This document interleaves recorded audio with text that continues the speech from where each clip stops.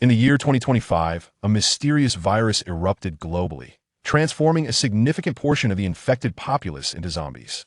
The protagonist, Cheng, acquired a warfare system inspired by the game Conflict World, enabling him to summon modern armies to combat the undead and reclaim his homeland. Chapter 1: Desolation and Rebirth. Cheng stood quietly before the entrance of the Peacetown government compound, his N95 mask creased and worn from prolonged use. His outer garment appeared rather disheveled, and his hair was somewhat tousled, reflecting the deep fatigue etched in his eyes. At the age of 28, hailing from Jincheng, Gansu, he had distinguished himself 4 years prior through sheer determination in the fiercely competitive provincial examinations, leading him to Peacetown in Yuzhong County, Lanzhou, to embark on his journey as a civil servant. A year ago, benefiting from the trend of youthful leadership, he was entrusted with significant responsibilities and promoted to the role of Armed Minister of Peacetown, officially entering the ranks of deputy-level officials. To others, he might merely be one of many structural cadres, individuals carefully selected by the organization based on rigid criteria such as age, status, and educational background. However, for Cheng, a young man far from home, this opportunity represented a substantial turning point in his life. He cherished this hard-won chance, dedicating himself wholeheartedly to his duties, diligently striving for further advancement. Yet, the world was anything but tranquil. Since March 2025, a mysterious virus had silently spread across the globe at an alarming pace. This virus was primarily airborne, exhibiting a contagion rate far more severe than the previous XG virus. Basic protective measures, such as wearing masks, frequent hand washing, and regular disinfection, proved utterly ineffective against it. Within just over a month, the virus swept across the world with a near-manic velocity, infecting over 80% of the population. Initial symptoms included headaches, coughing, nasal discharge, and diarrhea, followed by muscle aches and profound fatigue after a few days. Fortunately, since the outbreak, no fatalities directly attributable to the virus had been reported. As a result, the government refrained from imposing large-scale lockdown measures as seen previously, instead opting to enhance communication and reassurance through various channels. The authorities urged the infected to minimize gatherings, prioritize rest and recuperation, and seek medical attention judiciously, avoiding overcrowded hospitals where those with milder symptoms often could not secure an appointment. While the virus itself was not lethal, many in the infected demographic found themselves incapacitated by widespread pain and muscle weakness, rendering them unable to engage in normal work or daily activities. As officials within the Peacetown government succumbed to the virus, the operations of the administration gradually came to a standstill. Cheng, the sole fortunate member of the leadership yet untouched by the virus, was entrusted by the secretary with the monumental task of overseeing the town's epidemic prevention efforts. Since the outbreak began, he had not enjoyed a single restful night. Each day, he grapples with an incessant barrage of directives from superiors, akin to a flurry of snowflakes, while tirelessly orchestrating the town's preventive measures. In a dire situation of acute manpower scarcity, he spins like an indefatigable top, ceaselessly engaged in his duties. In recent days, Cheng, along with several uninfected or mildly symptomatic officials from the town and community staff, has embarked on visits to isolated elderly individuals within the town's vicinity. Their primary concern is the fear that these seniors might succumb to infection, losing their mobility and potentially perishing alone in their homes due to starvation. Thus, Cheng and his companions diligently visit one household after another, striving to ensure the safety and well-being of these vulnerable elders. At this moment, Cheng, following his list, prepared to visit a solitary elder residing in a community opposite the town government. As he crossed the street and approached the entrance of the community, a heart-wrenching wail suddenly pierced the air beside him. Instinctively, Cheng turned his head, and the sight before him froze his blood, sending his soul into a frenzy. Before him stood a burly middle-aged man, viciously pinning a young woman to the ground, gnawing and tearing at her neck with wild ferocity. Despite the considerable distance, Cheng could clearly see a gaping wound on a young woman's neck, for which blood erupted like a fountain. In that moment, the woman's limbs flailed helplessly, emitting only faint sounds from her throat. The horrific scene sent the sparse pedestrians on the street into a panicked flight, resembling frightened birds scattering in all directions amidst screams and shouts. Just as the crowd frantically fled, Another individual roared and tackled someone nearby to the ground, mirroring the earlier actions of the middle-aged man, commencing a frenzied assault. Lu Cheng stood frozen, his heart pounding as he witnessed the chaos and terror unfolding before him. His hands and feet turned icy, and his body trembled uncontrollably. The bloody scenes from previously watched zombie films surged into his mind, the once fictitious horrors now manifesting vividly before his eyes. Before he could regain his composure, an elderly man, about 7 or 8 meters away, suddenly rolled his eyes back, drooling from the corners of his mouth, charging towards him in a grotesquely distorted manner. At that critical moment, Lu Cheng bit down on his tongue, a sharp pain coursing through his body, snapping his muddled mind back to clarity. Driven by the instinct for survival, he turned and sprinted with all his might towards a nearby hotel, engaging in close combat with the zombies, as portrayed by protagonists in films and novels, was far from his consideration. He was acutely aware of his own limitations. Rushing blindly into the fray would only lead to his demise. Having just been promoted a little over a year ago, with his promising life just beginning, he had no intention of becoming fodder for the undead. As he ran, he cast a hurried glance back. The elderly zombie appeared, to be newly transformed, its movements unsteady and erratic, with twisted legs resembling a pretzel, its speed notably slow. With a slight sigh of relief, Lu Cheng dashed into the hotel by the roadside. Upon entering, he discovered the lobby was deserted. After a swift glance around, he noticed a door at the end of the first-floor corridor wide open. Peering through the glass, he caught sight of a disheveled old man, a zombie, staggering toward the hotel. Without a moment for contemplation, he hurriedly slipped into the open room. As he crossed the threshold, he realized it was the linen room on the first floor, arranged in an inner and outer layout. The outer area was neatly lined with shelves, overflowing with various consumables, required for the guest rooms. The inner area appeared to be designated for storing sheets and duvet covers, exuding a faint scent of cleaning agent. Lu Cheng gently closed the outer door and stealthily advanced toward the inner room. However, before he could approach, a faint rustling sound suddenly emanated from within. His heart raced as he swallowed nervously, his gaze fixated on the entrance to the inner room. Before he could brace himself, a chilling scream echoed from inside. Moments later, a woman dressed in a hotel cleaning uniform staggered into view. Her complexion was ghastly pale, her eyes bulging, and the veins on her face were grotesquely pronounced, rendering her a terrifying sight. Lu Cheng's mind went blank as he saw her lunging toward him. Driven by a primal instinct to survive, he instinctively grabbed the handle of a nearby linen cart and, summoning all his strength, propelled it toward the woman. With a resounding crash, the cart collided with her midsection. The force knocked her back, but Lu Cheng dared not pause. Gritting his teeth, he unleashed every ounce of strength to push the cart forward, driving her against the window of the inner room. He braced the cart with all his might, his knuckles turning white from the exertion, veins bulging on the back of his hands. The woman, trapped behind the cart, roared furiously, her hands clawing at the air, sending Lu Cheng's heart racing. Fortunately, the linen cart was robust and substantial, preventing her from reaching him, no matter how frantically she flailed. Faced with the terrifying figure of the zombie woman so close, Lu Cheng felt panic surge within him. While he pressed against the cart, he scanned the inner room for anything he could use as a weapon. However, the inner space was filled only with rows of shelves laden with sheets and duvet covers. Suddenly, his eyes brightened as he spotted a folding metal chair beside the cart. With a swift motion, he yanked the cart backward. The sudden loss of resistance caused the woman to lose her balance, and she stumbled forward, crashing to the ground. Seizing the opportunity, Lu Cheng gritted his teeth, firmly grasped the folding chair, and brought it crashing down upon her. One blow, 2 blows, he shouted in fury, striking her repeatedly until her head burst, like a rotten watermelon, and only then did he cease his relentless assault. At this moment, Lu Cheng found himself surrounded by a gruesome scene, with blood and brain matter splattered everywhere in his body, the ground, and even on the linen cart.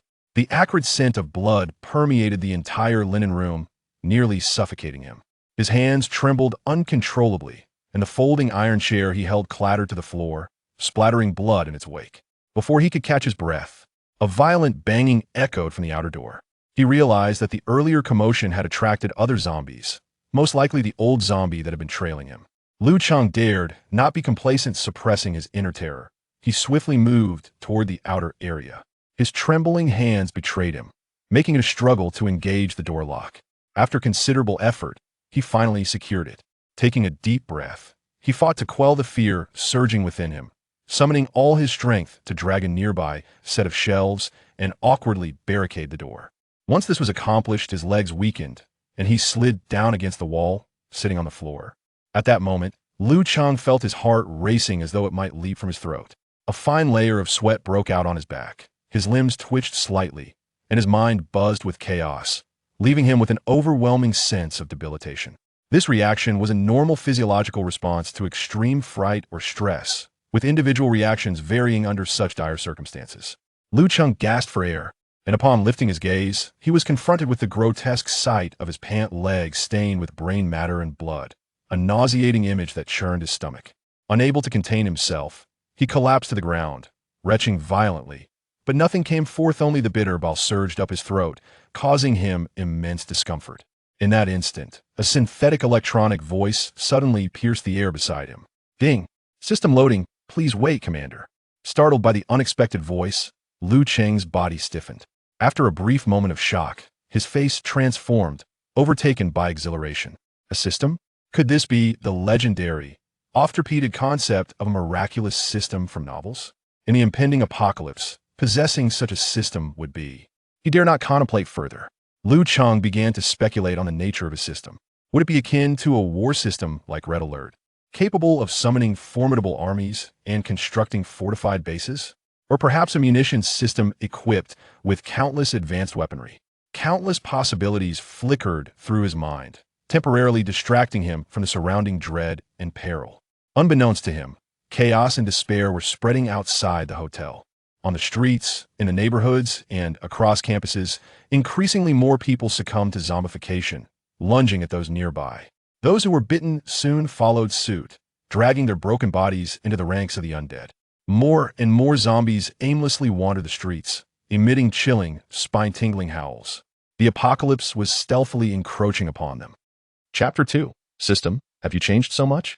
As Lu Cheng indulged in his thoughts, the cold, synthetic voice of the system echoed once more in his ears. System loading complete. Commander, please review the system functions at your leisure. This system is derived from your favorite RTS game, Conflict World. Along with its expansion Conflict World, Soviet Offensive, and will assist you in achieving great endeavors in this apocalyptic world. Once the emotionless voice faded, a holographic panel emanating a soft glow suddenly materialized before Lu Cheng.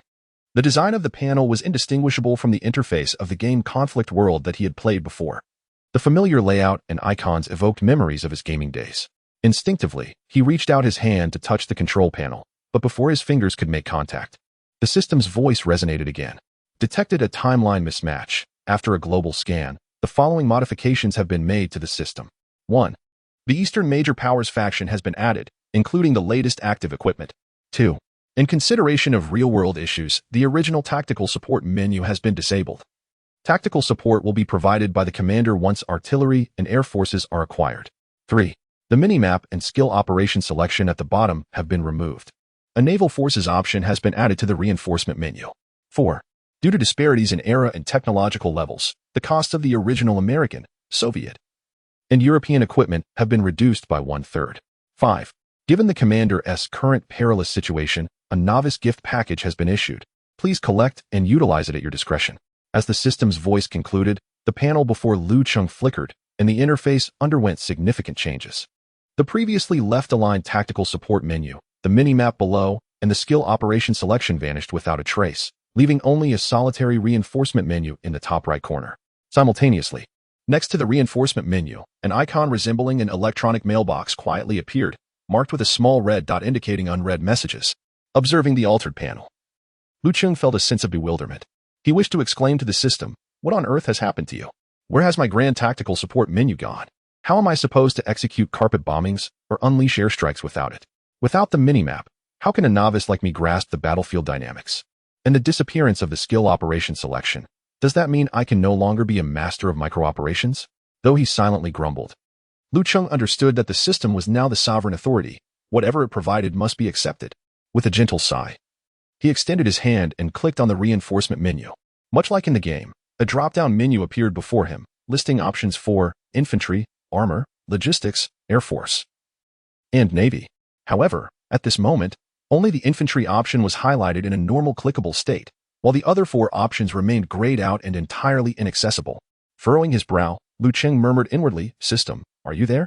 Why can't I use anything besides the infantry option?" Upon hearing the system's explanation, Lu Cheng helplessly rubbed his nose, inwardly lamenting the inadequacy of this system for not disclosing his current military rank. His gaze returned to the infantry selection menu, which was meticulously divided into 4 sections: China, America, the Soviet Union, and Europe. Consistent with his past gaming habits, Lu Cheng first clicked on the Soviet section. As expected, 6 familiar units came into view: anti-tank infantry, sniper, engineer, UAZ 469 Jeep, Ural 4320 transport truck. Gazing at the equipment and personnel from the Soviet era of the 70s and 80s, Lu Cheng instinctively rubbed his eyes. After confirming he was not mistaken, he inquired once more, "System, does your modification imply that, aside from the Eastern faction, which boasts the latest active equipment, the other 3 factions are equipped with antiquated Cold War era gear?" "Indeed, Commander, your understanding is entirely correct. The system, in adding the Eastern faction, has only scanned for their current active equipment, while the others remain unchanged," the system clarified. Lu Cheng had no further thoughts on this revelation. After all, he was an unabashed enthusiast for aesthetics. The Eastern faction's contemporary equipment was undeniably futuristic and visually stunning, rendering the antiquated relics of the Cold War from the other factions utterly unappealing. Would he truly forsake the striking starry camouflage for the drab, time-worn attire of the old Soviet army, or forego the modern 99A in favor of the T-80U? Such notions were utterly implausible. Moreover, as a national official, he harbored an unwavering loyalty and love for his country deep within. His preference would naturally lean towards the Eastern faction, while any updates to the other faction's equipment were of little consequence to him. He had no desire for his ranks to consist of a motley crew of foreign soldiers with blonde hair and blue eyes, nor did he wish to see his forces predominantly equipped with foreign armaments. However, certain exceptional pieces of equipment could still be utilized, such as the Soviet Tu-7 Pion 203mm self-propelled howitzer. Viewed through a contemporary lens, its rate of fire and mobility might seem lacking, but its caliber was sheer justice. Just one round of 203mm artillery falling amidst a horde of zombies would conjure an exquisite image, one too splendid to contemplate. Subsequently, with a sense of curiosity and anticipation, Lu Cheng opened the newly added Eastern Infantry selection. In stark contrast to the Soviet menu, the Eastern Infantry was categorized into 3 distinct formations. Lu Cheng meticulously examined each formation, noting that the Eastern Infantry comprised 6-man squads, 9-man squads, and 12-man reinforced squads. The corresponding reinforcement points varied as well, standing at 500, 650, and 800 points respectively. He instinctively glanced at the reinforcement points displayed as 0 on his menu, shook his head in resignation, and then returned to the Soviet selection once more. Upon noticing that the score for the Soviet anti-tank infantry stood at 560 points, a subtle stir of excitement coursed through his mind. This indeed aligned with the system's assertions, offering a 1/3 reduction from the original price. However, a myriad of questions lingered in Lu Cheng's heart. He decided to inquire directly. "System, what are the classifications for the infantry squads of the Eastern University? And how may I acquire reinforcement points? Are the reinforcement points required for personnel and equipment exchanges immutable in relation to the game?" Responding promptly to Lu Cheng's barrage of inquiries, the system provided the following elucidations. "Commander, the system has selected the commonly utilized infantry squad configurations from Eastern University. The 6-member infantry squad is primarily equipped with the ZBD-04A tracked infantry fighting vehicle and the ZBL-08 wheeled infantry fighting vehicle, collectively forming a combat unit with their crew members. The 9-member infantry squad can operate alongside the CSK-181 Warrior 3 long-axis armored assault vehicle and the ZSL-10 armored transport vehicle as a combat unit. As for the 12-member infantry squad, it represents the enhanced variant from Eastern University, armed with 8 distinct weapon types, boasting formidable firepower that is best appreciated by those who wield it. You are indeed deserving of such capabilities. Of course, the system has merely selected these 3 prevalent configurations. There are numerous other configurations based on mission requirements and military branches that can be adjusted by the commander as needed. Regarding reinforcement points, the commander and their forces will earn 2 reinforcement points for each zombie slain, 3 points for defeating zombie beasts, and additional points for occupying corresponding territories. All calculations for reinforcement points are entirely derived from the game, and due to their connection with underlying code, they are not subject to alteration. We hope for your understanding. Commander, Hearing that the underlying code could not be modified caused Lu Cheng's mouth to twitch slightly, his heart filled with resignation. Yet he recognized that having a system at all was akin to a stroke of fortune, leaving him with little room for alternatives. Subsequently, he continued to peruse the menu.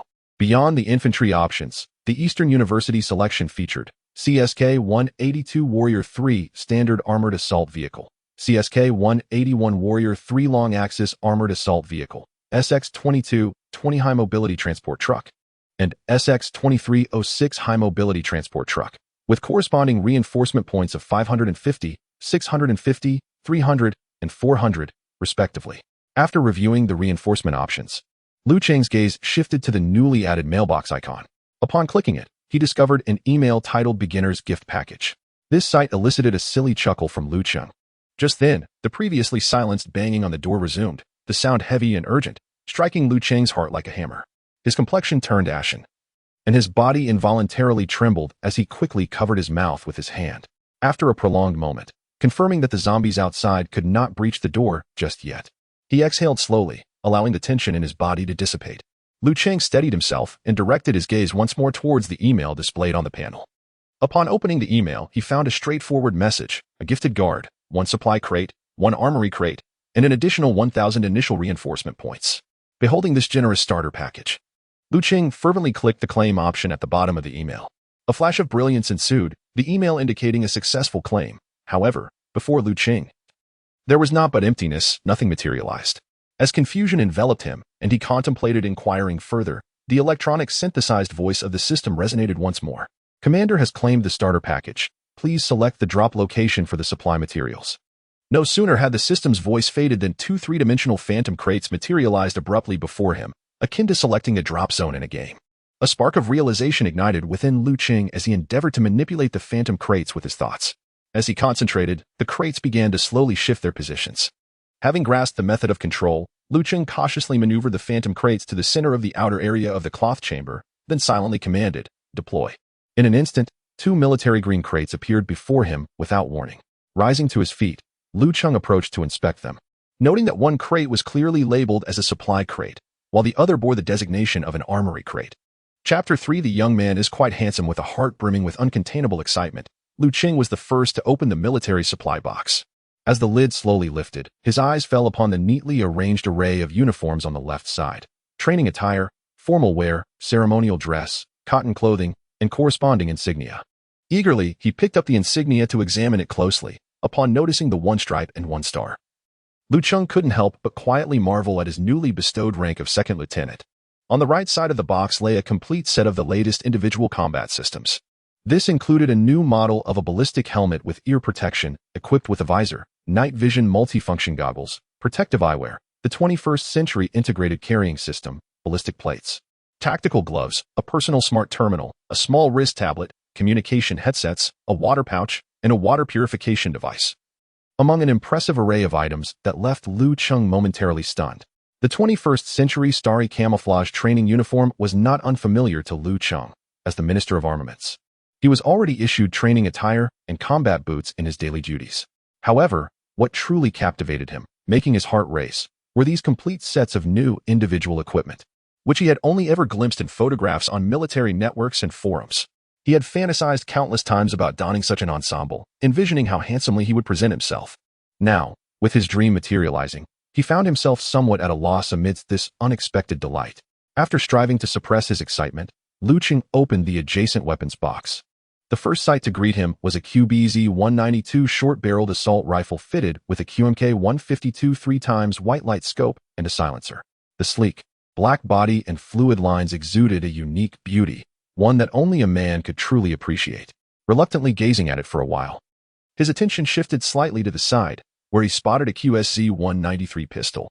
Additionally, the arsenal contained 5 pistol magazines, 5 rifle magazines, grenades, a dagger, and other weaponry. While inspecting the arms, Lu Cheng noticed that several of the magazines contained bullets that appeared distinct, prompting him to inquire, "System, what has the deal with these bullets? Why do they look different?"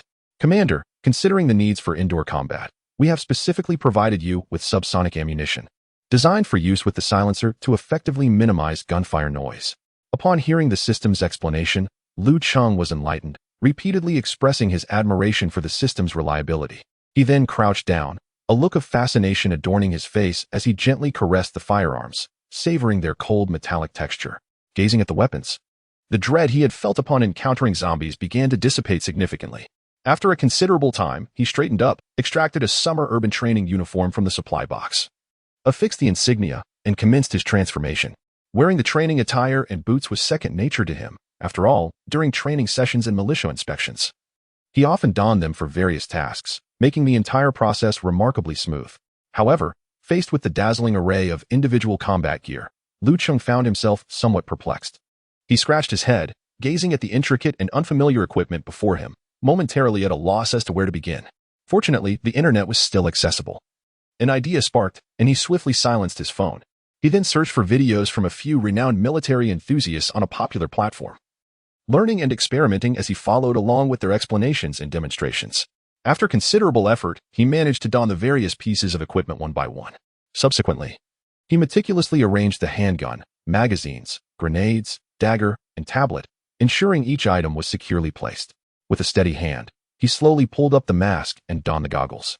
Luckily, these were military-grade goggles, capable of providing a clear view even in dimly lit environments, thus offering him reliable visual assurance. Upon completing these preparations, Lu Cheng tremulously grasped the 192 short assault rifle. The firearm was unfamiliar yet not entirely strange to him. During his training in the military district, he had fired the old 81 rifle. Although his marksmanship was abysmal and he had been harshly reprimanded by the training officers, he had at least experienced firing a weapon. However, he had never encountered the newer 191 series rifles before, and his limited understanding stemmed entirely from online news and videos. Clumsily handling the firearm, he carefully loaded a subsonic magazine and meticulously checked the weapon's safety, finally completing his gear-up task. Lu Cheng's gaze inadvertently fell upon the half-length mirror mounted on the wall outside the laundry room, likely placed there by the cleaning staff. Instinctively, he approached, adjusted his gear, and then gripped the rifle firmly, casting a determined look at his reflection. In that moment, the mirror revealed a transformed Lu Cheng, adorned with a modern ballistic helmet, his face concealed by the mask, goggles in place, and fully armed. Standing at 6 feet tall and weighing around 150 pounds, his naturally athletic build appeared even more formidable in this gear. He inspected himself from side to side in the mirror, excitement gleaming in his eyes, murmuring softly, "Well, young man, you look quite handsome." Should anyone witness his self-admiration, they might find ample reason to mock him. Just as he reveled in his reflection, the system's voice chimed in once more. "Commander has completed the gear-up. Would you like to summon the guard?" "Summon the guard?" Lu Cheng paused momentarily, then quickly inquired. "System, will the guard be deployed like the military supplies earlier?" "Indeed, Commander. However, this is limited to the guard, as he is part of the novice gift package. Other combat personnel and equipment will be deployed through an airdrop mechanism similar to that in the game." Upon hearing the system's explanation, Lu Cheng found himself momentarily dazed as an image suddenly flashed in his mind, a colossal transport aircraft soaring at low altitude, emitting a deafening roar. The tremendous noise instantly attracting countless zombies from the surroundings, surging like a tide towards the drop-off point. Recalling this, Lu Cheng quickly shook his head, attempting to dispel the terrifying vision. It was critical to note that directly across from his hotel lay Bowen College, housing nearly 20,000 students and faculty. Should they be drawn here, the consequences would be unimaginable. It would be game over in an instant. With this thought, a wave of panic surged within Lu Cheng, and he urgently inquired, "System, dear system, is there a way to alter the delivery method? With my current capabilities, aerial drops are exceedingly perilous. You surely wouldn't want to witness the host perish before the second episode, would you?" The system seemed momentarily stumped by his query, falling silent for a brief spell before gradually responding. To ensure that the commander successfully navigates the initial phase, the system will breach the underlying code for the first and last time, introducing a virtual delivery method for combat personnel and equipment. Utilizing the virtual delivery method for combat personnel and equipment will incur an additional cost of 50 reinforcement points for each basic unit. Seeing the system relent and provide him with a new delivery option, Lu Cheng couldn't help but feel a surge of joy, a radiant smile illuminating his face. Indeed, the system cherished him. His current plan was to employ the virtual delivery method for now, and once his strength had amplified, he would revert to the conventional aerial drop method. After all, as the team grew in size later on, the delivery volume would undoubtedly be substantial, and using conventional methods would conserve a considerable amount of reinforcement points. Moreover, at that point, with transport aircraft soaring overhead, It would not only intimidate those with nefarious intentions but also significantly bolster the morale and confidence of his own personnel. As for the method of airdropping heavy equipment such as the Type 99A tank, that was surely a concern for the system to contemplate. It was not the commander's responsibility. He had not forgotten that in the game, the heavy equipment of the US, Soviet, and European factions was all deployed via transport aircraft. Given that the system had such a provision, there must certainly be a solution.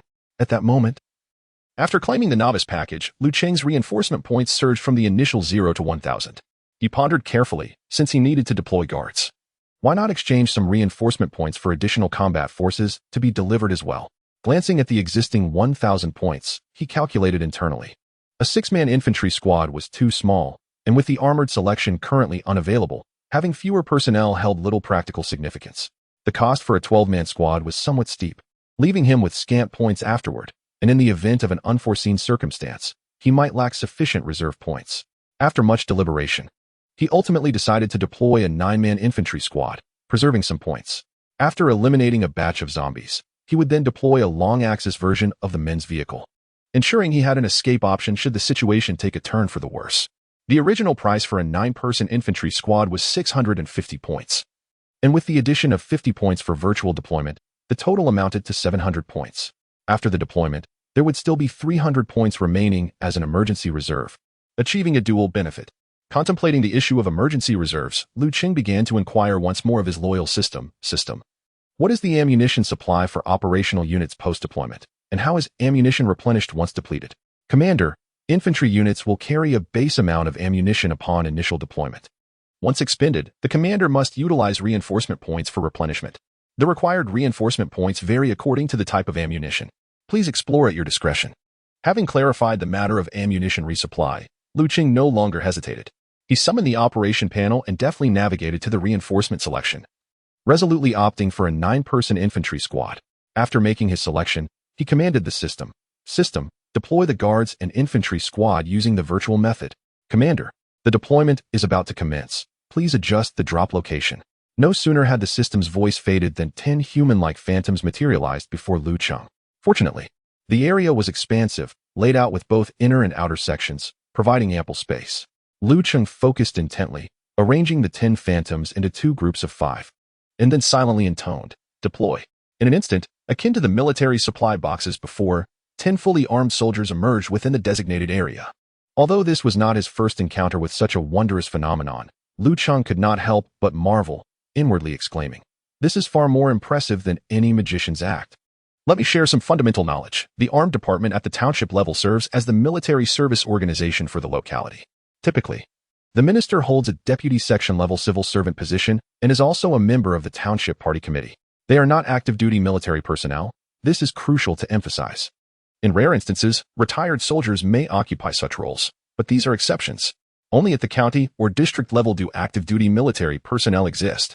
Many ordinary civil servants, when promoted to rural areas, may become deputy section heads in township affairs, with the more fortunate entering the township leadership. For instance, in our locale, some who join the township leadership may directly become candidates for deputy township heads, while others serve as armed ministers. Thus, armed ministers at the township level remain civil servants both before and after their promotion. If not for the annual training organized by military districts, most would never have encountered firearms and lack any military training, rendering them incapable of utilizing the latest weaponry and individual combat systems. Based on my experiences with most township armed ministers, they could be described as entirely ignorant of military matters, unable even to distinguish between the majority of our rifles, let alone other military assets. I believe that in this age of smartphones and internet access, it would be prudent for everyone to conduct a brief search beforehand to familiarize themselves with the basic situation. Chapter 4. My Warriors, My Squad. Upon their deployment, the soldiers immediately gripped their weapons tightly, surveying their unfamiliar surroundings with vigilance. Lu Cheng, filled with anticipation, began to scrutinize the soldiers outside. His gaze first fell upon their gear. Apart from the addition of a bulging assault backpack, their tactical vests, helmets, goggles, tactical gloves, and various attachments were identical to his own. Regarding their weaponry, 3 of the 5 soldiers wielded QBZ-191 assault rifles, while he was equipped with the shorter-barreled variant, the QBZ-192. Among the remaining 2, one held a QB-191 designated marksman rifle, while the last brandished a QB-2015 8mm light machine gun. Each firearm was fitted with appropriate optics and silencers, prompting Lu Cheng to inwardly marvel at the system's lavish provisions despite its steep costs. The resources expended at the reinforcement point were indeed worthwhile. As Lu Cheng continued to assess the soldiers, one of them stood at attention, legs together. Saluting Lu Cheng while proclaiming loudly, reporting to the commander, infantry squad leader He Bin is here. His voice resonated powerfully, yet before he could finish his announcement, the chilling howls of zombies and the violent pounding on the door echoed from outside. He Bin, momentarily taken aback by the sudden turn of events, found his words caught in his throat. Lu Cheng, regaining his composure, instinctively rubbed his forehead, silently chiding himself for having been swept away in excitement, neglecting to remind the soldiers of the undead barricading their exit. Observing the precarious situation, squad leader He Bin quietly suggested, "Commander, perhaps we should utilize our personal terminals?" The personal terminals?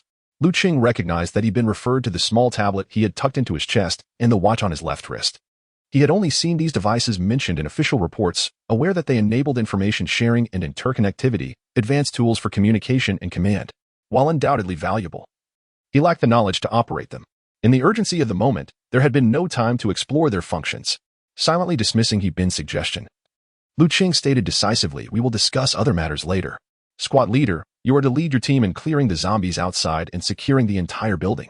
This time, He Bin remained silent, merely nodding in acknowledgement before executing another salute. He then retrieved the small tablet from his chest and swiftly manipulated the screen. Once he completed his actions, the other soldiers raised their left arms, consulting the displays on their wrist screens to review their tasks. Following this, He Bin and another soldier stepped forward, carefully lifting the shelf Lu Cheng had previously used to barricade the door, returning it to its original position with remarkable speed and silence. Having accomplished this, the two positioned themselves beside the door. The soldier on the left gently disengaged the lock's safety mechanism, resting his hand on the doorknob. Then, 3 fingers extended from his right hand, signaling He Bin. As his fingers retracted one by one, he abruptly twisted the doorknob, flinging the door open with a loud crash. In that fleeting moment, He Bin swiftly positioned himself at the doorway, his chambered and safety-removed 191 assault rifle ready to fire. With a resounding bang, the bullet exited the barrel, exploding a gruesome mist of blood from the zombie's head. The force of the bullet propelled the blood and brain matter against the wall behind, creating a grotesque and chilling tableau. Lu Cheng, who was intently observing, was startled by the gunfire, evidently. The suppressors in reality could not achieve the silent effect portrayed in films. Although the sound was considerably muted, it still resonated loudly within the confined space. After dispatching the zombie that had battered the door, He Bin and the soldier beside him cautiously emerged from the room, weapons drawn in a defensive stance. The other soldiers followed suit, swiftly forming a battle formation in the corridor. Their tactical maneuvers were precise and orderly, exhibiting no signs of chaos or error, clearly the result of rigorous training and coordination. Once the 9 members of the first squad had exited, a soldier wielding a QCQ-171 submachine gun positioned himself behind Lu Cheng. He stood tall, his gaze vigilant as he surveyed his surroundings. Observing the soldier who showed no inclination to leave, Lu Cheng realized that this was the bodyguard gifted to him by the system. As the first squad entered the corridor, they discovered that apart from the recently slain zombie, no others were present. Consequently, He Bin divided the team into 3 groups. He led 2 soldiers to clear the upper floors, while the deputy squad leader took 2 others to methodically search the rooms on the first floor, leaving 3 to guard the hotel entrance against any incoming zombies. After rummaging through the front desk for emergency room cards, they commenced their operation. Once the soldiers departed, Lu Cheng turned to the bodyguard with curiosity. Before he could voice his inquiry, the bodyguard saluted and reporting to the commander, "Bodyguard Wang Dong at your service. Please provide your instructions." "Commander?" Lu Cheng finally grasped that He Bin had referred to him in such a manner. He addressed Wang Dong directly. "Did you just call me commander?"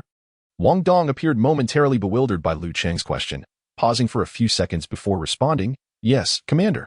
It was evident that the two were not on the same wavelength. With a resigned shake of his head, Lu Cheng gestured for Wang Dong to stand guard at the door and silently pondered. "System. Is this title of commander the designation you have assigned to me among the soldiers?" "Indeed, commander. You are the supreme leader of all combat personnel exchanged through the system. They will be 100% loyal to you and will never betray you." The system's cold synthetic voice resonated in Lu Cheng's mind. Hearing that the soldiers would remain eternally loyal to him brought Lu Cheng immense joy. In the face of the apocalypse, possessing a team entirely devoted to him provided a solid foundation for survival and purpose. He even contemplated that if the official forces suffered significant losses, he might. No, this was not a thought he should entertain at the moment. Lu Cheng hastily shook his head, expelling the dangerous notion from his mind. He understood that in the apocalypse, survival was the paramount concern. Any unrealistic thoughts could lead to perilous consequences. Yet, how could he fathom that some ideas, once pondered, would plant a seed in his heart, destined to take root and flourish when the opportunity arose? System, change the soldier's address for me to commander. In Lu Cheng's humble perspective, without a few army corps under his command, it would be inappropriate to call himself a supreme commander. Addressing them as squad leaders or platoon leaders seemed insufficiently imposing. So he decided to temporarily adopt the title of commander, intending to revert to a more fitting title once his forces grew stronger. Understood, commander. The system's voice echoed again, devoid of any emotional inflection. Subsequently, Lu Cheng summoned Wang Dong to inquire about the various uses of equipment, particularly the functionalities of the individual terminal. Although puzzled by the title, Wang Dong, with his straightforward nature, did not dwell on it and patiently began to explain each feature. While the two engaged in this instructive exchange, the deputy squad leader's team had completed the cleaning of the first floor and proceeded to tackle the upper levels. The hotel itself comprised only 6 stories, with the third floor being a tea restaurant, and the number of rooms was rather limited. Following the outbreak, there had been virtually no guests, and most of the service staff had returned home to recuperate after contracting the virus, leading to the outright closure of the restaurant on the third floor. Thus, the cleaning task posed little challenge. In under an hour, the soldiers had accomplished their mission. Lu Cheng's communication earpiece crackled to life with He Bin's voice. Report, Commander. The entire building has been cleared. Aside from eliminating a zombie on the 4th and 5th floors, no other zombies or survivors were found. 2 zombies, you say? Why did I not hear any gunfire? Lu Cheng inquired with curiosity. Commander, these zombies moved rather slowly. To minimize noise, we dealt with them using knives, He Bin explained. Lu Cheng understood immediately. The newly transformed zombies seemed unable to fully adapt to their new mode of existence, displaying uncoordinated limbs and sluggish movements. Of course, this was merely the initial phase post-transformation. Whether their condition would evolve, perhaps even into the swift, frenzied state depicted in films, remained an enigma. With the hotel now thoroughly cleared, Lu Cheng pondered momentarily before issuing a command. Squad leader, arrange the defenses and then come see me on the 1st floor. Yes, Commander. He Bin promptly organized the sharpshooters and machine gunners to maintain vigilance on the rooftop, while the other soldiers positioned themselves on the 1st floor, spreading out at the entrance and in the corridors, attentively observing their surroundings. He Bin then made his way to meet Lu Cheng. Chapter 5 Subsequent plans. As He Bin entered the equipment room, Lu Cheng swiftly raised his hand to halt any formalities and directly remarked, Squad leader, please begin by introducing the circumstances of your team. He Bin promptly straightened his posture and responded with vigor, Yes, Commander. The infantry squad consists of 9 members, including 1 squad leader, 1 deputy squad leader, 1 marksman, 2 machine gunners, 2 riflemen, 1 grenade launcher, and 1 shotgunner. In terms of personal gear, every member of the squad is outfitted with the standard-issue 21st century individual combat system, featuring a high level of technological integration. Regarding protective gear, each soldier's helmet is constructed from high-strength composite materials, providing excellent ballistic protection to ensure the safety of their heads. The tactical vests worn are not only lightweight and comfortable, but also equipped with multiple pockets and attachment points for the convenient carrying of various ammunition, equipment, and supplies. The combat boots are specially designed for infantry operations, boasting superior anti-slip, shock-absorbing, and puncture-resistant qualities. He Bin elaborated in detail. In terms of weaponry, the riflemen are armed with QBZ-191 assault rifles, the machine gunners with QJB-201 squad machine guns, the marksman with a QBU-191 precision rifle, the grenade launcher with a QLU-131 grenade launcher, and the shotgunner with a QBS-09 shotgun. Excitement sparkled in He Bin's eyes, and each word resonated with pride for his squad. As for secondary weapons, each soldier carries a QSC-193 9mm pistol, providing reliable close-range defense should the primary weapon's ammunition be exhausted or a malfunction occur. Additionally, the deputy squad leader, marksman, and shotgunner each carry a PF-11 rocket launcher. Regarding ammunition, every soldier is equipped with a basic load of ammunition. For instance, the rifleman carries 1 primary magazine and 4 spare magazines, along with an additional 150 rounds in the assault pack. He Bin concluded his summary. After listening to He Bin's report, Lu Cheng nodded in satisfaction and then opened the individual terminal on his chest to meticulously review the status of the squad members. Besides squad leader He Bin, there were deputy squad leader Wu Dushing, machine gunner Tian Wenkai, assistant machine gunner Wang Jingzhong, marksman Si Yongxin, rifleman Gao Quan and Zhang Li, grenade launcher Zhang Xiwan, and shotgunner Xie Fuming. Lu Cheng was relatively pleased with the current composition of the squad. While the equipment provided to the soldiers may not match that of special operations units, it was commendable for regular infantry. Take the individual terminal, for example. With this device, Lu Cheng could monitor each soldier's location, physical condition, remaining ammunition, and more in real time. He could also directly transmit operational tasks and commands to each soldier's terminal, ensuring they could promptly and accurately comprehend the operational intentions and mission requirements.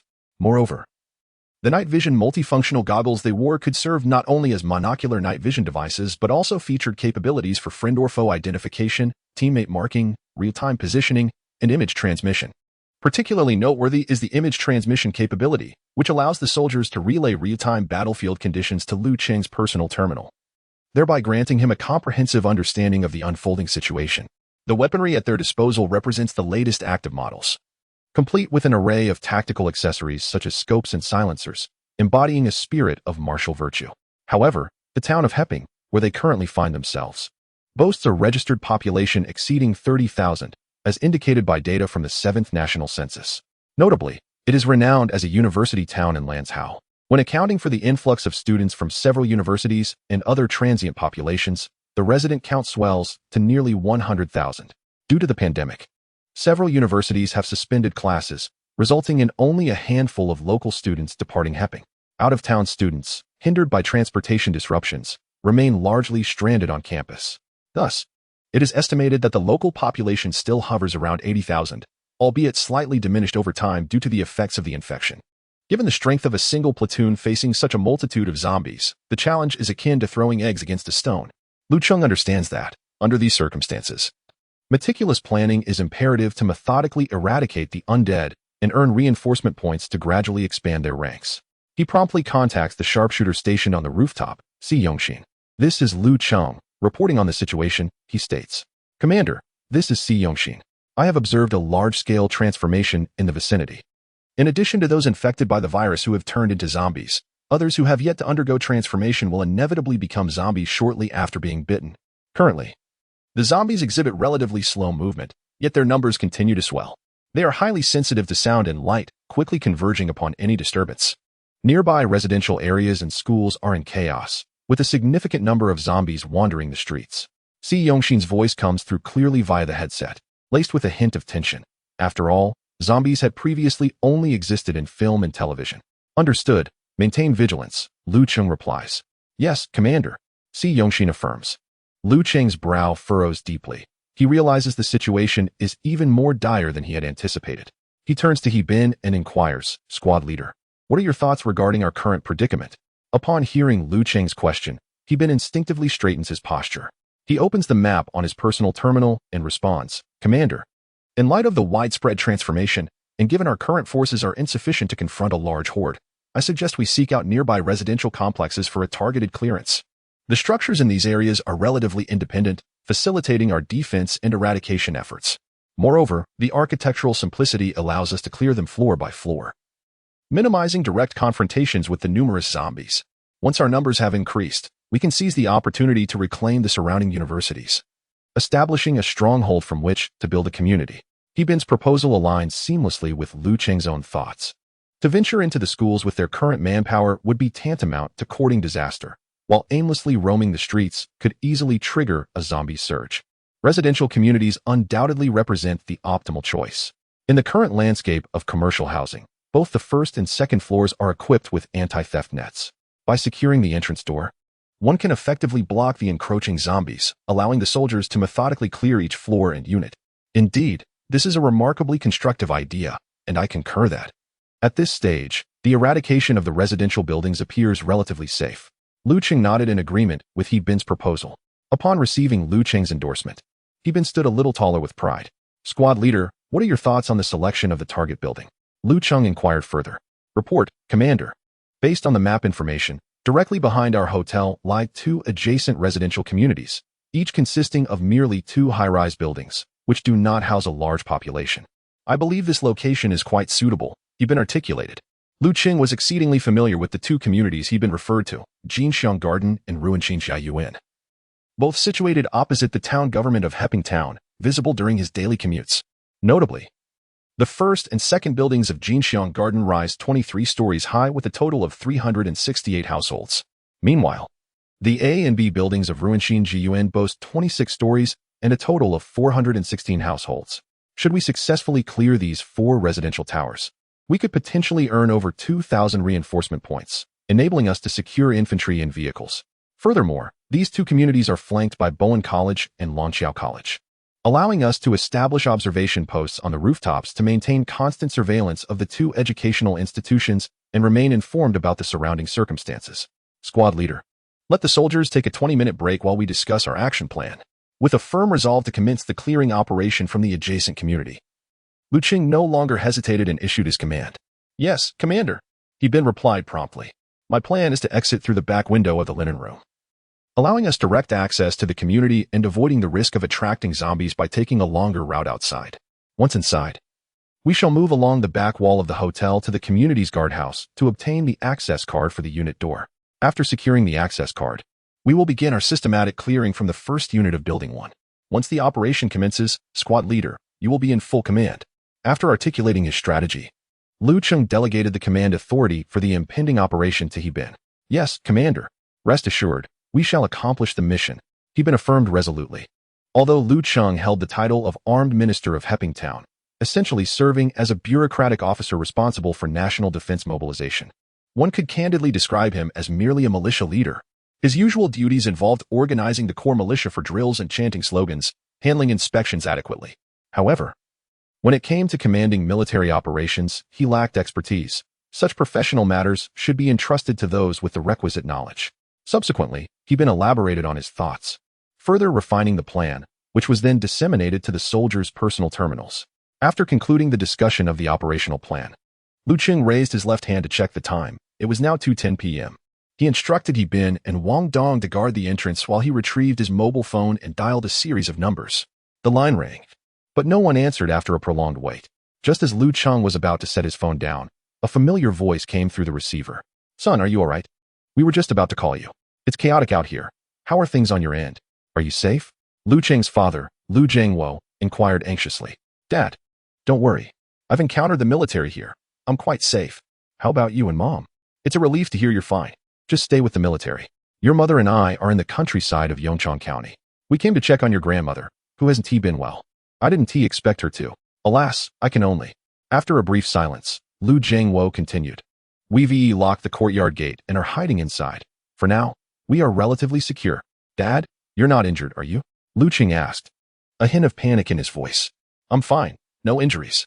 Rest assured, Lu Jiangwo reassured him. Make sure to stay hidden, clean up any traces of blood. Avoid making loud noises, and under no circumstances leave the house. Just wait patiently for rescue. Shortly after, Lu Cheng's mother, Li Jifeng, took over the phone, weeping as she admonished him with a myriad of instructions. Eventually, with Lu Jiangwo's soothing words, she reluctantly ended the call.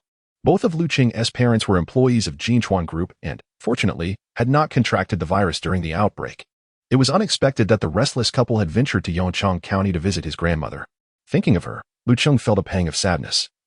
He never imagined that the kind-hearted, gentle old lady who had always treated him well would. However, it was a relief that his parents were safe. The rural area had a scant population, comprised mostly of elderly residents left behind, which would likely mean fewer zombies. His grandmother lived alone in her own courtyard, her children residing in the city, making it convenient for his parents to take refuge there. Many families in the countryside relied on their own grain for sustenance, having ample supplies to last a while without hunger. Knowing that his parents were safe, Lu Cheng finally breathed a sigh of relief. He then dialed another number, the screen displaying the word darling. The other party was his girlfriend, a local from Lanzhou working at the Market Supervision Administration in the Qingguan district. They had been introduced to each other and had been dating for over half a year. Had it not been for the pandemic, they would have been discussing marriage by now. The phone rang for a long time, but no one answered. Undeterred, Lu Cheng tried several more times. Yet the result remained the same. He despondently set the phone down, his heart sinking further. In such circumstances, the silence spoke volumes. After a moment of reflection, Lu Cheng suppressed the turmoil within him and put his phone away. This was not the time for sorrow. He needed to swiftly eliminate the zombies, expand his team, and when the opportunity arose, send someone to rescue his parents while simultaneously searching for his girlfriend. As he exited the linen room and joined He Bin and Wang Dong in the hotel lobby, he found that the other soldiers had already lined up under the guidance of the squad leader. To avoid unnecessary complications, The usual procedures of roll call and numbering had been omitted. Upon the arrival of Yibin, Lu Cheng gazed at the formidable soldiers before him, cleared his throat, and spoke. Warriors, welcome to this world. As you can see, the apocalypse has descended upon us.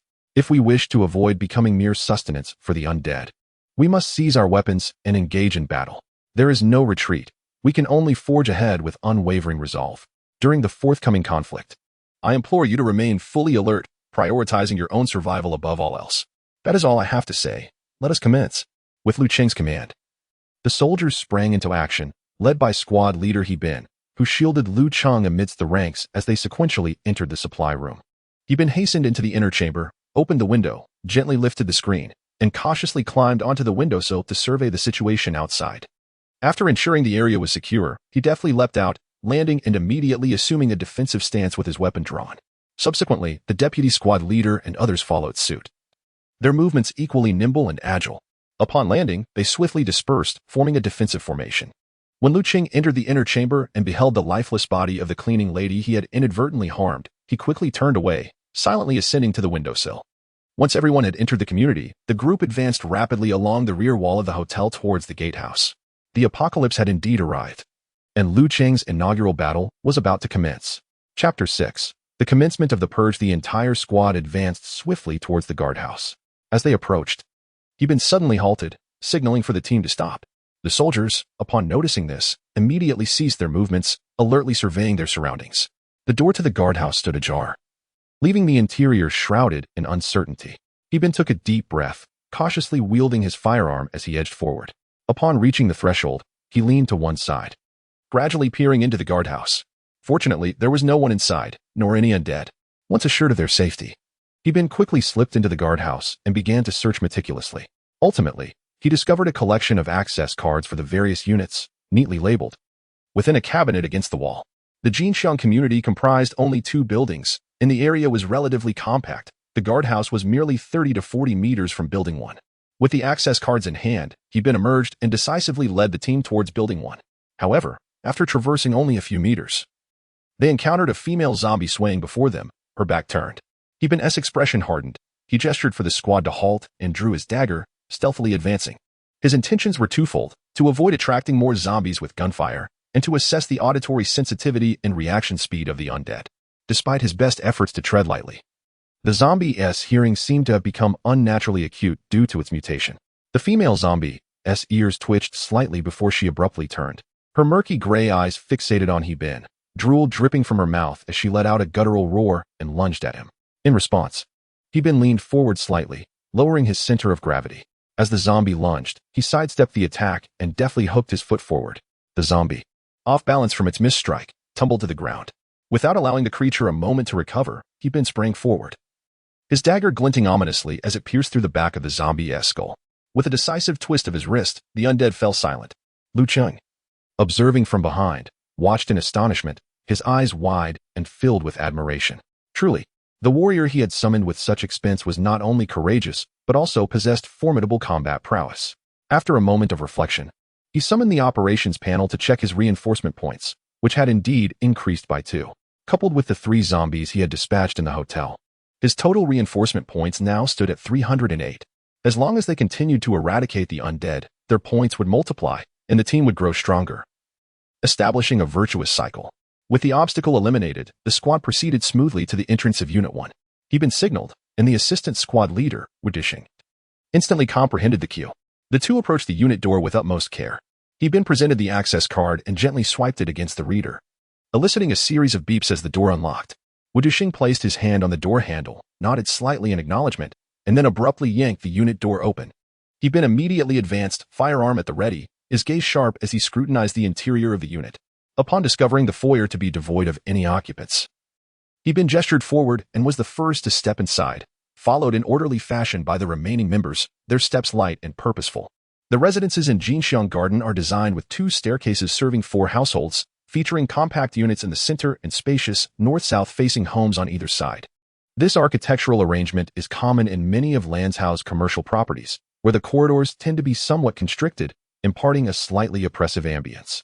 Once inside, Lu Cheng and Wang Dong remained by the entrance, tasked with guarding the unit door. He Bin and Wu Dishing led the group in a reconnaissance of the left and right sides, confirming the corridor was free of zombies, while the doors to all 4 households remained securely shut, consequently adhering to their predetermined task distribution. He Bin and Wu Dishing each took a rifleman and split into 2 teams, commencing their clearance from the 2 units on the left. Jiang fuming, armed with a breaching shotgun, prepared to breach the doors for both teams. The remaining personnel, comprising machine gunners and their assistants, were assigned to secure the staircase, preventing any zombies from descending. The designated marksmen and grenade operators, finding themselves momentarily redundant, drew their handguns to maintain vigilance over the unsearched area. With preparations complete, Jiang fuming approached the door of the smaller unit and knocked firmly. Receiving no response, he positioned himself and fired a shot directly at the lock. With a resounding bang, the lock shattered, and the specialized breaching round disintegrated, echoing violently in the corridor. Upon completing his task, Jiang quickly retreated, his movement swift and precise. He Bin moved forward, gun raised, aiming at the security door. Meanwhile, Rifleman Gao Quan, under He Bin's signal, gripped the battered doorknob and pulled forcefully. With a creaking sound, the door swung open, and He Bin did not rush in but instead aimed his weapon inside. After waiting approximately 4 to 5 seconds, He Bin and Gao Quan cautiously entered, their movement slow and deliberate.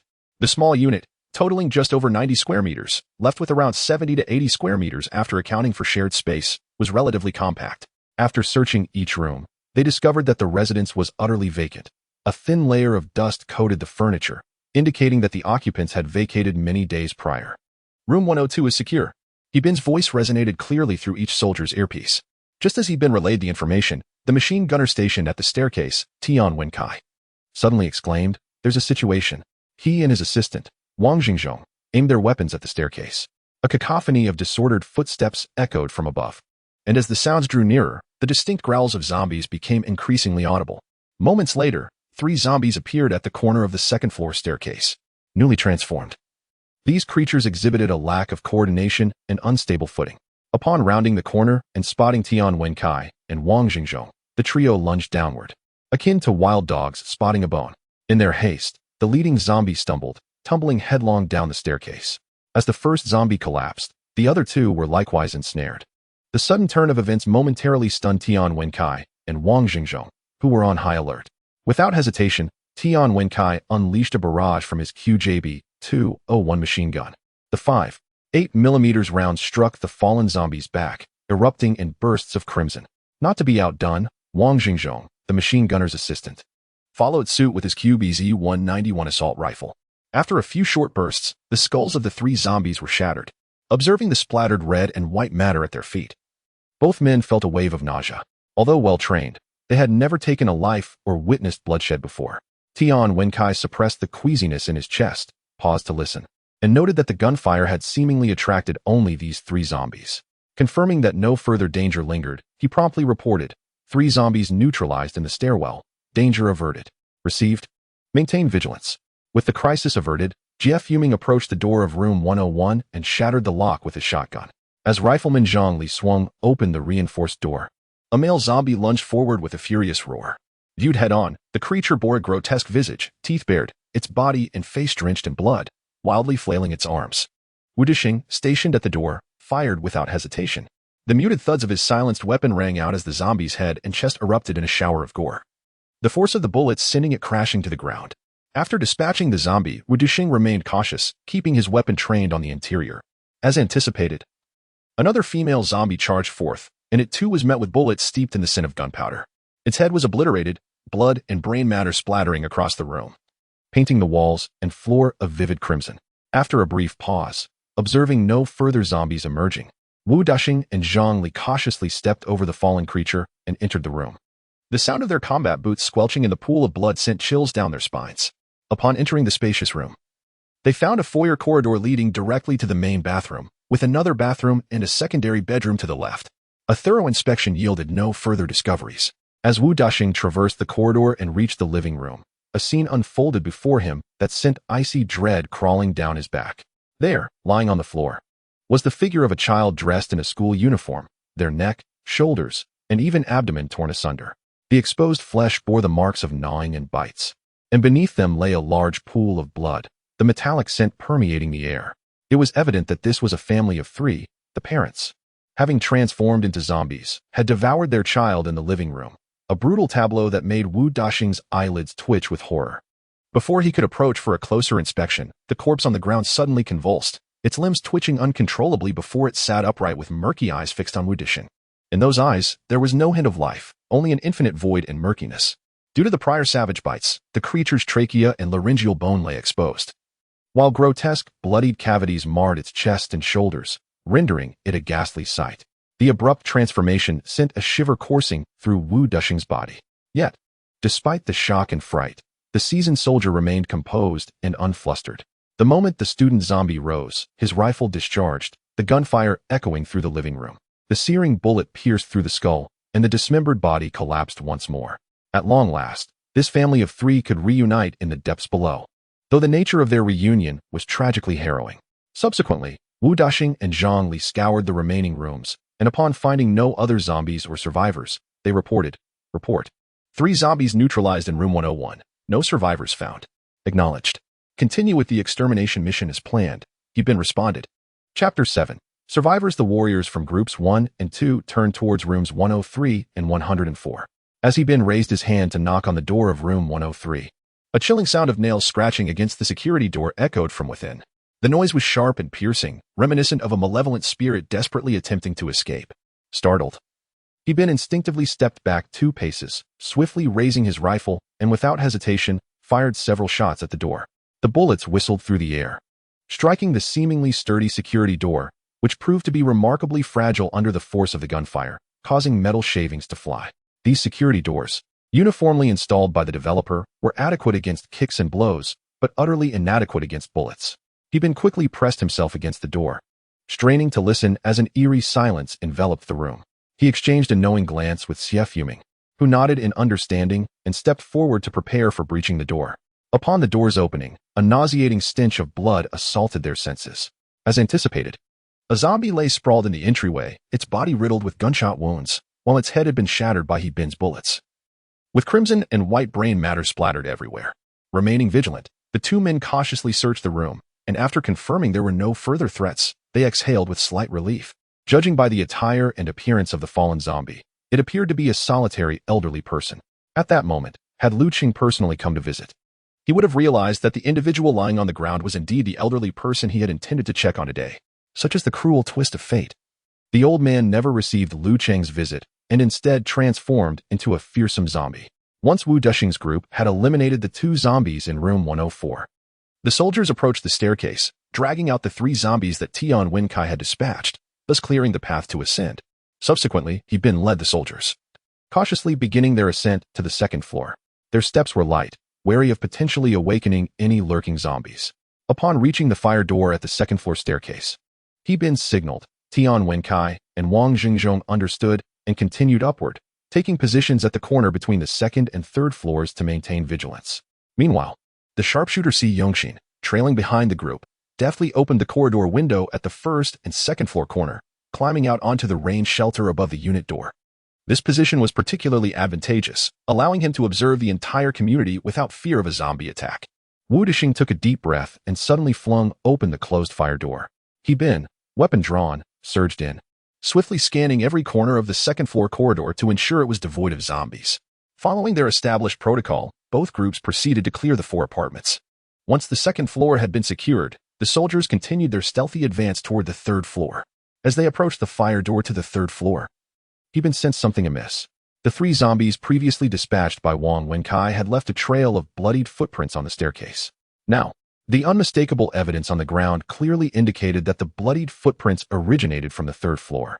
Heebin's heart tightened, for he sensed that danger loomed on the 3rd floor. With a gun in hand, he cautiously approached the ajar fire door, first peering sideways to assess the situation on the right. The dimly lit corridor was eerily silent, devoid of any abnormalities. He exhaled slightly, then moved to the front of the door to observe the left side. Just as he leaned out, a shadow flashed before him, and a zombie lunged unexpectedly at him. In that split second, driven by instinct, he thrust the barrel of his rifle against the creature's jaw and resolutely pulled the trigger. The bullet whizzed forth, obliterating the zombie's head into a gruesome mess. The headless corpse, propelled by inertia, toppled Heebin to the ground. Wu Daxing, witnessing this, rushed over and forcefully shoved the lifeless body off Heebin, then swiftly helped him to his feet. The close-range shot had splattered a grotesque mixture of red and white all over him. Fortunately, he wore a mask and goggles. Otherwise, he might have ingested some of the grisly remnants. There was no time for a thorough cleanup. He then hastily wiped his face and removed the soiled goggles, stowing them in his backpack. Once these tasks were completed, he advanced into the corridor of the third floor, rifle at the ready. Upon entering, he was met with a scene of utter chaos. The corridor was a veritable disaster, particularly the wall opposite room 302, which was marred with splattered blood. Moreover, the door to room 301 stood wide open, revealing a pitch-black interior that exuded an unsettling aura. Suddenly, the door to room 302 creaked open slightly, the noise jarring in the stillness of the corridor. Ben and his companions jolted, instantly aiming their weapons at the door's crack, and he called out, "Who is there? Step forward." In response to his voice, the door was flung open, and a girl in a dress stumbled out, tears streaming down her face and her hair disheveled. As she ran, she cried out, "Uncle soldiers, help me." Observing the approaching girl, Ben and the others took no chances, retreating a few steps while keeping their guns trained on her. "Halt. Immediately stop. Do not come any closer," they commanded. Startled by the sudden shouts, the girl froze, tears tracing down her cheeks as she looked at them in confusion, her steps involuntarily halting.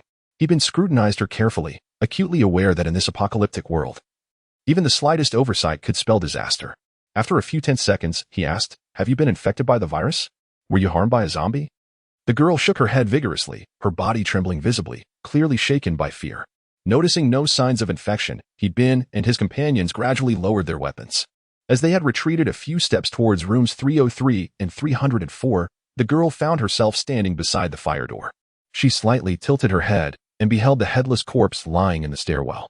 The gruesome and horrifying scene unleashed a torrent of tears from her eyes, which had only just ceased flowing. Her body began to tremble violently, as if she recognized the fallen figure, yearning to approach yet paralyzed by fear. Her feet seemingly nailed to the ground, rendering her unable to move. Observing the girl before him, who was weeping uncontrollably, Ben felt a sense of bewilderment. He gestured for the grenade launcher operator to head to the first-floor unit door and promptly reported to Cheng. "Report, sir. A survivor has been discovered on the third floor. Please come take a look." In his mind, he believed the commander, having previously held a leadership position here, would possess the skills necessary for engaging with the populace. "A survivor? Excellent. I shall ascend at once." Cheng responded with a surge of excitement upon hearing of the survivor's discovery. Shortly thereafter, Cheng, accompanied by Wang Dong, arrived in the corridor on the third floor. Cheng, witnessing the girl's profound terror, offered gentle words of comfort before guiding her back into the room from which she had emerged, signaling Ben and his team to continue their mission. Inside room 302, the girl sat weeping on the sofa, her body trembling incessantly, her tears having thoroughly soaked her dress. Meanwhile, Cheng and Wang Dong stood in the living room, with Wang Dong eyeing the girl warily, his finger resting on the trigger guard. As the commander's bodyguard, he dared not allow himself a moment of relaxation. Cheng refrained from abruptly interjecting, instead watching the girl's sorrowful display in silence. He understood that she needed an outlet for her fears and anguish. At that moment, the sound of gunfire echoed through the corridor as Ben and his team breached the door.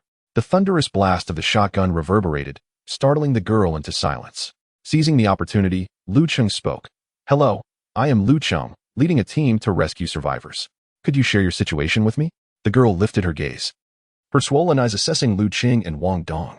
She felt that this man, referred to as the commander, was far gentler than the previous soldiers she had encountered, a warm sensation blossoming in her heart. Thus, she began to speak through her sobs. "My name is Cheng. I am a student at Bowen College. I rented this place with my boyfriend." Upon mentioning her boyfriend, tears began to flow anew. Cheng did not rush her. He patiently awaited her words. After a spell of weeping, she continued, "About 30 minutes ago, we heard a tremendous commotion from the neighboring room, accompanied by screams. I was terrified, but my boyfriend insisted on going out to investigate. To our dismay, as soon as he stepped outside, 3 individuals from room 301 emerged and pinned him against the corridor wall. At this point, Cheng covered her mouth, unable to continue, her eyes filled with terror as her body shook violently. After her boyfriend was pinned against the wall opposite the door, she initially intended to rush out and confront them. But upon realizing that those 3 were gnawing on him, she was paralyzed by fear and retreated back into the room. Through the peephole of the security door, she witnessed the horrifying scene of her boyfriend being mercilessly devoured by a monstrous creature. The door offered no refuge from his anguished screams as he faced his demise, nor from the frenzied roars of the beasts. Eventually, the monsters fled, Yet fear paralyzed her, confining her trembling form within the room. It was only upon hearing the sound of gunfire that she summoned the courage to open the door and assess the situation. Upon hearing Qi Ting's harrowing tale, Lu Cheng felt a heavy weight in his heart, unsure of how to console the unfortunate girl. The psychological trauma inflicted by witnessing a loved one being consumed before one's eyes is a wound that may never heal. The atmosphere in the room grew increasingly oppressive, prompting Lu Cheng to suggest that he and Wang Dong step outside, allowing Qi Ting a moment to regain her composure. However, just as he turned to leave, Qi Ting suddenly lunged from the sofa, clutching his leg and crying out, "Liberation Army uncle, please don't go. Don't leave me behind. It's far too terrifying here." Wang Dong, startled by Qi Ting's abrupt action, instinctively aimed his weapon at her head. Realizing the situation, Lu Cheng quickly urged Wang Dong to lower his firearm. With a wry smile, Lu Cheng reassured Qi Ting, "Do not worry. We are here to rescue you. We would never abandon you. Remain here for a moment while we clear the zombies upstairs, and we shall return for you." Qi Ting looked up, her voice trembling. "You truly want to leave me?" Lu Cheng hastily provided further comfort before helping her to her feet. Then he and Wang Dong departed from room 302. Standing at the stairwell entrance, Lu Cheng glanced at the headless corpse on the floor. The distant sound of gunfire echoing from above weighed heavily on his heart. In the face of the apocalypse, it is the ordinary citizens who suffer the most, particularly during a crisis reminiscent of a biochemical disaster. Those who have lived in peace for so long are ill-equipped to confront such horrors. When confronted with zombies, the instinctual response of a common person is fear, which often leads to paralysis, rendering them incapable of escape. Moreover, he pondered whether these creatures might exhibit evolutionary traits akin to those depicted in films. If they did, survival for ordinary individuals would become even more precarious. After a spell of anxious contemplation, Lu Cheng and Wang Dong descended the stairs, feeling uneasy about leaving a single person behind at the entrance. Meanwhile, the soldiers above continued their meticulous and orderly extermination efforts, their efficiency improving with each passing moment. As time wore on and darkness enveloped the day, by approximately 7:30 in the evening, the entire unit had been successfully cleared. Chapter 8, Real Issues. He Bin, accompanied by the soldiers of the eradication team, arrived at the entrance hall of the first floor, ready to report their achievements to Lu Cheng. At this moment, He Bin had removed his mask, stained with the blood and brain matter of zombies, revealing his distinctly recognizable face. This was the first time Lu Cheng saw the true visage of the squad leader, despite having previously viewed photographs of the soldiers on his personal terminal. He observed that He Bin had a gaunt face with sharp lines, exuding an air of rugged determination. His skin bore a dark reddish hue, a testament to the prolonged exposure to the sun during training. He Bin cleared his throat and began to provide a detailed account of the eradication efforts. "Sir, in building one of the Jinxiang Garden, designed to accommodate 92 households, 91 have been sold. Among the sold residences, 6 households were unoccupied, leaving us with 85 households. We have eliminated 327 zombies and rescued 4 survivors, including Qi Ting, whom you have met before." Lu Cheng nodded slightly, silently commending the soldiers for their efficiency. He Bin continued, "In addition to Qi Ting, we rescued 3 more survivors on the 10th and 13th floors. On the 10th floor, there was a father and daughter, the wife transformed into a zombie due to the infection. The husband, prioritizing his daughter's safety, decisively locked her in the bedroom and, with great pain and fear, personally dispatched his zombified wife. As for the survivor on the 13th floor, here, He Bin hesitated for a moment, his lips twitching slightly before he continued. He is a young male, a university graduate for 2 years, who is yet to find employment. Tired of his parents' nagging, he moved here alone and spent his days in seclusion. When we broke in, he was still wearing headphones, engrossed in a video game, completely oblivious to the crisis unfolding outside." As Lu Cheng listened to the report, he accessed the operations panel and discovered that reinforcement points had increased by 654, bringing the total to 962. This meant he could deploy another infantry squad, significantly accelerating the eradication efforts the following day and garnering even more reinforcement points. With this thought, a slight smile crept onto Lu Cheng's face, filled with anticipation for the forthcoming actions. Why tomorrow, you may ask? He had no intention of continuing operations through the night. Firstly, He Bin and his team had already fought throughout the afternoon and were now exceedingly fatigued. Secondly, nighttime operations, even with night vision equipment, carried considerable risks, and he was unwilling to gamble with the lives of his soldiers. Although these soldiers were summoned from a system, they were still living beings, with their own thoughts and preferences, apart from their unwavering loyalty. At this moment, Lu Cheng could not bring himself to treat them as disposable resources. After the report, Lu Cheng looked at He Bin and inquired, "Are there any cooks among the soldiers?" He Bin promptly responded, "Sir, Everyone in the squad can cook. Lu Cheng nodded with satisfaction and instructed, "Excellent. Take a few individuals to gather ingredients, then call upon the survivors and prepare a meal in one of the vacant houses." He Bin acknowledged, "Understood, sir." Just as He Bin was about to turn and leave, Lu Cheng called him back, advising, "When you prepare the meals, make sure to cook enough for an entire shift. The second team will be arriving shortly." He Bin's heart leaped at the news. With a new team on the way, they would have the chance for a restful night. After He Bin departed, Lu Cheng instructed the grenade launcher Zhang Xiwan to continue guarding the unit's entrance, while he took Wang Dong to the first-floor corridor. Lu Cheng accessed the control panel, selected a 9-man infantry squad once more, and began to summon the system. Deploy the selected infantry squad via virtual delivery. The system responded, "Understood, Commander." Deducting 700 reinforcement points, deploying infantry squad X1 virtually. Lu Cheng quickly adjusted the drop location, and 9 soldiers, equipped identically to those in the first squad, materialized in the corridor. One soldier stepped forward, organized the team, and after completing the roll call, he briskly approached Lu Cheng and reported loudly, "Commander, the 2nd Infantry Squad is fully assembled. 9 personnel are accounted for. Please give your orders." "I am the squad leader, Zhao Hongliang." "At ease," Lu Cheng replied. Squad leader immediately assigned the soldiers to take over the guard duty at Unit 1. "You are also responsible for tonight's night watch. Make the necessary arrangements." Zhao Hongliang responded firmly, "Yes, Commander, we will ensure the mission is completed." After ensuring the 2nd squad was settled, Lu Cheng proceeded to the 5th floor, where He Bin and his team had designated room 501 as a temporary kitchen. Upon entering, Lu Cheng was greeted by Wu Dishing, the deputy squad leader, who quickly stood up and saluted. Lu Cheng waved his hand and inquired, "Where is your squad leader?" Wu Dishing replied, "Commander, our squad leader is in the restroom cleaning equipment. He got some dirt on him during the previous extermination mission." Lu Cheng was momentarily taken aback, but quickly nodded in understanding. As Lu Cheng scanned the room, his gaze fell upon the survivors who were assisting the soldiers. Chi Ting was diligently helping the soldiers wash vegetables. Her pale face appeared somewhat haggard under the lights, yet she mustered a faint smile upon seeing Lu Cheng. Meanwhile, a father and daughter were present. The young girl sat on the living room sofa, engrossed in a cartoon, her eyes glued to the screen, completely oblivious to Lu Cheng's arrival. Her father, a fair-skinned man in his 30s, stood over 6 feet tall and was quite robust. The gaming enthusiast, with a chubby face and round physique, was clumsily picking vegetables, revealing his lack of experience with household chores. When they noticed the soldiers addressing Lu Cheng as commander, they began to rise to greet him, but upon sensing that Lu Cheng did not intend to engage with them, they quietly returned to their tasks. They were now acutely aware of their precarious situation, understanding that their survival depended on aligning themselves with the military, and thus they proceeded with utmost caution, fearing they might provoke the soldiers and be abandoned. Lu Cheng sat at the dining table for a while, and once the meal was prepared, he organized the soldiers to eat in turns. The meal was quite delightful, although it was merely of home-cooked quality. After a tiring afternoon, savoring a warm bite of food brought an indescribable sense of satisfaction. After dining, Lu Cheng summoned He Bin and Zhao Hongliang to discuss the accommodations for the soldiers and survivors.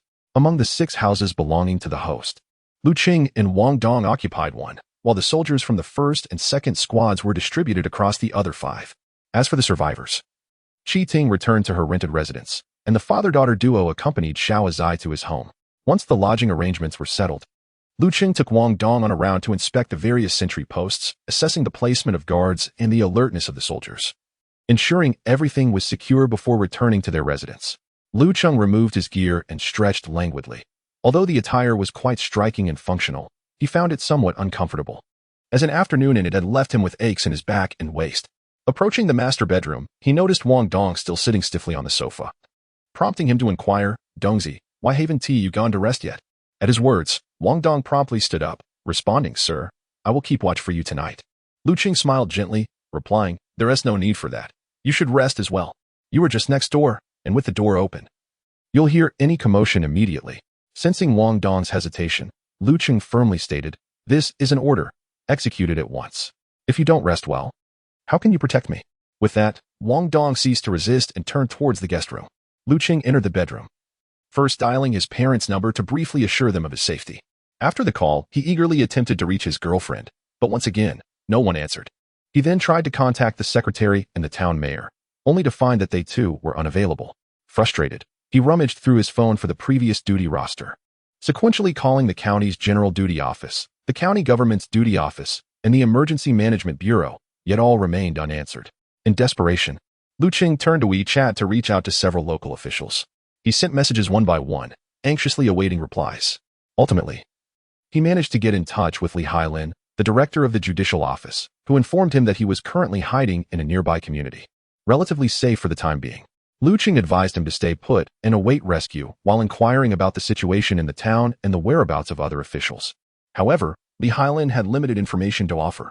With a heavy heart, Cheng put away his phone and lay on the bed, unable to find sleep. The events of the day had been surreal and absurd: the emergence of zombies, the arrival of a system, the intensity and brutality of the eradication efforts. Everything felt like a nightmare. He even pinched himself multiple times, but the sharp pain in his thigh unmistakably affirmed that the reality before him was indeed true, and he must confront this harsh reality. Cheng's thoughts began to drift uncontrollably towards the future, with particular concern for issues related to water, electricity, and communication. The power and water supply of Heping Town rely entirely on Yuzhong County, whose thermal power plant operates on coal. Should the workers within the plant succumb to the undead, a power outage would ensue swiftly, potentially by tomorrow or, at the latest, the day after. Once the electricity ceases, the water facility would inevitably become inoperative, plunging the entire town into a dire water scarcity. Furthermore, the backup power sources for the communication-based stations would not endure for long, foreshadowing impending challenges of power outages, water shortages, and communication disruptions within the next few days. With this grim realization, Cheng sprang into action, seizing his communication device and urgently calling out, "Squad Leader 1. Squad Leader 2, this is Cheng, please respond." Promptly, the voices of He Bin and Zhao Hongliang echoed back. "Received, Commander." Cheng, filled with urgency, instructed, "Mobilize everyone except the sentries. Go door to door, clearing all the zombies into the hallways, and gather every available container to collect water. Execute this immediately." Once he had relayed his orders, Cheng beckoned Wang Dong, and together they rummaged through all the pots and pans in their residence to commence gathering water. Cheng's movements were somewhat frantic, as anxiety and unease gnawed at him. He was uncertain how long the power plant could hold out. Typically, a thermal power plant would cease operations within a few hours without fuel delivery, and although Lanzhou possesses hydroelectric and wind power facilities, they bore no relevance to Heping Town. Given his current limitations, venturing into those areas was not an option. His only recourse was to stockpile as much water as possible to ensure sufficient drinking and cooking resources for the upcoming days. As he collected water, he silently strategized his forthcoming plans. Once they secured these two neighborhoods, he intended to lead a team to raid nearby commercial establishments, gathering bottled and bulk water to accumulate as many water resources as feasible. Subsequently, they would concentrate their efforts on seizing the power and water facilities in Yuzhong County, striving to restore electricity and water supply. Only in this manner could they establish a fundamental assurance for survival and development. After all, in modern society, the absence of electricity would render any discussion of resuming production utterly futile. Chapter 9. Troubles arise apart from the two sentinels and the young survivor named Xin. Cheng swiftly organized the remaining personnel to engage in a frenzied water collection effort.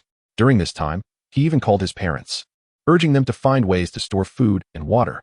The group toiled relentlessly until the late hours of the night, ultimately filling every available container with water. With this vital resource secured, the immediate concerns of drinking and cooking were alleviated, and even the most basic physiological needs were temporarily addressed. After this intense exertion, Cheng returned to his room, utterly exhausted. The moment he touched the bed, he succumbed to a deep slumber. The following morning, shortly after 7, Wang Dong gently knocked on Cheng's door, softly calling, "Commander, wake up. Breakfast is nearly ready. It's time to rise." Startled from his dreams, Cheng rubbed his heavy head, striving to awaken fully. Rising from his bed, he hastily approached the door, pressed the switch, and was relieved to discover that there was still electricity. As long as there was power, everything would be manageable. He then took out his phone to check for signal, which still appeared on the screen. He opened several forums, inundated with various posts from survivors, the majority of which were desperate pleas for help, laden with fear and helplessness. Of course, there were a scant few deluded individuals indulging in grandiose fantasies of dominance. Most troubling was the complete absence of official communications, which unmistakably indicated the utter paralysis of governmental forces amid this unprecedented catastrophe. After all, with a horrifying infection rate of up to 80, the consequences of a large-scale transformation in densely populated areas such as government and military facilities were beyond comprehension. After a brief wash-up and dressing, Cheng accompanied Wang Dong to room 501 for breakfast. Following their meal, he gathered He Bin and Zhao Hongyang to strategize for the day's extermination tasks. Team 1 was assigned to clear Unit 2 of Building 1, while Team 2 would proceed to clear Unit 1 of Building 2. Once the plan was established, He Bin suddenly spoke. "Commander, after yesterday's battle, Team 1 has expended a significant amount of ammunition for rifles and shotguns, and we urgently require resupply." Upon hearing He Bin's words, Lu Cheng slapped his forehead, feeling a wave of self-reproach. In his singular focus on water collection last night, he had completely overlooked the critical matter of replenishing the soldiers' ammunition. Thus, Lu Cheng promptly accessed the system panel, adeptly selecting the logistics option in the reinforcement menu. He ordered a crate of 5.8mm rifle ammunition and a crate of 18.4mm shotgun shells. Once he made his selections, he inquired of the system, "Will the virtual delivery of ammunition supplies incur additional reinforcement points?" The system's electronic voice soon resonated in his mind. "Commander, a small quantity of ammunition resupply does not require extra reinforcement points, but as the team expands in the future, it is advisable to utilize airdrop mode to enhance supply efficiency and minimize unnecessary expenses." Upon hearing the system state that no additional reinforcement points were required for the time being, Lu Cheng let out a slight sigh of relief. Otherwise, the cost of ammunition would have far exceeded that of the reinforcement points. Accompanied by He Bin and Zhao Hongyang, Lu Cheng hastened to the first floor and issued a command to the system. "Deploy the selected ammunition supplies in a virtual manner." "Understood, Commander." Deducting 10 reinforcement points. "Please choose the drop location."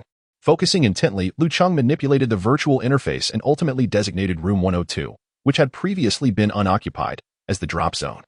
Once the deployment was completed, 2 olive-green molded ammunition boxes materialized within the room. The boxes featured a streamlined design, with grooves on the top and protrusions on the bottom for practicality. Lu Cheng approached to inspect the ammunition boxes closely, noting the bold markings on the side indicating 1,500 rounds, clips, 26 kilograms, dimensions 40 by 30 by 24.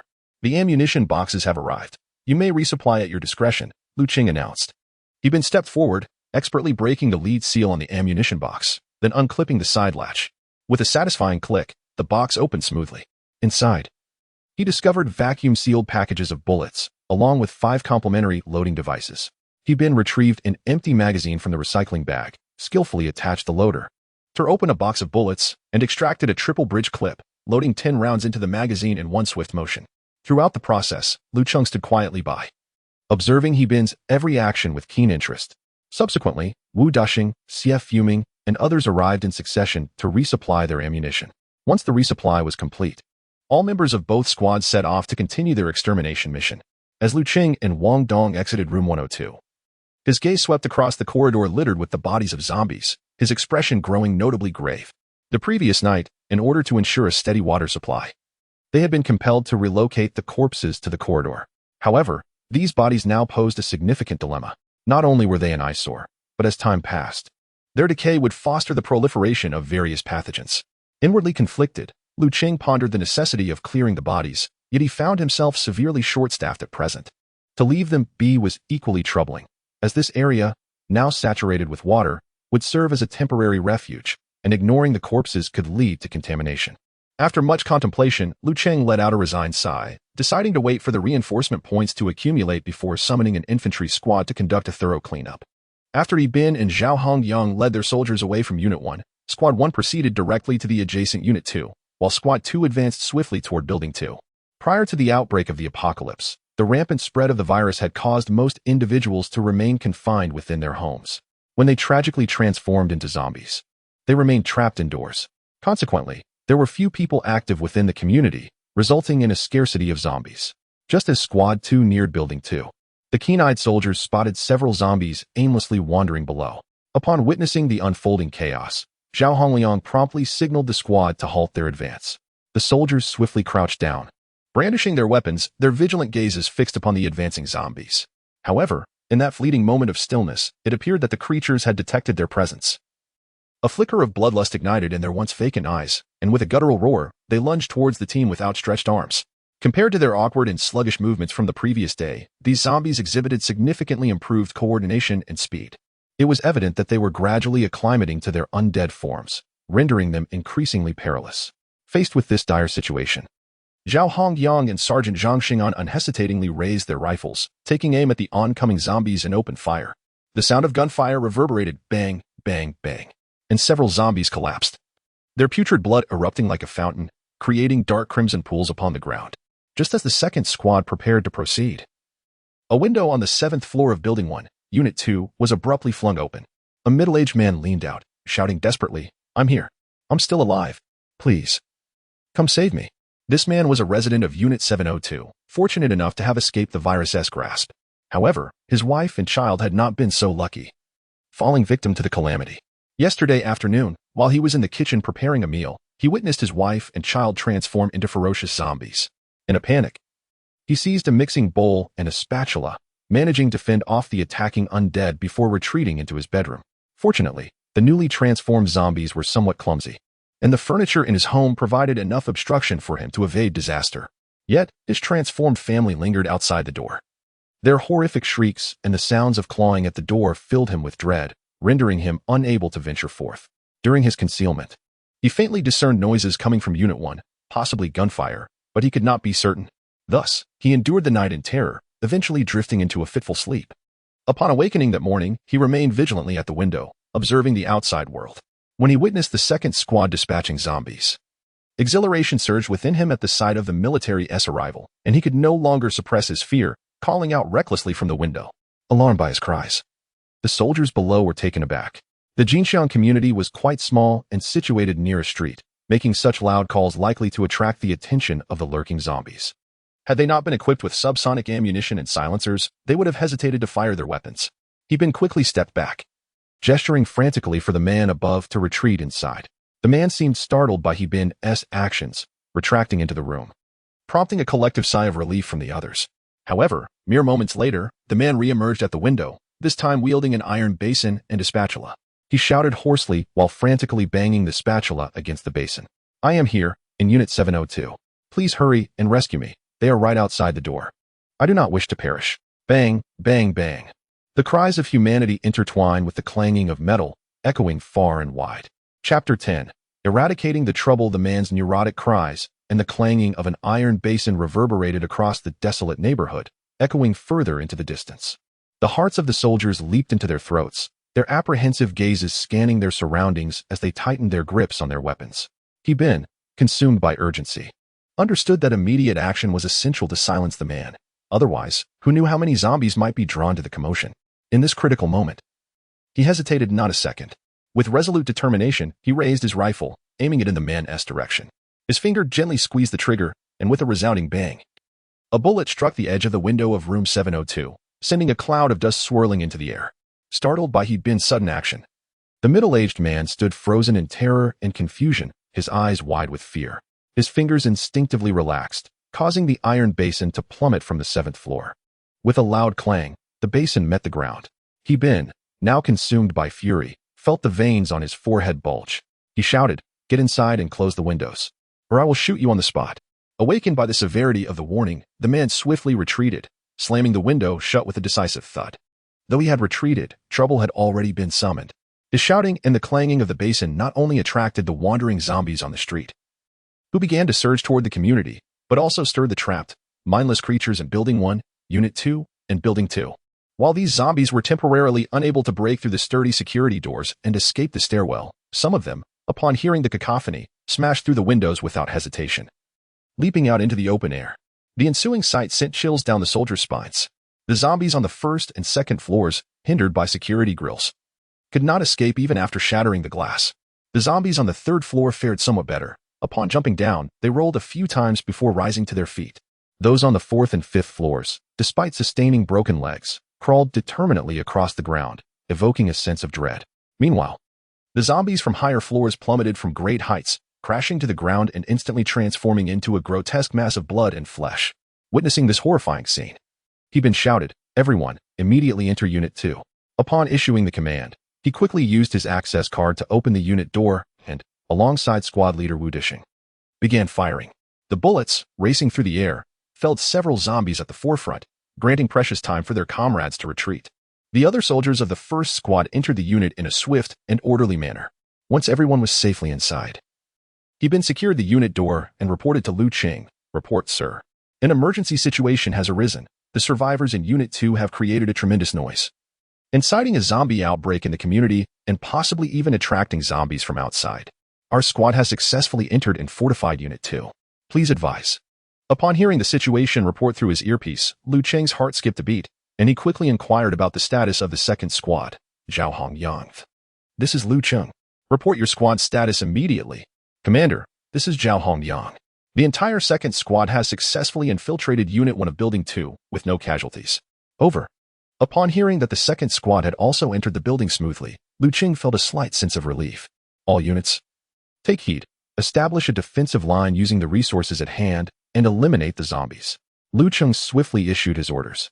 Understood. We will ensure the mission is accomplished. After delivering the commands, Lu Cheng, accompanied by Wang Dong, ascended to the rain shelter at the entrance of the unit, preparing to repel the zombies. Simultaneously, the first and second squads entering the other two units commenced their operations. He Bin and Zhao Hongliang's arrangements were nearly identical. Two riflemen surged upward from the stairwell, securing the second-floor fire door before taking positions to prevent any zombies from descending. The machine gunners, sharpshooters, and grenade launchers took their stand on the rain shelter at the unit's entrance, ready to engage the undead. The remaining personnel, under the leadership of their respective squad leaders, breached the doors of Units 101 and 104, cleared out the zombies, and prepared to fire from the windows. Lu Cheng knelt at the rain shelter. Observing the zombies that leapt from the windows, a sense of unease creeping into his thoughts. These grotesque, undead creatures were indeed formidable. They knew not the meaning of fear, nor did they dread death. Despite having suffered grievous injuries, they crawled forward with relentless determination. In comparison to Building 2, there were not many zombies emerging from the windows of Unit 2 and Building 1, as the first unit had already been cleared by the soldiers. The remaining zombies, like famished beasts, encircled the rain shelter, arms outstretched, constantly howling in desperation. The height of the unit door loomed before them like an insurmountable mountain, leaving them to futilely roar from below. On the rain shelter, machine gunner Tian Wenkai was methodically targeting each zombie. Sharpshooter Si Yongxin and grenade launcher Zhang Shuan drew their pistols, beginning to dispatch the approaching undead. Lu Cheng raised his 192 short assault rifle, lining up a zombie with exposed bones and broken legs approximately 10 meters away in his scope. Taking a deep breath, he squeezed the trigger. The bullet struck near the zombie's head, producing a sound that caught the attention of the creature. It turned its head, letting out a howl towards Unit 1 before shifting its focus and crawling in this direction. Seeing the zombie redirect its attention, Wang Dong raised the muzzle of his 171 submachine gun and dispatched the creature with finality. At that moment, had it not been for his mask, Wang Dong would have noticed that Lu Cheng's face was flushed, resembling a boiled crab. No matter, it was of little concern. It was rare to encounter firearms, especially a new one he had not used before, making his missed shot hardly surprising. Lu Cheng murmured to himself, striving to rationalize his mistake. Just as he was self-soothing, several silenced gun barrels quietly emerged from the windows of the first floor of Unit 2. Subsequently, a barrage of concentrated fire erupted. The frenzied zombies surrounding the unit door were struck by bullets from both sides, blood splattering as they fell one after another. The gunfire from Building 1 ceased first, and shortly thereafter, the sounds of gunfire from Building 2 gradually subsided as well. Centered around the two unit doors, dozens of lifeless zombie bodies lay scattered in a fan shape across the ground. Just as Lu Cheng was about to inquire about the situation, Wang Dong, with a tense expression, urgently warned, "Sir, look at the entrance of the community." Lu Cheng quickly turned to gaze outside, where a throng of zombies densely crowded at the community gate, emitting chilling, heart-stopping howls. "Sir, what should we do? Should we call in the first and second squads?" Wang Dong asked anxiously. "There's no need for concern. Let them through. We'll eliminate them just as we did before." Lu Cheng replied decisively. He understood that zombies, devoid of pain and fear of death, could best be dealt with through a decisive battle from the safety of the buildings. As more and more zombies surged forth, a sharp crack echoed, and the gate's barrier finally succumbed to the overwhelming weight, snapping under the pressure of the horde. The front row of zombies toppled to the ground, while those behind ruthlessly trampled over their fallen brethren to surge into the compound. First squad, there is a significant influx of zombies at the community entrance. Utilize our current positions to eliminate them. Lu Cheng shouted to the first squad, while simultaneously firing alongside Wang Dong. The narrow entrance of the community, coupled with the dense mass of zombies, meant that Lu Cheng no longer held back his fire.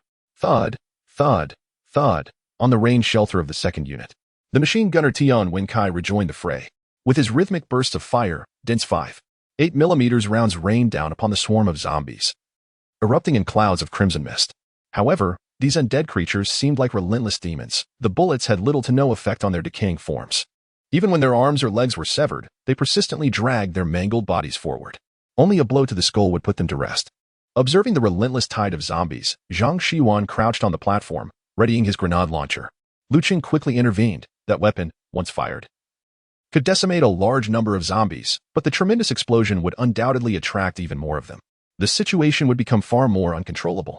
As the zombies continued to close in, the other soldiers of the first squad began firing through the windows. In an instant, the sounds of gunfire and the creatures' roars intertwined. A few minutes later, the flood of zombies that had invaded the community was finally eradicated. The ground was strewn with dismembered limbs and the stench of spilled blood permeated the air. Chapter 11. System Upgrade. The battle had concluded. And near the entrance of the residential complex, severed limbs and various dismembered remains lay scattered across the ground, the pungent scent of blood permeating the air. Lu Cheng stood upon the rain shelter, gazing at the scene reminiscent of the depths of hell, his stomach churning violently. After a few moments of forced composure, he abruptly tore off his mask and staggered to the edge of the platform, where he bent over and retched uncontrollably. Having been born in an era of peace, he had never encountered such a horrifying spectacle. Previously, the most he had experienced were the grotesque images portrayed in horror films like Deadly Curve. But those were merely cinematic illusions, separated by the barrier of a screen, lacking the visceral impact of reality. Minutes passed, and after expelling the remnants of his last meal, even the bile was on the verge of making its appearance, he felt a slight alleviation. He casually wiped his mouth with his tactical gloves, suppressing the unease within. Before announcing over the channel, "Attention all units, the zombies in the residential area have been eradicated. Proceed with the extermination mission as planned. First squad, acknowledged. Second squad, acknowledged." Upon issuing the command, Lu Cheng surveyed the mountain of zombie corpses outside the building, his brow furrowed and his expression laden with conflict. The area had become tainted. It was no longer tenable. The dense accumulation of undead remains both inside and outside the buildings rendered it impossible for him to clean up with the manpower at his disposal. Furthermore, he had no idea where to dispose of them. Burning was undoubtedly the optimal choice, yet incinerating them within the complex was out of the question. The residential complex housed a substantial water supply, an essential lifeline in the apocalypse. Should the water cease, it would mean the end of their survival hopes. After much contemplation, Lu Cheng resolutely decided to relocate their base. The town government building directly across the street was currently unoccupied and required no laborious cleanup. It offered ample room, and the staff dormitories were perfectly suited for lodging. As for the water issue, once enough reinforcement points were accumulated, dispatching a few trucks to transport a portion of the water across would not pose a significant challenge. Compared to hauling away corpses, transporting water was far less taxing, especially since they could also collect bottled water from nearby supermarkets to replenish their supplies. With clarity of thought, Lu Cheng accessed the operational panel, eager to review the spoils from the recent skirmish. At that moment, the number of points displayed prominently at the top of the reinforcement menu read 818. This indicated that they had dispatched a total of 283 zombies during the two recent battles. Naturally, those that had perished by falling would not yield any reinforcement points. Seeing that the points were sufficient, Lu Cheng resolved to deploy another infantry squad to hasten the extermination process. Descending from the rain shelter and entering the corridor, he expertly navigated the system and deployed a new infantry squad. As the soldiers materialized, Lu Cheng immediately commanded Squad Leader Li Shiji, Squad Leader 3. Your team is tasked with clearing Unit 2 of Building 2. Exercise utmost caution. Barely had the third squad departed when the system's cold electronic voice resonated in Lu Cheng's ears. Commander S team has reached a platoon-level structure. The system will undergo an upgrade, with an estimated duration of 5 hours. During the upgrade, existing functions will remain operational. Upon hearing the system announce an upgrade, Lu Cheng felt a surge of joy within him, for an upgrade signified the unlocking of new functionalities. During this period, his current combat operations would remain unaffected. He simply had to exercise patience.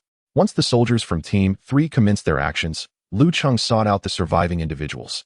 He intended to enlist Qi Ting's assistance in caring for the little girl, Xin, while he and Wang Dong, accompanied by Xin's father, Zhang Ming, and the young man, Lu Xin, would proceed to clear the zombie corpses at the entrance of the community.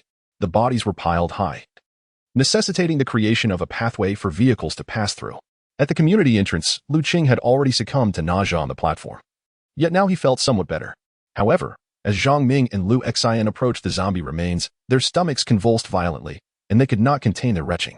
Their rapid vomiting left them no time to remove their masks, resulting in some of the expelled contents spilling over the edges and soiling their clothing. while a portion inadvertently returned to their mouths. After a protracted bout of vomiting, they struggled to rise, tidied themselves as best they could, and, despite the overwhelming nausea, began to tremble as they lifted the corpses. In this apocalyptic era, each individual must contribute their strength. Lu Cheng would not permit the spectacle of the military working while the masses merely observed.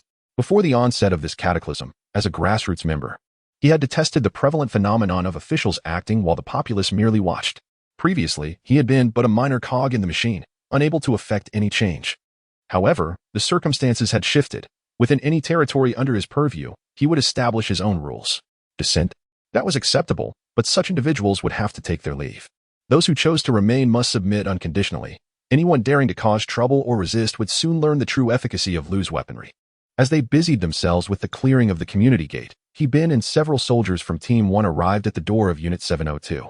He-Bin intended to have a serious discussion with the middle-aged man who had instigated the unexpected situation. Following protocol, He-Bin knocked firmly on the security door. Upon hearing the familiar sound of scratching against the door panel, he adeptly fired several rounds through the door. Once the door was breached, a female zombie with a severed arm lunged at him. A single 5.8mm bullet penetrated her forehead, creating a gaping hole at the back of her skull, with a gruesome mixture of red and white splattering outward. After dispatching the female zombie, He-Bin peered inside and discovered that another zombie had fallen victim to his blind firing. Cautiously, he and the rifleman entered, thoroughly searching the other rooms before arriving at the tightly shut door of the master bedroom. Clearing his throat, He-Bin called out, "We are the rescue team. The zombies outside have been eliminated. You may come out now." Upon hearing He-Bin's words, the master bedroom door slowly creaked open after a brief pause. The previously anxious middle-aged man cautiously poked his head through the gap, and, upon realizing that it was indeed the military, he stepped outside. He-Bin observed him, his teeth gritting audibly as he raised his hand, poised to strike him with the butt of his rifle. Suddenly, the middle-aged man let out a wail and, in a frantic scramble, dashed towards the hallway. He collapsed to the ground, cradling the lifeless body of a boy, whose head was barely intact, weeping inconsolably. Observing this scene, He-Bin let out an almost imperceptible sigh as he led his soldiers out of room 702. The pace at which Lu Cheng and his companions were clearing the area was rather sluggish.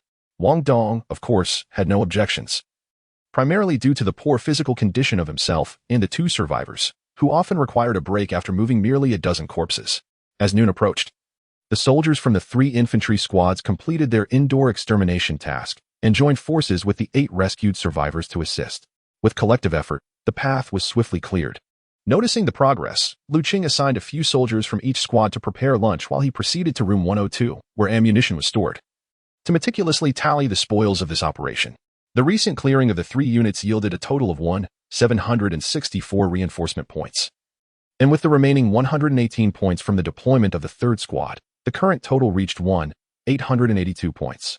However, this amount was still insufficient to deploy 3 long-wheelbase assault vehicles. To venture outside in search of water and supplies, combat vehicles were imperative. Otherwise, should a zombie horde arise, escape would be impossible. Lu Cheng contemplated that after the soldiers finished their lunch and took a brief rest, he would scale the wall into the adjacent ruined Xinjiayuan to continue the extermination efforts. Without combat vehicles, he would never venture far from this relatively secure stronghold. Once lunch was prepared, Lu Cheng found himself seated at the dining table, engrossed in his meal. Suddenly, the humming of the refrigerator ceased abruptly. He sprang to his feet and hurried to the kitchen light switch, pressing it several times, only to confirm his suspicion that the power was out. He set aside his meal and retrieved his phone, seizing the opportunity to call his father while the backup power at the communication station still had not been depleted and a signal remained. "Dad, the situation is dire. We've lost power here. You and Mom must stay at home, lock all doors and windows, and conserve the food and water. Hold on for a while. I will come to rescue you as soon as possible." Lu Cheng's voice conveyed a sense of urgency and concern. "Son, we still have power here. So don't worry. Just take care of yourself." After exchanging a few more reminders, Lu Cheng ended the call with his father. He then quickly sent a WeChat message to Director Li Hailin at the judicial office, succinctly informing him of the situation and advising him to remain safe. After sending the message, Lu Cheng rushed to the kitchen and turned on the faucet, only to find the water flow reduced to a mere trickle, clearly indicating insufficient pressure. Under normal circumstances, it wouldn't be long before the water supply ceased entirely. The worst-case scenario had indeed come to pass. Chapter 12. Changes after the system upgrade. The afternoon sun was dim and feeble, as if shrouded by the ominous gloom of this apocalyptic world. Lu Cheng stood quietly by the community wall, gazing towards the adjacent Ruinqing Jiayuan. Beyond the wall lay a realm of desolation, where the shadows of towering buildings concealed untold dangers. Attention all units, prepare to act. Upon entry, Heban will assume command. Lu Cheng commanded in a hushed tone. The three assembled squads, already gathered at the wall, promptly advanced to the corner, coordinating to hoist 3 scouts to the top. After a brief observation, confirming the safety beyond the wall, the soldiers exchanged knowing glances before leaping over, landing steadily on the ground, and swiftly taking up defensive positions. The remaining soldiers, demonstrating remarkable coordination, scaled the wall one by one, entering the territory of Ruinqing Jiayuan. Once within the community, the 3 squads immediately assumed a combat formation, cautiously advancing towards the nearby buildings. According to their plan, Squad 1 and Squad 2 were tasked with clearing Building B, while Squad 3 would handle Unit 1 of Building A. Upon completing their respective missions, all 3 squads would unite to purge the remaining Unit 2 of Building A. Having advanced a mere 10 meters, the soldiers were startled by the guttural roars of zombies. Heban's expression hardened as he swiftly signaled to his comrades. Understanding the cue, the soldiers muted their steps, gliding silently like phantoms to the side of Building B. Heban cautiously peered around the corner to assess the situation before issuing a low command. Squad 3, proceed from the rear to Building A. Squad 2, swiftly enter Unit 2 of Building B. Squad 1, follow me to Unit 1. The zombies outside are few. Let us resolve this quickly. As the soldiers began to execute the orders, the battle erupted. A cacophony of gunfire resonated both in front and behind Building B. As several aimless and wandering zombies were struck down by bullets, their lifeblood seeping into the ground. Although the firearms were equipped with silencers, the sound remained substantial at such close range, startling the zombies inside the building. Undeterred by death, some shattered the glass and leaped down, clawing their way towards the soldiers. Reacting swiftly, the warriors distanced themselves from the building, adopting a half-kneeling stance and unleashing a barrage of fire upon the advancing undead. Faced with overwhelming firepower, the zombies that leapt from above were quickly decimated, their lifeless bodies strewn haphazardly across the ground. Having dealt with this wave of trouble, the 3 squads swiftly approached the entrances of their designated units.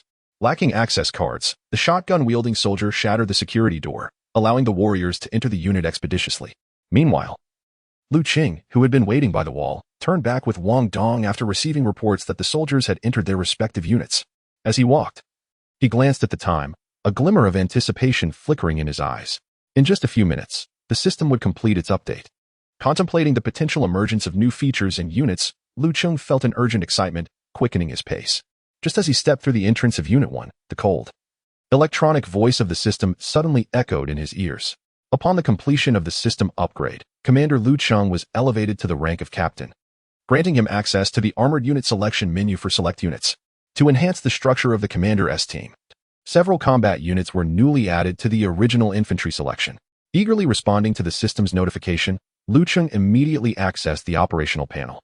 He first navigated to the newly available armored menu, where he discovered 2 units, the ZBL-08 Wheeled Infantry Fighting Vehicle and the ZBD-04A Tracked Infantry Fighting Vehicle, corresponding to reinforcement costs of 650 and 750 points, respectively.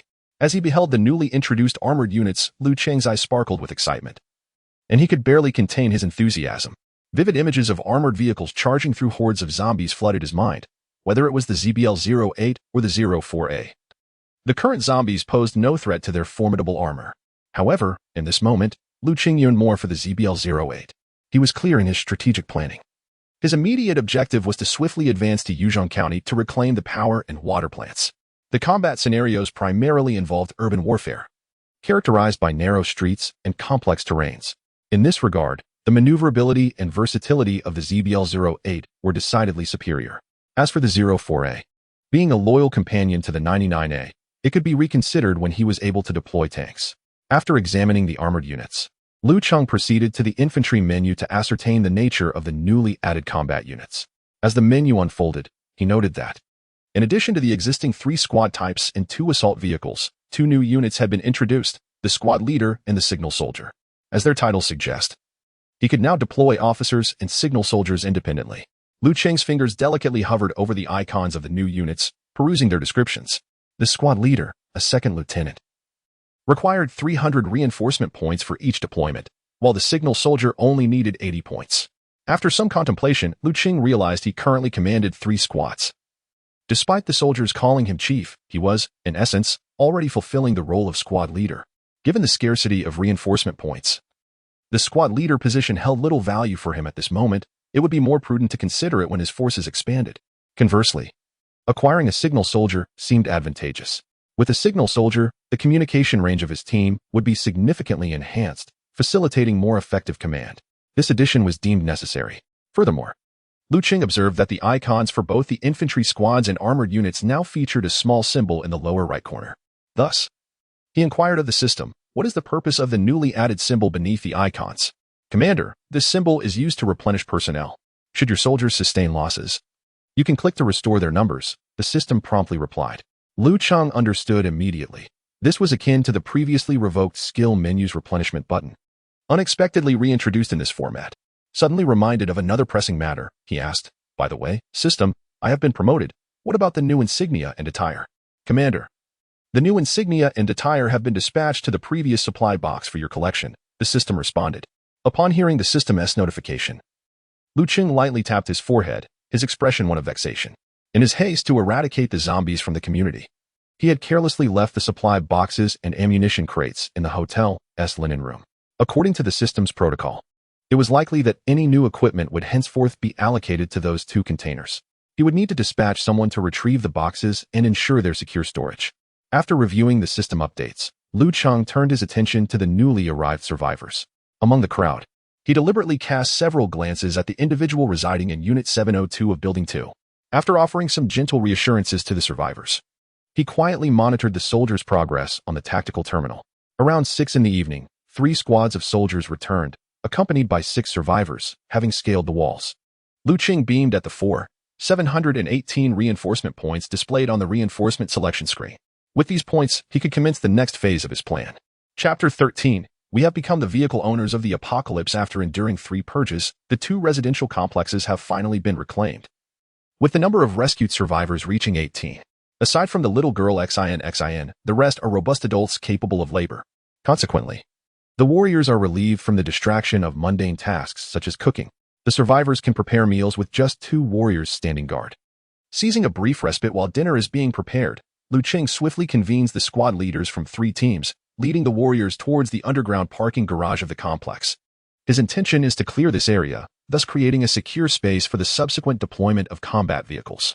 The choice of the underground location is primarily to shield against any potential survivors in the surrounding high-rises, as he wishes to keep his greatest secret concealed. The system he possesses is his ultimate trump card for survival in this apocalyptic world, and he has no intention of revealing it to anyone, including his parents. Armed and vigilant, the group cautiously approaches the underground parking garage, ever alert to any sounds in their surroundings. Given the prior circumstances, if there were any zombies present, they should have been attracted by now. However, at this moment, no one dares to let their guard down in the apocalypse. Even the slightest misstep could lead to irrevocable consequences. Descending the steep ramp of the parking garage, the group lowers the night vision multifunctional goggles affixed to their helmets. The absence of power renders the garage pitch black. It is Cheng's first encounter with these multifunctional goggles, and he finds the experience quite fascinating. He is uncertain of the capabilities of the most advanced quad-eye night vision devices, but personally, with the monocular goggles, he can see clearly in what was once an impenetrable darkness. Due to the rampant virus, most people have been forced to stay home, resulting in a multitude of vehicles parked in the garage. The warriors swiftly spring into action, meticulously inspecting each vehicle and leaving no potential danger unexamined. Cheng, armed with his 192 short assault rifle, joins Wang Dong in the search. Suddenly, a sharp gunshot shatters the silence of the parking garage, causing Cheng's heart to race as he quickly turns to investigate. He sees Jeff Yuming, a shotgunner from the first squad, aiming his 193 pistol at an SUV. Hurrying over with Wang Dong, Cheng observes a bullet hole in the windshield, the glass marred by spiderweb-like cracks. Inside the driver's seat, a zombie, restrained by a seatbelt, has suffered a fatal head injury, with brain matter and blood splattered throughout the vehicle's interior. It appears that this individual had intended to venture outside, fastening their seatbelt just before the transformation occurred, thus becoming trapped within the car. At present, these zombies act purely on instinct and are incapable of executing intricate maneuvers such as opening doors or unbuckling seatbelts. After half an hour of tense and diligent work, the underground parking garage has been entirely cleared. During this period, the warriors successfully eliminated 3 zombies trapped inside a vehicle, which granted Cheng an additional 6 reinforcement points. Observing the now secure parking lot before him, Cheng accessed the reinforcement selection menu. After careful deliberation, he chose a communications officer. A CSK-182 Warrior 3 Standard Armored Assault Vehicle, 3 CSK-181 Warrior 3 Long Wheelbase Armored Assault Vehicles, and a SX-2306 High Mobility Transport Truck. Once his selections were made, Cheng suppressed his inner tension and anticipation, summoning the system to initiate virtual deployment. Commander, the selected operational units require a total of 980 reinforcement points. Additionally, utilizing virtual deployment incurs an extra charge of 50 points per unit. The total expenditure for this deployment will amount to 280 points. Do you confirm the deployment? Upon hearing the system's prompt, Cheng gritted his teeth and resolutely replied, "Confirm deployment." Despite his words, his heart ached at the thought of the additional cost, which was equivalent to the reinforcement points for a high-mobility transport vehicle. However, he quickly recalibrated his mindset, silently vowing that once his strength grew, he would certainly opt for airdrop methods to utilize the saved reinforcement points in critical areas, maximizing their value. As the three-dimensional hologram of the virtual deployment materialized, Cheng continuously adjusted the positioning of the vehicles, placing them in the passageway outside the parking spaces. With a surge of excitement, he silently shouted for the deployment. Instantly, several steel behemoths appeared in the vacant spots of the parking lot. With a resounding thud, the doors opened, and the drivers swiftly disembarked, rushing toward Cheng. From the CSK-182 Warrior 3 Standard Armored Assault Vehicle, two individuals emerged, the driver and a communications officer carrying a small radio. Realizing the situation, Cheng understood why he had not seen the hologram of the communications officer earlier. It turned out he had come along for the ride. Before the newcomers could salute and report, Cheng eagerly pointed at one of the drivers and said, "Introduce your vehicle." The soldier, called upon, immediately rendered a crisp military salute and led Cheng to a long-wheelbase Warrior 3 assault vehicle, proudly stating, "Sir, I'm driving the Dongfeng 3rd-generation Warrior CSK-181 long-wheelbase armored assault vehicle. This vehicle measures 5.65 meters in length, 2.38 meters in width, and 2.12 meters in height, with a gross weight of 8 tons, a payload capacity of 1.8 tons, and a towing capacity of 2 tons. Capable of transporting 10 soldiers at once. In terms of power, it is equipped with a Cummins IS-340, a 6.7-liter diesel engine, achieving a maximum speed of 120 kilometers per hour, with a range of no less than 750 kilometers.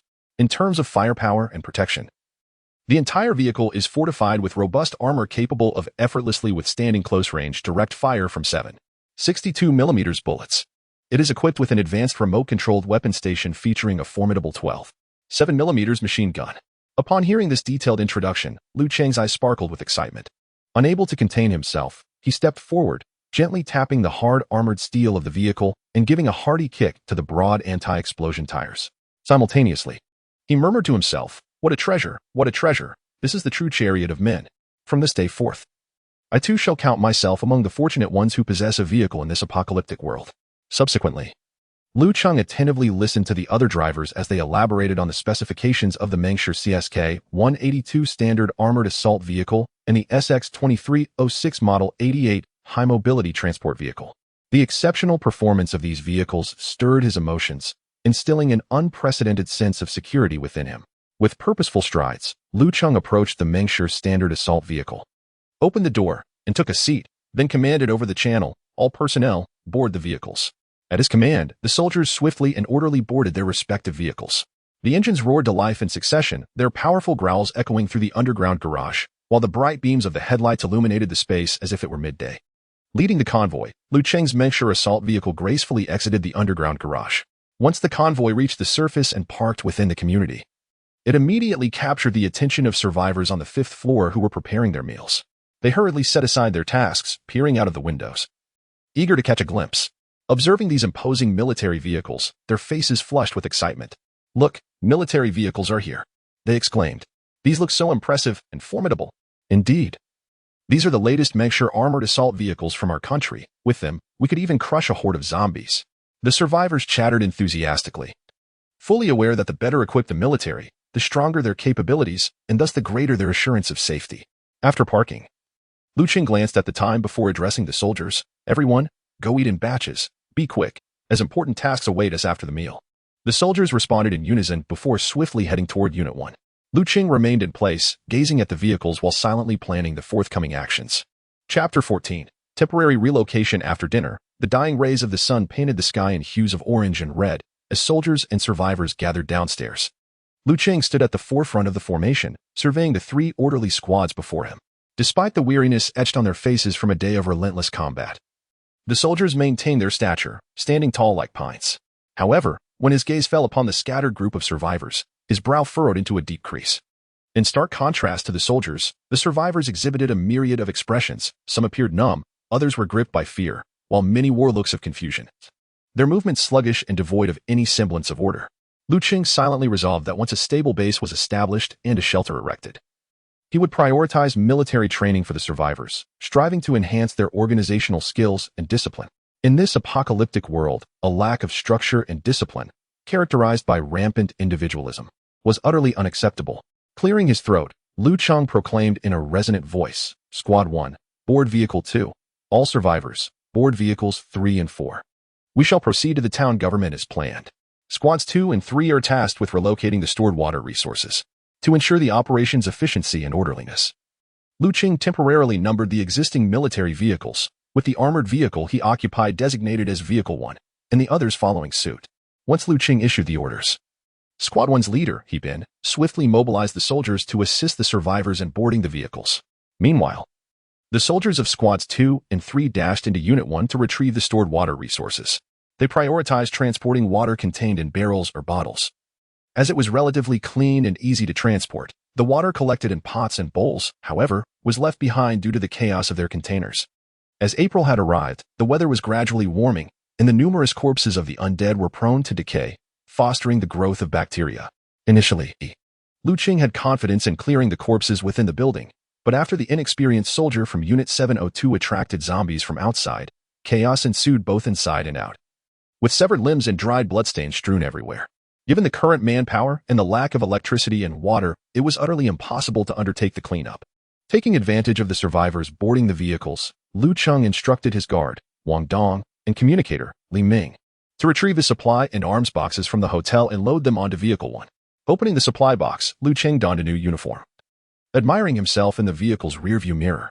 As he gazed at his reflection, a sense of satisfaction washed over him. A single star with 3 stripes appeared far more imposing than one with just 1 stripe. In the past, while watching television dramas, he had not yet entered the workforce and could not comprehend the character's pursuit of power and status, nor could he fathom the deep-seated desires of Director Chi. Now, however, he was acutely aware of the exquisite taste of advancement. This transformation signified not only a change in status but also the profound satisfaction of wielding control over one's destiny amid the vortex of an apocalyptic world.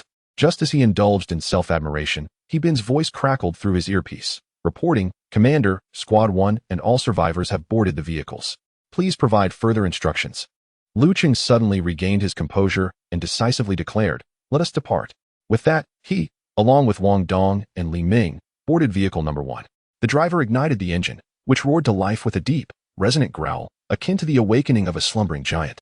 The vehicle set forth, gradually navigating the previously cleared road as it departed from the community. Thanks to the efforts of the individual from Unit 702, the zombies outside the community had been lured away and annihilated.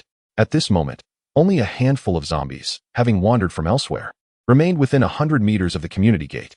The powerful engine of the armored assault vehicle immediately captured their attention.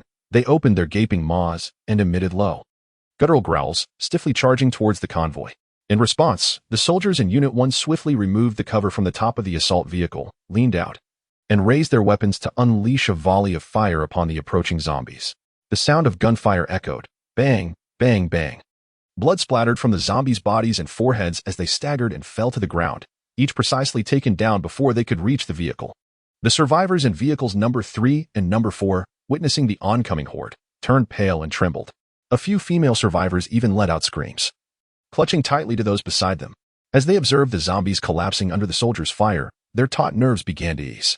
Once the zombies were vanquished, under Cheng's guidance, Vehicle Number 1 maneuvered around the median strip of greenery and proceeded directly towards the town government compound across the street. The convoy entered in succession. Greeted by an eerie silence within the courtyard, no dangers awaited them. Just as Cheng had anticipated, this place had yet to be besieged by the undead. Nevertheless, under He Bin's leadership, the soldiers disembarked, weapons drawn, and commenced a search of the government building. Lu Cheng and the survivors remained in the vehicle, quietly awaiting developments. Through the window, Lu Cheng gazed upon the familiar government courtyard, his heart a tumult of emotions. Merely 2 days had passed since the onset of the apocalypse.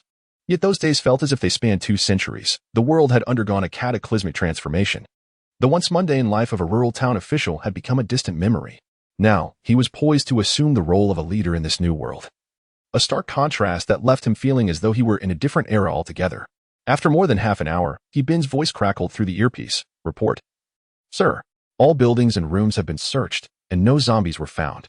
Lu Cheng let out a slight sigh of relief and slowly exited the vehicle, instructing Bin to assign 2 soldiers to guard the entrance while the others escorted the survivors to distribute rooms, providing them with a temporary refuge.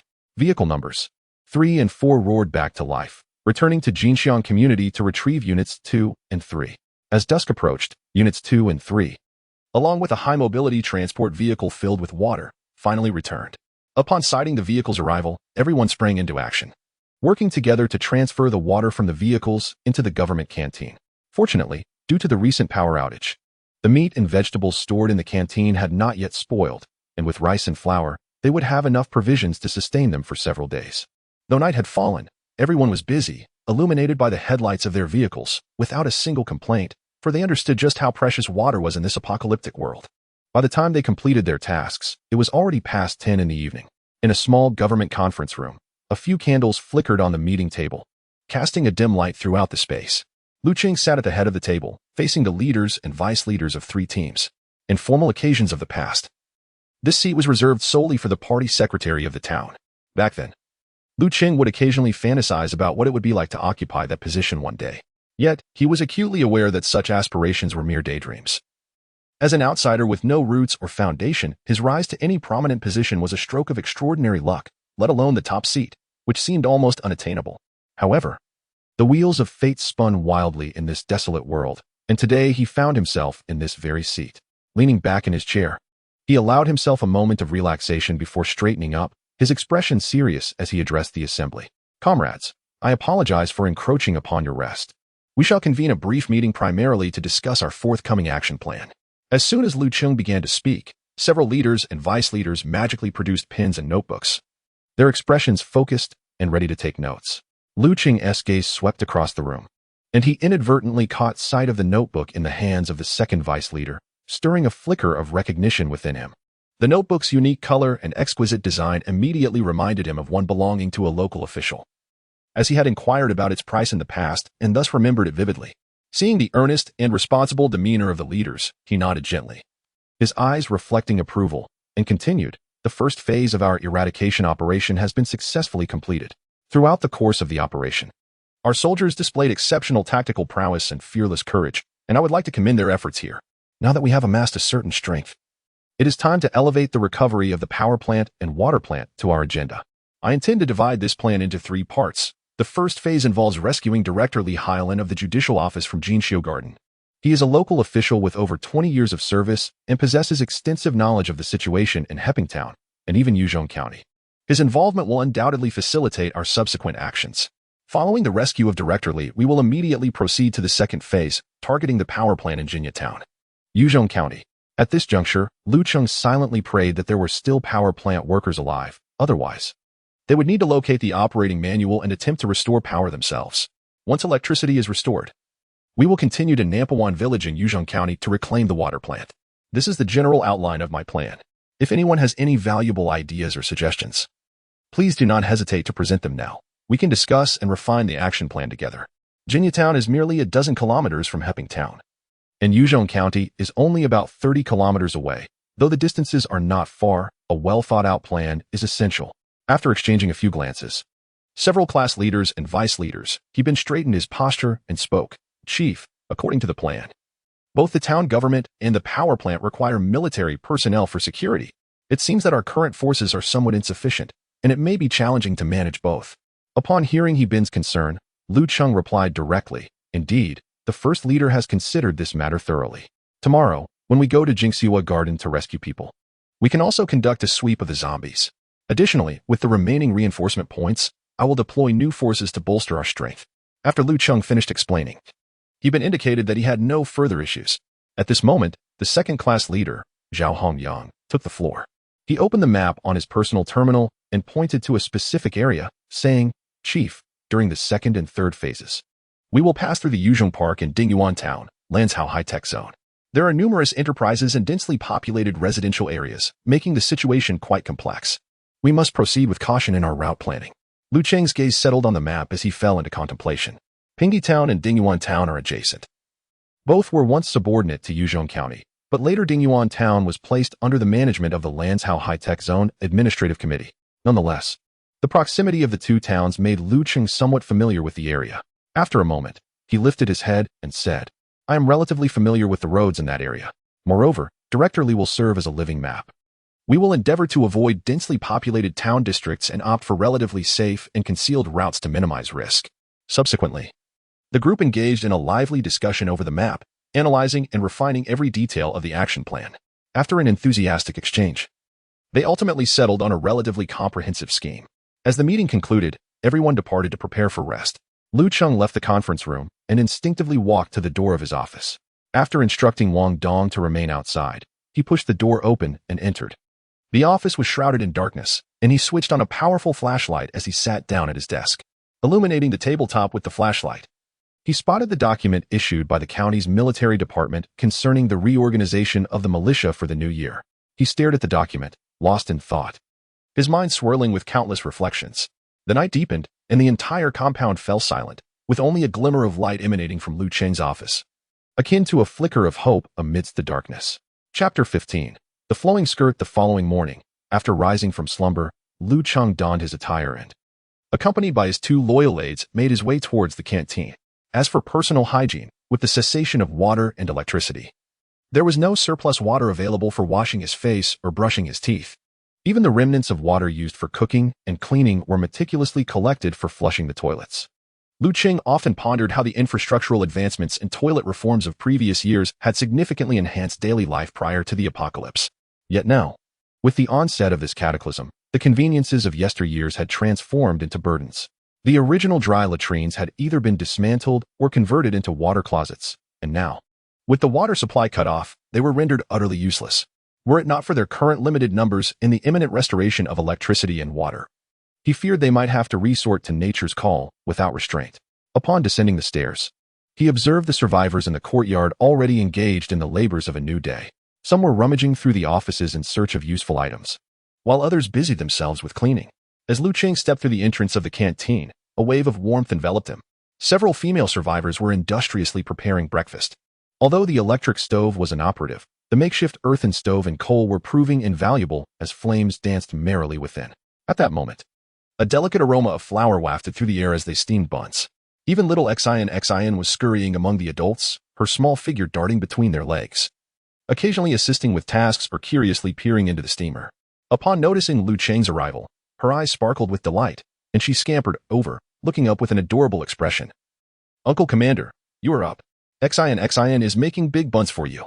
Lu Cheng knelt down, gently lifting Xian into his arms, playfully pinching her fair little cheek, and smiled as he inquired, "Oh, what has our lovely Xian been helping with?" With a serious expression, Xian wrinkled her tiny nose and began counting on her fingers. "I helped Uncle and Auntie pick vegetables, and I also helped them."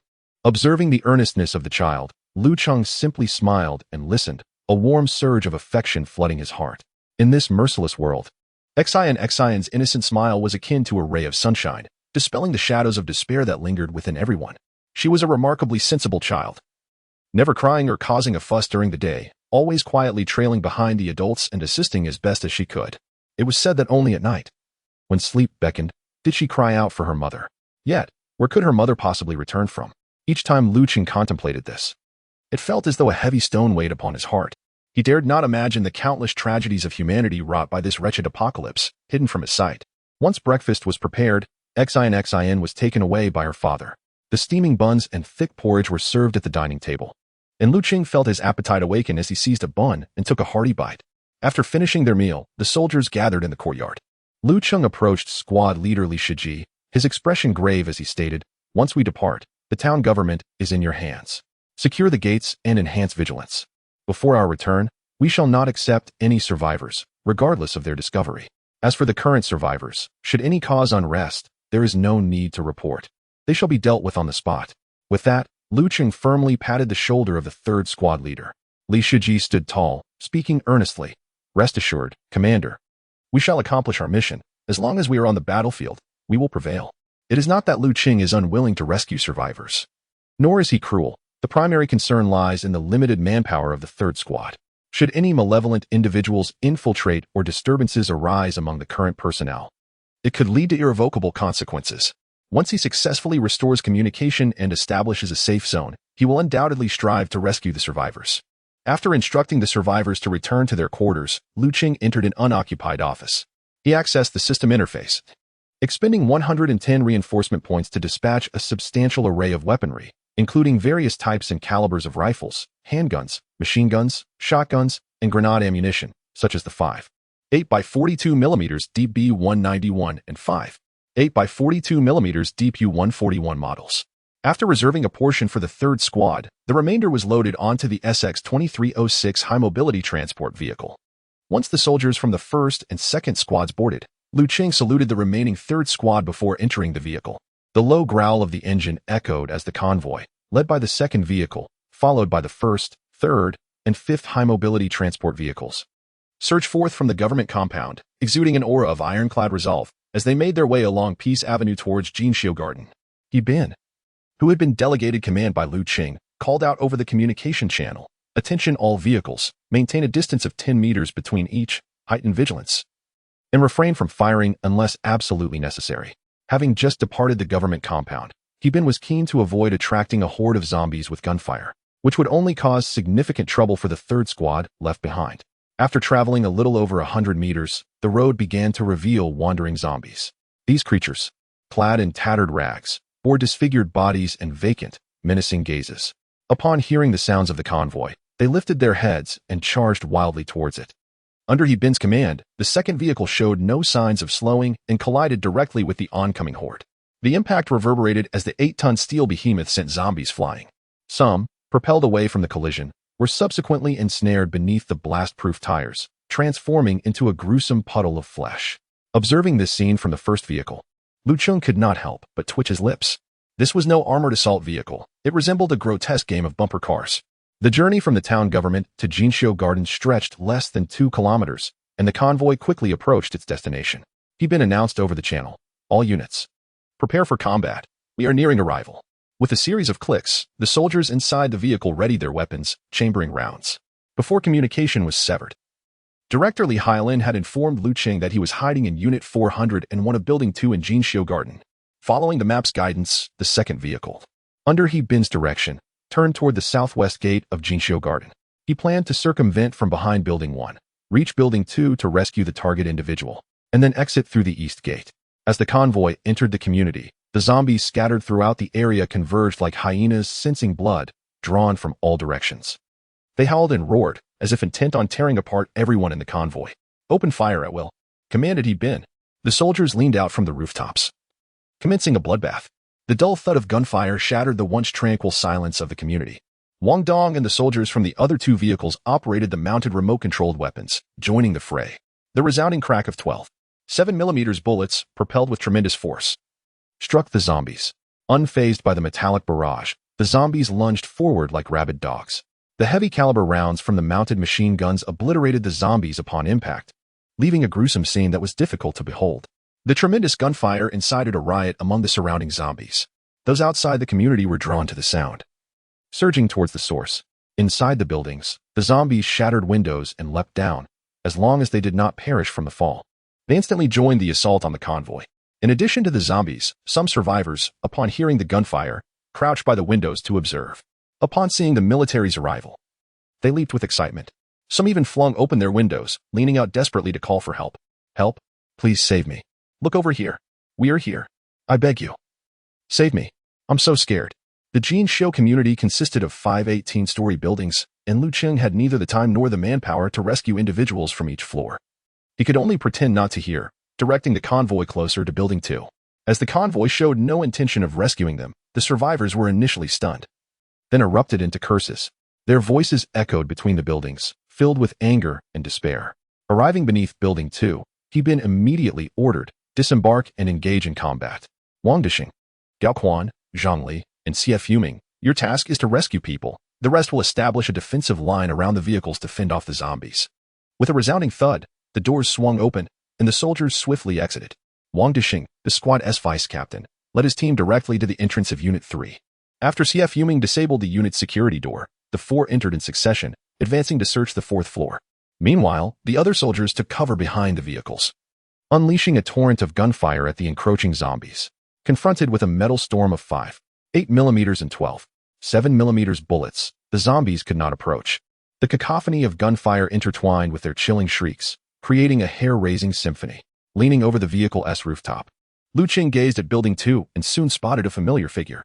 He saw Li Hailin crouched by the window, vigorously waving a brightly colored long skirt. Seeing that Director Li was not only alive but also full of vitality, Lu Cheng felt a wave of relief wash over him. Due to the helmet and goggles he wore, along with the face shield obscuring his features, Li Hailin failed to recognize him entirely. As she frantically waved her long skirt and called for help, noticing that the other party did not recognize him, Lu Cheng remained unfazed and swiftly raised his rifle, firing at the relentless horde of zombies advancing towards them. Chapter 16, Minister Lu, is he the leader? Wu Dishing and his team of 4, responsible for the rescue, cautiously advanced into Unit 3, searching meticulously as they progressed inward. The entire community was now roused, and they dared not exhibit the slightest carelessness. The group traversed the entrance hall and reached the corridor on the first floor. Wu Dishing and Gao Quan flanked either side, silently observing their surroundings with mutual understanding. As Wu Dishing cautiously leaned out, he was startled to find the security door of room 301 ajar. He swiftly signaled to the others, who immediately grasped his intent, treading lightly as they ghosted into the corridor. Meanwhile, Zhang Li and CF Yuming remained by the fire door in the stairwell, standing guard as per their predetermined plan. Wu Dishing and Gao Quan, crouching low, gradually approached the entrance of room 301. Peering inside, the scene unfolded before them. In the living room, 2 zombies were hunched over, bellowing at the shattered window, their attention wholly diverted by the gunfire outside, oblivious to the danger lurking behind them. Seizing the opportunity, Wu Dishing swiftly positioned himself at the door and fired 2 short bursts. Bang! Bang! The bullets struck the back of the zombies' skulls, their faces exploding from the force. 2 gaping wounds gushing dark blood as their lifeless bodies slumped against the security bars. With the threat neutralized, the 4 cautiously ascended the stairs. Wu Dishing led the way, his 191 rifle always aimed toward the upper staircase, each step taken with utmost caution. Suddenly, hurried and chaotic footsteps echoed from above, prompting the team to halt at the stairwell's corner, their weapons trained on the second floor, bodies tense and poised for action. As the footsteps drew nearer, Wu Dishing, relying on his extensive experience, deduced that someone was desperately fleeing above, likely pursued by zombies. After all, zombies do not emit human cries, they roar like frenzied beasts. The individual escaping upstairs was evidently terrified, crying out loudly as he fled, his sobs reverberating through the stairwell. Moments later, a young man clad in a hoodie and jeans came barreling down the stairs. His hair was disheveled, his face a mask of terror and despair, and he clutched a rolling pin tightly in his hands. Upon spotting Wu Dishing and his armed companions at the corner, he froze momentarily. Then a look of wild relief spread across his face, as if he had seen a lifeline, and he sprinted toward them. As he reached the turn between the first and second floors, Wu Dishing stepped forward, seized his collar with one hand, and yanked him forcefully into the corner. He then shoved him against the wall, delivering a kick to the back of the man's knee, causing him to lose his balance and tumble to the ground. Wu Dishing leveled his gun at the man's head and commanded loudly, "Don't move. Hands on your head." The young man was evidently startled by Wu Dishing's actions, causing the rolling pin in his hands to clatter to the ground. Trembling, he placed his hands behind his head, repeatedly uttering, "I am not a zombie, I am uninjured. I beseech you, do not kill me." At that moment, 2 pursuing zombies roared as they closed in, their claws bared and grotesque visages twisted, exuding a nauseating stench of decay. Having waited patiently, CF Yuming exhibited no hesitation, decisively pulling the trigger of his shotgun. With a thunderous boom, a barrage of rapidly fired pellets rained down upon the zombies, instantly reducing them to a ghastly mess, their bodies collapsing like ragged sacks. Gao Quan swiftly advanced, aiming his rifle to deliver 2 additional shots to the zombies' foreheads. After dispatching the undead, Wu Dishing took a step back, still aiming his weapon at the young man. Commanding loudly, "Do not move your hands, slowly turn around. Zhang Li, check if he is injured." The young man knelt on the ground, gradually turning his body. Trembling all over, his face a disheveled mix of tears and snot. Zhang Li approached, conducting a thorough examination before reporting, "Deputy, he is uninjured." Upon hearing this, Wu Dixing let out a slight sigh of relief, lowering his weapon, and reported to Lu Cheng, "Chief, this is Wu Dixing. We have rescued a survivor in the stairwell. Please advise on the next steps." Shortly after, Lu Cheng's voice came through the earpiece. "Since you have rescued him, bring him down with you." "Understood, Chief." With Lu Cheng's directive, Wu Dixing turned to the young man, saying, "We have a mission to complete. Please wait by the unit door and do not wander off." The young man's eyes flickered with gratitude as he repeatedly expressed his thanks, hastily wiping away his tears and snot with his sleeve before grasping the stair railing and unsteadily making his way downstairs. After sending the survivor away, the four regrouped briefly and continued their ascent. Before long, they arrived at the fire door on the 4th floor. Wu Dixing and Gao Quan approached first, carefully inspecting the area for safety, and upon confirming the corridor was secure, they swiftly reached the door of room 401. Wu Dixing knocked firmly on the security door, calling out loudly, "We are the rescue team. It is safe now. Please open the door." After stepping back, he stood before the peephole, waiting in silence. Mere seconds later, the door creaked open to reveal a man in his 40s, his face alight with emotion as he gazed at them. Wu Dixing quickly inquired, "May I ask if you are Director Li Hailan?" Taken aback by this unexpected question, Li Hailan's eyes reflected a hint of confusion, unsure why this soldier would know his name. Nevertheless, he promptly replied, "Yes, comrade, I am Li Hailan." "Excellent. Director Li, please accompany us downstairs. The chief is waiting for you." Subsequently, Wu Dixing reported over the channel, "Report, Chief, we have successfully rescued the target individual and are in the process of relocation." Li Hailan hurried downstairs alongside Wu Dixing and others, his mind a chaotic mess, akin to a bowl of mush. Initially, he had come to visit the elderly living alone, but he found himself ensnared in this dire situation. At first, he managed to contact Minister Lu of the town via his mobile phone, but eventually, the power was cut off, severing all communication. When Minister Lu advised him to await rescue, he dismissed it as mere platitude. Rescue? Who would come to his aid? The police station?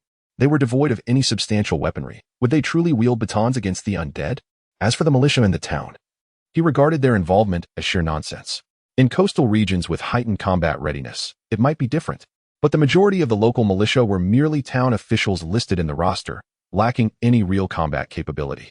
To his astonishment, however, regular troops arrived, and these soldiers could accurately call out his name. At that moment, he had not considered that these soldiers were dispatched by Lu Cheng, still racking his brain to think if he had any relatives serving in the provincial military district. Upon reaching the entrance of the building, he noticed a young lad waiting there, his face streaked with tears and mucus, resembling a forlorn puppy, gazing at them expectantly. Wu Dixing approached the entrance and communicated over the channel, "Attention all units, the rescue team is about to escort the target to the vehicle." He then gently pushed open the door and cautiously assessed the situation outside. Once assured there was no significant danger, he guided Li Hailan out of the building. At this point, the majority of the zombies outside had been eradicated, with only a few stragglers wandering in from the periphery, posing little threat.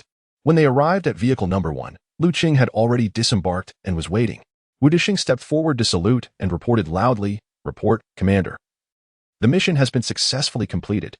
Lu Cheng returned the salute, removed his goggles, and lowered his face mask. Li Hailan, who had been mesmerized by the armored assault vehicle, instinctively turned when he heard the soldier addressing the commander. It struck him like a bolt of lightning, leaving him momentarily stunned.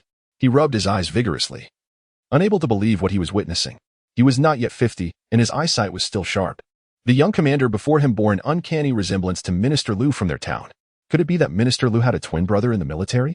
Observing Li Hailan's dazed expression, Lu Cheng smiled slightly and spoke. "Director Li, don't just stand there. Get in the vehicle. It's not safe here. We can talk on the way." As Lu Cheng spoke, his familiar voice jolted Li Hailan back to reality, and he finally confirmed that the young commander was indeed Minister Lu from their town. Suppressing his bewilderment, he followed Lu Cheng into vehicle number 1. Wu Dixing, noticing the bewildered survivor, gestured for grenade launcher operator Zhang Xiwan to come over, indicating for him to escort the survivor to the high-mobility transport vehicle. Subsequently, He Ben and his companions shouted at the top of their lungs to inform the survivors of their urgent mission, stating that they were unable to conduct a floor-by-floor search at that moment. They urged the survivors to preserve themselves and await the next rescue. After their cries, everyone boarded the vehicles, and the convoy slowly resumed its journey towards the eastern gate of Jinxiu Garden. The departure of the convoy plunged the survivors remaining in the upper floors into a profound despair. They gazed longingly at the military vehicles that had just rescued individuals from building number 2, only to be told to continue waiting. In that instant, it felt as though the heavens had collapsed upon them. Previously, they had harbored a glimmer of hope, anticipating that the army would come to their aid. Yet now, after finally catching a glimpse of the military, they were left bereft as it swiftly departed. The sensation of hope transforming into despair struck many survivors with overwhelming anguish. A young couple on the opposite building clung to the window, desperately calling out in hopes of capturing the attention of the soldiers. However, what they ultimately received was a heart-wrenching outcome. The girl, covering her face with her hands, crumpled to the ground, her legs giving way, as she wept uncontrollably, exclaiming, They were saving others, but why won't they save us?" The boy, equally despondent, eventually crouched down to gently embrace her. His voice trembling as he offered quiet words of comfort. "They have a special mission. As long as the military remains, if we can just hold on, help will surely come." His voice diminished, as though he himself doubted the truth of his own reassurances. In this apocalyptic world, the hope of survival flickered like a candle in the wind, unsteady and fragile. Yet, the instinct to survive compelled them to cling desperately to that faint glimmer of hope. Struggling in the enveloping darkness, the convoy gradually receded into the distance, leaving behind a community steeped in silence and despair. Chapter 17 Unexpected Gains. The convoy gradually departed from the eastern gate of Jinxiu Garden. Lu Qing gazed silently at the desolate street through the car window. How he longed to extend a helping hand to those survivors. Yet, the immediate priority was to restore water and electricity. He had to make difficult choices. Once the utilities were restored, not only would the survivors in Hepping Town benefit, but all those within the entire Yuzhong area would reap the rewards. With water and electricity, they could endure for a longer time. Seated beside him, Li Hailin surveyed the situation inside the vehicle before turning to the silent Lu Qing. He attempted to speak several times, hesitant to disrupt Lu Qing's thoughts. As the convoy progressed over 100 meters and was about to turn onto Hepping Avenue, the sudden crack of gunfire erupted at the street corner. "All vehicles, remain alert." He Bin's voice resonated through the channels, instantly heightening everyone's senses. Wang Dong turned to Lu Cheng, saying, "Chief, judging by the gunfire, it should be the 79 submachine gun, and the police issued 92. Upon hearing Wang Dong's words, Lu Qing shifted his gaze toward the public security checkpoint at the roadside. Moments later, he saw 3 police officers firing as they sprinted around the corner towards the convoy, pursued by a horde of ravenous zombies. Vehicle 2, eliminate the zombies. All other vehicles, maintain vigilance.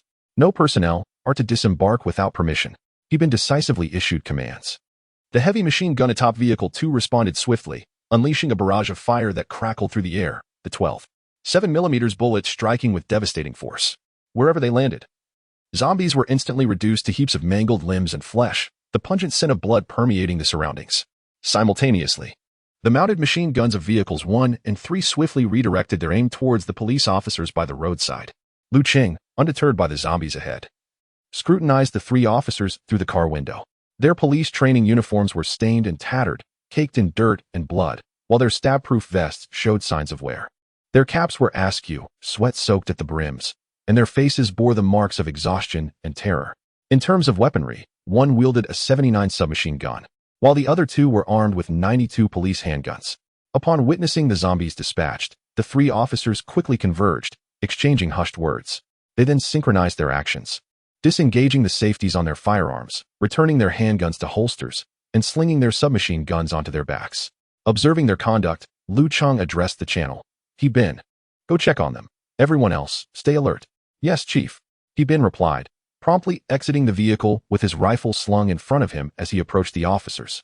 Upon reaching them, the leading officer, adorned with 2 stripes, stepped forward, saluted, and declared loudly, "Comrades of the People's Liberation Army, I am Wang Tao, an officer from the Public Security Bureau of Lanzhou City, High-Tech Zone Branch, Peace Public Security Checkpoint. We are grateful for your support." He then produced his police identification. Offering it with both hands, He Bin returned the salute, accepted the identification documents, and scrutinized them closely before saying, "Comrade Police, our unit falls under a high-security classification, and I am unable to disclose our military designation. I hope for your understanding." The assertion of being a classified unit was, in truth, a carefully deliberated external narrative crafted by Lu Qing and his associates. The system could provide him with soldiers and combat equipment, but it could not bestow upon him a legitimate identity.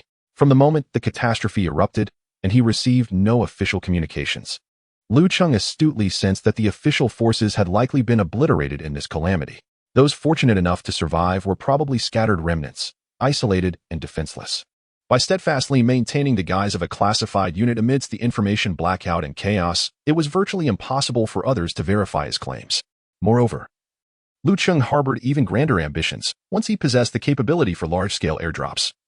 The sight of vast transport aircraft would inevitably lead others to believe in the existence of a substantial secret base behind him. By that time, he anticipated that his strength would be formidable enough that no one would dare question the origins of Lu Cheng. Upon hearing Yi Bin's remarks, Wang Tao repeatedly waved his hand. As a police officer, he was well versed in the protocols of confidentiality, understanding what inquiries were appropriate and which were not. Regarding the issue of identity, he held no doubts whatsoever. Given Yi Bin's exceptional equipment and the formidable steel beast that periodically unleashed fiery blasts to eliminate zombies, it was evident that, within Donda's territory, only the military could procure such resources. After a brief exchange, Yi Bin meticulously briefed Lu Cheng on their circumstances. With the identity of the other party confirmed, Lu Cheng no longer hesitated, opening the door to exit the vehicle, prompting Wang Dong to swiftly follow suit. Wang Tao observed a captain emerging from the vehicle, while the sergeant who had just conversed with him was now addressing the officer as Sir. Although perplexed by the hierarchy, he instinctively saluted and offered his greetings. Lu Cheng returned the gesture with a smile, extending his hand for a brief handshake. Then, Wang Tao spoke, Sir, due to the viral infection, our checkpoint has had less than a quarter of our personnel on duty during this period, since the day before yesterday. As he continued, Wang Tao's eyes welled with tears, his voice trembling. He slightly tilted his head back, striving to compose himself before continuing. Many of our auxiliary police suddenly transformed into those terrifying monsters. The three of us escaped only because we were outside the checkpoint, performing inspections and had not contracted the virus. Later, we were forced to shoot them, but the gunfire attracted a horde of zombies. Our numbers are pitifully few, and our ammunition is scarce. We could only retreat inside the checkpoint. For the past few days, we have been unable to contact our superiors, receiving no support. Today, we suddenly heard a barrage of gunfire from the nearby community, and we surmised that the military had arrived. We barely made it out after seeing the convoy through the window on the back wall. Listening to Wang Tao's account, Lu Cheng's heart felt heavy. The anguish of having to personally shoot comrades he had shared countless days with was a burden that few could comprehend. Thus, Lu Cheng gently inquired, What are your plans moving forward? Will you seek your superior department? Upon hearing Lu Cheng's question, Wang Tao's expression grew solemn as he replied earnestly, Comrade Commander, we have nowhere else to go. If possible, we request permission to accompany the troops. Wang Tao was acutely aware that with only their 3 firearms and dwindling ammunition, recklessly searching for their superiors in this apocalyptic world overrun by zombies would be tantamount to courting death. Moreover, the status of their superior department remained uncertain.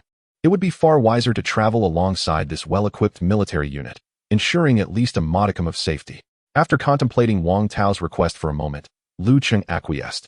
He planned to establish a shelter in the near future, and Wang Tao and his companions could play a crucial role in maintaining internal security. Given their expertise in this domain, a flicker of surprise crossed Wang Tao's eyes at Lu Cheng's acceptance, and after offering a salute, he expressed his gratitude repeatedly.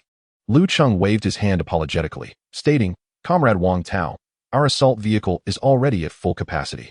You will have to make do with that high-mobility transport vehicle for now. Hastily, Wang Tao responded, Commander, you are too kind. In these extraordinary times, merely having a vehicle is a stroke of fortune. I dare not wish for more. Subsequently, Lu Cheng arranged for the 3 of them to be escorted onto the high-mobility transport vehicle. Once aboard, Lu Cheng issued a direct command over the channel. Attention, all vehicles. We are temporarily altering the convoy order. Vehicle 3 will trail behind, following Vehicle 5. Maintain heightened vigilance. With the command given, the convoy resumed its journey, slowly turning onto Peace Avenue, heading towards Dingyuan Town. Inside the high-mobility transport vehicle, Wang Tao and his companions observed the rearrangement of the convoy when a young officer, displaying signs of discontent, muttered softly, What does this mean? Are they wary of us? Wang Tao, overhearing this, furrowed his brow and shot the officer a fierce glare, reprimanding him quietly, Cease your idle chatter. What kind of world do we live in now? One must always be cautious. If you were in command of this convoy, would you not take precautions against unfamiliar faces? If negligence were to lead to chaos and endanger lives, could you shoulder that responsibility? The young officer, chastened by Wang Tao's stern gaze, immediately shrank back, lowering his head in silence. Wang Tao tugged at his collar, his expression a mixture of emotions as he continued. The world has changed. From now on, we must obediently follow their lead. This is imperative. Do not attempt to be clever. If trouble arises in the future, do not blame me for not having warned you. As the convoy progressed, the 3 of them gazed at the increasingly distant checkpoint, a tide of nostalgic memories washing over them, filling their hearts with melancholy. Chapter 18. a firm grip on the minister's thigh after passing the first intersection. The convoy officially entered He Ding Road. A profound silence enveloped the roadsides, where shattered glass from shop windows lay strewn across the ground, and bloodstains marred the walls. A few wandering zombies, upon sighting the convoy, roared and gave chase, only to realize they could not keep up, stopping by the roadside to emit furious howls. Inside the lead vehicle, Lu Cheng observed the restless Li Hailan seated beside him and chuckled. "Li, we've worked together for several years. I never realized you had a penchant for cross-dressing." At Lu Cheng's teasing, Li Hailan's face instantly flushed crimson, his hands gesticulating in a flustered manner. Stammering as if desperately trying to defend himself, "Minister, no, Chief, I." His words danced on the tip of his tongue, yet he could not articulate them clearly. Seeing Li Hailan's flustered demeanor, Lu Cheng waved his hand dismissively, cheerfully stating, "We are old acquaintances, so there is no need for formalities, just continue to address me as minister." However, Li Hailan reacted like a startled rabbit, his head shaking vigorously. "That won't do. That won't do. Everyone refers to you as chief. How could I be an exception?" Noting his steadfastness, Lu Cheng could only smile and shake his head in resignation. Choosing not to press the matter further, Li Hailan, hailing from a background as a village secretary, had serendipitously caught the wave of the times. Participating in the examination for township civil servants from exemplary village, community, party organization secretaries. With years of accumulated experience and a solid knowledge base, he successfully secured a position. After 2 years of navigating the complexities of township governance, his commendable performance and diligent character led to his recommendation as the head of the judicial office. In 2014, as the institutional framework of the judicial office was restructured, he transitioned into the county judicial bureau, not only securing a position in the central political and legal special program, but also ascending to the rank of deputy section chief. By 2017, in Gansu province, to implement the national standardization of judicial offices, many judicial offices in cities and counties were elevated to formal section-level institutions. Once again, Comrade Li was fortunate to ride this wave of development, transforming into a section-level cadre. Although he did not enter the township leadership team, he was regarded as a prominent figure within the town. Apart from the secretary and the mayor, ordinary deputy officials found it difficult to give him orders. Having evolved from an ordinary farmer to a national cadre, he felt immense gratitude and contentment, contemplating retirement while diligently fulfilling his duties, which he viewed as a fulfilling life.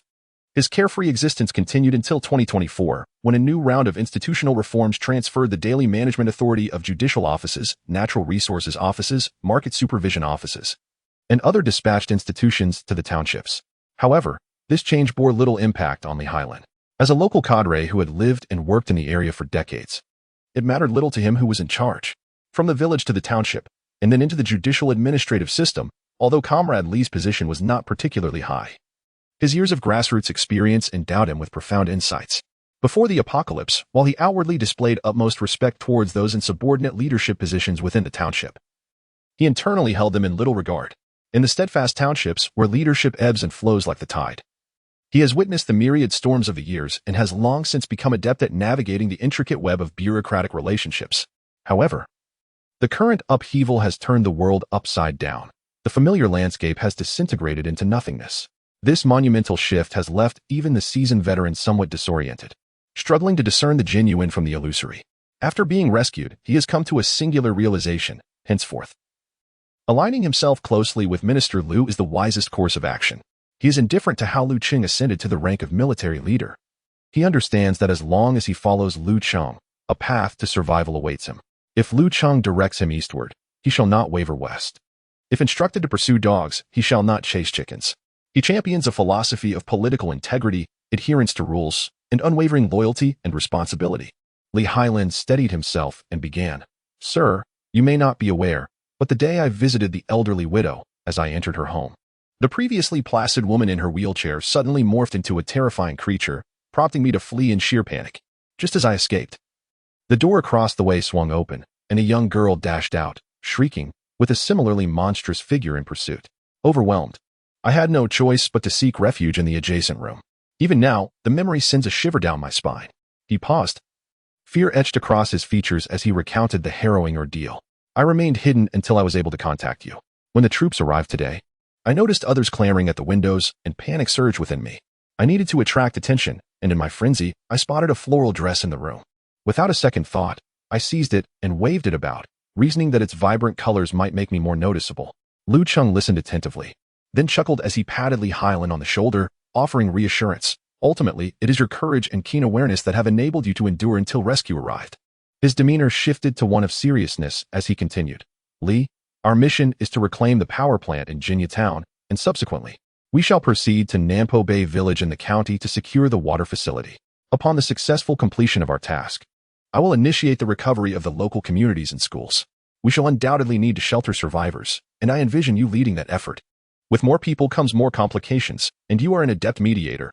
I will rely heavily on your expertise. Lu Cheng calculated his strategy meticulously. With Lee Hyland's roots as a village secretary, his familiarity with grassroots issues, and his adeptness in engaging with the populace, he has transitioned into a national cadre with considerable management experience. Overseeing a small community will be second nature to him. Moreover, Lu Cheng trusts him implicitly, making him the ideal candidate. As for the survivors, Lu Cheng had already contemplated a comprehensive set of regulations. Those who blatantly disregard them would face severe consequences, swift and uncompromising.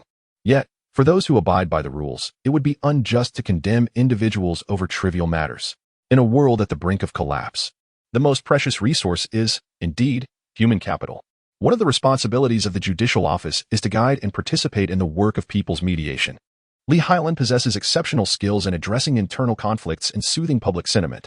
His presence can avert numerous internal disputes, thereby contributing to the stability of the community.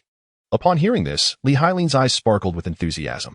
While he may not be capable of battling zombies due to his age, managing a few individuals and resolving disputes is undoubtedly his forte. Before the apocalypse, everything had to adhere to legal protocols, with cumbersome procedures and numerous restrictions. Now, however, the circumstances are extraordinary, with stability and survival taking precedence. Whether it involves managing people or mediating conflicts, as long as it does not contravene fundamental principles, there are myriad methods at his disposal. With this thought, he straightened his back, thumped his chest, and confidently declared, "Rest assured, Commander. I am but a brick under your command, ready to be deployed wherever needed." Lu Cheng was greatly pleased with Lee Hyland's attitude, affirming that his efforts to rescue him were well worth it. After exchanging a few casual remarks, Lu Cheng leaned back in his chair, appearing to rest his eyes while actually assessing the operations panel. The system's interface was visible only to him, thus ensuring confidentiality. Following the recent battle, the system indicated a total of 228 reinforcement points acquired, combined with the previous surplus, yielding a total of 562 points. Contemplating the units available for deployment, Lu Cheng silently calculated his strategy. He planned to first deploy a 6-man infantry squad, complemented by a ZBL-08 wheeled armored vehicle, to form an armored infantry unit. With its 8 wheels and a 30mm cannon mounted atop, it would be more than sufficient to handle the current challenges. Additionally, he intended to deploy a 9-man infantry squad along with a long-axis armored assault vehicle, primarily tasked with safeguarding the power plant, which is of utmost importance and cannot afford any failures. In the absence of surviving workers, they would also be responsible for maintaining the operation of the power plant to ensure a continuous supply of electricity. As for the security personnel for the water plant, that would be assessed on a case-by-case basis, with further arrangements made following subsequent battles to acquire more reinforcement points. This time, Lu Cheng planned to utilize airdrops for troop deployment, which would conserve a significant amount of reinforcement points. He was eager to witness the scene of the airdrop orchestrated by the system. Chapter 19. The first airdrop. The convoy traversed along the Hedong Road towards its predetermined destination, with the scenery flanking the road flashing by like a series of slides. After selecting the operational unit for the airdrop, Lu Cheng silently called upon the system. "System, how should the airdrop point be chosen if we opt for the airdrop mode?" "Commander, the selection of the airdrop point aligns with the operational methods within the game.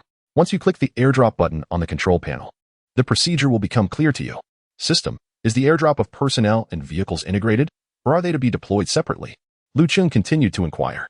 "Commander, to enhance combat capabilities, the system employs an integrated airdrop of personnel and vehicles."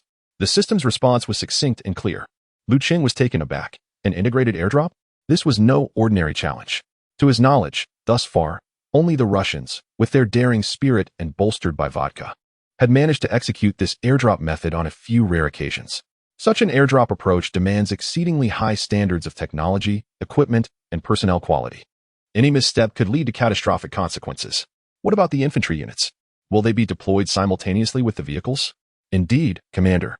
The airdropped infantry units will be deployed concurrently with the operational vehicles. Upon hearing this explanation from the system, Lu Cheng could not help but exclaim in astonishment, remarking, "Goodness, truly deserving of the title system brother." The system's capabilities left him utterly amazed. The complexities of an integrated airdrop were formidable, and a simultaneous deployment of personnel and vehicles was no simple feat either. Ensuring that personnel and vehicles did not interfere with each other in the air while safely landing involved overcoming various challenges, including air currents, weight balance, and timing of the drop, each complexity beyond imagination. Yet, the system effortlessly rendered these seemingly impossible tasks achievable. With this in mind, Lu Cheng's previously taut nerves began to ease slightly. Given the system's formidable support, he felt it unnecessary to further inquire about the quality limits for heavy equipment airdrops. Whether the ZBL-08 wheeled infantry fighting vehicle met the airdrop criteria, the airdrop's towing system, main parachute system, release system, and buffering system, all of which were intricate and highly specialized concerns. With the system as a remarkable ally behind him, it appeared that the impossible could indeed be made possible. As he had previously contemplated, the intricacies of the airdrop were the system's responsibility to manage. It was not a concern for him as a commander. He merely needed to sit back and enjoy the fruits of its labor. Having come to this realization, Lu Cheng opened the reinforcements menu, selecting a 6-member infantry squad, a 9-member infantry squad, and a long-axis armored assault vehicle from the infantry option. He then selected a ZBL-08 wheeled infantry fighting vehicle from the armor option. After confirming all selections in the airdrop queue at the bottom of the reinforcements menu, filled with anticipation, he pressed the airdrop button. What followed was a remarkable spectacle. The previously blank area on the control panel gradually revealed the satellite map of the vicinity surrounding the convoy. Lu Cheng traced a few lines on the map, only to find that no selectable airdrop zones appeared. In other words, there were no yellow grids available for selection, as one might find in the game. System. What is the current range available for airdrops? Lu Cheng inquired eagerly. Commander, with your current rank, the airdrop range extends to a 5-kilometer radius centered around your position, was the response. How rather limited. Lu Cheng clicked his tongue, clearly dissatisfied. A 5-kilometer radius barely encompassed the peace town, leaving much to be desired. Given their current location, the roads were flanked by either residential complexes, villages, factories, or rugged terrain, rendering airdrops virtually impossible. Lu Cheng lowered his personal terminal, activating the map feature, and began to survey the area along the He-Ding Road. After a moment of scrutiny, he noted a vast expanse of open land across from Zhuzue Ling village in Dingyuan town on the map. His mind raced through memories of that region's topography. It was flat and open, ideally situated at a crossroads, making it perfectly suitable for an airdrop. After 10 minutes of travel, the convoy approached the vicinity of Zhuzue Ling village. Lu Cheng glanced at the map on the control panel and, to his delight, saw the yellow grid indicating the area he had previously identified. He promptly communicated over the channel, "All vehicles, take heed and pull over to the side." Following his command, the vehicles gradually came to a halt along the roadside. They heightened their vigilance, remaining inside without orders to disembark. After issuing these instructions, Lu Cheng marked the airdrop point on the empty land to the left of the road on the panel map. As he pressed the airdrop confirmation button, a countdown of 30 seconds appeared on the display. Grabbing his binoculars, Lu Cheng opened the hatch of the assault vehicle and leaned out to gaze at the sky. Soon, the low, thunderous sound of an aircraft filled the air. In the distance, a small black dot emerged, growing larger and descending steadily. Through the binoculars, Lu Cheng could clearly discern it was an Air Force Y-20 transport aircraft. The massive aircraft adjusted its flight posture, becoming increasingly distinct, resembling a mobile fortress in the sky. On the high-mobility transport vehicle, Wang Tao and his companions were engaged in idle conversation when they noticed the convoy had stopped by the roadside, piquing their curiosity. Suddenly, the roar of the aircraft reached their ears. They peered out from the back of the vehicle, soon spotting the approaching transport plane. "Wang, is this support? Or are they dropping supplies?" asked a curious young officer who had previously voiced his grievances, his eyes wide with intrigue. Before Wang Tao could respond, another officer excitedly chimed in, "Goodness, the Y-20 is in action. It seems they have been minimally affected by the virus, and their structure remains intact. Just observe without speculation. Let us avoid questions we shouldn't ask," Wang Tao advised, though his neck craned forward, eyes fixed intently on the aircraft above. As the Y-20 descended to approximately 2,000 meters, the rear cargo door slowly opened, and a large parachute was swiftly deployed. Under the immense pull of the parachute, a colossal object resembling a shipping container was drawn from the aircraft's hold. Subsequently, the traction parachute unfurled the parachute atop the container, causing 12 enormous main canopies to inflate in unison. Immediately thereafter, another container slipped out of the aircraft's cabin, successfully deploying its parachute midair. As the container descended, the side door of the Y-20 aircraft opened, allowing the selected infantry, handpicked by Lu Cheng, to leap from the side of the plane. With remarkable agility, they swiftly adjusted their posture in the air, gliding towards their designated landing zone after deploying their parachutes. At this moment, Lu was peering through binoculars, his expression a mix of astonishment and curiosity. What was he witnessing? Was that a beaver? Was it scientific? Fearing he might be mistaken, he lowered the binoculars and removed his goggles, rubbing his eyes vigorously. When he raised his head again, he realized his vision was clear. What the Y-20 had dropped were indeed two objects resembling containers. Unmistakably, they mirrored the airdrop mechanisms seen in the game. If all went according to plan, the Daba truck and the Mengsher vehicle were nestled within these two large crates. Despite the formidable air resistance provided by the numerous main and auxiliary parachutes, the two sizable containers continued their descent at a steady pace. As they neared the ground, the retro-thrust rockets ignited with a thunderous roar, unleashing a tremendous burst of flames that abruptly reduced their descent speed. Simultaneously, the cushioning airbag at the bottom of the containers inflated. Following this, the release system activated, and after the parachutes detached, the two large crates landed smoothly, stirring up a cloud of dust. Witnessing this, Lu Cheng excitedly dove back into the vehicle, enthusiastically thumping the back of the driver's seat before shouting, "Hurry, hurry, drive to the landing point." The lead vehicle surged forward like a wild stallion, racing down the road and kicking up a whirlwind of dust as it sped towards the drop zone.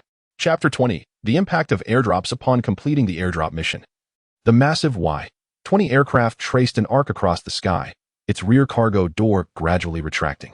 Subsequently, the powerful jet engines unleashed a torrent of scorching airflow, propelling the aircraft higher as it soared toward the distant horizon, not far from the airdrop site in the village of Juzue Ridge.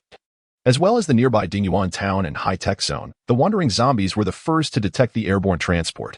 The virus had not only ravaged their bodies and distorted their features, but had also significantly heightened their auditory senses, allowing them to perceive even the faintest sounds. The roar of the aircraft reached the ears of the zombies from afar. They raised their heads, vacant eyes gazing skyward, emitting a growl as they vented their fury toward the unexpected visitor in the sky.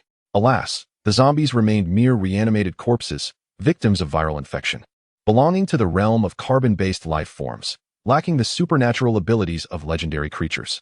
Thus, they could only howl in frustration, watching helplessly as the aircraft ascended higher and higher, their rage rendered impotent. The unusual behavior of the zombies immediately alerted some survivors, who cautiously peered from their hiding places to observe the outside world. Soon, many of them beheld the passing transport aircraft. Its colossal body and distinctive silhouette stirred excitement within them, particularly for those survivors with an interest in military affairs. The presence of a transport plane signified the likelihood of nearby military activity, hinting at the possible arrival of rescue in the near future. Regardless, this airdrop, orchestrated by the system, shone like a beacon of hope in the darkness, igniting the will to persevere among many survivors. Unbeknownst to them, Lu had just disembarked from Vehicle 1 and was gazing blankly at the Y-20 as it faded into the distance. System, from where did this Y-20 take off? It couldn't have appeared and vanished into thin air like in the games, could it? Lu Cheng furrowed his brow, his eyes brimming with curiosity. In his previous gaming experiences, the large transport aircraft executing airdrop missions would materialize in a fantastical manner, only to disappear without a trace after completing its task. Your understanding is indeed correct, Commander. It is precisely as you surmise. The system responded in its usual electronic synthesized voice, yet Lu Cheng discerned a sense of inevitability in its tone. Casting another glance at the Y-20, now reduced to a mere black dot before vanishing amidst the vast clouds, Lu Cheng shook his head in resignation. The intricacies of the system were beyond his control. If it vanished into thin air, so be it. After all, the human eye could not discern the underlying mechanics and would simply assume the aircraft had departed normally. Furthermore, given the current circumstances, radar stations and air defense forces across the region were likely incapacitated by the rampant virus, posing no threat of alarm. Otherwise, if a Y-20 suddenly appeared on radar only to mysteriously vanish moments later, it would surely be deemed a paranormal event. Lu Cheng gently shook his head, dispelling the absurd thoughts that plagued his mind, and turned to gaze at the cargo containers that had just landed. With a resounding crash, the two enormous containers unfolded like steel blossoms in full bloom, their tops opening with a mechanical elegance. The heavy walls slowly toppled in all directions, stirring a cloud of dust. Soon, the contents of the containers revealed themselves, the mighty Daba wheels and the Mengsher assault vehicle. Peering intently, Lu Cheng noticed that the inner walls of the fallen containers were lined with thick protective air cushions, which effectively absorbed the impact upon landing, ensuring the equipment within remained unscathed. With a thunderous roar, the restraints and shock-absorbing devices beneath the vehicles automatically disengaged, and the crew inside swiftly activated the engines. The ZBL-08 wheeled infantry fighting vehicle and the Mengshi long-axis armored assault vehicle rumbled steadily down from the airdrop containers. Not far away, the infantry squad that had successfully landed adeptly removed their parachutes and quickly formed ranks, sprinting towards Lu Cheng. Just as he was about to approach them, he heard Yi Bin's voice crackle through his earpiece. "Report, Commander. A small-scale zombie horde is approaching from the direction of Zhuzuiling village. Please advise." Upon receiving Yi Bin's report, Lu Cheng's expression grew solemn. He swiftly opened the vehicle door, retrieved his binoculars, and directed his gaze towards Zhuzuiling village. Through the powerful optics of the military-grade binoculars, the scene of the village came into sharp focus before him. He observed a large throng of zombies surging towards them from the crossroads. Indeed, it was evident that utilizing airdrops, unless in a desolate area, would invariably attract the undead. Sighing inwardly, Lu Cheng lowered the binoculars and issued a direct command. All vehicle crews disembark and establish a defensive line to eliminate the approaching zombies. As the order was given, soldiers from vehicles 2 and 3 swiftly exited, preparing for battle. Even Wang Tao and his companions, alerted by the commotion, climbed down from the high-mobility transport vehicle. Seeing this, Yi Bin quickly approached Wang Tao, saying, "Officer Wang, your ammunition is insufficient, so you need not engage in combat. Please assist us in assessing any deficiencies afterward." Though Yi Bin's words were courteous, the underlying message was unmistakable to Wang Tao and his team. The notion of assessing deficiencies was clearly a euphemism for their inadequate equipment, a polite excuse to keep them from intervening. Nevertheless, Wang Tao and his companions chose not to retreat to the vehicle, but instead, with mutual understanding, drew their weapons and took up a defensive stance beside the high-mobility vehicle. They recognized that in this apocalyptic world, every individual bore the weight of survival responsibility. Even with meager strength, they would fight with all their might. On the side of the road approaching Zhuzuiling village, the terrain was rather peculiar. A lengthy cultural wall, also known as a shame wall, had been constructed here. With the wall's obstruction, only a sloped path remained as the sole route for the zombies to mount their assault. Consequently, the terrain became constricted, forcing the zombies to crowd together as they surged forward, inadvertently providing an advantage for the soldiers' defense. As the horde of zombies drew ever closer, the mounted machine guns on vehicles 2 and 3 opened fire. The resounding echoes of gunfire reverberated through the air. Faced with the dense mass of the undead, the lethality of the 12 7mm rounds was maximized. Bullets whistled forth with tremendous kinetic energy, shattering the bodies of the zombies in front and continuing their lethal trajectory to pierce through those behind. From a distance, clouds of crimson mist erupted amidst the throng of zombies, accompanied by the scattering of severed limbs and the immediate waft of a gruesome stench. The ferocious firepower of the mounted machine guns momentarily halted the zombies' advance. The waiting soldiers seized this opportunity, firing their weapons in a concerted effort to repel the onslaught. Engaged in battle within the open wilderness, and in pursuit of maximum lethality, they had long since removed their silencers. In an instant, the sounds of gunfire erupted along the roadside like a cacophony of popping beans. The zombies that charged forth swiftly transformed from living dead to truly deceased, their lifeless bodies accumulating on the roadway to form a low wall of corpses. Observing the skirmish gradually subside, Lu Cheng set down his binoculars and strode towards the large 8-wheeled vehicle. This was a prized possession of his, deserving of his utmost admiration. Chapter 21. I feel terrifyingly strong. Lu Cheng approached the two teams, and the commander of the ZBL-08 wheeled infantry fighting vehicle saluted first, reporting in a booming voice. Reporting. "Sir, the infantry squad has assembled, with 9 present out of 9 expected. The squad leader, Lu Tai, awaits your orders." At ease. After returning the salute, Lu Cheng slightly turned to observe the adjacent infantry squad. Once squad leader Zhang Hong completed his report, Lu Cheng scrutinized the armored infantry squad once more. This was not the ordinary light infantry squad he had encountered before. Although it comprised the same 9 soldiers, the intricacies within were vastly different. 3 of them were vehicle crew members, 1 commander, 1 driver, and 1 gunner. The commander served as both the core leader of the vehicle team and the squad leader of the infantry. The remaining 6 soldiers were designated for dismounted combat missions. A glance at the weaponry of these 9 soldiers revealed striking contrast with the infantry squad beside them. Lu Cheng's keen observation allowed him to discern that this formation was meticulously crafted according to the latest organizational model of the Eastern Great Armored Infantry Squad. The commander wielded a QBZ-192 short-barreled assault rifle, identical to the one in Lu Cheng's hands. The driver and gunner were armed with QCU-171 submachine guns, a clear enhancement from the original configuration, which, in the Eastern Great Standard, had only equipped them with a defensive 92-style pistol. It was evident that the system consistently ensured that as long as the reinforcements were in place, the configurations would be thoroughly optimized. As for the remaining 6 infantrymen, their armament made Lu Cheng's eyelids flutter with excitement. Indeed, they were emblematic of the late-stage firepower deficiency that plagued the Eastern Great Infantry Squad. The firepower configuration was astonishingly impressive.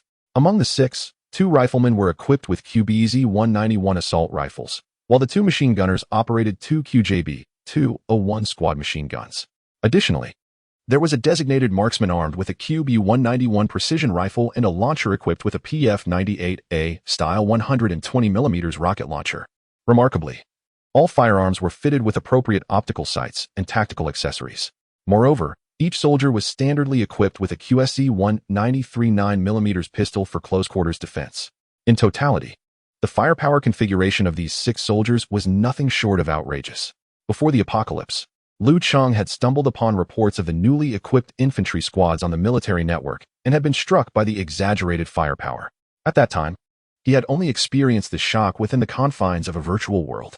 Yet now, standing in reality and witnessing it firsthand, a smile had not left his face. These were his soldiers, and the more formidable they became, the better it was for him. Lu Cheng harbored grand ambitions, hoping that this ironclad force under his command would quell the chaos of the apocalypse and elevate him to soaring heights. After examining the vehicle crew and infantry squad, Lu Cheng calmed his excitement and turned his gaze toward the combat vehicles. In terms of equipment, Lu, a certain individual, has always had a penchant for the latest innovations. The once proud warrior long-axle armored assault vehicle has now become akin to an old cow, no longer worthy of his gaze. At this moment, all his attention is captivated by the newly arrived ZBL-08 wheeled infantry fighting vehicle. He strides over with purpose, circling the armored vehicle with a leisurely gait, his eyes greedily scanning every inch of its structure.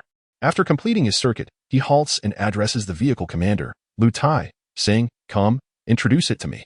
After saluting, Lu Tai begins to articulate the details with the familiarity of an old friend. "Sir, this impressive machine before us is the ZBL-08 wheeled infantry fighting vehicle, which made its grand debut during the 2009 military parade. The vehicle measures 8 meters in length, 3 meters in width, and 1 meters in height, including the turret. With a combat weight of approximately 21 tons, it can accommodate a maximum of 10 personnel, comprising 3 crew members and up to 7 additional troops. In terms of power, it is equipped with a Deutz Bf6 M1015 FC 6-cylinder, water-cooled turbocharged diesel engine, generating 440 horsepower, yielding a power-to-weight ratio of 15.7 kilowatts per ton. Its maximum speed can reach 100 kilometers per hour, with an average cross-country speed of 40 kilometers per hour and a maximum road range of 800 kilometers. Regarding its mobility, the vehicle boasts a maximum climbing angle of 30 degrees, the ability to traverse a trench 8 meters wide, and to surmount a vertical obstacle of 0.55 meters. It also possesses certain amphibious capabilities, utilizing its tires for propulsion in water, enabling it to navigate through bodies of water with conditions classified below level 3, thus functioning effectively in rivers and lakes. The weaponry includes a 30mm chain gun and a 7.62mm coaxial machine gun for supplementary firepower. Additionally, the turret is outfitted with Red Arrow 73C anti-tank missile launchers on either side. In terms of protection, the vehicle employs a steel-ceramic composite armor technology, with the option for additional external armor. It can withstand strikes from 23mm armor-piercing incendiary rounds at a distance of 1,000 meters from the front and 12.7mm armor-piercing incendiary rounds at 100 meters from the sides. Furthermore, the interior is equipped with NBC, nuclear, biological, and chemical protection systems and air conditioning, ensuring that soldiers can maintain optimal combat readiness in the face of nuclear, biological, or extreme weather threats. Upon hearing Lu Tai's detailed and professional exposition, Lu Cheng's eyes sparkled with fervor, nearly drooling at the prospect. With this prized possession, he felt an enhanced confidence regarding upcoming missions. If a 12.7mm bullet could shatter limbs into fragments, a direct hit from a 30mm cannon would reduce a target to mere pulp, easily collected in a bowl as ground meat. Gazing at the infantry fighting vehicle, Lu Cheng clenched his fists tightly, feeling an exhilarating sense of power. He even harbored a tinge of regret. Were it not for the system's lack of modification capabilities, he would have wished to summon a tyrant to truly test the firepower of this war machine. Just as Lu Cheng was filled with joy and prepared to return to the vehicle, he caught a glimpse of the infantry squad leader, Lu Tai, gazing intently at him, seemingly poised to say something. He came to a halt and inquired, "Is there anything else?" Lu Tai immediately stood at attention, saluted, and declared loudly, "Report, Commander. In addition to the aforementioned equipment, our vehicle unit is also equipped with a miniature quadrotor optical reconnaissance drone." Upon hearing Lu Tai's report, Lu Cheng's eyes instantly brightened, and a radiant smile spread across his face. The system indeed operates with military precision. This equipment is entirely in accordance with wartime standards. With the addition of the drone, it is akin to bestowing the troops with a pair of celestial eyes, significantly enhancing their situational awareness in subsequent combat operations. Aerial surveillance through the drone would allow for superior observation of the zombie situation, enabling the avoidance of certain dangers and granting the troops a decisive advantage on the battlefield. Consequently, the operational effectiveness of the forces would experience a remarkable elevation. After reviewing the new combat unit, Lu Cheng assigned temporary numbers to the newly incorporated vehicles, designating the meritorious assault vehicle as number 6 and the great 8-wheeled vehicle as number 7. Subsequently, the 3 vehicles returned to the highway. And after the entire convoy was restructured, led by the great 8-wheeled vehicle, they set forth towards Dingyuan town. With the introduction of new vehicles, the convoy swelled in size. Their metallic bodies gleaming under the sun, wheels churning and stirring up clouds of dust, exuding an imposing aura. Just a few minutes after the convoy departed the intersection, a figure stumbled onto the side road. It was a disheveled middle-aged man, clad in tattered clothing, his face a mask of terror and exhaustion. He gazed at the low wall of corpses formed by the amassed zombie remains, his stomach churning. After much contemplation, he gritted his teeth, suppressing his nausea, and scrambled over. By the time he reached the intersection, the convoy had already moved far ahead, the taillights barely visible. Seeing the troops leave him behind, his legs weakened, and he collapsed onto the ground, tears and snot flowing freely as he let out a heart-wrenching wail. "You heartless lot. Why didn't you wait for me? Was it easy for me to run out here?" His voice echoed desolately in the empty intersection, filled with helplessness and despair.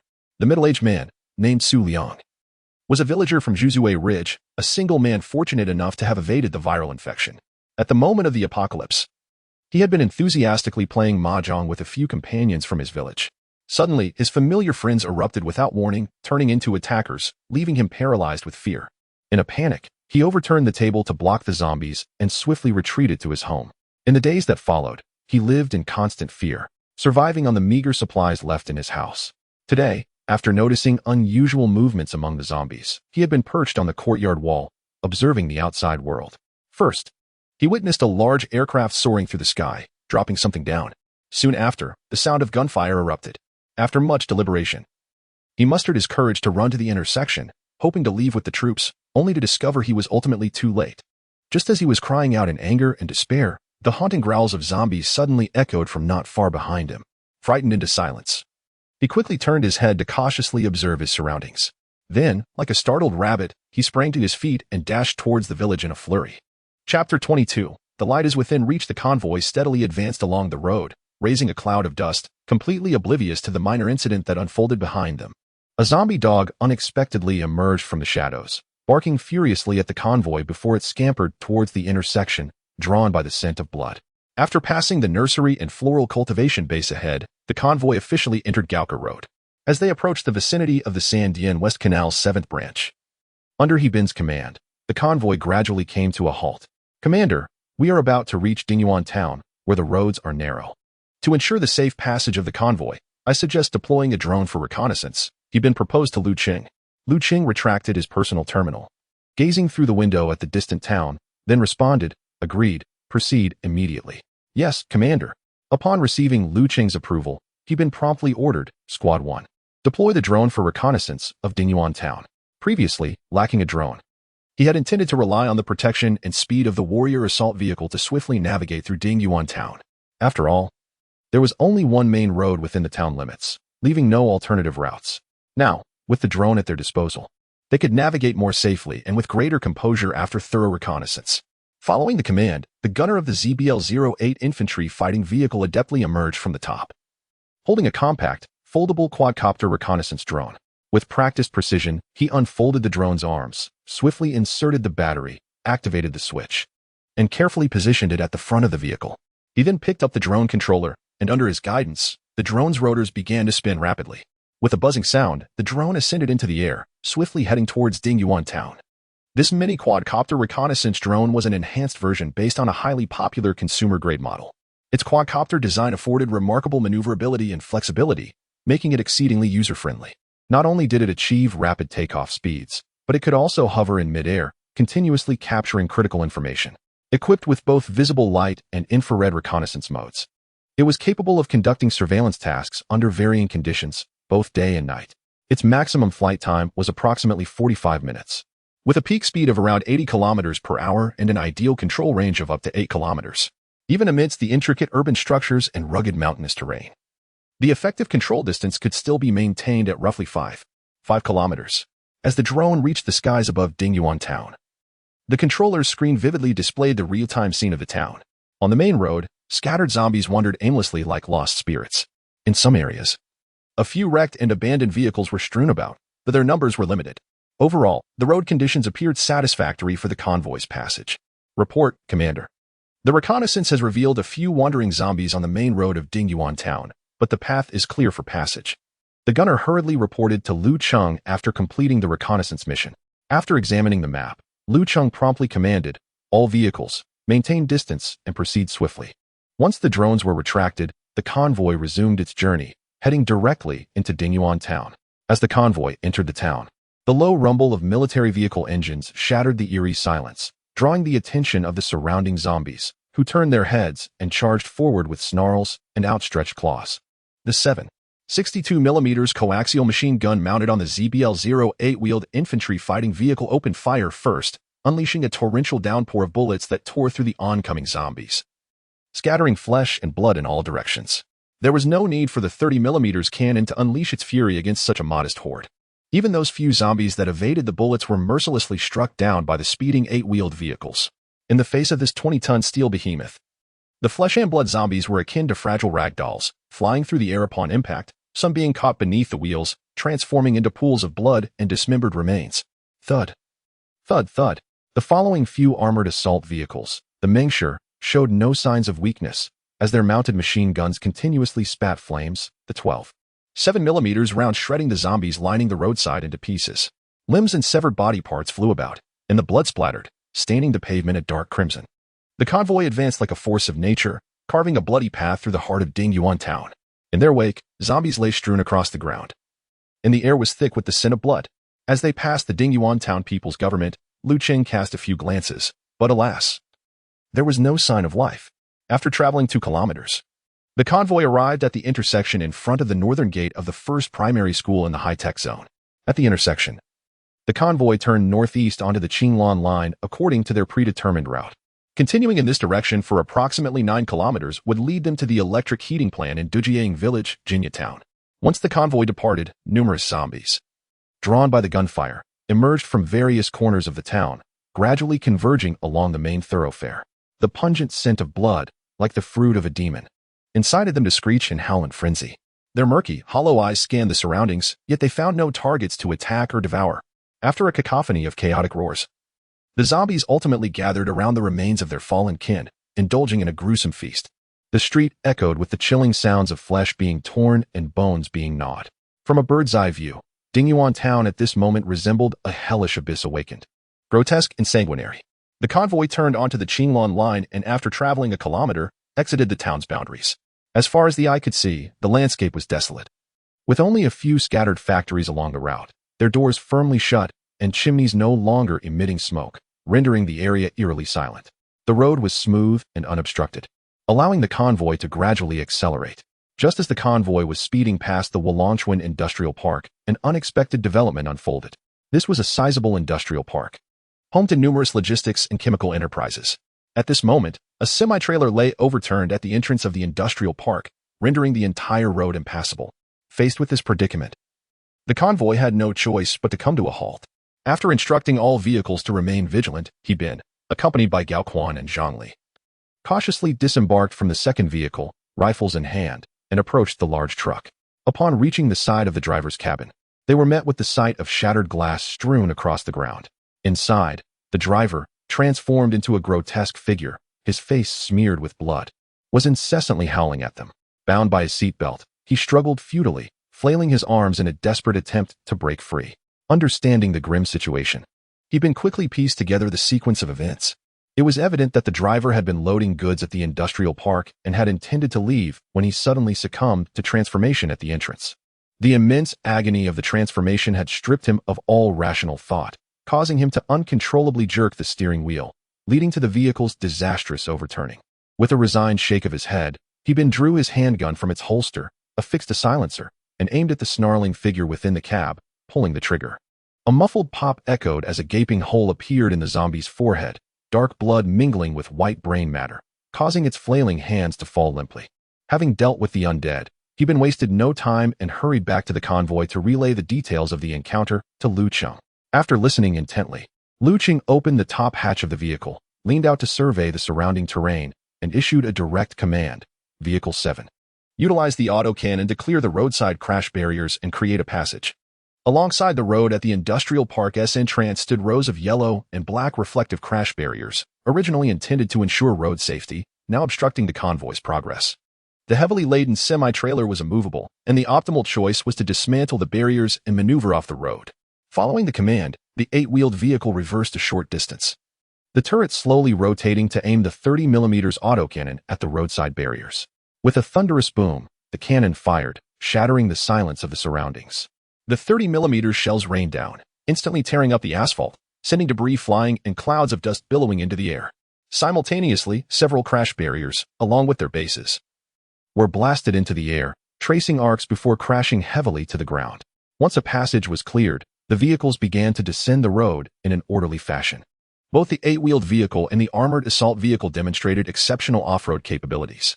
After circumventing the semi-trailer and traveling over 100 meters through the open terrain, the convoy rejoined the road at a section devoid of barriers. From that point onward, their journey proceeded smoothly, and within mere minutes, they approached Dujiang village in Jinyatown. From a distance, Lu Cheng spotted the towering smokestack of the power plant. Securing that location would enable the complete restoration of power. Hope was finally within reach. Chapter 23. The power plant. The thermal power plant, which Lu Cheng was destined for, is situated in Dujiang village, Jinyatown. The convoy came to a gradual halt approximately 200 meters from the entrance of the plant. Peering through the car window, Lu Cheng surveyed the surrounding environment. According to the map, the power plant is separated from the central area of Jinyatown by a considerable distance. Nearby, several chemical, steel, and construction material enterprises can be found. Closest to the plant is the village committee of Dujiang, located just behind the coal storage, separated by a mere wall. The entire thermal power plant is quite expansive, encompassing a significant area.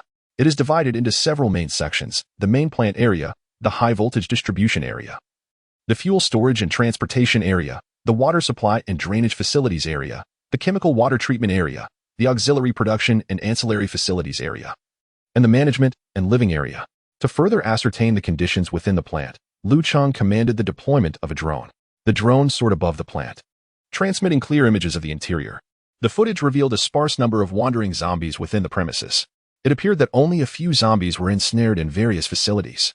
After a thorough reconnaissance, it was regrettable that no signs of survivors were detected. This operation was particularly sensitive. The various buildings and facilities within the power plant were invaluable and demanded utmost caution. Consequently, the 30mm machine gun mounted on the large truck, as well as the 12.7mm machine gun on the armored vehicle, were strictly prohibited from being used within the plant unless in an emergency. Should any equipment be damaged, given the current circumstances, not only would it be impossible to find professionals for repairs, but replacement parts would also be unattainable. After a deliberation with several squad leaders, Lu Cheng decided that upon entering the plant, they would first fire a few shots into the sky to draw the wandering zombies in and eliminate them, thereby clearing obstacles for subsequent actions. The soldiers would then disembark and systematically clear each designated area. Although vehicles would accompany the operation, they would serve solely as a precautionary measure. Once the operational plan was established, Lu Cheng issued a direct command: "Attention all units. After eliminating the zombies within the plant, Squad 1 will handle the main plant area, Squad 2 will oversee the living area, Squad 4 will manage the distribution area, and the mechanized infantry squad will be responsible for the fuel storage area. Upon reaching the designated location, disembark to engage in combat, utilizing handguns whenever possible. The use of grenades or other explosives is strictly forbidden. Exercise caution to protect the plant facilities and equipment." After the order was given, The convoy slowly began to move towards the entrance of the plant. Upon arrival at the gate, an unexpected turn of events occurred. Two zombies clad in security uniforms crashed through the window of the guardhouse and lunged out with ferocious intent. The soldier at the wheel remained composed, sharply turning the steering wheel, causing the vehicle to veer and subsequently roll over the two zombies. After a spine-chilling sound of crushing, the infantry fighting vehicle thundered past, leaving behind a gruesome scene of dismembered remains on the pavement. Once inside the gates, Lu Cheng commanded, Vehicle 7, proceed according to the established plan. The turret of the infantry fighting vehicle began to rotate slowly, the cannon raised, and it opened fire directly into the air. The booming cannon fire reverberated through the plant like rolling thunder. In the factory premises, the wandering zombies, upon hearing a commotion, raised their heads and let out furious howls. Their ears twitched slightly as they discerned the direction of the sound, and they charged madly towards the factory entrance. The crew was permitted to fire freely, while the onboard weapons were ordered to remain silent. Lu Cheng issued another command. Upon receiving the directive, the soldiers leaned out from the rooftops, aiming their silenced pistols at the approaching zombies and firing decisively. With the combination of subsonic bullets and suppressors, the sound of the gunfire was reduced to a mere whisper.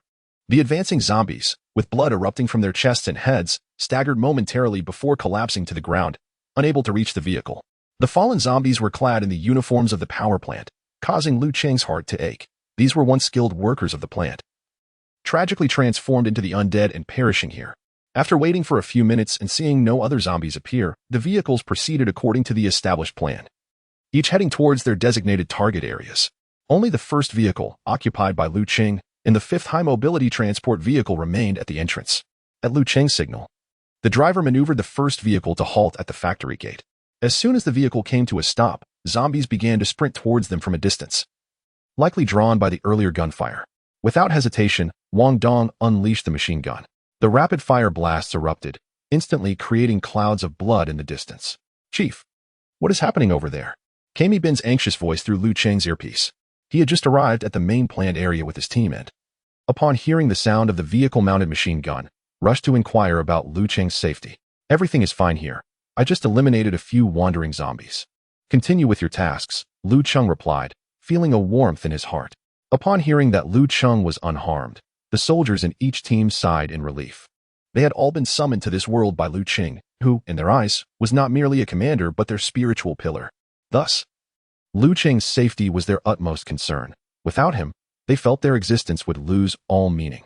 Inside the main plant, gazing at the massive boiler and the intricate maze of pipes, the soldiers could not help but feel a tingling apprehension.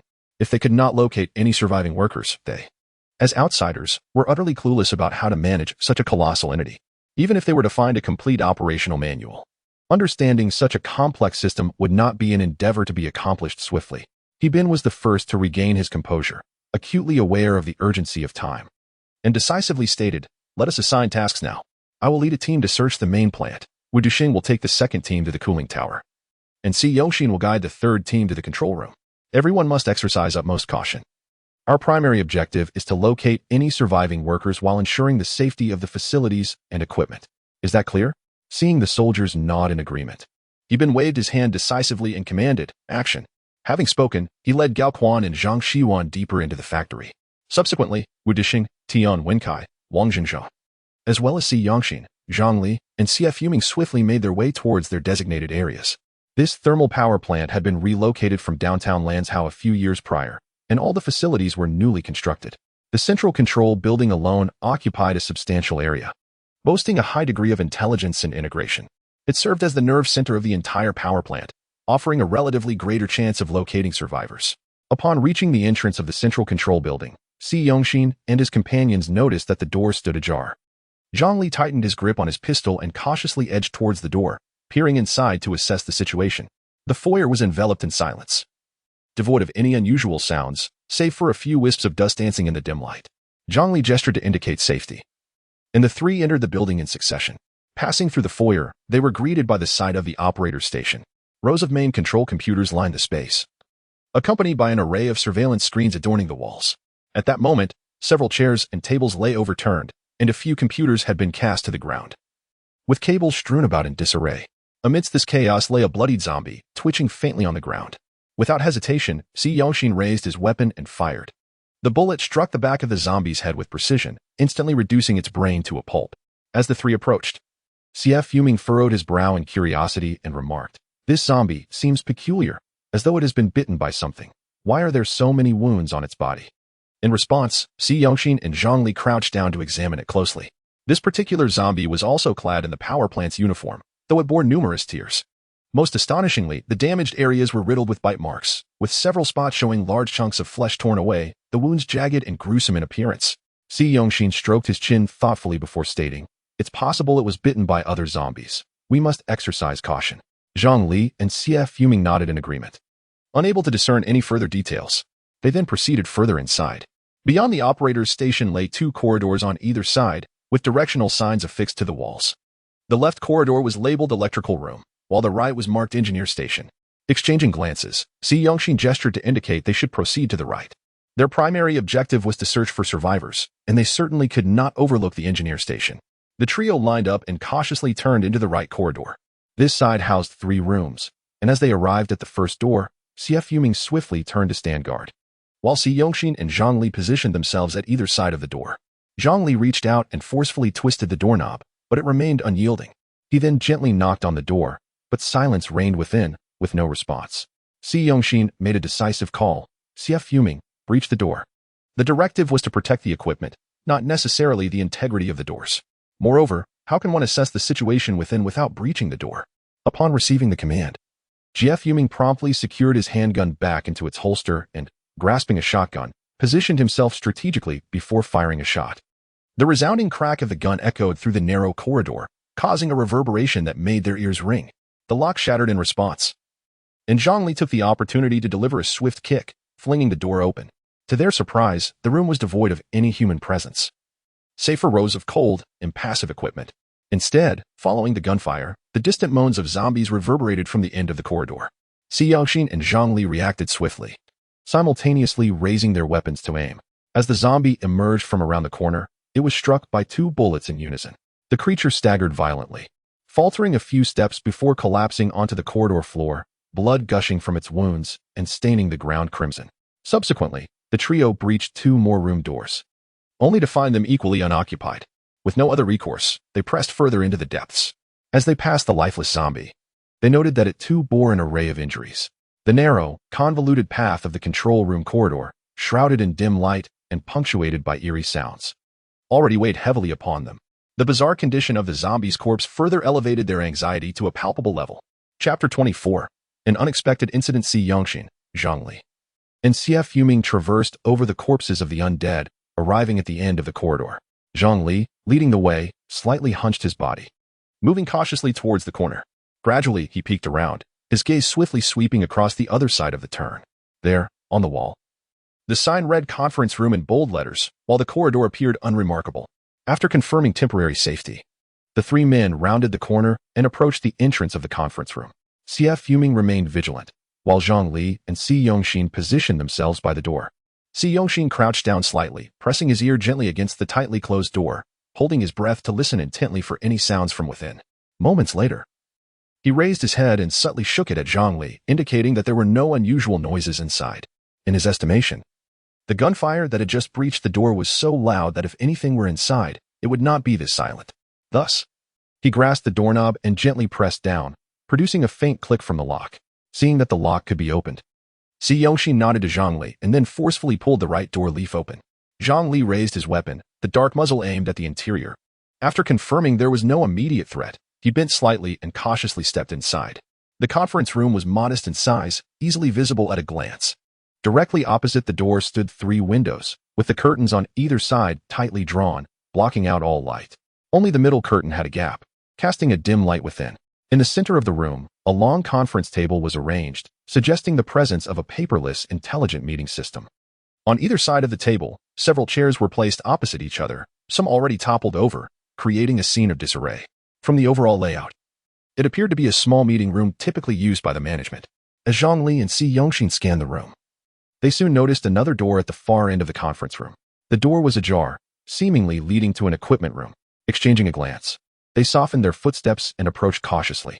Zhang Li, gun raised, just began to lean in when, before he could assess the situation within, a shadow, accompanied by a foul wind, lunged at him with lightning speed. In a moment of panic, Zhang Li acted on instinct honed through years of training, decisively pulling the trigger. With a couple of muted gunshots, the bullets struck the shadow, yet failed to halt its momentum. Zhang Li felt a sharp pain in his right wrist as the handgun slipped from his grasp, and he was violently thrown to the ground, his helmet colliding with the floor with a dull thud. Beside him, Si Yongxin was momentarily stunned by the sudden turn of events. Quickly regaining his composure, he focused his gaze to find a disheveled, blood-stained zombie dog viciously biting Zhang Li's wrist, tearing at it with ferocity. Zhang Li screamed in agony, struggling to hold the creature's jaws with his left hand while kicking at its abdomen in a desperate attempt to fend it off. The reanimated creature, devoid of any sensation of pain, was consumed solely by an insatiable hunger for flesh. Despite Zhang Li's desperate struggles, it remained indifferent, relentlessly gnawing at him. Deep, guttural growls emanated from the creature's maw, saliva mingling with blood as it dripped from the corners of its mouth. Witnessing this, Si Yongxin contemplated firing his weapon.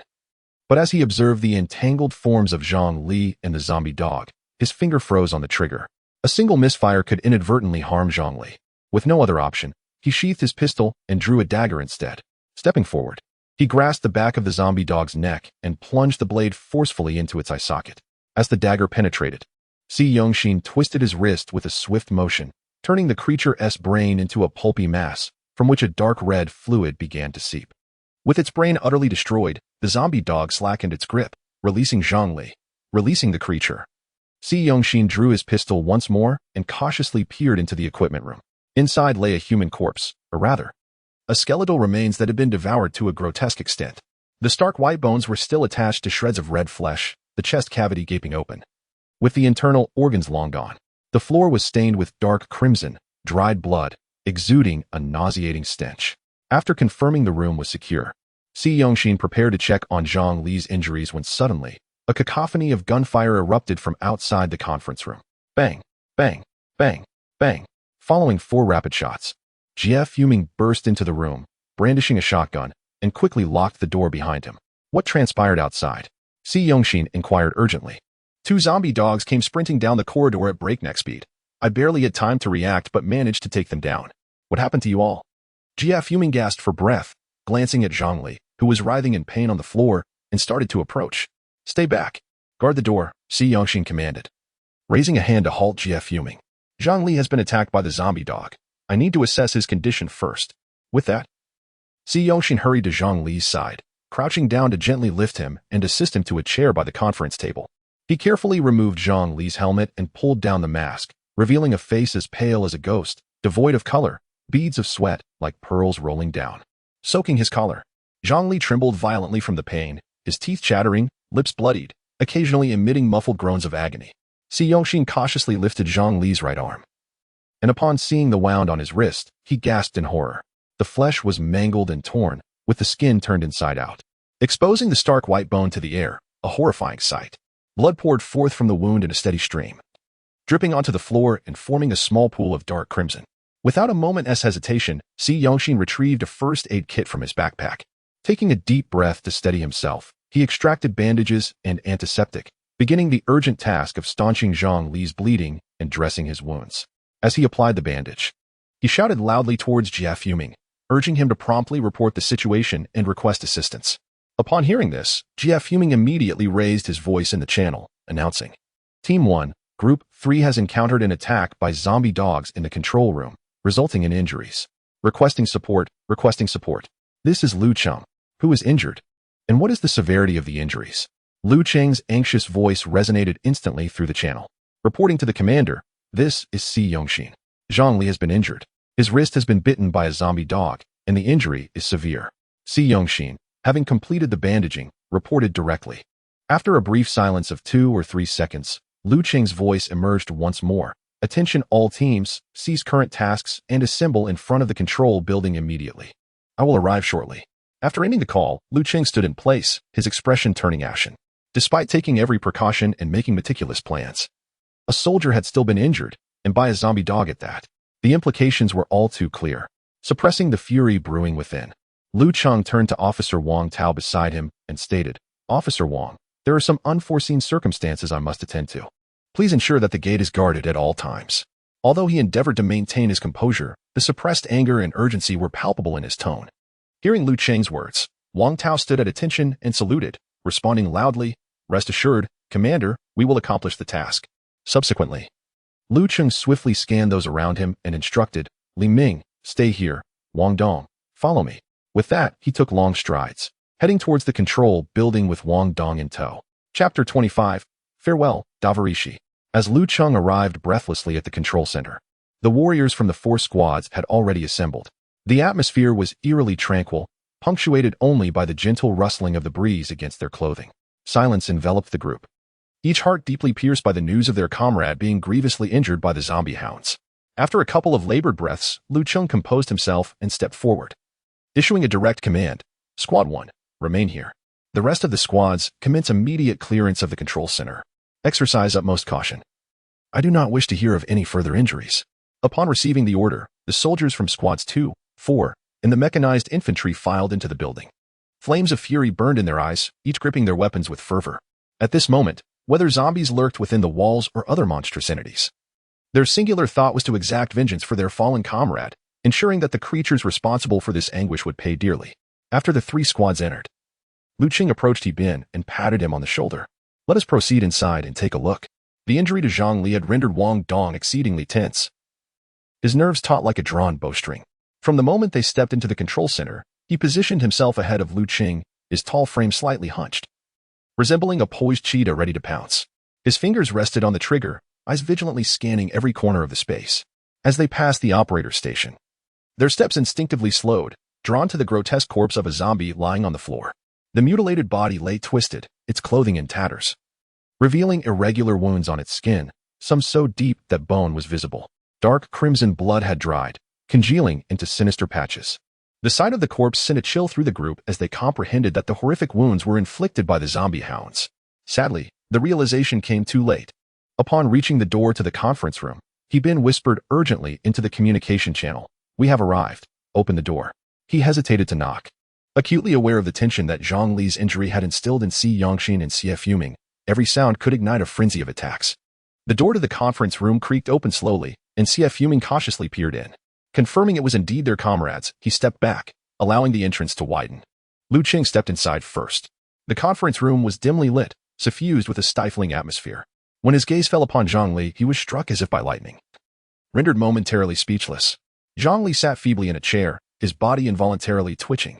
The bandage on his right wrist was completely soaked in blood, droplets cascading from his tattered sleeve onto the floor, blooming into crimson flowers.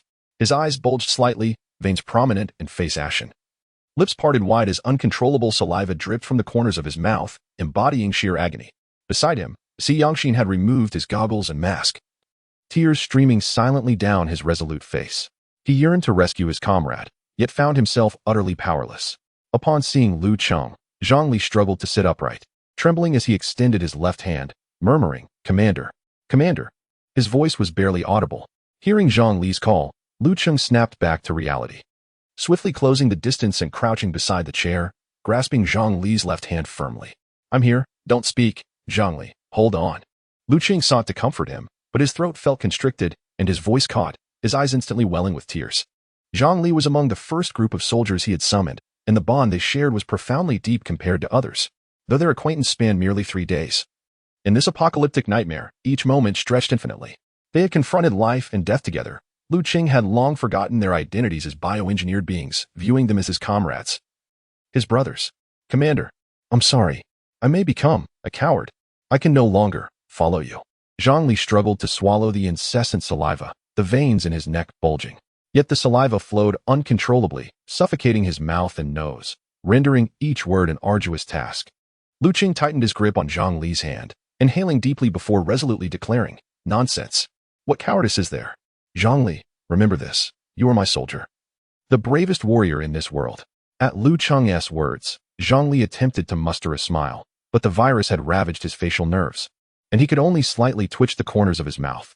He wished to raise his right hand in a salute to Lu Cheng, a final act of pride and loyalty as a soldier. However, the moment he moved, a piercing pain shot through his wrist. Helplessly, he withdrew his left hand from Lu Cheng's grasp and, summoning all his strength, slowly yet resolutely rendered a salute. His arm trembled, suspended in the air, creating a poignant tableau. Before Lu Cheng could return the gesture, Zhang Li began to convulse violently, his limbs flailing uncontrollably, causing him to tumble from the chair. Just as Lu Cheng moved to assist him, he'd been intervened, catching Zhang Li in his embrace. At this moment, the virus had completely ravaged Zhang Li's body, and the excruciating pain made him curl up like a shrimp in He Bin's arms. He struggled to open his mouth, a torrent of saliva erupting forth, his eyes wide with unyielding agony, as if he were trying to convey something. He Bin bent down, tearing off his headphones, leaning in to catch Zhang Li's words. Tears streaming down his face and mingling with Zhang Li's saliva. Squad leader. Help me, I feel so unwell.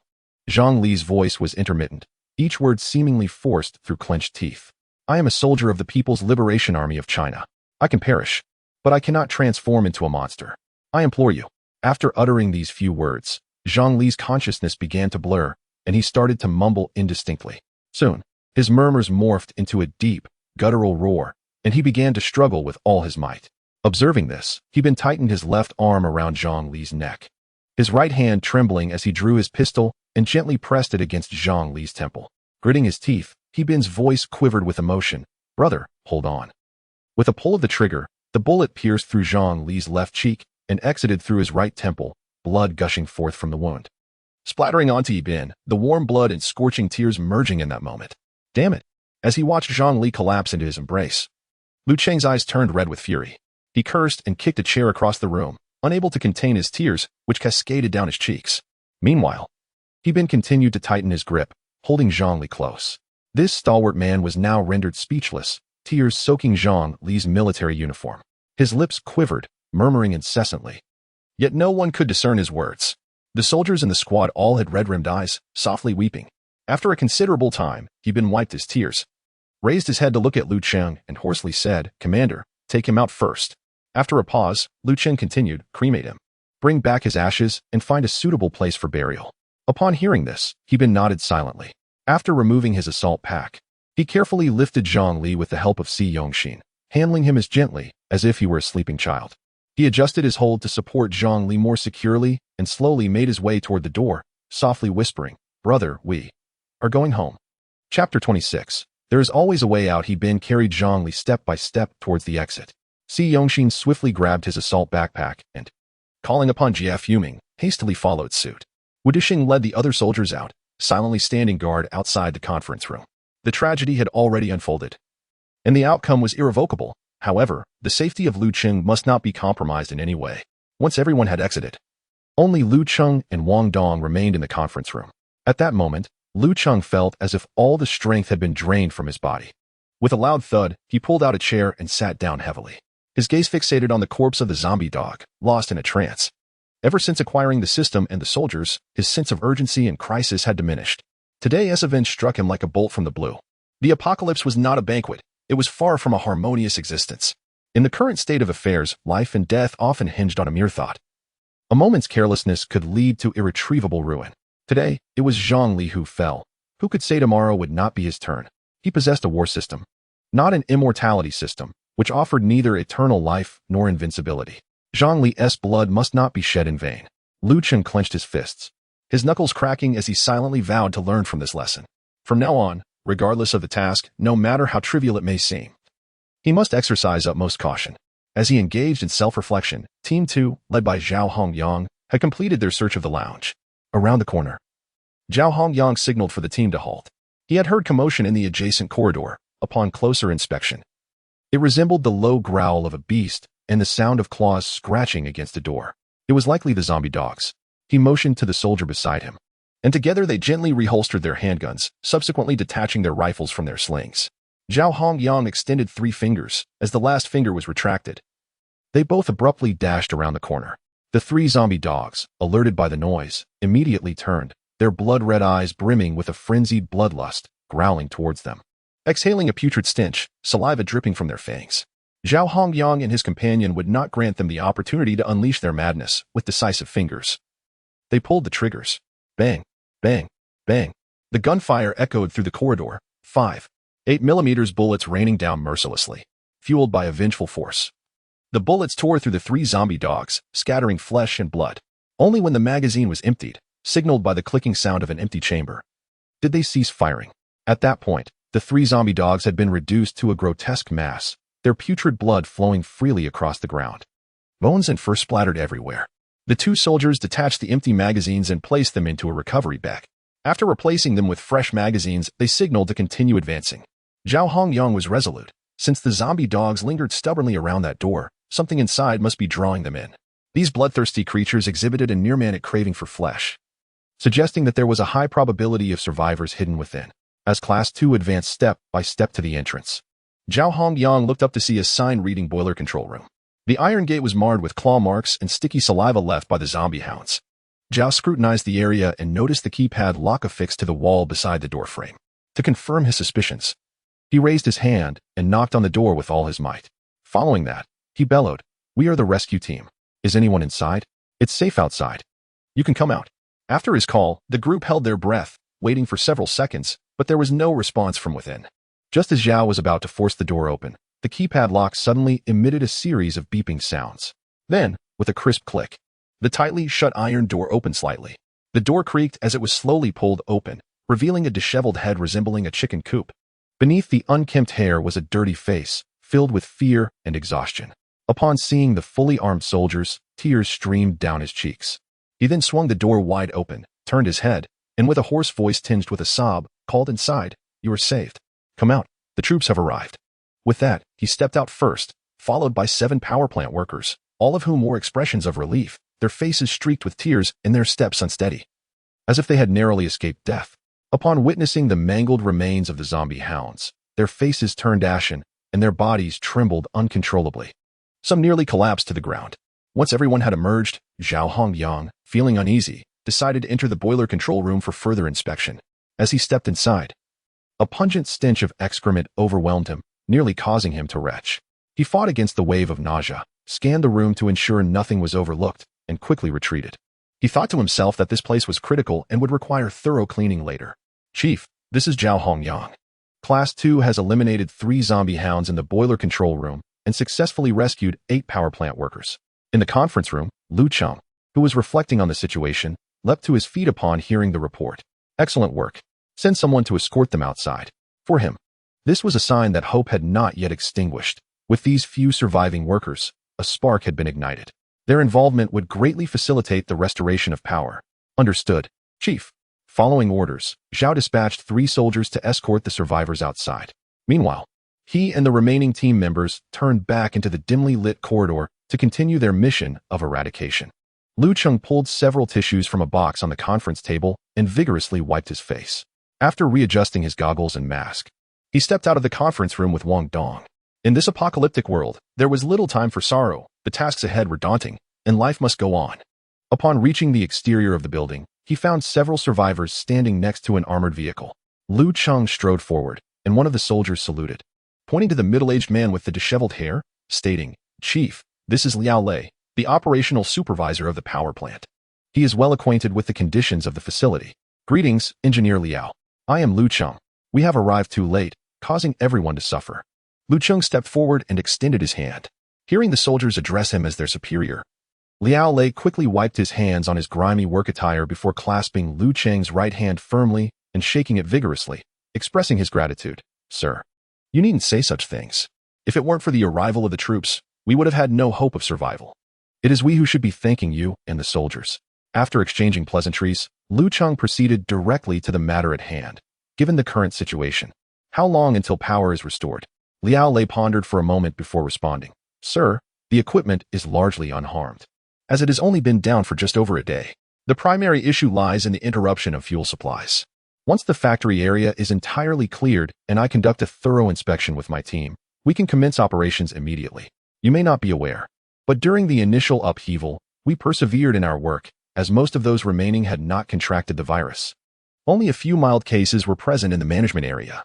The halt in operations was primarily due to an unexpected incursion of zombie dogs that attacked the workers outside, causing the remainder to scatter in fear.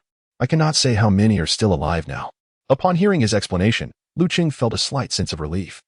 The situation was relatively stable, and now it was merely a matter of completing the extermination task.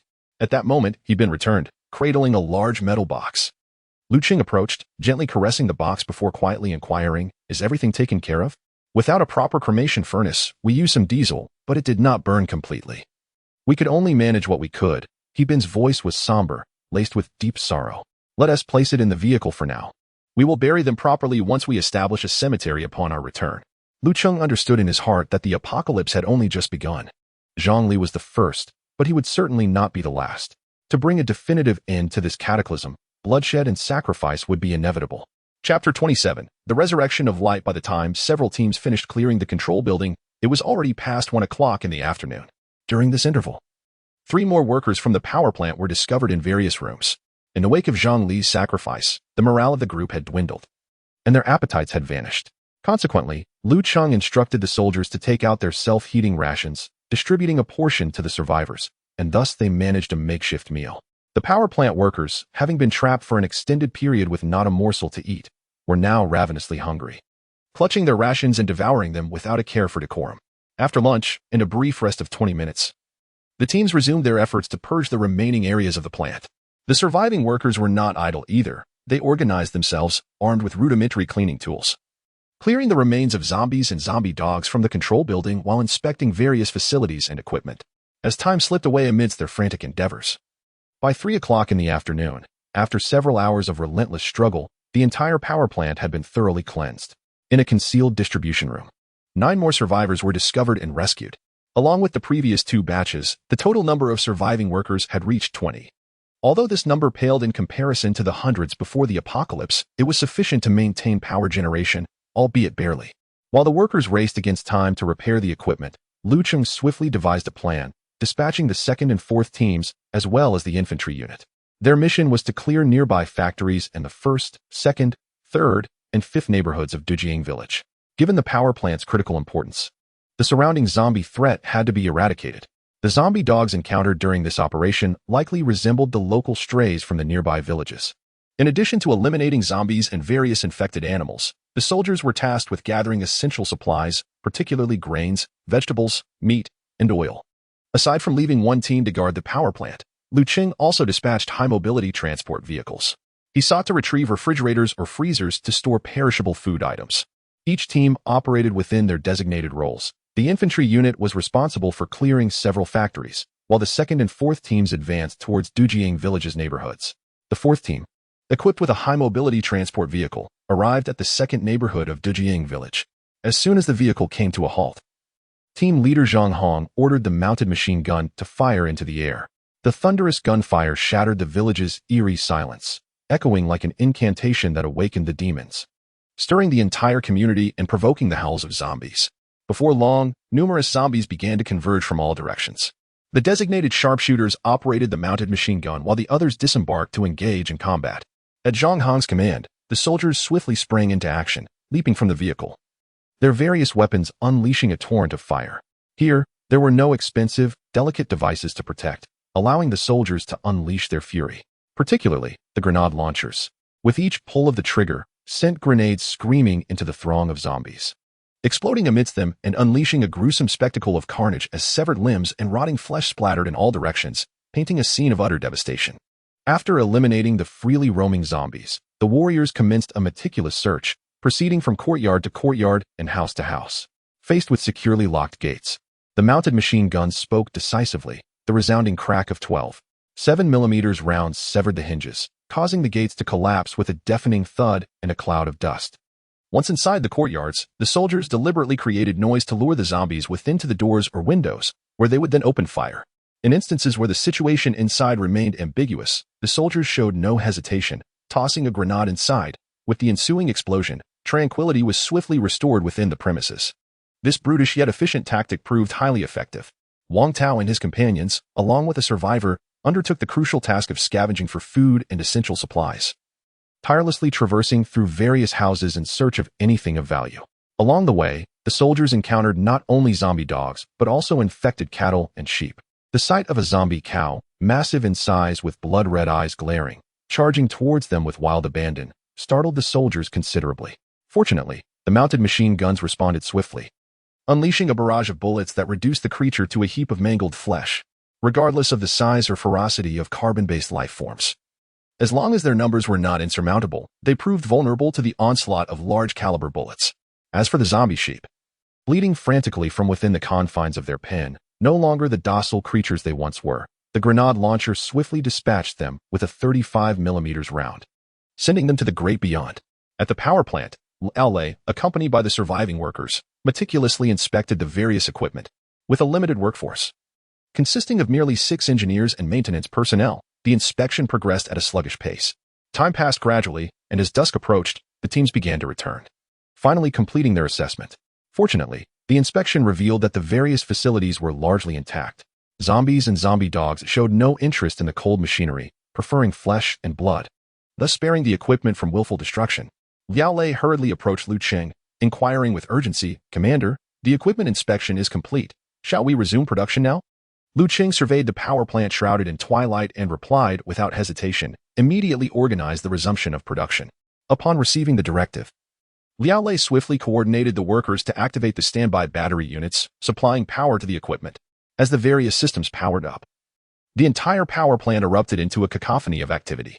The conveyor belt connected to the coal storage roared to life, continuously feeding chunks of coal into the pulverizer. The finely milled coal, embraced by hot air from the preheater, was then blown into the boiler, igniting a fierce blaze. Subsequently, the water in the water-cooled wall pipes was rapidly brought to a boil, and through a series of complex transformations involving saturated steam and superheated steam, the turbine, along with the generator rotor, began to rotate at an astonishing speed, producing a thunderous roar as electrical energy was birthed. The newly generated electrical energy, initially low in voltage, was then amplified by a transformer and dispatched along the transmission lines to various substations. Shortly thereafter, the ascending drone transmitted images of the distant town of Jinya and Zhangjiawen village, illuminated by a myriad of twinkling lights, not only here, but also in the surrounding towns. Yuzhong County, and even parts of Lanzhou City, power had been restored. The sudden emergence of light and the operation of certain facilities not only stirred the zombies, but also filled the survivors with an inexplicable joy. In the moment the lights flickered to life in the government of Pingyi Town, the survivors were momentarily stunned, followed by an eruption of exclamations. Witnessing the restoration of electricity, Squad leader Li Shiji promptly issued a command for light control. "We have power. How wonderful!" exclaimed a survivor, tears streaming down his face in overwhelming joy. "The commander is truly remarkable. He set out in the morning and restored power by night." Another survivor praised excitedly, as if it needs saying. "Of course the commander is formidable. Indeed, as long as we follow him, our safety is assured." Although lights were not permitted to be turned on freely, the survivors remained elated, chattering animatedly to express their inner joy. In Jinxiu Garden, a young couple lay motionless on the bedroom bed like corpses. After the troops departed, they embraced and wept for a long time. Suddenly, the light in the bedroom flickered to life without warning. The two were instantly taken aback, as if unable to believe their eyes. Then, like reanimated corpses, they sprang upright. The girl gazed at the warm glow, tears cascading down her cheeks. The boy pounded his fist on the bed, exclaiming excitedly, "I understand now. Ying, the troops that left in the morning must have gone to reclaim the power plant. We must hold on. They will come to rescue us." Hearing this, the girl, with tear-filled eyes, asked, "Will they truly return?" "Yes, trust me, they will." The boy firmly grasped the girl's hand, his resolve unwavering, in stark contrast to his earlier fatigue. Similar scenes unfolded throughout Lanzhou, as hope rekindled in the once dim eyes of the survivors. In Yuzhong County, at the Qian School, the teaching building, previously shrouded in silence, was suddenly illuminated, prompting many to instinctively shield their eyes. This was followed by a series of gasps. Looking around, several classrooms housed dozens of survivors. After the outbreak of the virus, the nearby Public Security Bureau and Armed Police Detachment had also faced calamity. A few police officers who managed to escape joined forces with several similarly afflicted armed police soldiers, risking their lives to rescue some survivors before retreating into the now deserted school. These officers were unarmed, as the county's police station typically locked firearms in a secure armory, accessible only during missions through a series of approvals. Under normal circumstances, police officers were not even issued firearms, and their escape was already a remarkable feat, leaving no time to retrieve weapons. Moreover, without the necessary codes, they could not access them even if they tried. A few armed police soldiers carried weapons, yet their ammunition was alarmingly scarce. Due to their heroic rescue efforts, a multitude of zombies gathered outside the school, rendering escape impossible. Since the power and water outage yesterday, the atmosphere here has become exceedingly tense. In the face of agitated survivors, the police and armed soldiers promptly intervened, lowering their voices as they anxiously implored, "Everyone, please keep quiet. We must not disturb the zombies outside, or none of us will survive." After calming the survivors, Deputy Captain Li Guozhong of the county's Public Security Bureau and a squad leader from the armed police, Ma Jun, entered an adjacent empty classroom. Li Guozhong furrowed his brow and spoke softly. The power outage yesterday indicates that something has gone amiss at the power plant. The sudden restoration of electricity now suggests that someone has reclaimed it. Ma Jun nodded in agreement. I concur with your assessment, however. I wonder who has gone to the power plant. Li Guozhong began pacing thoughtfully, then analyzed. It is likely one of the station military units within our county. Ordinary civilians would be fortunate to save their own lives, let alone retake the power plant. Yet, Yuzhong County is home to over 20 various military forces. It is impossible to guess. Even if we could, establishing contact would be futile. Frustrated, Ma Jun scratched his head. Suddenly, Li Guozhong halted, contemplating in silence for a moment. Then, as if struck by inspiration, he clapped his hands excitedly and exclaimed, "Let us go, follow me." Ma Jun, pulled along, asked in confusion, "What are you up to?" "Do not ask now. I have thought of a way to contact them. Let us give it a try," Li Guozhong insisted. "What method? Do tell." Ma Jun pressed. "No time for chatter. You will find out once we get there," Li Guozhong replied as he hurriedly led Ma Jun upstairs. Chapter 28. The Hope of Survival. We have succeeded. Ha ha ha, how wonderful. The moment power was restored, the entire power plant erupted in jubilant cheers, transforming into a sea of joy. The excitement etched on the faces of the surviving workers was particularly palpable. Before the apocalypse descended, generating electricity was merely a routine job for them, monotonous and ordinary. However, at this moment, the significance of restoring power was entirely different. As power plant workers, their achievement in restarting the plant, along with the crucial role of sustaining power in the days to come, would undoubtedly secure enough safety and material support for themselves and those around them. In this world overrun by zombies, it is only by demonstrating one's worth that one can thrive. "Chief, we have succeeded." Liao Lei hurriedly approached Lu Cheng, his eyes sparkling with excitement.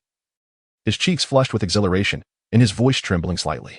Lu Cheng smiled, patting Liao Lei's arm with sincerity, saying, "Liao, you have worked hard. It has not been easy." After a brief pause, as if recalling something important, Lu Cheng continued, "By the way, Liao, the team that went out on a mission has made a new discovery. They rescued over 20 survivors from the nearby factories and villages. I believe our power plant is in dire need of manpower right now, and I would like to incorporate them into our team to bolster your strength. What do you think?"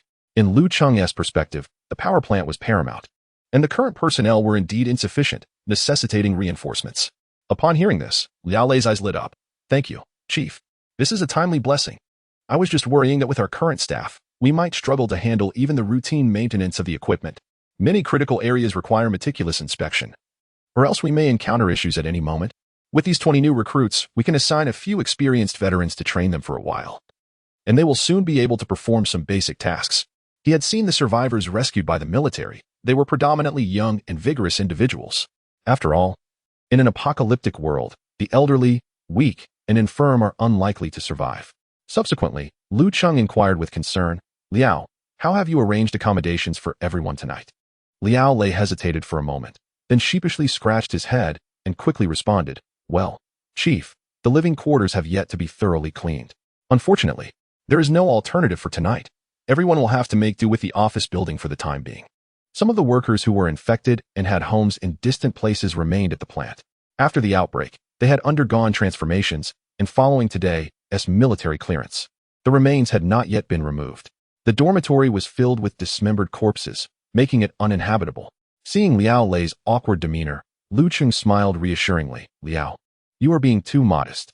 During these extraordinary times, having a place to shield from the wind and rain is already commendable. Everyone will understand." With the power restored, a portion of the workers and survivors were assigned to various posts, and once the troops had established their sentry positions, the remainder gathered at the office building to prepare for rest. This day had been extraordinarily harrowing, with everyone's nerves stretched to their limits. Adequate rest was now essential to recuperate. Lu Cheng was assigned to the former director's office, which included a small lounge with readily available beds. The other soldiers and survivors were dispersed among various offices. Those with sofas rested on them, while those without had to make do by pushing desks together for a makeshift bed for the night. Squad leader Zhao Hongyang and 2 soldiers were placed in the general office, just as they had removed their heavy gear and were about to rest. The desk phone suddenly rang. The abrupt ringing startled their hearts into a frenzy. Regaining composure, Zhao Hongyang swiftly approached the desk and answered the phone. "Hello." Upon hearing the voice on the line, Li Guozhong and Ma Jun exchanged astonished glances, their surprise evident on their faces. Earlier, Li Guozhong had noted the power restoration at the plant, and an idea flickered through his mind. With electricity back, It was likely that the telecommunications company's equipment would also be operational. Though mobile phones may lack signal, those reliant on wired connections had a high chance of functioning. Thus, he urged Ma Jun to accompany him to the fourth-floor office. As he nervously lifted the receiver and heard the familiar dial tone, tears of joy nearly brimmed in his eyes. They rummaged through drawers and, after considerable effort, located a county office directory, from which they found the number for the thermal power plant and dialed it. "Hello, is anyone there?" "Yes, yes, hello. Is this the thermal power plant?" Li Guozhong responded hastily, fearing the call might be disconnected. "This is the thermal power plant. May I ask who you are?" "Hello, I am Li Guozhong, Deputy Captain of the Public Security Bureau's security team in Yuzhong County. Are you staff at the power plant?" Li Guozhong inquired eagerly. "I am not from the plant. We are the rescue team. I am squad leader Zhao Hongyang. Are you looking for someone from the power plant?" No, I'm looking for you." Comrades of the armed forces. Upon hearing that the other party was military, Li Guozhong became so excited he stumbled over his words. "We, along with a few armed police soldiers, rescued a group of survivors but are now trapped at Zhouqian School in Yuzhong County. The area is swarming with monsters, and our ammunition is dwindling. We urgently need military assistance. Captain Li, please detail your specific situation, such as your exact location, number of personnel, and available weaponry. The more detailed, the better. Take your time, no need to rush." "All right, we are currently at Zhouqian School, located on Taiba East Road in the county, 300 meters east of the new Chinese hospital. We have a total of 87 survivors, comprising men, women, and children of all ages. Among them, approximately 50 able-bodied young adults can participate in combat, though most lack formal training." As Li Guozhong finished speaking, Zhao Hongliang's resolute voice resonated through the receiver. "Captain Li, I am fully apprised of the situation. I shall report to the higher-ups immediately. Please ensure your safety and await further news." "Thank you, comrade from the People's Liberation Army," Li Guozhong replied, hanging up the phone. He slapped Ma Jun's shoulder with exuberance, his face flushed with excitement, exclaiming, "We have hope now. We might just be saved." Ma Jun winced at the slap, rubbing his shoulder and managing a wry smile. "My dear Captain Li, do not be too quick to rejoice. They merely mentioned reporting the situation. They have not promised to come to our aid. Moreover, you have no idea which unit they belong to or how many personnel they have." Upon hearing Ma Jun's words, Li Guozhong's smile faltered, as if doused with a bucket of cold water. He chastised himself for being overly exuberant, having completely forgotten to inquire about the other party's details in his eagerness to convey their predicament. "Why didn't you remind me?" he lamented. "Well, I was tugging at your sleeve the entire time, but you kept swatting my hand away. Now you blame me?" Ma Jun replied with a resigned expression. "I must make another call to clarify," Li Guozhong declared, turning to dial again. Ma Jun swiftly stepped forward to stop him. "Hold on. Let us wait and see. If they do not respond, we can reconsider. Frequent calls might annoy them, which would be counterproductive." After being halted, Li Guozhong asked with a hint of irritation, "Old Ma, should we inform the others?" Ma Jun furrowed his brow, pondering for a moment before replying, "Perhaps we should keep this to ourselves for now. If the troops cannot come, it would only lead to disappointment, and that might shatter everyone's morale. Let us remain discreet until we have definitive news." Subsequently, they seated themselves on the office sofa. Li Guozhong retrieved a crumpled cigarette pack from his pocket, extracting the last 2 cigarettes. He tossed one to Ma Jun, and they both shakily lit them, exhaling smoke while their eyes remained fixed on the telephone on the table. Since gathering the survivors, the weight of their responsibility felt as heavy as a mountain. The lives of nearly 100 individuals rested in their hands, leaving them anxious to the point of developing blisters on their lips. In that moment, the small desk phone became their last glimmer of hope. Chapter 29, To Save or Not to Save. In the power plant, within the director's office, Lu Cheng removed his gear and stepped into the adjacent lounge. Wang Dong remained outside, nestled comfortably on the sofa. Lu Cheng reclined on the bed, his mind swirling with the events of the day, each scene flashing like a revolving lantern. Rescuing people, airdrops, Zhang Li's sacrifice, restoring power.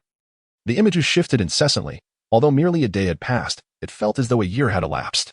As Lu Cheng was lost in thought, a series of urgent knocks echoed from the outside. He abruptly sat up, suppressing his rising irritation, and called out, "Dongzi, go answer the door." After grabbing his clothes and draping them over his shoulder, he strode purposefully toward the entrance. Upon opening the door, Zhao Hongyang peered inside and, lowering his voice, quietly inquired of Wang Dong, "Is the chief asleep?" Just as Wang Dong was about to respond, Lu Cheng had already arrived at the doorway. "Ah, it's the second squad leader. Come in and speak," he said. As Zhao Hongyang entered and was about to stand at attention, Lu Cheng waved his hand gently. "It's all right. Come, sit down and talk. There's no need to be so formal."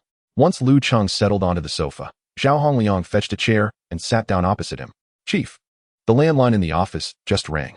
After I answered, the caller identified himself as an officer from the Yuzhong County Public Security Bureau. They, along with soldiers from the Armed Police Detachment, have successfully rescued a group of survivors, but they are currently trapped in a school and urgently require our assistance. Upon hearing this, a flicker of surprise crossed Lu Cheng's eyes. Since the power outage, communication had been severed for less than half a day. People had become so accustomed to the convenience of smartphones that they had long forgotten about landlines. It was unexpected that the other party had been clever enough not only to deduce the situation at the power plant through the restoration of electricity, but also to establish contact via a landline. What is their specific situation? Lu Cheng leaned forward slightly, his gaze fixed intently on Zhao Hongyang. According to Deputy Captain Li Guozhong, they are currently at Zhouqian School on Taibai East Road in the county town, having rescued 87 survivors, including 4 police officers and 6 armed police. The total comes to 97 people. After a brief pause, Zhao Hongyang continued, among them, while the young and middle-aged make up more than half. None have received professional combat training. In the face of danger, their combat effectiveness is truly difficult to assess. Moreover, the group includes many elderly, women, and children, families in tow, rendering the situation quite grim.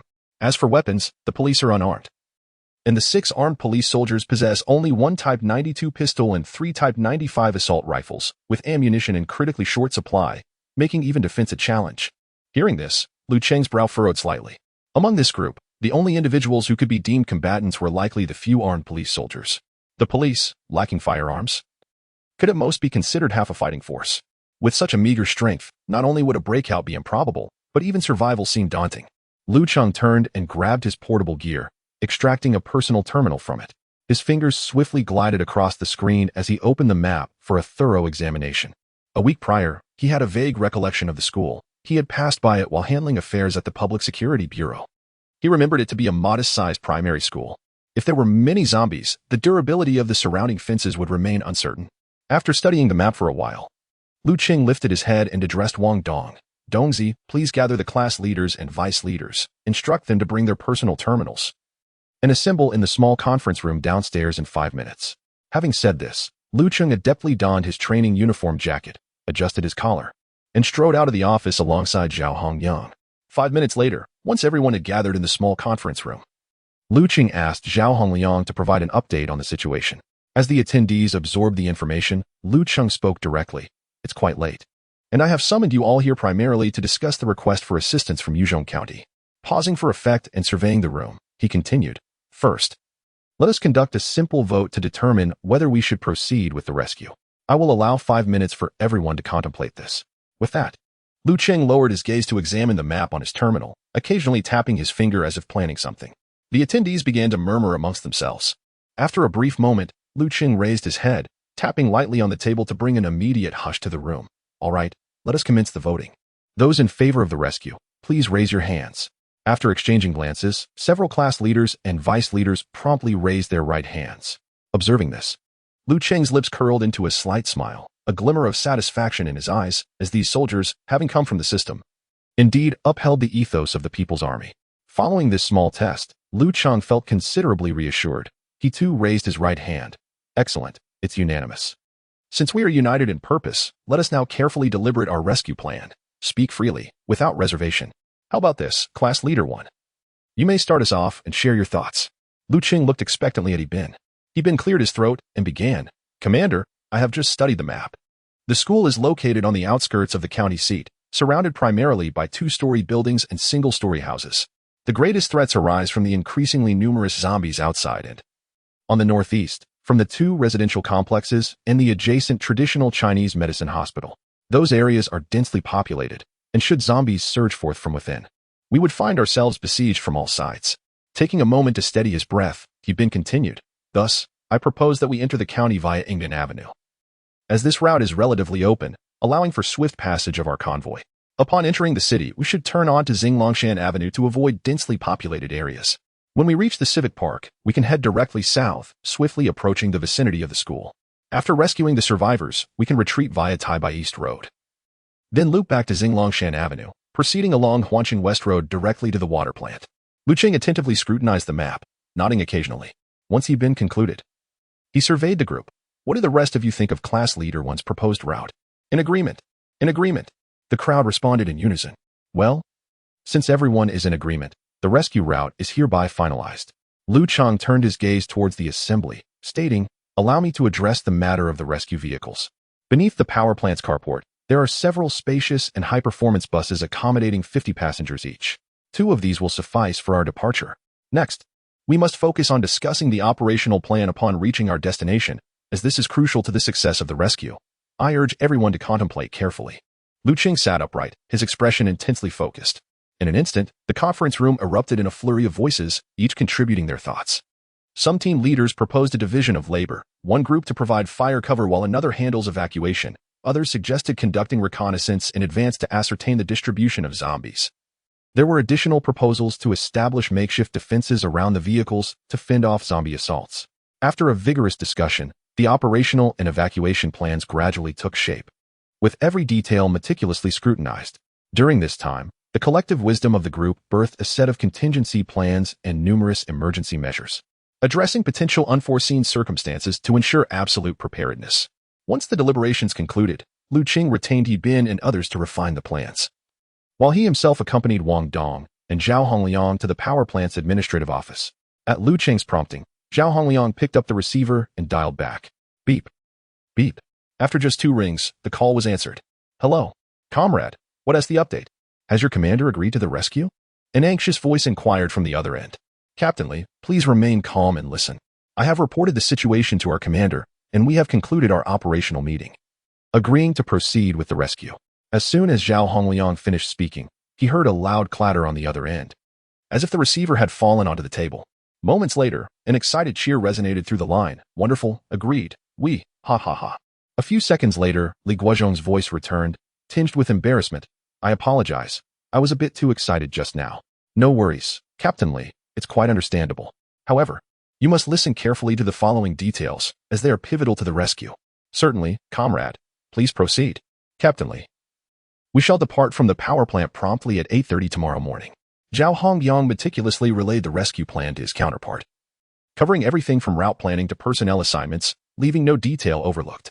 Subsequently, the 2 parties confirmed several specifics repeatedly before concluding the call. Once the call ended, Li Guozhong, his eyes glistening with unshed tears, could no longer contain his overwhelming excitement. He abruptly turned and embraced Ma Jun fiercely, causing Ma Jun to roll his eyes due to the intensity of the grip.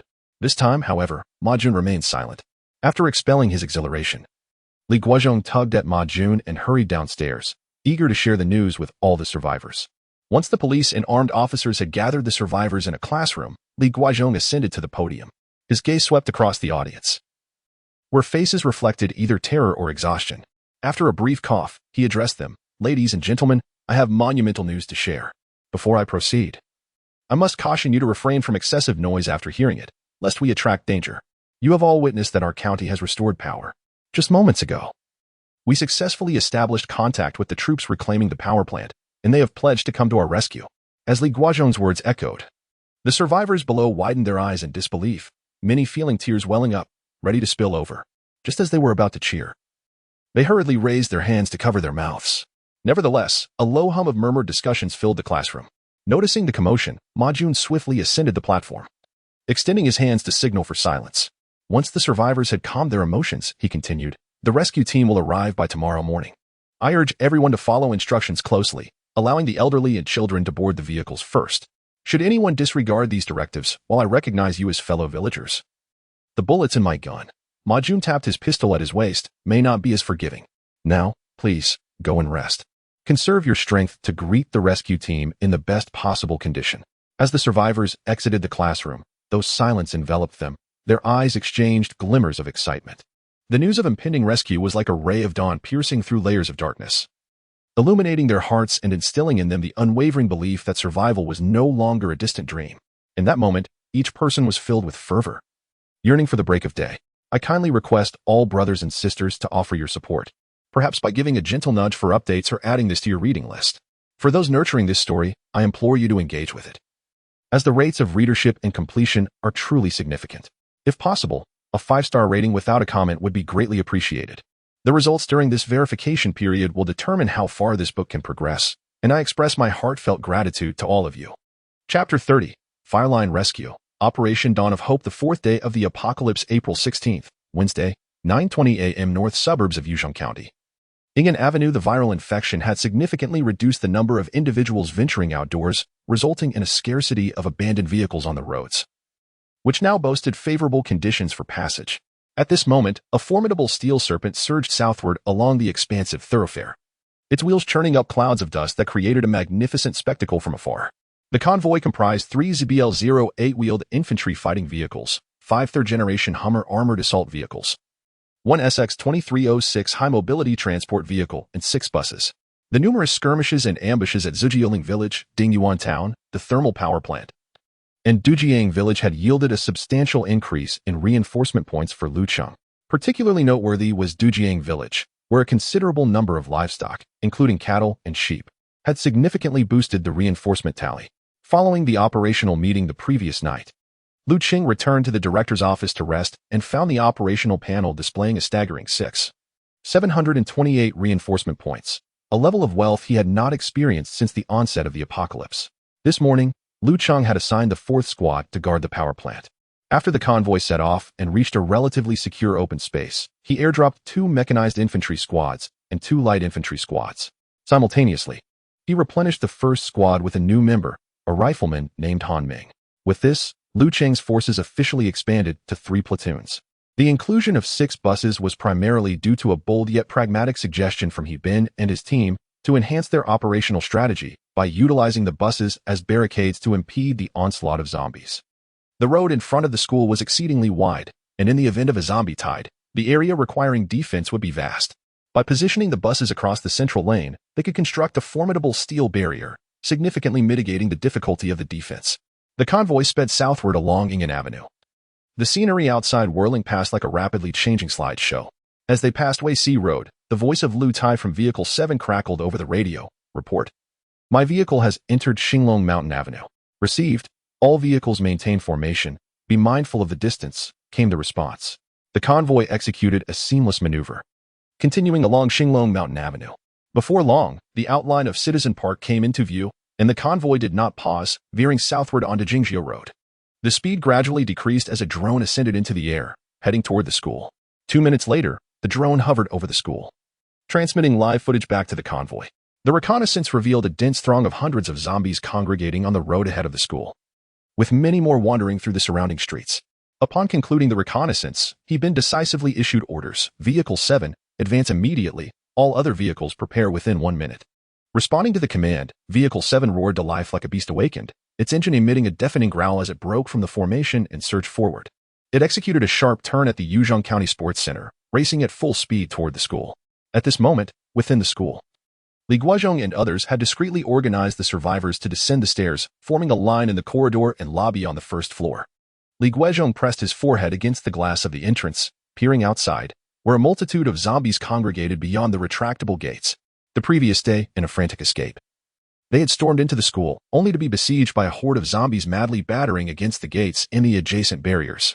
At a critical juncture, had it not been for the discovery of a loudspeaker, which he used to play music and toss out to divert the zombies' attention, the gates and fences would surely have been breached.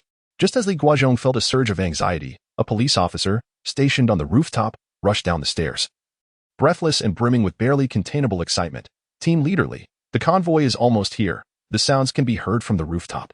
Moreover, I spotted a drone hovering above the school. Upon hearing that the troops were imminent, Li Guozhong clenched his fists and waved them vigorously, then lowered his voice to the surrounding survivors, instructing, everyone, prepare yourselves. I must reiterate, it is imperative to follow commands and evacuate in an orderly manner. As he spoke, Vehicle 7 had already approached the school. Observing the dense throng of zombies on the road, the 30mm machine gun mounted on the vehicle unleashed its fury.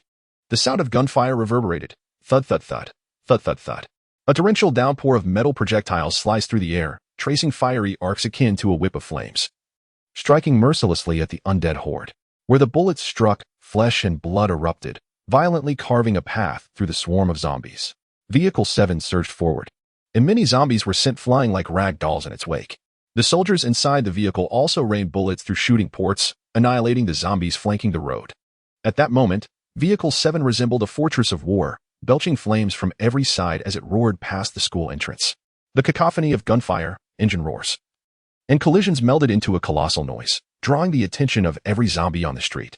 These mindless creatures, devoid of fear or pain, pressed on through the hail of bullets, howling as they pursued the massive truck.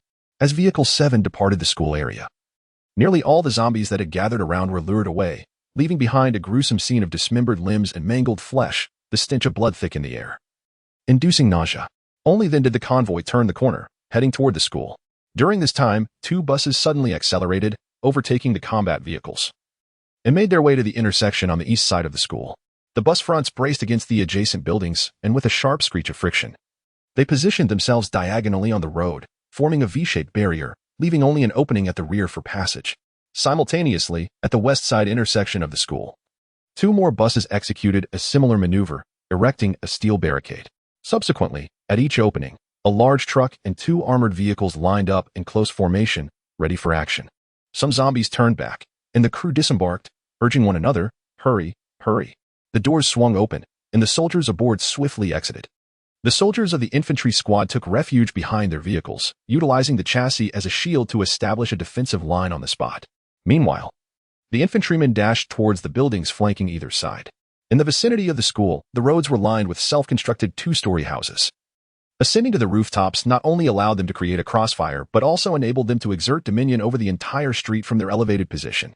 As the zombies approached, they unleashed a barrage of gunfire. The armored infantry fighting vehicle stationed at the opening was the first to strike, its 30mm cannon roaring with fury, instantly shredding the zombies at the forefront into mere fragments. Simultaneously, the soldiers who had positioned themselves atop the buildings also began to pull the triggers, and in an instant, the sound of gunfire reverberated through the skies.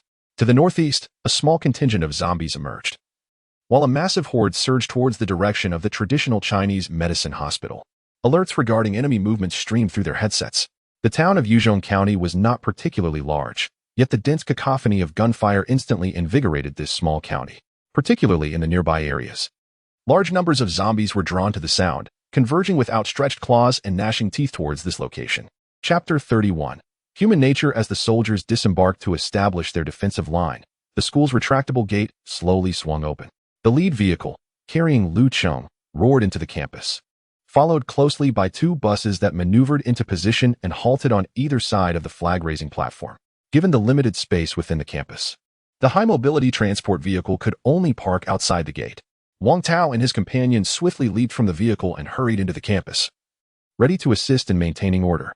Lu Cheng stepped out of the car and lifted his gaze towards the flagpole, where the red flag unfurled in the wind, snapping audibly.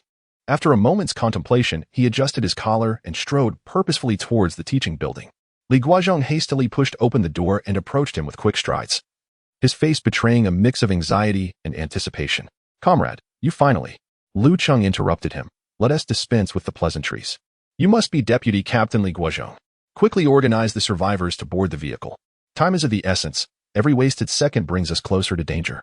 Li Guozhong paused, a flicker of embarrassment crossing his face before he nodded vigorously. "Understood. I'll get right on it." He then turned and rushed back into the teaching building, raising his voice to issue commands. "Everyone, listen to my instructions. The elderly and children board first. The rest must patiently wait." The survivors, already fraught with anxiety, gazed longingly at the vehicles outside, their eyes filled with desperation. Each passing moment felt like an eternity of torment. Had it not been for the armed police restraining them, they would have surged out the moment the 7th vehicle arrived. With Li Guozhong as permission, the elderly and children at the front eagerly surged towards the exit, while the younger adults could hardly contain their impatience, instinctively pushing forward. The crowd surged like a tide. In an instant, the terrified cries of children mingled with the frantic shouts of the elderly, plunging the scene into chaos. "Do not push. No shoving from the back. Anyone who disobeys will be left behind." The police and armed soldiers, witnessing the tumult, immediately rushed in to restore order. Wang Tao, observing someone heedlessly pushing despite warnings, narrowed his eyes with determination and raised the butt of his .79 rifle, striking down upon the 2 most disruptive individuals. The dull thuds echoed as they recoiled in pain, clutching their heads and ceasing their actions. Seeing this, the others complied, and order was gradually restored. Lu Cheng breathed a sigh of relief as he watched the first group of survivors squeeze through the door. He silently mused, "This is human nature. In the face of life and death, nothing is more paramount than survival." At that moment, the external skirmish erupted in earnest. The cacophony of gunfire, the deafening explosions, and the spine-chilling howls of the undead sent the newly emerged survivors into a frenzied panic. Those still unaware of the situation, upon hearing the screams, also succumbed to fear and blindly surged forward once more. Suddenly, the tide of humanity became an uncontrollable flood, violently pushing forward, causing the elderly and children at the front to tumble to the ground. Cheng lifted his gaze, only to witness 7 or 8 able-bodied young men frantically pushing their way out the door. A few reckless souls, devoid of any consideration for the elderly who had fallen beneath their feet, trampled over them in their haste to escape. At this sight, Cheng's eyes instantly filled with tears of rage. Outside, his brave soldiers were valiantly fighting off the zombies, clearing a path for these survivors. Yet these fools were causing chaos, significantly delaying the evacuation. Dongzi, Li Ming, Cheng bellowed, drawing his pistol with determination as the bullet clicked into place. The sound of gunfire echoed through the campus. Bang, bang, bang. Following Cheng's lead, Wang Dong and Li Ming fired without hesitation. The 3 young men at the front clutched their chests and slowly crumpled to the ground, disbelief etched across their faces. They could hardly fathom that the rescue team would dare to fire upon them. The gunshots and the sight of blood served as the most potent deterrent. Both the terrified elderly and children who had fallen to the ground and the chaos of young men and women within the building were momentarily frozen in shock. And the crowd fell silent. Bring those few over here. Cheng's face was ashen, his voice cold enough to chill the bones as he pointed at the young men who had rushed outside. Wang Dong immediately raised his weapon and escorted them aside. The individuals, now trembling and pale, had lost all their previous bravado. Cheng shouted, "From this moment on, anyone who dares to disobey commands will be executed." His fierce tone sent shivers down the spines of the survivors, instinctively causing them to shrink back, eyes filled with terror. Li Guozhong, Wang Tao, continue organizing the boarding process. Anyone who causes trouble will be shot on the spot. Remember, you wield weapons, not mere sticks. Wang Tao, having gained experience through recent encounters with the troops, did not hesitate to turn and loudly instruct the survivors to line up. In contrast, Li Guozhong was momentarily stunned, his mind blank as he witnessed Cheng and the others dispatch the troublemakers. It wasn't until Ma Jun nudged him that he snapped back to reality, hurriedly wiping his face and steadying himself before rushing to assist the fallen elderly and children. Observing the restoration of order, Cheng instructed Wang Dong and Li Ming, "Keep a close watch on these fools." He then swiftly contacted He Bin. "He Bin, this is Cheng. Reporting the situation. Commander, zombies are attacking from both sides. Drone reconnaissance has detected a large number of zombies approaching from the nearby residential area." He Bin's voice crackled through the channel, tinged with urgency and gravity. "Hold the line and report any developments immediately." "Understood, Commander." At this moment, a massive horde of zombies surged from both the direction of the hospital to the west of the primary school and the residential area to the east. They clawed and gnashed their teeth, their grotesque visages accompanied by a putrid stench carried by the wind. The mounted weapons of the infantry fighting vehicles and assault vehicles roared with ferocity, tongues of fire belching forth as bullets rained down like a tempest, exploding into clouds of crimson mist amidst the throng of zombies. On the 2-story buildings on either side, the grenade marksman steadied his grenade launcher, aiming at the most densely populated area of zombies, and decisively pulled the trigger. With a whoosh, the grenade soared into the horde of undead. A thunderous explosion followed, sending dismembered limbs and chunks of flesh flying, the stench of blood rapidly permeating the air. Caution was advised in the narrow alleys on either side, for zombies were emerging. Upon hearing the alert, the warriors on the rooftops swiftly allocated personnel to respond. One shotgunner, relinquishing his firearm, retrieved the PF-11 rocket launcher from his back. With practiced ease, he loaded a high-explosive round into the tube, knelt on one knee, and aimed at the alley, firing without hesitation. The narrow confines of the alley bore witness as the 93mm explosive round hurtled into the mass of zombies. The ensuing explosion engulfed the alley in flames. As the smoke cleared, the oncoming zombies lay reduced to heaps of mangled flesh, limbs, and body parts scattered across the ground, the air thick with a nauseating aroma of blood. "Second squad, be alert. Zombie dogs are on the prowl," crackled an urgent warning through the soldiers' headsets. Several zombie dogs darted out from the southeastern path, their crimson eyes fixated on the gap in the bus, sprinting wildly while emitting low, guttural growls. The machine gunner of the second squad reacted swiftly, pivoting the gun and gripping the trigger tightly, unleashing a barrage of fire. The 5.8mm rounds rained down upon the zombie dogs, reducing them to pulpy remnants before they could draw near. Their mangled bodies collapsed, twitching momentarily before falling still. The sound of shell casings clattering echoed as they were ejected, accumulating in small heaps at the feet of each soldier. The barrels began to heat up rapidly. Yet the zombies continued to emerge from every possible crevice. The mounted weaponry, which had been firing incessantly, gradually ceased fire to reload. The air on the street felt as though it had solidified, each second stretching into an eternity. Just as the pressure on the defense intensified, Zhang Cheng shouted over the channel, "Attention all units, survivors are about to board. Prepare for evacuation." Chapter 32. Gratitude to Brother Tongzi. After Lu Cheng reported that the survivors were about to board the vehicle, he'd been hastily issued commands. "Attention, all units. Prepare for evacuation according to the predetermined plan." Upon receiving the order, the infantry squad stationed on the rooftop unleashed a fierce barrage of grenades and rocket fire upon the horde of zombies.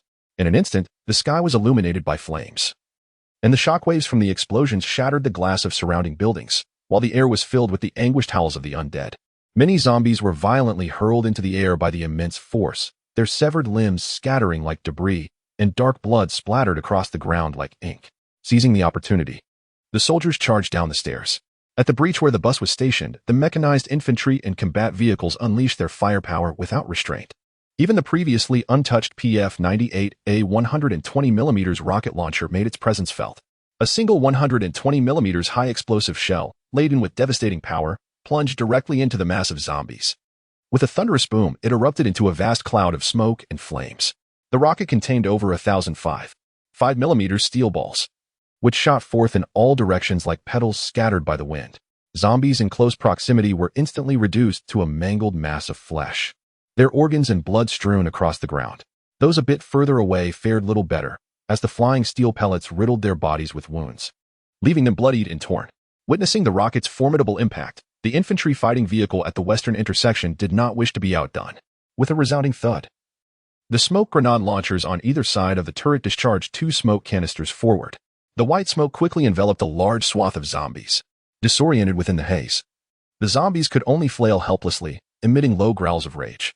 Some frenzied zombies, driven by fear and primal instinct, began to attack their fellow undead, their sharp claws tearing into the decaying flesh of their kindred.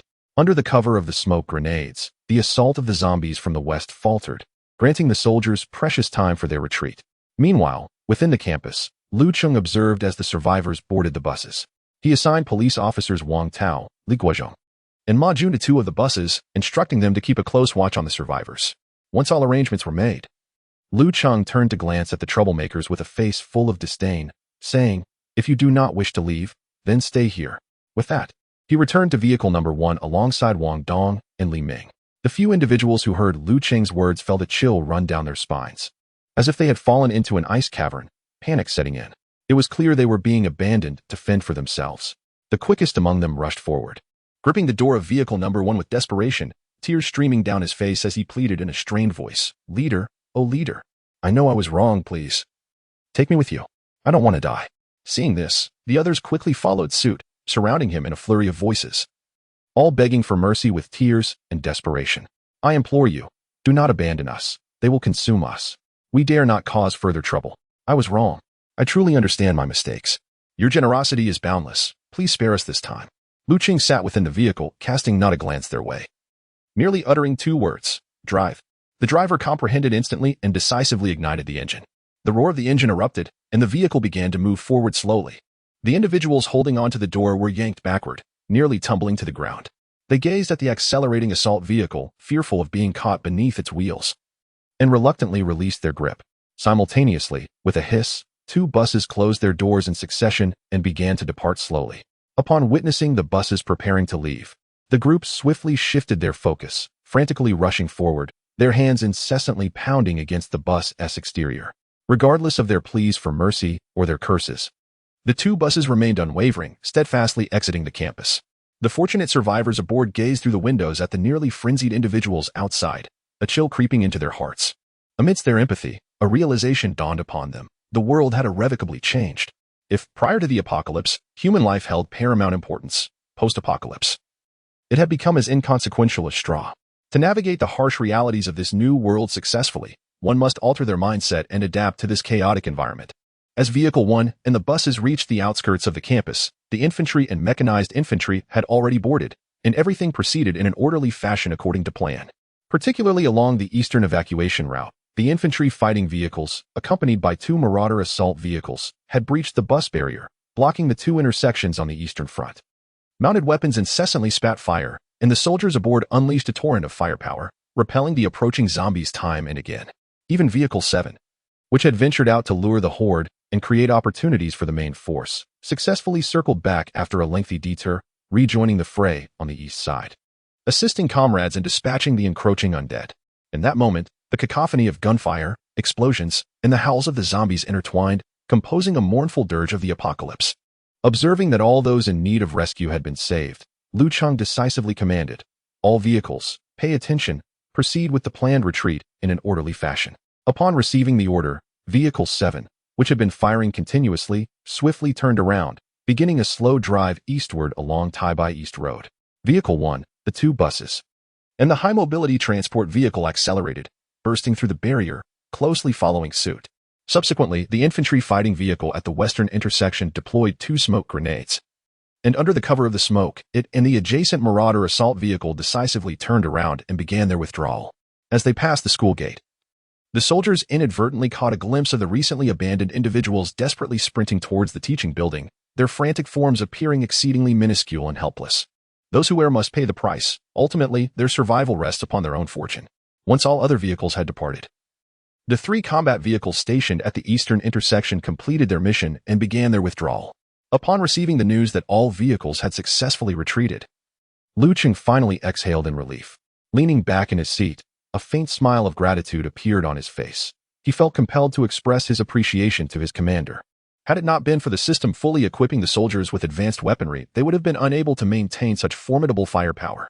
With such limited manpower, facing the relentless tide of zombies, they would have struggled not only to save others but potentially to save themselves as well.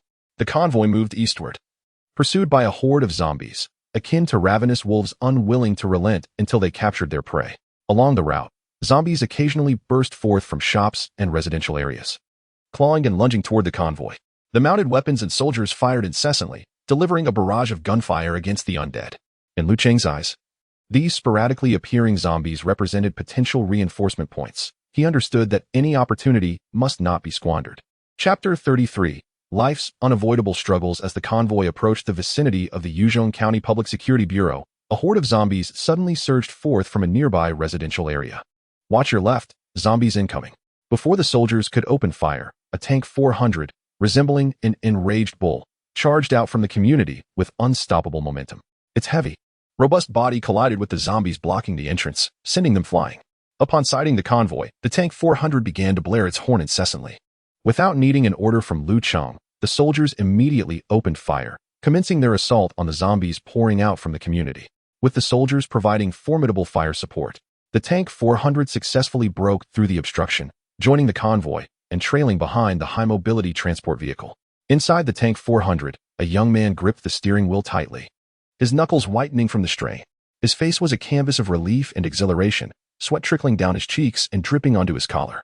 His chest heaved violently as he gasped for air, and then, unable to contain his elation, he began to pound the steering wheel, laughing maniacally. In that moment, the joy within him surged forth like a flood breaking through a dam. He had placed his bet and emerged victorious.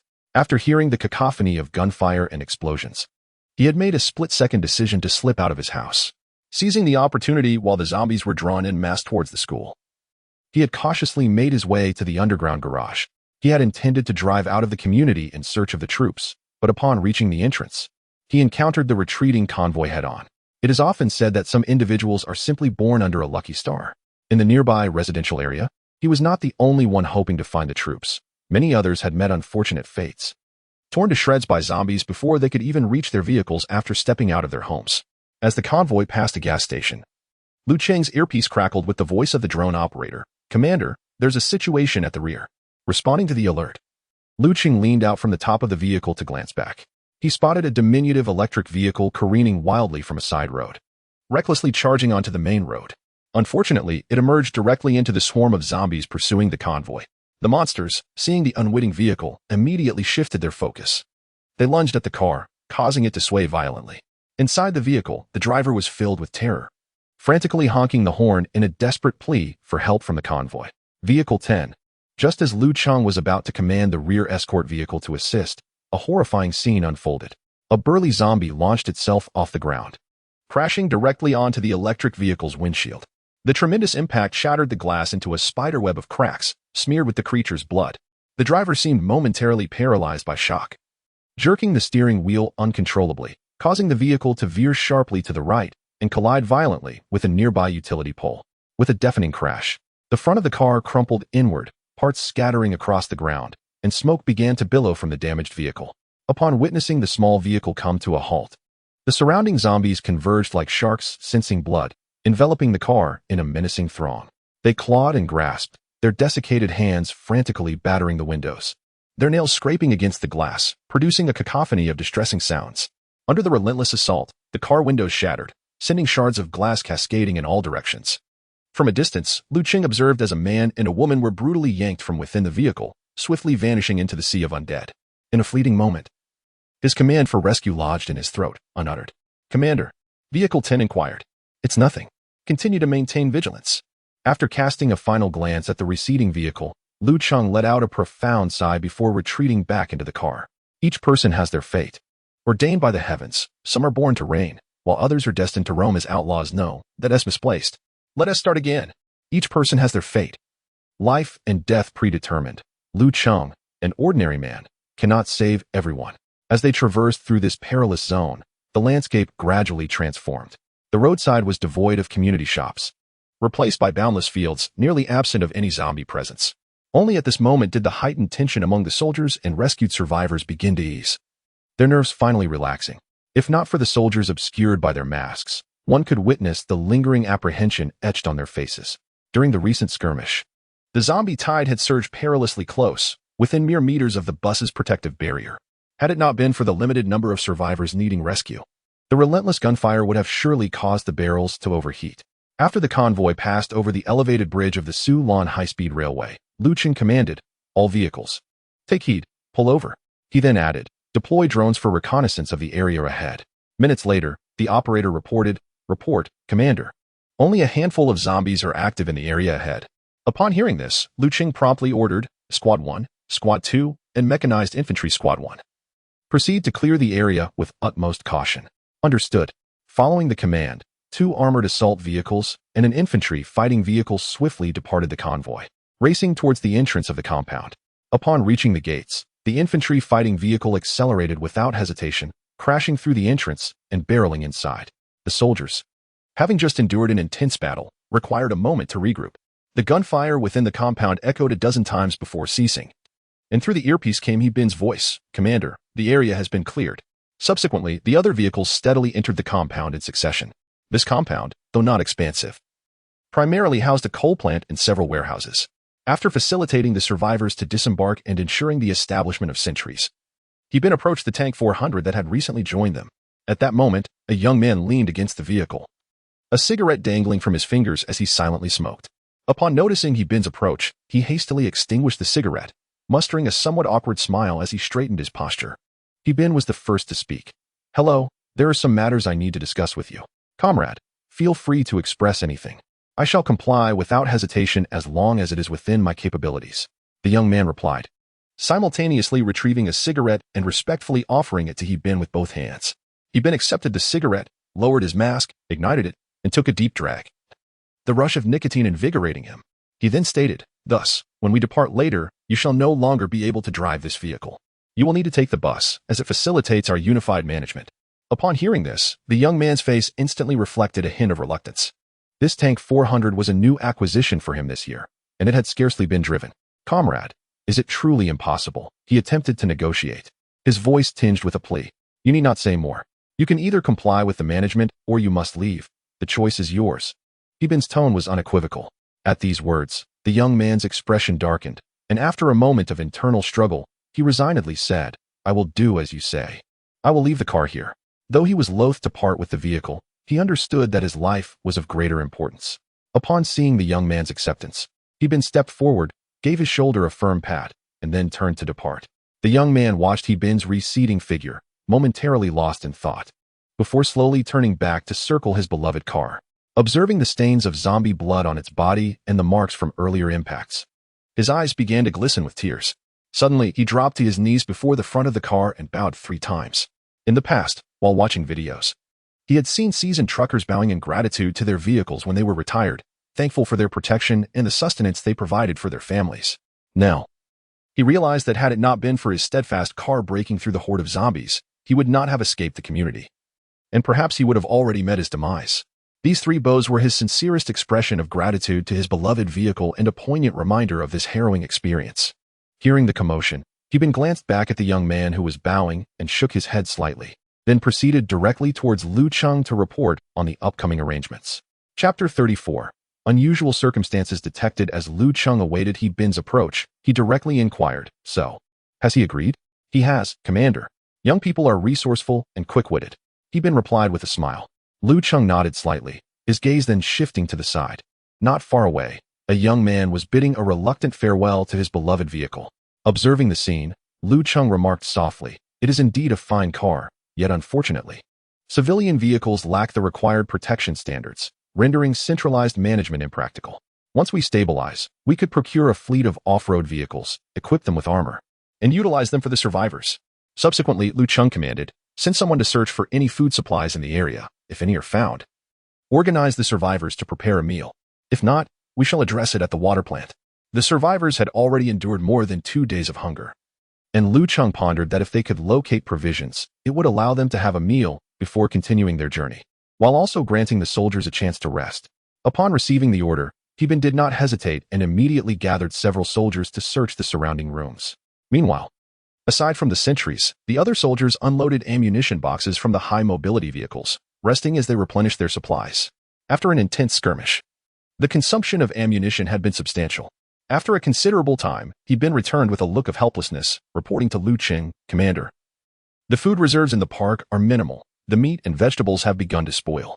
As for rice and flour, there is hardly enough to feed everyone." Upon hearing this outcome, Lu Cheng abandoned his previous thoughts. People often fear not scarcity, but inequity. Since there was insufficient food to share, it would be better to forego it entirely and endure a bit longer.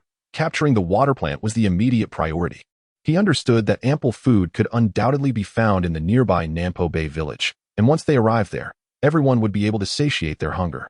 After resting for over 40 minutes, Lu Cheng raised his hand to check the time. It was nearly 11 o'clock. Time waits for no one. And he decisively ordered everyone to assemble and prepare to head to the water plant. The convoy set off once more, robustly making its way onto Xinglong Mountain Avenue. As the wheels rolled on, the convoy turned north onto Wei Si Road after traversing Jingjiu Road, speeding along until they finally turned on a Huancheng West Road. Along the way, zombies emerged from various neighborhoods and shops. However, this time, Lu Cheng refrained from instructing the soldiers to engage. His primary objective was the water plant, and he wished to avoid unnecessary complications. Moreover, the sound of gunfire could easily attract the attention of survivors in the vicinity. If they were to intervene, their manpower was limited, and they simply could not afford to expend energy. Conversely, to ignore the plight of others would weigh heavily on his conscience.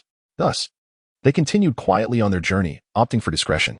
As for why Yuzhong County was not chosen as a settlement, firstly, Pingyi Town is adjacent to the urban area of Lanzhou, boasting a strategic location that would facilitate his future campaigns against the provincial capital.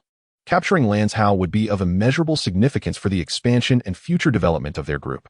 Secondly, Pingyi Town is home to several universities, with well-equipped campuses offering ample space, making it more conducive for military garrisoning.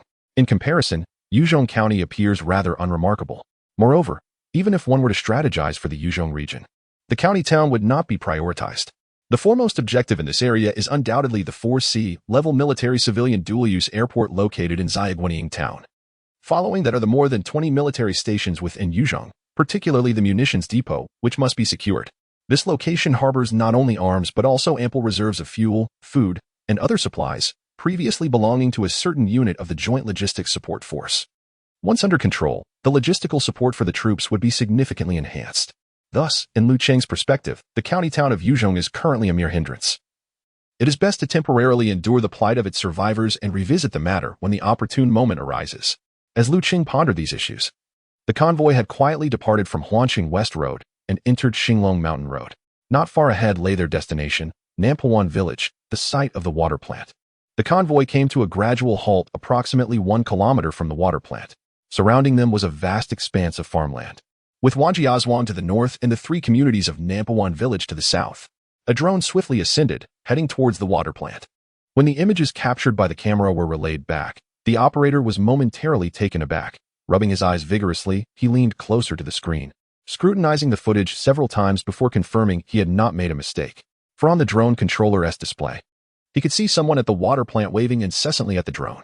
The operator intended to report this to Lu Cheng via the channel, but hesitated, fearing he would be unable to articulate his thoughts clearly. Deciding against it, he leapt from the infantry fighting vehicle, clutching the controller, and dashed toward the first vehicle like a gust of wind. Meanwhile, inside the Yuzhong water plant, Zhang Junfeng was energetically waving at the drone above. Despite his gaunt frame and haggard appearance, his eyes sparkled with excitement. To him, the presence of a drone indicated that there were people nearby. Who they were did not matter. As long as they were not the terrifying zombies, he felt reassured. Observing that the drone remained suspended above him without departing, Zhang Junfeng turned and sprinted towards the dormitory area. Upon entering, he headed directly to the door of one of the rooms, knocking gently while lowering his voice. "Lu, wake up. There is something happening." Soon, the door swung open, revealing a disheveled man, bleary-eyed and alarmed, who inquired anxiously, "What is going on? Are those monsters coming?" His voice trembled involuntarily at the mention of monsters, his eyes wide with fear. Zhang Junfeng hastily waved his hands, rapidly explaining, "It's not monsters. A drone has flown over our plant." "A drone? So what? It's not like monsters are here," Lu retorted with evident impatience. Clearly still groggy from sleep and failing to comprehend Zhang Junfeng's alarm. "Listen, Lu. The presence of a drone signifies that there are people active nearby," Zhang Junfeng urged, anxious to clarify the critical point. Indeed, Lu Su finally came to his senses, suddenly invigorated, and pulled Zhang Junfeng outside, exclaiming, "Let us go. Let us go take a look."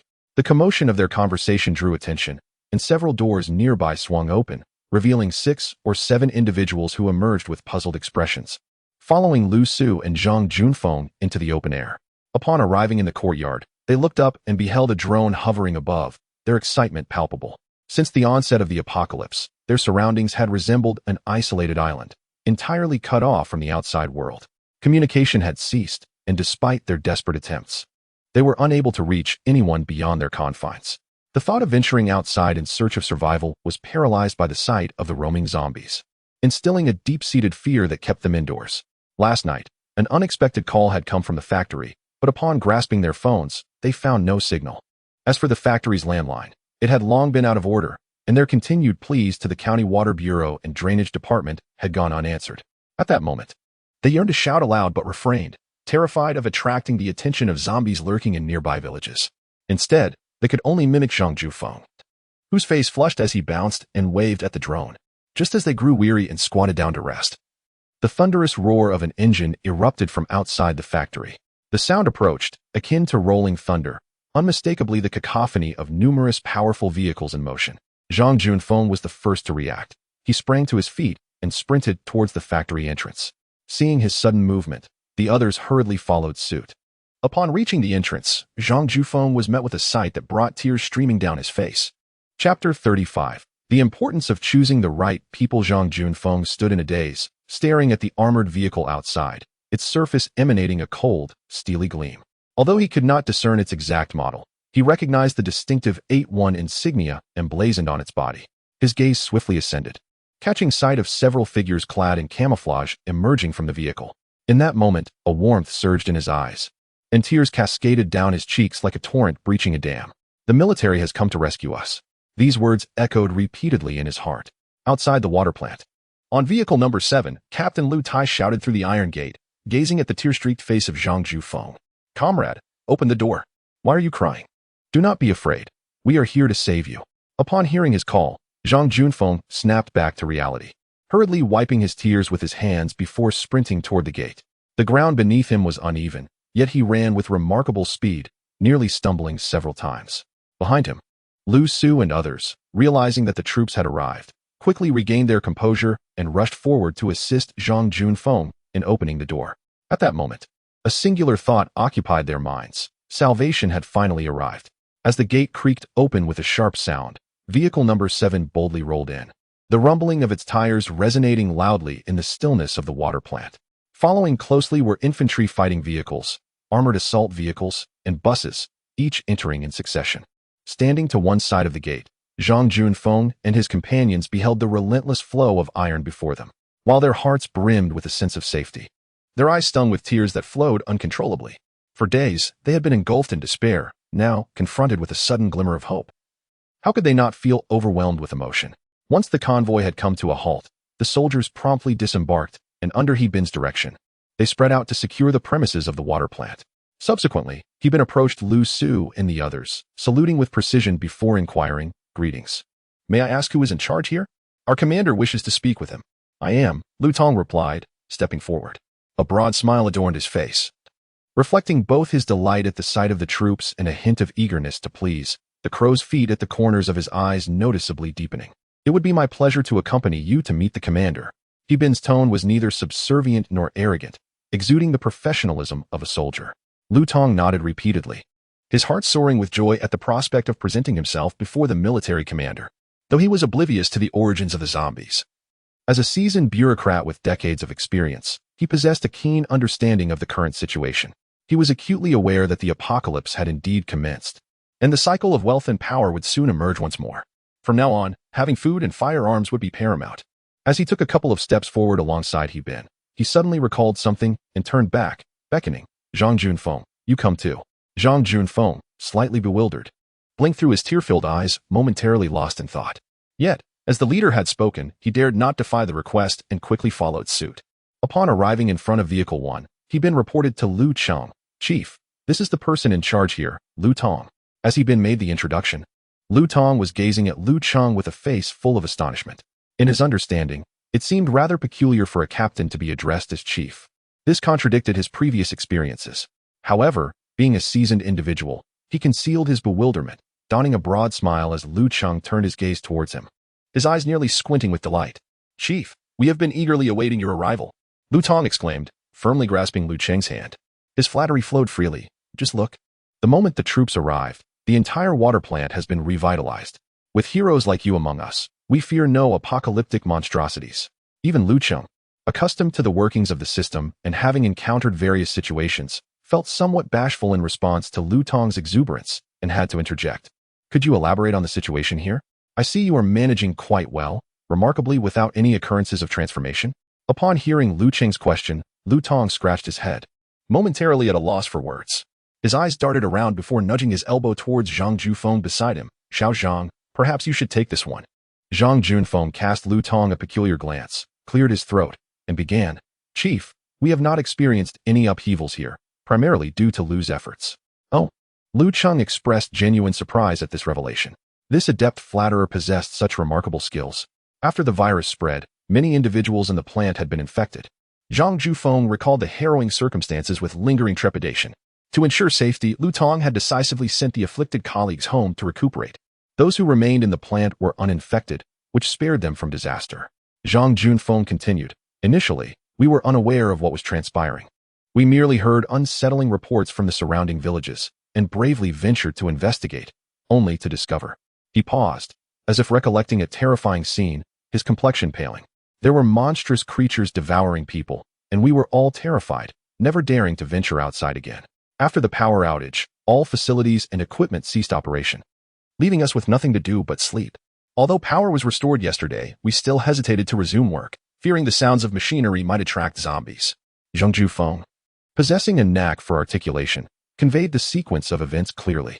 Lu Cheng regarded Zhang Junfeng with a sense of admiration, reflecting, "Indeed, choosing the right people is paramount. Whether public or private sector, aligning with the wrong individuals can lead to misfortune of a different magnitude. As an old saying from my hometown goes, if you do not follow a good spirit, you shall not drink from good water." Having clarified the situation, Lu Cheng no longer withheld his intentions, stating directly, "Lu, the resumption of power was made possible by our reclaiming of the power plant. Both electricity and water are crucial. I hope you can expedite the resumption of operations." "Absolutely, Chief. I shall take a team to restart the equipment and restore water supply shortly." Resuming work is indeed a simple matter, yet. Lu Tong hesitated, a hint of concern etched upon his face. "As for safety, there is no need for you to worry.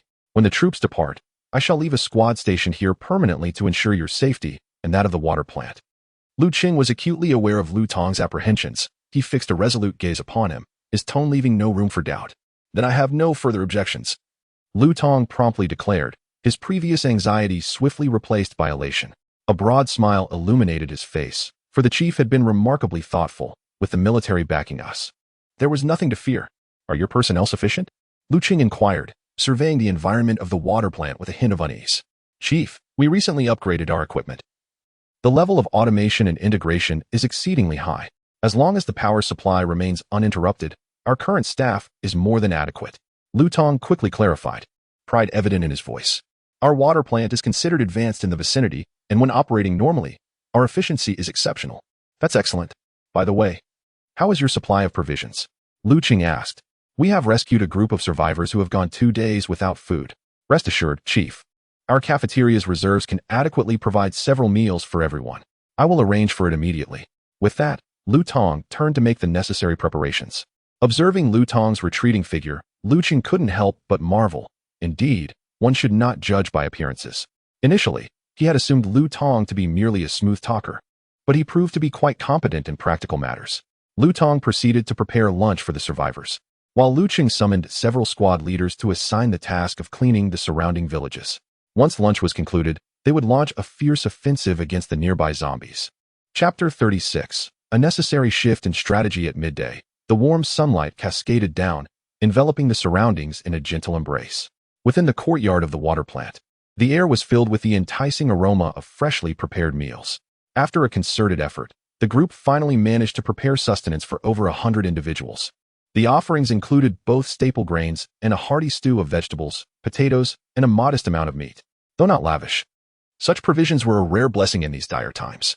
The dining hall was limited in capacity, accommodating only children and soldiers, while other survivors were left to squat in the courtyard with their bowls. In the days before the apocalypse, the bond between military and civilians was profound, with crowds filling the mess hall while soldiers dined outside. However, the current circumstances dictated a different reality. Lu Cheng could no longer adhere to such traditions. In this precarious world, where safety was uncertain and dangers lurked at every corner, all resources and benefits had to be prioritized for the troops. After finishing his meal, Lu Cheng stepped outside the dining hall and observed the survivors voraciously consuming their food. Suddenly, he recognized an important issue that he had overlooked. He waved over He Bin, who promptly approached. Commander, I believe we need to make a temporary adjustment to our strategy. He Bin exclaimed, surprised by Lu Cheng's words. According to their original plan, after securing the villages surrounding the water plant, the troops were to regroup and return, subsequently launching an assault on Pingi Town to establish a safe haven.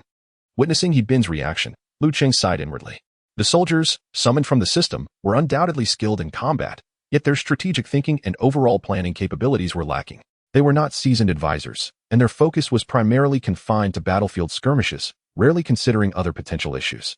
He felt an urgent need for a comprehensive advisory system and an administrative team.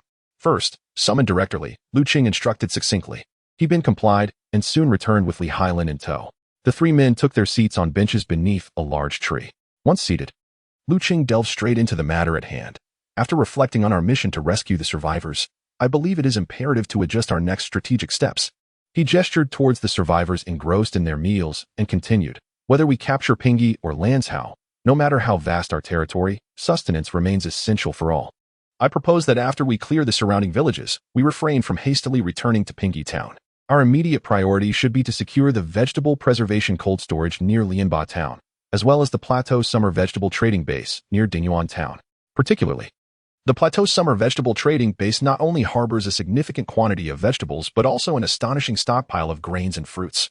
However, a furrow formed on his brow, and he voiced his concerns.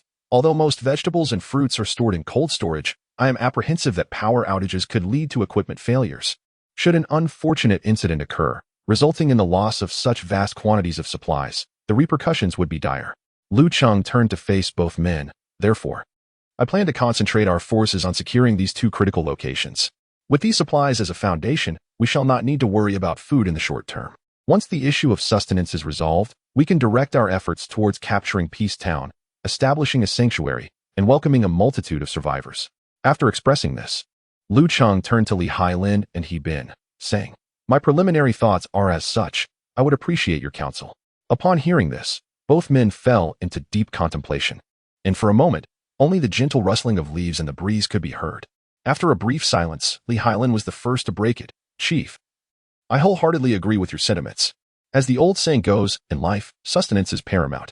In these times, prioritizing the issue of food is essential for survival. I am quite familiar with the two locations you mentioned. Their resources are astonishing.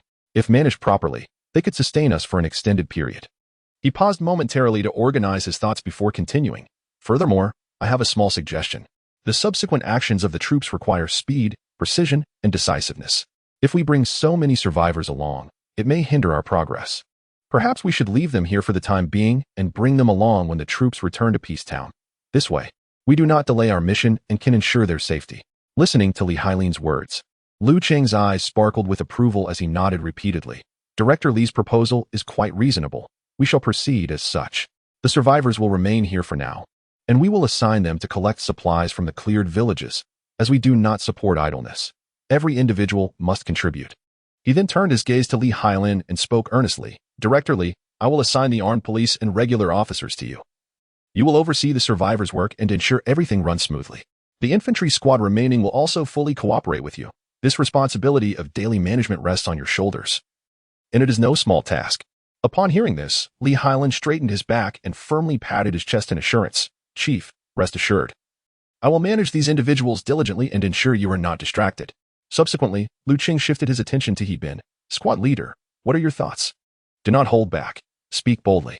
He Bin scratched his head, a hint of embarrassment in his demeanor. Chief, I admit I have not considered all aspects thoroughly. I was focused solely on military operations and overlooked these crucial logistical elements. I feel quite ashamed. No need to dwell on it. Every setback is a lesson learned. Just pay more attention in the future. Lu Cheng responded generously, his eyes filled with encouragement. After further discussion among the three, Li Hailin took his leave to meet with Wang Tao, Li Guozhong, and Ma Jun, key members of his team, to familiarize themselves and coordinate for the upcoming tasks. Once Li Hailin departed, Lu Cheng rose, clasping his hands behind his back, and paced to He Bin, imparting, when you carry out the extermination mission later, be sure to observe closely whether the surrounding livestock have been infected. If there are any uninfected survivors, gather them and find a secure location for isolation and observation. Understood, Chief. He Bin stood tall and responded loudly. Very well, prepare accordingly and exercise utmost caution. Lu Cheng patted He Bin on the shoulder, his gaze filled with trust and anticipation. After the soldiers finished their meal and took a brief respite, they swiftly organized their belongings and checked their equipment. This operation would be executed in two separate teams, led by He Bin and Zhao Hongliang, advancing simultaneously to South Babei Village and Wanjia Village from the south and north, respectively. He Bin would command Team 1, Team 5, and the 2nd Mechanized Infantry Team, while Zhao Hongliang would lead Team 2, Team 6, and the 3rd Mechanized Infantry Team. Team 1 of the Mechanized Infantry would remain at the water plant to ensure Lu Cheng's safety. As the order for action was issued, the roar of engines filled the courtyard, and the combat vehicles gradually rolled out of the water plant's gates. Once outside, the convoy split into two, each veering towards its designated destination at a rapid pace. Meanwhile, under Li Hailin's organization, the survivors also began to busily prepare in an orderly fashion, some gathering tools to collect supplies, while others assisted in clearing away dishes. Chapter 37. A dire situation. The afternoon sun radiated warmth as He Bin and Zhao Hongyang each led their respective teams out of the water plant's gates, racing towards distinctly different directions. Seated in vehicle number 3, Zhao Hongliang's eyes sparkled with excitement. His face, concealed beneath a mask, bore an expression of fervor. Since the outbreak of the apocalypse, He Bin had consistently been entrusted with significant responsibilities by their superior during crucial operations. This ignited a fervent desire within Zhao Hongyang. He yearned for the day when he would also earn the trust of their superior and shine in his own right. At long last, that opportunity had presented itself, and he clenched his fists, silently vowing to perform exceptionally well, proving to their superior that he, Zhao, was anything but ordinary and possessed the capability to alleviate their superior's burdens. It was worth noting that, as of now, 2 squad leader positions within their team remained unfilled. In stark contrast to Zhao Hongliang's spirited determination, He Bin, sitting in vehicle number 2, was enveloped in an unusual silence. As the leader of the first batch of soldiers summoned by Lu Cheng, he naturally enjoyed a close relationship with their superior. Of course, Wang Dong was an exception. That fellow shadowed their superior like a loyal companion, never straying far from his side. Throughout past missions, their superior had consistently delegated command authority to He Bin, demonstrating unwavering trust in him. However, today he exhibited an immaturity that rendered him incapable of aligning with their superior's strategic vision. He had focused solely on combat, neglecting a crucial aspect, the glaring absence of individuals capable of independent action alongside their superior. If he continued to remain stagnant, charging into battle without adapting to circumstances and enhancing his own capabilities. As the team expanded and talent proliferated, he would inevitably find himself sidelined. Even if their superior were to extend a helping hand out of past camaraderie, how could he comfortably rely on their superior for a lifetime? Moreover, if he failed to maintain his value, even the deepest bonds could eventually fade with the passage of time. As he pondered these weighty thoughts, the driver shattered the vehicle's stillness. Squad leader, we are approaching the third community of Nampo Bay Village. He'd been jolted back to reality. Swiftly assessing the scenery outside the window before issuing a command. All vehicles, take heed, pull over to the side and heighten vigilance. Infantry squad, deploy drones for reconnaissance on the target location. With his authoritative command, the vehicles lined up along the roadside. Shortly thereafter, the drones ascended smoothly, soaring towards the skies above Nampo Bay Village's third community. A few minutes later, the drone operator hurried over, tapping on the window of vehicle number 2. Observing this, he promptly opened the door and stepped out. What is it? Is there a special situation? The familiar scene evoked memories of the midday incident, when a drone had detected anomalies at the water plant, prompting the operator to report directly to their superior. Now, this scenario was unfolding once more. Could it be that this seemingly ordinary village concealed extraordinary circumstances? The drone operator handed over the controller. We have just detected some unusual zombie behavior in the village. You might wish to take a look yourself. He felt a sudden tightening in his chest as he reached for the controller, his gaze fixated on the screen with palpable urgency. The moment he glanced at the display, his astonishment knew no bounds. The imagery captured by the drone revealed a gruesome scene unfolding within a narrow alley of Nampo Bay Village's third community, where a bloody melee was taking place. A horde of zombies was entangled in a ferocious struggle with 3 zombie dogs. To his disbelief, these creatures of the undead were now turning against one another. At that instant, as he focused on the screen, one zombie lunged forward, seizing a zombie dog. In a frenzied assault, 4 or 5 zombies pounced upon the dog, savaging it with wild abandon. The zombie dog, unwilling to succumb without a fight, clamped down on a zombie's arm, its sharp teeth tearing through the rotting flesh, spewing forth dark, viscous blood. Yet, the sheer number of zombies proved overwhelming. In mere moments, the unfortunate dog was reduced to a mangled heap, fur and blood splattering the alley in a grotesque display.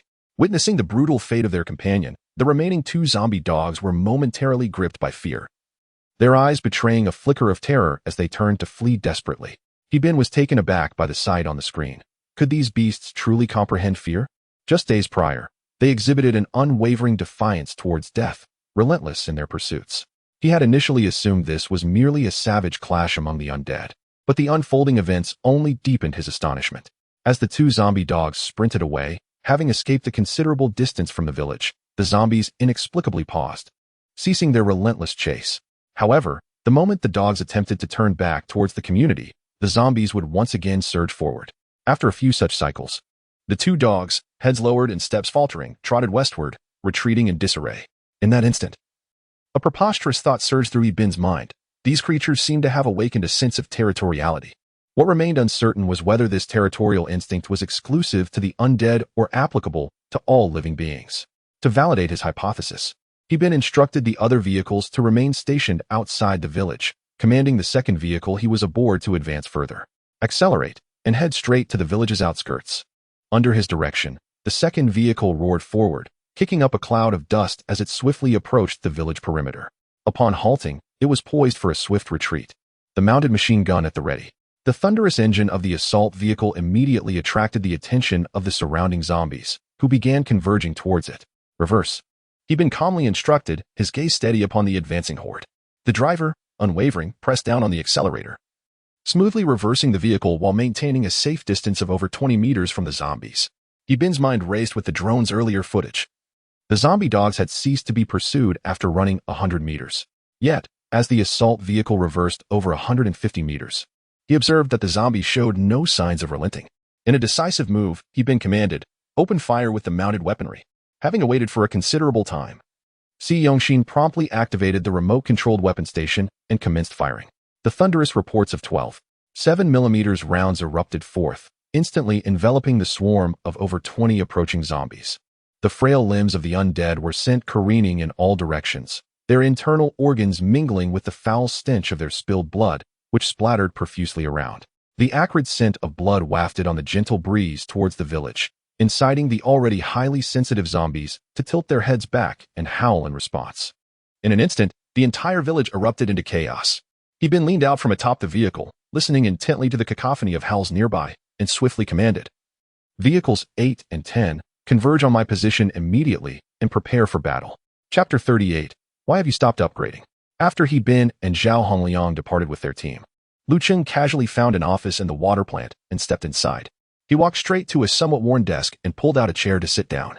After accessing the operation panel for a moment, he inquired, "System, I currently command 3 battalions. Why have you not initiated an upgrade this time?" Previously, when he deployed 3 squads, the system promptly activated the upgrade process. However, this time, despite the expansion of his forces to 3 battalions, the system remained silent.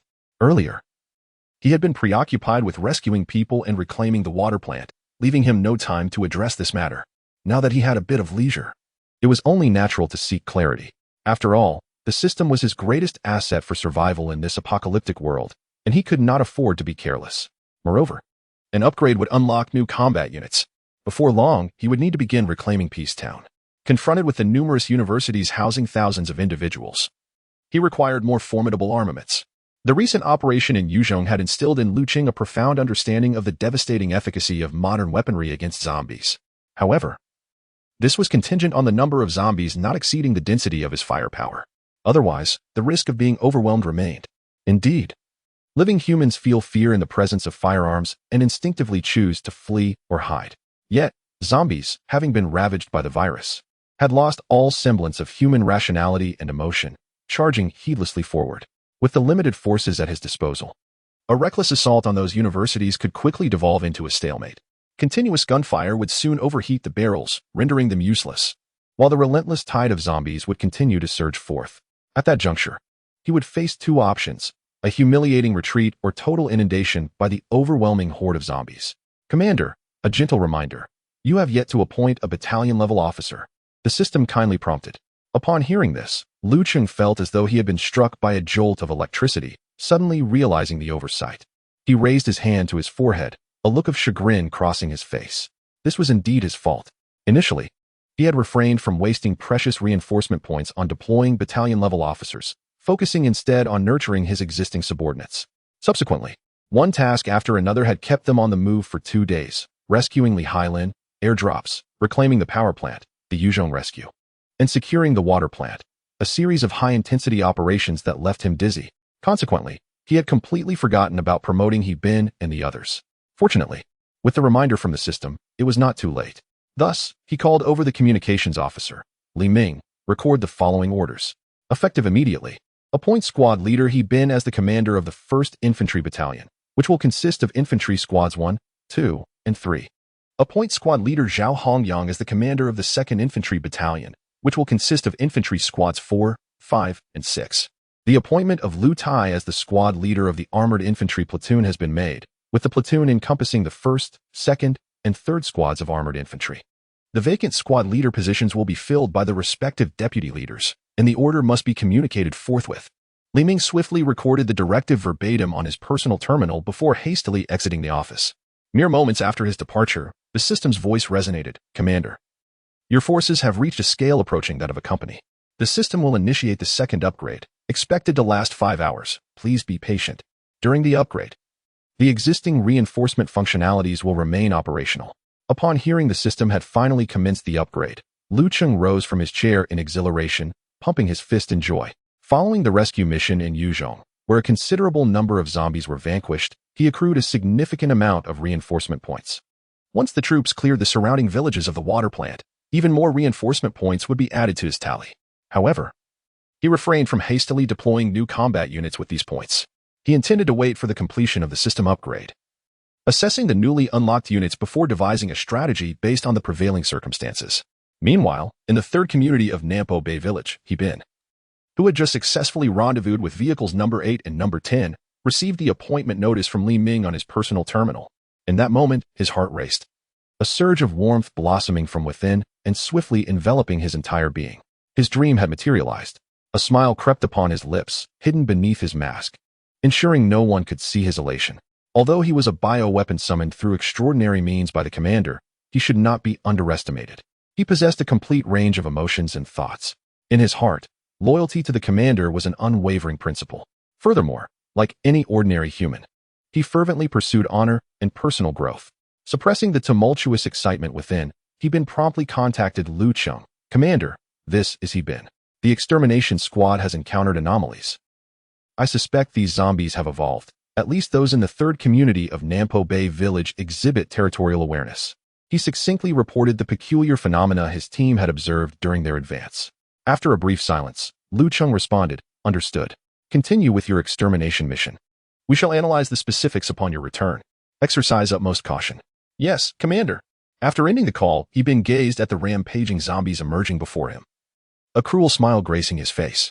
Though he had been promoted, his desire for further advancement and greater responsibility was insatiable. The merits required to support such aspirations, he knew, could only be obtained from these zombies. Without hesitation, he issued the command, "All vehicles, engage in free fire, personnel are not to disembark." As the order was given, the mounted weapons unleashed their fury. The thunderous roar of the 30mm cannon mounted on the armored vehicle resonated through the air, its muzzle exhaling a deadly torrent of fire. Each metallic projectile soared forth with a piercing wail, reducing the zombies in their path to mere fragments of flesh, as a crimson mist enveloped the surroundings. Shortly thereafter, the 12.7mm heavy machine gun of the assault vehicle joined the fray, its deep, resonant gunfire echoing as thick bullets rained down like a torrential downpour, shattering the corpses and sending dismembered limbs flying. A cacophony of metal projectiles intertwined, conjuring a tempest of bloodshed upon this diminutive battlefield. In a fleeting moment, the remaining zombies capable of movement were drawn in and obliterated. Throughout this encounter, they encountered no undead creatures of the animal variety. According to He Bin's conjecture, the roaming zombie animals outside must have been driven away by the relentless onslaught of their own kind. Chapter 39, The Village Cleansing Operation. Attention all units. We are commencing the second phase of the cleansing mission. With the surroundings temporarily secure, He Bin once again issued his orders.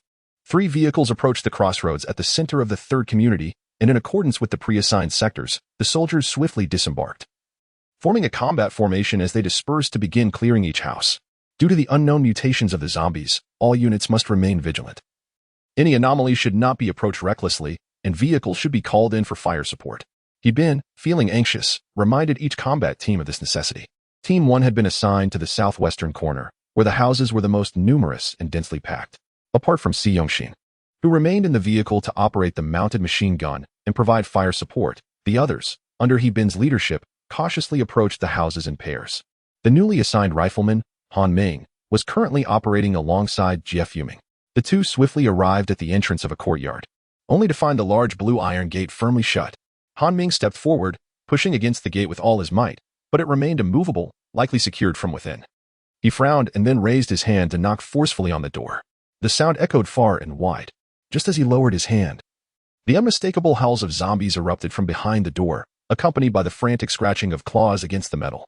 Startled by the sudden noise, Han Ming instinctively took a step back. Then, gathering his courage, he shouted, "Hey, neighbor, open the door. The troops bring warmth." Just as he finished, Jia Fuming playfully slapped his helmet, chiding him, "Enough of your antics, let us get to work."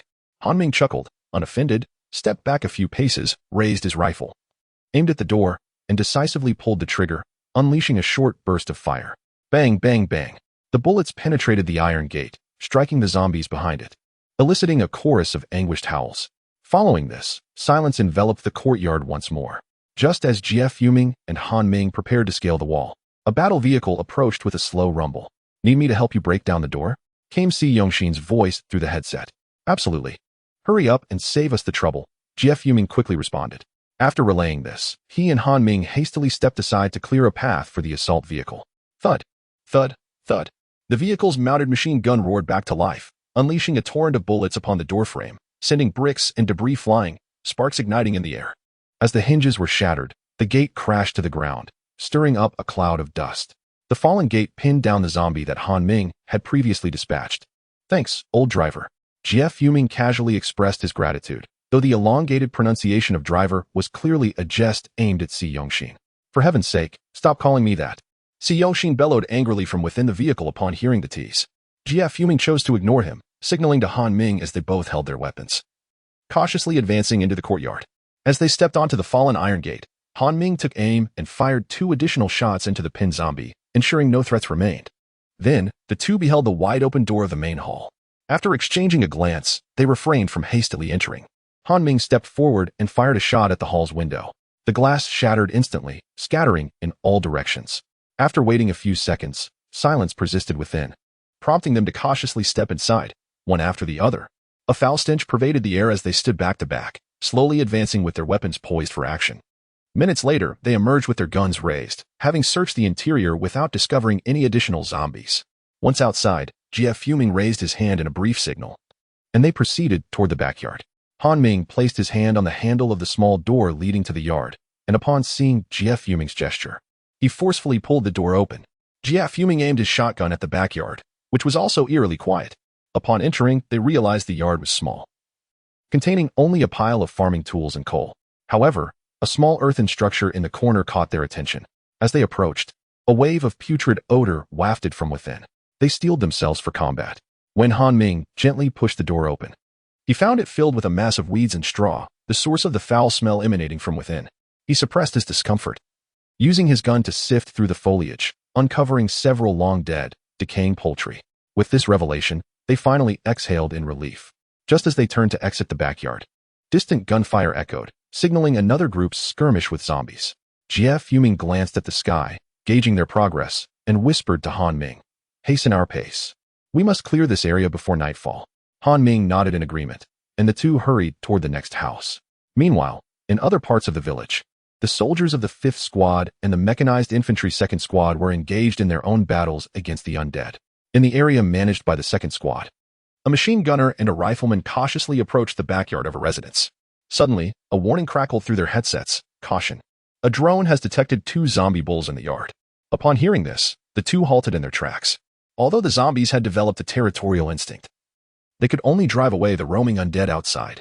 They were powerless against those trapped within the yard. "Clear the line of fire. Let me handle them," commanded the gunner. Hearing this, the two swiftly retreated to a safe distance. The armored vehicle rumbled closer, halting approximately 10 meters from the yard's wall. Subsequently, the turret rotated, its barrel aimed at the structure. With a thunderous roar, the autocannon unleashed a barrage. The 30mm shells flew forth, instantly sending bricks and debris flying.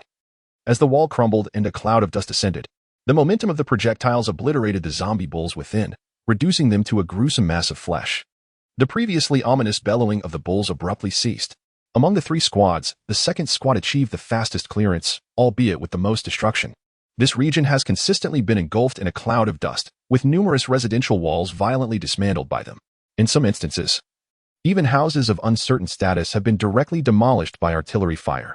The brick and reinforced concrete structures, or those of brick and timber, crumble effortlessly before armored personnel carriers, akin to the sandcastles constructed by children on the beach succumbing to the relentless waves.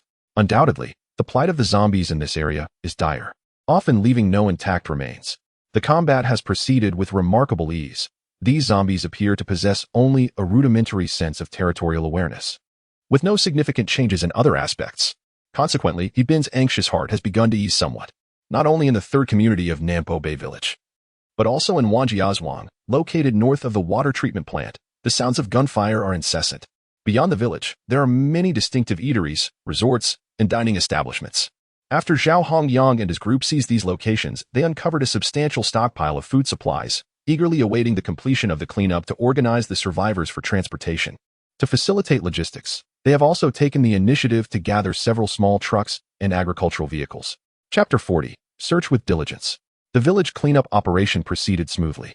Over the years, the tide of urbanization has swept across the nation, with countless young individuals leaving their homes in pursuit of dreams. The rural population has dwindled, leaving primarily middle-aged and elderly individuals, along with a few children, to tend to the ancestral homes and farmland. By around 5 in the afternoon, the cleanup was nearly complete. Having rescued a total of 32 survivors from 2 village communities, the soldiers did not withdraw. Instead, they remained on-site to await the arrival of survivors from the water plant. With the exception of the children, the other survivors would be divided into 2 groups to gather supplies from the respective villages. Before long, clouds of dust rose in the distance as high-mobility transport vehicles and a bus slowly approached. Once the vehicles came to a halt, Li Hailin and Wang Tao were the first to disembark, promptly organizing the survivors to exit the bus and form a line. Once the group was assembled, Li Hailin stepped to the forefront, cleared his throat, and addressed them. "Everyone, the primary mission has already been conveyed to you on the bus, so I shall not reiterate. However, I must emphasize 2 points." He paused briefly, his gaze sweeping over the crowd. First, it is imperative that you wear your masks at all times. Under no circumstances should you come into contact with any infected individuals or the remains of infected animals. We currently lack professional protective equipment, so we must rely on our caution. Second, when searching for supplies, it is essential to be thorough and meticulous. No items are to be hoarded. Everything must be surrendered for uniform distribution. I will make myself clear. Should anyone disregard my words, do not expect leniency. Li Hailin's words resounded like a clarion call, instantly dispelling any notions of complacency among those who might have entertained them. All right, I've said my piece. Let us get to work and search diligently. Following Li Hailin's directive, the survivors were organized into several small groups and set off toward various courtyards. However, the search was fraught with difficulty from the outset, as many survivors, upon glimpsing the bloodied remains of those shot, began to retch uncontrollably. Some, gripped by fear, hesitated to enter buildings, terrified that a zombie might leap out at them. Even assurances that the area had been cleared by soldiers did little to assuage their fears. Nevertheless, there were those among them who were bold and adaptable, despite feeling queasy. They steeled themselves against their nausea and commenced their tasks. Observing the chaotic scene before him, Li Hailin sighed in exasperation and gathered those who were retching or too frightened to continue. Your performances have been lacking. Having grown up in times of peace, it is understandable to feel discomfort and fear when confronted with such scenes. But we all know the state of affairs we face. We cannot afford to sustain those who do not contribute. While we can excuse the elderly and children, everyone else must lend their strength. I will give you 10 minutes to adjust your mindset, and then we will resume the search. Remember, in this place, those who do not work shall not eat. His final words struck the group like a heavy hammer, resonating deeply within their hearts. A few individuals were initially inclined to cause a scene. Yet upon recollecting the unfortunate demise of the troublemaker earlier that morning at school, they instantly deflated like a punctured balloon, swiftly abandoning their intentions. Li Hailin gazed at the varied expressions of the survivors before him, imperceptibly shaking his head. Was this approach cruel? He believed not in the slightest. We are already in a post-apocalyptic world, and it is exceedingly challenging to restore production in the short term. Every resource must be utilized to its fullest extent. For nurturing idleness is tantamount to a slow death. It must be firmly prohibited.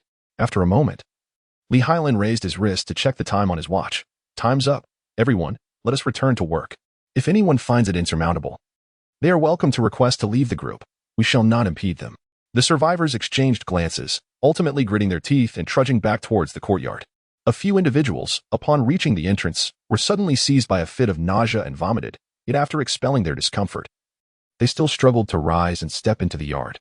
Li Hailin observed from a distance, feeling powerless. Sometimes, one grows accustomed to retching. As for the timid souls, as long as they can procure supplies, it matters not if they labor with their eyes closed. While the survivors painstakingly searched for resources, the soldiers dispersed throughout the village, vigilantly surveying their surroundings. He'd feared that the previously driven away zombie creatures might return, posing a threat to everyone. In the main room of a courtyard in the third community of Nampo Bay Village, two young men rummaged through boxes and drawers in search of usable items. One tall young man, while searching, excitedly remarked, "You know, this treasure hunt is actually quite enjoyable. It feels akin to exploring a map in a game. In the past, those structures were mere sites, inaccessible, much like the game itself. Now, however, we can freely enter, and it's somewhat fulfilling a dream." The other young man, slightly more slender, chuckled at this. "You really have a way of thinking. Even now, you're still keen to find amusement? Well, happiness is but a day, and sadness is also a day. Why not allow oneself a moment of joy? Besides, given the dire state of affairs, being alive is a blessing. As long as I'm not forced to battle zombies, I'm willing to engage in anything else." As he spoke, the tall young man exerted effort to pull open an old drawer. Suddenly, his eyes sparkled with delight, as if he had uncovered a rare treasure. Exclaiming, "Look what I have found." His companion leaned in to see, and it turned out to be a set of mahjong tiles. He grimaced, filled with disdain. "What use is this? Our foremost task is to survive. Who has the luxury to play games now?" The tall young man, however, was unfazed and retorted, "It may seem useless now, but once the troops establish a safe zone and we settle down, it could serve as a delightful pastime." He gently caressed the mahjong tiles, his eyes reflecting a glimmer of hope for the future. "Enough of this. Let us put it down quickly. As it isn't on the search list, and we wouldn't want to face penalties later." His companion's words doused his enthusiasm like a bucket of cold water. Though the tall young man felt a deep sense of reluctance, he could only cast aside the mahjong. The two busied themselves for a while longer, finally unearthing 2 bags of flour and a collection of spice jars, which brought them great satisfaction as they exited the courtyard. As time progressed, the survivors gradually adapted to their task, their search speed increasing remarkably. Supplies such as rice, oil, vegetables, meat, and various condiments flowed together like a gentle stream.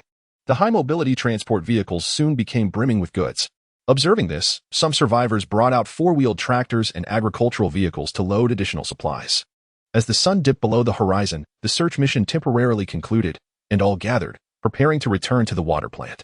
At this moment, the convoy bore little resemblance to its earlier form, with an array of agricultural vehicles interspersed, their cargo laden with goods.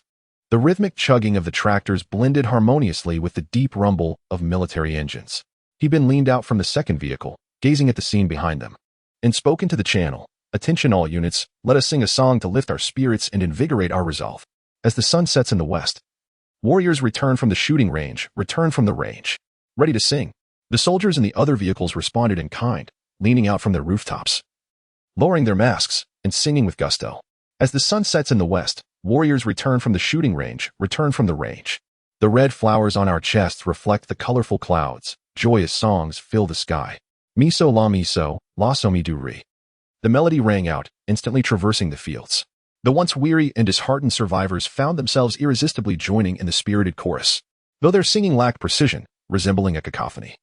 And many stumbled over the lyrics. The uplifting melody elevated everyone's spirits.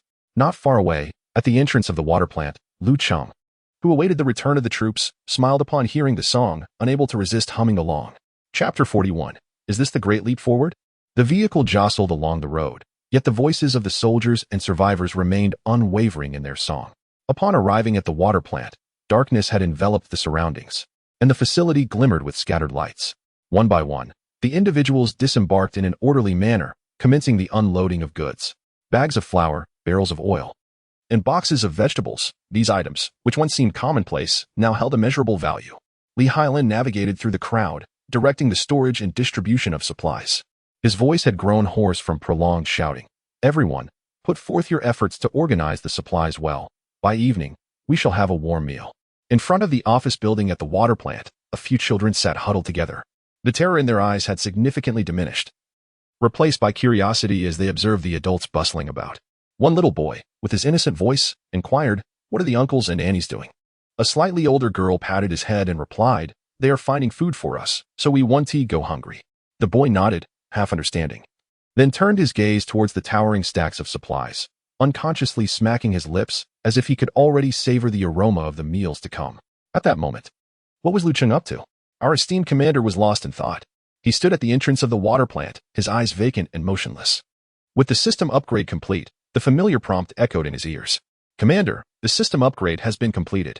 Your rank has been elevated to Lieutenant Colonel, and the corresponding insignia has been dispatched to the supply box. Please retrieve it at your convenience." Following this upgrade, new operational units such as heavy, medium, and light composite battalions have been added. Hearing the first notification, Cheng felt elated. He had finally attained the rank of a school-level officer, and a lieutenant colonel at that. Henceforth, when addressed as commander, he could somewhat justifiably bear the title. However, the subsequent notification left him bewildered. What did the second message imply? What new additions were there? The leap in the system's upgrades was indeed rather substantial. Was it not afraid of overreaching? Filled with confusion, he urgently called out to his system, "System, come forth and clarify. Does this mean I can deploy 3 types of composite battalions?" "Indeed, Commander." "Then why the sudden increase in units? There weren't this many when I was promoted before," Cheng questioned, puzzled. "Commander, composite battalions are the foundational units of composite operations following the military reforms. With your promotion to Lieutenant Colonel, you are naturally entitled to deploy all types of composite battalion-level operational units." The system explained at a leisurely pace. "According to your explanation, if the heavy composite forces include a 155mm artillery battalion, a box artillery battalion, and a long-range fire battalion, does that mean I can also deploy heavy artillery like the PLZ-05 155mm self-propelled howitzer?" Cheng asked eagerly. "Not quite, Commander. These are support units assigned to brigade and army levels and have not yet been made available." The system unceremoniously shattered his fantasy. "Then, does your statement imply that the only personnel and equipment at my disposal are those from the basic composite combat battalions within the composite brigade?" Cheng rubbed his temples.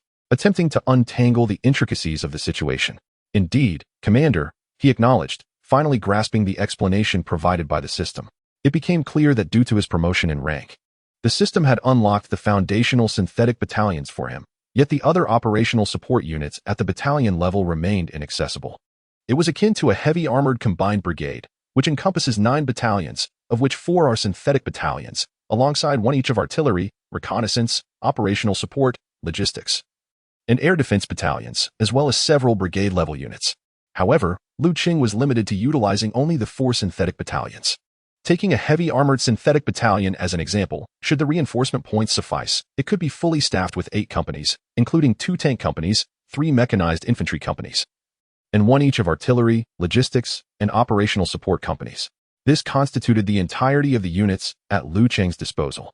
Having clarified these details, Cheng was eager to explore the newly added combat units. Upon accessing the reinforcement menu, a familiar interface greeted him, yet only the infantry, armor, and logistics menus were illuminated, while the Air Force and Navy remained dormant.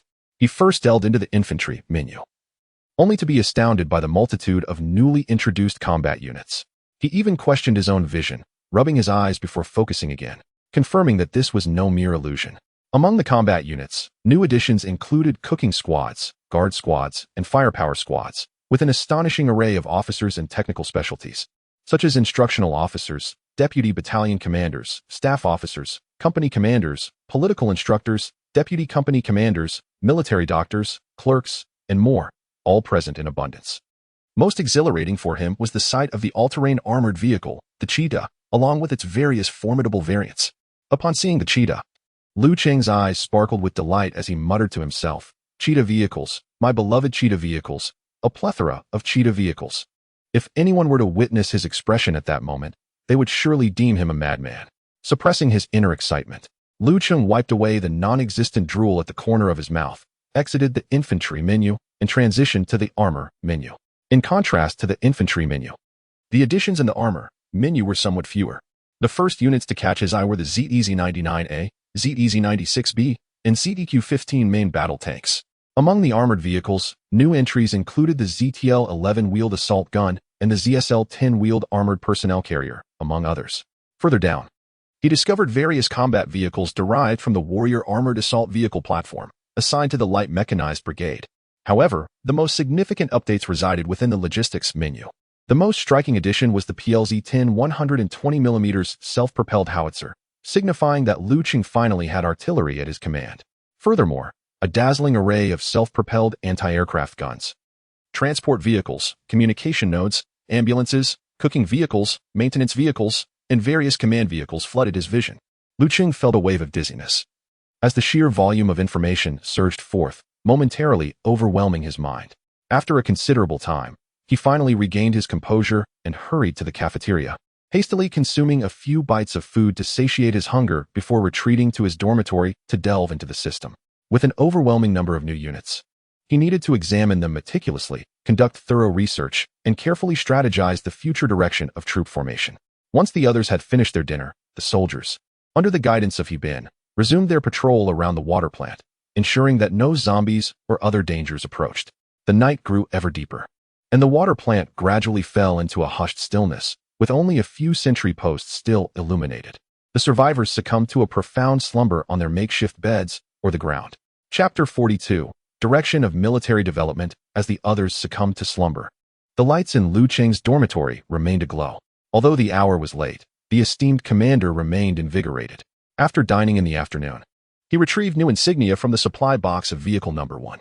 Upon opening the box, he discovered not only his own insignia but also the insignia of Bin and others who had been recently promoted. Returning to his quarters, he took the insignia from his pocket and admired the 2 bars and 2 stars. As his fingertips brushed against the shimmering stars, Cheng was abruptly reminded of a phrase he had encountered in a film or a novel: rank is not mere decoration. It is the weight of the mountains and rivers upon one's shoulders. With the insignia adorned, he understood the accompanying responsibilities. In this time of turmoil, he, Cheng, wielding the system, must step forth to rescue the people and restore the land. Swiftly donning the insignia, Cheng settled on the edge of his bed and once again accessed the operational panel.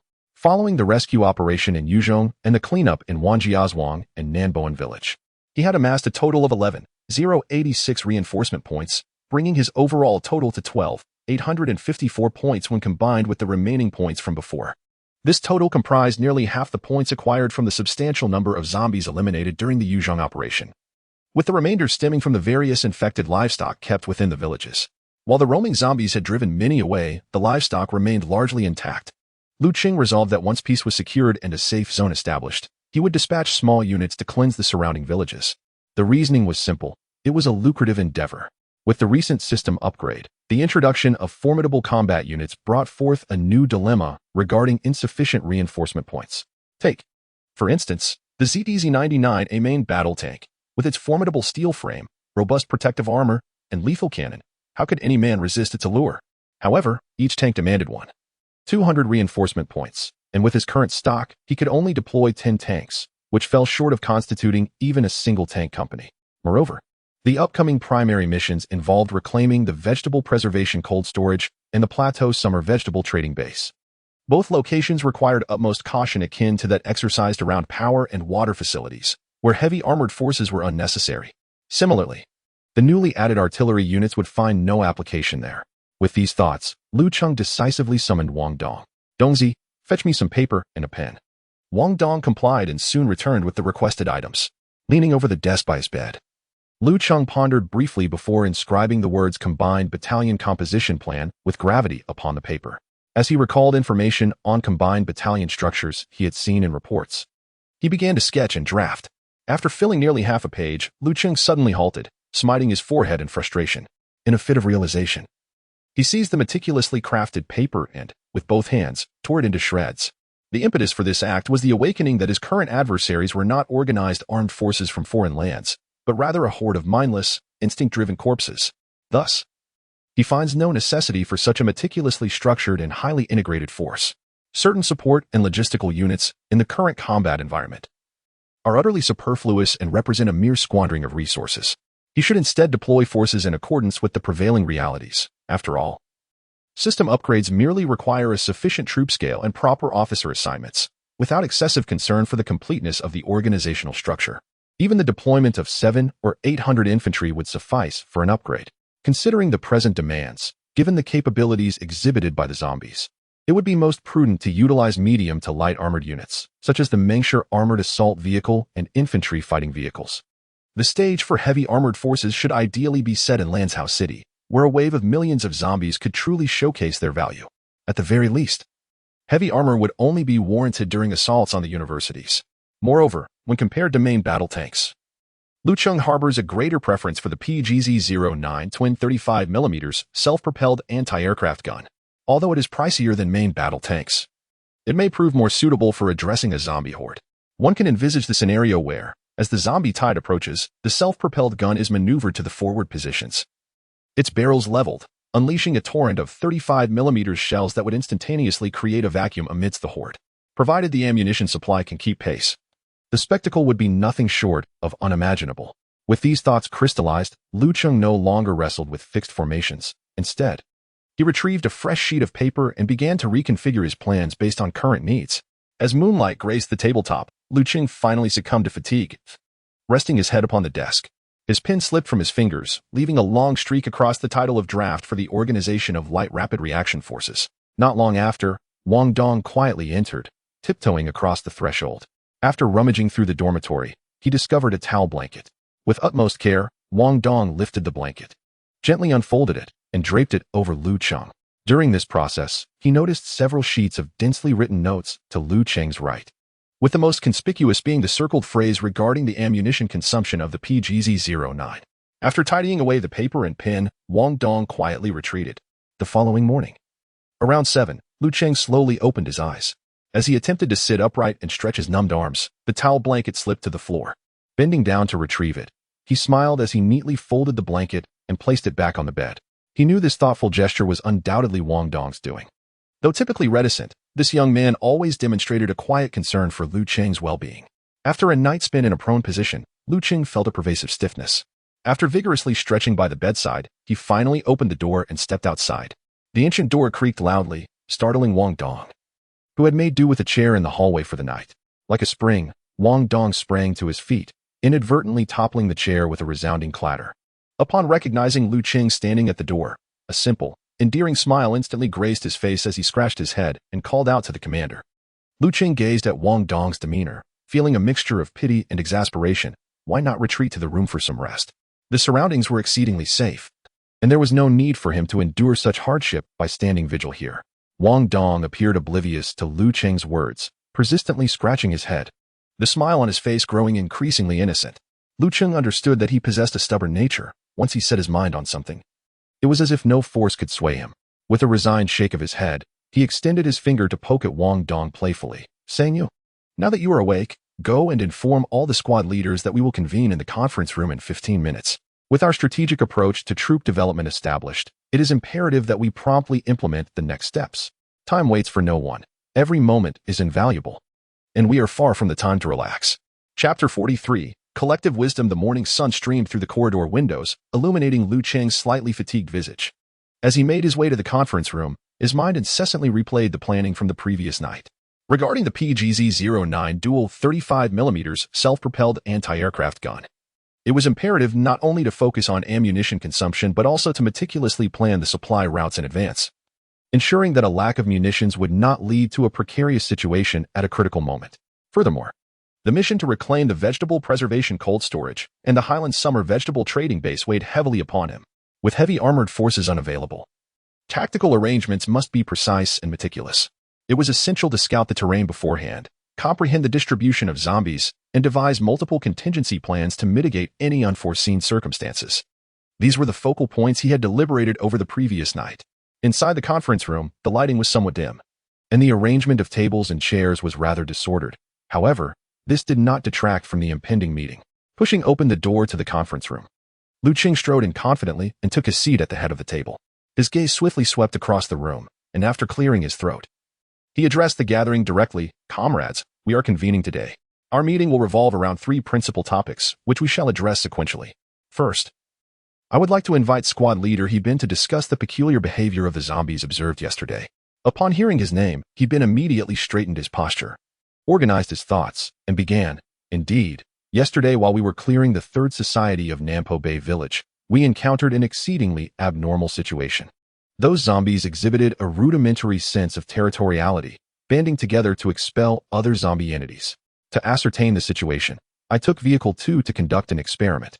Their territorial awareness seemed effective only against other zombies. When confronted with living creatures, they relentlessly pursued and attacked. Is there anything else? Lu Cheng inquired, his brow furrowed in contemplation. Sir, during the drone reconnaissance yesterday, we made an even more astonishing discovery. 2 zombie dogs displayed signs of fear upon witnessing a companion being killed. They turned tail and fled. This is unprecedented. It appears that the zombie dogs possess an instinct for self-preservation. He Bin added, his tone tinged with disbelief. Did the zombies exhibit any other unusual behaviors during your incursion into the village, such as ambushes or surprise attacks? Lu Cheng pressed further. Not at all. Their attacking methods remained consistent with previous encounters, charging forward mindlessly, devoid of strategy, and lacking the fear response displayed by the zombie dogs. They acted purely on instinct. He Bin replied candidly. Lu Cheng tapped his fingers rhythmically upon the table. So we have currently identified only these 2 anomalous behaviors. While they are few in number, they serve as a significant warning. This indicates that the zombies, including the zombie animals, are undergoing some unknown transformations. One might even call it evolution. Pausing for emphasis, Lu Cheng scanned the room, his tone growing increasingly grave. Therefore, in future operations, it is imperative that reconnaissance work is executed with utmost precision. After each mission, we must thoroughly document and report these exceptional circumstances. In addition, it is imperative to caution the warriors to exercise utmost vigilance. Any lapse in caution could lead to encounters with bizarre and extraordinary zombies, and then it would be too late for regrets. Observing Lu Cheng's grave demeanor, the attending officials nodded in agreement. The atmosphere in the conference room grew somewhat tense, as everyone understood that any changes in the zombies signified an increase in uncertainties for future battles. Now, let us proceed to the second agenda item, which can be addressed alongside the subsequent matters. Lu Cheng slightly turned, unfurling the draft for the light rapid response force that he had painstakingly prepared the night before. Given the current circumstances, we cannot blindly replicate the traditional composite battalion structure. Instead, we must forge a light rapid response force tailored to the present combat demands. This force will center around the armored assault vehicles and infantry fighting vehicles, adequately manned with infantry, emphasizing mobility, firepower, and rapid response capabilities. The primary operational objectives will be to reclaim the cold storage and trading base. I personally believe that we should adopt a strategy of small units infiltrating multiple points, avoiding large-scale direct confrontations to prevent damage to facilities and equipment. Upon finishing, the squad leaders engaged in fervent discussions regarding the draft and the forthcoming action plans. Some expressed concerns, voicing apprehensions. Commander, while light and medium armored units are indeed highly mobile, might their defensive capabilities be too weak? With the zombies showing signs of evolution, what if we encounter some bizarre variant that we cannot withstand? Cheng nodded slightly and patiently elucidated. The zombies we currently face possess limited offensive capabilities and lack the means to breach armor. Moreover, as long as these undead remain carbon-based organisms, they cannot rely on their own strength to penetrate armor. Our light to medium armor is sufficient to withstand their assaults, and our mobility will enable us to swiftly vacate danger zones. Next, a squad leader raised a query regarding the deployment of the PGZ-09 twin 35mm self-propelled anti-aircraft gun. He been promptly interjected. I concur with the commander's assessment. When faced with a massive zombie wave, the deployed anti-aircraft gun will be our trump card. Provided it is properly positioned and supplied with ammunition, it can inflict substantial casualties. The atmosphere in the conference room was vibrant, with ideas clashing and sparking new insights. Over an hour passed, and through collective brainstorming, a more refined and feasible troop composition plan and subsequent operational strategies began to take shape. Cheng nodded in satisfaction and declared, "All right, the meeting is adjourned. Let us proceed to breakfast." 20 minutes later, the first and second squads gathered at the entrance of the water plant. The morning's material collection operation was temporarily halted, pending further notice. With that, he was the first to rise and exit the conference room. The other squad leaders followed suit, leaving Li Ming to organize the meeting materials. In the absence of staff and clerical support, this task fell upon him to manage temporarily. In the cafeteria, as Cheng enjoyed a simple breakfast, he silently called upon the system, since my rank has elevated, has my airdrop range changed? Commander, your airdrop range has now been expanded to a 20-kilometer radius centered around you. Upon hearing the system's response, Cheng excitedly raised his fist. This airdrop range was more than sufficient for his current needs. He swiftly opened his personal terminal to examine the map and survey the surrounding terrain. Fortunately, there was a vast expanse of wasteland just behind the water plant, sparing him the need to travel far. After lunch, as he walked towards Vehicle 1, Cheng spoke into the channel. Take Squad 1 and Squad 2 and follow Vehicle 1. With that, he opened the door, climbed into the vehicle, and directly instructed the driver, head to the wasteland behind the water plant. Vehicle 1 roared to life, swiftly exiting the water plant's gates, followed closely by Vehicles 2 and 3. The convoy navigated along the dirt road behind the water plant and soon arrived at the desolate area. Chapter 44. My advisor does not carry long soon. The convoy arrived at the edge of the wasteland. Cheng was the first to leap from the vehicle, a cloud of dust enveloping him. He squinted his eyes and surveyed the expansive terrain. The ground was parched and dotted with sparse weeds, despite the harsh environment. The openness and flatness of the land rendered it an ideal site for an airdrop. First and second squads, spread out and heighten your vigilance. Cheng commanded decisively. The soldiers sprang into action, swiftly dispersing to form a tight defensive perimeter. After confirming that the alert line was adequately established, Cheng stood by the vehicle and opened the control panel. Gazing at the reinforcement points, he proceeded to select today's delivery units in accordance with their prior discussions. Given the current size of his forces, he deemed it unnecessary to include officers such as a deputy battalion commander, political instructor, or company commander for the time being. What was urgently required were staff officers and technical personnel. Thus, Cheng opted for a chief staff officer, 800 points, a military medic, 500 points, 3 communications personnel, 80 points each, and a clerk, 80 points.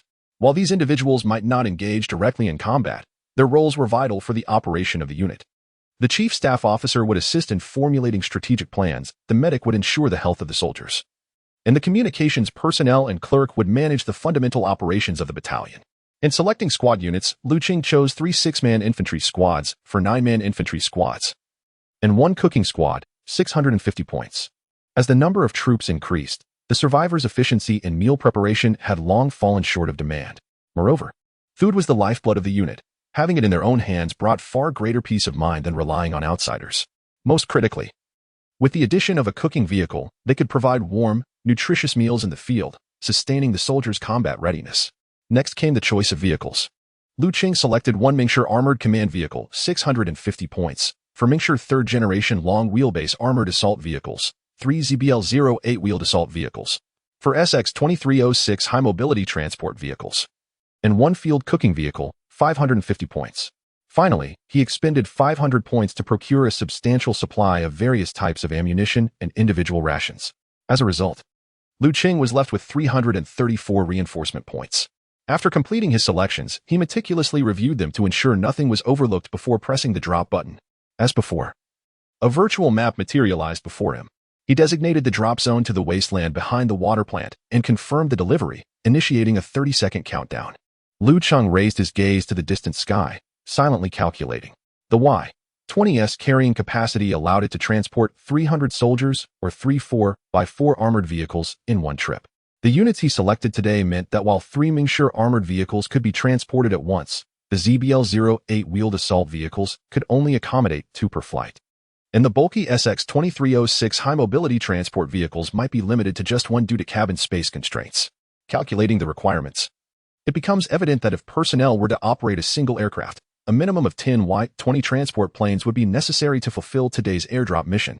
Just as he was silently contemplating these figures, a thunderous roar suddenly resonated from the distant sky, the sound approaching like rolling thunder. Soon, a small black dot emerged on the horizon, and as it drew nearer, the silhouette of the Y-20 gradually became discernible. Its enormous wings sliced through the boundless sky, the fuselage shimmering with a metallic sheen under the sun, resembling a steel eagle soaring gracefully. Consistent with the previous occasion, once the parachute was deployed, a massive container was drawn from the cargo hold. However, this time the scale of the airdrop was more substantial, with 3 containers released in succession. In an instant, the sky was adorned with a flurry of parachutes, creating a spectacular scene.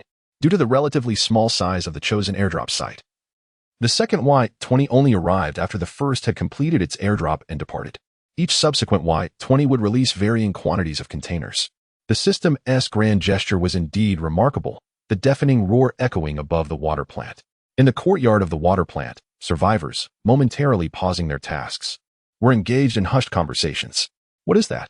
Is it a large transport aircraft? A young survivor pointed skyward, his voice brimming with disbelief. Are they delivering supplies? Or could it be that more troops are arriving? The overwhelming display elicited a wave of hope among them. Could it be true? Even under these circumstances, they can still organize such a large-scale airdrop? Exclaimed a tall survivor, fervently shaking his companion's arm. His friend shrugged him off, retorting with irritation. You have no idea what the military is like. How can you assume they can't manage? Besides, isn't this a good thing? Since the first Y-20 appeared in the sky, everyone seemed enchanted, gazing upwards with rapt attention, oblivious to their aching necks. Among the survivors, some were ecstatic, others astonished. And a few emotional souls were even moved to tears. Even the police and armed soldiers who arrived later were equally awestruck by the magnificent spectacle of the airdrop. Their eyes sparkling with excitement. Li Guozhong stood nearby and couldn't resist nudging his companion, Ma Jun, with his elbow, teasingly saying, "Old Ma, I once came across a joke online. Would you like to hear it?" Ma Jun furrowed his brow, responding with impatience. What joke? Li Guozhong chuckled and replied. They say the Navy has new ships, the Air Force has new planes, the Army has new boots, and the armed police only have new recruits. So tell me, with such a commotion today, what new toys might the old soldiers have? Ma Jun scoffed, rolling his eyes. Humph. I don't know what they have. But if they could just send me a batch of new recruits, I'd be overjoyed. In Ma Jun's view, this unit was well equipped and the soldiers exceptionally skilled, making their role in guarding the power and water plants seem somewhat excessive. These tasks were meant to be undertaken by their armed police internal security forces. How wonderful it would be if the team could be re-established. As they spoke, a thunderous roar echoed from the sky once more, heralding the arrival of another Y-20 transport aircraft, which began to drop containers, just as Lu Cheng had anticipated. Such a large-scale airdrop operation instilled a deep sense of hope among the survivors, reinforcing their belief in the military's enduring strength. The Y-20s brought not only supplies and personnel, but also a renewed sense of resilience and confidence in the future. As the 10th Y-20 soared overhead, the first to descend were the ammunition supplies chosen by Lu Cheng, followed by a cascade of parachutes blossoming in the sky. The vehicle crews were deployed in tandem with their vehicles, while the remaining combat personnel arrived alongside the ammunition supplies. Although this was not his first encounter with such an operation, Lu Cheng was still somewhat awestruck. The system truly produced nothing ordinary. Not only the infantry but also the cooks, officers, medics, communications personnel, and clerks descended via parachute. If the elite paratroopers witnessed this scene, it would surely bring them great amusement. Once the parachuting concluded, the combat personnel busily removed their parachutes, and the side panels of the containers unfurled like petals, revealing a variety of vehicles within. The soldiers swiftly assembled, beginning to organize their equipment and vehicles. The entire airdrop site buzzed with activity, filled with voices and the rumble of engines. Once the airdrop unit was fully assembled, Lu Cheng approached with Wang Dong. A 30-something major officer stepped forward, saluted, and reported to Lu Cheng, "Report, sir. This airdrop delivered a total of 80 personnel and 13 vehicles, all of which have arrived safely. Please advise." Chief of Staff He Jigang stepped forward. Lu Cheng returned the salute. "All personnel present, once the supplies are loaded, board the vehicles immediately and follow the guide vehicles back to the water plant. Chief of Staff He, you will ride in my vehicle." He Jigang nodded and joined Lu Cheng in vehicle number 1. As soon as they were seated, Lu Cheng, bypassing any formalities, instructed Li Ming to present the previously drafted troop construction plan and the next steps for action to He Jigang. "My esteemed Chief of Staff, please take a look at these documents and provide your feedback," Lu Cheng said with a friendly pat on He Jigang's shoulder. He Jigang accepted the documents, slightly embarrassed, and replied, "Sir, I am not a Chief of Staff." Lu Cheng waved his hand dismissively, smiling as he said, all right, no need to dwell on titles. Just review the documents." As the ammunition supplies were loaded onto the high-mobility transport vehicles, vehicle number 1 began to move slowly. The other vehicles followed in succession, kicking up a cloud of dust. Chapter 45. Money must be spent wisely. The convoy resembled a colossal steel dragon, gradually emerging from the desolate terrain, with dust raised by the wheels lingering in the air long after their passage. Upon turning onto the expansive road adjacent to the water plant, the lead vehicle, designated as number 1, entered the compound of the water facility first, closely followed by the command vehicle and the mesh truck, while the remaining vehicles parked orderly along the roadside. Although the compound was spacious, the sudden influx of numerous vehicles posed a challenge for arrangement. Once the vehicles had come to a halt, Lu Cheng stepped out, observing the orderly parking of the vehicles outside. He turned back to the interior of the vehicle. He Jigang remained seated, engrossed in a document, his brow slightly furrowed in concentration. Lu Cheng gently tapped on the car window, prompting He Jigang to look up. "Old He, take your time with that. I'll arrange a few matters," Lu Cheng said in a relaxed tone, affectionately addressing him as Old He instead of the usual Chief of Staff, which added a touch of warmth. He Jigang nodded, closing the document with a smile. "All right, Chief." Subsequently, Lu Cheng pressed the intercom button. "Attention all units, the new comrades should hurry to the mess hall for a meal, while the others are to resupply ammunition and check equipment. All personnel are to convene here in 20 minutes. After issuing the order, he instructed Li Ming to summon Li Hailin, Wang Tao, and others. 20 minutes swiftly elapsed, and in front of the water plant compound, Lu Cheng and He Jigang stood side by side before vehicle number 1, where all the squad leaders had assembled neatly. Among the crowd, the newly arrived medical officer, Lieutenant Lin Shui, stood tall and conspicuous. Nearby, Li Hailin and his companions exchanged glances filled with surprise and confusion, having made a remarkable observation. In merely a single night, Lu Cheng had catapulted from the rank of captain to that of lieutenant colonel. Even He Bin and his fellow squad leaders had transformed into second lieutenants. Having navigated the system for many years, they found such rapid promotions astonishingly unprecedented. While the reclamation of the power plant and water facility was undoubtedly commendable, it seemed improbable that one could leap directly from captain to lieutenant colonel. Despite their internal doubts, they chose not to voice them. Instead, their resolve to follow Lu Cheng grew even stronger. The higher Lu Cheng rose, the brighter their prospects shone in his wake. In these tumultuous times, aligning oneself with a formidable leader was, without a doubt, a sagacious choice. As the assembly reached completion, Lu Cheng wasted no time and stated directly, "We have new comrades joining us, and in order to facilitate our upcoming operations, I have made the following adjustments to our troop structure. Please listen attentively. First, considering that the 3rd squad remains at the town government, we will base the 1st detachment on 2 squads from the 1st platoon, supplemented by 3 newly arrived infantry squads, along with the mechanized infantry 1st platoon and 2 high-mobility transport vehicles. This detachment will be led by He Bin and is tasked with reclaiming the plateau summer vegetable trading base. Second, with the 4th squad stationed at the power plant, we will form the 2nd detachment based on the 5th and 6th squads from the 2nd platoon, supplemented by 2 newly arrived mechanized infantry squads and 2 high-mobility transport vehicles, under the leadership of Zhao Hongyang, with the objective of reclaiming the vegetable preservation cold storage. Thirdly, the remaining infantry squad and mechanized platoon will remain at the water plant to assist Director Li Hailin in the collection of supplies and the management of survivors. The High Mobility Transport Vehicle Number 5, along with its ammunition, will also be left in your care. I shall personally accompany the first task force. If anyone has any questions, please speak now. If not, prepare swiftly for departure in 10 minutes. Upon finishing his words, he surveyed the surroundings and, seeing no one speak, directly addressed, Director Lee. Please stay behind. The rest of you may disperse. The other officers promptly left to prepare for the upcoming operation.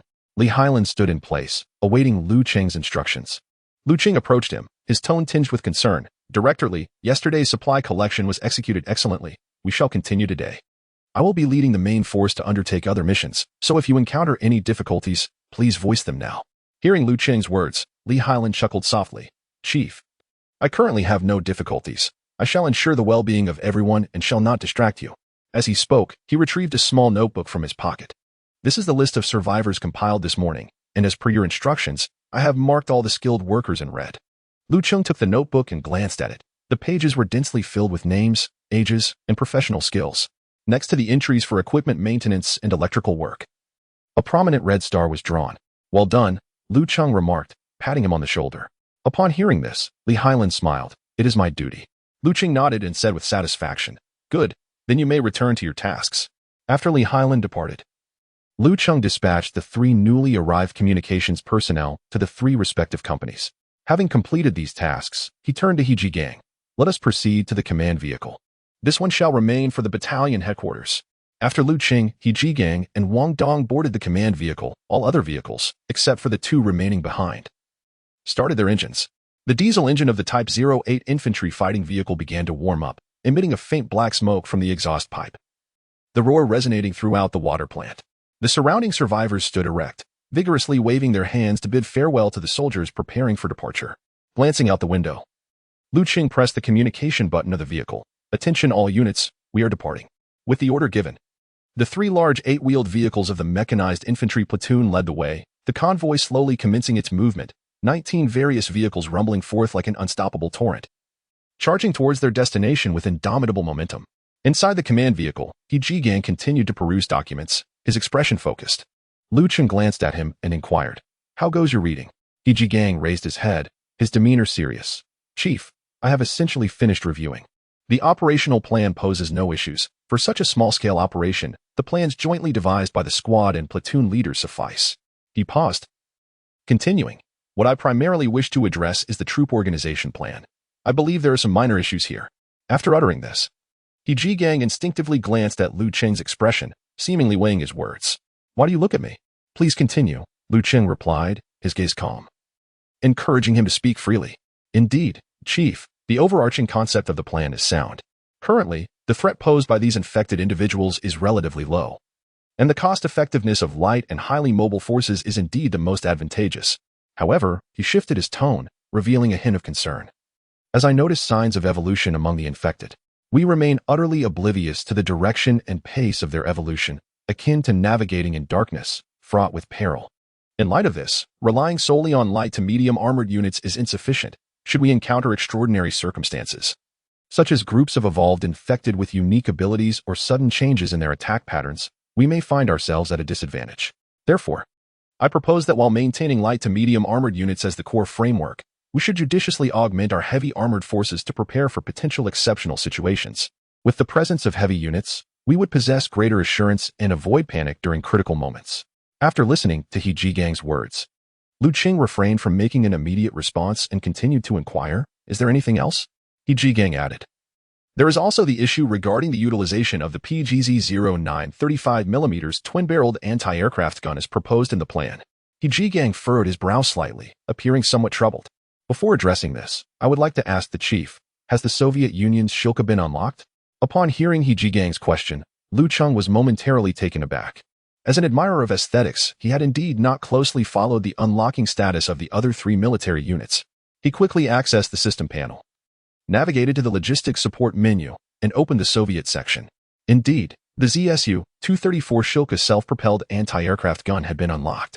Lu Cheng relayed the results to He Jigang, who nodded and continued, Chief, while the PGZ-09 boasts formidable performance, we currently face no significant anti-air pressure, rendering it unnecessary. Firstly, it is prohibitively expensive. One unit costs as much as 2 Type 99A main battle tanks, and our resources are limited. Every penny saved counts. Secondly, utilizing it against zombies is akin to using a sledgehammer to crack a nut. The ammunition expenditure is immense, and the cost-performance ratio is decidedly low. Therefore, I recommend employing the Soviet Shilka self-propelled anti-aircraft gun. It is economical, durable, and possesses a large ammunition capacity, making it exceptionally effective as both supporting fire and a defensive platform against hordes of the undead. Noticing Lu Cheng's hesitation, Jigang seemed to perceive his thoughts and continued to persuade him. As for compatibility concerns, you need not worry. As I mentioned earlier, it will only serve as a supporting or defensive weapon, not engaging in overly complex coordinated operations. When the time comes for high-intensity anti-air defense alongside heavy armored units, it will undoubtedly be the PGZ-09 that takes the lead. We must allocate our resources judiciously. Upon hearing this, Lu Cheng gazed at the Shilka, which required merely 455 reinforcement points, and a decision began to crystallize in his mind. He nodded in agreement with Jigang's suggestion. Thus, Lu Cheng began to call out to the system, if I deploy weaponry from the other three factions, will the assigned personnel be of foreign descent? Upon hearing the system's explanation, Lu Cheng could not help but feel gratified by the system's attentiveness. He turned to Jigang and said with a smile, Old He, I concur with your suggestions. Let us modify the plan according to your insights. Once we have refined it, we shall reconvene to discuss it further. Although he had been critiqued, Lu Cheng felt a sense of joy within. The expertise of a professional is indeed remarkable. Their perspectives on issues are far more comprehensive and foresight. The investment made at this reinforcement point was undoubtedly worthwhile. In the future, should anyone dare to claim that Chief of Staff Jigang lacks leadership, Lu Cheng would be the first to defend him. Chapter 46. The Grand Trading Base. On the fifth day of the apocalypse, the sky was shrouded in a gray haze, as if enveloped by a heavy layer of dust. Sunlight filtered through the clouds, casting a pallid and feeble glow upon the earth. The convoy sped along the highway, the broad, armored wheels rumbling over the asphalt, raising clouds of dust. Inside the command vehicle, Lu Cheng leaned back in his chair, eyes closed in contemplation, fingers gently tapping his knee, seemingly lost in thought. Jigang, meanwhile, was engrossed in reviewing documents, his pen occasionally gliding across the paper to amend certain details. Commander, what was the previous long-term plan? Jigang inquired.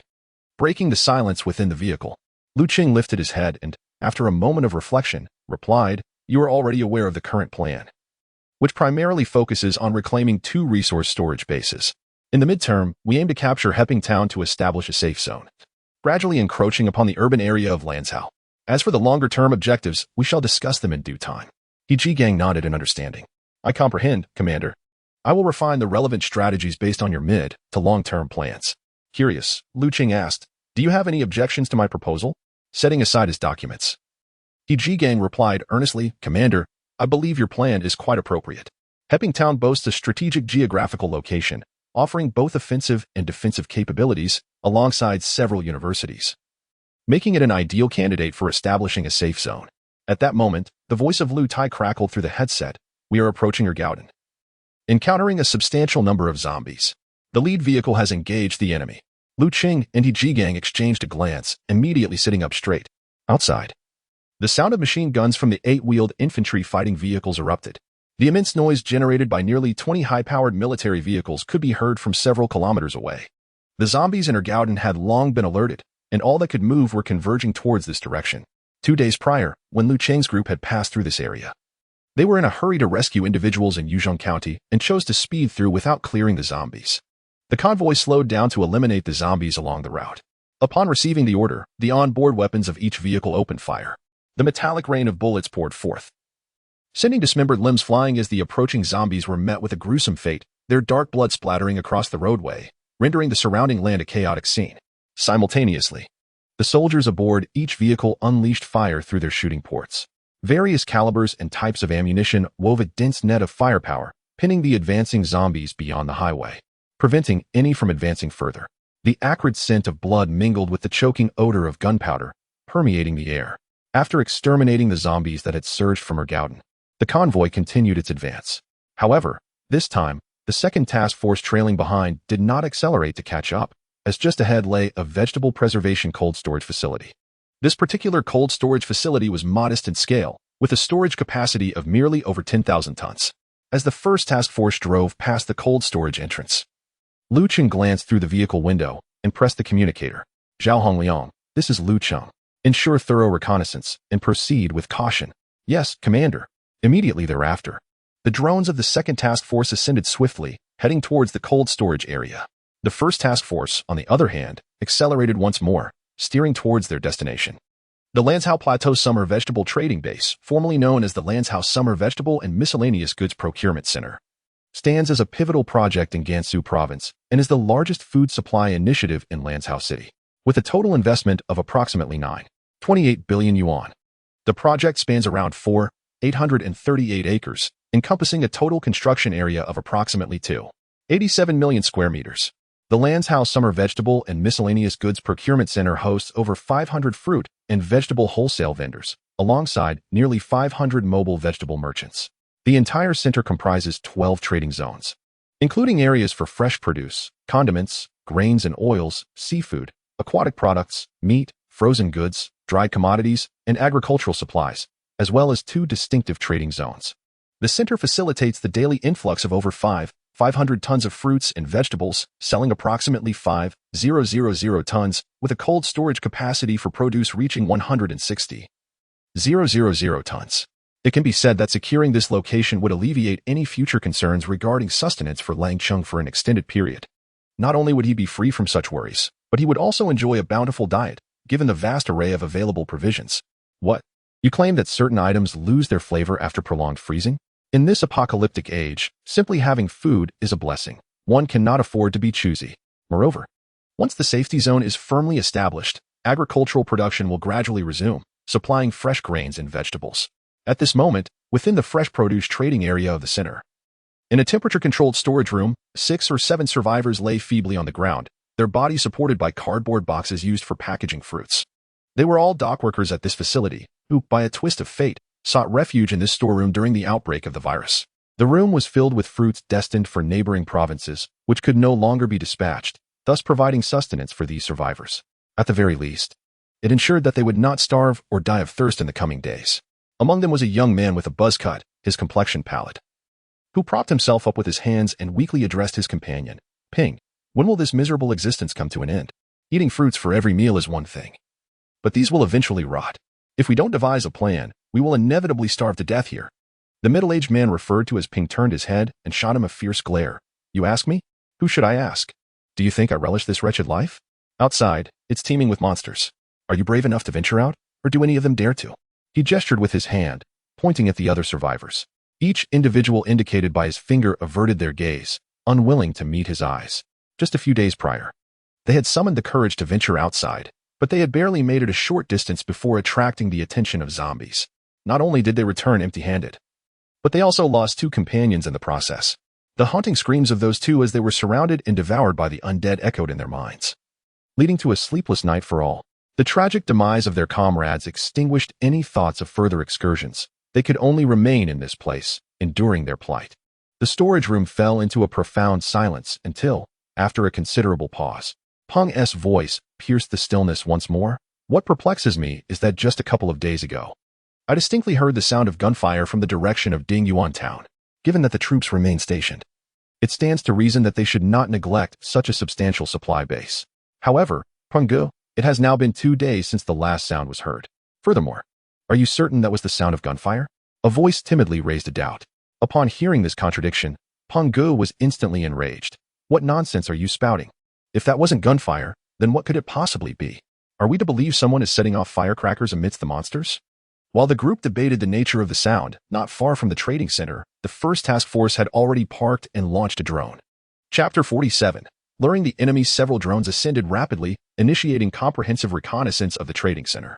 Lu Cheng and He Jigang stood beside the infantry fighting vehicle, their eyes fixated on the real-time footage relayed by the drones. It appeared that the number of zombies in the area was considerable, yet their distribution was rather scattered. He Jigang pointed at the screen, observing the scene. Lu Cheng nodded in agreement, acknowledging that while a high number of zombies posed a challenge, the primary concern was ensuring the security of the facilities and supplies within the base. This predicament rendered heavy weaponry ineffective, inevitably constraining their combat capabilities.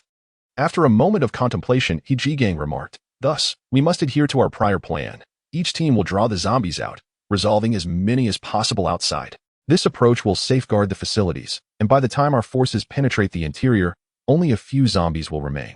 Lu Cheng nodded once more, then accessed the operational panel. The recent clearance operation at Air Go Dun Society had yielded him 428 reinforcement points. Moments ago, an additional 256 reinforcement points had been credited, indicating that Zhao Hongyang had also commenced his operations. Currently, his total reinforcement points stood at 1,018, sufficient to airdrop 2 ZSU, 234 Shilka self-propelled anti-aircraft guns. The trading center was vast, bustling with merchants and laborers, numbering over 50,000 during peak hours. Even in the face of viral onslaught, thousands persisted in their work or trade just before the outbreak. Confronted with such a multitude of zombies, it was an opportune moment to test the effectiveness of the anti-aircraft guns. Lu Cheng expended 910 reinforcement points from the logistics support menu to procure 2 ZSU, 234 Shilka self-propelled anti-aircraft guns. The chosen drop zone was a patch of wasteland adjacent to the Chang'an Expressway, conveniently located 5 kilometers away. After dispatching Vehicle 1 to await there, Lu Cheng pressed the airdrop button. Shortly thereafter, a Y-20 transport aircraft arrived at the drop point, releasing the 2 Shilkas. 10 minutes later, Vehicle 1 guided the 2 self-propelled anti-aircraft guns to rendezvous. Lu Cheng looked up to see 2 iron beasts resembling tanks, each equipped with 4 gun barrels and crowned with a radar dome, slowly approaching. This was the remarkable creation of the Russians, the battlefield combine, the ZSU, 234 Shilka. The vehicle boasted a combat weight of 25 tons, measuring 6.49 meters in length, 3.08 meters in width, and 2.63 meters in height. Accommodating a crew of 4, commander, driver, search and targeting operator, and rangefinder. Its primary weapon was a quad-barrel AZP, 23mm anti-aircraft autocannon. With a muzzle velocity of 930 meters per second, an effective range of 2,000 to 3,000 meters, a maximum altitude of 5,100 meters, a 360-degree directional firing arc, and an elevation firing arc of 485 degrees. The maximum rate of fire for a single barrel reached between 850 and 1,000 rounds per minute, with an ammunition capacity of 2,000 rounds. These were the fundamental specifications that He Jigang had previously shared with Lu Cheng. Though the vehicle was somewhat aged, its efficacy in combating zombies was undeniable. The commander of the 2 artillery vehicles disembarked and ran towards Lu Cheng. The vehicle was of Russian design, yet the soldiers belonged to Dongda. Lu Cheng, a fervent admirer of aesthetics, had previously shown little interest in the military equipment of the US, Soviet Union, and Europe, believing that any supplies sent would be exclusively from foreign armies. To his astonishment, during the logistics operation for the Shalika River, he discovered through the system that he could select the nationality of the equipment, a delightful surprise indeed. After familiarizing himself with the commander, Lu Cheng pressed the intercom. "He Bin, I've procured 2 formidable toys for you. Make good use of them and show the zombies a thing or two." With that, he dispatched the anti-aircraft vehicle to find He Bin. At that moment, He Bin was aboard vehicle number 2, having advanced a considerable distance. He stood atop the armored vehicle, binoculars in hand, surveying the Highland Summer vegetable trading base before him. Upon receiving Lu Cheng's communication, he returned to the vehicle and ordered number 2 to regroup with the convoy. Previously, he had divided the first task force into 3 operational squads. Squad 1 consisted of Team 1, Team 7, and Mechanized Infantry Team 2. Squad 2 comprised Team 2, Team 8, and Mechanized Infantry Team 1. Squad 3 was made up of Team 9 and Mechanized Infantry Team 3. Upon sighting the anti-aircraft vehicle, he promptly allocated 1 to both Squad 1 and Squad 2, also sending communication personnel from both a platoon and Mechanized Infantry Squad to facilitate command over the vehicle's operations. Report, Platoon Leader, the drone reconnaissance is complete. The base interior confirms a significant number of infected individuals, primarily concentrated in the trading and cold storage areas. All 3 main gates are open, and no survivors have been detected thus far. He Bin acknowledged the report and surveyed his surroundings. 5 third-generation armored vehicles, 3 ZBL-08 infantry fighting vehicles, and 2 self-propelled anti-aircraft guns were neatly lined up, with soldiers making final preparations for battle. Squad 1, advance through the main gate. Squad 2, secure the east gate. Squad 3, take charge of the west gate. He Bin began issuing commands, emphasizing, "Our primary objective is to protect the cold storage facility and lure out the zombies for extermination. Once inside the trading base, vehicular weaponry is strictly prohibited. Should we encounter infected individuals within the base, we must rely on precision shooting with individual weapons." Understood. The soldiers responded in unison. He Bin donned his tactical helmet, inspected his 191 automatic rifle slung across his chest, and checked the magazine of the 193 pistol strapped to his thigh. All units, proceed. Minutes later, from the direction of the main gate, two third-generation armored assault vehicles moved forward cautiously, with the wheeled infantry fighting vehicles and self-propelled anti-aircraft guns trailing closely behind. The air was thick with the stench of decay, a distinctive odor of the undead. Caution, we are 100 meters from the main gate. He'd been warned over the radio. Prepare to lure the enemy. The armored assault vehicles halted immediately, and their mounted machine guns opened fire into the air. The sound of gunfire echoed above the trading base, and almost instantaneously, the base erupted with a cacophony of eerie howls. The sound resembled not that of humans, but rather the chilling cries of wild beasts. They're coming. Squad leader Wu Dushing whispered urgently. He'd tightened his grip on the rifle, peering through the scope as he witnessed a veritable tide of zombies pouring out from the main gate, with countless more emerging from the distant trading zones, all converging towards their position. They adorned themselves in a myriad of garments, some clad in the uniforms of trading base workers, others in the casual attire of merchants. In this moment, these once ordinary individuals had transformed into mere shells of their former selves, their skin a pallid gray, eyes clouded, and with gaping maws, they lunged toward the troops. Fire at will. He'd been commanded. Instantly, a cacophony of gunfire erupted. The roar of the mounted machine gun reverberated painfully against the eardrums, and the foremost zombies collided with an invisible wall. The 7mm steel core rounds severed the leading zombies in half, their putrid entrails spilling onto the roadway at the entrance. Yet, the advancing horde paid no heed to this carnage. They trampled over the remains of their kind, surging forward like a relentless tide. He'd been aimed at a zombie clad in a security uniform and squeezed the trigger, the bullet striking its head with lethal precision, causing it to collapse. An ever-increasing number of zombies poured forth from the gate, tireless and unafraid, instinctively drawn to the sounds and scents of the living. He'd been keenly observed that these creatures exhibited a newfound agility and coordination, a remarkable enhancement compared to before. Reload. A soldier shouted nearby. He'd been continued to fire while surveying the battlefield. The number of zombies far exceeded expectations.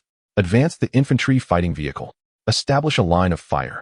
The ZBL-08 wheeled infantry fighting vehicle flanked the side of the warrior assault vehicle, its 30mm cannon unleashing a deafening roar. The foremost horde of zombies was obliterated like bursting bubbles, shattered into a gruesome mess, and clouds of blood mist erupted, saturating the air with a metallic scent.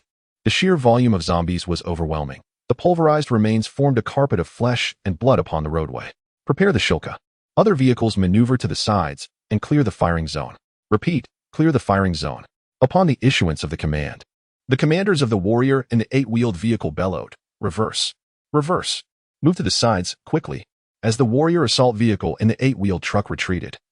The Shilka self-propelled anti-aircraft gun, stationed not far behind, gradually lowered its barrel. This relic from the Cold War revealed its deadly fangs, and a bloody slaughter was imminent. Chapter 48. The debut of the Combine Harvester. The four barrels of the Shalika River lay completely horizontal, glimmering with a cold metallic sheen under the sunlight, which filtered through sparse clouds, casting mottled shadows upon the battlefield. In this moment, even the wind seemed to freeze. The crew members took their positions and secured all hatches, peering through the observation devices at the entrance of the trading center. The rotating radar atop the vehicle emitted a chilling hum, signifying that all was in readiness. Hundreds of zombies surged forth from the gates of the trading base, emitting spine-chilling howls, with viscous drool trailing from their mouths as they ran, stringing grotesquely before their chests. The air was thick with a nauseating stench of decay. He'd been leaned out from the top of the vehicle, casting a glance at the horde before turning to the prepared Shalika River, swallowing hard as he pressed the communicator. Fire. Buzzing. Buzzing. Buzzing.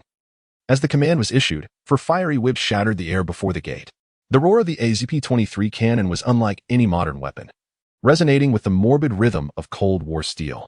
The metal storm generated by the 23mm armor-piercing incendiary rounds cleaved the 20-meter-wide tide of corpses in two. The leading zombies instantaneously vaporized into a mist of blood, while those that followed were torn to shreds by the steel rain, the putrid remnants splattering onto the asphalt, creating a dark red mire, the metallic scent of blood suffocating the air. Damn. He'd gazed at the hellish scene before him, a single syllable escaping his throat. The barrels of the Shalika River, stained dark red from rapid fire, spewed spent casings like a torrential downpour of metal, forming a mound around the vehicle in no time. The advancing horde visibly receded, as the Russian Combine Harvester brutally annihilated them with merciless efficiency. The cacophony of the zombies' howls gradually diminished, replaced by the thunderous roar of artillery. From a distance, Lu Cheng, witnessing the spectacle, was left utterly astonished, nearly dropping the binoculars from his hands. He turned to He Gang beside him, his voice laden with disbelief. Old He, this is absolutely incredible. As a bureaucrat, he had never witnessed such a sight. His jaw nearly dropped to the ground. He Gang, with a teasing smile, responded, Chief, have you heard the saying? When anti-aircraft guns are leveled, it's a military court. His words carried a hint of jest, as if he had anticipated this very scene. Upon hearing this, Cheng could only manage a silent grin. Once the last zombie was reduced to a mist of blood, the barrels of the Shalika River finally ceased their roar. At that moment, the wide road in front of the trading center had been transformed into a crimson carpet of dismembered flesh. The air thick with the suffocating odors of blood and charred flesh. The brutal imagery and foul stench even caused He Bin and his battle-hardened comrades to experience a wave of nausea. The commander of the vehicle stationed at the Shalik River lifted the hatch and peered out, and a billowing cloud of white smoke rose from the front of the artillery vehicle, a result of the hot 23mm cannon heating the air, causing the moisture to condense. He Bin jumped down from the armored vehicle, jogging over and stepping over a pile of spent shells that reached his ankles, arriving alongside the Shalik River. So, what is the verdict? Is this old fellow still in good shape? The commander wiped his face and smiled, revealing a set of white teeth. It's certainly seen better days. But the old Russian equipment has always been robust and durable. Whether it's the rate of fire, dispersion, or the cannon's temperature, everything is functioning normally. It's trustworthy. He gave a thumbs up as he spoke. After assessing the situation at the Shalik River, He Bin listened carefully. The eastern gate, overseen by the second team, had ceased fire, while the western gate, managed by the third team, still echoed with the thunderous roars of the 30mm automatic cannon from the wheeled infantry fighting vehicle and the 12.7mm heavy machine gun from the armored vehicle. Each team reported their status, and He Bin inquired over the radio. The western gate is clear. The eastern gate is clear. Just as the third team was providing their report, the sounds of gunfire abruptly ceased. All right, prepare to breach the base. He Bin tugged at his collar and spoke with gravity, reiterating, the primary targets are the trading area and the cold storage zone. Exercise caution around all facilities and equipment, and report immediately upon encountering any survivors. Once the troops regrouped, the Shalik River remained outside to maintain vigilance while the other vehicles began their advance into the base. He Bin, leading his team, entered through the main gate, and the scene that unfolded before him was shocking. The once bustling trading area lay in utter disarray, with stalls overturned and rotting vegetables and shattered boxes strewn across the ground. Dark brown bloodstains marred the walls, and in some places, drag marks were still visible. Observing the various teams infiltrating the trading base, Cheng lowered his binoculars and turned to He Gang. With this old Russian equipment, it certainly saves us a lot of effort. This place is vast. I must deploy another batch of troops, or we'll be cleaning up until tomorrow. The recent skirmish at the three main gates had provided Cheng with a significant influx of reinforcements, replenishing his previously depleted resources. The Xiakai trading base was expansive, with densely packed warehouses, and the current squads deployed were barely making a splash. Indeed, the area is too large, and we cannot afford to use heavy firepower. The clearing process is far too slow. We must increase our investment. Once Zhao Hongyang and his team finish their tasks, we can allocate a portion of them for reinforcement. He Gang suggested. Cheng nodded, preparing to access the operational panel to deploy more troops. At that moment, the voice of Li Ming from Vehicle 1 crackled through the headset. Commander, there is a small horde of zombies approaching from the direction of Dingyuan Town. Startled by the report, Cheng quickly raised his binoculars to survey the area. The dense sounds of gunfire from the Xiakai trading base had indeed alerted the nearby Dingyuan Town. The last time they passed through, they had only cleared the zombies along the roadside. The other zombies in the town, drawn to the noise, had wandered away as the convoy moved on, leaving behind a trail of devoured corpses. Now, they were aimlessly roaming within the town once more, attracted by the sound of gunfire. A throng surged towards the Xiakai trading base. Through the lens of his binoculars, Cheng observed the advancing horde of zombies, akin to rabid dogs. He issued a direct command. Vehicle 1, advance immediately and engage the zombies. The Shalika River's Vehicle 1 was tasked with providing fire support.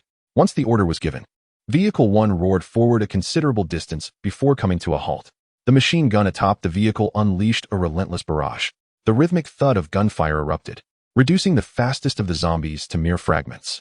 Meanwhile, the Shalika River at the front began to reposition, its tracks grinding against the pavement, producing a piercing sound. Chapter 49 The Loyal Guardians of the People. The tracks of the self-propelled anti-aircraft artillery along the Shalika River creaked as they slowly approached Vehicle Number 1. The cannon, already leveled, was aimed directly at the desolate land ahead. Cheng set down his binoculars, stroking his chin, patiently awaiting the Shalika River to unleash its fury. "Chief, look in the distance."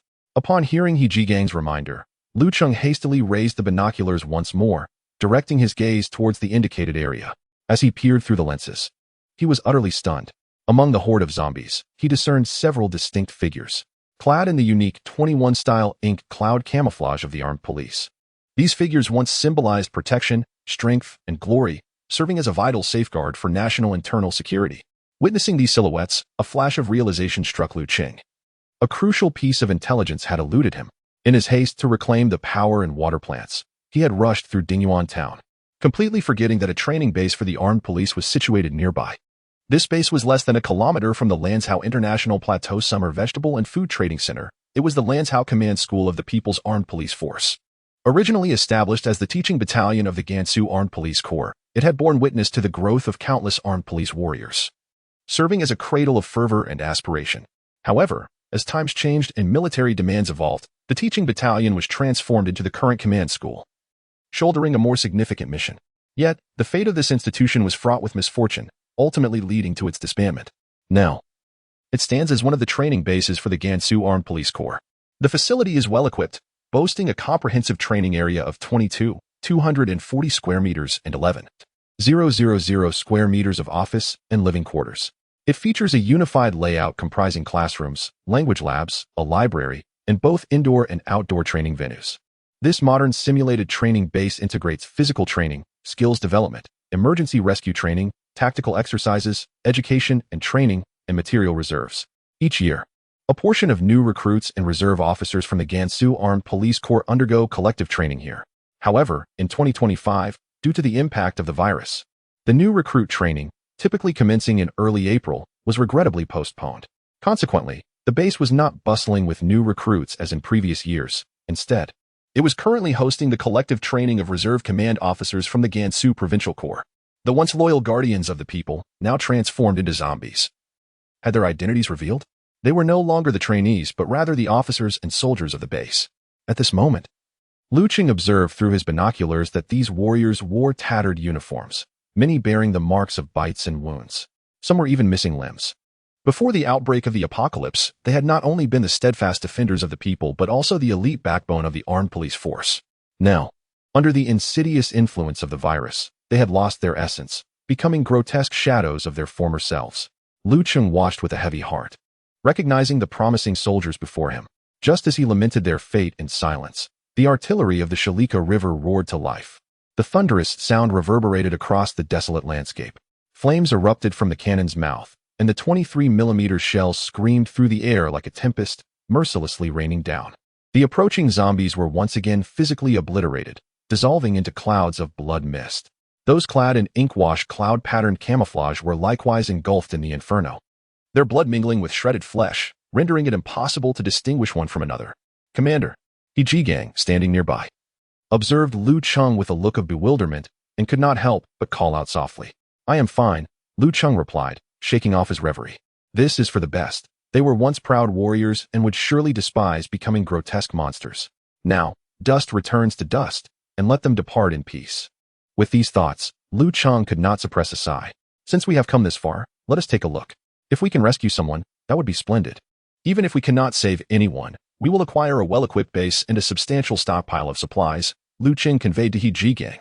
He then opened the control panel. At that moment, the reinforcement point had reached 8,562. As he observed, it increased by another 6 points, totaling 8,568. After some contemplation, Lu Cheng directly selected 3 9-man infantry squads, 3 6-man infantry squads, 3 third-generation armored assault vehicles, and 3 ZBL-08 wheeled infantry fighting vehicles. Upon pressing the airdrop button, he awaited the arrival of reinforcements in silence. Before long, 3 Y-20 transport aircraft cut through the sky, roaring in, and dropped personnel and equipment onto a clearing beside the Qinglan Expressway. Once the new units arrived, Lu Cheng swiftly organized the deployment, assigning 2 infantry squads and 2 mechanized infantry squads to He Bin to bolster their combat strength. He himself took command of 1 infantry squad and 1 mechanized squad, directing them towards the armed police training base. At the Xiakai trading base, the first detachment split into 3 routes, entering through the 3 main gates and proceeding according to their pre-assigned sectors. The other squads were primarily responsible for clearing the various trading zones. While the most critical cold storage area was to be secured by Bin, who led one infantry squad and one mechanized squad. At that moment, the two squads cautiously advanced in two columns towards the control room of the cold storage area. The assault vehicles and the ZBL-08 infantry fighting vehicles were stationed outside the cold storage area, temporarily without purpose. Drones flew overhead, using high-definition cameras to scout the surrounding situation.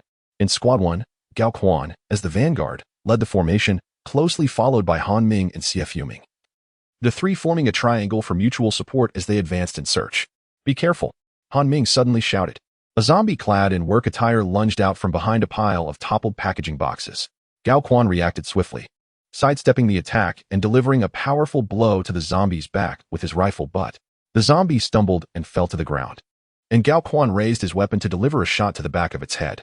With a resounding crack, the zombie's head exploded like a rotten watermelon, its brains and blood splattering in all directions. "Everyone, remain vigilant," Bin exclaimed loudly upon witnessing the scene, emphasizing the complex terrain that could harbor hidden dangers. Urging caution above all else. The troops advanced steadily, employing a tactic of alternating cover. Whenever they encountered a corner or any suspicious area, two soldiers would swiftly move forward to secure a vantage point for vigilance, allowing others to pass quickly. Although this strategy somewhat slowed their progress, it maximized the safety of the soldiers. Suddenly, a cacophony of footsteps echoed from ahead. Bin immediately signaled for the troops to halt, and everyone quickly sought cover. Before them, on the main thoroughfare, emerged at least 30 zombies, clearly remnants that had not been lured out of the trading base earlier. They seemed to have been attracted by the recent gunfire and were now charging furiously towards the troops. "Open fire," Bin commanded decisively. A barrage of bullets erupted, mowing down the zombies at the front like wheat before a scythe. Yet the ones behind continued to advance, stepping over the bodies of their fallen comrades, showing no sign of retreat. "Fools," Bin scoffed coldly. Faced with the overwhelming firepower of the soldiers, the zombies' charge was akin to moths drawn to a flame. From a distance, they were all annihilated. Chapter 50. Stubbornness within a temperature-controlled storage facility at the trading center. Tension hung palpably in the air as Peng Gu and his companions fervently debated whether the sounds they had heard were gunfire. "Come on, Peng Gu, give it a rest. It's been ages since we heard anything. It could very well be something that exploded. There is no need to get all worked up." One survivor scoffed dismissively. "Exactly. Peng Gu, our ears aren't as sharp as yours. What if we misheard? We might end up running out there recklessly, and our lives would be forfeit." Another chimed in. The cacophony of voices echoed throughout the storage room as each person contributed to the heated discussion. Suddenly, a barrage of gunfire erupted outside the trading center. The previously quarreling group froze in place, while Peng Ji's eyes sparkled with excitement. "Listen, if that is not gunfire, what is it? You were just arguing with me. Now, what do you have to say?" The individuals who had been debating with him moments ago now hung their heads in embarrassment, unable to meet his gaze. "Huh? Why did the gunfire suddenly stop? Could it be that the monsters have been dealt with?" One murmured, puzzled. Before Peng Gu could respond, a new, even more intense volley of gunfire rang out. "Goodness, what kind of weapon is that? Just the sound alone is tremendous. Surely, it can't be artillery? Artillery? Have you ever seen a cannon that fires so rapidly? That is just nonsense." The group resumed their bickering. Yet their lack of military knowledge rendered them unable to draw any definitive conclusions. Peng Gu, however, remained silent, intently listening to the sounds outside. Although he had no clarity on the type of weaponry being employed, he sensed that salvation might be within reach. Before long, the gunfire outside began to subside. The individuals who had been arguing ceased their chatter and turned their gazes toward Peng Gu. Meeting their hopeful eyes, he gradually rose, adjusted his wrinkled clothing, and spoke gravely. "Everyone, stop lounging around. The troops are likely to come in soon. Quickly tidy yourselves up. When they give orders, we must comply without any foolishness. This is no ordinary day. Our lives are in their hands." Upon hearing this, the others hurriedly donned their clothing and scrambled to their feet. Some, unable to contain their urgency, pressed against the storage room door, eager to glean details from the outside. After a brief moment, sporadic gunfire could be faintly heard within the trading center. As time passed, the gunfire drew nearer, heightening the group's anticipation. Soon, the sound of footsteps echoed outside the storage room. Peng Gu instantly became alert and raised a hand to signal for silence. All held their breath, fixated on the door. "Is anyone there? Please, help us." Peng Gu called out loudly as the footsteps approached the door. The footsteps paused, and a strong voice resonated through the door's crevice. "We are the rescue team. Survivors inside, please raise your hands and exit slowly." Moments later, the door was gently pushed open, and Pingu was the first to raise his hands, cautiously stepping out. Upon witnessing the fully armed troops outside, Pingu felt a surge of excitement that brought tears to his eyes. Just as he was about to speak, he caught sight of several ominous black gun barrels, and the words that were about to escape his lips were swallowed back. As the survivors began to emerge from the storage room, a vigilant rifleman from the squad inquired, "Please identify yourselves." Pingu quickly raised his hands, his voice trembling slightly as he explained, "We are the dock workers here. We have been hiding inside since the outbreak of the virus. You are here to rescue us, aren't you?" The rifleman nodded slightly and replied, "Indeed. We are the rescue team. How many of you are there?" "Just as few. We are unaware of the situation elsewhere." Pingji's voice quivered with emotion. And upon seeing the troops, his long-suppressed feelings nearly overwhelmed him. "Next, we need to conduct a basic check on you. Please cooperate." Pingu and the others nodded eagerly, willing to comply with any demands as long as it meant salvation. A sharpshooter approached swiftly and conducted a thorough inspection, confirming that the survivors bore no wounds. Seeing this, the rifleman reported via radio to Hebin, "Report, the infantry squad has discovered 6 survivors in the Jinghua trading area."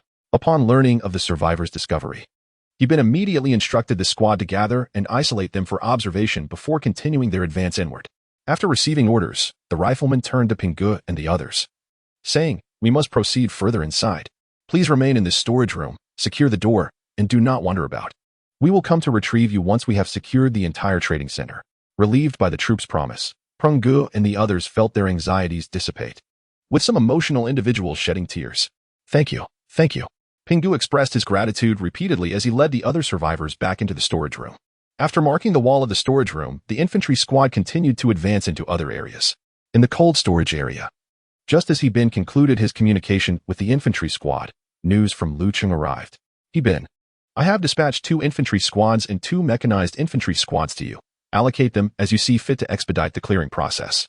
"Understood, sir." After ending the call, Hebin contacted the squad leaders of the newly arrived 4 squads, instructing 1 infantry squad to proceed to the cold storage area while integrating the other 3 squads into the clearing operation in the trading area. The troops checked their equipment in preparation for entering the central control room. Once all arrangements were in place, Hebin commanded, "Remember, the use of grenades and other explosives is strictly prohibited, and firearms must be handled with utmost caution."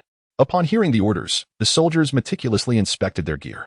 Hebin drew his dagger, scrutinized it for a moment, and then deftly sheathed it again. The door to the cold storage control room stood ajar, enveloped in an eerie silence. Gao Quan gestured and led the way inside. The control room's hall was deserted, the stillness sending chills down their spines.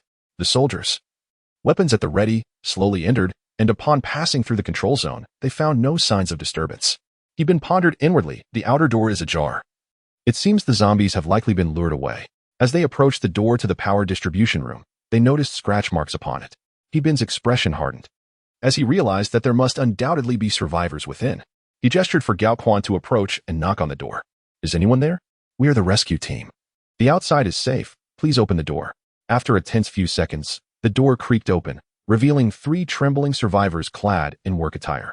Following a thorough inspection, Hebin instructed the other soldiers to continue their search of the internal rooms, while he, accompanied by Gao Quan and GF Yuming, led the 3 survivors towards the control area to assess the operational status of the cold storage. Comrade, I just took a glance. All the other storage rooms are functioning normally, but the temperature in the second cold storage seems off," one survivor reported anxiously after examining the surveillance data. "Is there no way to adjust it?" Hebin pressed urgently. "No, I've tried. It seems there is an issue with the unit over there."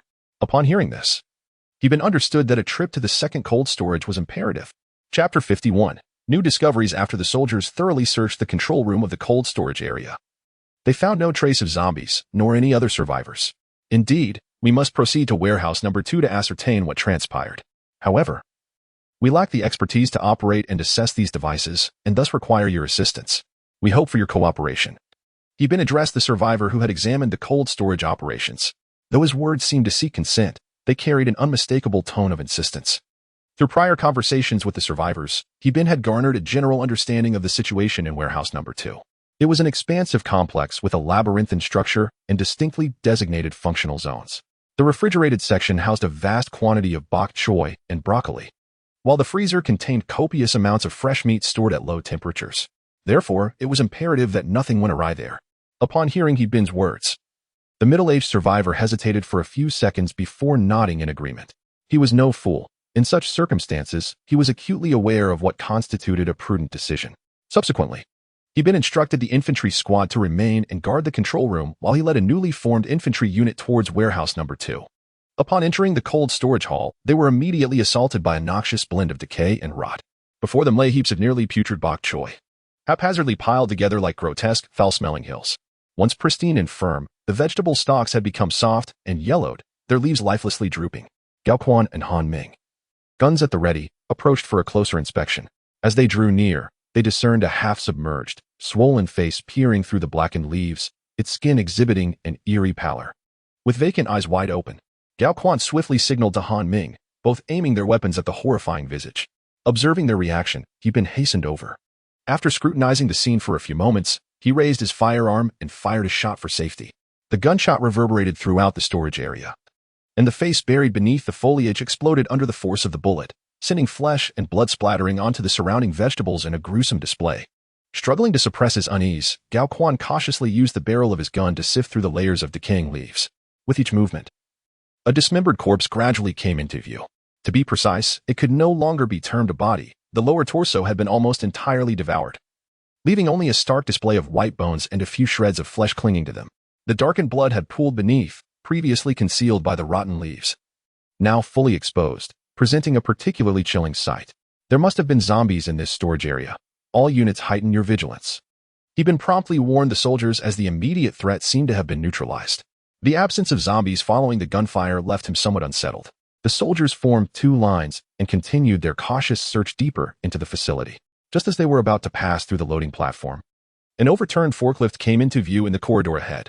The leaked hydraulic oil trickled across the ground, refracting the light to create the illusion of a rainbow-hued film, emanating a pungent chemical odor.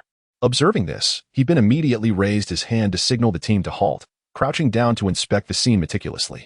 Within the oil stains lay a distinct drag mark, suggesting that a heavy object had been forcibly dragged through, surrounded by a scattering of disordered footprints, heightening their vigilance.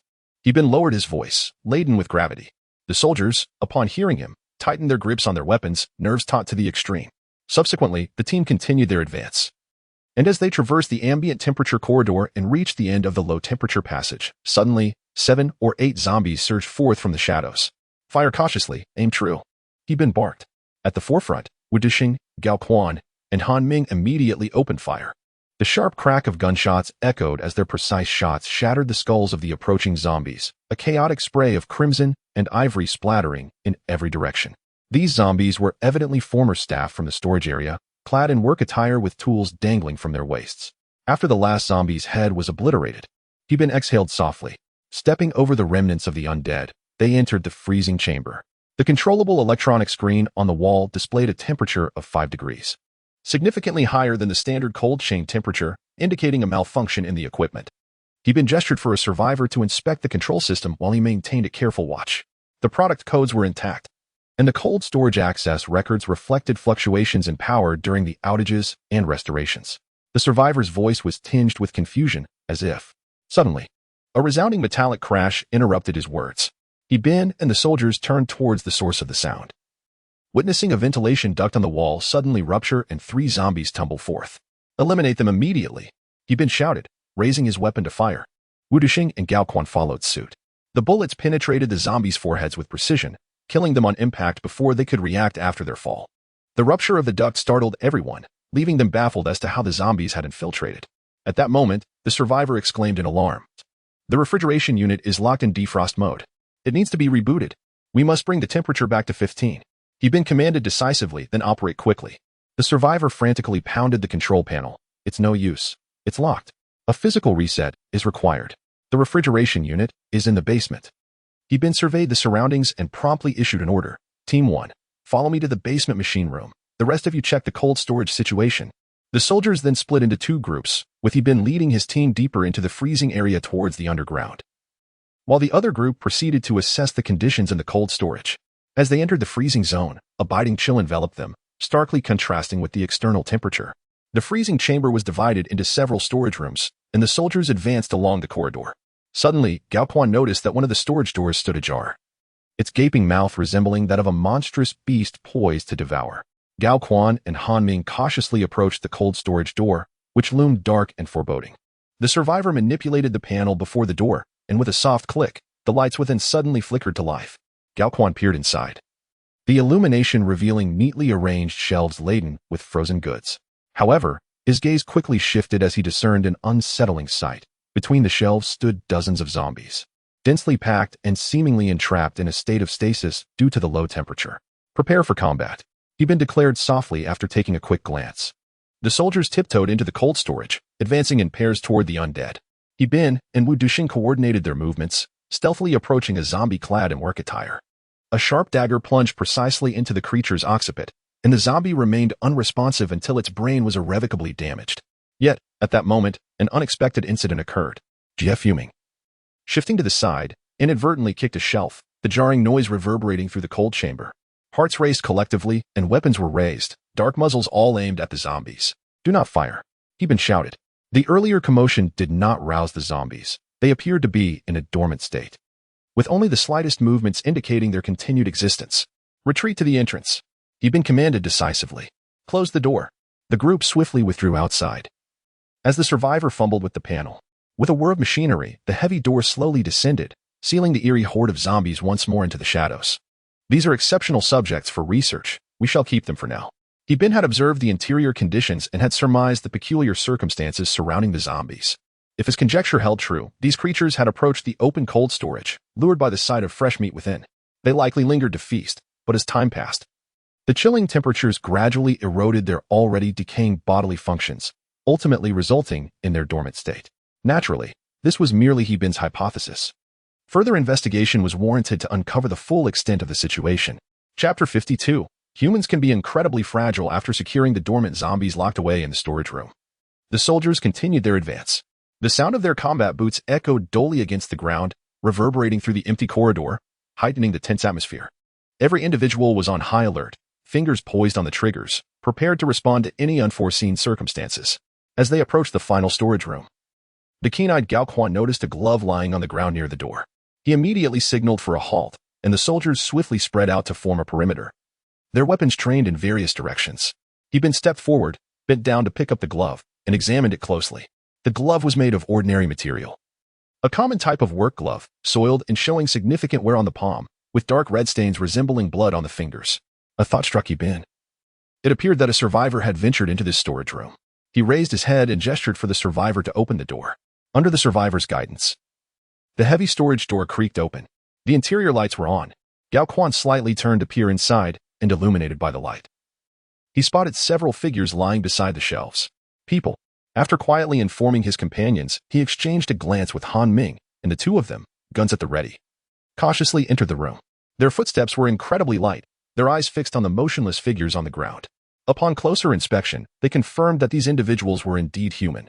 After all, zombies were easily distinguishable. Their features would grotesquely alter under the virus's influence, and they emitted a foul stench.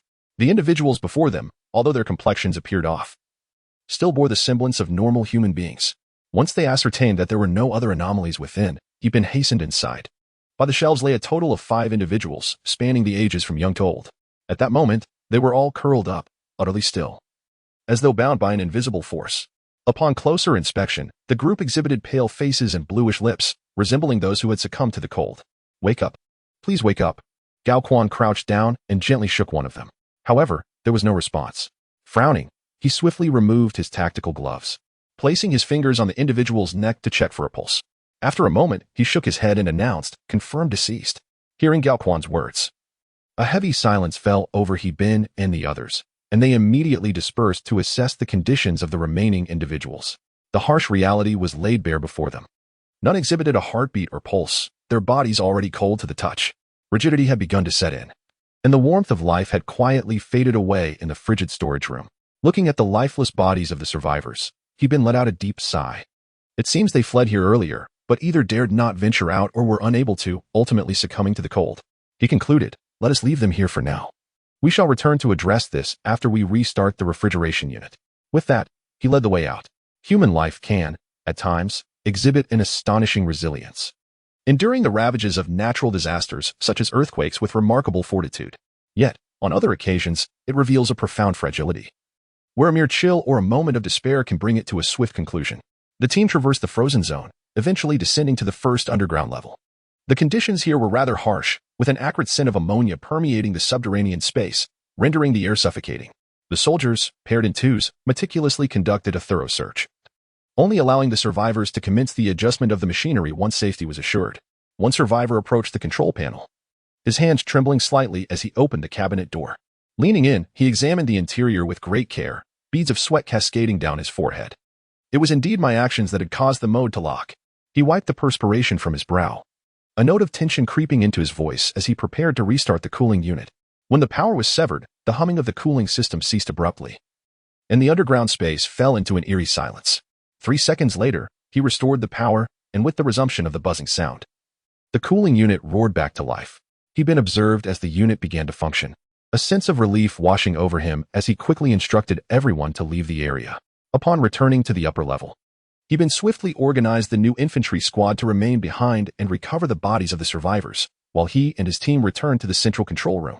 Report: the cooling system in warehouse number 2 is fully restored, and conditions in the other warehouses are normal, the survivor reported after reviewing the surveillance information.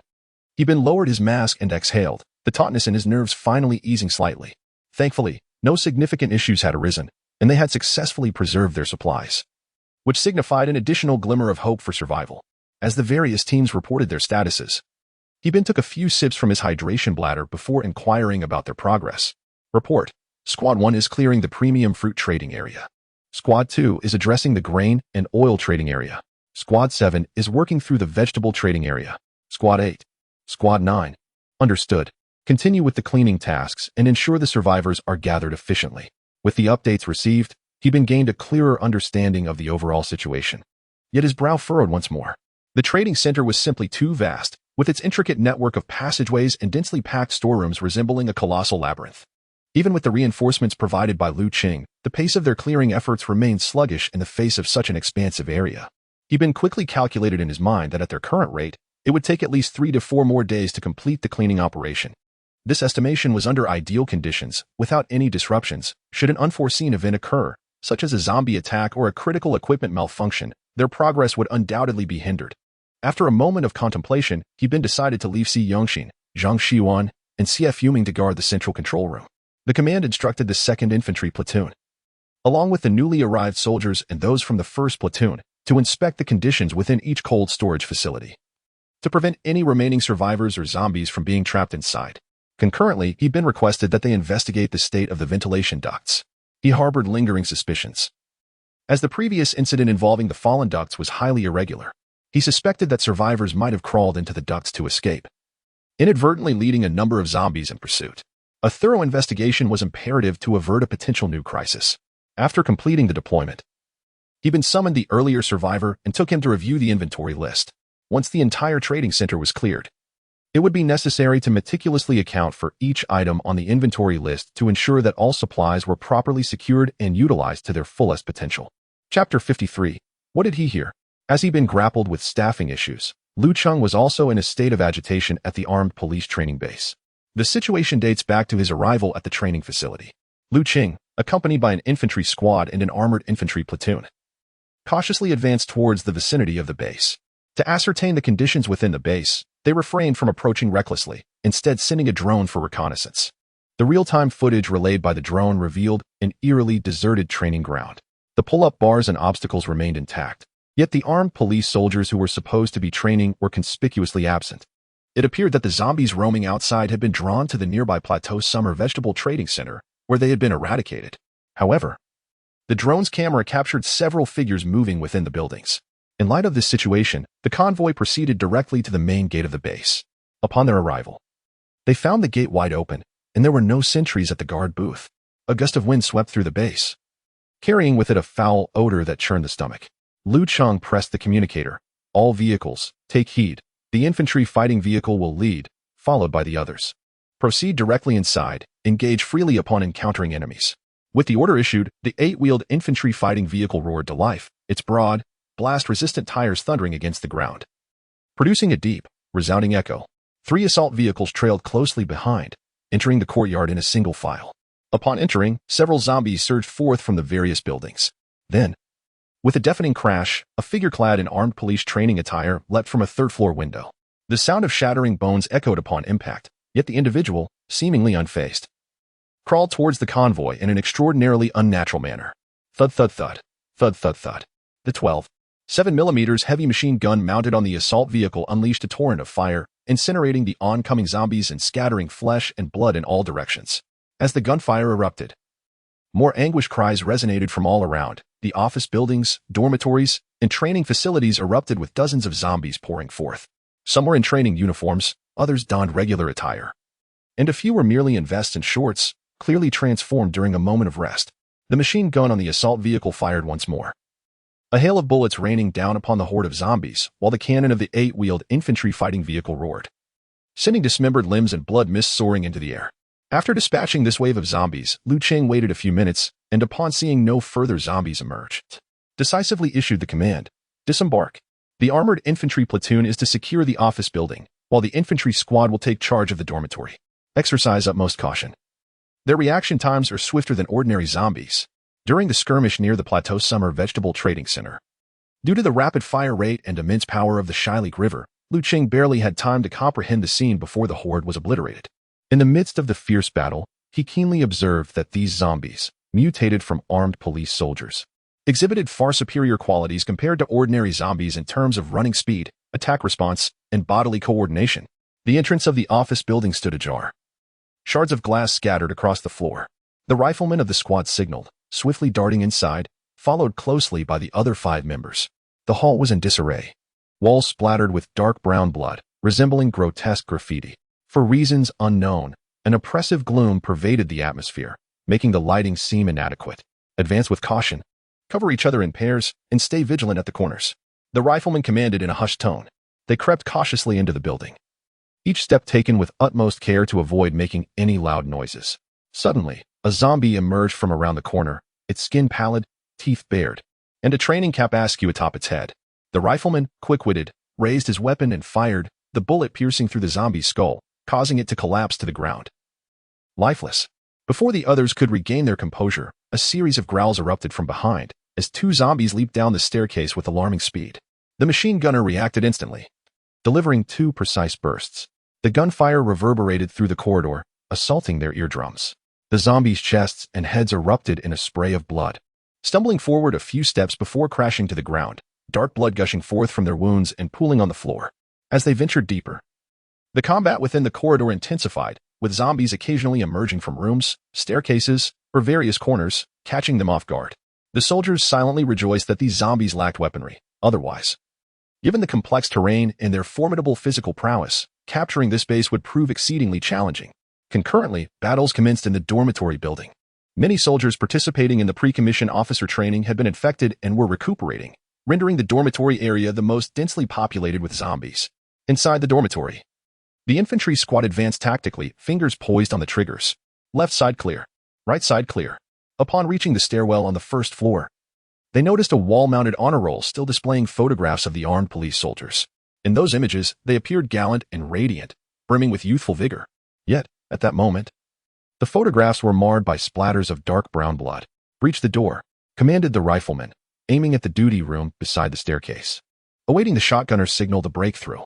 Almost immediately, the wooden door shattered, and a zombie clad in training attire burst forth, wielding a riot shield. This charging zombie seemed immensely powerful and remarkably swift. With a thunderous impact, the rifleman was caught off guard, the riot shield colliding with him and sending him crashing to the ground. The zombie discarded the shield and lunged onto him, prompting the rifleman to extend both hands, exerting all his strength to grip the zombie's neck and prevent its voracious bites. The zombie, unable to reach its prey, let out a desperate roar, clawing frantically at the face of the rifleman. The shotgunner, fearing friendly fire, hesitated to shoot and pressed against the wall to clear the line of fire. Behind him, another rifleman raised his weapon and fired. Bang! The gunshot reverberated through the narrow corridor, and the zombie's head exploded, splattering red and white matter. The lifeless body of the zombie slumped down, sliding off the rifleman like a puddle of mud. The other soldiers immediately shifted their defensive formation, with the squad leader and the shotgunner rushing over to assess the rifleman's condition. As they approached, their pupils constricted in horror. They clearly saw that the rifleman lying on the ground had his dust mask torn, revealing several distinct claw marks oozing with blood. "Get Li Xiang out of here," the squad leader shouted after a brief moment of shock. He and the shotgunner quickly assisted the rifleman as they moved towards the exit, reporting through the channel.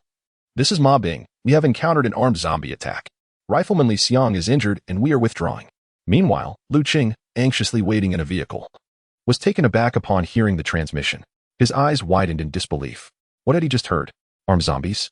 Had they evolved so swiftly? Yet, in an instant, he forcibly cast aside these chaotic thoughts. At that moment, a singular thought consumed him. A soldier was injured. It had only been 2 days since Zhang Li's incident, and he did not wish to witness a tragedy repeat itself.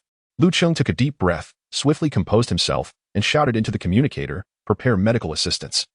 Increase vigilance in all vehicles, and secure the dormitory entrance." Having said that, he grabbed his weapon, leaped from the vehicle, and rushed to join Ma Bing and the others. Chapter 54. The flame of hope shall never be extinguished. As Lu Cheng approached the cavalry, Yi Jigang and Wang Dong hastily disembarked to follow. Wang Dong, in particular, with his long strides, swiftly reached Lu Cheng's side, brandishing a Type 171 submachine gun before him, his vigilant gaze scanning the surroundings. Meanwhile, upon hearing of the injuries, the military doctor Lin Shui from Vehicle 1 rushed over with a first aid kit in hand. The mounted weapons of the 8-wheeled infantry fighting vehicle and the warrior assault vehicle pivoted to directly confront the dormitory entrance. The soldiers operating the remote-controlled weapon stations within the vehicles watched the door intently, fingers poised on the triggers, ready to unleash fire at any moment. When the two parties finally met, Lu Cheng's heart plummeted upon witnessing Li Xiang's condition.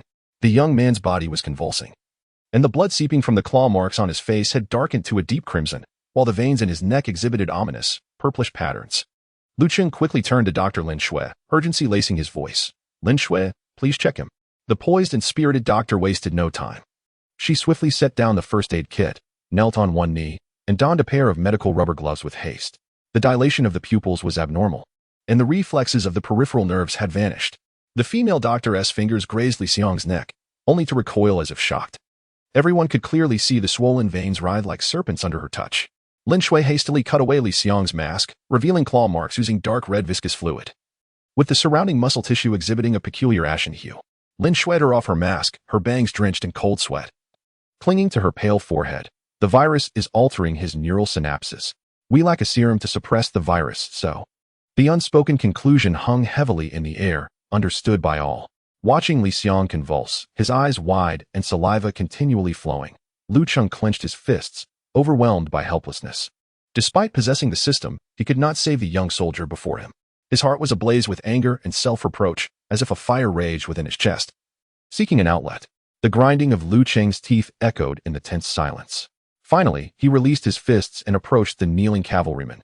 "Take him on his final journey." "Commander." Ma Bing looked up, his voice choked with emotion. "Go on, or he will suffer even more." Lu Cheng's tone was profoundly somber. "Understood."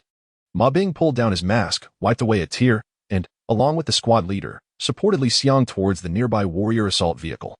Li Xiang's legs were weak and powerless, his entire being draped over the two men. As they reached Lu Cheng's side, Li Xiang struggled to lift his head, his murky eyes laboriously turning, managing to twist a distorted smile onto his rigid face. "Commander." His hoarse voice sent shivers down Lu Cheng's spine. After uttering those two words, a flood of saliva trickled from the corner of Li Xiang's mouth, dampening his clothing. Lu Cheng stared intently, wanting to say something. His lips moved slightly, yet no words emerged. Moments later, a sharp gunshot resonated from the rear of the armored vehicle, its echo reaching far and shattering the hearts of all present. The soldiers in Li Xiang's unit could no longer contain their sorrow, softly sobbing, their suppressed cries evoking profound empathy. The military medic, Lin Shui, wept inconsolably, gasping for breath, her hands relentlessly striking the emergency kit, as if blaming her own helplessness. As the medic of the team, witnessing the demise of her wounded comrades instilled in her an overwhelming sense of guilt. Lu Cheng exhaled deeply, calling out, "Li Ming, attention!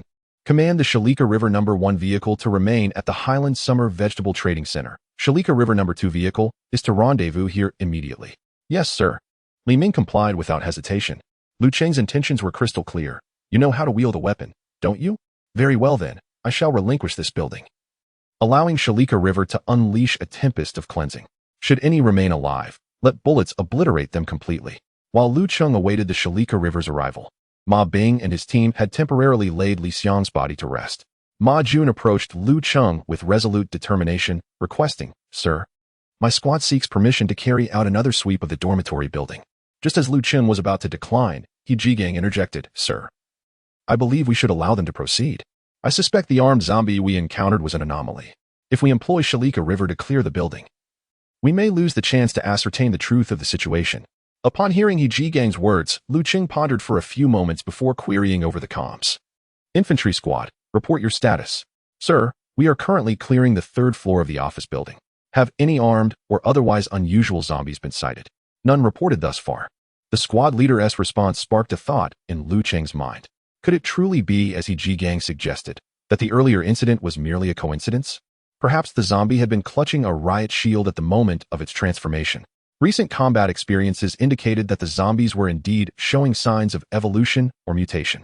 Moreover, as time elapsed since their transformation, the virus appeared to be modifying their bodies more profoundly. The once vigilant brain protection mechanism seemed to be failing, resulting in increased speed and strength. Nevertheless, considering that only 5 days had passed since the apocalypse, it was unlikely they had developed self-awareness. After contemplating these factors, Lu Cheng resolved to act without hesitation, addressing Ma Bing. "Take your team and continue the sweep of the dormitory building. Remain vigilant regarding the zombies' behavior. Utilize that riot shield we encountered earlier, and exercise utmost caution."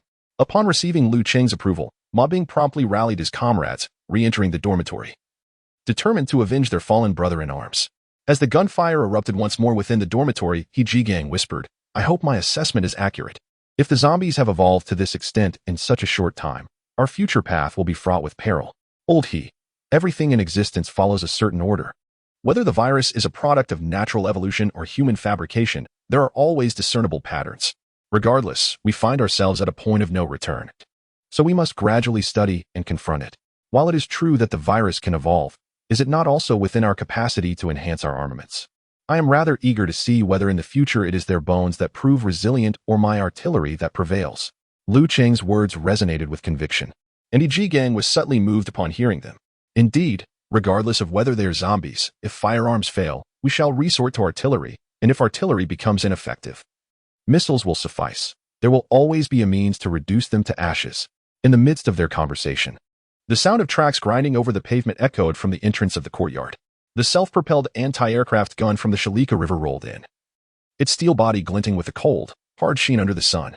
Lu Cheng glanced back, his resolve strengthened. The flame of hope for humanity shall not be extinguished, and the torrent of steel under his command shall undoubtedly crush the darkness.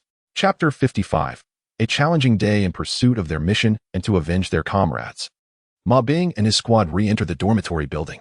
Upon arriving at the duty room door, he hesitated for 3 seconds, contemplating the bomb shield lying on the floor, before instructing the rifleman to pick it up.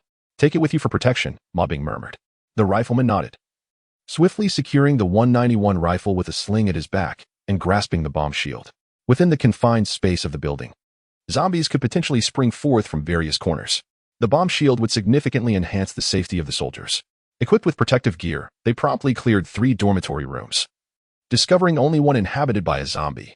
The creature, having sustained a leg injury from a toppled iron bed, lay on the ground, howling, and was easily dispatched by the rifleman. Subsequently, the rifleman, shield in hand, cautiously approached the door of the 4th dormitory. His right hand firmly grasped the 193 pistol, its muzzle angled slightly downward, his index finger resting lightly on the trigger, eyes fixed intently on the door. The assistant squad leader bent down, gently grasping the doorknob, and slowly applied pressure. With a soft click, the lock was disengaged. At that moment, a chilling zombie howl echoed from within. The assistant squad leader reacted swiftly, releasing the knob, causing the door to close once more. Accompanying the zombie's growls were the jarring sounds of claws scraping against the door. "Ready, 3, 2, 1. The assistant squad leader whispered, counting softly. Upon reaching 1, he yanked the door open with force. Simultaneously, the rifleman lunged forward, using the shield to firmly block the zombie behind the door. The creature thrashed violently, its arms flailing as it clawed desperately at the shield. With the target so close at hand, the rifleman pressed the 193 pistol against the creature's face and fired. Bang, bang. 2 9mm rounds found their mark, piercing the zombie's gaping maw. Its head snapped back abruptly before collapsing to the ground, motionless. After neutralizing the zombie at the entrance, the rifleman stepped into the room. However, the sight that greeted him sent a chill racing down his spine. At the center of the dormitory floor lay a corpse clad in a training uniform, the fabric torn in multiple places, with strips hanging limply. The body bore ghastly bite marks, and the dark red blood had long since dried, congealing around the wounds. Numerous gaping holes suggested that the internal organs had been brutally extracted. Terrifyingly, this corpse was decapitated. The body lay quietly on the ground, its limbs twisted in grotesque angles, while the head rested nearby, beside the bed. The wound on the neck indicated it had been slowly gnawed away, severing the neck and vertebrae, allowing the head to roll aside. The once vibrant eyes now stared blankly towards the door, sending a shiver through the rifleman as he entered. To eliminate any threat, he raised his weapon and fired a shot at the severed head. Having cleared this dormitory, they moved to the door of the opposite room. As before, the Vice Squad leader attempted to turn the door lock, but the door was secured. Observing this, he released the doorknob and rapped his right hand against the door several times with force. The sound echoed back, indicating that someone was responding from within. Upon hearing this, Ma Bing shouted loudly, "The rescue team has arrived. Survivors inside, please open the door." No sooner had he spoken than the lock was disengaged, and the door swung open to reveal a pale-faced armed police officer peering out. Upon confirming the presence of military personnel, he opened the door wider and stood at attention. Reporting, "Comrades of the People's Liberation Army, I am from the Armed Police Battalion. Thank you for your rescue." After hearing his introduction, Ma Bing felt a surge of excitement. They had finally discovered survivors. He instructed the soldiers to conduct a thorough examination of the officer.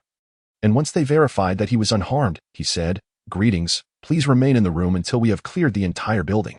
Upon hearing this, the armed police officer, filled with eagerness, inquired, "Comrade, may I accompany you in your operations?" Ma Bing paused for a moment before shaking his head resolutely, replying, "Not at this time. You must comply with the isolation protocols. This is not only for your safety, but also for the security of the entire team." The armed police officer attempted to offer an explanation, but was promptly interrupted by Ma Bing's firm command, "Please comply with orders." His tone left no room for dispute. Hearing this, the officer retreated silently back into the room, a glimmer of disappointment and helplessness evident in his eyes. Subsequently, Ma Bing led his team in a meticulous sweep of each room. Even their lunch was taken in an abandoned dormitory, consisting of individual rations. After allowing the soldiers a brief respite, the operation resumed. Meanwhile, the mechanized infantry squad had completed the clearance of the office building and set their sights on the training facility. Compared to the offices and dormitories, the training hall was undoubtedly easier to clear. Although various training zones were established within, the spaciousness made it simpler to spot targets. As they entered the training hall, a zombie lunged at them. The lead shotgunner almost pressed the barrel against the creature's chest and abdomen before firing. A thunderous boom erupted, and under the immense force of the 12-gauge shell, the zombie's abdomen burst open. Chunks of putrid flesh and blood splattered against the surrounding walls and floor. The creature's spine was shattered in two. Its upper body slumped helplessly while the lower half collapsed to the ground in a grotesque scene. By around 6 o'clock in the evening, the office building, training hall, and one dormitory had been cleared. During this time, 6 surviving armed police officers had been rescued. Shortly thereafter, He-Bin reported to Lu Cheng that one of his squads had successfully cleared a nearby small factory. After an entire day of efforts, neither the Plateau Summer Vegetable Trading Center nor the Armed Police Training Base had been completely cleared. Thus, Lu Cheng instructed He-Bin to organize a team to seize a nearby small enterprise. This evening, all personnel would rest within the office building of the establishment, resuming their clearing tasks the following day. With accommodations secured, Lu Cheng and He-Bin, each accompanied by their respective groups, made their way toward the occupied enterprise. Lu Cheng's team arrived first, and shortly thereafter, He-Bin and his crew joined them.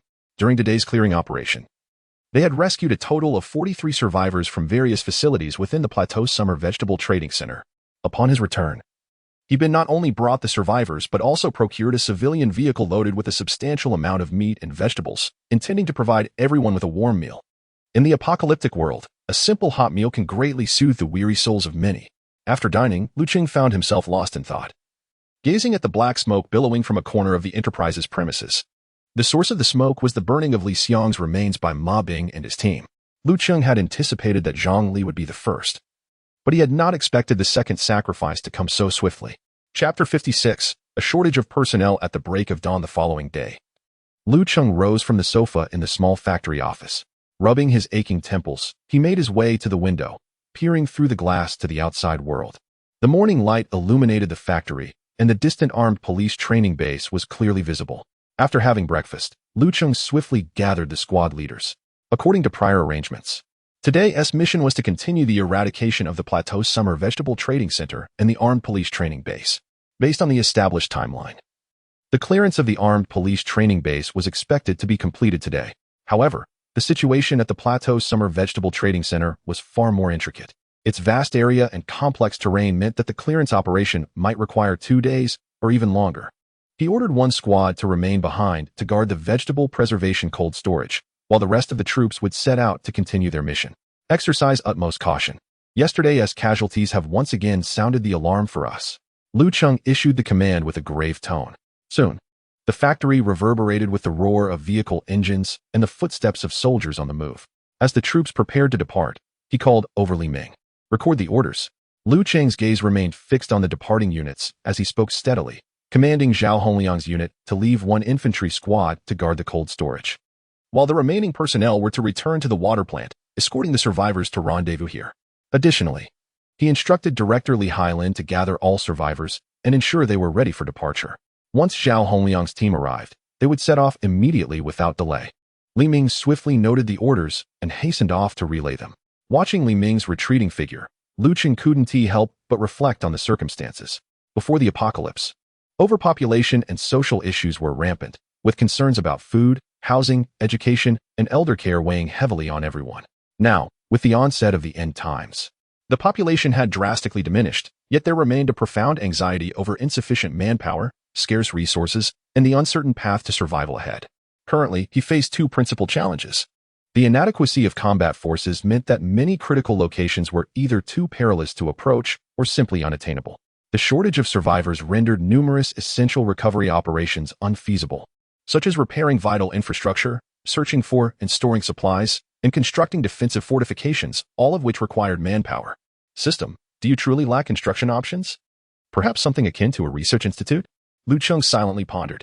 He yearned for the system to function like the magical tools in certain novels, providing various powerful capabilities to assist him in swiftly rebuilding civilization. Commander, this system is entirely based on your favorite RTS game, Conflict World. You should be well aware of its functionalities. Upon hearing this explanation, Lu Cheng grimaced, still unwilling to concede. Look at other systems, like those from Red Alert. They can produce anything. If equipment is lacking, they create it. If manpower is insufficient, they directly generate personnel. And yet yours is so singular in function. What a disappointment. The system fell unusually silent, and after several minutes, it finally responded. The system understands the immense pressure you bear, Commander, yet please maintain decorum. Otherwise, the unbinding procedure will be initiated. Unbinding procedure? Upon hearing the words, Lu Cheng felt a chill run down his spine, and cold sweat instantly soaked his garments. He was acutely aware that since the outbreak of the apocalypse, his ability to struggle for survival in such dire circumstances and to attain a relatively stable situation was solely due to the assistance of this enigmatic system. Without it, in a world teeming with zombies and fraught with peril, what would he amount to? Merely an ant, susceptible to demise in some dark corner at any moment. Oh, system. My dear system, I apologize. I truly do. I will never speak carelessly again. Lu Cheng hastily offered his apologies, fearing the system might sever their connection. When the system remained silent for an extended moment, he attempted to navigate the control panel, his hands trembling slightly, his eyes betraying a look of unease. Once the familiar virtual interface materialized before him, Lu Cheng exhaled a sigh of relief and softly murmured, "My dear system, you are magnificent." Resolute not to provoke the system further, Lu Cheng steadied himself and summoned He Jigang to meet him. A few minutes later, a knock echoed, and He Jigang entered. Lu Cheng raised his head, gestured for him to take a seat, and got straight to the point. Old He, I called you here to discuss the subsequent developments. We are currently in need of manpower and must devise a solid plan. Upon hearing Lu Cheng's words, He Jigang straightened up, opened his notebook, and focused intently. Chief, I have been revising the previous troop construction plan over the past 2 days, and I have completed the first draft. Oh, then please share the contents of your revisions. Lu Cheng said, a glimmer of anticipation flashing in his eyes as he leaned forward slightly. Chief, I shall speak candidly, He Jigang paused, seemingly deliberating his words. Why the hesitation? Just say what you need to. Lu Cheng urged impatiently. Well, Chief, our team currently consists of 13 highly mobile infantry squads and 9 armored infantry squads, along with some technical personnel and combat equipment. At first glance, the scale appears considerable, yet overall, it lacks coherence, lacking unified command and the ability to work in concert. As He Jigang spoke, his fingers glided lightly over the densely written pages of his notebook, a testament to his efforts over the past 2 days. Indeed, that is the case. The previous troop deployments were made based on immediate mission needs, devoid of long-term planning. Lu Cheng nodded slightly, acknowledging He Jigang's observations. Chief, My proposal is as follows. The 9 armored infantry squads perfectly correspond to 3 companies. We can subsequently deploy 5 additional highly mobile squads, thereby structuring a mixed company composed of 1 armored infantry company supported by 2 highly mobile companies and some auxiliary units. This formation would serve as the main force in our strategic operations. This organizational structure would not only leverage the firepower advantages of the armored infantry, but also capitalize on the mobility of the highly mobile squads for rapid infiltration and flanking maneuvers, effectively managing both the onslaught of zombie hordes and the assault on complex terrain strongholds with ease. As Gang elaborated, he gestured with his hands, his eyes sparkling with confidence, clearly having given this proposal considerable thought. Hearing Gang's suggestion, Lu Cheng fell into deep contemplation. This method of organization is indeed well suited to the current circumstances, balancing the demands for firepower and mobility, and undoubtedly represents the optimal solution. With limited reinforcement points at his disposal, every deployment must be meticulously calculated to maximize their utility. Once Peacetown is secured and more resources are acquired, adjustments can be made according to the actual situation. Your ideas are excellent and practical. Is there anything else? Lu Cheng inquired, gazing at Gang with an expression full of approval. Additionally, we need to deploy another battalion of highly mobile units to serve as a garrison. Furthermore, if points permit, I hope the commander can send a heavy equipment platoon. The zombies have begun to evolve. Although the incident at the armed police base was an accident, the population density in those schools is alarmingly high. Who knows what strange occurrences might arise? It is better to be prepared, Gang continued. Lastly, we must allocate supportive firepower, including artillery in the Shilek River. The proximity of those schools means that an assault on one will inevitably trigger a horde from the others. At that juncture, we may need artillery to halt the onslaught of the undead, especially in the case of the Shilek River. Our capacity to maintain the defensive line against hordes numbering in the thousands or even tens of thousands will rely heavily on it. After listening to Gang's plan, Lu Cheng silently calculated the reinforcement points and realized that the gap was still considerable. He sighed and said, "Old He, I generally agree with your plan. However, this means that before we assault those universities, we must first clear the periphery to acquire as many reinforcement points as possible. Indeed, Commander, we can begin by cleansing Dingyuan Town and the surrounding rural areas, which will provide sufficient reinforcement points for reorganizing our troops. Moreover, even when we initiate the campaign for peace recovery, we must first reclaim the surrounding neighborhoods and factories to ensure the safety of our flanks and rear. This way, we should not fall short of reinforcement points." Lu Cheng nodded and said, "All right, let us proceed with this plan. Once you have the specific details, present them to me." Listing the required personnel and equipment item by item. "Yes, Commander." Gang saluted and exited the room. After Gang left, Lu Cheng leaned back against the sofa, closing his eyes in deep contemplation. As long as the construction of the troops has direction and objectives, it is manageable.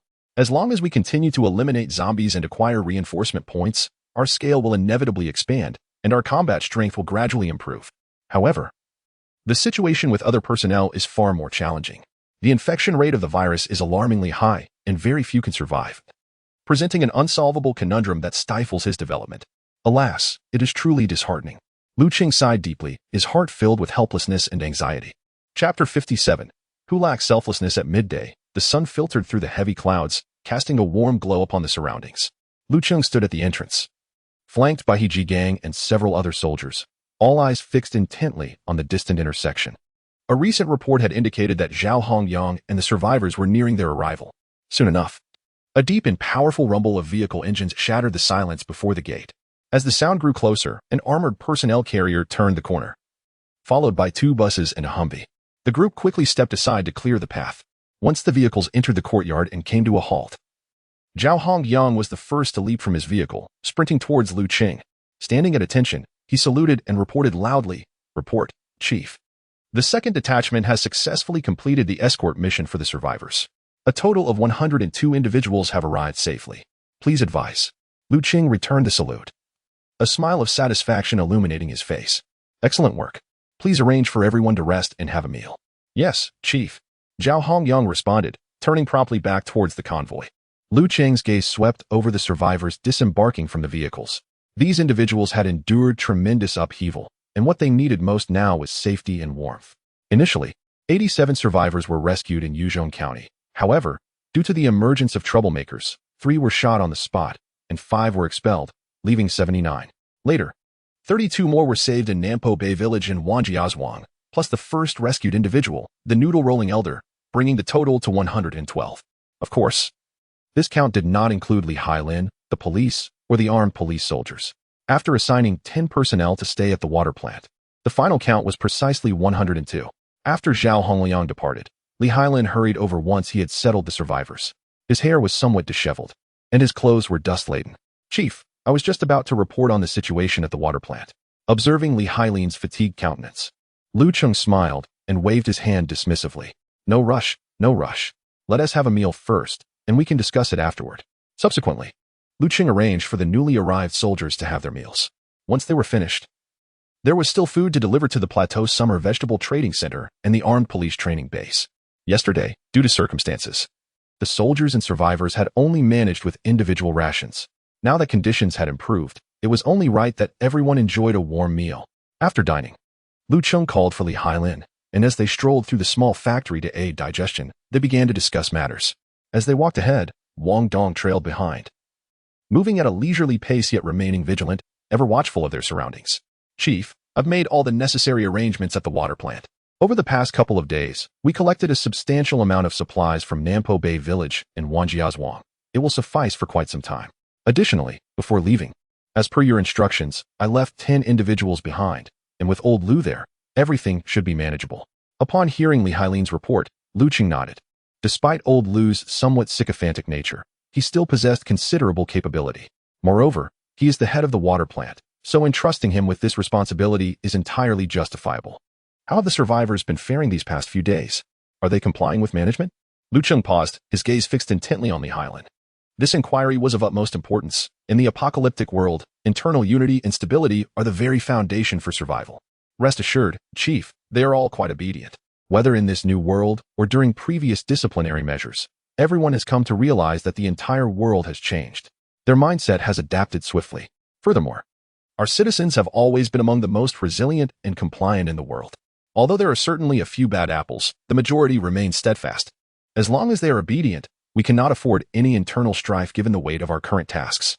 We must think as one, work as one, and present a united front." Lu Cheng's tone was resolute, his expression grave. Upon hearing this, Li Hailin humbly offered reassurances, promising, "Chief, you can be assured that I will do my utmost."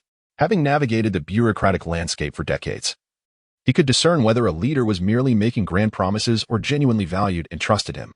In that moment, he felt Lu Cheng's sincerity and trust, filling him with renewed vigor. "Director Li, while we have reclaimed the power plant, it is a significant energy consumer.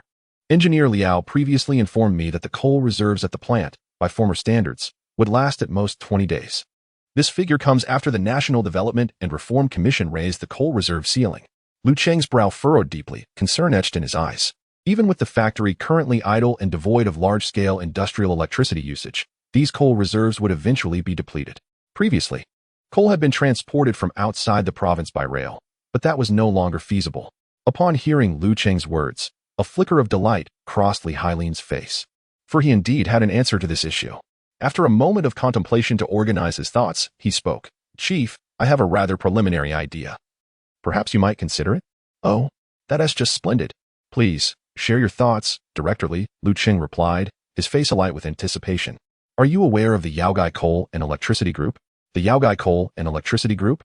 Lu Cheng pondered, the name sounding somewhat familiar, though he struggled to recall specific details. The Yaogai Coal and Electricity Group is a large-scale energy enterprise established through the collaboration of the Gansu provincial government, China Cinda Asset Management Company, China Huarong Asset Management Company, and China Construction Bank. It is located in the Lianhai Economic Development Zone of Lanzhou, overseeing the Yaogai and Tianju coal fields, which belong to the Mesozoic-Jurassic coal basin. The coal types include non-caking coal, weakly caking coal, and gas coal, characterized by low ash, low phosphorus, exceptionally low sulfur, and high calorific value.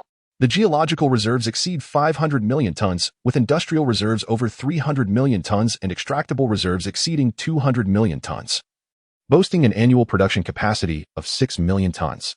Securing this site would not only alleviate our coal concerns, but would also provide an additional power plant under their group.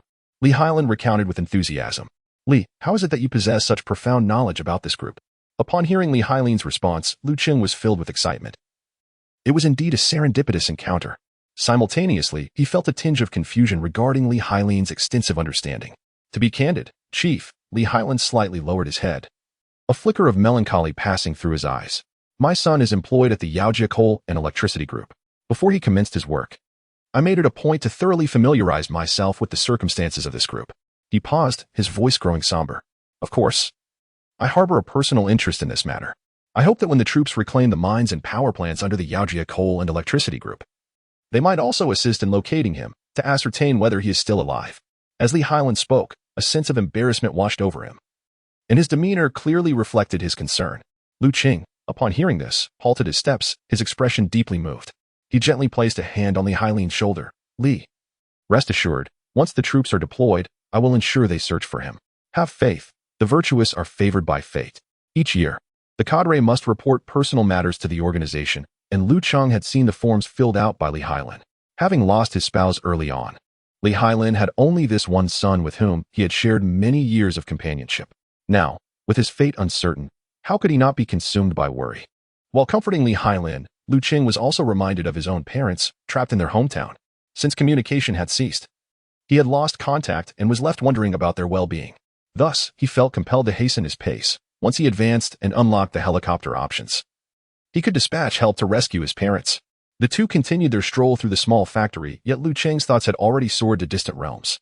After a while, he spoke again. Li, please delve deeper into the affairs of the Yaojia Coal and Electricity Group and provide me with a detailed report at your earliest convenience. We must act swiftly. Energy is of utmost importance, and time waits for no one. Yes, Chief. I shall attend to it immediately. After responding, Li Hailin turned and departed with quickened steps. Lu Cheng stood in place, gazing at Li Hailin's retreating figure, contemplating the weighty responsibilities ahead.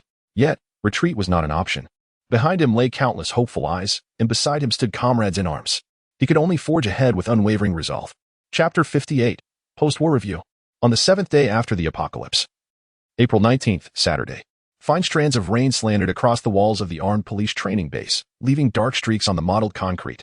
Lu Cheng stood atop the watchtower, gazing into the rain-soaked mist enveloping Dinyuan town, his mind replaying the events of recent days. Since the arrival of Zhao Hongliang and a multitude of survivors, the cleanup operations had accelerated once more. The armed police training base was completely cleared on the very day of their arrival, and the following day, Li Hailin organized the survivors to conduct a thorough cleaning of the base. All remains were collected and transported to a distant desolate area for cremation and burial. Once this was accomplished, the survivors sought tools to perform basic repairs on facilities damaged during combat. By the end of the operation, 12 surviving armed police warriors had been rescued from the training base. Lu Cheng would likely never forget the scene of his first encounter with these soldiers. The lieutenant leading the team, his voice hoarse, reporting, Sir. The station squad at the original base was supposed to have 128 personnel, but only 7 are present. The trainee sergeants were supposed to have 94, yet only 5 remain. After delivering the report, a tremor of suppressed sobs lingered in his voice. Initially filled with anticipation, Lu Cheng could only let out a helpless sigh upon hearing the numbers. It was simply too few. Even with the addition of a few from the Yuzhong armed police squad, they could scarcely muster a full platoon. Indeed, the damage inflicted by the virus was more severe in densely populated areas. One could only imagine how the uninfected soldiers reacted when their comrades suddenly transformed into the undead, unable to respond in time. Moreover, the separation of firearms may have rendered armed sentinels incapable of immediate retaliation. Yet, not all news was grim.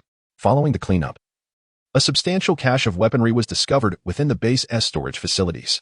In addition to individual gear such as combat uniforms, helmets, and carrying equipment, there was a considerable stock of 92 Type pistols, 79 Type submachine guns, 951 assault rifles, 95 Type light machine guns, 88 Type sniper rifles, and a significant amount of ammunition.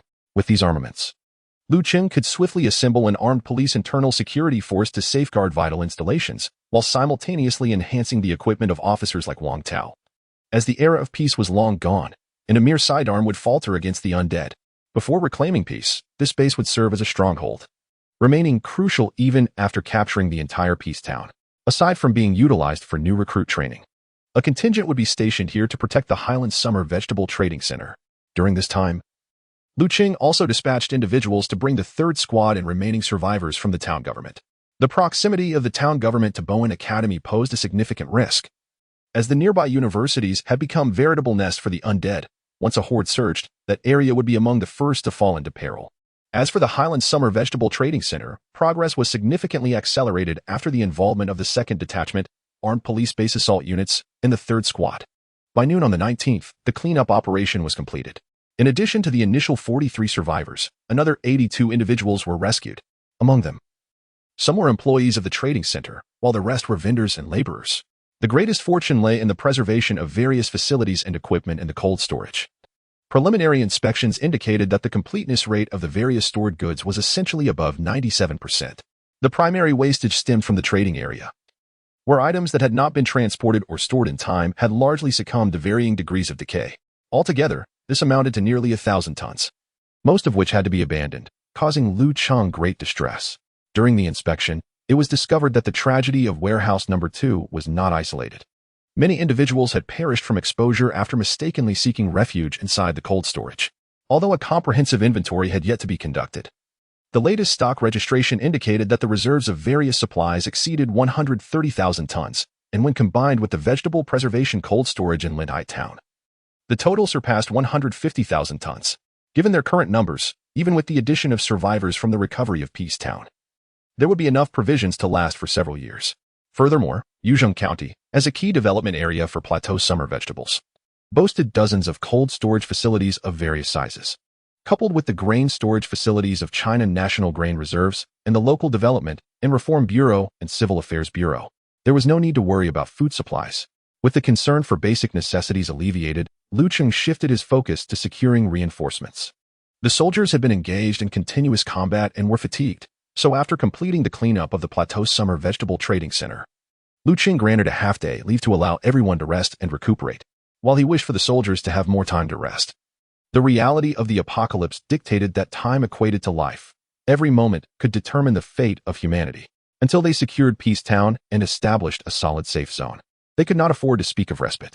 Those who still thought of rest in such dire times either did not value their lives or were incapable of grasping the gravity of the situation.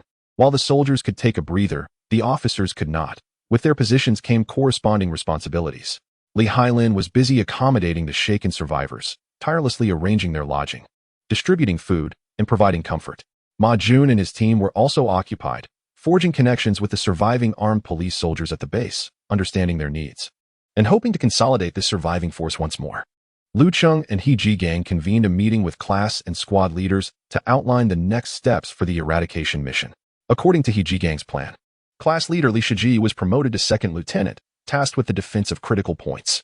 The remaining mobile troops would be organized into 3 operational teams, led by He Bin, Zhao Hongliang, and Lu Tai, to conduct thorough cleanups in the Yuzhong district of Lanzhou High-Tech Zone, Dingyuan Town, and the village of Jiangjiang on the eastern side of the Plateau Summer Vegetable Trading Center. The Plateau Summer Vegetable Trading Center was a focal area, and the surrounding threats needed to be eliminated to establish a relatively secure buffer zone.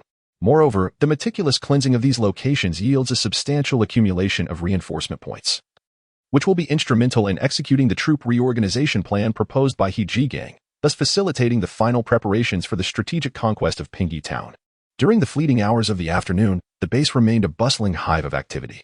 The soldiers did not seek respite. Instead, they seized the moment to polish their weapons, maintain their firearms, and replenish their ammunition, diligently readying themselves for the impending battle. The technical personnel were engaged in organizing supplies and formulating plans, ensuring that subsequent missions would proceed without error. The survivors also took the initiative to assist with various tasks within their capabilities, each contributing in their own manner to the collective effort for survival. The coordinates of the base are longitude 160, 43 east, latitude 27, 33 north. Chapter 59, The Cleansing Operation in Progress. On the 8th day of the apocalypse, April 20th, the grain rain. The morning sunlight filtered through the thin veil of clouds, casting a gentle glow upon the earth as a hint of humidity lingered in the air. Perhaps it was divine compassion that the rain had fallen the previous day today. The sky was remarkably clear, a splendid day indeed, perfect for the execution of tasks. Suddenly, the tranquility of the base was shattered by the resonant sound of the reveille. The soldiers sprang from their beds, swiftly tidying their quarters. After a hearty breakfast, they lined up neatly, awaiting the command to depart. Lu Cheng stood at the forefront, his gaze sweeping across each face, his voice steady and commanding.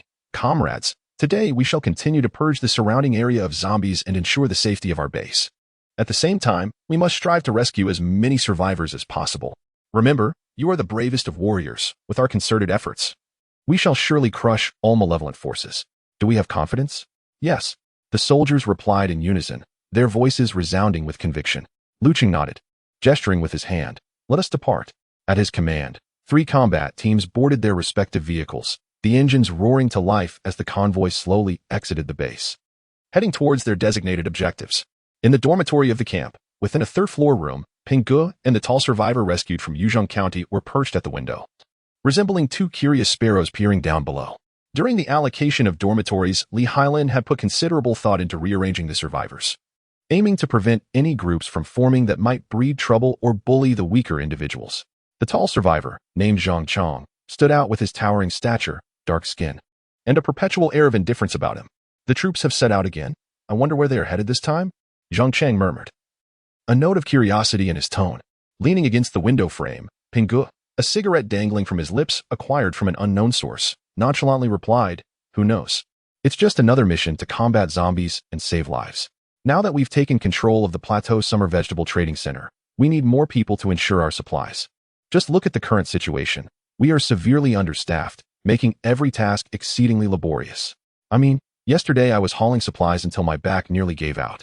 Oh, and this Colonel Liu, he truly baffles me. Zhang Chong suddenly leaned closer to Peng Ge, his voice laced with intrigue. When I first met him, he was merely a captain. Yet, upon waking from a nap, he had somehow been promoted to lieutenant colonel. Isn't that remarkable? Ping Ge turned to him, mouth agape in astonishment. Is that so? Indeed, Zhang Chong continued. What's even stranger is that his troops seem to be multiplying day by day. Each time reinforcements arrive, they come in massive transport planes. In the midst of this disaster, if the military is still operational, why is there no word from the government? Peng Ge was momentarily taken aback, a flicker of anxiety crossing his face as he stammered. Such matters are not for us to ponder. As long as the military is here to safeguard our security, that is sufficient. Some things are best left unasked. Knowing too much can only bring you harm. In this chaotic apocalypse, we, the common folk, must obediently abide by the rules and refrain from courting trouble. Zhang Chong chuckled awkwardly. Oh, I understand. I'm merely curious, after all. Who am I to inquire about military secrets? Brother Peng patted him on the shoulder, saying, all right, hurry up and get ready. It's time to assemble.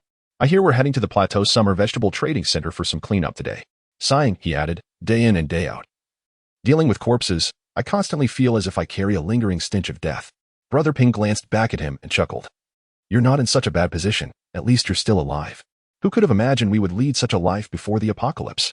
Though Zhang Chong felt a sense of melancholy, he remained oblivious to his own transformation. Before the end of the world, he wouldn't have dared to confront so many corpses of his kind. Even the sight of a dead cat or dog would have sent him scurrying away, filled with dread. Now, he could even make light of such matters. And while his words contained complaints, they also revealed a resilience born of adaptation to this new reality. Indeed, the adage that environment shapes individuals rings true. Brother Ping donned his coat and opened the door, stepping outside. Zhang Cheng hurriedly followed, muttering, I once thought that once I earned enough money, I'd find a place to lie down and relax. It seems that dream is now a distant fantasy.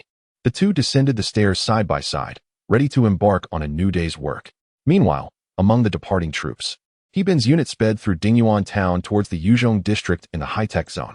Zhao Hongliang, however, halted his team at the town center, as previous cleanups had nearly eradicated the zombies that could be seen roaming outside. Now, the remaining undead were trapped within various buildings, lurking like malignant tumors in the shadows, making cleanup not only troublesome but perilous. Particularly those confined within tight spaces posed a risk. Any misstep could result in casualties. This time, he led 2 infantry squads and 2 armored squads, assigning them specific areas before they commenced their operations. Zhao Hongyang himself was aboard an 8-wheeled infantry fighting vehicle, directing it straight to the entrance of the health clinic, as instructed by Lu Cheng before their departure. Their mission was to seize the clinic and gather various medications, hoping to rescue any medical personnel they might find. With the change of seasons upon them, colds and flus were prevalent, and having medicine on hand would enable survivors to receive timely treatment. Gazing at the 3-story building and its tightly shut doors, Zhao Hongyang commanded, break down the door and drive straight in. The driver nodded, pressing the accelerator, the vehicle's engine growling ominously as it surged forward. With a thunderous crash, the ornate iron gate was smashed to the ground, the resounding noise startling the zombies within the clinic. A few zombies leaped through the broken windows. But before they even landed, they were riddled with bullets from the vehicle's coaxial machine gun. After waiting for several seconds without any more zombies emerging, Zhao Hongyang shouted, "Quickly! Disembark and clear the zombies inside the building." As the rear door of the infantry fighting vehicle swung open, the soldiers leapt down with agility, swiftly forming a defensive perimeter around the vehicle. Upon disembarking, Zhao Hongyang cast a glance at the small building and commanded, "Action." Two riflemen promptly approached the entrance of the building, positioning themselves on either side to grasp the handles of the glass door. Once all soldiers were in position, they forcefully pulled the door open. The shotgunner, leading the charge, stepped inside just as a zombie came barreling down the staircase opposite. With a resounding bang, the shotgun erupted with a fierce blaze, propelling a projectile that obliterated the zombie's head, rendering its upper body a grotesque mess. With blood and flesh splattering against the surrounding walls in a horrific display, Zhao Hongyang, brandishing a 191 rifle, ventured into the interior of the clinic, which lay in utter disarray. Shattered glass and medical equipment littered the floor, while the walls were smeared with dried blood, and a putrid odor permeated the air. "Be cautious. Do not let the zombies catch you off guard," Zhao Hongyang whispered as he issued his warning. Following his directive, one rifleman and one machine gunner remained vigilant at the staircase, while the others split into two groups to clear the rooms on either side of the first-floor corridor. Zhao Hongyang led his team directly to the entrance of the infusion room on the left side of the first floor, where several elderly zombies were clinging to the door, having smashed the glass in the center and reaching out with clawing hands. As one soldier prepared to fire, Zhao Hongyang deftly intervened. He approached the window on the wall of the infusion room, shattered the glass with the butt of his gun, and retrieved a hand grenade. "Watch out for the grenade," he shouted, ensuring that the soldiers were adequately protected before disengaging the safety and tossing the grenade through the window. Moments later, a muffled explosion reverberated from within the infusion room, causing the walls to tremble. The previously howling zombies fell silent, as the acrid scent of gunpowder filled the air. Zhao Hongyang approached the door and kicked it open, revealing a gruesome scene. 7 or 8 zombies lay lifeless inside, their bodies mangled and bloodied. Fragments of shrapnel embedded in their flesh, with entrails strewn across the floor in a horrific spectacle. To eliminate any lingering threat, 2 soldiers methodically shot each zombie in the head. An hour later, the clinic was thoroughly cleared. Zhao Hongliang stood at the entrance of the pharmacy, surveying the abundant stock of essential medications within, nodding in satisfaction. Regrettably, they had not discovered any surviving medical personnel. Chapter 60. The world has never lacked intelligent individuals in the Yuzhong district of Dingyuan Town, Gaoxin District, Lanzhou City. He'd been prepared 4 high-mobility squads and 4 infantry squads for a comprehensive sweep of the area. After receiving the reconnaissance report from the drone, He'd pressed the communicator and spoke in a low voice. "Attention all teams, proceed as planned. Our first target is Area A of the Great Ming City." With the command issued, the convoy slowly set in motion, advancing along Jinko Road towards Area A of the Great Ming City. The streets lay desolate. Many storefronts bore shattered glass, splattered with dark brown blood. Occasionally, a few zombies emerged from the shadows, attempting to lunge at the convoy, only to be swiftly struck down and crushed under the wheels. The convoy continued forward, arriving at the T-junction where Longshan Street meets Jinko Road. He'd been issued another command. "Attention all teams, split up and act according to plan. The first squad, advance south along the designated route. The remaining vehicles will accompany me to the northeast gate of Area A. Captain He, my squad is about to break away from the convoy. Over," came the voice of the first squad leader over the channel. "Received. Execute as planned," He'd succinctly replied. "Understood." The call ended, and a Hummer armored assault vehicle, an 08-wheeled infantry fighting vehicle, and an SX-2306 high-mobility transport vehicle detached from the convoy, continuing their journey southward. He'd leading the remaining personnel, turned directly onto Longshan Street towards the northeast gate of Area A of the Great Ming City. The Great Ming City project once embodied the grand aspiration of constructing a new technological city in the eastern region of Lanzhou's Gaoxin district. Initially envisioned as an ideal locale integrating living, working, and leisure spaces, the entire project spanned 20 square kilometers, with a total construction area of 27 million square meters, accommodating a planned population of 200,000. In addition to luxurious residential complexes, the project also included a municipal technology industrial park, commercial zones, and themed ecological parks. Regrettably, due to various reasons, the occupancy rates across the different sections of the Great Ming City have not been particularly high. Over time, the citizens of Lanzhou have deemed it a ghost town. Setting aside the occupancy rates, the planning and construction of the project were indeed executed with great care. The residential areas are spacious, with nearly 100 meters of expansive distance between buildings, ensuring ample sunlight, and the greenery coverage within the community is exceptionally high. Compared to the congested urban complexes where buildings seem to cling to one another, it is undoubtedly a significant improvement. The convoy quickly reached the northeast gate of Area A of the Great Ming City. Faced with the rising barrier, the convoy did not slow down. They crashed through the barricade and surged inside. A horde of wandering zombies within the community was instantly drawn to the commotion, clawing and stumbling towards them. Boom! The mounted machine gun of the Hummer welcomed them with fervor. As bullets flew, the zombies became dismembered, collapsing lifelessly to the ground. The gunfire echoed like rolling thunder throughout the community, not only attracting the attention of the zombies but also awakening the increasingly despondent survivors.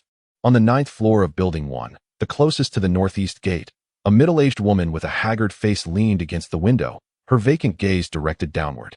In recent days, the terror and despair had drained her of all strength, rendering the world outside her window a dismal gray. However, upon hearing the gunfire and witnessing the camouflaged military vehicles below, she was momentarily stunned. Rubbing her eyes vigorously, she feared this might merely be a figment of her imagination. Once she confirmed her sight was not deceiving her, she turned her head, her voice trembling as she called into the room, "Husband, dear, wake up quickly, come and see." The middle-aged man, soundly asleep on the sofa, was jolted awake by her sudden exclamation. Yawning and bleary-eyed, irritation flooded his mind as he muttered, "How many times must I tell you not to shout? If you attract monsters, our entire family is finished." Since the onset of the apocalypse, they had grown accustomed to living in a hushed environment. "But you must come see. The troops have arrived. We are saved." The woman, paying no heed to her husband's reprimand, continued to shout, tears streaming down her cheeks. These were tears of joy, an emotional release upon glimpsing hope from the depths of despair. No sooner had she finished speaking than the door to the adjoining room swung open, and a teenager burst forth like a gust of wind, his face flushed and eyes sparkling with excitement as he exclaimed, "Mom, Dad, look downstairs. There are so many armored vehicles, and I just saw them fire." At that moment, the middle-aged man realized that his wife and son were not hallucinating. Indeed, help had come. He sprang from the sofa, neglecting to put on his shoes, and hurriedly stumbled toward the balcony window. Soon, the three of them pressed their heads closely against the glass, straining to look down. As they gazed below, a number of zombies, drawn by the commotion, leaped from the windows.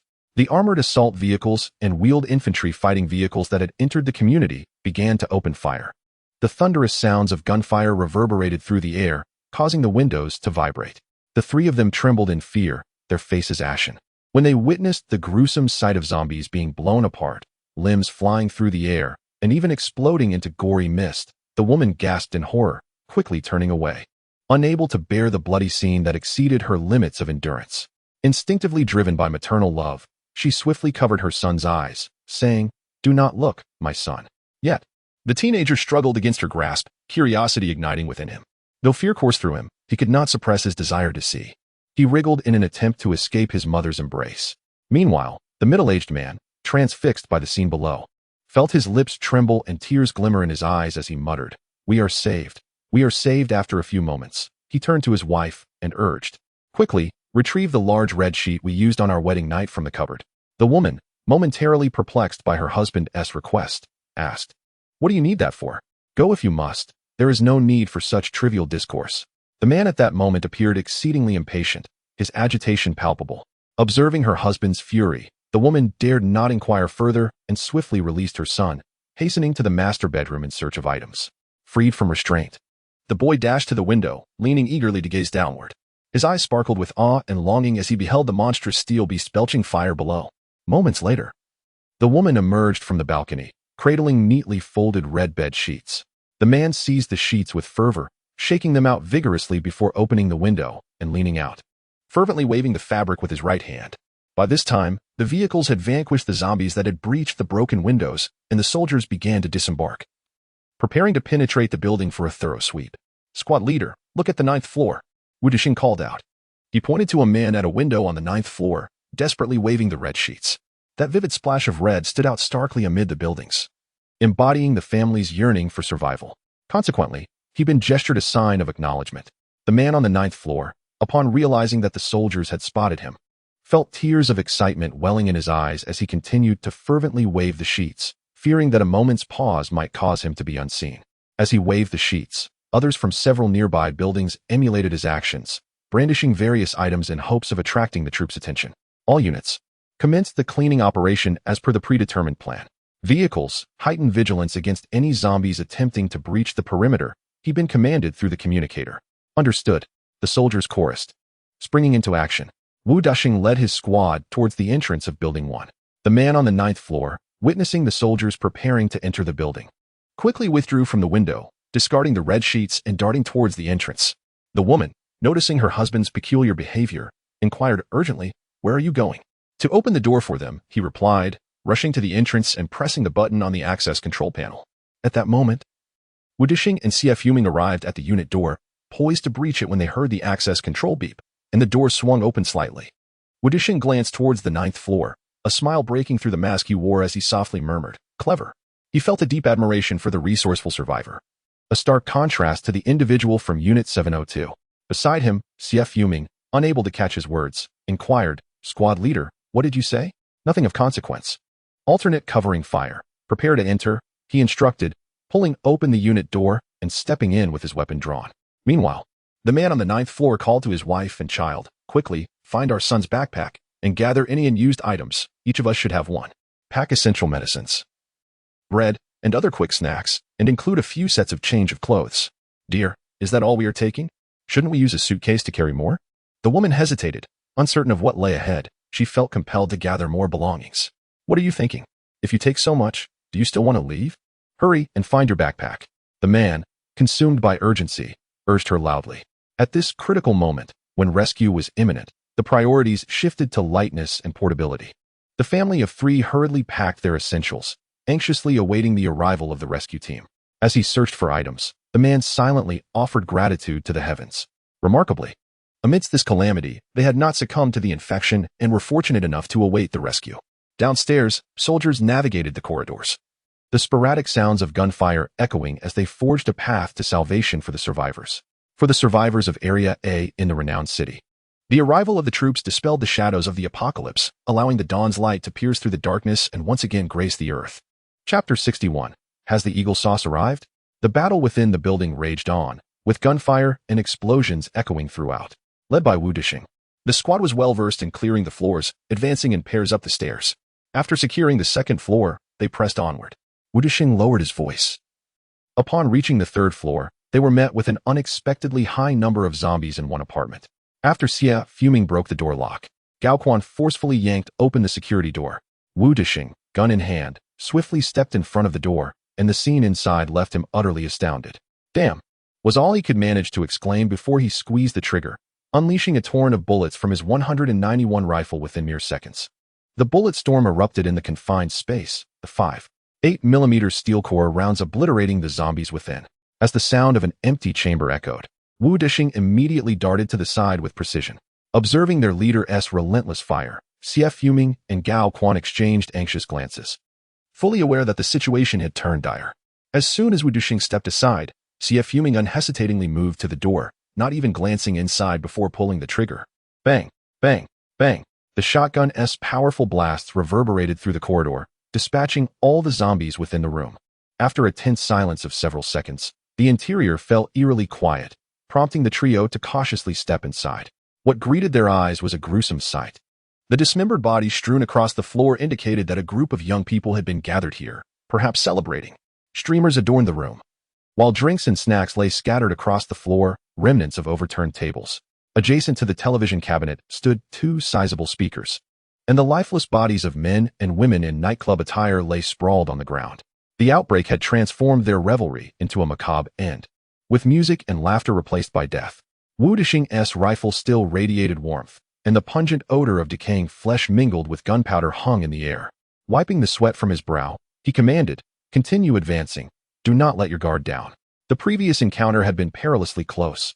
Upon opening the door, they had been greeted by a throng of clawing zombies. Even he, accustomed to the specter of life and death, felt a shiver of dread. On the 9th floor, a man had gathered the belongings of a family of 3. Standing at the door, he listened intently to the sounds from below, the gunfire growing ever closer. He understood that the rescue soldiers were drawing nearer with each passing moment. "Honey, when will they arrive?" The woman clutched her husband's shirt, her voice trembling, eyes filled with anxiety and hope. "Soon, don't worry," he replied, forcing a semblance of calm as he gently patted her shoulder, though his own heart raced with trepidation. He hesitated to open the door, for the world outside had transformed into an unfathomable peril. Any lapse in vigilance could plunge his family of 3 into an abyss from which there would be no return. Suddenly, a flurry of hurried footsteps echoed from beyond the door. The man held his breath, gripping tightly the makeshift weapon he had fashioned from a mop handle. The crisp sound of knocking sent a shiver through the family. "We are the rescue team. You are safe now. Remain inside and do not venture out until we return to escort you," called a voice from the outside. The man exhaled deeply, warmth flooding his eyes as tears brimmed and cascaded down his cheeks. He shouted through the door, his voice thick with emotion. "All right, we will wait here for you. Why won't they let us go outside?" The woman questioned, perplexed. "If the troops have arrived, why must we stay indoors?" The man wiped away the tears from the corners of his eyes and softly explained, "They likely need to clear the upper floors. Once they have ensured the entire building is safe, we can leave." As they waited, time seemed to stretch infinitely, and the family remained in the entryway, silently anticipating. An hour later, the soldiers returned to the 9th floor. Without waiting for a knock, the man eagerly flung open the door and stepped outside. "Quickly, grab your belongings and follow us," urged Wu Dishing, his tone urgent as they needed to rescue more survivors. The man nodded vigorously, pulling his wife and child along. "Thank you." The family swiftly donned their backpacks and followed the soldiers down the stairs. Outside, the battle raged intermittently, as the occasional sound of approaching zombies broke the tense atmosphere. He'd stood by the assault vehicle, calmly directing the soldiers as they escorted survivors to the high-mobility transport. "Squad leader, Building 1 has been cleared, and all survivors have been evacuated," reported Wu Dishing. "Excellent. Continue to clear the other buildings, ensuring no threat remains." He'd nodded in acknowledgement. Receiving the command, Wu Dishing immediately led his team towards the other structures. Beyond the family on the 9th floor, many survivors remained hidden within their homes, silently observing the rescue efforts. Some anxiously awaited, hoping the troops would hasten their advance to their own building, while others prayed fervently for the soldiers' safety, each gunshot causing them to flinch. Among them were those who, in their excitement, could barely contain themselves. For instance, in a household on the 4th floor of Building 7, diagonally opposite Building 1, a man in his 30s leaned against the window, muttering incessantly. His name was Wang Hanyu, a somewhat renowned military blogger. He made a living by sharing videos and articles on popular media platforms such as Tushio, Douyin, and Bilibili. Having garnered a substantial following through his passion and research in military affairs, he could be considered a seasoned military enthusiast. In earlier years, he frequently frequented well-known military forums and online communities such as Tieshue Military Network, Supercamp, and the Second World War Bar. In those venues, he engaged in fervent debates on various military topics with netizens from all corners of the world, often arguing over a single viewpoint for several days. Over the years, through intense discussions, his understanding of military knowledge deepened significantly. Later, as the internet landscape evolved and these forums were systematically shut down, he decided to venture into this field independently, relying on the wealth of knowledge and experience he had amassed. At this moment, he donned a meticulously sourced U.S. military OCP combat uniform from the internet. While not an authentic piece, it bore a striking resemblance. He also sported an assortment of mismatched protective gear that appeared rather haphazard. Slung across his chest was an M4A1 water gun, his prized possession for recording videos. Additionally, he held a pair of binoculars, his gaze fixed intently on the troops below. Muttering to himself, "Ah, the ZBL-08 wheeled infantry fighting vehicle, it certainly looks formidable in real life. What kind of unit structure is this? I can't make sense of it. What are they wearing? Is that the latest individual combat system? And those goggles, they even have face coverings. Wait, those integrated gadgets on their helmets. This is far from an ordinary unit. It's utterly unscientific. Such elite forces couldn't possibly be stationed in a place like this. But they look so impressive. I must take a closer look when they arrive." Around 11 o'clock. The cleanup efforts at Building 7 were nearing completion, and the troops were about to withdraw. 2 soldiers approached and knocked on Wang Hanyu's door. Anticipating their arrival, Wang swung the door open, his eyes gleaming with excitement at the sight of the soldiers outside. However, he was met with the imposing barrels of their weapons. "Put down your weapon and raise your hands." Upon hearing the sharp command from the soldier with the rifle, Wang finally registered the situation, quickly discarding the water gun and raising his hands in surrender, nervously exclaiming, "Don't shoot. It's a toy gun. A toy gun." Another soldier stepped in, picked up the water gun to inspect it, and, confirming its nature, tossed it back to Wang. He then scrutinized Wang from head to toe, inquiring, "A military enthusiast?" Yes. Wang eagerly nodded. "All right, get up and come with us, man. The rifleman chuckled. Wang felt an overwhelming sense of relief, wiped the sweat from his brow, and jogged out of his home. Downstairs, he'd been waiting, couldn't help but laugh at Wang's peculiar attire, teasingly asking, "Oh, look who it is. Is the heavenly soldier here? Are we about to engage in a joint operation with the U.S.?" His words dripped with sarcasm. Noticing that the speaker was a second lieutenant, Wang felt his cheeks flush with embarrassment at the teasing remark, lowering his head without daring to respond. Instantly, his gaze was captivated by the armored vehicle beside he'd been, and he instinctively reached out his hand to touch it. Just as his fingers were about to make contact with the surface, he recoiled as if struck by an electric shock. Raising his head, he looked at Ibin with an awkward expression and stammered, "I just wanted to touch it." Ibin glanced at him and, with a chuckle, replied, "If you want to touch it, go ahead. Can you really break it? Once you're done, hurry over to the vehicle." Hearing Ibin's consent, Wang Hanyu cautiously extended his hand again, gently brushing against the armor of the vehicle. The cold, hard sensation stirred an inexplicable excitement within him. He then broke into a silly grin and dashed towards the high-mobility transport vehicle. Ibin watched Wang Hanyu run off, shaking his head in amusement. In this apocalyptic world, each person carries their own story, some warm, others melancholic, all uniquely varied. Chapter 62. Severance at the Armed Police Training Base. Lu Cheng sat quietly in the office of the former base commander. His desk was strewn with various documents, among which Ji Gang's resubmitted troop construction plan and Li Hailin's newly delivered survivor survey stood out prominently. Lu Cheng's fingers lightly skimmed over the papers, the rustling sound of the pages echoing clearly in the tranquil office. According to Ji Gang's new plan, Lu Cheng needed to judiciously allocate the recently acquired reinforcement points, filling the gaps while expeditiously deploying new equipment and personnel to further reorganize the troops. The survey submitted by Li Hailin was equally significant, meticulously recording various details of the survivors, from age and gender to health status, leaving nothing overlooked. Particularly noteworthy were their professional backgrounds and technical expertise, which were emphasized. The apocalypse shattered all labels once attached to individuals. Former identities became inconsequential, and the paramount consideration was what one could do, or, more crucially, what one was capable of doing. Given the current circumstances, technical personnel were undoubtedly in high demand. The Northwest region already suffered from a scarcity of advanced research talent, and even skilled workers were exceedingly rare. In the present environment, even a mere mechanic could prove immensely useful. As for those lacking education or expertise, they could only engage in the most rudimentary labor tasks. Knock. Knock, knock. A crisp sound interrupted Lu Cheng's thoughts. He frowned slightly and called out, "Come in." The door swung open, and Communications Officer Li Ming entered the office, saluted, and promptly reported, "Report, Commander. Squad leader he'd been of the first squad requests a bus to transport survivors." Lu Cheng straightened up, his gaze directed at Li Ming. "Oh? What is the situation over there?" "Commander, the first squad is currently making smooth progress. Squad leader he'd been estimates that the high-mobility transport vehicles may not be able to transport all the survivors. Transferring them in batches would be too time-consuming." Lu Cheng pondered briefly and decisively commanded, "Then send the bus over, and also dispatch a Hummer for escort. Inform Hebin that some civilian vehicles with higher passenger capacity can be utilized as well. Every second counts. Saving a life is paramount." "Yes, Commander." After receiving the order, Li Ming quickly exited the office, his footsteps fading away. Lu Cheng set down the documents in his hands, turned his head, and gazed into the distance through the window. Slightly lost in thought, the battles of the three squads continued, with hordes of zombies being slaughtered and an increasing number of survivors being rescued. Meanwhile, the small squad that had separated from Ibin at the intersection of Longshan Street sped south along Jinke Road, turning east onto Longguan Street. Their destination was the Lanzhou High-Tech Zone branch of the Lanzhou Public Security Bureau, adjacent to the marketing center of the famous Mingxing Yufu. Behind the branch lay the fire rescue team of the Lanzhou High-Tech Industrial Development Zone, which housed a wealth of valuable resources, including various demolition and rescue tools. For instance, the fire truck stands ready, poised to extinguish any flames should a fire erupt in the safety zone.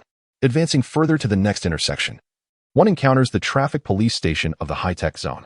Beyond the obvious, the police uniforms and communication equipment are indeed worthy of collection. Upon the arrival of an armored assault vehicle and a high-mobility transport vehicle at the marketing center, they promptly veered south, halting before the entrance of the high-tech zone substation. At this moment, the police station lay to the left of the convoy, while a sprawling villa district sprawled to the right. The personnel disembarked, establishing a defensive line, prepared to engage in combat against the zombies. The squad leader issued a direct command. As the crew members from the armored vehicle exited, Wang Tao and Ma Jun leading their fellow officers and armed police, also alighted from the high-mobility transport vehicle. Compared to their previous encounter with Cheng, their weaponry had markedly improved. Ma Jun and his 6 armed police had re-equipped their firearms and replenished their ammunition. Even Wang Tao and the 7 officers alongside him wielded the 951 assault rifle. With 92 pistols secured to their multifunctional utility belts, a notable upgrade in their arsenal. Attracted by the roar of the vehicle engines, 3 zombies, dressed in the garb of saleswomen, emerged from the marketing center of the Mingqing UFO. Their once exquisite features had twisted into grotesque visages, tattered garments fluttering in the breeze, exuding a nauseating stench of decay. Wang Tao and his companions raised their 951 rifles, taking aim before pulling the triggers. The sound of gunfire rang out. 3 zombies, though distant, were struck by the 5.8mm steel core rounds, the powerful impact shattering their skulls, sending vile blood and brain matter splattering in all directions.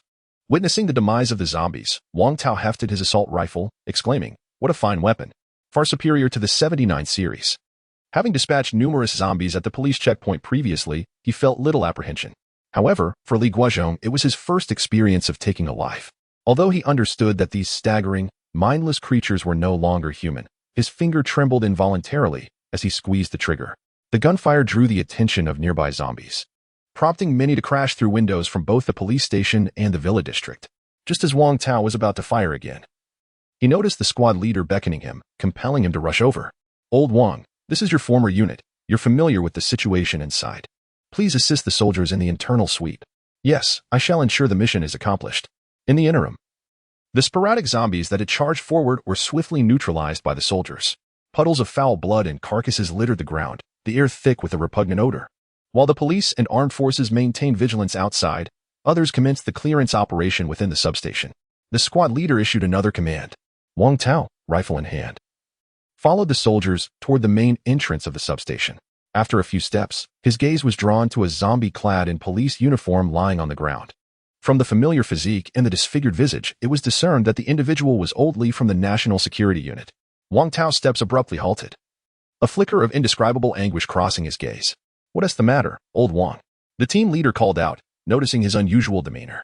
"Oh, it's nothing. I'm coming," Wang Tao replied, forcing himself to regain composure, yet the tremor in his voice betrayed his facade. Along the way, several more zombies appeared. But Wang Tao dared not look closely, as they were former colleagues. The soldiers prepared to breach the building, and just as Wang Tao approached, the sound of shattering glass echoed overhead. A zombie crashed through the window from the 2nd floor. Upon landing, it was a mere 2 or 3 meters away from Wang Tao. The sudden turn of events startled him, and he instinctively pulled the trigger. Bang, bang, bang. Bang, bang, bang. The entire magazine of 30 rounds discharged in an instant, the recoil numbing his arm.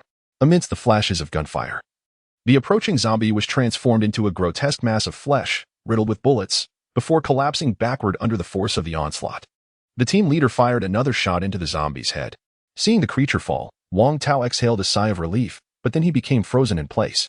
Moments later, he leaped forward to the lifeless body of the zombie, disregarding the blood-soaked ground, trembling hands cradling the remains as he examined them closely. When the team leader arrived, he found Wang Tao in a daze, holding the corpse, mouth agape, tears streaming down his face, silently sobbing. With no other choice, he signaled to Li Guozhong and the others to keep an eye on Wang Tao while he led the soldiers into the precinct. Li Guozhong glanced at Wang Tao and quietly inquired of the young officer who had previously been at the checkpoint. "What is happening?" The young officer looked at the weeping Wang Tao, sighed heavily, tears welling in his eyes, and then softly explained, "It seems this was Zhao from the Economic Investigation Unit. They were roommates in Police Academy. Both joined the force at the same time, and later were assigned to the high-tech zone precinct together. Over the years, they were inseparable, responding to calls and handling cases side by side, facing every hardship together, a bond forged over more than a decade, akin to that of brothers." There was no need for the young officer to elaborate further. To personally shoot one's closest brother is a burden that none could easily bear. That bullet not only shattered the zombie's skull, but also tore open a gaping wound in Wang Tao's heart. While everyone stood in silent vigil, Wang Tao gently placed the corpse on the ground. He rose, replaced his magazine, and strode towards the precinct building. "Old Wang, where are you going?" Li Guozhong called out anxiously. "To send off my brother." Wang Tao waved his hand, not looking back, resolutely entering the building. The apocalypse not only transformed the survivors' perceptions and habits, but also reshaped these former enforcers of violence, the military and police alike. In that fleeting moment, A profound transformation occurred within Wang Tao. Before the apocalypse, he was a guardian of the nation and its people, fervently defending a realm of tranquility with unwavering passion. In the aftermath of the world's end, he was destined to persist in this noble endeavor. For the sense of duty and responsibility had long since become ingrained in his very essence. Yet, it appeared as though certain facets of his being had been severed. As if he had undergone a profound disconnection from the person he once was. Chapter 63 Dreamlike the 12th day of the apocalypse April 25th, Friday. As dawn began to break, Lu Cheng donned his military cap and descended the stairs with Wang Dong. Over the past 5 days, the mission of extermination had progressed swiftly. Initially, the third squad led by Lu Tai completed the clearance of Jiangjing village and subsequently collaborated with He Bin's first squad to cleanse the high-tech zone. By the third day, Zhao Hongliang's unit had also finished the clearance task in Dingyuan town. Thus, the 3 squads converged like torrents into the operations within the high-tech zone. During this period, with the increase in reinforcement points, Lu Cheng continuously dispatched new combat equipment, personnel, and ammunition supplies in batches, following the plan devised by He Jigang. With a steady influx of fresh forces, the pace of clearing the high-tech zone improved daily. By the 25th, the combat had essentially reached its concluding phase. Although the air was thick with the acrid scent of gunpowder, zombies were nearly absent from the streets and alleys of the high-tech zone. Upon reaching the ground floor, Lu Cheng found He Jigang waiting by the command vehicle, accompanied by a gentle-looking lieutenant colonel in his 30s. Old Fu, old He, since you were both here. Let us set forth, Lu Cheng greeted the two. The old Fu he referred to as Fu Jinyan, the newly assigned battalion instructor who had arrived a few days prior. Although the soldiers dispatched by the system were 100% loyal to Lu Cheng, they were still living beings with emotions. They would experience fear in the face of danger and sorrow at the loss of comrades. Therefore, Lu Cheng believed it was necessary to appoint an instructor to professionally attend to the daily lives and psychological well-being of the soldiers. As the size of the unit grew and responsibilities expanded, he found himself unable to monitor the soldiers' situations comprehensively. Furthermore, with Fu Jinyan and He Jigang, the battalion's leadership team had begun to take shape, allowing Lu Cheng to consult with others on significant matters. As for the position of deputy battalion commander, it was deemed unnecessary at this stage. In addition to the instructor, Lu Cheng also dispatched the 4 key personnel of the battalion: firepower advisor, training advisor, intelligence advisor, and logistics advisor. Under He Jigang's leadership, they formed a staff group to strategize for Lu Cheng. Once the 4 boarded the command vehicle, the original vehicle number 1 roared to life, its engine growling as it sped out of the camp. The command vehicle promptly followed, trailed by a Hummer assault vehicle. This vehicle and the soldiers aboard it were dispatched at Fu Jinyan's strong insistence, forming a security squad for Lu Cheng. After learning about the signs of zombie evolution, this instructor approached Lu Cheng, urging him to prioritize his personal safety and immediately dispatch a security squad. Unable to resist the earnest concerns of this devoted caretaker, Lu Cheng acquiesced. As the 3 vehicles sped out of the camp, they kicked up clouds of dust, ultimately arriving at a barren plot of land beside the Qinglan Expressway. According to the established troop construction plan, today Lu Cheng was to dispatch the final batch of combat units, specifically the heavy armored platoon emphasized in He Jigang's emergency plan. Upon reaching the designated location, 3 vehicles sequentially halted at the edge of the desolate terrain. The soldiers from the security squad promptly disembarked and dispersed, establishing a formidable defensive perimeter. Subsequently, Lu Cheng and his companions leisurely exited the vehicle. After accessing the control panel, Lu Cheng directly navigated to the armored menu and decisively selected 4 ZZ-99A main battle tanks. Once confirmed, the system deducted 4,800 reinforcement points, commencing a 30-second countdown prior to deployment. Over the past few days, Lu Cheng had been incessantly engaged in airdrop operations, witnessing an array of equipment and personnel descending from the skies, rendering him emotionally unperturbed, even somewhat numb. In light of the impending arrival of the 4 Y-20 aircraft, he felt no flicker of interest. As the thunderous roar approached, He Jigang beside him gasped, "Commander, wait. That is not the sound of the Y-20. Startled by this remark, Lu Cheng hastily seized his binoculars and gazed toward the distant sky. The sound he heard was indeed not the familiar whir of the Y-20's turbofan engines, but rather a deeper, resonant roar imbued with a metallic tremor. Upon focusing through the optical lenses to discern the nature of the approaching aircraft, his jaw dropped in astonishment, and the binoculars slipped from his grasp, crashing to the ground. The sound of the binoculars hitting the barren earth jolted Lu Cheng back to reality as he bent down to retrieve them, continuing to gaze skyward. "This is impossible," Fu Jinyan murmured. The lenses of the binoculars reflected an enormous behemoth emerging from the clouds, 60 18T turbofan engines exhaling azure plumes, while its 88 For meters, supercritical wings slice through the morning mist, reminiscent of a mythical Kuimping descending to Earth. Lu Cheng felt his throat constrict. He recalled a news clip depicting the magnificent creation of humanity's aviation history reduced to scrap metal amidst a fiery inferno after being struck by a missile. Yet, at this moment, the legendary transport aircraft that should have been obliterated in the throes of war soared majestically above them. The shadow cast by its fuselage evoked an overwhelming sensation of eclipsing the sun.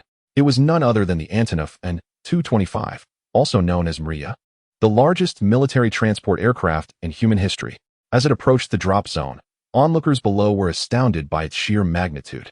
With a fuselage length of 84 meters, a wingspan of 88.4 meters, a maximum takeoff weight of 640 tons, a cargo hold capable of accommodating 250 tons, and a maximum payload of 200 tons atop its fuselage, it indeed stood as a pinnacle of engineering, a true aerial colossus. As its colossal tailgate swung open, for airdrop containers were sequentially released. Only then did Lu Cheng regain his composure. System, what is happening? The Solon 225 was supposed to have perished in the flames of war. Commander, the An-225 that was destroyed pertains to the real world. Do not forget.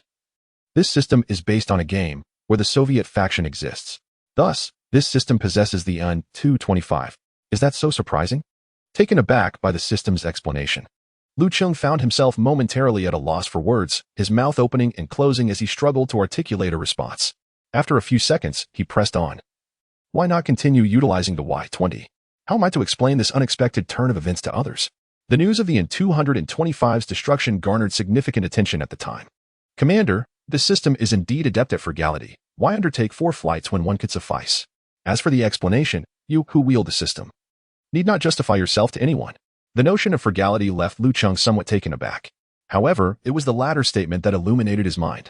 Indeed, amidst the global turmoil, his power was rapidly expanding, and he had no obligation to explain anything to anyone. After all, he hailed from a background in public service. Had another individual possessed such a system, they might have already lost their sanity, exclaiming their aversion to beef. By the way, system, I recall the An-225 lacks a rear cargo door? Lu Cheng voiced his query once more. Commander, do not doubt the system's capabilities. All An-225s have undergone special modifications. Fine. Understood. Your prowess is acknowledged. Lu Cheng fully grasped the formidable power of the system. The An-225 soared further into the distance, its colossal silhouette gradually fading from view. Suddenly, an uncontrollable yearning surged within Lu Cheng. System, if in the future I possess an adequately large airport with a sufficiently long runway, could the An-225 land? Commander, please refrain from harboring such dangerous and impractical thoughts. With the system exposing his musings, Lu Cheng felt no embarrassment. Like a man untroubled, he proceeded with Fu Jinyan and He Jigang towards the already landed containers. Chapter 64. ZEZ-99, a main battle tank as Lu Cheng and his companions approached. The hydraulic apparatus emitted a low, resonant hum, causing the container's walls to unfurl like steel petals. As the walls collapsed, a cloud of dust was kicked up in the barren land. Lu Cheng raised his hand to fan away the dust, and once it settled, dormant steel behemoths revealed themselves before his eyes. The roar of the 1,500 horsepower diesel engine shattered the morning tranquility, and as the tracks made contact with the ground, a sharp metallic screech echoed. Lu Cheng watched with keen interest as the suspension system of the 99A operated. As the tank descended the container's ramp, the road wheels automatically adjusted their height, ensuring the vehicle remained stable. Before long, all 4 tanks had descended, forming a precise line. Their formidable barrels pointed assertively ahead. The crew members swiftly emerged from within, quickly assembling into formation. The lieutenant officer in charge ran up to Lu Cheng, reporting to the chief. The tank platoon is assembled. Expected personnel were 12, and we have 12 present. Platoon leader Yu Haidong, please give your instructions. After returning a salute, Lu Cheng strolled around the 99A, his fingertips brushing against the laser warning receiver on the side of the turret, the cold, hard texture quickening his heartbeat. The robust armor, the massive chassis, and the stout barrel left him entranced. This was indeed a chariot befitting a man. After lingering for several minutes, he finally returned. There was no need for Yu Haidong to elaborate on the 99AS specifications. The detailed troop construction plan provided by He Jigang had already covered everything extensively. He had perused the plan countless times, committing almost all the data to memory. Now, with just a fleeting thought, he could recall it vividly. The ZEZ-99A tank is a newly developed main battle tank that emerged from comprehensive improvements and upgrades based on the ZEZ-99 and its multiple iterations. It measures 7 6 meters in length, 11.02 meters overall, 3.5 meters in width, and 2.4 meters in height, accommodating a crew of 3, with a total weight of approximately 55 tons. In terms of power, it is equipped with a 1,500 horsepower 150 HPV turbocharged intercooler diesel engine, utilizing a dual-stage turbocharger that maintains 90 power output at altitudes of 4,500 meters and can cold start rapidly in temperatures as low as -41 degrees Celsius. Its maximum highway speed reaches 80 kilometers per hour, while its off-road speed can achieve up to 60 kilometers per hour, with a combat range extending to 600 kilometers. Regarding armaments, it is outfitted with a ZPT-98 125mm smoothbore gun with a caliber of 50, carrying 41 rounds, capable of firing various munitions such as high-explosive shells, armor-piercing rounds, fin-stabilized armor-piercing projectiles, and gun-launched missiles, tailored to meet diverse battlefield requirements. At a distance of 2,000 meters, it can penetrate 700 millimeters of homogeneous armor steel, while tungsten core rounds can breach 850 millimeters of steel armor, and advanced material armor-piercing rounds can penetrate up to 960 millimeters. Additionally, it is equipped with an 86-style 7.62 millimeters coaxial machine gun and a QJC-88 7 millimeters anti-aircraft machine gun. In terms of protection, the turret of this vehicle features an innovative obtuse-angled wedge-shaped main armor design, employing cutting-edge composite armor technology, complemented by explosive reactive armor and dual defense reactive armor, providing layers of defense akin to adorning the tank with an indestructible golden robe. With this formidable array of protective measures, the frontal armor thickness equates to over 1,000 millimeters of homogeneous armor steel, thus earning the moniker of the Wall of Size or 1 meter of sunshine. Furthermore, the vehicle is equipped with a laser suppression observation system, an active laser warning system, and the VHF 2000 communication system, endowing the tank with a cerebral intelligence and acute sensory capabilities, thereby significantly enhancing its operational efficacy. In terms of soft protection, it boasts a smoke grenade launcher and an active laser suppression system, effectively detecting and neutralizing enemy laser emissions, safeguarding its observation equipment from damage. In summary, the 99A main battle tank, with its formidable firepower, exceptional protective capabilities, remarkable mobility, and advanced information technology, has become the steel blade of the Eastern Heavy Armored Forces. Reflecting on these details, Lu Cheng turned to Yu Haidong. Now, introduce your crew members. Yes, Commander. Yu Haidong stood at attention once more. His voice resonant. From left to right, we have driver Luo Xingming and gunner Wu Yuping. They are both elite crew members, possessing exceptional skills and rich experience. Upon the completion of Yu Haidong's introductions, Lu Cheng's lips curled into a subtle, enigmatic smile as he addressed the gunner. Comrade Wu Yuping, I would like to inconvenience you to take position in the number 1 vehicle over there. What do you think? Not only was Wu Yuping taken aback, but Yu Haidong was also left in a state of astonishment by Lu Cheng's words. Sensing the awkwardness, Fu Jinyan hurriedly stepped forward to intervene. Commander, this may not be appropriate. Before he could finish, Lu Cheng raised his hand, interrupting him with unwavering determination. What is appropriate or inappropriate? As the commander of the troops, it is imperative for me to engage directly at the front lines and grasp the practical efficacy of various combat weapons. Is there any issue with that? If one is unfamiliar with their own equipment, how can they command effectively? How can they lead their team? Hearing Lu Cheng's grandiloquent and unreasonable remarks, Fu Jinyan's eyelid twitched slightly, and he could only shake his head in resignation, swallowing the remainder of his words. Yu Haidong and Wu Yuping exchanged glances, realizing that even their instructor could not dissuade them, and thus they complied with Lu Cheng's directive. Lu Cheng removed his training cap and handed it to Wang Dong, then donned Wu Yuping's TMT-5 passive tank helmet on his head. Just as he was about to board the tank, he abruptly recalled something. Turning sharply to Yu Haidong, by the way, have we applied the rubber tracks to our tank? We mustn't damage the roads and the barracks, currently. We lack maintenance conditions and must treat it with care. Commander, you can rest assured. Yu Haidong promptly reassured him with a hint of pride in his tone. Our track combat equipment utilizes double-pin rubber tracks, which not only provide strong traction, but also do not harm the road surface.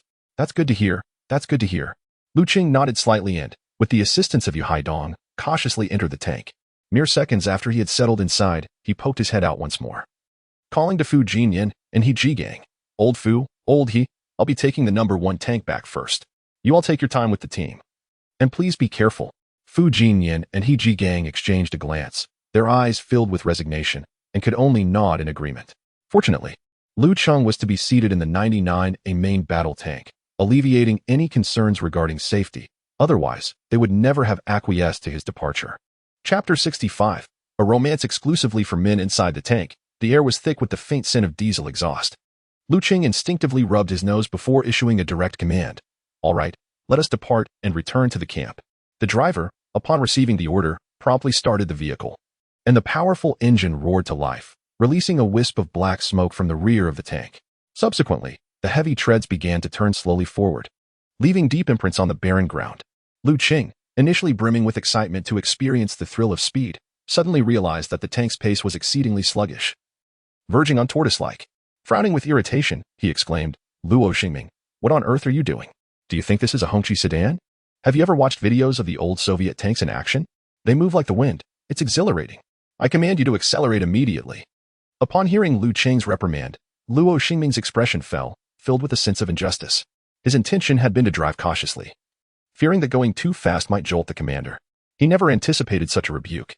However, military orders are absolute and leave no room for hesitation. Gritting his teeth, he pressed the accelerator firmly. Outside, as Fu Jinyan and the others were about to board the vehicle, they had just opened the door when a thunderous roar erupted. They turned in astonishment to see the rear of the number 1 tank belch forth a thick cloud of black smoke, its speed suddenly surging, charging forward like an enraged bull, kicking up a cloud of dust. "What on earth is Yu Haidong up to?" Fu Jinyan muttered under his breath, reaching for the communication device in the command vehicle to inquire about the situation. However, He Jigang intervened, stopping him. "No need to worry.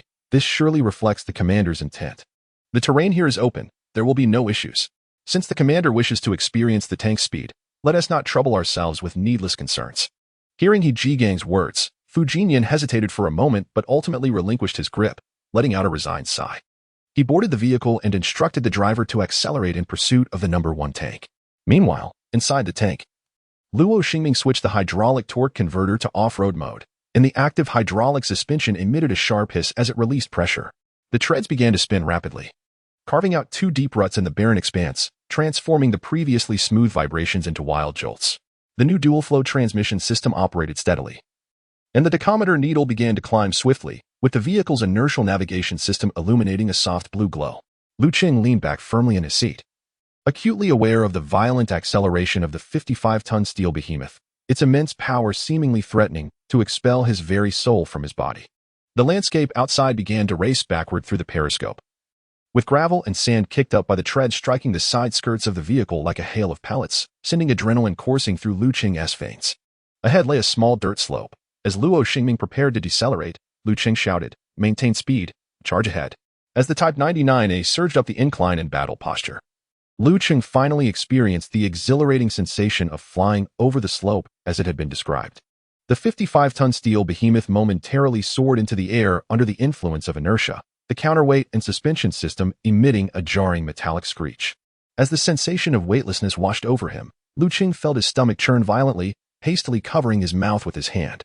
After several deep breaths, he managed to suppress the nausea.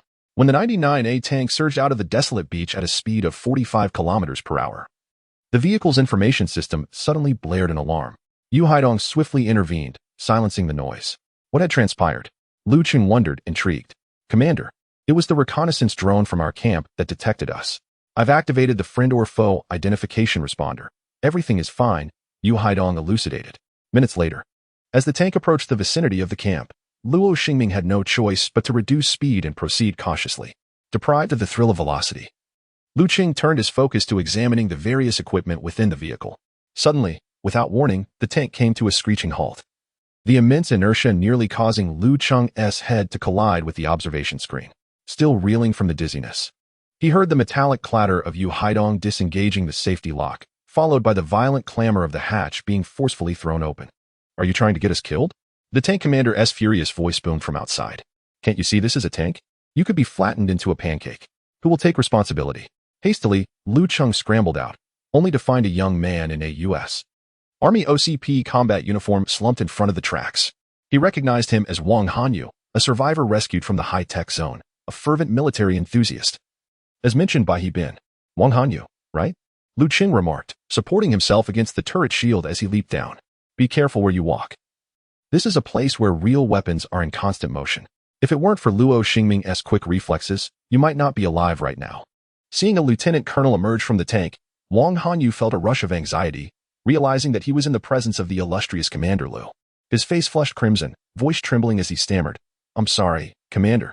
This is my first time seeing a 99A in real life, and I was momentarily captivated." So his voice trailed off, his head nearly bowing to his chest. Observing his reddened visage, Lu Cheng waved dismissively. "All right, get back to your duties. From now on, be more vigilant while walking. I understand your enthusiasm, but this is a military camp, and weaponry is omnipresent. Don't let your fascination cloud your judgment." Relieved that Lu Cheng bore him no ill will, Wang Hanyu quickly bowed to Yu Haidong and the similarly peering Luo Xingming before hastily departing.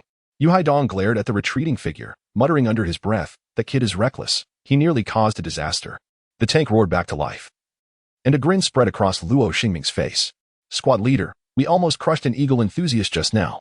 Thankfully, I reacted quickly. Otherwise, it would have been a calamity."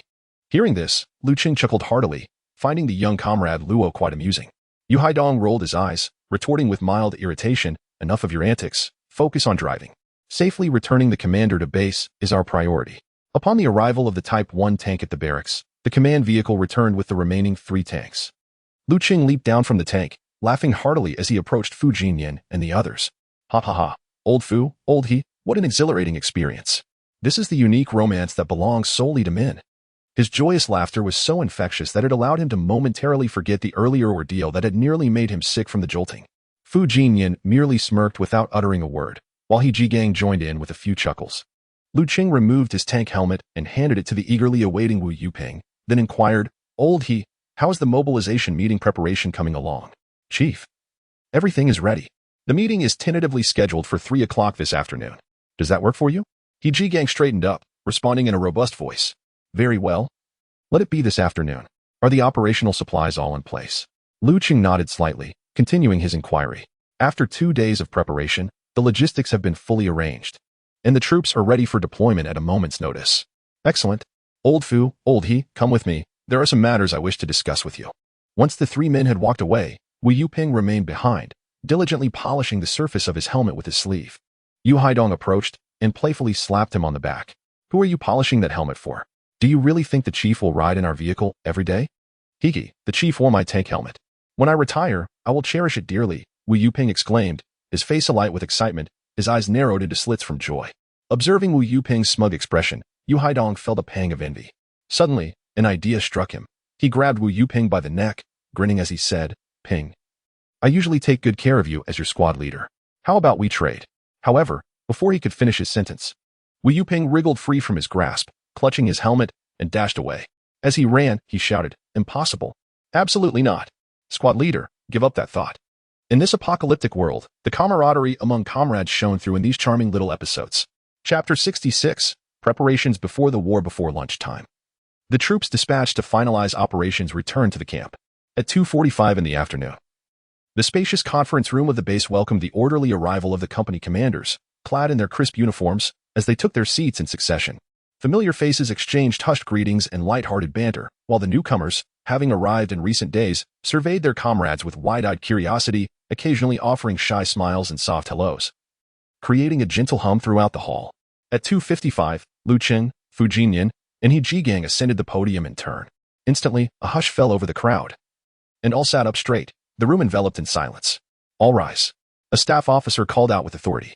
The attending commanders sprang to their feet in unison, their postures as erect as pine trees, gazes fixed intently on the podium. Once the assembly was complete, the staff officer approached the podium and saluted, declaring, "Comrades, all commanders above the rank of squad leader are present. Please, give your directives." Lu Cheng returned the salute, his voice resonant. "Proceed as planned." "Yes." The staff officer saluted once more before turning to address the assembly. "Everyone, please be seated." As the attendees settled down, Lu Cheng activated the microphone, his gaze sweeping over each face in the audience. "Comrades, we stand on the brink of an apocalyptic era. Time is of the essence. I will forego the customary pleasantries and formalities. Let us commence the meeting directly. Today's agenda comprises 2 primary items, which we shall address sequentially. First, I will announce the restructuring of the troops and the appointments of personnel. At this announcement, the eyes of the commanders and attendants sparkled with anticipation. In recent days, numerous combat units and personnel had been dispatched. Some units arrived with their leadership, such as the tank platoon, while others brought only combatants and equipment, often lacking their respective squad leaders and company commanders. He Gang had been diligently preoccupied with troop reorganization, the specifics of which remained largely unknown to the assembly. Yet it was clear that some personnel would undoubtedly be reassigned. For instance, He Bin, privately dubbed the chief squad leader, had been the first dispatched and had consistently demonstrated valor in combat, earning the admiration of his superiors. Recently, he had overseen the comprehensive clearance operations in the high-tech zone. Should he remain, others would hesitate to make moves. The operational command had resolved to restructure the existing force into 3 mixed combat companies, 1 artillery company, 1 garrison company, 1 tank platoon, and several support units. Lu Cheng's voice echoed through the conference room, clearly reaching every ear. Each combat company would comprise an armored infantry platoon and 2 high-mobility infantry platoons, primarily equipped with ZBL-08 wheeled infantry fighting vehicles and the 3rd-generation Mengsher armored assault vehicles. The artillery company would consist of 2 artillery platoons and a maintenance platoon, primarily armed with 6 PLZ-10 120mm self-propelled howitzers. The garrison company would encompass 3 high-mobility infantry platoons. Primarily, Lu Cheng continued to elaborate on the structure and equipment of each unit, while the audience listened intently, engrossed in the details. In truth, given his current capabilities, there exists a considerable gap before he can establish a complete synthetic battalion. Moreover, according to the previous organizational plan, what he presently requires is a force that is adaptable to existing combat needs, and a mixed composition of light and medium units has emerged as the optimal solution. Currently, he faces a pressing situation with reinforcements. The combat support company and logistical support company that ought to have been established remain incomplete, having only achieved the preliminary formation of platoon-level units. The personnel structure of the combat companies, however, is relatively intact, comprising a company commander, political instructor, deputy company commander, supply sergeant, communications officer, and clerk, among others. The command vehicles assigned to each company, along with various auxiliary vehicles, are all accounted for. In fact, 2 ZSU 234 Shilka self-propelled anti-aircraft guns have even been deployed, forming a fire support platoon. Yes, you heard correctly, it is a fire support platoon, not an air defense platoon. In future battles, it will serve a unique role, providing formidable fire cover for various units, thus facilitating both offense and defense. After discussing the troop composition, Lu Cheng took a sip of water to soothe his parched throat. He then picked up the much-anticipated personnel appointment document and began to read it aloud, word by word. He announced the appointment of He Bin as the company commander of the 1st company, with Fang Jun as the political instructor and Zhang Piming as the deputy company commander. The 2nd company will be led by Ren Haishan as company commander, with Xiao Junhua as the political instructor and Zhao Hongliang as the deputy company commander. The 3rd company will have Qin Zixing as company commander, Song Chanfeng as political instructor, and Lu Tai as deputy company commander. The artillery company will be commanded by Wen Jianjun, with Yang Wenjie as political instructor and Jiang Qinggang as deputy company commander. The guard company has yet to appoint a company commander. The political instructor and deputy company commander will be assumed by Comrade Li Shiji. As Lu Cheng finished reading the appointments, the officers below, though hesitant to speak, wore expressions of delight, particularly among the initial batch of squad leaders. He Bin advanced the fastest, now having risen to the rank of company commander, while Zhao Hongyang and others have also attained the position of deputy company commander. Even Wu Duxing was promoted to platoon leader shortly after taking over as squad leader. Given this trend, as the scale of the unit expands further, it is likely that many of those original soldiers from the 1st squad will ascend to leadership positions at the squad and platoon levels. The most conflicted among them is probably Li Shiji, the former squad leader of the 3rd squad. Since his deployment, he has remained stationed in the rear, and now he has been appointed as the deputy company commander of the guard company. This appointment signifies that he will be responsible for the security of crucial locations such as the Plateau Summer Vegetable Trading Center, water plant, and power plant, which means he will miss the opportunity to achieve merit on the front lines. Nevertheless, guarding the rear is not without its merits, as evidenced by the continuous elevation of his rank and position. With the guard company lacking appointed positions for company commander and political instructor, he becomes the primary authority, with all decisions resting upon his shoulders. This blend of responsibility and power leaves him feeling ambivalent, caught in a web of conflicting emotions. Lu Cheng paused for a moment, surveying the assembly, capturing the expressions of all present in his gaze. Subsequently, he sat up slightly straighter and continued, "Next, we shall proceed to the 2nd agenda item of the meeting, during which Comrade He Jigang, the Chief of Staff, will present the operational plan." Upon hearing this, He Jigang rose, saluted, and began to elaborate on the strategic deployment devised by the staff. The objective of this operation is to reclaim Pingyi Town. After He Jigang concluded his remarks, Lu Cheng's piercing gaze swept across the assembly. Following this meeting, The operational plan will be distributed to each of your personal terminals. Please study it thoroughly upon your return and report any issues promptly. Once the battle commences, should anyone falter, I will not show leniency. The recapture of Pingy Town is of paramount importance. Lu Cheng then emphasized the significance of the operation and the discipline required on the battlefield. Instructor, do you have anything to add? Lu Cheng inquired, turning toward Fu Jinyan. Fu Jinyan slightly shook his head, indicating he had no further comments. What about the rest of you? Lu Cheng's gaze swept the room once more, and seeing no one willing to speak, he waved his hand decisively. Since there are no further remarks, we shall conclude the meeting. Thus, the conference came to a successful close, and all attendees exited in an orderly fashion under the staff's guidance. Tomorrow, the troops will have a day of collective rest, replenishing their energy, before launching the formal operation to reclaim peace. Chapter 67, Affairs Behind. Upon exiting the conference hall, although Bin endeavored to maintain a stern expression, the delight sparkling in the corners of his eyes was impossible to conceal. While it is often said that heroes emerge in tumultuous times, the speed at which he ascended was indeed remarkable. In merely 12 days, he had accomplished the leap from sergeant to lieutenant. The meeting held that day, constrained by time, did not include a formal promotion ceremony. Yet the thought of soon donning his new insignia made him stand a little taller. Just as he reveled in his self-satisfaction, an urgent sound of footsteps approached from behind. Zhao Hongyang, Li Shiji, and Lu Tai hastened to catch up. The lively Zhao Hongyang, noticing Bin's rigid demeanor, mischievously rolled his eyes and flashed a sly grin. He elbowed Bin playfully and, with a cheeky smile, exclaimed, "Hello, Lieutenant He. I am Xiao Zhao from our battalion's publicity office. I sincerely wish to conduct an on-the-spot interview. Please open your heart and share your feelings and thoughts with everyone at this moment." As he spoke, he dramatically clenched his fist and mimicked holding a microphone, exaggeratedly offering it towards Bin's mouth, resembling a dedicated reporter from television. Unable to withstand Zhao Hongyang's shameless antics any longer, Bin's lips curled into a smile as he swatted Zhao's hand away, teasingly retorting, "What feelings could I possibly have?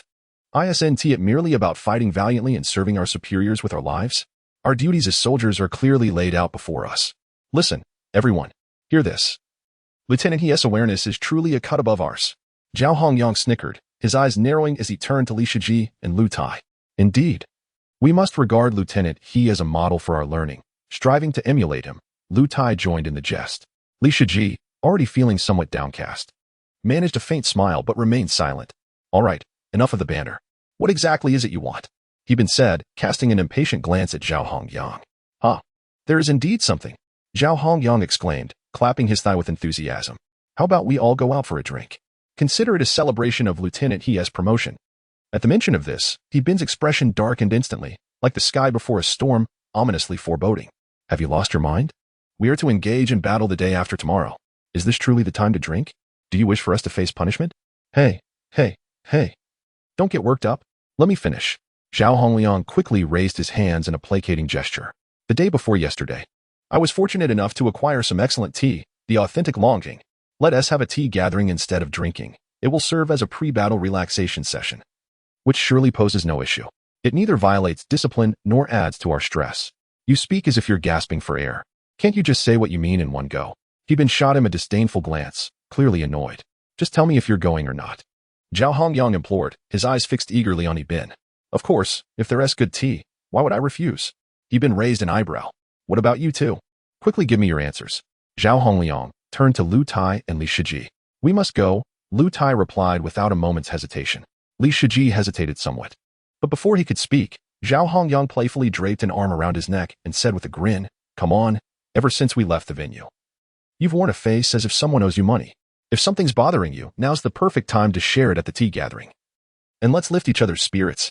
Upon hearing this, and noticing that Li Shiji was about to blush, Zhao Hongyang swiftly took off running ahead. The four of them walked at the front, chatting and laughing, while many envious cadre members from the rear looked on. Throughout the group, the phrase 8 great warriors circulated, which was no mere nickname. Besides the 4 stalwarts from the staff group, the other 4 referred to Bin and his companions as the earliest and most valued squad leaders. They shone like new stars within the military. Everyone understood that as long as they did not err in the future, their prospects were surely bright.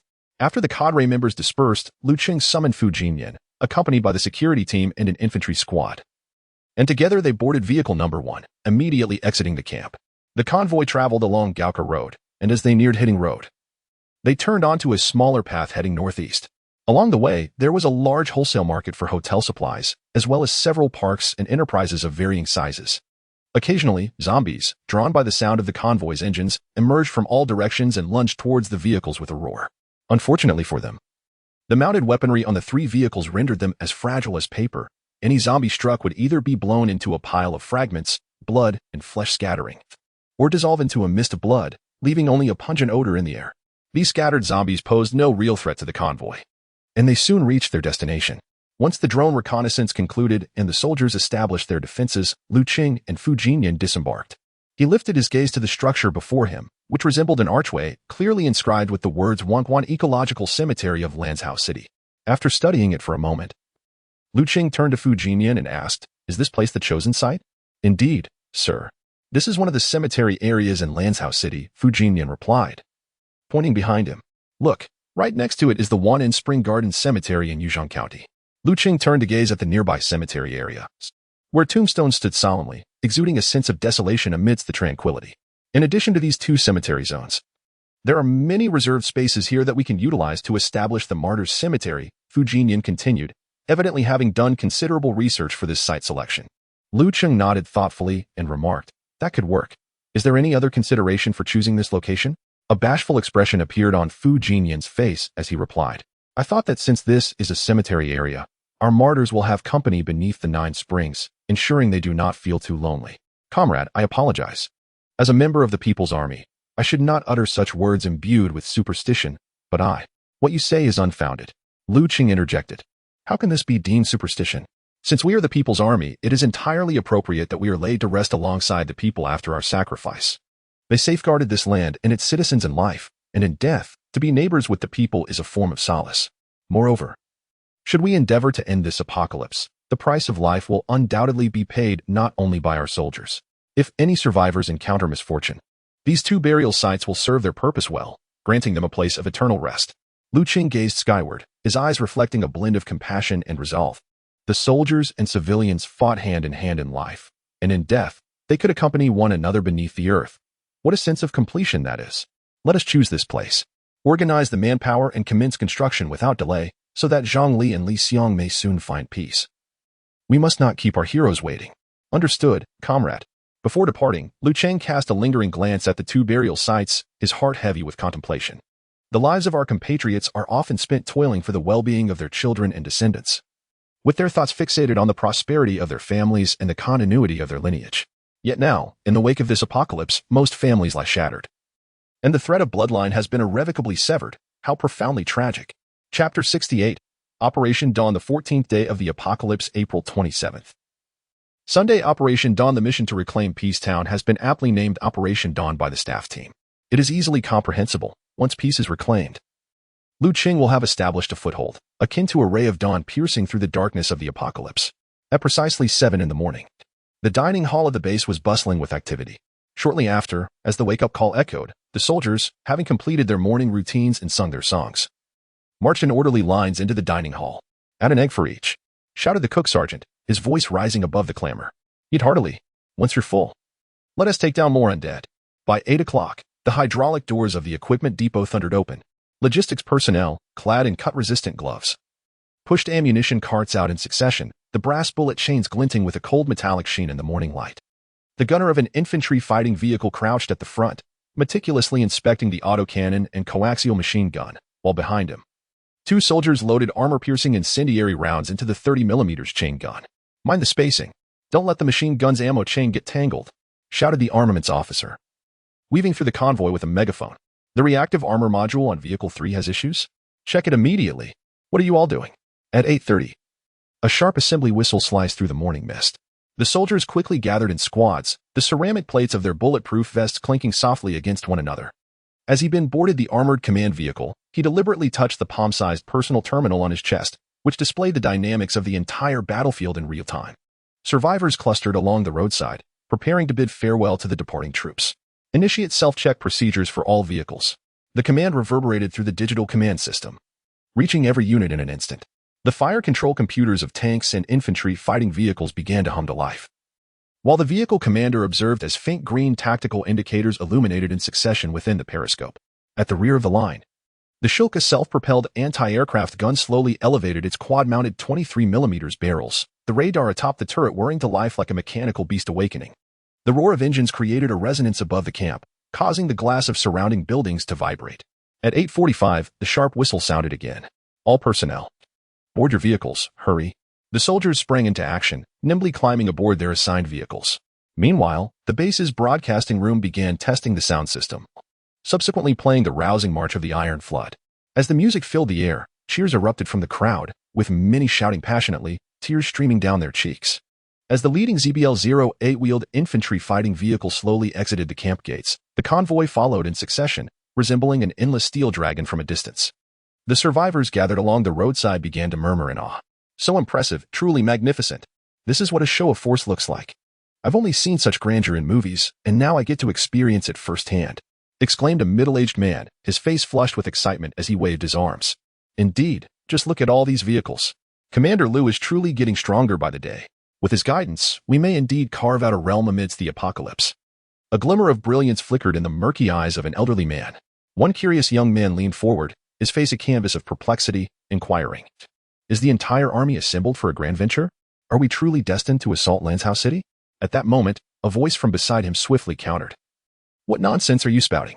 While this force appears considerable, it pales in comparison to the millions of zombies that await us in Lanshouse. Do you think this is a jest? Then where do you propose the army is headed?" The young man retorted defiantly. "Isn't it obvious?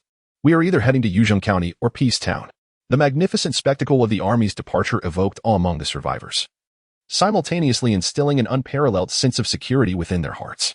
A small fraction of them, gazing at the departing iron procession, quietly nurtured the thought of enlisting, such as Brother Ping, who had been rescued from the Plateau vegetable trading base.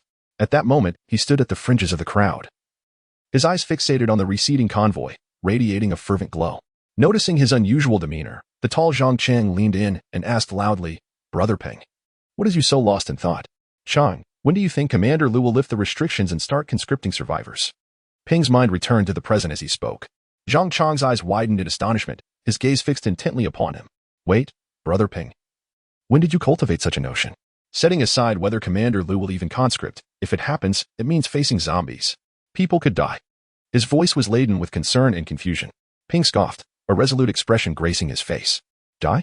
In this hellish world, my family has been silent for so long. They have likely transformed into monsters. I stand alone. What is there to fear? If I could enlist and engage in a grand struggle, then death would hold no regrets." His tone, imbued with indignation and valor, left Cheng momentarily speechless. He could only silently accompany him as they gazed toward the direction of the vanishing convoy. In the midst of their conversation, the entire fleet had already exited the camp and turned onto Gaoka Road.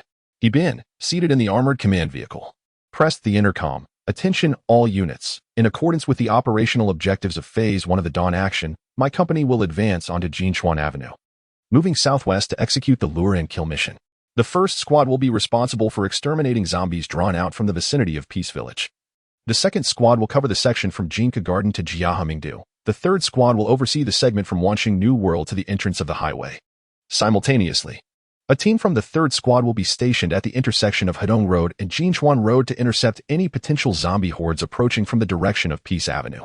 Fire support from the Shalika River self-propelled anti-aircraft artillery will assist in defense, ensure effective communication and coordination. Shortly, a detailed action plan will be dispatched to everyone's personal terminals.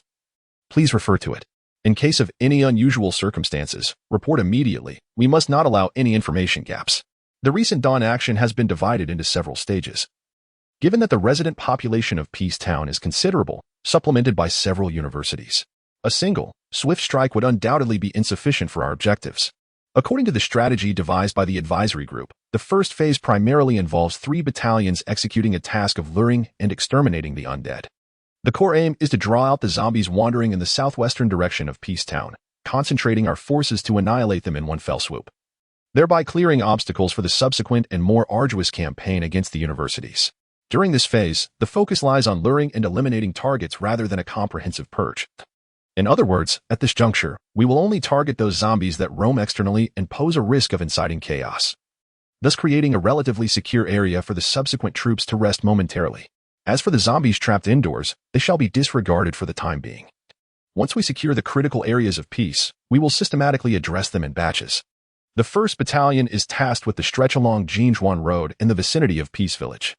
The 2nd Battalion is responsible for the route from Hedong Road to the Hotel Supplies Wholesale Market, while the 3rd Battalion bears the heaviest burden, overseeing the expansive regions east of Peace Avenue and along both sides of the Qingyuan Expressway.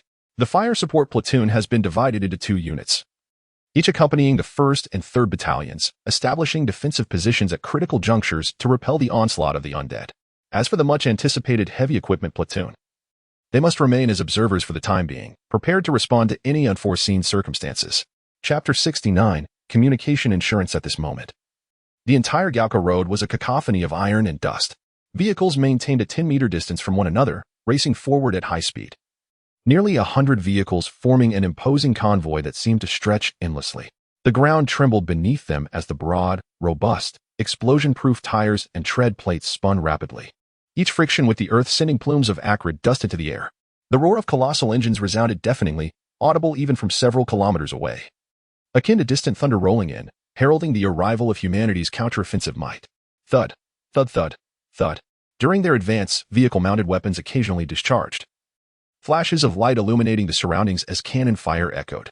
Those zombies that unexpectedly emerged along the route were swiftly dispatched before they could approach the convoy, reducing to grotesque pools of blood and mangled flesh, splattered along the roadside. Upon entering the outskirts of the town, the 1st and 3rd platoons maintained their speed, continuing toward their designated targets.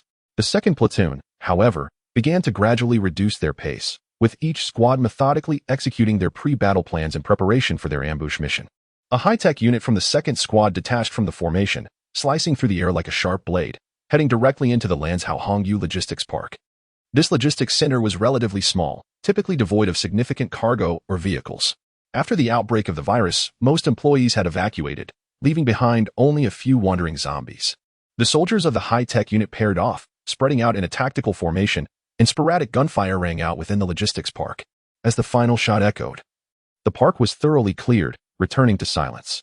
Upon receiving the report, a communication node vehicle swiftly entered the area. Once it came to a halt, several soldiers quickly disembarked, adeptly lowering a multi-rotor drone. The soldiers skillfully assembled the drone's arms and rotors, meticulously connecting the tether line before finally launching it into the sky. This was a lightweight, tethered communication relay drone from the communication platoon. Despite its modest size, it played a crucial role. It could remain airborne for extended periods and, through its unique communication technology, established an efficient and stable link with the command center in the rear. This ensured seamless communication between the front line and the rear, allowing commands to be issued promptly and battlefield conditions to be relayed in real time. Additionally, it facilitated communication among various units at the forefront. In theory, the presence of the communication node vehicle would suffice for all communication needs, yet the base command, in a bid to ensure absolute reliability, implemented a double insurance policy for communication issues by deploying this drone as well. The tethered communication relay drone gracefully ascended, slowly reaching an altitude of 200 meters. The operators below promptly reported, "Report to command. Relay drone launched successfully. It has established an air-ground network with the communication node vehicle. Communication bandwidth is stable, and the link is clear. Received. Heighten vigilance and ensure communication support," came the command's succinct and powerful response. A mere few minutes later, all combat units arrived at their designated positions, and the soldiers disembarked from their vehicles in a synchronized manner, swiftly establishing a defensive line. The primary objective of this operation was to lure the zombies forth, and thus the soldiers paid no heed to the noise they were generating. In fact, they welcomed it, hoping for an uproar that would attract every zombie in the vicinity, facilitating a comprehensive extermination and heralding a grand counteroffensive for humanity to reclaim lost territory. Units, take heed. Engage in free fire. The first wave of zombies, drawn by the roar of engines, emerged, growling and clawing as they charged forward. Bang, bang, bang. The mounted weapons and soldiers opened fire, a barrage of bullets soaring outward. In an instant, dozens of zombies at the forefront either had their heads blown apart or were reduced to mere piles of flesh.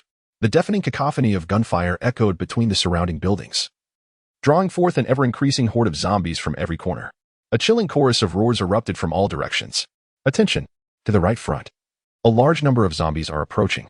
To the left, in the logistics park, a small group of zombies is gathering. Directly ahead, zombie dogs have been spotted. They must be prioritized for elimination. Drones released from various infantry fighting vehicles functioned like vigilant hawks in the sky, tirelessly conducting reconnaissance tasks.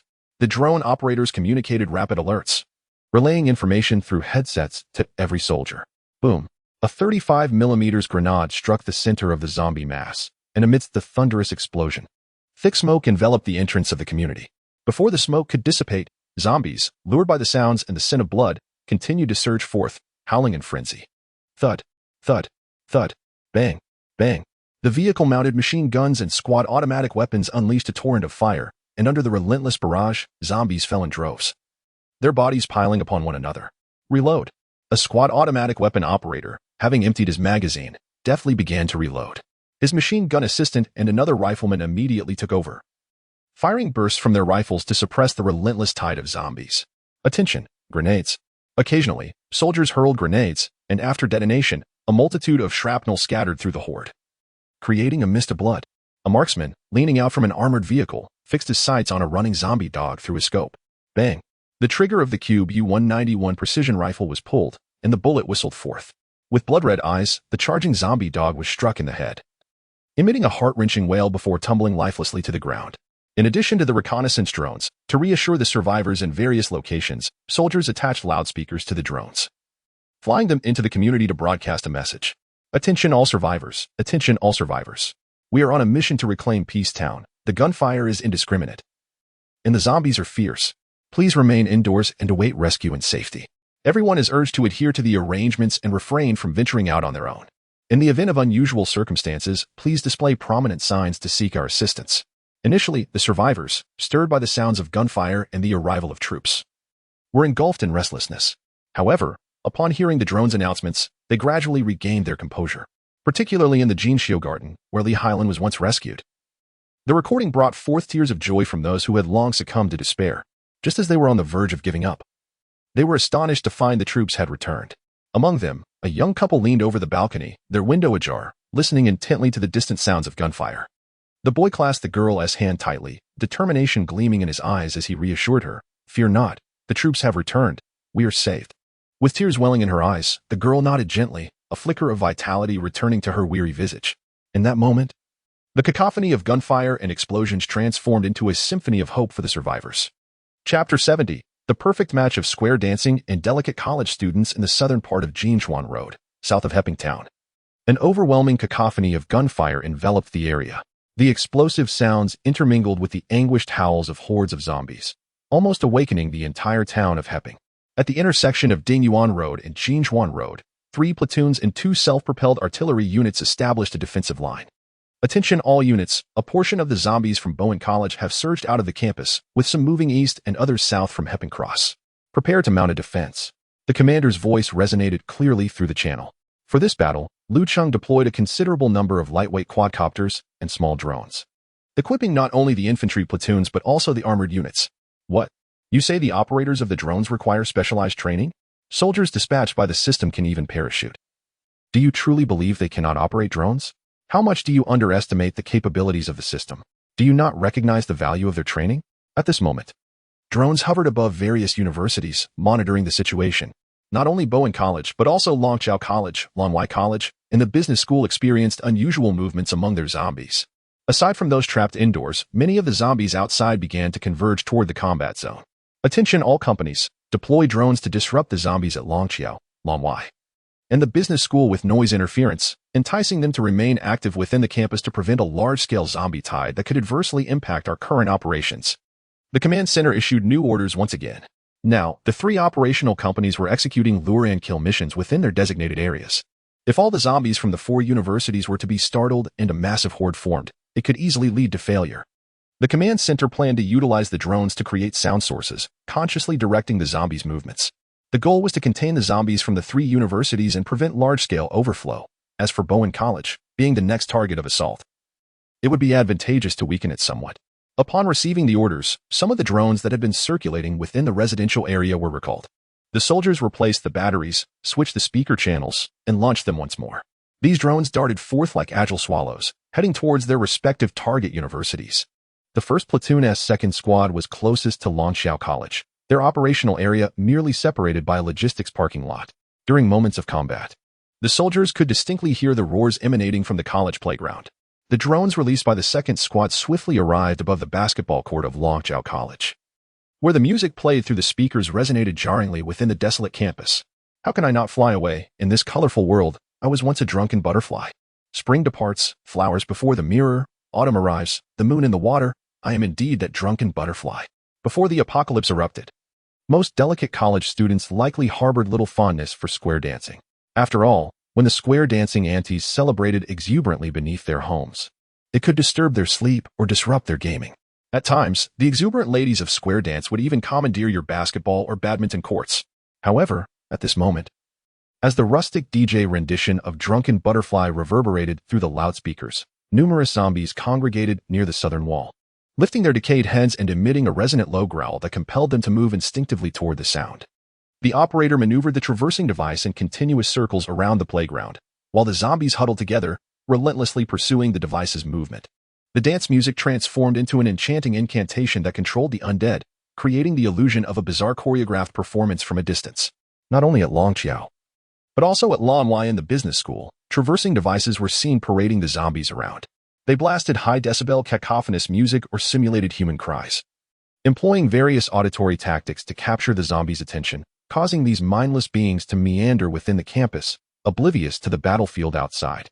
In truth, when the battle erupted, it stirred not only the zombies and survivors from various neighborhoods, but also the fortunate few college students who had managed to survive in several universities. At Longqiao College, in the bathing area, a dozen surviving students had gathered.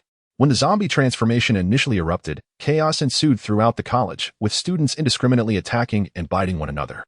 Those who had not transformed immediately or were not infected by the virus were mostly caught off guard, swiftly overwhelmed by the frenzied onslaught of zombies.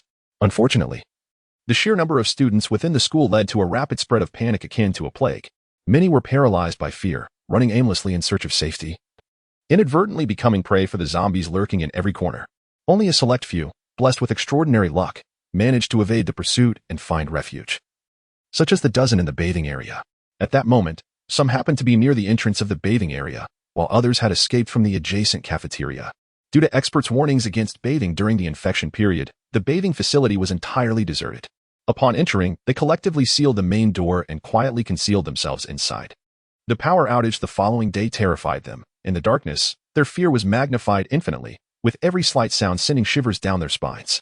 Fortunately, within less than a day, electricity and water supply miraculously resumed, or else they would have surely succumbed to despair, given that it was a bathing area. Equipped with numerous shower heads and faucets, they had no worries about drinking water, which temporarily calmed their nerves. As for food, due to the close proximity to the cafeteria, two brave souls ventured out the next day, seizing the opportunity to slip away. Relying on the sluggish movements of the recently transformed zombies, they cautiously entered through the back door of the cafeteria and returned with a modest supply of cooked food. Although the amount was scant, each person received only a small portion daily, yet hope for survival blossomed among them. Later, they attempted another excursion, hoping to gather more provisions. But this time luck was not on their side. While rummaging for food in the kitchen, they inadvertently attracted the attention of a zombie. In an instant, a horde of zombies charged towards them with a cacophony of growls. The two were paralyzed with fear, their faces ashen, and they fled desperately, their physical prowess and familiarity with the terrain ultimately guiding them back to the bathing area, from which they dared not venture again. As the battle commenced, a group had been huddled together, deliberating on how to procure sustenance.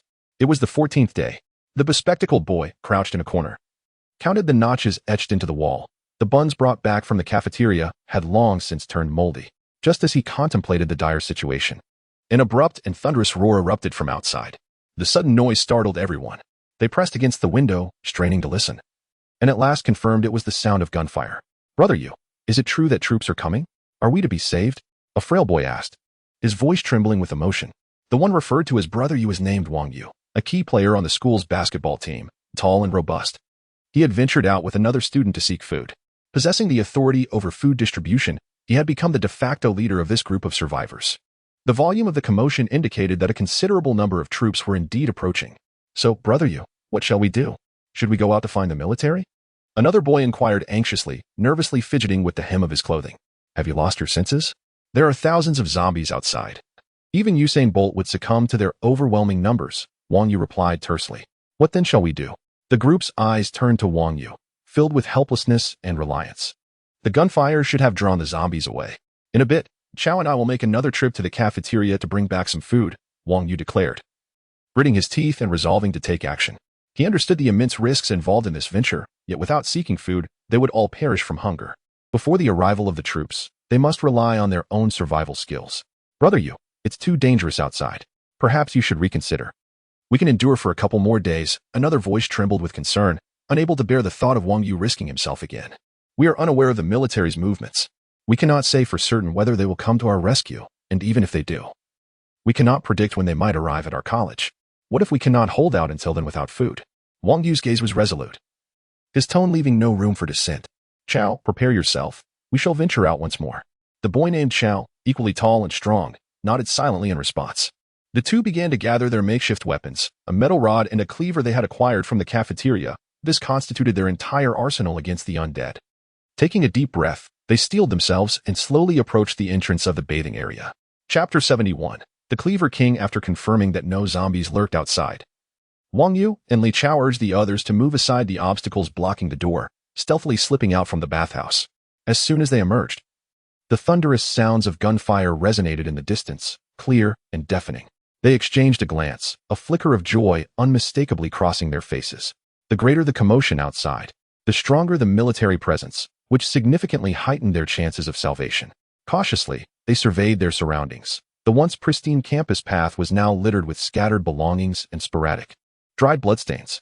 Lowering their bodies, they turned the corner of the bathhouse and began to inch toward the dining hall. At that moment, most zombies, drawn by the gunfire and chaos, had congregated on the playground. Yet, Wang Yu and Li Chao dared not let their guard down. The erratic behavior of the undead posed a constant threat, and it was entirely plausible for them to turn back unexpectedly. Furthermore, they understood that the dining hall was likely cluttered with tables and chairs, and some zombies could very well be trapped inside, unable to join the horde.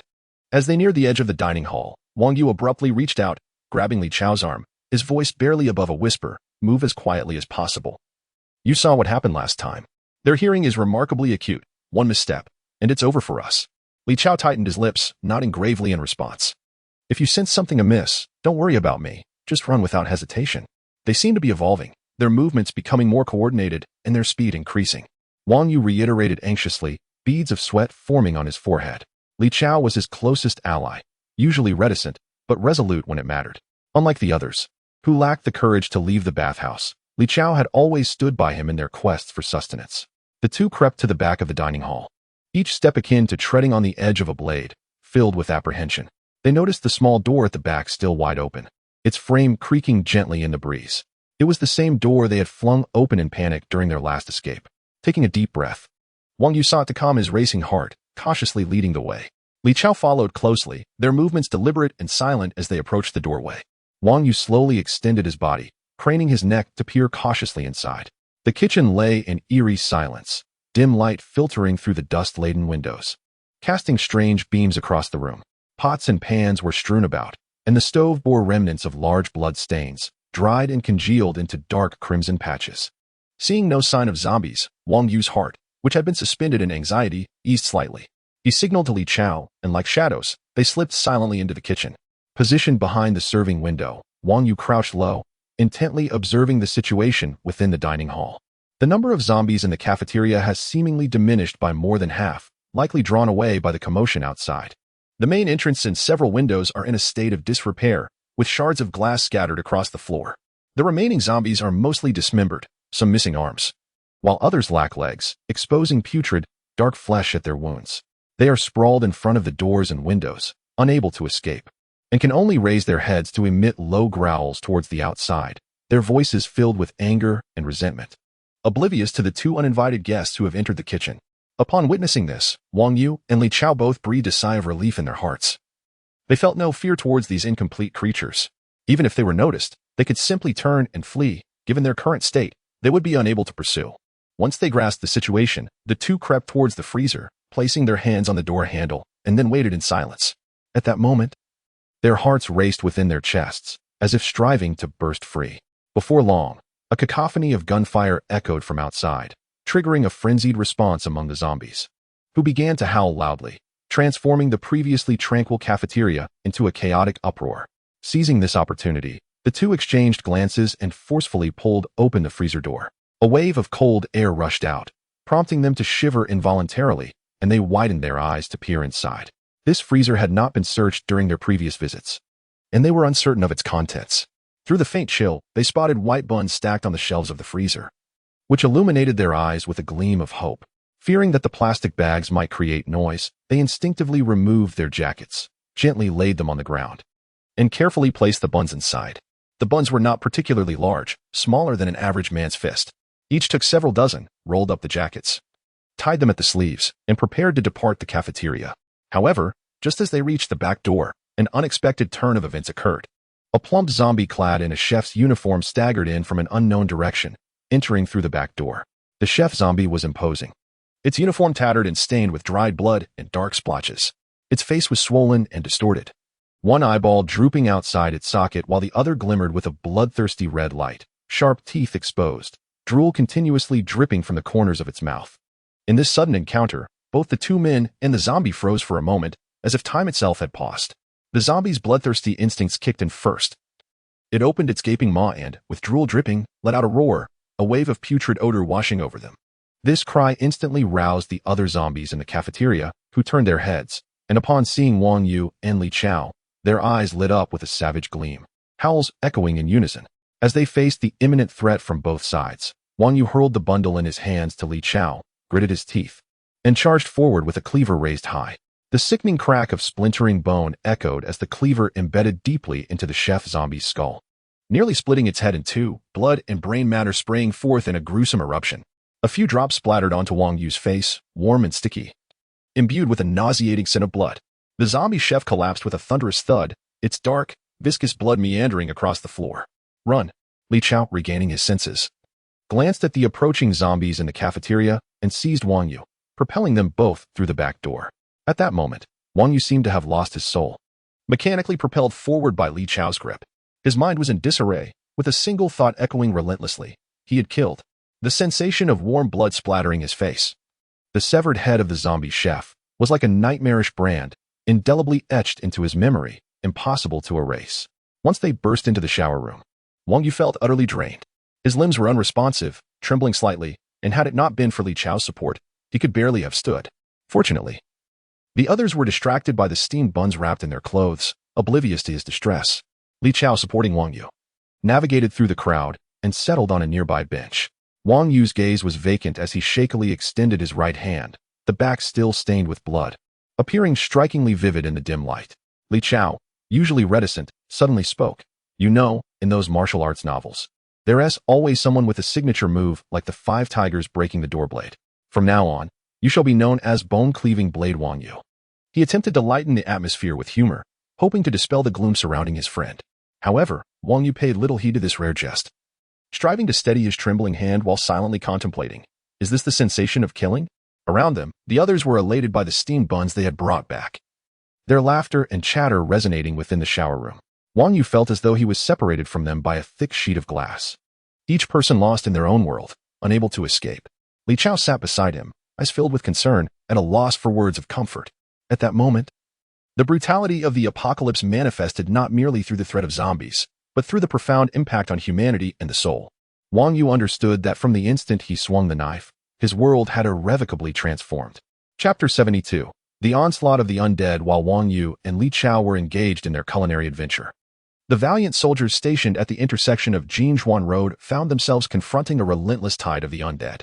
Gazing northward along Peace Avenue, one could perceive a dark mass, resembling a thick layer of asphalt, that was in fact a surging wave of zombies, advancing with ferocious intensity. From the aerial perspective of a drone, it became evident that, alongside the zombies overflowing from Bowen Academy, numerous others had joined this grim stream of death, creating a daunting throng, easily numbering in the thousands. The frantic horde of zombies presented a scene of utter chaos. Once human, their grotesque visages were marred by decaying muscle fibers that tore apart in the throes of their frenzied movements, leaving behind dark, viscous trails. Many zombies, in their reckless dash, were toppled by their fellow kind or trampled by the densely packed mass, unable to rise before being crushed under the onslaught of their relentless companions. Their chilling howls echoing far and wide. The soldiers guarding the intersection, witnessing the wild stampede of the undead, instinctively swallowed hard. The sight of countless clawing, ravenous corpses charging towards them was undeniably jarring. Shyleak River, prepare to fire. We must hold the line against this horde, commanded he been from within the armored command vehicle. His gaze fixed on the screens relaying the harrowing scene ahead. Without a moment's hesitation, he issued his orders decisively. "Understood. We shall accomplish this mission," replied the crew of the Shyleek River, as the vehicle's commander swiftly retracted himself inside, sealing the hatch with a resounding clang. "Brothers, ready yourselves. It is time for us to showcase our resolve."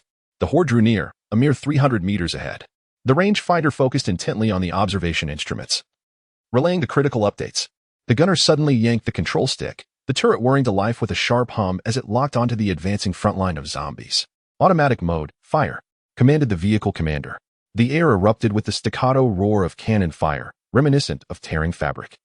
Two Shyleek River self-propelled anti-aircraft guns unleashed a cacophony of destruction, the acrid scent of propellant filling the vehicle as scalding shell casings cascaded from the ejection ports, clattering around like rain. The 23mm high-explosive incendiary rounds, propelled with devastating force, transformed Peace Avenue into a veritable meat grinder. The foremost ranks of zombies scarcely had time to emit a sound before they were instantaneously obliterated by the flames and explosions, their forms evaporating in an instant. While the shells continued their deadly arc, cleaving through the horde with ruthless efficiency. The shockwave from the explosions uprooted trees in the central greenbelt, sending shattered railings and concrete debris flying, crashing against nearby structures with a dull thud. As the barrage subsided, the road ahead presented a nightmarish tableau, a grim testament to the ferocity of the encounter. A dense mist of blood rose above the pavement, sunlight filtering through it and refracting into an eerie crimson glow. Fragments of human tissue mingled with viscous blood, splattering across the ground, staining the entire roadway a dark red, as if it had been smeared by malevolent forces. The air was thick with the acrid scent of gunpowder and charred flesh, inducing a wave of nausea among the young soldiers who instinctively turned away, covering their mouths in an effort to suppress the tumult in their stomachs. There are still a few stragglers. They are left to you." The commander of the Shyleek River vehicle lifted the hatch and peered out, observing several zombies staggering forward in the blood mist, their bodies grotesquely mangled. The infantrymen, momentarily entranced by the commander's harrowing display, quickly raised their rifles, aiming at the few zombies now transformed into grotesque blood-soaked figures. Bang, bang, bang. The sharp crack of gunfire echoed, and the remaining zombies collapsed to the ground, marking the end of what felt more like a massacre than a defensive skirmish. Report: the zombie tide on Peace Avenue has been entirely eradicated, with no impact on our defensive line. The infantry squad leader swiftly communicated the outcome. Received. Continue with vigilance and defensive duties, came the brief but resolute response from He Bin over the headset. Simultaneously, at the intersection of Weil Avenue and Qinglong Highway, two vehicles from Shyleek River similarly accomplished their task of thwarting the zombie onslaught. The zombies that had overflowed from Bowen Academy, along with those joining from the two highways, were nearly all captured. Stationed there was a squad from the 3rd Company, and the soldiers promptly engaged, methodically eliminating the remaining zombies to ensure the safety of the surrounding area.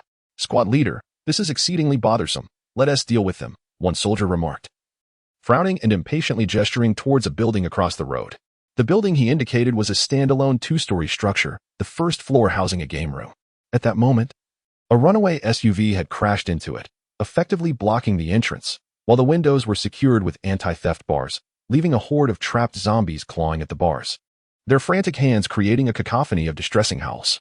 Previously, the soldiers had been preoccupied with the encroaching horde, neglecting the chaos within. Now, the sound of the zombies' roars reverberated in their heads like a relentless drone. Acknowledging the soldier's plea, the squad leader glanced at the game room where the zombies were violently battering the windows, causing the frames to tremble precariously. Turning to the deputy squad leader, he commanded, "Give them a decisive blow." Understanding the directive, the deputy squad leader retrieved a PF-11 rocket launcher from his back, loaded it with a cloud explosive warhead, and knelt to aim at the game room's entrance. With a thunderous roar, the rocket launcher discharged, the warhead piercing through the gap above the SUV and into the interior. A deafening explosion erupted, illuminating the room with a blinding flash of fire.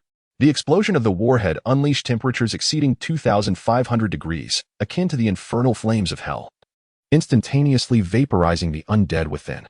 Glass melted into a liquid state, while the security grills twisted into abstract works of art.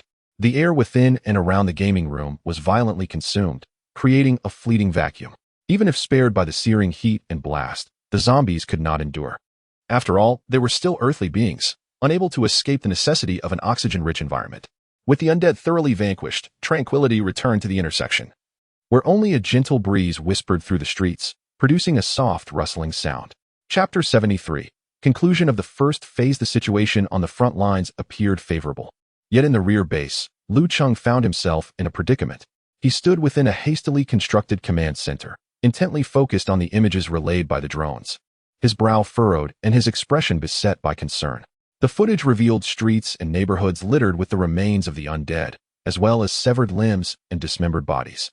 Dark crimson stains splattered everywhere. One could only imagine the odorous atmosphere that now enveloped Peace Town. The task of cleansing this filth was undoubtedly a monumental undertaking. Following the eradication of the threats in Dingyuan Town and the high-tech zone, over 3,000 survivors had been rescued, bringing the total count to more than 4,000 when combined with previous rescues, excluding a small number of elderly and children. The remaining survivors were tirelessly engaged in the cleanup efforts under the protection of the Defense Brigade and armed police, creating a strain on human resources. Every able-bodied individual operated like a wound-up machine, laboring day and night. In addressing the remains of the undead, Lu Cheng's current strategy involved consolidating all corpses into one location, transporting them to a distant wasteland. There, excavators and bulldozers would dig large pits to receive the remains, which would subsequently be incinerated and buried. This was a perilous and repugnant task, yet it was unavoidable. As for the bloodstains, the previously acquired fire truck proved invaluable, with the high-pressure water hose demonstrating commendable efficiency. Could one choose to leave the remains unaddressed? Certainly, but such a decision would render those areas uninhabitable. The decomposition of the bodies could attract various infected animals and, more alarmingly, could potentially trigger new outbreaks of disease. In a post-apocalyptic world lacking medical resources, an outbreak would spell utter disaster. Thus, Lu Cheng had no choice but to rally the survivors to undertake this arduous cleanup. As Peng Gu and Zhang Chong lamented, upon opening their eyes, they found themselves confronting the dead, a pervasive stench of decay clinging to them wherever they went, as if the odor had seeped into their very pores, impervious to any attempts at cleansing. Just as Lu Cheng was consumed by worries regarding the cleanup efforts, a convoy of high-mobility transport vehicles entered Peace Town. Accompanied by the sound of air brakes, for SX-2306 high-mobility transport vehicles came to a halt at the intersection of Jinchuan Road. 3 of these vehicles were laden with ammunition supplies. Although the Shalika River self-propelled artillery boasted tremendous firepower, it was also a voracious consumer of ammunition. Each vehicle appeared to carry 2,000 rounds, yet in the heat of battle, such supplies would quickly dwindle.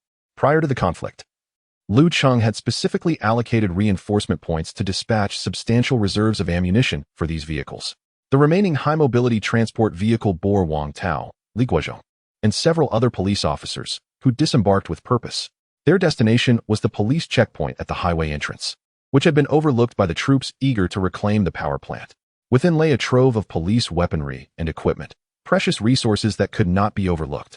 In the areas already reclaimed, Lu Cheng had dispatched personnel to scour police stations, traffic divisions, checkpoints, and various precincts for law enforcement supplies. In addition to weapons and attire, a significant effort was dedicated to procuring a batch of riot shields, for they proved to be exceedingly practical. When the soldiers find themselves in narrow hallways or dimly lit rooms, facing off against the undead, these shields serve as the most formidable barriers, greatly ensuring the safety of the warriors. The zombies of the present are no longer the feeble remnants of their initial transformation. Their human protective mechanisms have been gradually dismantled, akin to demons unchained, exhibiting increasing speed and strength. At times, as Lu Cheng gazes at the frenzied zombies, a peculiar thought crosses his mind. If these creatures continue to evolve and their cerebral protective systems fail entirely, might they collapse under the overwhelming force of their own physical capabilities, succumbing to their own limitations? Naturally, this is merely a fleeting notion of Lu Cheng, and the true outcome can only be observed in due course. In any case, with the continuous mutation of the zombies, the peril of indoor combat in an unprotected state escalates exponentially. A moment's carelessness could lead to soldiers being ambushed and suffering casualties. As afternoon descended, the gunfire in Peace Town gradually subsided, leaving only the sporadic echoes of gunshots. Within the zones managed by the 3 companies, the errant zombies had been mostly eradicated, marking the successful completion of the first phase of the combat mission. Although the fighting had ceased, the companies persistently deployed drones to monitor and guide the remaining zombies within several nearby universities, drawn by the pervasive scent of blood wafting from the south and east of Peace Town. Subsequently, according to the prearranged plan, sentry posts were established at crucial intersections for vigilance and security. Once these preparations were complete, The remaining combat units sought nearby logistics parks or factories to commence their rest and recuperation. Following the counsel of the staff team, Lu Cheng instructed the procurement of a fleet of semi-trailers from various logistics parks, gathering all the cushioning containers that had been airdropped earlier. The system had displayed an extravagant tendency. These airdrop containers were constructed of robust materials, exceedingly durable. After dismantling the internal cushioning pads and devices, the containers could be easily repurposed to construct sentry posts. Alternatively, the walls of the containers could be disassembled, secured to the ground, and interconnected to form an impenetrable barrier. With a convoy of semi-trailers and several cranes arriving under armed escort at the various sentry posts, the construction efforts commenced with great urgency. Cranes positioned each container, while the logistical support troops began welding and reinforcing them, creating a scene of industrious fervor. Once the complete containers were retrofitted with barred windows, they could be utilized as operational posts. The tops of the containers could be converted into machine gun emplacements or sniper positions. Soldiers could also rest or stand guard within, thus avoiding exposure to the outdoors and the immediate threats posed by zombies and the unknown dangers that lurk. Of course, the matter of hidden sentries remains a separate consideration. The disassembled container walls were also affixed along the roadway, serving as an effective barricade. The warriors installed breakable pulleys at the bottom of the two-box walls, allowing them to be pushed open like grand doors when vehicles needed passage. As dusk approached, the installation work at several crucial intersections was successfully completed. Consequently, drones hovered above, surveying the skies, while sentinels and barricades secured the ground, ensuring that, during the night, there was no fear of zombies easily breaching the perimeter. Furthermore, the command center delivered several multi-rotor tethered communication relay drones. This time, their function transformed. No longer merely providing communication support, they hovered in the air like artificial moons, illuminating the checkpoints. The drones illuminated every inch of darkness surrounding the outposts, functioning as mobile searchlights, rendering all dangers visible. Having accomplished all this, night fell completely. The night was far from tranquil. Sporadically, flares streaked across the sky like shooting stars, briefly illuminating the darkness before being engulfed once more. Chapter 74. The second phase commences on the 15th day of the apocalypse, April 28th, a Monday, at precisely 7 o'clock in the morning. The cooking team had already begun their bustling preparations. Inside the mobile kitchen, the army pot bubbled rhythmically, steam wafting from the ajar door, mingling with the rich aroma of beef stew with carrots, dispersing into the morning breeze. The cook crushed the compressed biscuits, mixing them into the porridge. The head cook lifted the lid of the third pot, and scalding steam enveloped him. The young cook swiftly obeyed, his military knife deftly carving a clean cross on the packaging of the biscuits, as pale yellow crumbs cascaded into the boiling multi-grain porridge. By 20 minutes past 7, the first batch of thermos containers was carried to the makeshift field dining table. As the dark gray lids were lifted, a cloud of vapor infused with the scent of scallions rose into the air. The soldiers had already gathered, neatly lined up, ready to receive their portions. The night's breeze had whisked away much of the lingering stench from the fierce battle of the previous day. The remains of the zombies had not yet fully decomposed, leaving an odd blend of decay and gunpowder in the air, albeit still within tolerable limits for everyone. Many soldiers forced themselves to focus on the thermos containers before them, striving to avoid the disconcerting images that lurked in their minds. Upon finishing their meal, the soldiers began to inspect their equipment and replenish their ammunition, preparing for the forthcoming battle. The squad and platoon leaders convened before the company command vehicle, conducting final task confirmations. Encircled, each held a personal terminal, attentively listening to the mission briefing while simultaneously tapping on the map. According to the operational directives from the command center, our unit was to be deployed at Peace Cross, tasked with a thorough cleansing of the southern campus of Bowen College. Gibbon spoke gravely about the combat mission. Before the apocalypse, the college had nearly 20,000 students and faculty. Intelligence reports indicated that local students had evacuated, and after the concentrated transformations, a portion had been consumed, leaving over 10,000 zombies still present. These undead were scattered across the northern and southern campuses, and following yesterday's baiting operation, the number of zombies in the southern campus was likely lower than that in the north, yet the pressure we faced remained formidable. Gibbon paused slightly, scanning the crowd before continuing. At that time, we will deploy a vehicle at the entrance to the campus to clear the zombies that emerge. While we must ensure adequate firepower, allowing no zombies to breach the campus and break our defenses. Once we complete the extermination within the campus, the main event will just be beginning. We must systematically clear the teaching buildings and dormitories, particularly the latter, which surely harbors a terrifying number of zombies.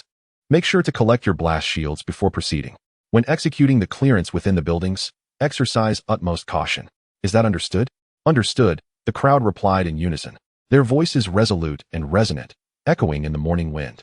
Very well, return to your preparations. We will depart once the artillery fire ceases. He waved his hand, and the squad and platoon leaders swiftly dispersed to their respective posts. After the others had left, He continued to scrutinize the map on his terminal. A nagging sense of foreboding tugging at him, a soldier's instinct warning him of impending trouble. As the soldiers of each company rushed to complete their pre-battle preparations, the artillery unit had already maneuvered to the desolate expanse north of Shujia camp. Given the proximity of the 4 universities, any commotion caused by the assault on Bowen College would inevitably incite a zombie uprising at the other institutions. Thus, the command center resolved to lure the zombies from the various universities and bombard them along Wall Avenue, thereby reducing their density and alleviating the pressure for subsequent operations. Concerns about damaging the roads and surrounding facilities seemed trivial at this critical juncture. Although the infected students who had not evacuated remained in their dormitories recuperating, the hordes of zombies outside still numbered in the thousands. Without artillery strikes, the defending forces could very well be overwhelmed should these creatures swarm. On the barren stretch north of Shujia camp, 6 PLZ-10 120mm self-propelled howitzers sped forth, their tracks whirling rapidly and stirring up clouds of dust. Attention all guns.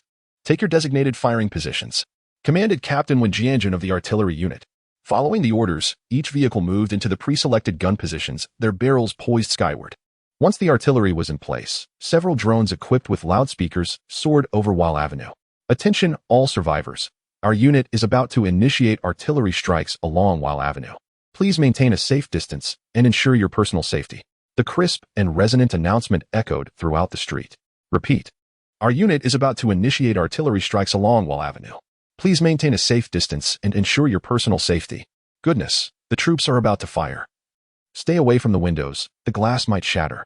Direct artillery fire, will we be caught in it? Surely not, modern weaponry is so advanced. Upon hearing the announcement from the drone, some survivors who had been peering out of the windows immediately retreated. The broadcast also attracted the attention of the zombies. Many leapt from the windows of the dormitory building at Longxiao College. Zombies from several universities surged forth, converging onto Wall Avenue. After several repetitive announcements, the drones completed their mission and turned back, leaving the disoriented zombies to howl and screech in the street. Moments later, the same drones reappeared, this time broadcasting the catchy tune Chicken You Too Beautiful. A song that had once captivated audiences before the apocalypse now served as a siren call for the undead. Surprisingly, its efficacy appeared to surpass that of the previously played Drunken Butterfly. As the music played, a cacophony of zombie howls erupted from the surrounding schools, resembling a haunting chorus from the depths of hell. Notably, from the dormitory building at Longxiao College, many zombies that had remained unresponsive to the earlier broadcasts became entranced, heedlessly leaping down, crashing heavily to the ground, and contorting as they struggled to rise, shambling toward the source of the music. As the drone flitted back and forth, the zombies wandering among the 3 universities were irresistibly drawn to the melody, emerging from the campus like puppets enchanted.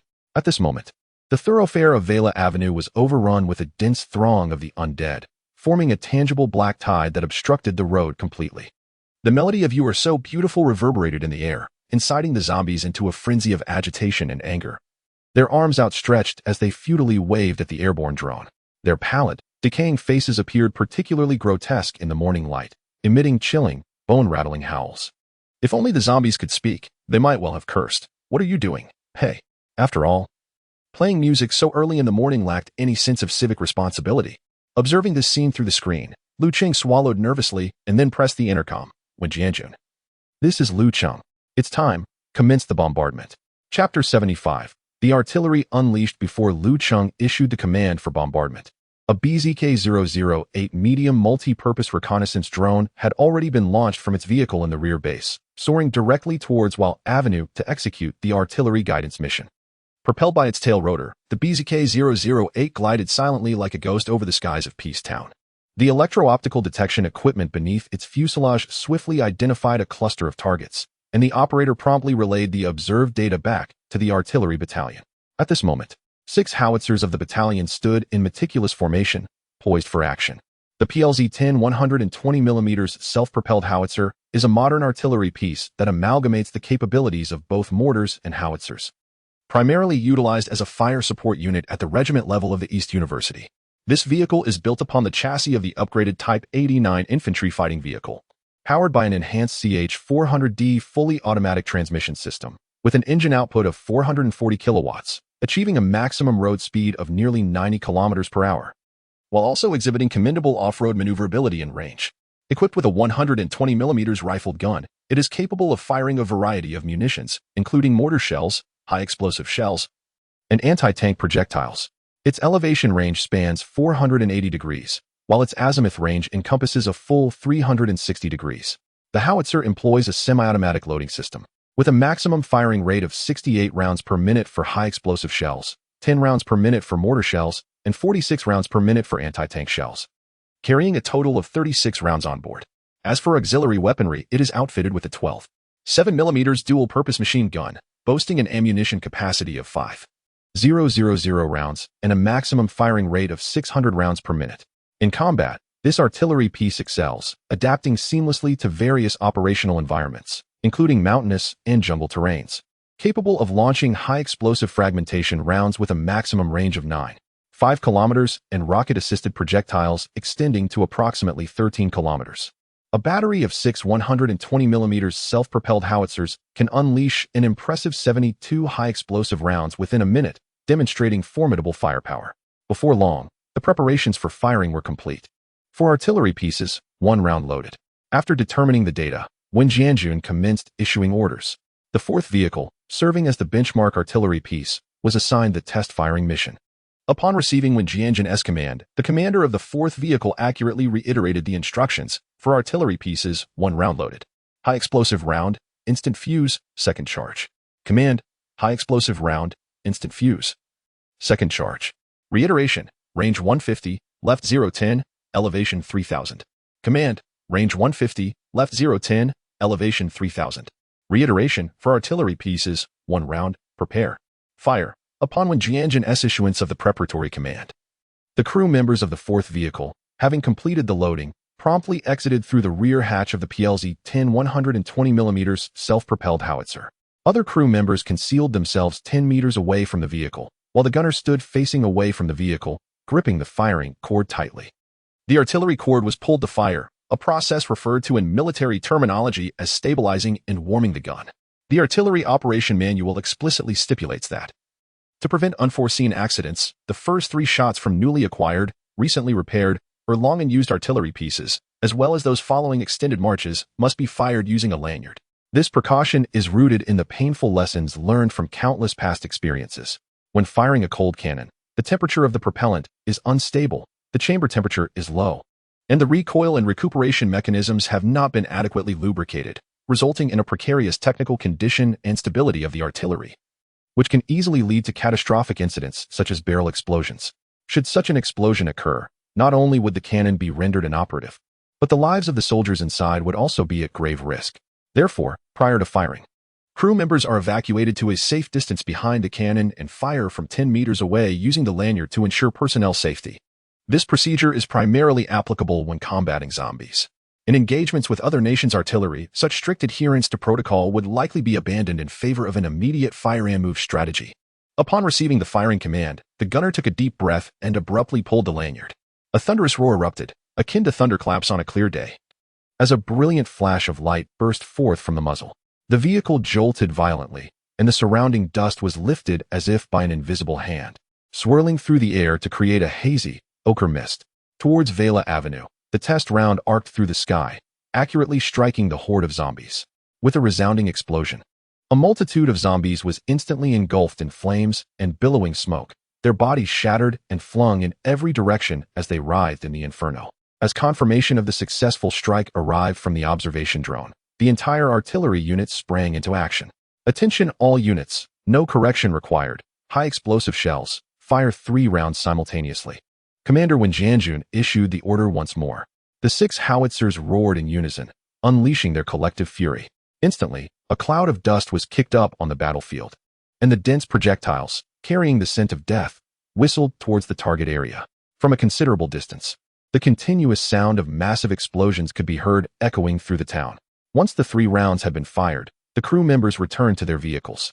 At this point, the howitzers, having been warmed up through several rounds of firing, had reached their optimal firing condition, emanating an aura of foreboding. Subsequently, Commander Wen Jianjun issued the command for a rapid barrage. The artillery began to unleash its firepower upon the target area at maximum rate of fire. The cacophony of cannon fire resonated through the air, with 6 shells erupting from the barrels with each volley, shrouding the battlefield in smoke and dust, creating a spectacular scene. Several kilometers away on Vela Avenue, bursts of explosive flames erupted, causing the earth to tremble slightly. The shockwaves from the explosions shattered the windows and doors on either side of the street, scattering shards of glass everywhere. The surviving students in the dormitories, pale with fright, covered their ears and huddled in their beds, mouths agape, murmuring fervently, hoping for the bombardment to cease soon.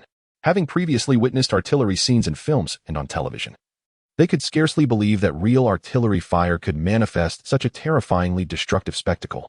Even the flora and fauna adorning the green belts flanking the roads have not escaped their grim fate, with some uprooted entirely, while others succumb to the engulfing flames. The most unfortunate are the zombies clustered in the center of the road, devoid of reason, utterly oblivious to fear and concealment, drawn instead to the cacophony of explosions, howling incessantly towards the impact of the shells. Some zombies, in a frenzy, charged recklessly into the blazing inferno, vaporized in an instant. The barrage advanced relentlessly, erasing the undead in swathes, akin to an image erased by an eraser. The thunderous cannon fire persisted, echoing for over half an hour. The thoroughfare between the 3 universities, subjected to this ferocious artillery onslaught, was nearly plowed anew, the once smooth surface now riddled with craters. As the smoke dissipated, the horde had vanished without a trace, leaving behind a grim tableau of severed limbs and charred remnants of various human tissues, with the stench of spilled blood pervading the air, resembling a horrifying depiction of hell. Upon receiving the signal that the bombardment had ceased, he Ben readied his gear and descended the armored command vehicle, issuing the command, "All units, prepare to move towards the southern district of Bowen College. Advance." In an instant, the engines roared to life, and the vehicles surged forth, racing towards their destination. Chapter 76. An extraordinary situation. As the first company commenced its operations, the other 2 companies surged towards their designated objectives, their wheels churning and raising vast clouds of dust. According to the prior arrangement, the first company was tasked with clearing the southern campus of Bowen Academy, while the second company was responsible for the northern campus. The third company was to establish a defensive line along Wall Avenue to prevent any zombies from spilling out of the 3 nearby universities. Simultaneously, they would provide armed escort for subsequent cleanup efforts. The intense bombardment shattered the zombie horde with overwhelming force, yet a multitude of corpses remained strewn across the roadway. Charred and fragmented limbs lay haphazardly, accumulating in layers, creating a grotesque carpet of blackened flesh upon the pavement. The sheer volume of remains obstructed the thoroughfare entirely, as the acrid scent of gunpowder mingled with the stench of decay, permeating the air. Upon the first company's arrival at the entrance of Bowen Academy's southern campus, the third company had already established a defensive line not far ahead. In addition to their own combat vehicles, 2 Shilka self-propelled anti-aircraft guns and 2 ZDZ-99A tanks were present for mutual defense. Some soldiers from the third company had climbed onto the rooftops of buildings on the right side of the road, intermittently squeezing the trigger to eliminate sporadic zombies that dared to appear. In the center of the road, 2 bulldozers and several dump trucks were diligently at work, their shovels relentlessly delving into the charred mass of intertwined corpses. Each scoop was akin to flipping a pancake with a spatula, yet this pancake exuded a suffocating stench of rot. Among the excavated remains, dismembered limbs and scattered body parts intertwined, occasionally releasing jets of putrid black blood. The entire scene of cleanup was brutally gruesome, and Ben could only bear to glance at it twice before feeling a wave of nausea. He quickly diverted his gaze, refocusing on the unfolding battle. At this moment, at the entrance of Bowen Academy's southern campus, 1 Shilka self-propelled anti-aircraft gun was already in position, its leveled muzzle aimed towards the interior of the campus. However, the campus was eerily silent, devoid of any zombies rushing forth. The bombardment that had persisted for half an hour had drawn all the zombies capable of movement toward Wall Avenue. Ben, peering through his binoculars, could clearly see that many windows of the dormitory and academic buildings were shattered, and several zombies lay dead below, their bodies contorted and skulls fractured. As his gaze shifted, he noticed tattered curtains fluttering from a classroom on the 3rd floor. The blood-stained fabric swayed in the wind, revealing a corpse with half its face torn away, its hollow eye sockets facing the direction of the school gate. After observing for a while, Ben pressed the communication device and issued a command, "Attention all units.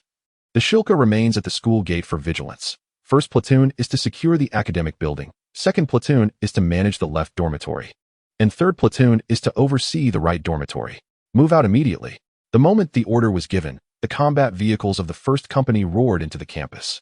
The 3 8-wheeled infantry fighting vehicles of the first platoon drove directly to the foot of the academic building, while the armored assault vehicles of the second and third platoons advanced towards the respective student dormitories on either side. "Crew, disembark immediately. Quickly, quickly," shouted the second platoon leader beneath the first dormitory. The doors of the armored assault vehicle swung open, and the soldiers leapt out, swiftly forming a defensive formation beside the vehicle. The first squad advanced one floor at a time, progressing layer by layer. The second squad leader issued a command once more, with the first squad taking the lead as all 3 squads moved toward the entrance of the building. The foremost rifleman, holding a ballistic shield in his left hand and a QSC 193 9mm pistol in his right, cautiously approached the entrance. Once his comrades were in position, the squad leader uttered the command to prepare for entry. The rifleman positioned the shield before him, widening his eyes and treading lightly as he stepped inside. Inside the entrance hall of the dormitory, an eerie silence enveloped the space.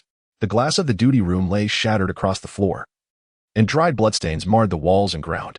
Upon entering, the first squad immediately adopted a combat formation, securing both sides of the corridor. The second and third squads followed suit, ascending the stairs in a single file. The first squad was in position. The second squad was in position. The third squad was in position. In a short while, all 3 squads reached the designated floor. "Execute according to plan," the second squad leader crisply replied. Before long, gunfire erupted on the first and second floors, the dull thud of shotguns intermingling with the sharp crack of handguns. However, the situation on the third floor was peculiar. The third squad left a machine gunner and his assistant to guard the stairwell while the others split into 2 groups, preparing to clear the dormitory rooms on either side. As they approached the first dormitory door, a sense of unease gripped them. The door stood wide open, and a glance revealed that several dormitory doors were similarly ajar. Most unsettling was the sight of 2 dormitory doors, severely damaged, the wooden planks splintered and debris scattered about, as if forced open with brute strength, with some unknown stains lingering on the doors. This scene sent a chill down the soldiers' spines. The third squad leader composed himself and promptly reported the situation upward, his voice tinged with tension. After hearing the report, the second squad leader furrowed his brow, contemplating for a few moments before responding. "Pause your operations. Retreat to the stairwell for security, and then send 2 soldiers down to retrieve the drone. Use the drone to scout the relevant dormitories. Only proceed with the mission once it is confirmed safe." Upon receiving the directive, the third squad's deputy leader hurried downstairs with the grenadier to retrieve a drone from the armored assault vehicle. They returned to the stairwell on the 3rd floor, with the grenadier acting as the operator. After adjusting the motor speed to a slower setting, he gently launched the drone. With a hum, the drone ascended, gliding toward the first dormitory, the sound of its whirring wings resonating clearly in the still corridor. The interior was devoid of life, with overturned furniture, disheveled beds, and blood splattered across the walls and floor.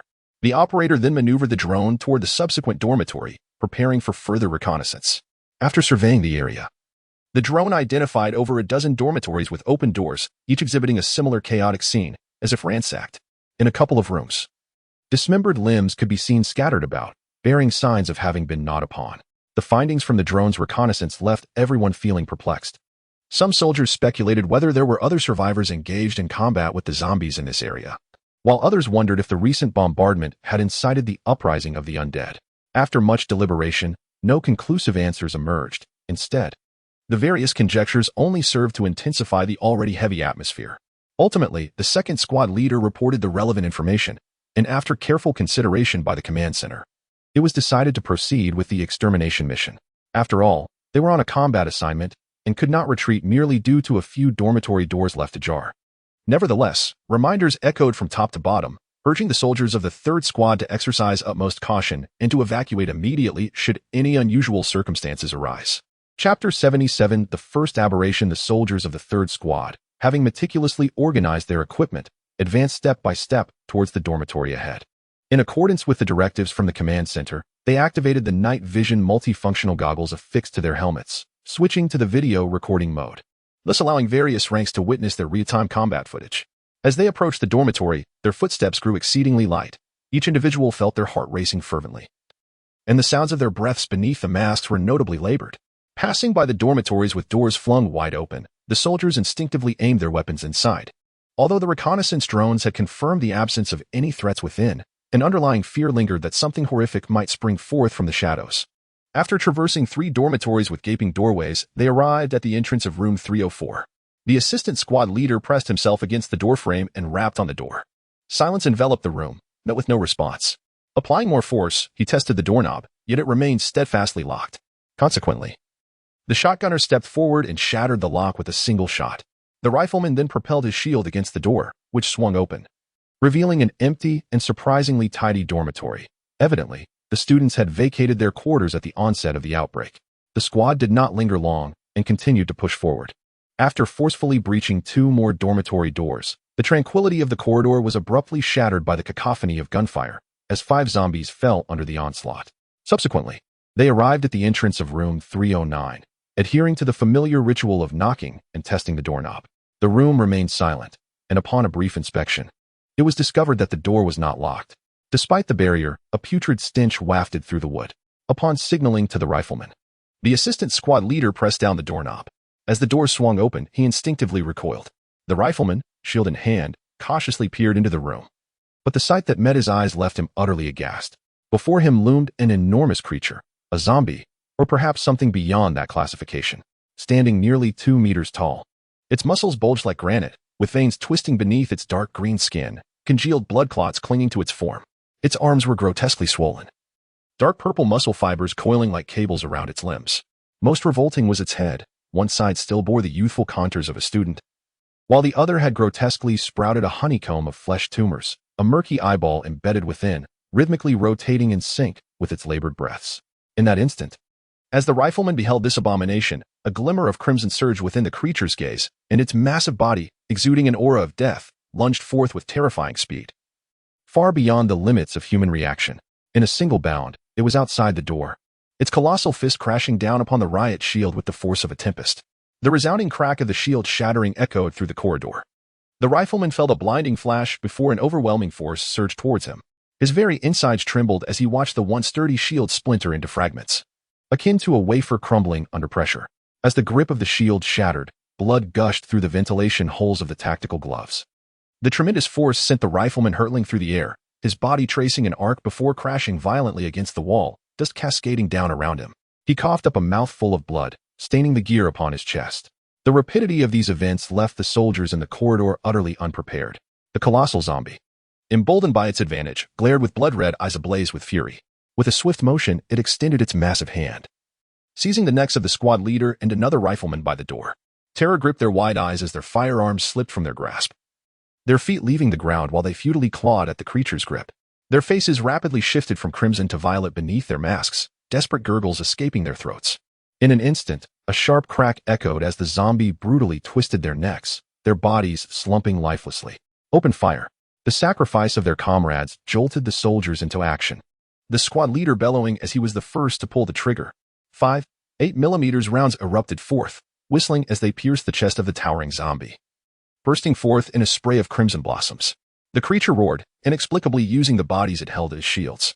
The subsequent barrage struck the lifeless forms, tearing through the backs and splattering blood in a blinding arc. Witnessing their bullets strike their fallen comrades, the soldiers instinctively released their triggers. In that brief lull of gunfire, the giant zombie seized the moment, roaring as it hurled the corpses forward. In the narrow confines of the corridor, the soldiers had no chance to evade, and they were knocked down like bowling pins by the incoming bodies. As they fell, a glint of bloodlust flickered in the eyes of the gigantic zombie, which raised its leg to deliver a fatal blow. Just at that critical moment, a gunshot rang out, creating a gaping void in the creature's face, dark blood gushing forth. Its massive frame swayed, resembling a towering tree deprived of support, before crashing to the ground, shaking the floor beneath. The shot came from the shielded rifleman, who, after being slammed against the wall with excruciating pain almost rendering him unconscious, summoned the strength of his indomitable spirit to sit upright, struggling to retrieve his rifle from behind. With great effort, he aimed at the zombie's head and fired a fatal shot.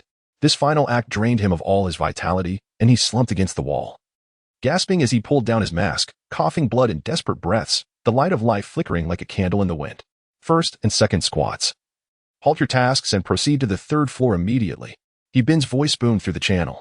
At that moment, numerous eyes, including those from the command center, were fixated on the harrowing scene relayed through the multifunctional goggles atop the soldiers' heads. All were left in stunned silence, with Bin being the first to regain his composure. Immediately afterward, Lu Cheng's voice resonated through the channel. This is Lu Cheng. All units are to immediately cease their operations and exit the school. I repeat, cease all operations and exit the school. As the soldiers from the 1st and 2nd squads rushed in a state of agitation, the members of the 3rd squad, despite enduring excruciating pain, managed to rise unsteadily to their feet. The squad leader of the 3rd squad, after shaking off the dizziness, cast a glance into the corridor. The second-in-command and a rifleman lay on the ground like rag dolls, while the shield-bearing rifleman slumped against the wall, barely clinging to life. An eerie silence enveloped the corridor. Suddenly, the sound of footsteps broke the stillness as the 2nd platoon leader, accompanied by a communications officer, sprinted forward. "Gather your comrades, we must retreat." The words barely escaped through clenched teeth. Upon hearing his command, the soldiers from the 1st and 2nd squads sprang into action, vigilantly scanning their surroundings for any imminent threat while cautiously lifting 2 lifeless bodies. As they maneuvered past the corpse of a towering zombie and approached the entrance of room 309, they were met with the grim sight of the rifleman, who had been leaning against the wall, now devoid of breath, his head drooping and his tactical gear stained with large splotches of blood. Chapter 78. Bring it out. The atmosphere within the command center was exceedingly grave, with each individual feeling as though a heavy stone weighed upon their hearts. Lu Cheng sat in the command seat, his tightly clenched fists revealing bulging veins, his gaze fixed intently on the screen, his lips pressed into a thin line. Suddenly, he rose abruptly, seized the training cap from the table, and turned to the guard Wang Dong, saying, "Dongzi, summon the guard team. We are heading to the town." Upon hearing this, Fu Jinyan, filled with urgency, rushed forward and implored, "Commander, you cannot go. The situation was perilous. There are already mutated entities present. If anything were to happen to you, what would we do? Allow me to go instead. I will report any developments to you at once."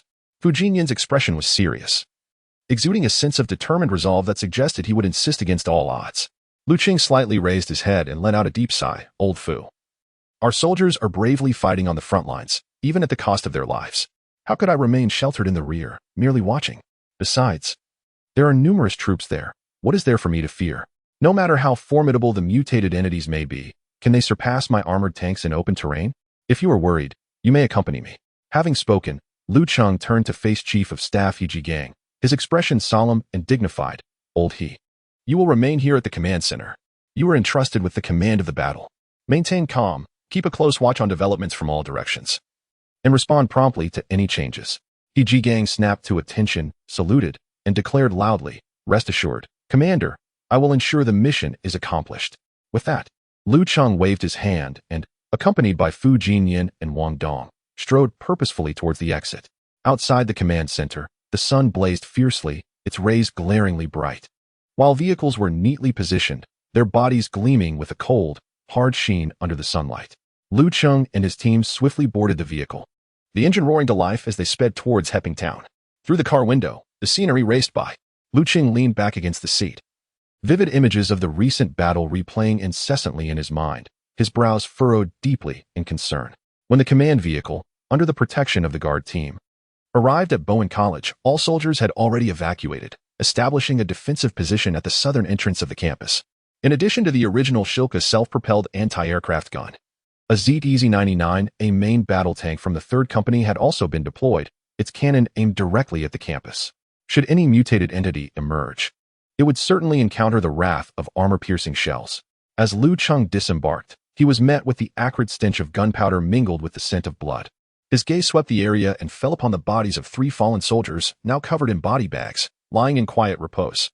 Bin, spotting Lu Cheng's arrival, hurried over, his voice tinged with hoarseness. "Commander, I..." Lu Cheng glanced at him and waved his hand gently. "Do not burden yourself with guilt. The sacrifice of our soldiers is something no one wishes to witness. This incident unfolded too suddenly. We did not anticipate the emergence of mutated individuals so soon. It is not your fault." Upon hearing Lu Cheng's words, Bin felt a warmth in his heart. After a moment of contemplation, he replied, "Sir, I request permission to enter once more with a team to retrieve the corpse of the mutated entity.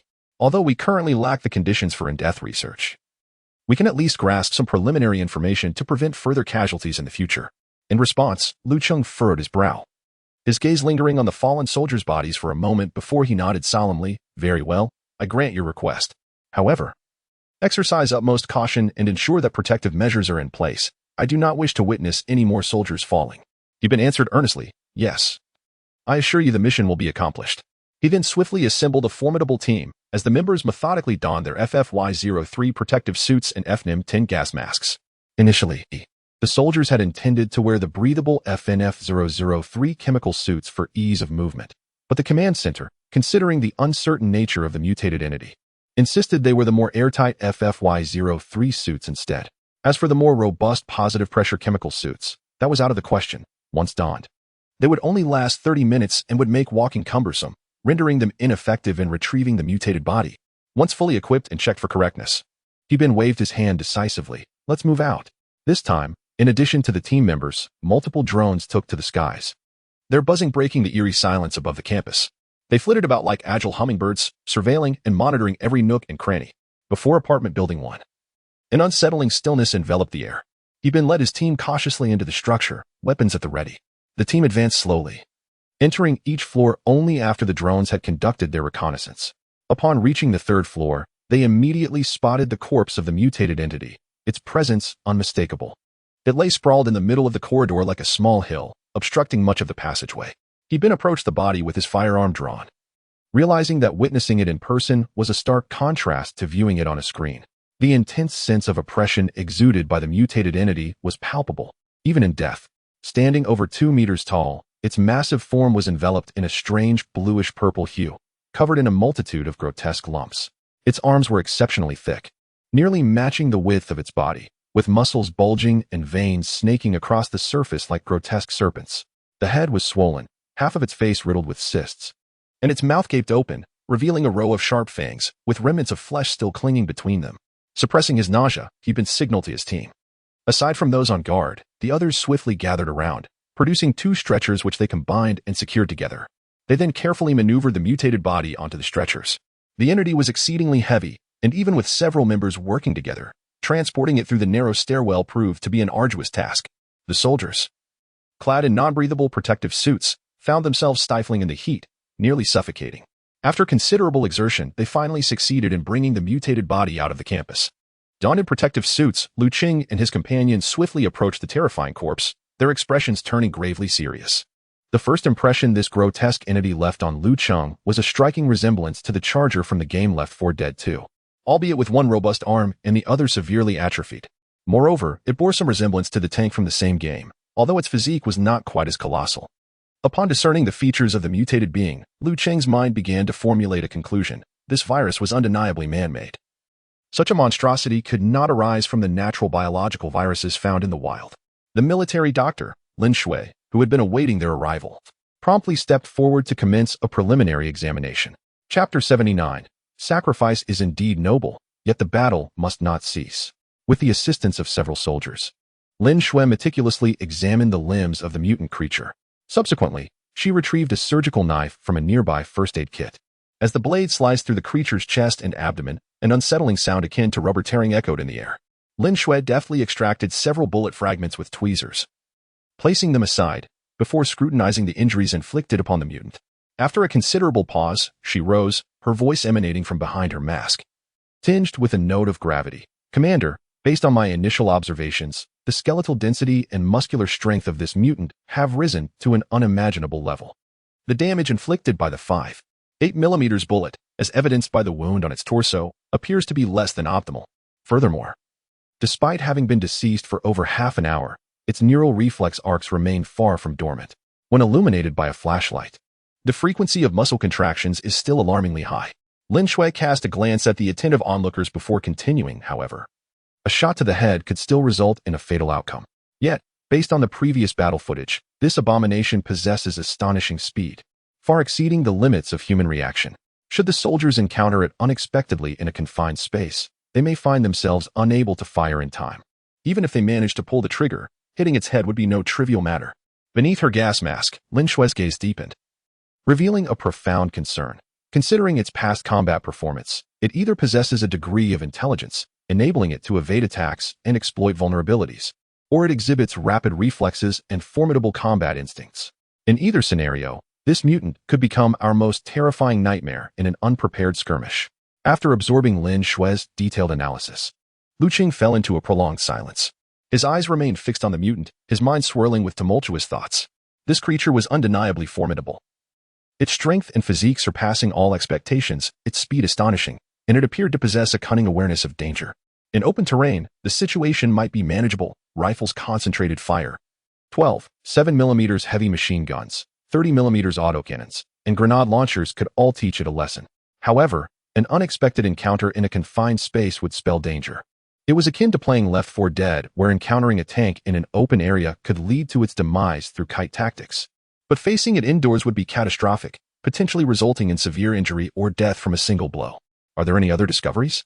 After a moment, Lu Cheng broke the silence, turning his gaze toward Lin Shui. Lin Shui slightly tilted her head, a glimmer of contemplation in her eyes. Commander, I have a rather bold hypothesis. The abrupt emergence of this mutant, in my view, may very well be the result of a deliberately engineered virus, one that has been insidiously manipulated by malevolent forces. I surmise that the clandestine creators have encoded numerous unknown elements into the virus, which, upon encountering individuals with unique physical traits or matching genes, may provoke unforeseen mutations, thereby obliterating the once clear boundary between humanity and the undead. Many dormitories within the building lay vacant, their doors bearing signs of violent destruction, and the interiors are stained with blood, indicating that the surviving students, or even the infected, have become mere sustenance for the mutated entities. At this point, she gently sighed, her expression tinged with resignation. I am not a professional in biology. This is merely my conjecture, and I cannot assert it with certainty, nor can I delve deeper into research. To truly comprehend the matter, a specialized biological research team is essential. Lu Qing gazed at the mutated being, his countenance dark as a stormy sea, and after a prolonged silence, he finally spoke. Regardless of the circumstances, we must ensure the proper preservation of this corpse. There must be no room for error. Immediately contact the rear base and implore them to find a suitable location for refrigeration. We must ensure the integrity of the body, as it is crucial for future research. We shall, sooner or later, elucidate the mechanisms of mutation. We cannot allow the sacrifices of our warriors to be in vain. The group responded in unison and promptly set to work, some organizing the preservation of the body, while others contacted the rear. Lu Qing stood alone, gazing towards Bowie College, lost in contemplation. While Lanzhou is a provincial capital, its reservoir of scientific talent pales in comparison to the economically prosperous coastal regions. To study the mutated entities, the most prudent course would be to seek assistance from the national research institutes. Yet, with his current capabilities, venturing into Lanzhou to rescue individuals seems little more than a delusion. However, if we delay too long, it is feared that few researchers will remain. Another possibility is Lanzhou University, renowned as the premier institution in Gansu, possessing a biology department. The dilemma lies in Lu Qing's ignorance of the specific campus housing this department. If it is the Yuzhong campus, it would be conveniently close to Heping. But if it is the Qingyuan campus, that presents a significant complication. As for the schools in Heping, most are ordinary undergraduate institutions, with some barely qualifying as colleges. Their educational resources are limited, and their faculty is weak, rendering them incapable of engaging in advanced research. Indeed, they cannot be relied upon. After the mutated entity was transported away, Lu Cheng and the soldiers underwent decontamination before shedding their protective gear. He then addressed Fu Jinyan, prepare lunch for the cooking team. After a brief respite at noon, we shall resume the clearing of Bowie College. Chief, we still have no clear understanding of how many mutated entities lurk within the campus. Acting recklessly may lead to greater casualties, Fu Jinyan expressed with concern. Old Fu, I understand your apprehension, but we cannot halt our efforts out of fear of sacrifice. The mutated beings may be voraciously consuming both the living and the undead. If we delay, we may truly be unable to save many. Lu Qing asserted resolutely. I plan to deploy more drones and traversing machines shortly, conducting simultaneous reconnaissance both inside and outside the building. Inside, let the drones create noise to lure the zombies. As for the exterior of the building, let the drones glide closely along the windows to observe.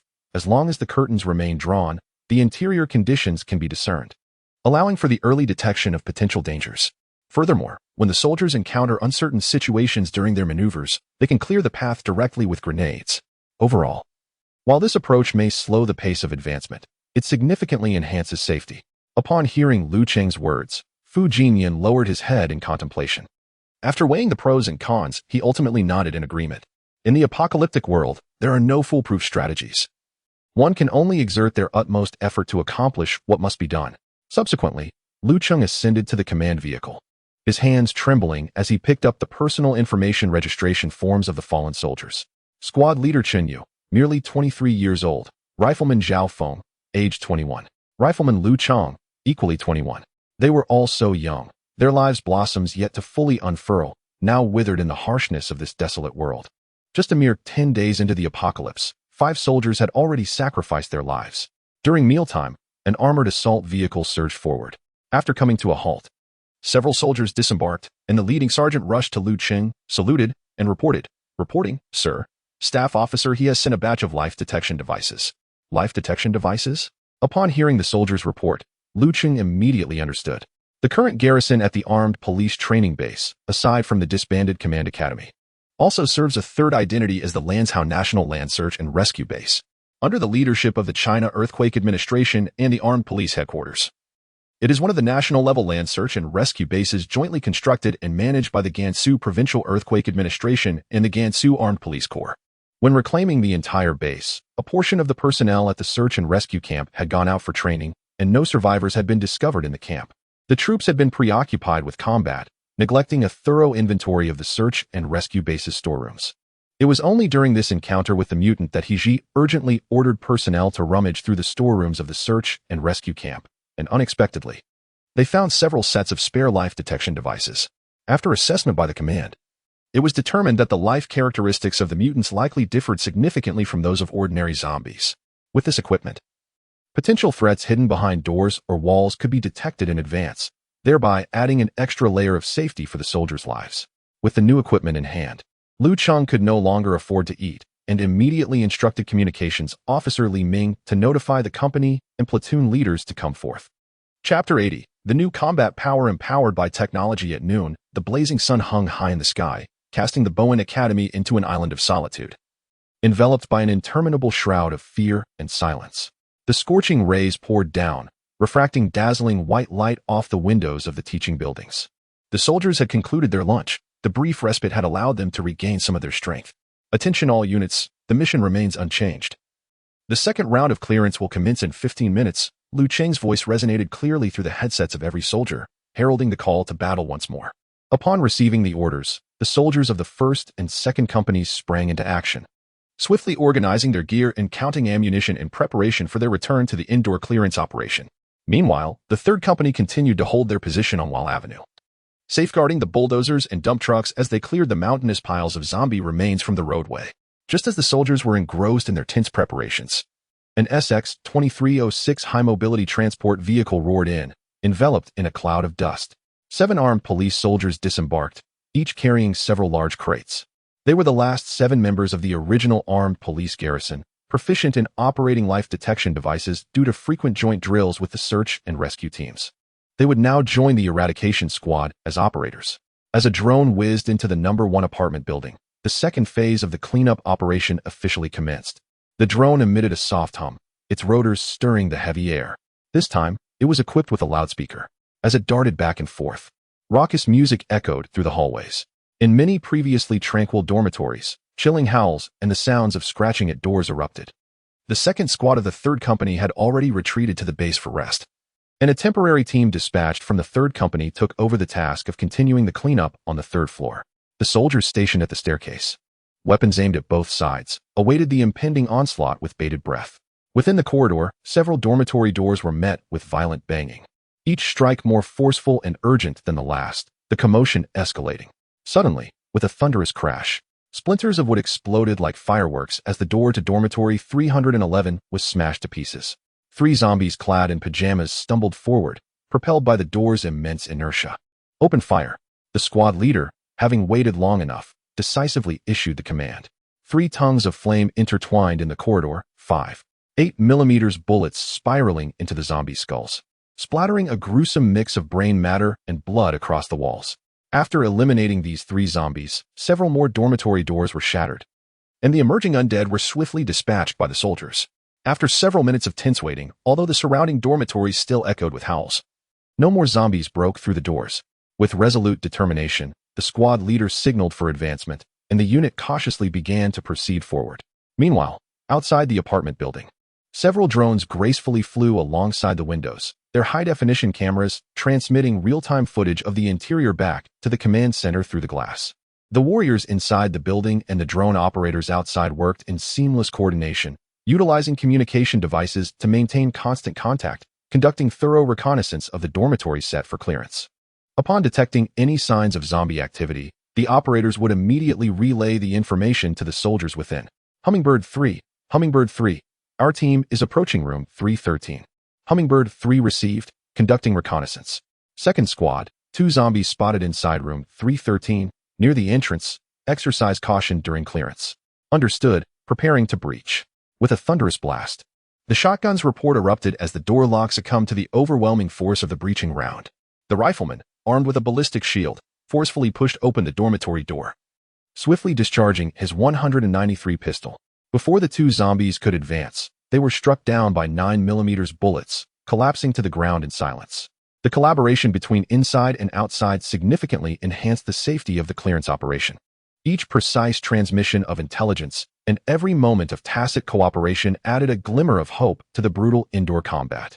As the soldiers reached the door of room 316, an urgent voice crackled through the headset from the drone operator. Second squad, caution, room 316 has drawn its curtains. Reconnaissance is impossible. Second squad received. Upon learning that room 316 could not be surveilled from the outside, the squad leader's expression hardened, swiftly signaling the team to halt. The armed police soldier who had been silently following placed the box he carried on the ground and retrieved a radar life detector from within. There were 2 types of life detectors found in the rescue camp storage: the radar detector they were currently using and an audio-video detector equipped with a probe, known as the snake eye detector. However, the dormitory at Bowen College lacked the space for the probe's functionality, hence the assault team opted solely for the radar detector. Once activated, the life detector emitted a faint buzzing sound. The armed police soldier pressed the detector firmly against the wall of room 316 before quickly retreating to grasp the controller. Focusing intently on scanning the interior, the screen of the controller displayed flickering points of light and lines, and beads of sweat began to form on the soldier's brow. Internally, he felt a surge of anxiety. The life detector had been invented for locating and rescuing individuals, but now it was to be employed in the detection of zombies, leaving him uncertain of its efficacy. This SJ6000 model life detector was capable of penetrating 50 centimeters of brick wall, and as the radar waves reverberated within the room, a blinking cursor gradually appeared on the controller screen. A discovery was made: 5 life forms, 2 near the entrance and 3 positioned in the center of the room. The soldier's eyes brightened as he quietly reported the interior situation. Prepare to breach, commanded the squad leader. With a clear understanding of the room's layout, the shotgunner loaded a breaching round before filling the remaining chambers with combat rounds. With a resounding bang, the door lock was blown away, and the shotgunner kicked the dormitory door open, unleashing a torrent of fire into the room beyond. With a resounding barrage, 4 rounds of buckshot were unleashed, and before the 5 zombies within the confines of the room could react, they were mercilessly perforated by the dozens of pellets, rendering them akin to tattered rags. Their heads burst open like overripe watermelons, and vast clouds of crimson mist erupted from their bodies, leaving them irrevocably lifeless. The air within the dormitory became suffused with the acrid stench of blood. The battle raged on, unfolding a series of harrowing scenes throughout the northern and southern campuses of Bowen Academy.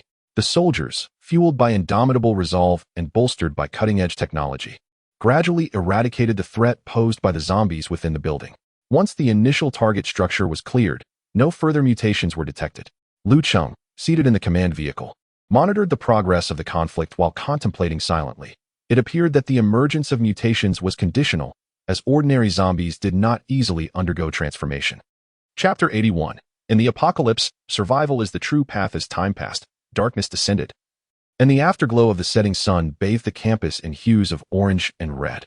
The zombies within the teaching and dormitory buildings had been largely eradicated, and the weary soldiers methodically withdrew from the structures. At night, drones would patrol continuously, monitoring for any lingering undead that might wander back in. In a dormitory building of the North Campus of Bowen Academy, 2 girls leaned against the window, their gazes fixed on the slowly retreating troops. "Yaya, they've all left. Aren't they going to continue the cleanup?" the round-faced girl asked, blinking her eyes with curiosity. The girl referred to as Yaya, possessing a delicate beauty and slightly furrowed brows, replied softly, "The soldiers have been working tirelessly all day. They need to eat and rest too. Besides, engaging these creatures at night is far too perilous."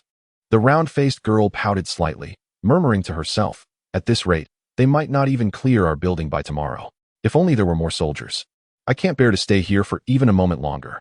As she spoke, tears welled in her eyes, and she instinctively clenched the hem of her clothing.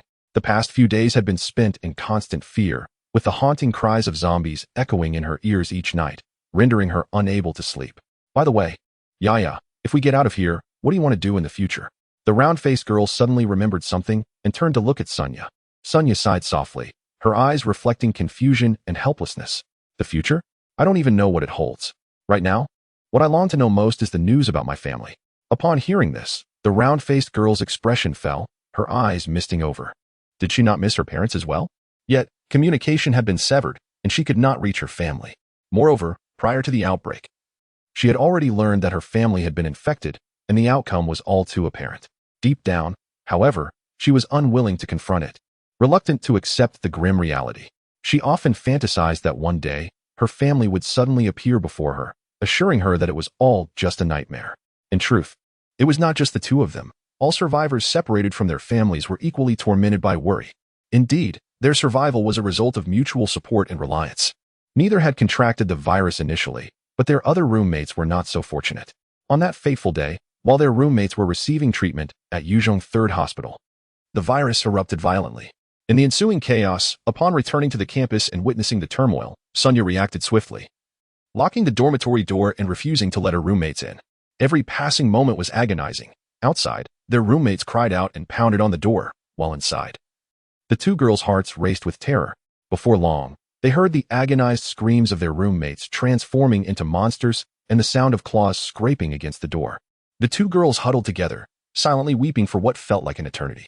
As for the girls with round faces, they are, without a doubt, true food enthusiasts. It is precisely this passion that has, at critical moments, saved their lives. Their cabinets, beds, and tables are brimming with various snacks, potato chips, instant noodles, and sausages. In the apocalyptic world, these seemingly mundane treats have become the lifeline for the two of them, enabling them to survive for over 10 days without succumbing to hunger. Today, while the military was executing a cleanup mission, they discovered survivors who had tragically starved to death in some dormitories.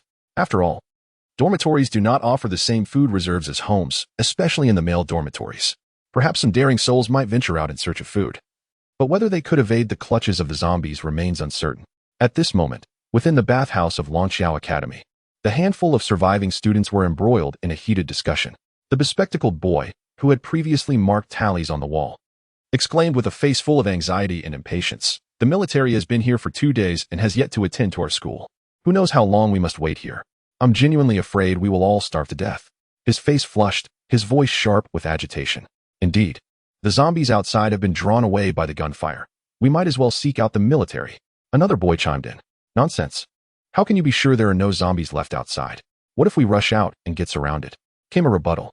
Hearing their quarrel, the remaining students displayed varying expressions. Some appeared intrigued, while others hesitated. Their gazes flitted between the arguing boys, weighing the pros and cons in their minds. Venturing outside might offer a glimmer of hope, yet it could also lead to certain doom. Staying behind might bring rescue. But what if help did not arrive in time?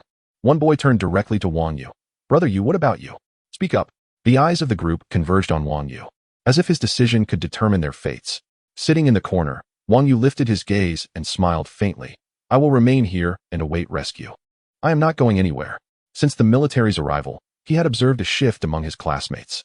Previously, they had called him Brother Yu for food, but now a few had begun to distance themselves from him. Furthermore, they were advocating for venturing out to find the military. He had already been outside 3 times, and no one understood the dangers better than he did. In any case, those who wished to go could do so. He certainly would not. Like the characters in a television drama, some would inevitably fall before dawn, and he had no desire to become a foolish casualty. Upon hearing Wang Yu's declaration, those who had previously advocated for leaving wore grim expressions. After exchanging glances, the bespectacled boy stood up first, visibly irritated, and declared, "If you want to go, I will go alone. Let us not wait until we are all starving to death without any rescue." With that, he marched toward the bathhouse door. Those who had supported him, all classmates, rose to follow, their silhouettes appearing slender yet imbued with an inexplicable stubbornness. Upon witnessing the scene, 3 additional boys gritted their teeth and pursued, unwilling to forfeit a potential opportunity, even as their hearts brimmed with trepidation, propelled forward by a glimmer of hope. Once outside, Wang Yu signaled to Li Chao, and together they stepped forward to secure the door once more. Are we truly just allowing them to walk to their demise? Li Chao whispered, barely audible. Wang Yu offered no reply, merely shaking his head in silence before exhaling a soft sigh. Meanwhile, after the 6 students exited the bathhouse, the bespectacled boy crouched by the door, cautiously surveying the surroundings. Having scanned the area for some time without spotting any trace of zombies, they stealthily made their way towards the school gate. It was not long before they were detected by a hovering drone. The surveillance feed quickly relayed to the command vehicle, prompting Lu Cheng to immediately dispatch a high-tech unit from the 3rd squad for assistance. As the 6 of them reached the base of the academic building, a sound of shattering glass echoed from above. A peculiar zombie leaped from the 4th floor, its knees bending in a spring-like fashion upon landing, absorbing the impact with an agility reminiscent of a wraith. The students turned to glance back, and upon recognizing the creature, they froze in place, as if ensnared by an invisible spell. This zombie, gaunt and skeletal, appeared as a macabre specter. Its hair had entirely fallen away, revealing a scalp that glowed a sickly pale. It moved with a slight hunch, and its fingers bore long, hook-like nails that glinted ominously. Most striking were its legs, which had an unnatural, reverse-jointed structure, lending it an eerie presence. The boys, paralyzed by fear, attempted to flee, yet their legs betrayed them, refusing to obey. They yearned to scream, but terror gripped their throats like an invisible hand, rendering them mute. The grotesque abomination regarded its prey, its jaw suddenly splitting into 4 segments, revealing a maw filled with sharp teeth, glistening with a repulsive slime. A low, guttural sound emanated from its throat as it bent its knees and launched forward with a speed imperceptible to the naked eye, leaving a trail of rancid air in its wake. In a flash, its claws slashed across the throats of the 2 nearest boys, tearing through flesh as blood gushed forth like a high-pressure spray, pooling on the cold ground and staining it crimson. Unrelenting, the creature pressed onward, claiming 2 more victims in a flurry of violence. The boys' eyes widened in horror as they desperately clutched their wounds, gasping for breath. Yet no matter how fervently they tried, blood continued to pour through their fingers, their lives ebbing away. At that moment, the bespectacled boy finally reacted, letting out a wretched cry as he staggered to flee. Unfortunately, he barely managed a few steps before the creature lunged from behind, bringing him down. The stench of its drool dripped onto his face, and in sheer terror, he screamed, losing control of his bladder, a puddle of urine forming beneath him. The abomination gazed down upon its writhing prey, its eyes glinting with a savage hunger. His jaw unhinged once more, enveloping the neck of the bespectacled youth, teeth sinking deeply into flesh. Then, with a chilling crack, the neck snapped, and a torrent of crimson gushed into the maw of the abomination, which bent low, indulging in the sanguine feast with a ghastly gurgle, as if relishing a macabre banquet. The head of the bespectacled youth rolled away, the glasses falling aside, his countenance frozen in an expression of sheer terror, wide eyes seemingly narrating the final moments of his dread, never to close in death. The classmates who had ventured out with him lay sprawled in the pool of blood, their lives extinguished forever. Chapter 82. Only by living can one have a future. The armored assault vehicle roared into Longxiao Academy, but alas, it was too late. Beneath the scholar building, 6 students had been brutally slaughtered by the mutated beings, their bodies sprawled haphazardly upon the cold ground, contorted into grotesque angles as they struggled in vain during their final moments. Blood flowed freely, pooling into a dark crimson lake that gradually spread across the surface. At this moment, a mutated creature was feasting upon the corpse of a bespectacled student, indulging in a grotesque banquet of carnage. After draining the blood, it used its claws to rip open the young man's chest cavity, burying its head to tear at the flesh. The sound of its teeth scraping against the bones echoed painfully. Perhaps finding the bones obstructive, the creature snapped the ribs and sternum, pulling them out one by one. Having completed this gruesome task, it once again buried its head, voraciously devouring the internal organs. Eliminate the mutated being immediately. Inside the command vehicle, Lu Cheng fixed his furious gaze on the real-time footage relayed by the drone, his eyes wide with rage as if they might ignite. Just moments ago, he had witnessed the entire horrific scene of the mutated being slaughtering the students through the drone's lens.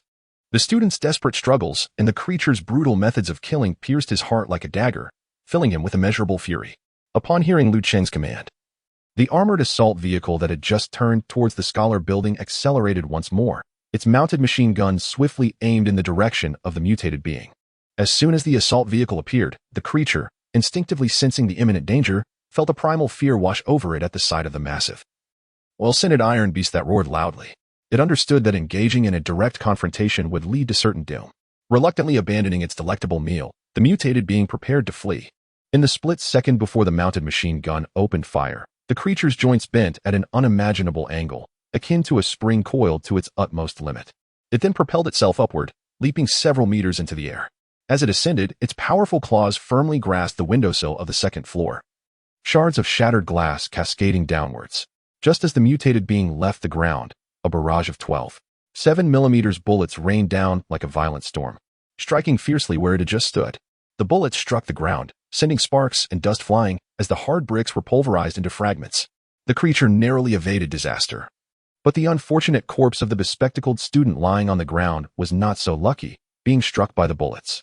The immense impact of the 12.7mm rounds instantly shredded the body into pieces. Torn clothing, mangled flesh, and fragments of pale bones lay scattered across the ground. The fallen glasses rested quietly there, their lenses stained with splatters of blood.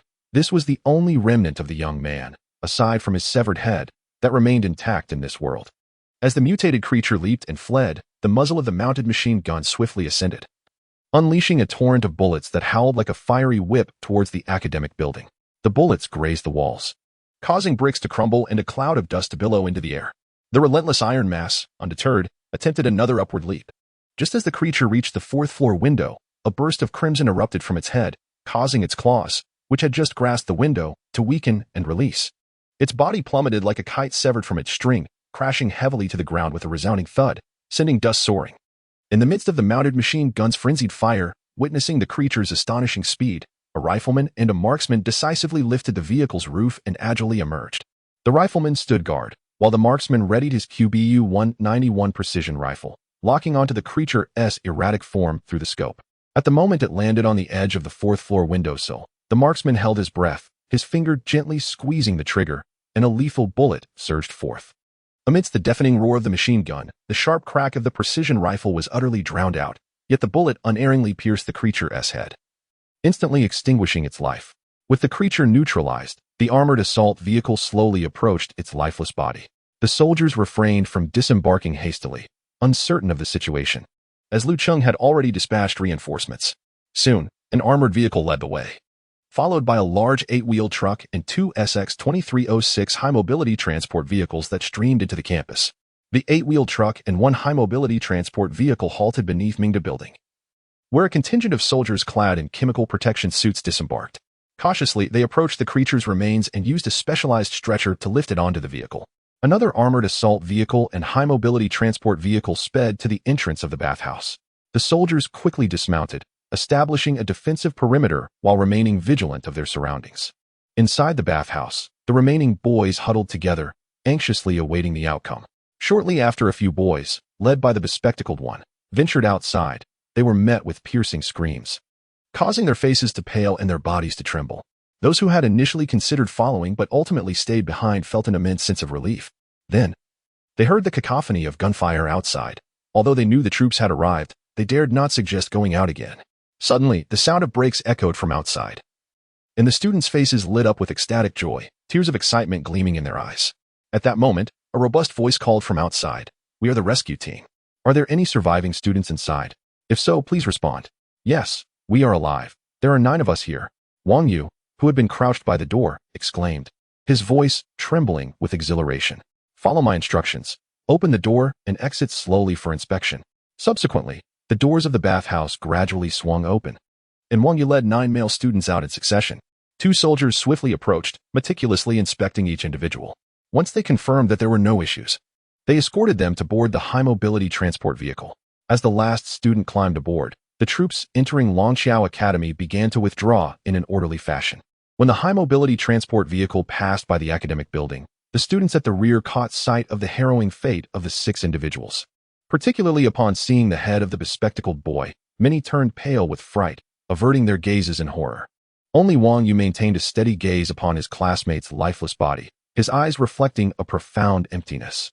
Just as he had contemplated, some individuals ultimately succumb to the darkness that precedes dawn, whether in times of peace or amidst apocalyptic despair. It is only through survival that one can aspire to a future. Chapter 83. The meeting as twilight gradually descended upon Peace Town. It enveloped the area like a vast expanse of black satin. At the entrances of Longqiao Academy and Bowen Academy's northern and southern campuses, sentry posts were established, after which the respective units retreated to their logistics park and factories to rest. The culinary team busily moved about the field kitchen, the clattering of pots and pans resonating with crisp sounds. Before long, steaming dishes were served, and the aroma quickly wafted through the air. After arranging the defense of Peace Town, Lu Cheng called upon Fu Jinyan and the security team, hastily departing for the base. Today had unfolded with an overwhelming series of events, necessitating a meeting to deliberate strategies. The wheels of the vehicle rolled over the road, stirring up clouds of dust as the night outside darkened like ink. The deserted shops along the roadside appeared particularly eerie under the moonlight. Upon the command vehicle's arrival at the base's office building, He Jigang had already been waiting there. Noticing Lu Cheng exit the vehicle, he promptly approached, saluting with a swift and decisive gesture. "Chief, everything is ready. Shall we begin now?" Lu Cheng returned the salute, his expression grave as he nodded in acknowledgement. "Yes, to the command center." As they entered the command center, the core team of advisors, along with clerks and communication officers, remained engrossed in their tasks. The room was brightly lit, with various electronic screens flickering with data and map indicators, clearly displaying information about the surrounding areas and troop deployments. Striding to the main seat, Lu Cheng pulled out a chair and took a large gulp from his water cup. Subsequently, he adjusted his collar and directed his gaze toward Fu Jinyan. "Old Fu, have the remains of our fallen comrades been properly arranged?" Fu Jinyan straightened slightly, his voice low and somber. "Chief, they have been cremated, and the ashes are stored at the base. They will be interred once the martyrs' cemetery is established. Our brothers have fallen heroically. They deserve the utmost respect." Lu Cheng closed his eyes momentarily before reopening them, filled with sorrow, and nodded gently in acknowledgement. "What about the mutated beings?" he inquired cautiously. At this question, He Jigang swiftly responded, "There is a small cold storage at the logistics park. I have arranged for the urgent transfer of its contents, and the mutated beings have been placed there. The low temperature will prevent their decay and facilitate subsequent research." "Good. Ensure that adequate security is in place. We cannot afford any mishaps," Lu Cheng instructed. "Yes, Chief," He Jigang promptly affirmed. "Now let us commence the meeting officially. We have 3 matters to discuss. The first is to establish special files for these 2 mutated beings. The planning team will be responsible for creating a comprehensive biometric database, documenting their movement patterns, attack modes, physical weaknesses, and all observable data under the current conditions. Once completed, this information will be distributed to all soldiers' personal terminals, allowing them to familiarize themselves with it to avoid confusion in the event of an encounter." Lu Cheng scanned the crowd, his tone exceptionally serious. "Chief, what about the naming conventions?" An advisor raised a question. After a brief moment of contemplation, Lu Cheng remarked, "You all in the advisory group may proceed as you see fit, whether based on characteristics or devised independently. The crucial point is that it must be memorable. Once the names are established, the soldiers will have a lasting impression and will be able to react swiftly in critical moments." The group engaged in a lively exchange of ideas, each contributing to the fervent discussion. Nearby, the scribe diligently recorded every salient point, the sound of the pen scratching against the paper filling the air. Transitioning to a new topic, Lu Cheng proposed, "The second matter I wish to address is the reformation of an indoor combat manual, which we should distribute to the troops. What are your thoughts?" Fu Jinyan was the first to nod in agreement, stating, "I concur. As we reclaim various territories, indoor combat will not only be inevitable but will also constitute a significant portion of our operational tasks. Some tactics from the pre-apocalyptic era are no longer applicable and indeed require revision. Take today's battle for instance. In confined spaces, the mutated beings can hide in every nook and cranny. Our previous tactics were somewhat ineffective, putting our soldiers at risk. I share your sentiments. Even if you hadn't mentioned it, I would have raised this issue," He Jigang interjected. "Our adversaries are no longer merely ordinary infected individuals. We may soon face an array of mutated entities, necessitating the refinement of our current tactics. As it stands, various teams have compiled their experiences to some extent. Once the dawn operation concludes, I will convene the squad and team leaders, along with the assault personnel, to collaboratively establish new indoor combat protocols and subsequently organize targeted training for the troops.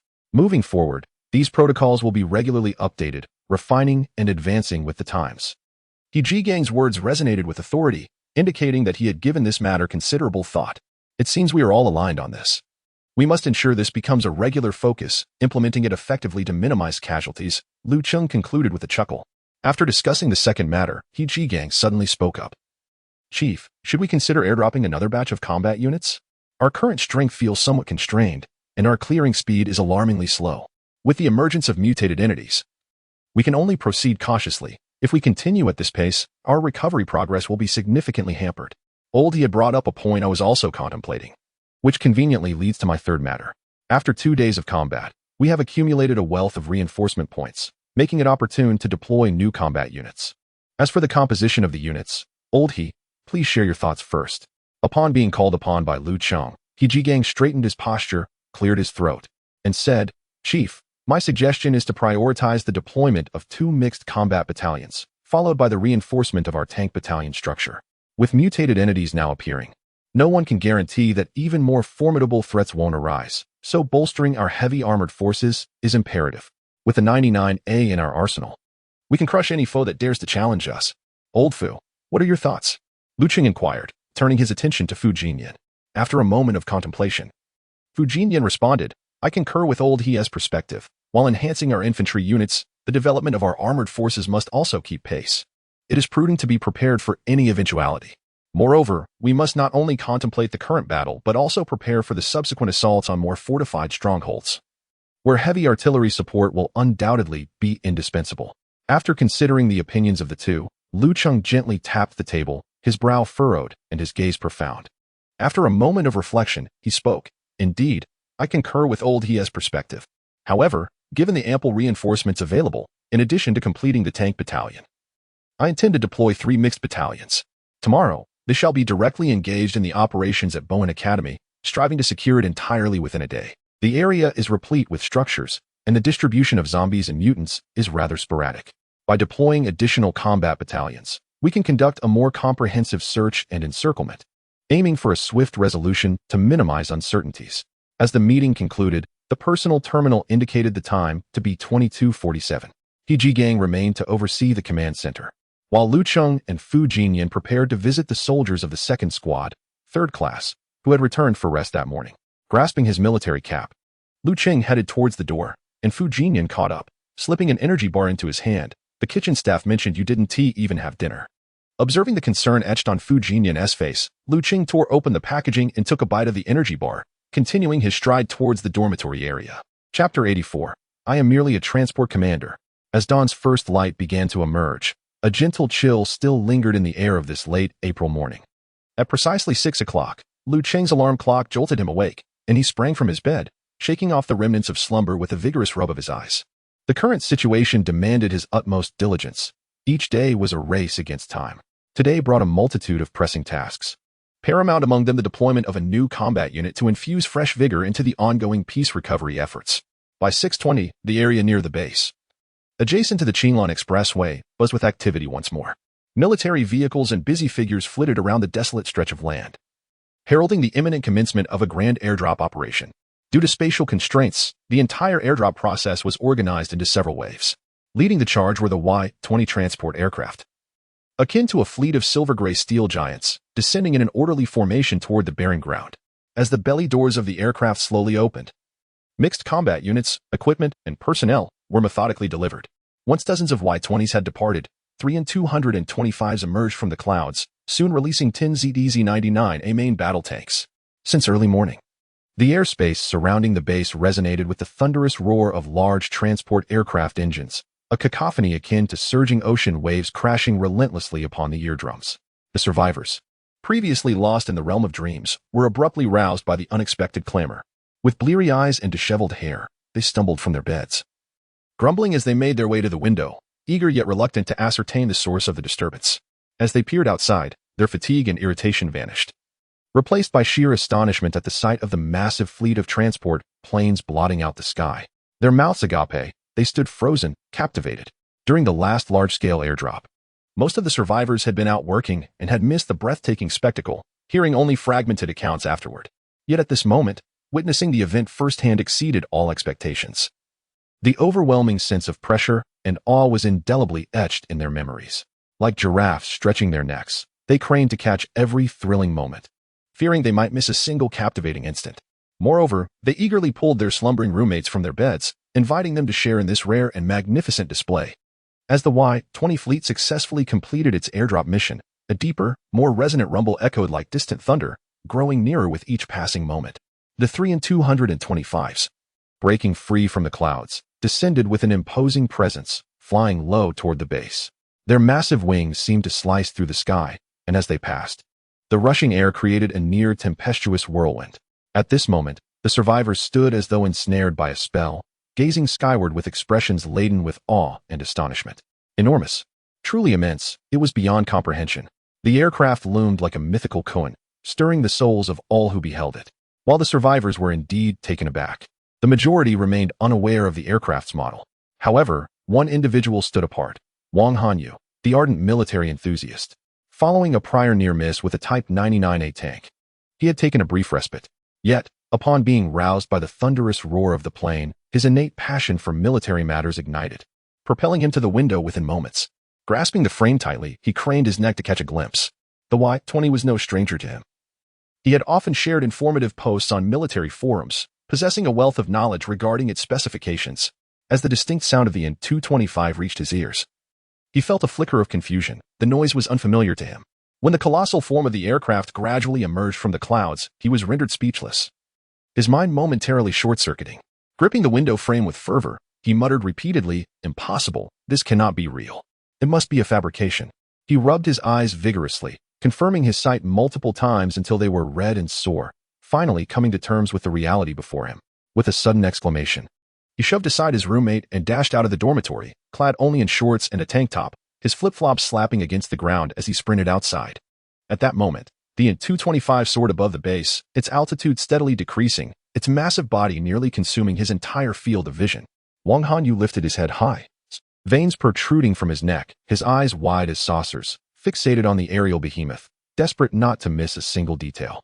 To confirm that he was not ensnared in an absurd dream, he pinched his thigh with fervor. The sharp pain that ensued brought him some relief, assuring him of his presence in reality. Surveying the familiar structures around him, he was somewhat reassured that he had not traversed into a peculiar parallel dimension.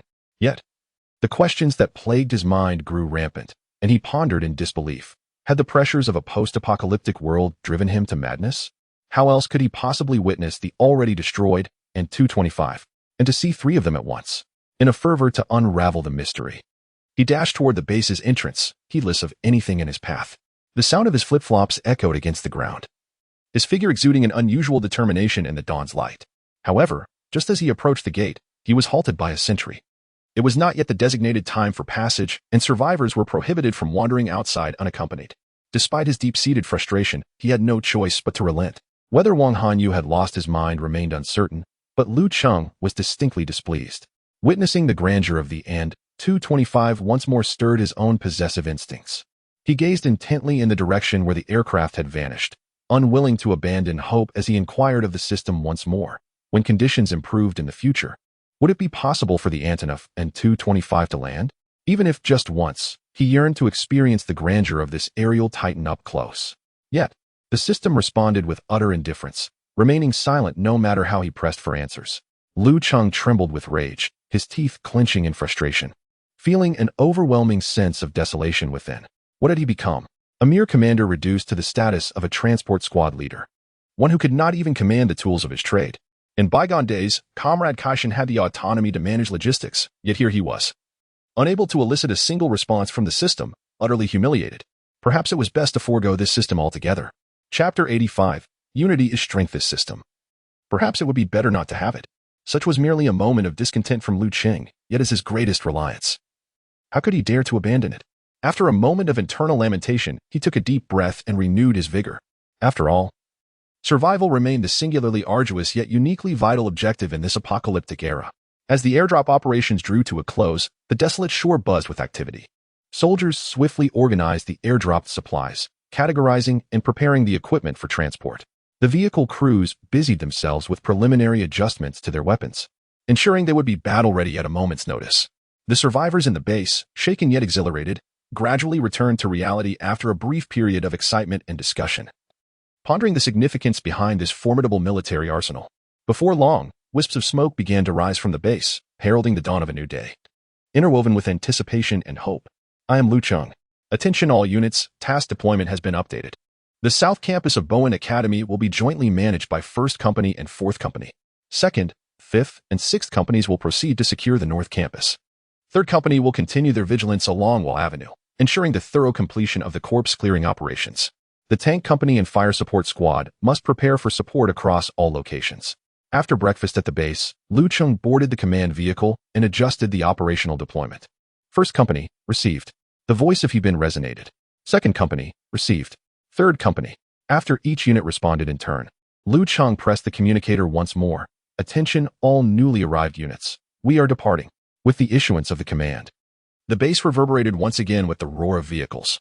Much like the previous occasion, dozens of sharply defined and formidable combat vehicles carried the soldiers as they maneuvered out of the camp, bathed in the morning light, heading towards Peacetown. 15 minutes later, the command vehicle carrying Cheng arrived at the Peacetown government building, while the other units rendezvoused with the 1st and 2nd companies before re-entering Bowen Academy. In the South Campus, with the addition of 4th Company, the clearing tasks were reallocated. The 3rd platoon of 1st Company, led by Wu Dushing, was assigned to clear the library. Though it appeared spacious, the library was divided into numerous reading rooms, filled with towering bookshelves, should any mutated entities be concealed within.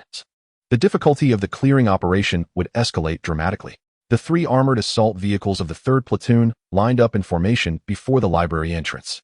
Observing the eerily quiet library, Wu Dushing issued a direct command. Vehicle 1, fire. Break down that door. With the command given, the leftmost armored vehicle unleashed its firepower. Bang, bang, bang.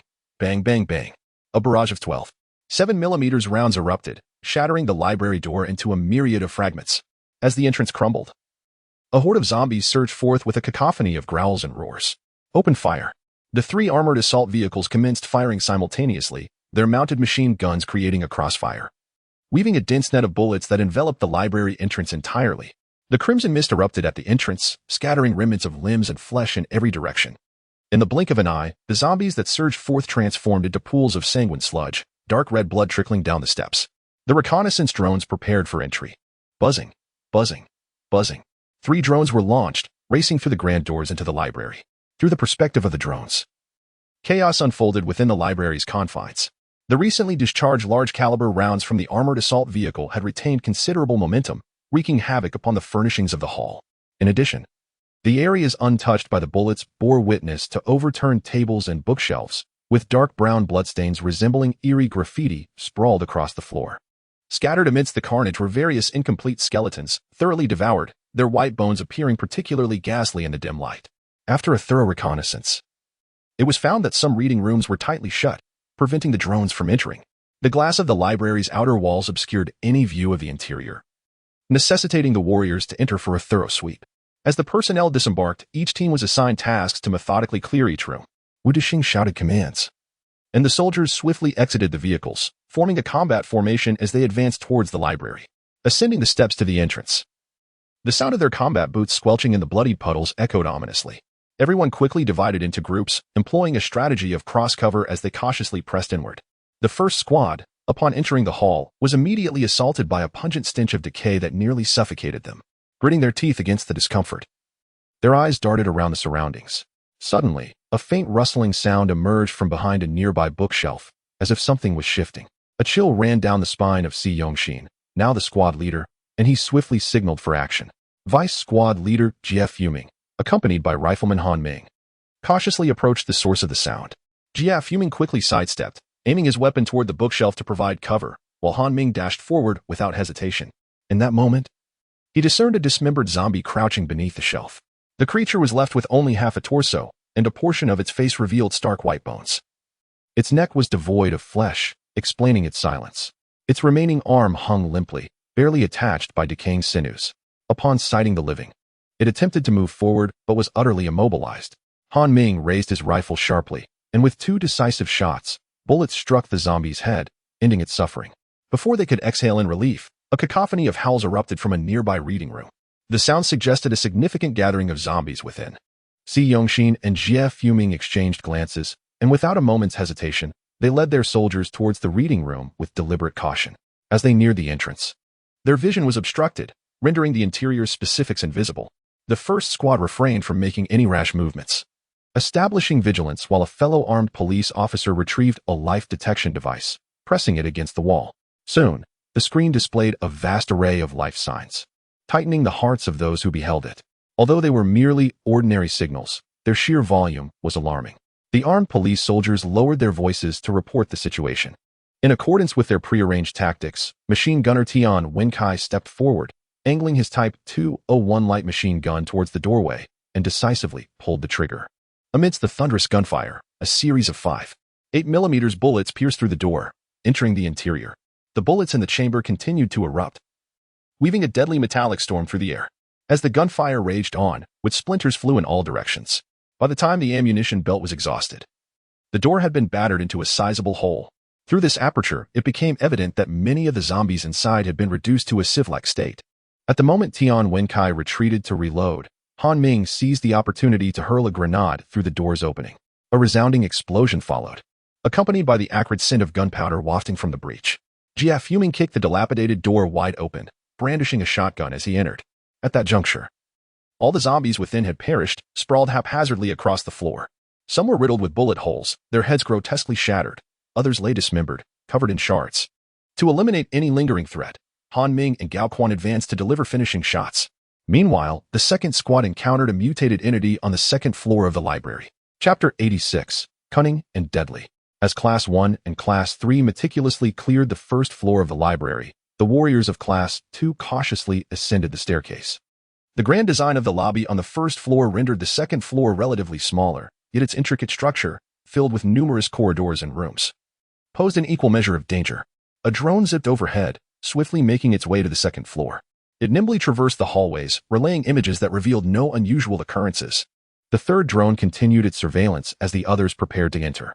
Upon receiving the command, the soldiers approached the entrance of a reading room at the staircase's apex with utmost stealth. The squad leader raised his hand, signaling for silence, and pressed himself against the wall beside the door, cautiously peering inside. The door to the reading room was ajar, a sliver of darkness within, eerily tranquil. The squad leader gestured for the shotgun operator to advance, who sidled up and gently pushed the door open. The hinges creaked softly, a jarring sound in the oppressive silence. The scene that unfolded within tightened the squad leader's chest, a chaotic disarray of overturned furniture, books strewn across the floor, and walls stained with blood. Among the wreckage lay a corpse, its torso reduced to a mere skeleton, the twisted visage a testament to the agony endured before death. Be cautious.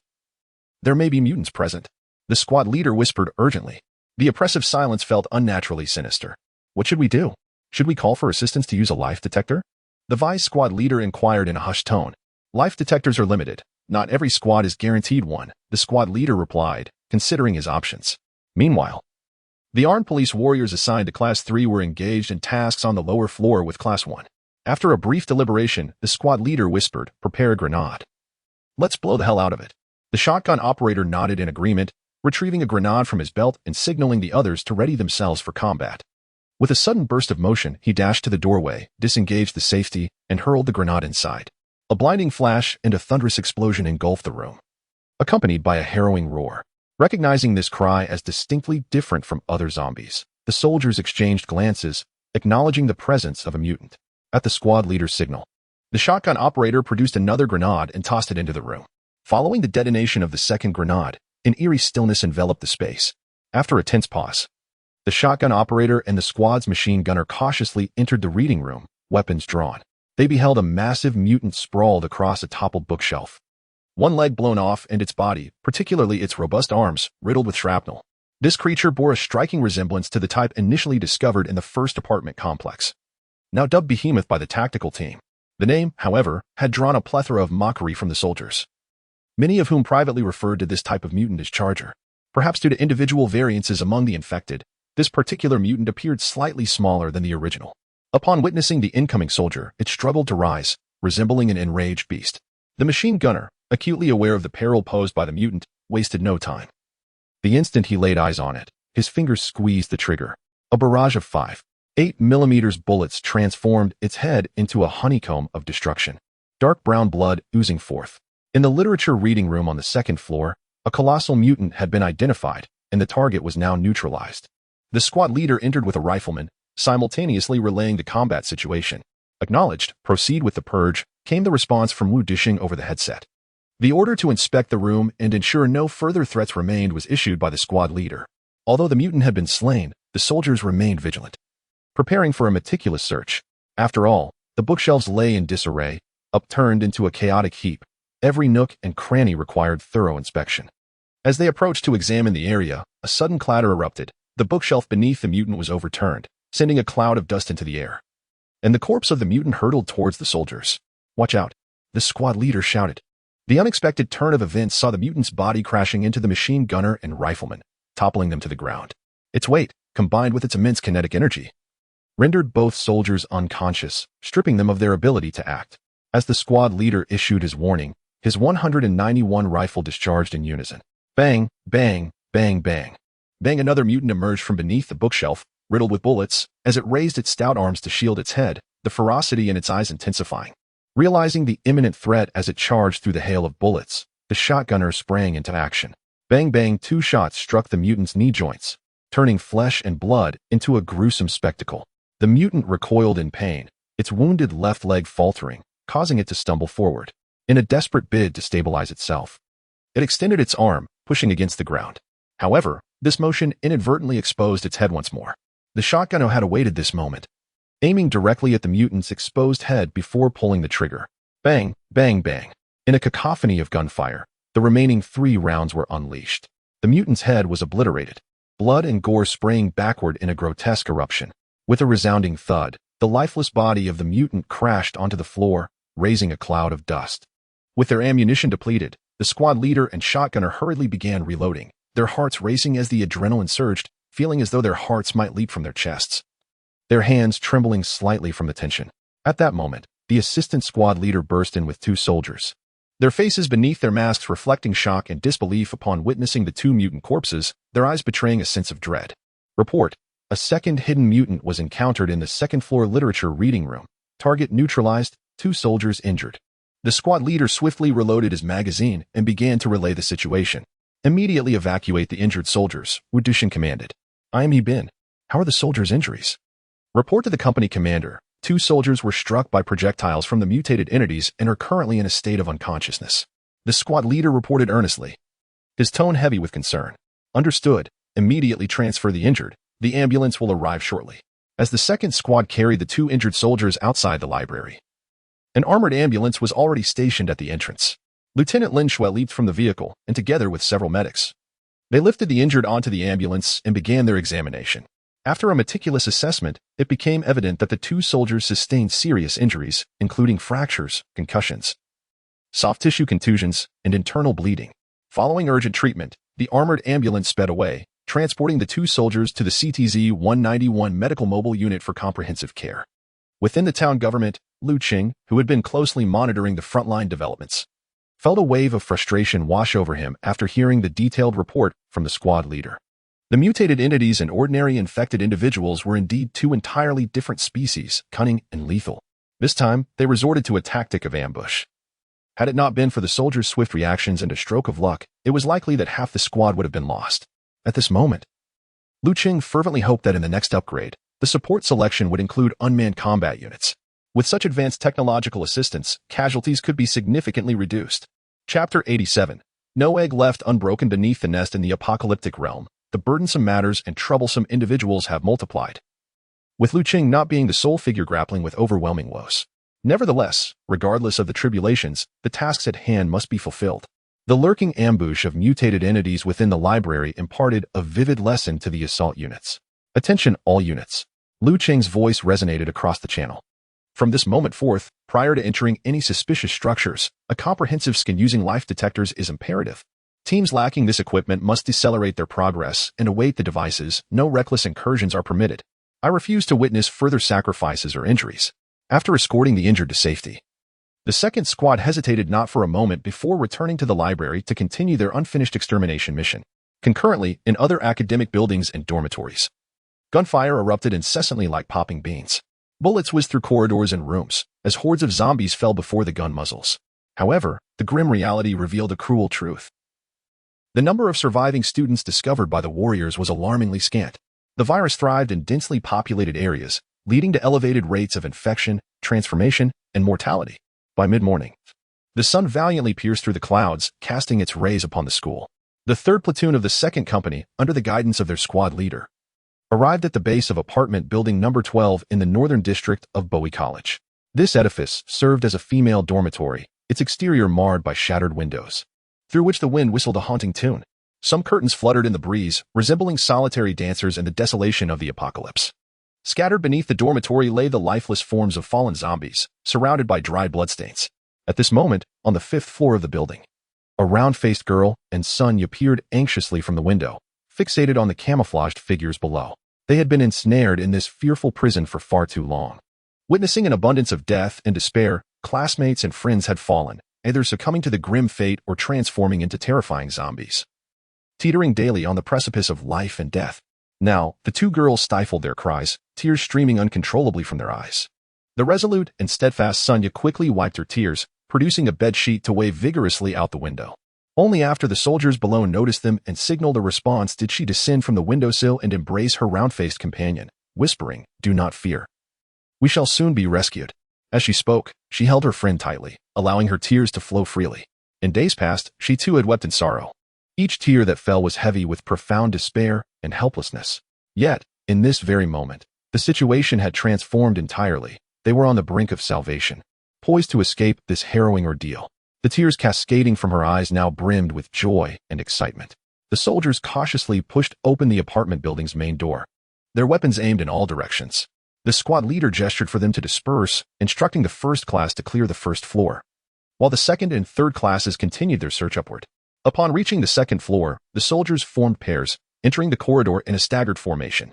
"Remain vigilant and watch your step." The squad leader lowered his voice to remind the team. They were not in a hurry to act, according to their prior strategy.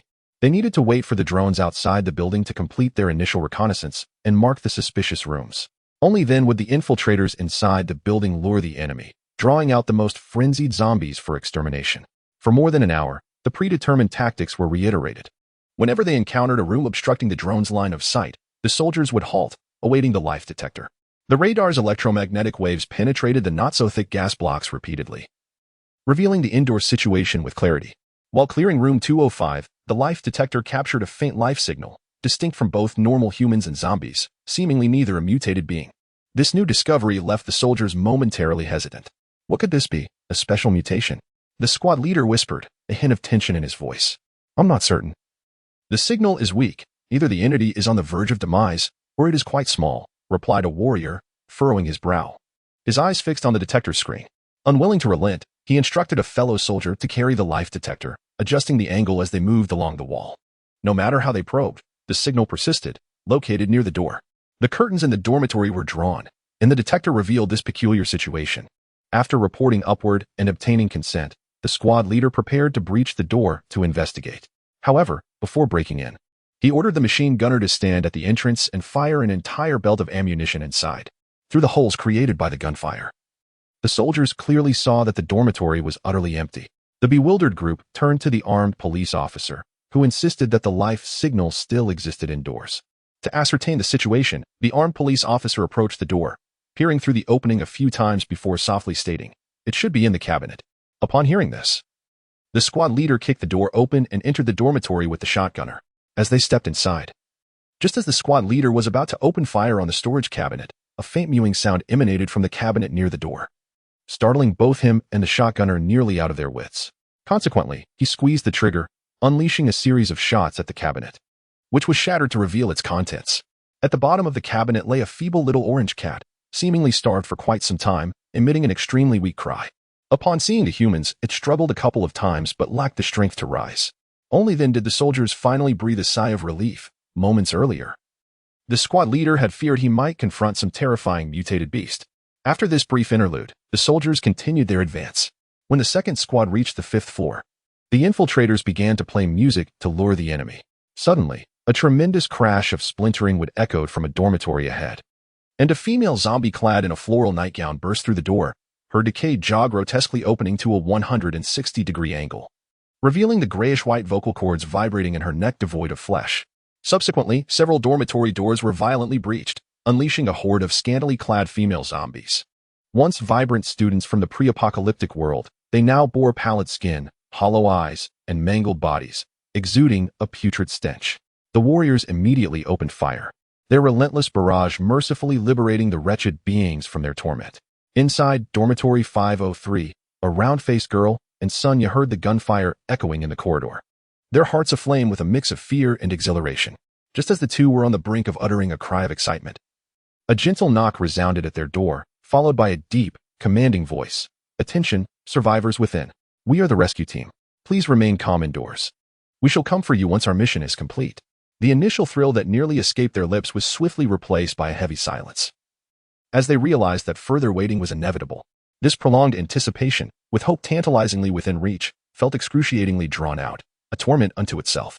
Sitting on the edge of their beds, they clasped their hands tightly, their eyes frequently darting to the door, each passing second carving a deeper wound in their hearts. Meanwhile, the warriors continued their relentless sweep of the dormitories. During this grim task, they stumbled upon remnants left by other survivors.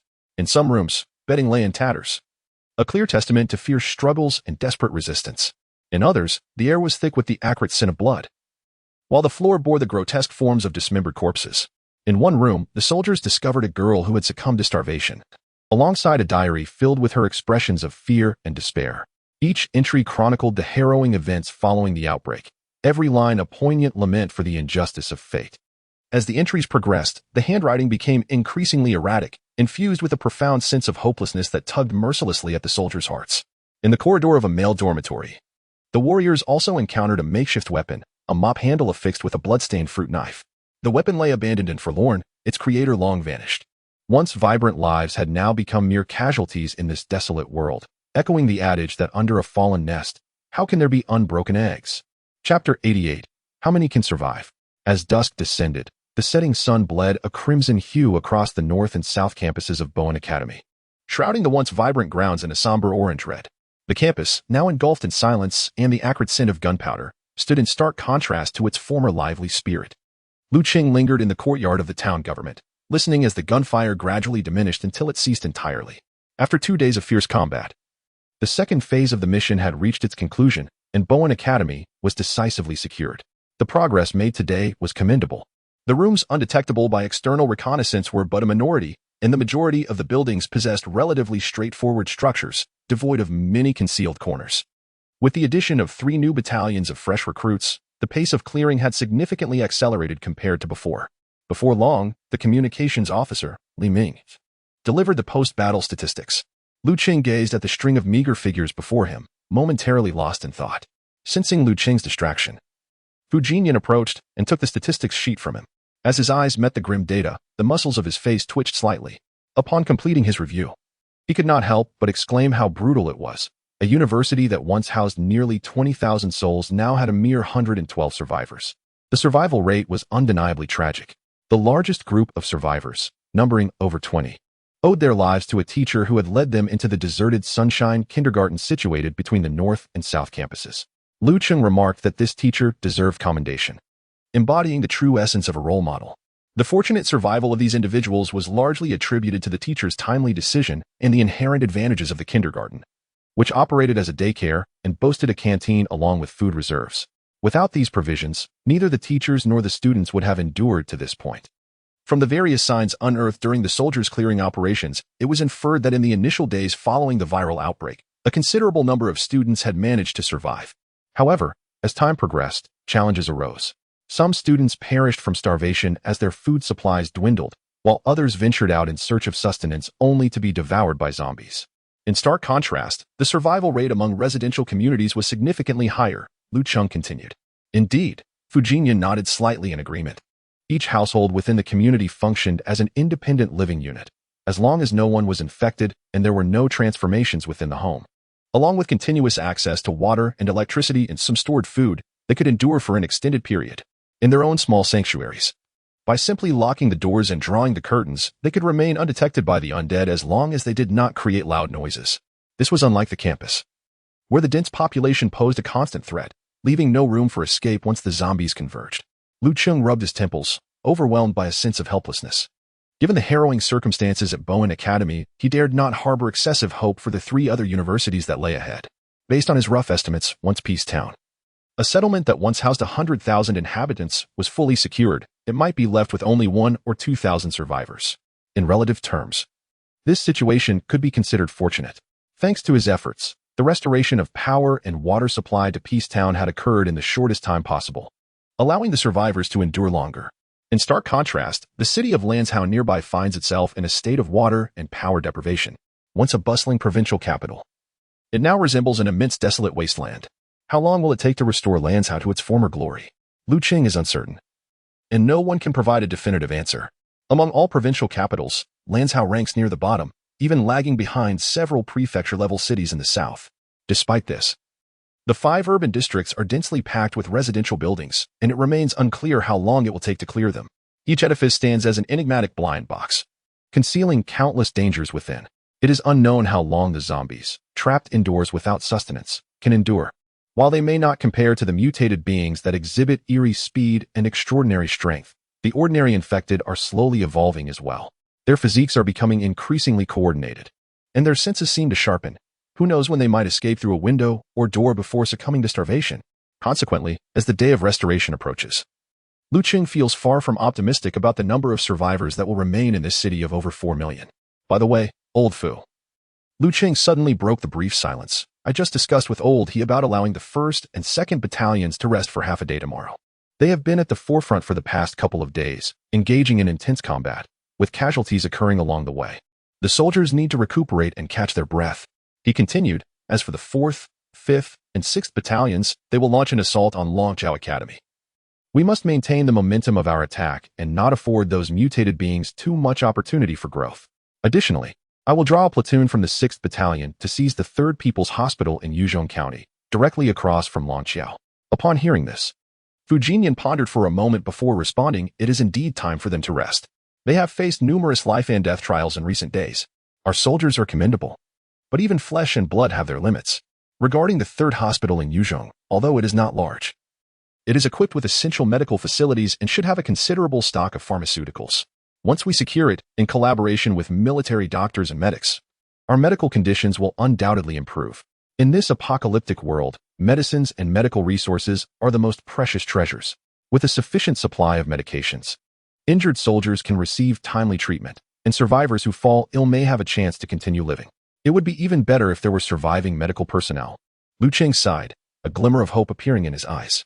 This time, Fu Jinyan did not respond to him, merely shaking his head slightly with a bitter smile.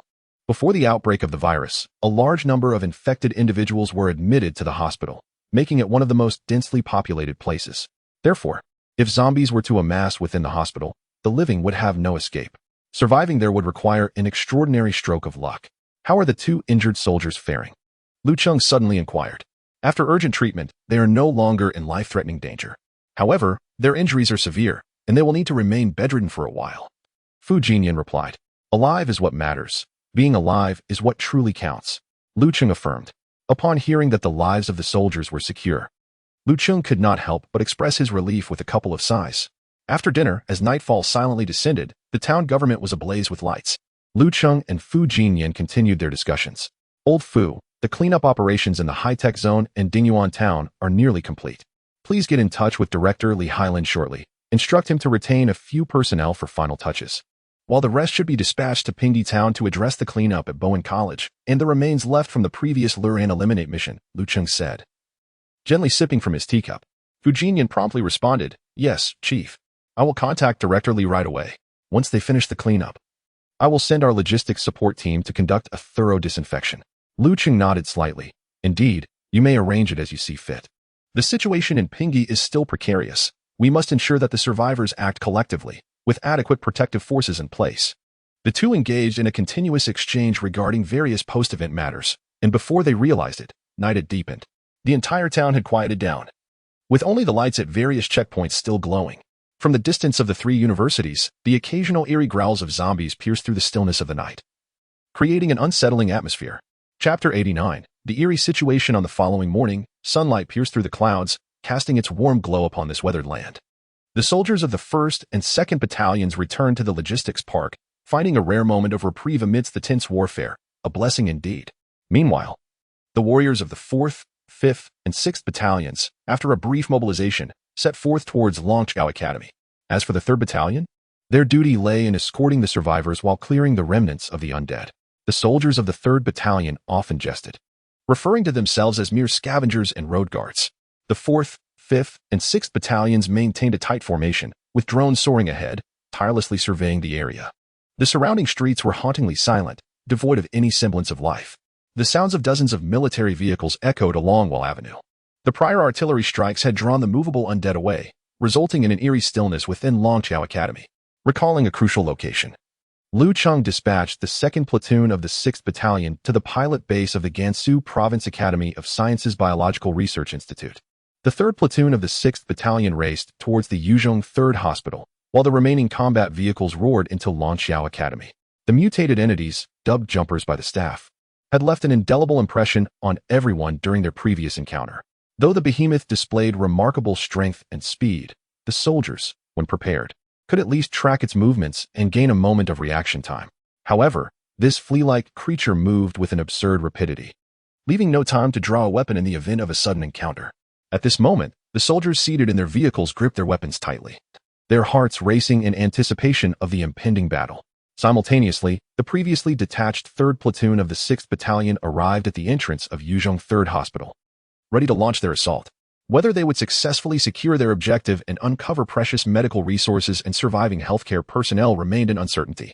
3 armed assault vehicles entered the gates of Yuzhong 3rd Hospital in succession, their tires crunching over the gravel. Upon reaching the outpatient building, the platoon leader called out, "Disembark and establish a defensive line, swiftly." The soldiers responded promptly, leaping from their vehicles and dispersing to form a tight defensive perimeter. Report, the drone has been deployed. With this announcement, a small drone gracefully ascended into the air, circling the hospital.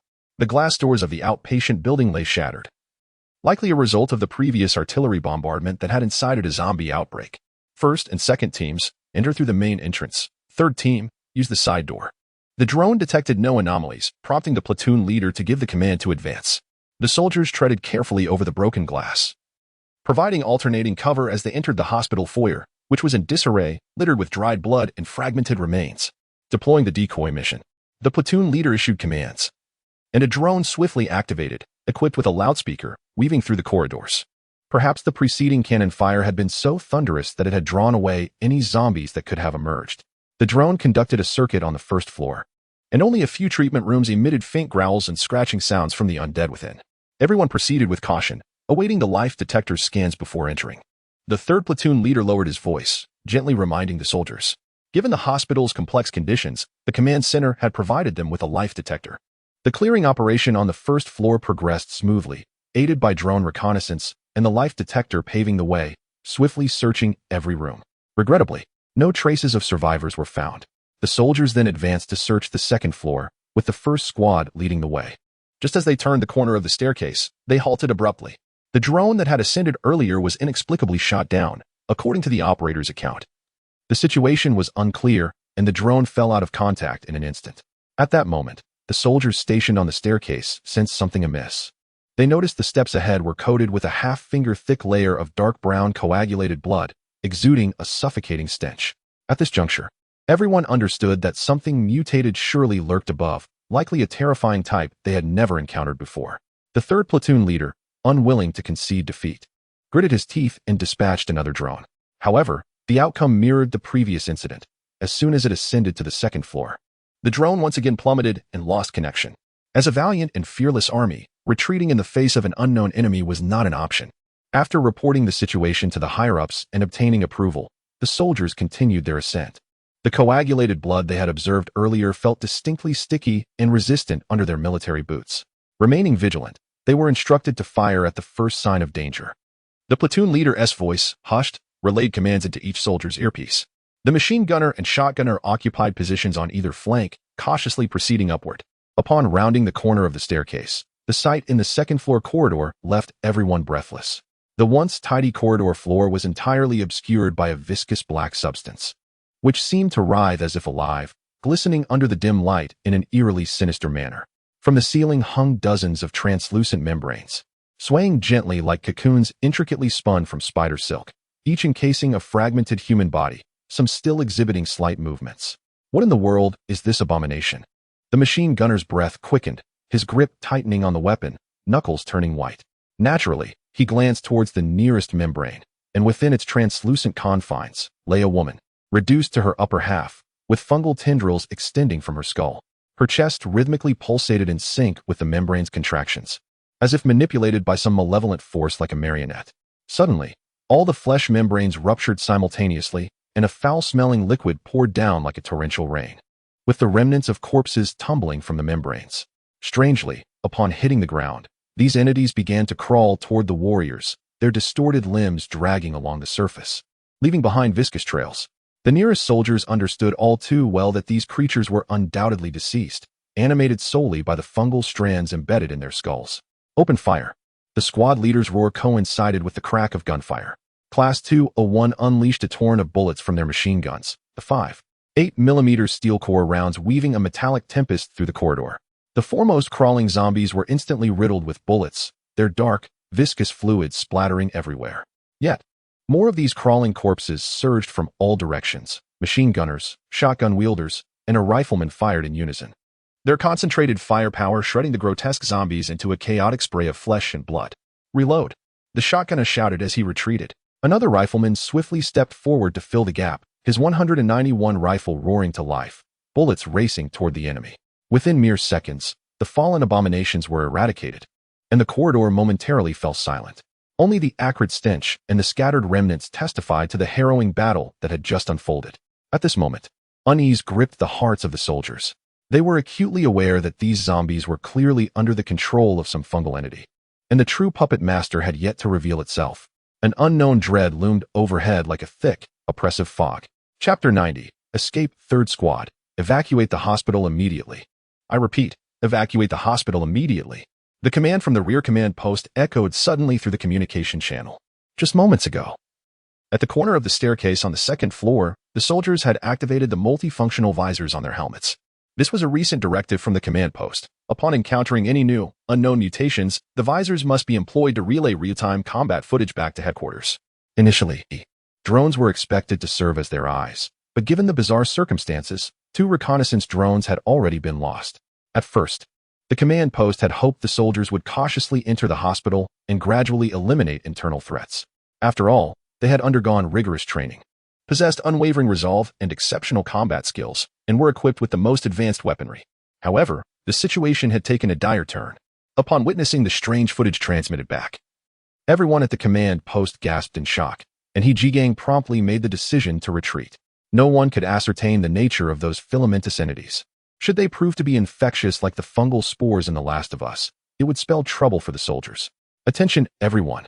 Evacuate in an orderly fashion. The order from the squad leader had barely left his lips when the sound of shattering glass echoed above. 3 thick filaments, exuding a foul stench, burst through the window of the adjacent laboratory. They moved as if animated, carving a sinister arc through the air and ensnaring the shotgunner who had just reloaded and stepped forward. The shotgunner felt an overwhelming force surge toward him, lifting him off the ground and violently throwing him to the floor. His body skidded across the ground, dragged towards the laboratory by the filaments. Bang, bang, bang. The machine gunner, quick on the trigger, wasted no time in firing. The M201 machine gun unleashed a torrential downpour of scorching metallic rounds, slicing through the filaments and severing them at the root. The rescued shotgunner, still trembling from the ordeal, scrambled to his feet, barely mindful of the half-wrapped filament around him, only focused on rejoining his comrades. As he took a step forward, he suddenly felt a chill creeping up the back of his neck. Instinctively turning his head, he beheld a body sprawled in a grotesque shape against the glass of the adjacent examination room. The creature's eyes were missing, leaving 2 dark voids that gazed at him like endless abysses. Wisps of filaments could be seen writhing at the back of the corpse's head. This sight sent a shiver down the shotgunner's spine. In a reflexive panic, he pulled the trigger, and with a thunderous roar, the 12th shell blasted through the window and the body, exploding them into a shower of fragments, glass shards, and flesh. Watch your back, the machine gunner warned loudly, his voice slightly trembling. The shotgunner quickly turned to look behind him, and an instant wave of dread washed over him. 3 nurse zombies, manipulated by the filaments, were crawling towards him in a grotesque, contorted manner, moving rapidly from the end of the corridor like spectral apparitions. Their white coats were drenched in blood and an unknown viscous fluid, their distended abdomens dragging slimy umbilical cords along the ground, leaving behind a series of damp trails. With each movement, a nauseating hissing sound echoed. Witnessing this scene, the shotgunner immediately pressed himself against the left wall, kneeling on one leg, and commenced firing. The thunderous cracks of gunfire erupted as the pellets shattered the zombie-swollen bellies, releasing a foul-smelling green slime that splattered against the surrounding walls. Almost simultaneously, as he relinquished his line of fire, the light machine gun roared to life once more, unleashing a torrential barrage upon 3 approaching zombies. Under the deluge of bullets, the creatures were felled before they could close the distance, their mangled bodies collapsing to the ground in a lifeless heap. Just as the shotgunner was about to exhale in relief, he felt something soft and yielding beneath his foot. His heart sank as he slowly lifted his foot, only to feel a wave of nausea wash over him. In his haste to press against the wall, his tactical boot had inadvertently crushed a murky eyeball. Its fluid spraying onto his boot, releasing a pungent odor. Seizing the moment, the shotgunner sprinted towards the staircase, eager to regroup with his comrades and prepare for an orderly retreat downstairs. At that very moment, chaotic footsteps echoed from the third-floor staircase. The soldiers looked up to see a dozen zombies scrambling and leaping downwards. In response, they alternated their fire while descending. The deafening gunfire reverberated through the narrow corridor as the advancing zombies had their skulls shattered, brains and blood splattering across the stairs. With the last zombie falling, the soldiers quickened their pace, hastily exiting. Just as they reached the courtyard, scarcely able to catch their breath, an exceedingly eerie howl emanated from within the clinic building. The sound was laden with unfathomable rage and resentment, sending chills down their spines. Undoubtedly, it was the mutated entity lurking in the shadows that had produced such a terrifying wail.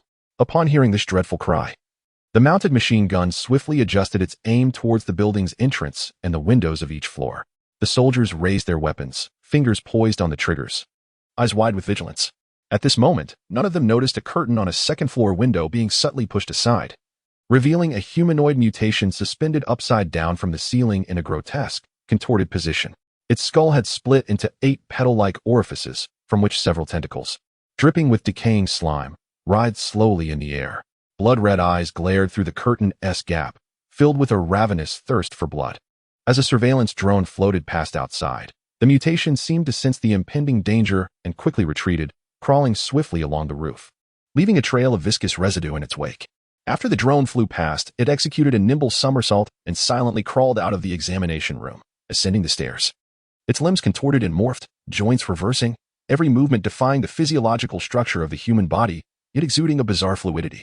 Upon reaching the top floor, it emerged through a shattered window at the back of the building, resembling a colossal spider, and swiftly scaled the outer wall to the rooftop. There, it coiled in the shadows, motionless, successfully evading the patrolling drones.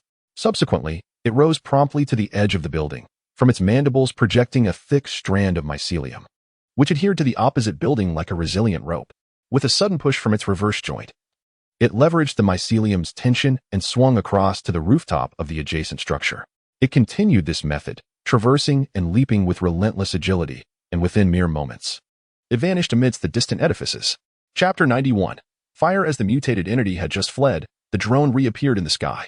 The operator, clutching the controller, was drenched in perspiration, his gaze fixed intently on the incessantly relayed images, unwilling to afford even a moment's distraction. Suddenly, the scene on the screen caused his heart to race with alarm. On the opposite building, vast expanses of fungal threads were swirling chaotically in the wind. Anomalous target detected. Suspected traces of the mutated entity, requesting pursuit. The operator quickly relayed his report to the command center, his voice tinged with urgency and tension. Upon receiving the directive, the drone sped off in the direction of the drifting fungi. Just as it soared over a rooftop, without warning, the drone was yanked as if by an invisible hand, its body trembling violently before plummeting to the ground. The signal was abruptly severed, leaving only a disquieting screen of static on the controller. What is happening? The drone is offline again? The command center erupted in chaos, faces turning grave. In that moment, both the warriors at the front and the command center understood that the nightmarish mutated entity, long hidden within the depths of the hospital, had most likely escaped. The chilling realization that this new form of mutation had the cunning to ambush drones, and had succeeded not just once, sent shivers down everyone's spine. Although the entity might have evaded capture, the soldiers dared not recklessly re-enter the hospital. Time trickled by in an atmosphere thick with tension, until a deep rumble drew nearer. A high-mobility transport vehicle, the SX-2306, raced into the compound, followed closely by 2 fire trucks.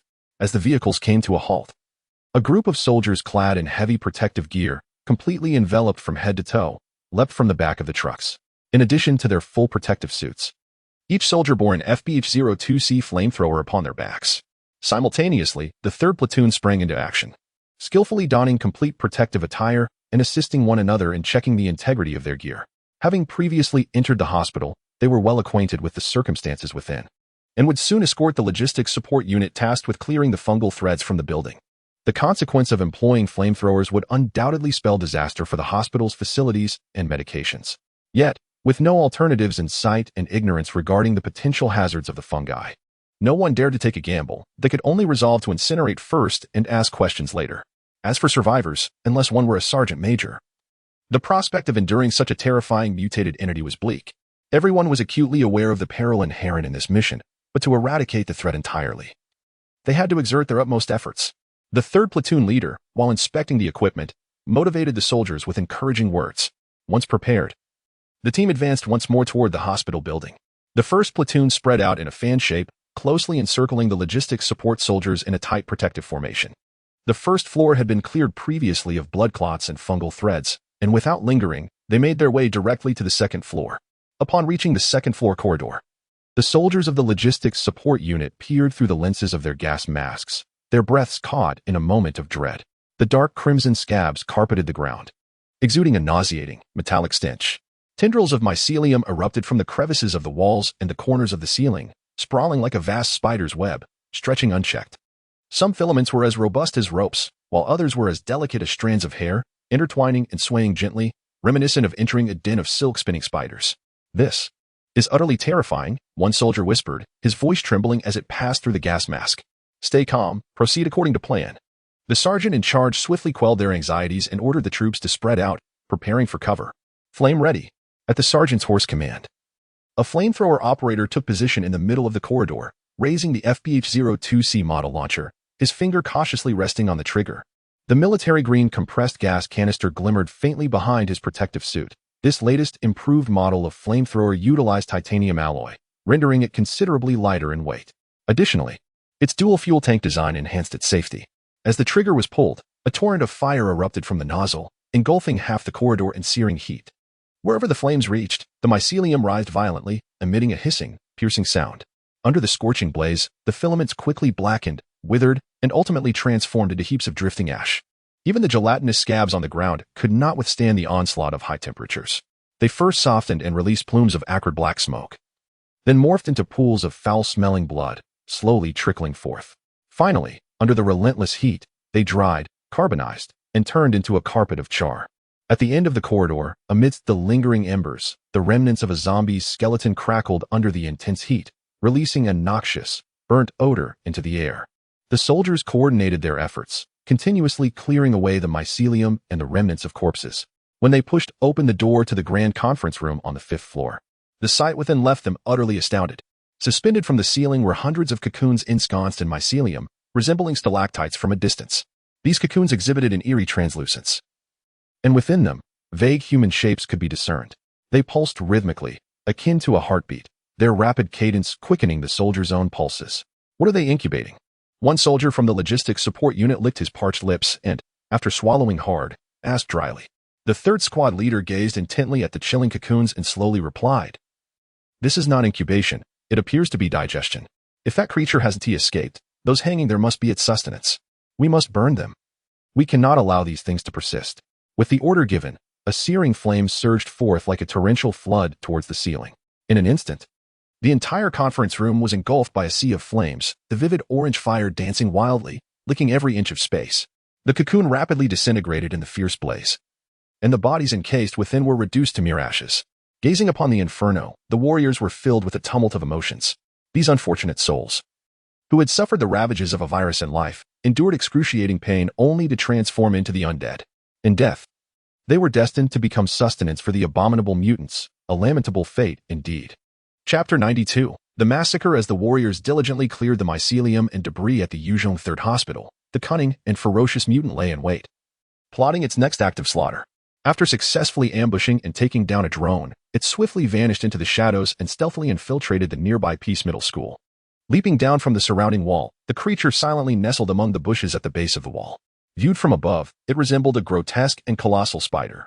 Its limbs contorted and adorned with sharp, bony protrusions at the joints, presenting a terrifying visage.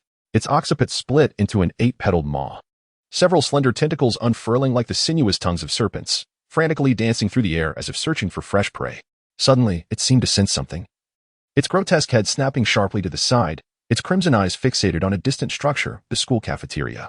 Within the cafeteria, 4 individuals were hiding, 2 men and 2 women. All students from the Lan Foreign Language Institute, 2 of whom were couples. Before the apocalypse, they had escaped infection and, with classes suspended, had decided to indulge in a night out at a bar. On the day of the outbreak, while reveling in drinks and idle chatter, they had fortified the door of their private booth with sofas upon witnessing the chaos outside, quietly concealing themselves. After hiding through the night, fearing starvation and dehydration, they bravely climbed through a rear window into Peace Middle School. Fortune favored them. Due to the high infection rates, all local primary and secondary schools, along with kindergartens, had closed. The campus was eerily deserted, the once vigilant gatekeeper now a zombie trapped in the duty room. Cautiously exploring their surroundings, they made their way to the cafeteria, ultimately deciding to remain there for safety. With a stockpile of food and no immediate threat from zombies, it felt like an idyllic refuge. As days turned into weeks, the 4 were confined to the small cafeteria, cut off from any news of the outside world. Anxiety and unease burgeoned within them like rampant weeds. Just as despair began to take hold, the sound of gunfire echoed through the town. They understood that troops had arrived, and their spirits were lifted once more. As the gunfire drew ever closer, excitement surged among them. They planned to flee for sanctuary as soon as the military commenced their offensive on the Lan Foreign Language Institute. At that moment, the restless group sat around a dining table, engaged in a game of cards they had unearthed from the kitchen drawers. Immersed in their amusement, they remained blissfully unaware of the impending danger. The mutant hung suspended from the western wall of the cafeteria, its bony spikes scraping against the surface, leaving behind fine white scratches. From its split occiput, a transparent slime oozed forth, continuously analyzing the myriad pheromones in the air. Royal flush, Zhang Zihao exclaimed, leaping to his feet, forcefully slamming his cards onto the table. Laughing, he winked at his girlfriend, Lin Xiaowen. Darling, how handsome is your man now? Lin Xiaowen, with her elegantly manicured hands, playfully pinched his arm. Cheater. You must have peeked at my cards. Meanwhile, Zhou Mingyuan and Su Yuqing watched the pair with amused smiles, enjoying their playful antics. As soon as the words were spoken, the cafeteria window shattered with a loud crash. In the astonished gaze of the students, a terrifying mutant creature slithered inside, with its limbs grotesquely contorted and its skull split open, resembling a monstrous spider. 2 girls were so horrified that their faces drained of color, and they emitted high-pitched screams.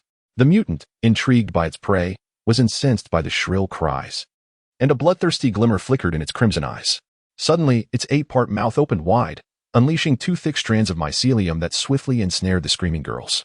The mycelium spread rapidly, coiling layer upon layer around them, muffling their mouths and reducing their cries to faint whimpers as they struggled futilely against their bindings. Zhang Zihao, gripped by terror, turned and fled towards the back door, his steps appearing unsteady. Zhou Mingyuan, seemingly paralyzed by fear, stood frozen in place, his eyes unfocused from sheer terror, his body trembling uncontrollably. The mutant creature paid no heed to the dazed Zhou Mingyuan. With its limbs bent and muscles taut, it suddenly propelled itself upward, leaping onto the ceiling. Its movements were remarkably agile, scuttling across the ceiling as if it were solid ground, and within moments, it was directly above Zhang Zihao. Then, a chilling spectacle unfolded. The creature's ribcage grotesquely inverted, its thoracic cavity opening wide to form a hollow, skeletal cage. From a vantage point below, one could even discern a ring of serrated teeth growing within its chest. It dropped from the ceiling, enveloping Zhang Zihao's head within the gaping chest cavity. The mutant let out an exultant roar, and the bony cage tightened instantly. With a sickening crack, the boy's head was severed from his body. As the creature landed, a fountain of blood surged from the neck, and the headless corpse stumbled forward a few paces before collapsing to the ground, with the pressure from within driving it. Blood continually gushed forth, splattering onto the floor in a fan-shaped pattern. After dispatching its prey, the mutant's chest cavity continued to expand and contract, resembling the act of chewing on the boy's severed head. The sound of cracking bone mingled with the slurping noise echoed throughout the empty cafeteria. Then, it slowly turned its gaze towards Zhou Mingyuan, who was already paralyzed with fear, collapsed on the ground. The mutant seemed to find little interest in such a defenseless target.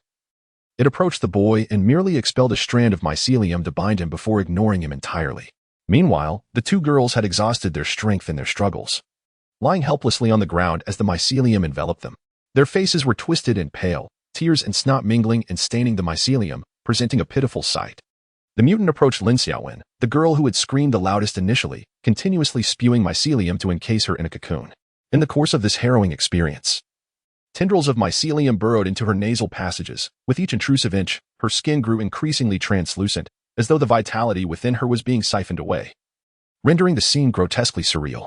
Once Lin Xiaowen was completely ensconced within the cocoon, the aberrant entity turned its gaze towards Su Yuqing, who stood nearby. Faced with the menacing figure so close at hand, Su Yuqing emitted a whimpering sound, tears cascading uncontrollably down her cheeks.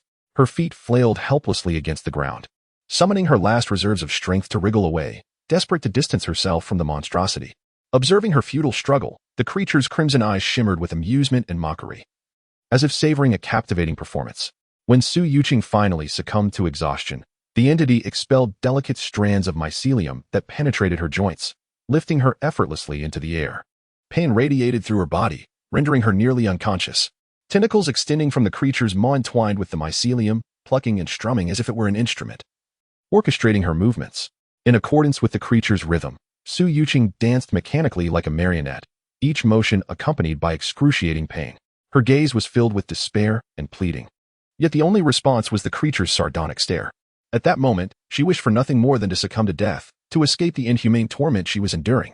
As time passed, her consciousness began to blur. Memories of her first-year welcome party, the swaying hem of her dress, leaves drifting from the library windowsill, and the eternal rose gifted by Zhou Mingyuan on Valentine's Day surged forth with startling clarity, parading before her like a vivid carousel.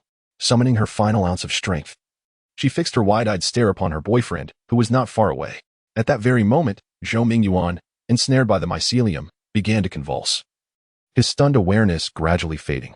The last image imprinted upon his retina lingered, the contours of Lin Xiaowen's features protruding from her cocoon, and the sight of Su Yuqing dancing amidst the strands of mycelium.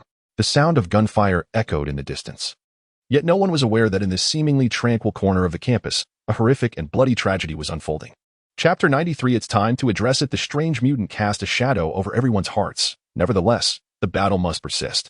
Throughout the morning, the warriors of the 3rd Squad of the 6th Company and the Logistics Support Unit completed the clearance of the Yuzhong No. 3 hospital.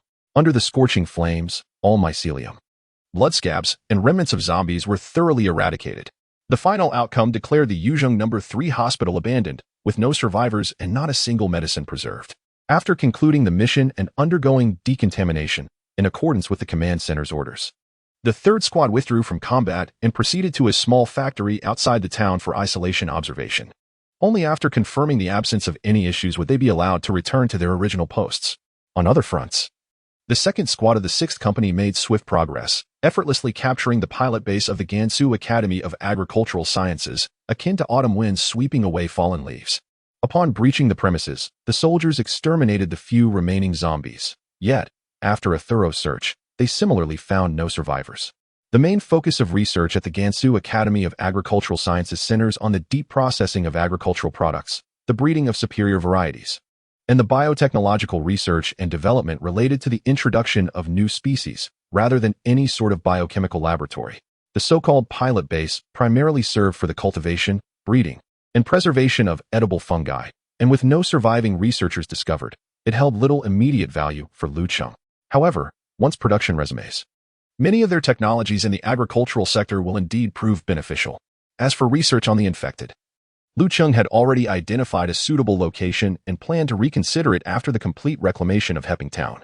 At Longchao College, the situation was similarly favorable. The battle at Bowen College yielded numerous practical techniques and experiences. Now, these insights were proving invaluable as the soldiers swiftly captured the buildings of Weiyun, Changde, the experts, and the faculty apartments. Following a brief respite, the 1st and 2nd Companies re-engaged in combat, dramatically accelerating their clearance efforts. In the evening, the government of Hepping Town was ablaze with light, the atmosphere distinctly tense. Lu Cheng convened the frontline commanders, the staff from the rear command center, and the isolated warriors of the 3rd Squad for a remote video conference. The encounter at Yuzhong No. 3 hospital was as bizarre as a scene from a fantasy novel, prompting Lu Cheng to question whether he had inadvertently crossed into the realm of a horror film. Let us discuss what exactly we encountered. Lu Cheng broke the silence, his voice somewhat hoarse, his gaze filled with concern. The soldiers of the 3rd Squad took turns recounting their experiences within the hospital, detailing everything from the eerie mycelium to the controlled zombies and the blood scabs that lined the corridors, leaving no detail unexamined. The clerks furrowed their brows, their pens dancing rapidly across the pages, capturing every critical piece of information. Regrettably, until the battle's conclusion, none had glimpsed the true visage of the mutant. After the incident, the soldiers, clutching a glimmer of hope, reviewed the surveillance footage, only to discover that the equipment had long been malfunctioning, yielding no results and extinguishing their hopes once more. Given the current circumstances, it is highly likely that this is a product of genetic mutation resembling a spider. Military medic Lin Shui, speaking through a video connection, bore a troubled expression, clearly taken aback by this unprecedented situation. The mycelium appears to be its means of controlling corpses, extracting nutrients, and sensing the external environment. But whether it possesses infectious properties remains uncertain. What shall we do now? We cannot simply stand by. There are numerous residential areas in town yet to be cleared. If that thing gets inside, Fu Jinyan said worriedly, unconsciously clenching his fists.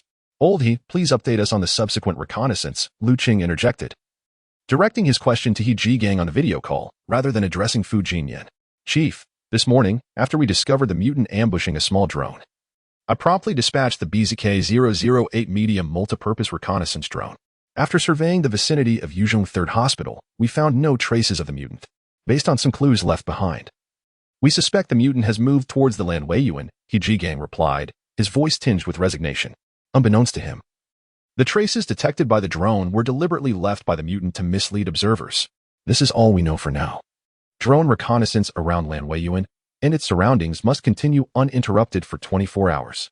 The artillery battalion remains on standby. Should any discovery arise, we will immediately unleash firepower, sparing no effort to eliminate it, Lu Cheng asserted with unwavering resolve. Understood, Chief. The group responded in unison. The meeting extended for quite some time, lasting deep into the night. Ultimately, a preliminary combat plan was formulated. Following the reclamation of peace, the soldiers would undergo specialized training targeted at combating the mutants, learning how to evade their ambushes and precisely strike at their vulnerabilities. In terms of equipment, they would be supplied with thermobaric grenades and individual incendiary devices to dismantle the mycelium and similar entities. All combat vehicles would be equipped with protective gear to address unforeseen circumstances. Moreover, troops would be allocated to establish multiple defensive lines around Lan Weiyuan to prevent the mutant from escaping. After the meeting concluded, Lu Cheng proceeded directly to his office. He gently opened a drawer and retrieved a long-unused mobile phone. Connecting it to a charger, he powered it on, and the screen illuminated, revealing familiar images, photos of him with his family. He then opened the album to peruse the pictures, which included snapshots with his parents and girlfriend, each encapsulating moments of joy. In recent days, Lu Cheng had been increasingly anxious, as he held little hope for his girlfriend's safety. The situation in Lanzhou was exceedingly complex, akin to searching for a needle in a haystack, with a generally low probability of survival. His primary concern now was the length of time dragging on, fearing that unforeseen events might befall his parents. After today's battle, he had accumulated numerous reinforcement points, and he planned to fill all vacant officer positions by tomorrow. At present, he commands 6 mixed combat companies, a tank company, an artillery company, and a garrison company, along with several logistical support units. In terms of scale, it has essentially reached the standard of a combined battalion. He has also inquired with the system, and as soon as the officers are completed, an upgrade will be immediately feasible. Following this wave of upgrades, it is anticipated that the Air Force selection menu will become accessible. With the addition of helicopters, he would be able to traverse formidable obstacles to rescue his parents. After perusing a collection of photographs, Lu Cheng stood up and returned to his dormitory. Lying on his bed, lost in thought, time passed without him noticing, and eventually, he fell into a deep slumber. In his dreams, he encountered his long-missed parents. With the family gathered around the dining table, laughter and joy resonating, creating an exceptionally warm scene. Chapter 94, Comprehensive System Upgrade. Lu Cheng's reluctant decision to save his father as dawn broke, the horizon glimmered with a pale light, and shortly after 7 o'clock, Lu Cheng rose early. After a brief wash, he adjusted his military uniform in front of the mirror, admiring his tall and resolute reflection, and giving himself an encouraging gesture. After hastily consuming a light breakfast, he and Fu Jinyan set off for the armed police training base. With his current military rank, the airdrop range had expanded to 20 kilometers, allowing him to execute airdrops even from within the peaceful town. However, as he ascended in rank and unlocked new units, he needed to deliberate with He Jigang on which troops to deploy and how to make the most judicious choices based on the evolving battlefield conditions. Upon arriving at the armed police base, Lu Cheng instructed the security detail to bring an additional armored assault vehicle, which he positioned on the barren shore beside the Qinglan Expressway to await the newly arrived personnel. He then disembarked and proceeded directly to the command center. Inside, He Jigang and several staff officers were engaged in a hushed discussion. Upon noticing Lu Cheng's entrance, they all attempted to greet him. Lu Cheng waved them off gently, saying, "Continue with your work. Do not mind me." With that, he found a vacant seat and settled in. As soon as he sat down, Lu Cheng eagerly accessed the operational panel, selecting the vacant positions for the deputy battalion commander and other officers before clicking the airdrop button. Moments later, the rumble of the Y-20 transport aircraft echoed outside. Seeing the panel indicate that the airdrop had been completed, Lu Cheng called out inwardly, "System, come forth. Is it time for an upgrade?" "Commander, it has been detected that your army has essentially reached the scale of a combined battalion, meeting the upgrade criteria. Would you like to proceed with the upgrade?" "Yes, now. Immediately," Lu Cheng exclaimed with urgency. "Understood, Commander.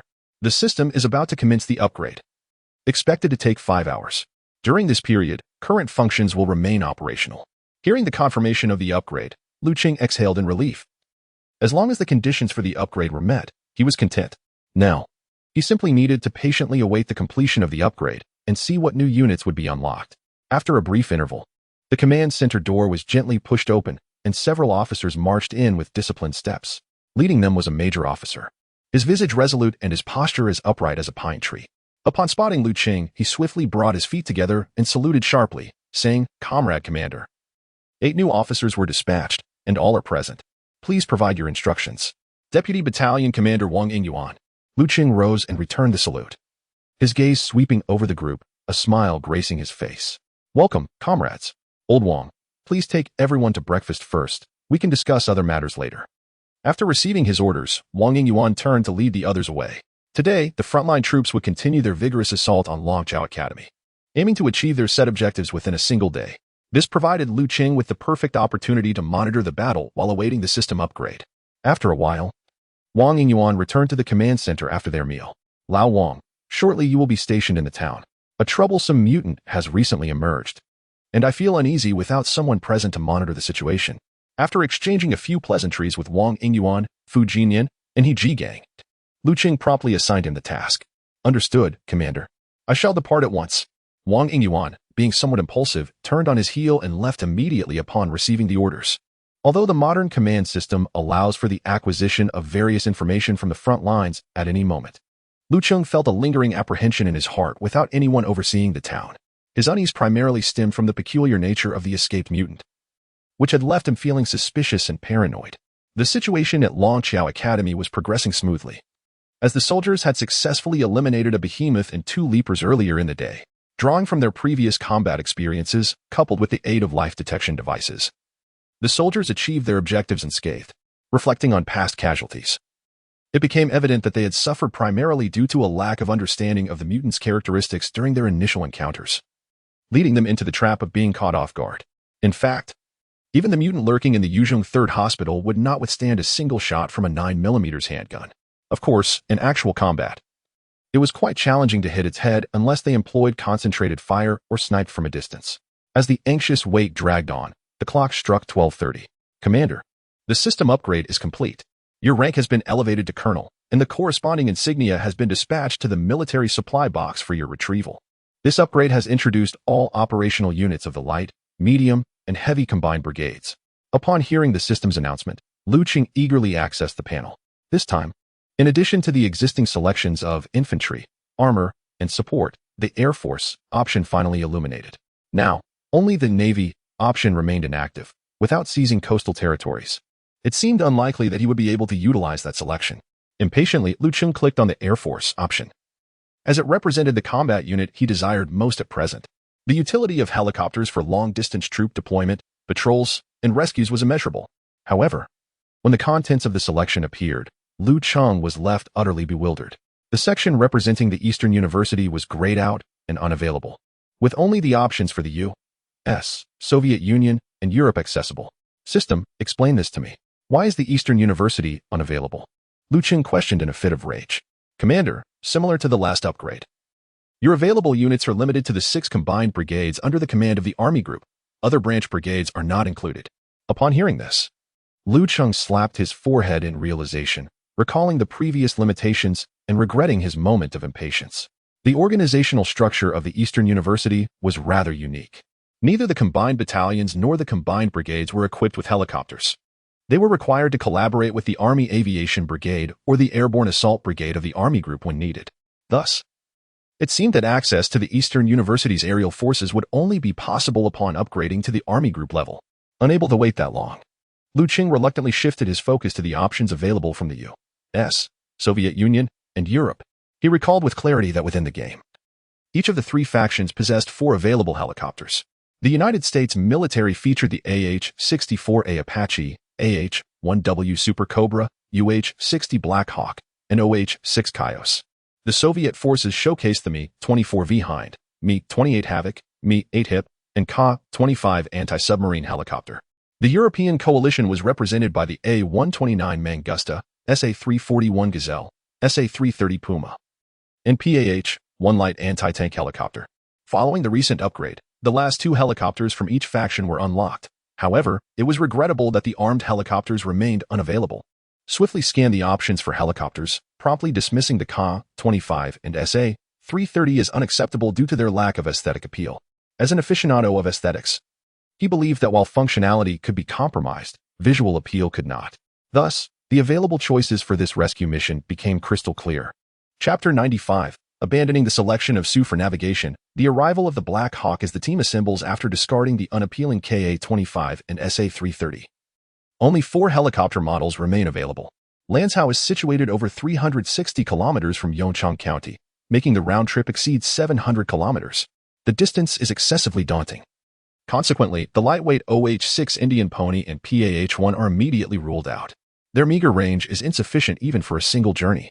Furthermore, their cramped cabins can accommodate very few individuals, rendering them incapable of fulfilling the rescue mission's requirements. Ultimately, only the venerable Mi-8 Hip from Russia and the UH-60A Black Hawk from America remain as options, due to the extensive deployment of the Mi-171 in eastern continental air. Many naturally feel an affinity towards the Mi-8. In contrast, although a limited number of UH-60A Black Hawks were imported domestically, their quantity was woefully inadequate, being a special supply variant. If we were to consider only Lu Cheng's personal preferences as a staunch admirer of aesthetics, he would undoubtedly be captivated by the robust and striking appearance of the Black Hawk. However, the urgency of rescuing his parents takes precedence. Thus, personal inclinations must yield to the paramount concerns of safety and extended range. With the addition of auxiliary fuel tanks, the Mi-8 boasts a maximum range of over 900 kilometers, which is not entirely reassuring. After all, the circumstances along this route remain uncertain. In the event of inclement weather or an unexpected enemy situation, this fuel reserve may prove inadequate for a safe return. In contrast, the UH-60A Black Hawk exhibits overwhelming advantages. When equipped with short wings and 4 auxiliary fuel tanks, its maximum range skyrockets to over 2,000 kilometers. In long-distance rescues, ample fuel provides peace of mind. After a thorough comparison, Lu Cheng ultimately opted for the Black Hawk helicopter. With the helicopter choice resolved, he understood that a solitary aircraft is insufficient. It requires a skilled rescue team to ensure success. Since the Black Hawk would have to forego all weaponry upon the installation of 4 auxiliary fuel tanks, the firepower of the rescue squad must be formidable. In the face of unforeseen circumstances, they must possess at least a capacity for self-defense. After much contemplation, Lu Cheng decided to select a 12-man infantry squad from the infantry options. As an enhanced infantry unit from Dong University, the 12 members carry 8 different types of weapons, embodying a spirit of martial virtue. Having made his decision, Lu Cheng took Wang Dong with him and summoned the security team, swiftly departing towards the barren beach designated for airdrops. Upon arrival, Lu Cheng first accessed the Air Force menu and selected 5 UH-60A Black Hawk general-purpose helicopters.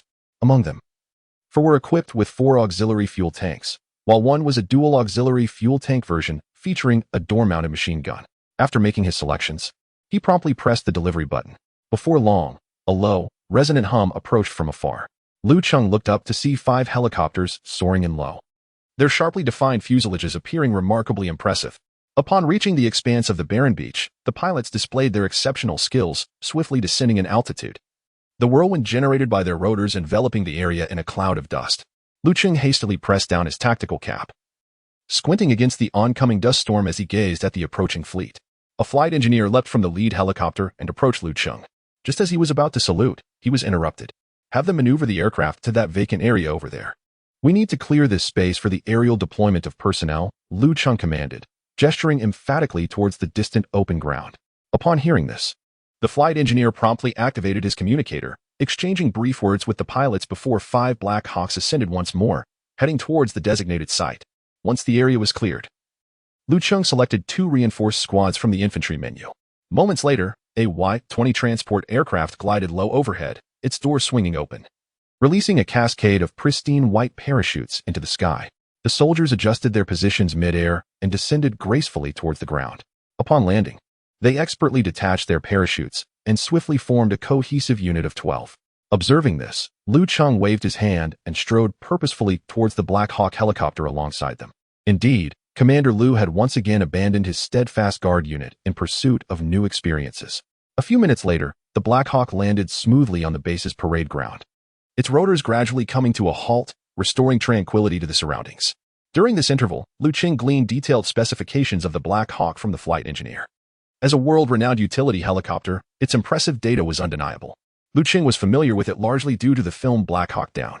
The UH-60A model measures 19.76 meters in length, 2.36 meters in width, and 5.13 meters in height, with a rotor diameter of 16.36 meters and a tail rotor diameter of 3.35 meters. Its semi-rigid structure, constructed from a variety of resins and composite materials, results in a relatively light empty weight, with a maximum takeoff weight of approximately 10 tons. This model is equipped with two General Electric T700, G700 turboshaft engines positioned side by side atop the fuselage, each delivering a maximum power of 564 horsepower. It boasts a maximum allowable speed of 361 km per hour, a maximum cruising speed of 293 km per hour, and a sustained cruising speed of 268 km per hour. The vertical climb rate stands at 3.55 meters per second, with a service ceiling of 5.790 meters and a hover height of 2.895 meters. The cockpit accommodates both a primary, right side, and a secondary, left side, pilot, while the troop compartment can carry one onboard mechanic and 11 fully armed soldiers. Along with their respective equipment, two M60 machine guns can be mounted on racks within the side windows of the fuselage, providing fire support when necessary. Additionally, with the installation of stub wings, it can be outfitted with various other weaponry. The helicopter has a standard operational range of 603 kilometers, which can extend to 200 kilometers with the addition of 4 auxiliary fuel tanks. After familiarizing himself with the helicopter, Lu Cheng turned his attention to the reinforced infantry squad. This squad of 12 utilized a total of 8 different types of weaponry. Among them, 3 riflemen are armed with QBZ-191 assault rifles. 1 machine gunner wields the QB-201 light machine gun, while 2 snipers are equipped with the QB-2037 62mm sniper rifle and the QB-1012 7mm anti-material sniper rifle, respectively. Additionally, a designated marksman carries the QB-191 precision rifle. A grenade launcher operator is armed with the QLU-131 sniper grenade launcher. 2 assault troops are equipped with QCU-171 submachine guns, and 2 shotgun wielders possess the QBS-09 shotgun. The sheer firepower of these 12 individuals is undeniably formidable. This does not even account for the disposable rocket launchers they will carry, which do not count towards their official allocation. Consequently, the rescue team is fully assembled. At the designated time, 2 squads of soldiers will board 2 Black Hawk helicopters, with the parents on one and a spare helicopter available to address any unforeseen mechanical failures that may arise during transit. Furthermore, an armed Black Hawk will provide escort for the entire formation, utilizing its door-mounted machine gun to ensure the safety of the convoy. With all preparations complete, everything is in place, awaiting the clarion call to embark on their mission. Chapter 96. The devoted Wang Dong accompanies. Undertakes a mission to rescue thousands of miles. 20 days have passed since the outbreak of the apocalypse, and time waits for no one. With each fleeting moment, the perils faced by my parents multiply. Lu Cheng could not afford to procrastinate any longer.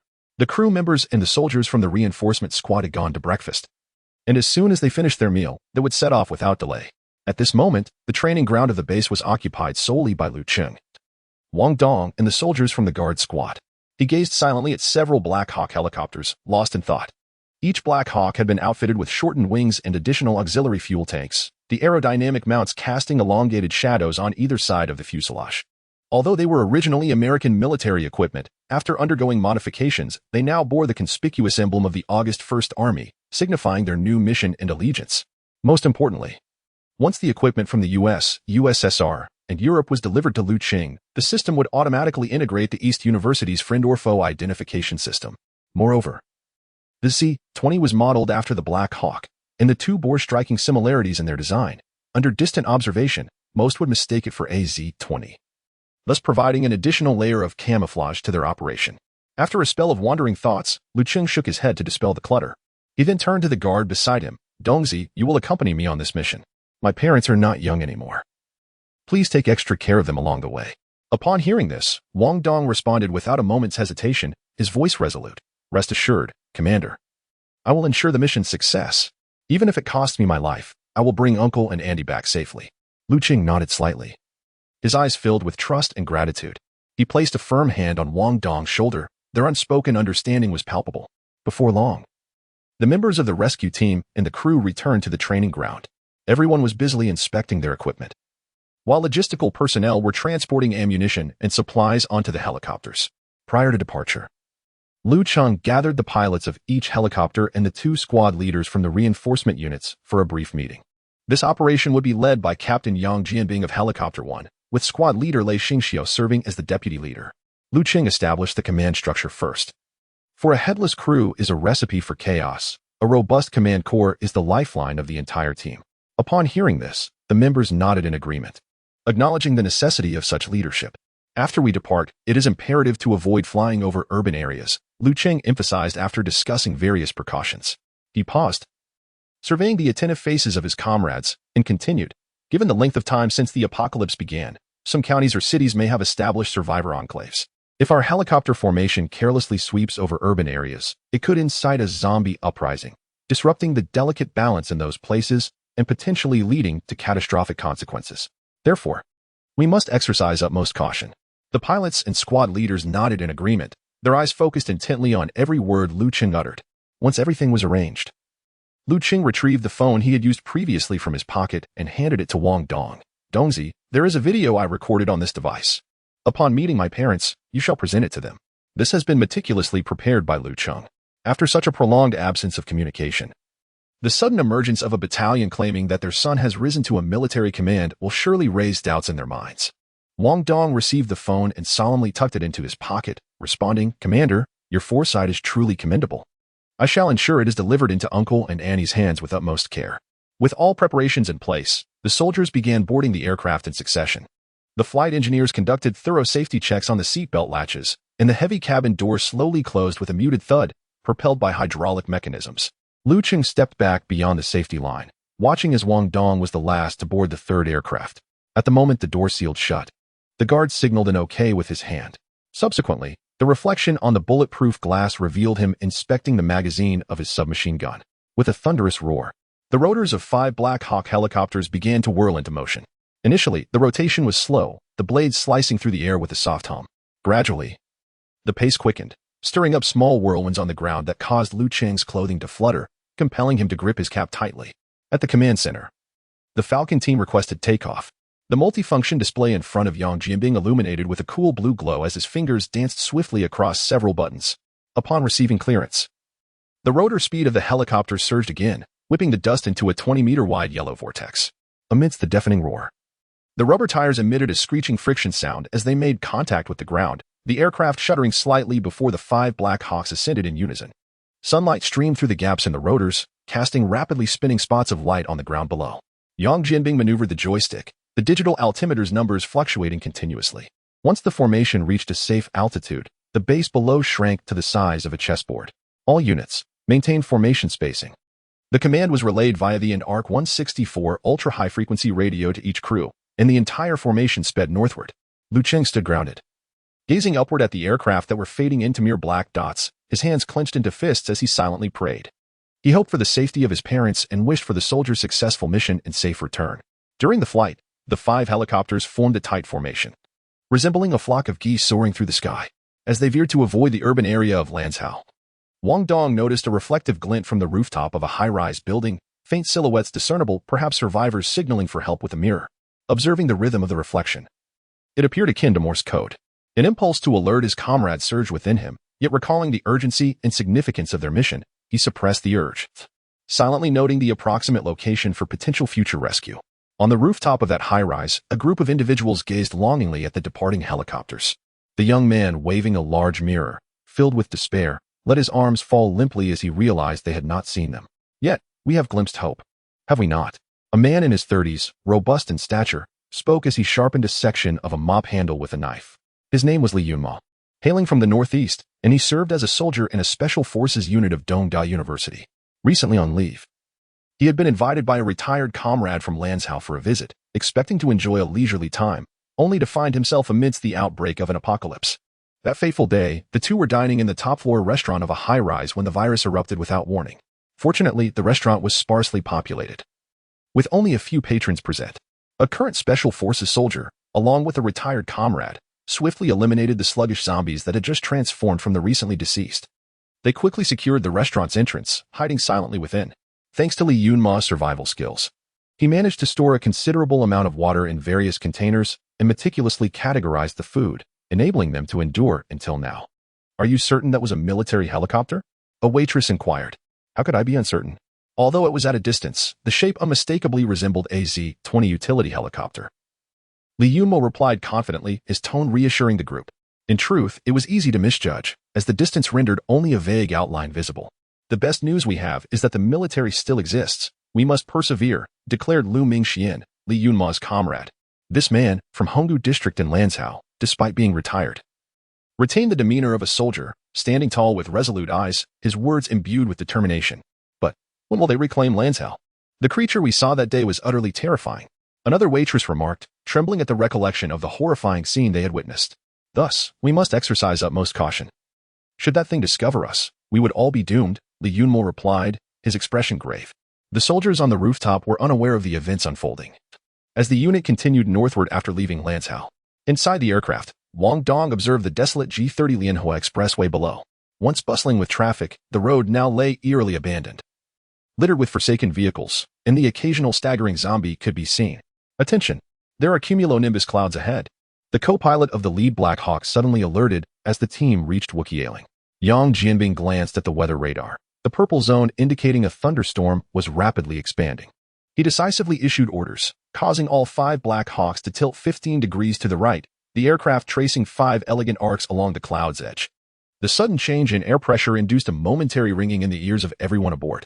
After circumventing the storm clouds, the formation continued northwest, deliberately avoiding ancient counties such as Gulong and Wuwei, heading straight for Yongchang County. Chapter 97, The Divine Weapons Nation Building and Rescue. Longing for reunion and exile as the clock approached 10 in the morning, the rescue team sped through the terrain, finally entering the borders of Yongchang County. Following the coordinates provided by Lu Cheng, the helicopter formation adjusted its course, racing towards Dongja town at full throttle. As they neared Lonko village, the aircraft switched to terrain-following mode, with the Black Hawk descending to a perilously low altitude of nearly 60 meters above ground. At this height, the rotor blades whipped up fierce winds that snapped branches below, startling a flock of mutated crows, with bulging eyes and decaying beaks dripping with a yellow-green ichor.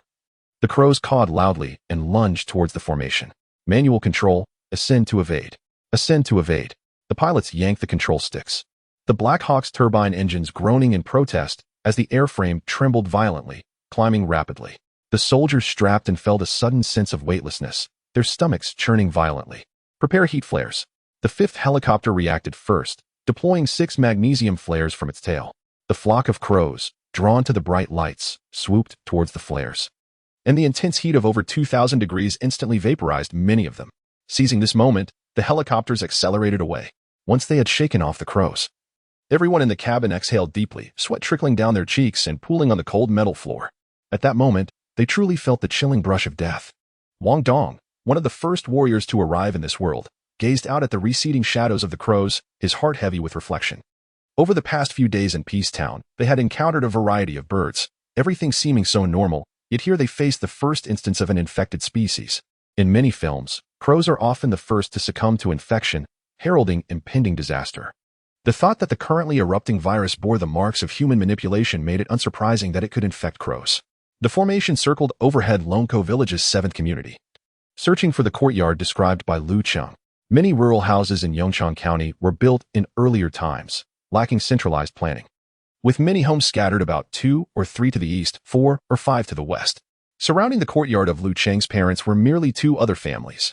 Beyond the village, there lay an abandoned courtyard, its walls bearing faded slogans from decades past advocating for fewer births, now reduced to mere shadows by the ravages of time.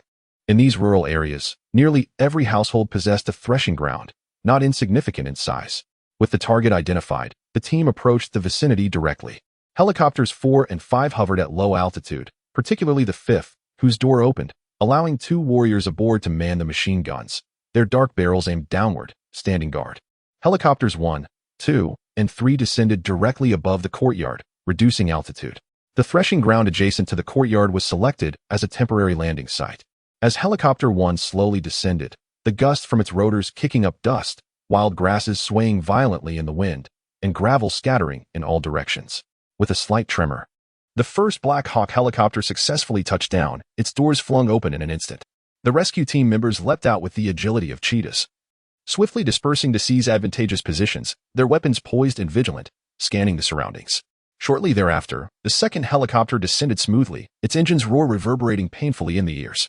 The thunderous whir of the rotor blades attracted the attention of the zombies in the village, who craned their necks and released a cacophony of howls.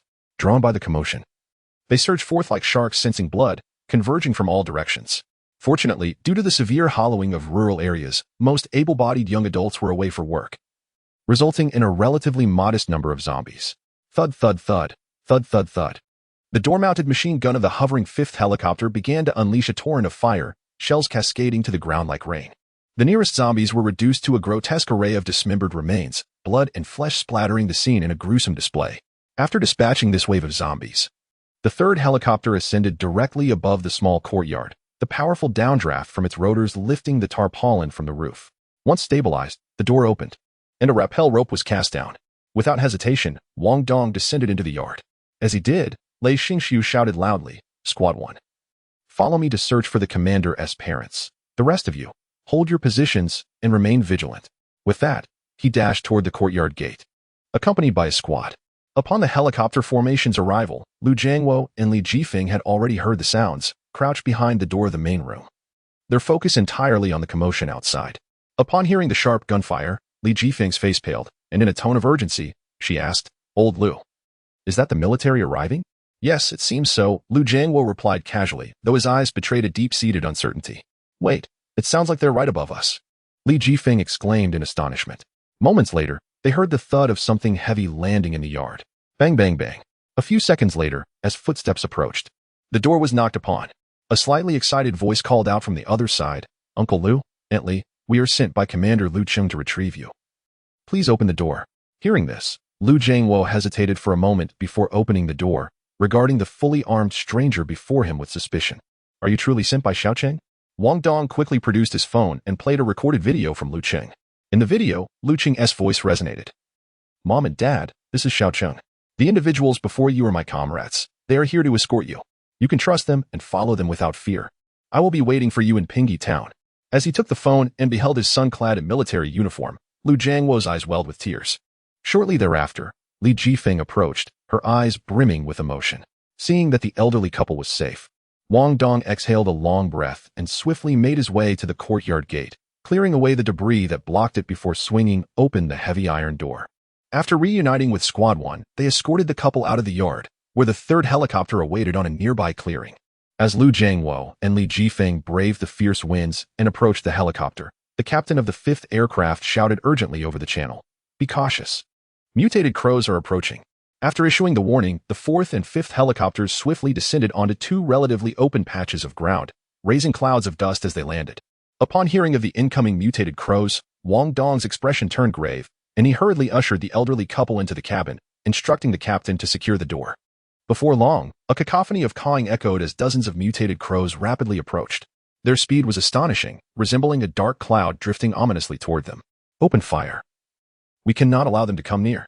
With the command given, both the machine guns at the doors of the fifth helicopter and the soldiers' weapons erupted in a furious roar. The sound of gunfire filled the air as a barrage of bullets rained down, causing the crows to explode into crimson bursts, their black feathers scattering like confetti. This meager number of crows stood no chance against the hail of gunfire. They were obliterated before they could even near the helicopters. With the threat neutralized, the soldiers swiftly boarded, and the helicopter's door slammed shut with a resounding thud. The engine roared back to life, and the rotors whirred with vigor as the aircraft descended one by one, heading back in the direction they had come. Inside the helicopter, Lu Jiangwo and Li Jifeng gazed at the village shrinking in the distance, their hearts a tumult of emotions. They felt grateful to have survived the ordeal, joy at the prospect of reuniting with their son, and a twinge of melancholy at the thought of leaving their homeland. After all, this land held countless memories for them. and now they were compelled to depart for an unfamiliar place. Chapter 98 Reunion. After the Black Hawk helicopter formation took off, it swiftly ascended to a considerable altitude, encountering mutated crows twice, which caused a palpable tension among the passengers. Although crows typically fly at significant heights, with certain subspecies capable of soaring above 8,000 meters, they seldom venture into such elevated airspace under ordinary circumstances. Inside the cabin of the third aircraft, Lu Jiangwo and Li Jifeng appeared somewhat uneasy, their hands instinctively clutching the corners of their clothing. Wang Dong, noticing the couple's anxious demeanor, quickly offered them 2 pairs of noise-canceling headphones, a warm smile gracing his face. "Uncle, Auntie, wearing these will make you feel more comfortable."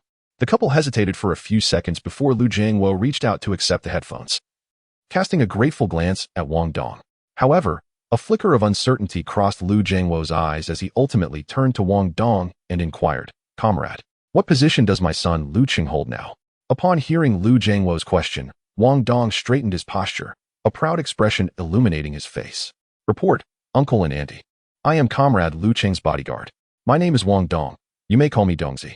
Your son has been promoted to the rank of colonel and is now a brigade commander, overseeing a formidable modern composite force.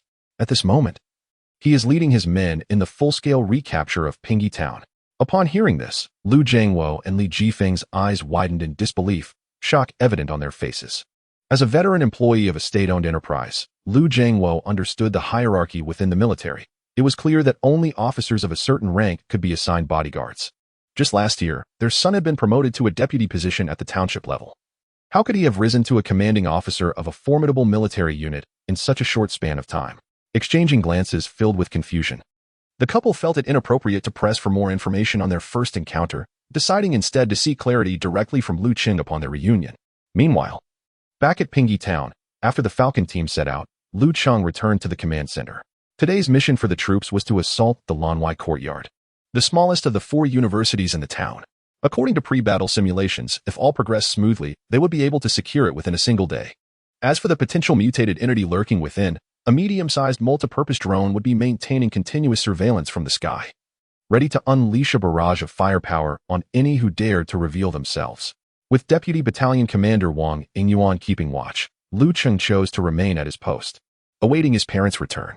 During this interval, he accessed the operational panel to review the newly unlocked combat units. The personnel selection list brimmed with various officers and technical personnel at the brigade level, encompassing political commissars, operational strategists, logistical coordinators, and firepower commanders. The support selection was nothing short of dazzling, featuring an array of self-propelled artillery including the PLZ-07 122mm self-propelled howitzer, the PLL-09 122mm wheeled self-propelled howitzer, and several others such as the PCL-09, PCL-161, and PCL-171 122mm vehicle-mounted howitzers. At last, the rocket artillery units have been unlocked, including the PHT-11 tracked 122mm self-propelled rocket launcher, the PHL-11 wheeled 122mm self-propelled rocket launcher, and the 122mm rocket launcher mounted on the Warrior platform. Additionally, new members have been added to the air defense arsenal, such as the Hongqi-17A and Hongqi-7B surface-to-air missiles, along with the PGL-625 self-propelled anti-aircraft gun.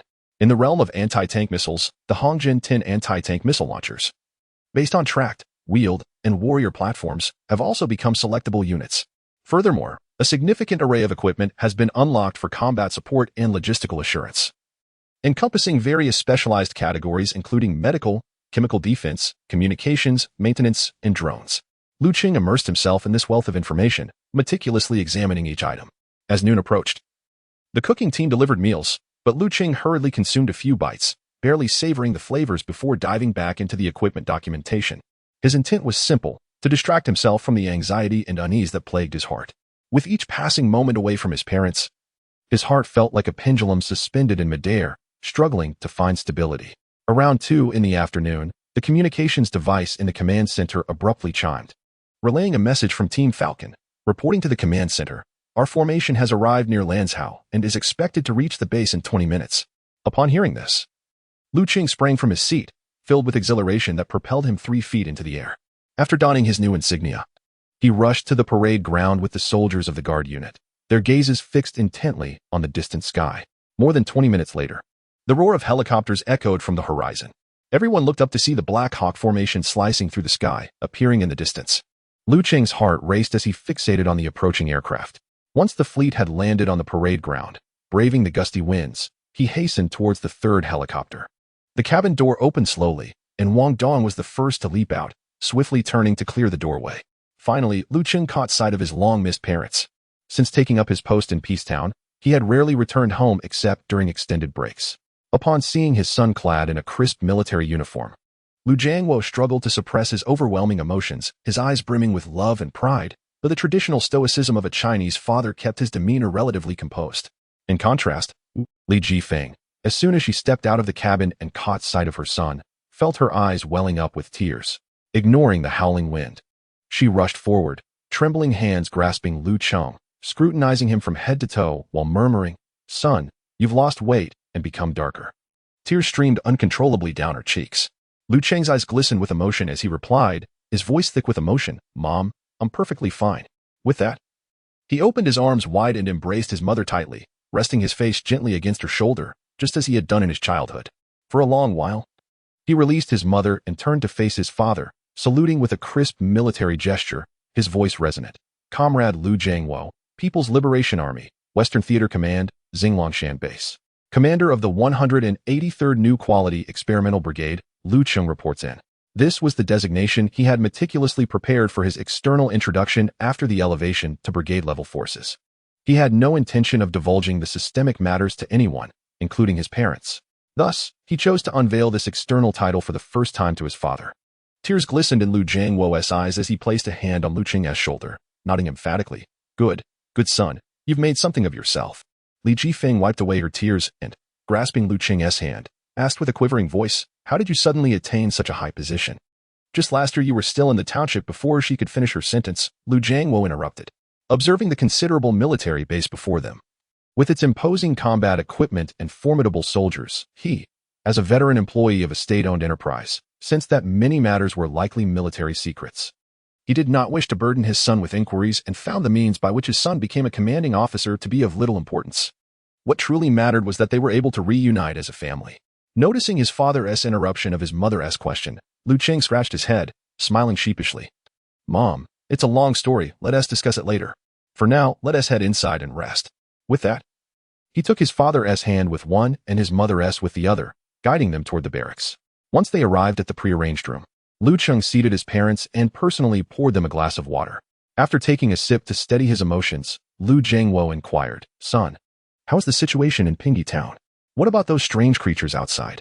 Lu Cheng smiled slightly. "Dad, the situation is relatively stable. The troops have been diligently advancing and are currently assaulting the Lanwai Academy. Once we secure that, we will be a step closer to completely reclaiming lost territory." Li Jifeng clutched Lu Cheng's hand tightly, expressing her concern. "Xiao Cheng, you must be careful. You are our only child." Lu Cheng smiled reassuringly. "Mom, rest assured. For the sake of our family, I will ensure my own safety." Just then, a knock echoed from outside the door. Upon opening it, Lu Cheng found Fu Jinyan, who was accompanied by a soldier carrying various daily necessities. "Commander, I've brought some essentials for the elders. I've also informed the cooking team to send over some food shortly, and we'll prepare a welcome banquet later tonight," Fu Jinyan said with a cheerful demeanor. Appreciating Fu Jinyan's thoughtful consideration, Lu Cheng responded with a smile before inviting him into the room and introducing him to his parents. After some time spent chatting with Lu Jiangwo, Fu Jinyan took his leave. Once they were alone, the three of them sat together, sharing stories of their recent experiences, creating a scene filled with warmth and joy. Chapter 99. An unexpected discovery at the business school under the meticulous arrangements of Fu Jinyan. The cooking team exerted every effort to prepare a sumptuous feast. Lu Cheng accompanied his parents to the cafeteria to extend a warm welcome. Throughout the meal, Li Jifeng's gaze remained fixed upon her son, her eyes brimming with tenderness and affection. She looked at Lu Cheng as if she could never gaze enough, her words flowing incessantly, recounting countless anecdotes from his childhood to the trials of his growth, each memory cherished and vivid. Upon hearing that there had been no news from Lu Cheng's girlfriend, tears welled uncontrollably in Li Jifeng's eyes. The girl was not only beautiful but also possessed a charming personality. She genuinely liked her. Li Jifeng had envisioned discussing marriage with the girl's family this year, hoping to secure her son's future happiness. However, to her dismay, the prospective daughter-in-law had seemingly vanished. At 28, Lu Cheng was reaching an age of urgency, a sentiment Li Jifeng felt deeply despite her outward calm. Especially now, amidst the cataclysmic turn of events, with the population drastically diminishing. Finding a suitable partner had become increasingly arduous. Unbeknownst to Cheng, Li Jifeng had quietly resolved that once they reclaimed Peace Town and successfully established a safe zone, she would seek out a compassionate young woman among the survivors for her son. After dinner, Cheng accompanied his elderly parents back to their room, engaging in conversation until late into the night before they retired. The following morning, after sharing breakfast with them, he hastily departed for the command center. The situation was tense. It was not yet the time for him to indulge in filial piety. Following an arduous day of fierce combat, the troops had successfully reclaimed the outer area of lawn. Yet, no trace of the mutated entity had been found there, leading everyone to the sobering realization that they had once again been outsmarted by that sinister creature. The mission for the day was clear: to seize the business school. If they could successfully conquer this stronghold, the Dawn operation would enter its final phase. At that point, once they cleared the surrounding neighborhoods, factories, and stores, the entirety of Peace would fall under Cheng's control, allowing him to establish a foothold in this new world. As the troop size continued to expand, the original combat plans had become inadequate to meet the evolving circumstances. Gang revised the previous operational deployment. The business school was bisected by Weil Avenue, with one side designated as the academic area and the other as the residential zone, and the layout was asymmetrical. According to the new strategy, the first and second companies would penetrate the academic area, while the fourth and fifth companies would attack the residential area, with the third company maintaining perimeter security. The remaining sixth company was assigned an exceptionally challenging task: to clear the self-constructed housing area situated between the business school's residential zone and lawn. This area was significant in size, consisting of local residents' self-built homes, with internet cafes, bars, and restaurants on the lower floors. The upper levels were elevated to 3 or 4 stories, subdivided into numerous cramped rooms, rented out to students and couples residing off campus. The chaotic intermingling of various structures led to a high population density, making the clearance effort exceedingly difficult. Were it not for the possibility of survivors in that vicinity, Cheng would have eagerly summoned artillery to scour the area and eliminate any potential threats. At 8:35 in the morning, all units arrived punctually at their designated positions. The first and second companies entered the instructional zone, where the business school's campus sprawled generously. The two companies divided their forces at the Grand Flower Bed, advancing south and north towards their predetermined target locations at full speed. Among them, the third platoon of the first company, led by Wu Dishing, navigated around several academic buildings with a clear objective: racing towards the experts' classroom apartments in the hope of uncovering some available professors. Meanwhile, the fourth and fifth companies infiltrated the dormitory area. The second platoon of the fourth company was charged with securing the school cafeteria, where 3 armored Humvees screeched to a halt on the east side, positioning themselves beside the steps mockingly dubbed the arena by students. The wide, blast-proof tires crushed the shards of glass beneath them into finer fragments. Drones were launched, and the crew disembarked, preparing for combat. As the order from the second platoon leader was issued, 2 drones swiftly ascended, and all soldiers exited the vehicles to establish a defensive line. To their astonishment, as the soldiers disembarked, they noticed survivors frantically waving from the 4th floor of the cafeteria, which had lost its windows. The second platoon leader, his eyes gleaming with surprise, immediately reported to the command center. Report: the second platoon of the 4th company has discovered a large number of survivors in the northern cafeteria of the business school. The command center, through the drone's lens, also glimpsed the gaunt, tear-streaked faces of those trapped. The second platoon, upon concluding their reconnaissance, promptly initiated rescue efforts. Gang unhesitatingly issued the command. Indeed, the previous intense shelling had drawn most zombies away, and the cafeteria's windows had all been shattered. A reconnaissance drone penetrated through a window, preparing to survey the interior conditions. Its rapidly spinning rotor blades emitted a sharp whistling sound, startling the zombies lingering in the cafeteria. They emerged from various corners, clawing and snapping at the drone. The first company was tasked with maintaining vigilance, while the second and third companies engaged in free fire. Upon receiving orders, the soldiers of the first company aimed their weapons in all directions, particularly at the vacant windows above. The soldiers of the second and third companies, positioned behind the windows, took aim at the grotesque creatures. The sound of gunfire erupted abruptly, bullets cascading like a torrential downpour, systematically eliminating the zombies pursuing the drone. Why not employ mounted machine guns? Because this cafeteria was to be used in the future, damaging it would complicate repairs under the current conditions. Prepare to enter. The soldiers of the second and third companies formed a wedge-shaped formation at the cafeteria entrance, with the foremost scout lifting the fallen plastic curtain with a blast shield. Upon entering, a wave of putrid odor assaulted their senses, and the ground was littered with congealed black blood, crackling beneath their military boots. The first floor was secured. After clearing the ground level, all personnel cautiously advanced towards the second floor. The soldiers entered the stairwell in pairs, their eyes vigilantly scanning the upper reaches for any signs of danger. The cafeteria's interior space is expansive, making it difficult for zombies to conceal themselves, thus providing a modicum of convenience for the cleanup efforts. Nevertheless, as the warriors advance, they must pause every few steps to meticulously survey their surroundings, ensuring their safety before proceeding further. As the soldiers delve deeper, occasional zombies emerge from the kitchen or storage areas, lunging towards them with menacing roars. The sound of gunfire reverberates through the vast dining area once more.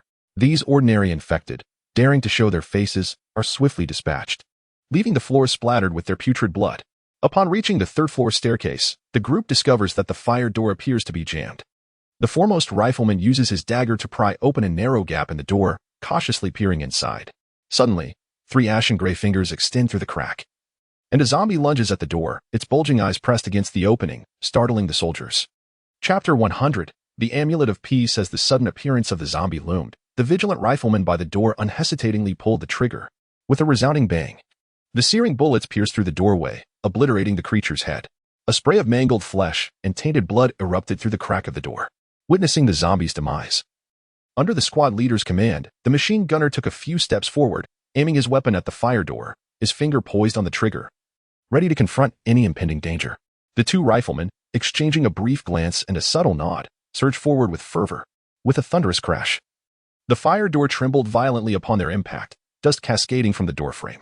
Soon after, another muffled thud echoed as the door finally gave way, releasing a pungent stench of decay. Behind the door lay the decapitated zombie, clad in a number 23 basketball jersey.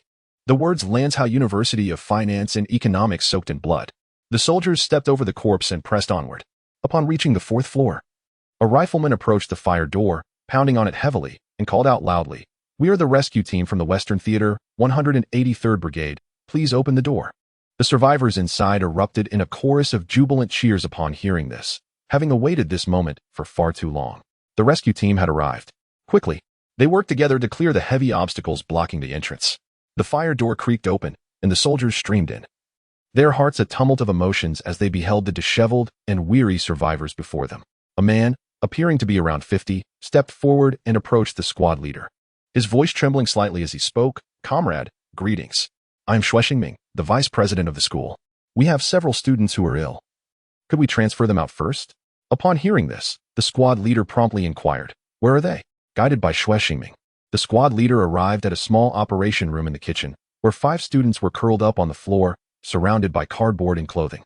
2 girls exhibited flushed faces, their breathing marked by an eerie wheeze, seemingly in a state of unconsciousness. After confirming the number of survivors, the squad leader immediately reported, "Command Center, the 2nd Platoon of the 4th Company has successfully rescued 42 survivors from the northern cafeteria of the business school on the 4th floor, among whom 5 are ill and in urgent condition, requesting medical support. Command Center acknowledges immediate transfer of survivors and patients to the 1st floor. Buses and ambulances are en route," came the clear response from the command center through the earpiece. "Yes," the squad leader affirmed resolutely. Upon hearing that medical assistance was dispatched, a wave of uncontainable joy washed over Cheng's face. Despite his tattered and wrinkled attire and evident fatigue, he could not mask the indomitable spirit that radiated from within. Having previously served as the deputy mayor of a certain city, Cheng had a reputation for being forthright, which had earned him both respect and enmity during his tenure. Later, he was reassigned to the business school as a member of the party committee and took on the role of vice president. At the beginning of the year, as a virus wreaked havoc and widespread infections emerged, he repeatedly organized healthy teachers and students within the school, disregarding personal safety, to deliver meals and medicine to those students who were bedridden with severe symptoms. The fortunate survival of so many is accompanied by a heartwarming tale. On the eve of the virus's concentrated outbreak, some infected students expressed their longing for dumplings. Upon learning this, Cheng wasted no time. He gathered a group of uninfected teachers and students to prepare dumplings together on the 4th floor of the cafeteria.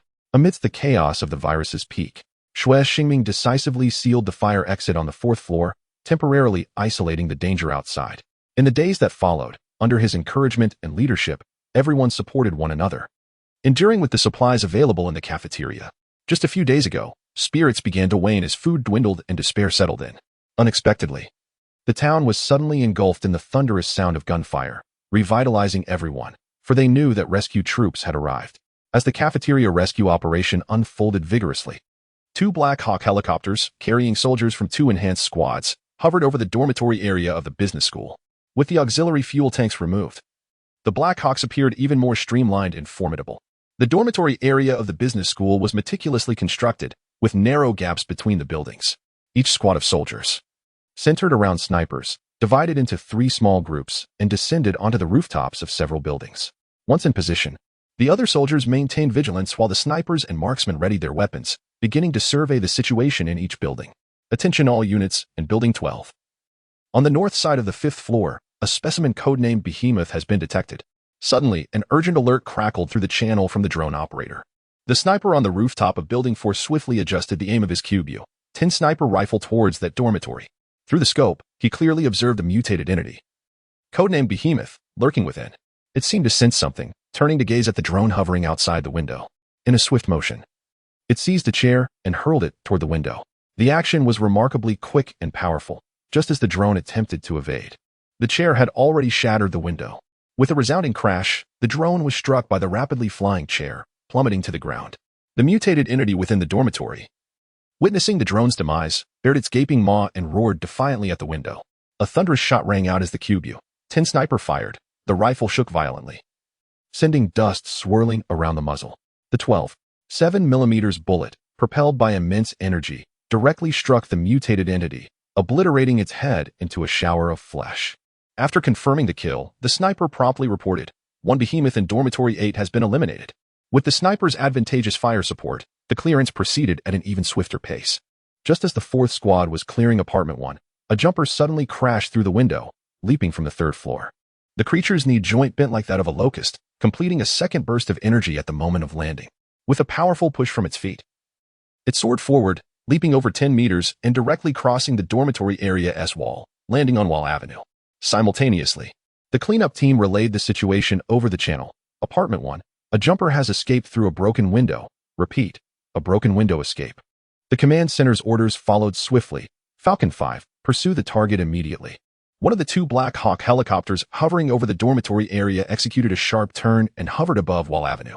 The sound of gunfire erupted as the cabin door's machine gun roared, unleashing a torrent of bullets upon the ground. The mutant, in mid-leap, was instantly shattered under the impact, transforming into a pool of blood and flesh. 20 minutes later, a bus and an ambulance departed from the dormitory area. The squad leader stared blankly at the talisman resting in his palm, gifted to him by a girl just before she boarded the vehicle. "I've carried this with me since childhood. It's for you," she had said, her cheeks flushed and dimples appearing when she smiled. Principal Schwess said, "Once the battle is over, he will treat you all to dumplings." In truth, she was unaware that the squad leader's face, concealed by his mask, had turned as red as a ripe tomato. Chapter 101. The situation of the tri-party equipment while the frontline troops were engaged in a fierce struggle. Cheng was not idle in the command center at the rear.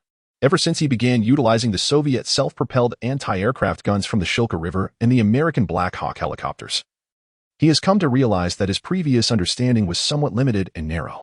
Previously, his focus was solely on the advanced equipment developed by the Eastern University, instinctively disregarding the military hardware of other factions, perceiving them merely as outdated relics, unworthy of consideration. Indeed, the military equipment from the Cold War era, which has not undergone subsequent iterations or updates, exhibits certain deficiencies in technological sophistication, overall performance metrics, and particularly in the realm of information-based collaborative combat when compared to the cutting-edge equipment currently in service at the Eastern University. However, these antiquated Cold War relics are by no means worthless scrap metal. They embody the wisdom accrued during a unique historical period and can still shine in specific contexts. At the very least, in situations where the Eastern University's comparable equipment remains inaccessible or prohibitively expensive, these alternatives can serve as temporary substitutes. For instance, in the recent operation to rescue his parents, the helicopters from the Eastern University were entirely unavailable, had he not resorted to the equipment from the United States.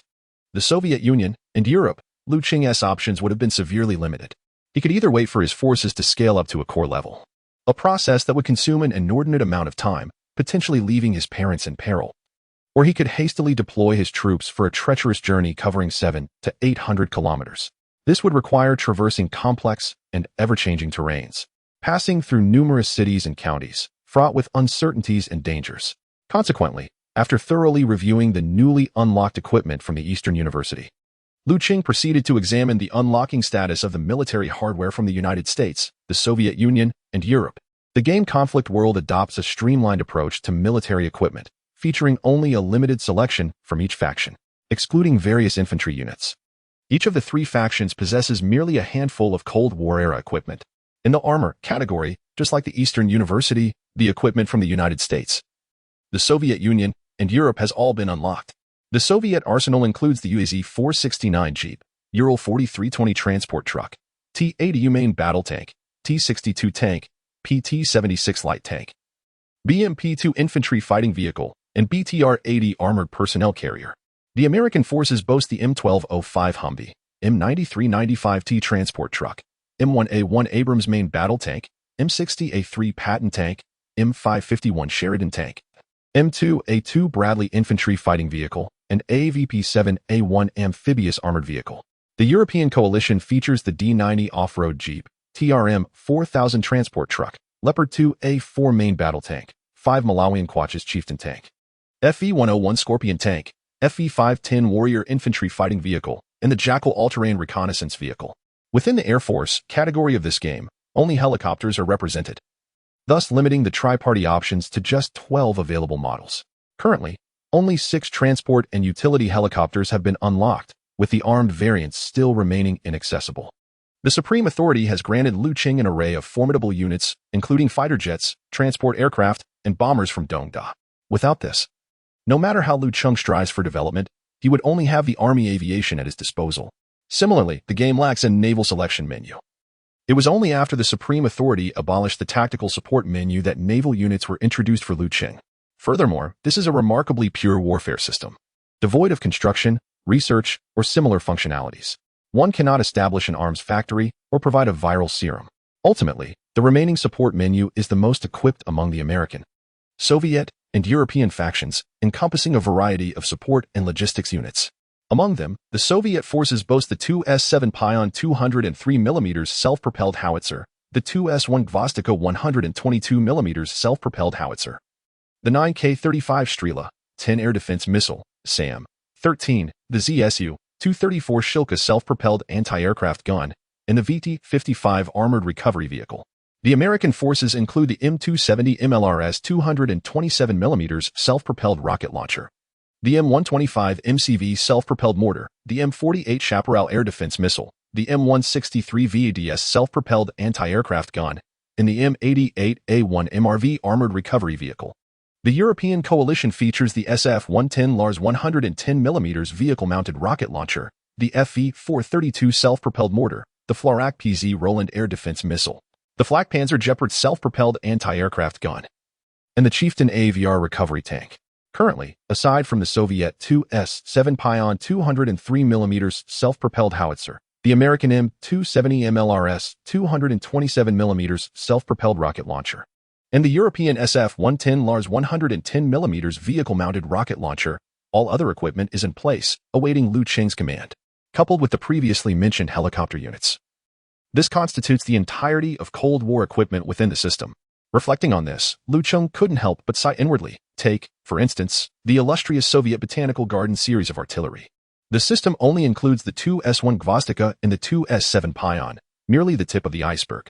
Renowned models such as the 2S-2 Violetta, 2S-3 Akatsia, 2S-4 Tulip, 2S-5 Hyacinth, 2S-8 Zinnia, 2S-9 Narcissus, 2S-34 Hostas, 2S-40 Fritillaria, 2S-41 Janista, 2S-42 Lotus, 2S-43 Mallow, 2B9 Cornflower, and the Lotta Lily are all conspicuously absent, particularly the 2S-4 Tulip 240mm heavy self-propelled mortar, known for its immense firepower and the unique, thunderous sound it produces upon firing, is a topic of much admiration among military enthusiasts. Would Lu Cheng desire such equipment? Of course he would, yet the system does not provide it. Additionally, while the Soviet Caspian Sea monster ground effect vehicle does appear in the game, it is not a usable unit, thus Lu Cheng remains unable to possess it. Upon meticulous comparison, Lu Cheng discerned that within the system's catalog of Cold War armaments, apart from the absence of small helicopters such as the OH-6 and artillery exceeding 200mm like the 2S-7, Dongda possessed nearly all corresponding alternatives. For instance, In the realms of main battle tanks, infantry fighting vehicles, and air defense systems, Dongdao was capable of providing more advanced and efficient products. Presently, Lu Cheng's primary strategy was to utilize American, Soviet, and European substitutes for those assets that Dongdao had yet to unlock but were urgently required. Conversely, for those that Dongdao had unlocked but were prohibitively expensive and not absolutely essential, he would similarly resort to the substitutes from the aforementioned sources. After all, the prices from these three suppliers had plummeted by 1/3, rendering them exceedingly cost-effective. Moreover, Lu Cheng recalled a phrase he had encountered previously: the true art of warfare lies in orchestrating the diverse weaponry of different eras into a new symphony. In that moment, he felt deeply in accord with this sentiment.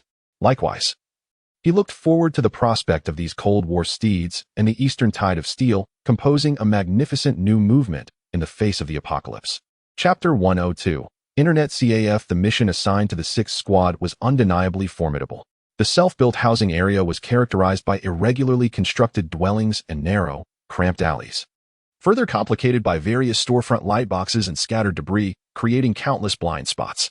Moreover, the 3rd Platoon of the 6th Squad, having encountered those peculiar fungal strands at Yuzhong Hospital, was currently in a state of quarantine. Consequently, the available manpower for the 6th Squad was reduced to a mere 2 platoons, making the task of tackling this tough challenge exceedingly arduous.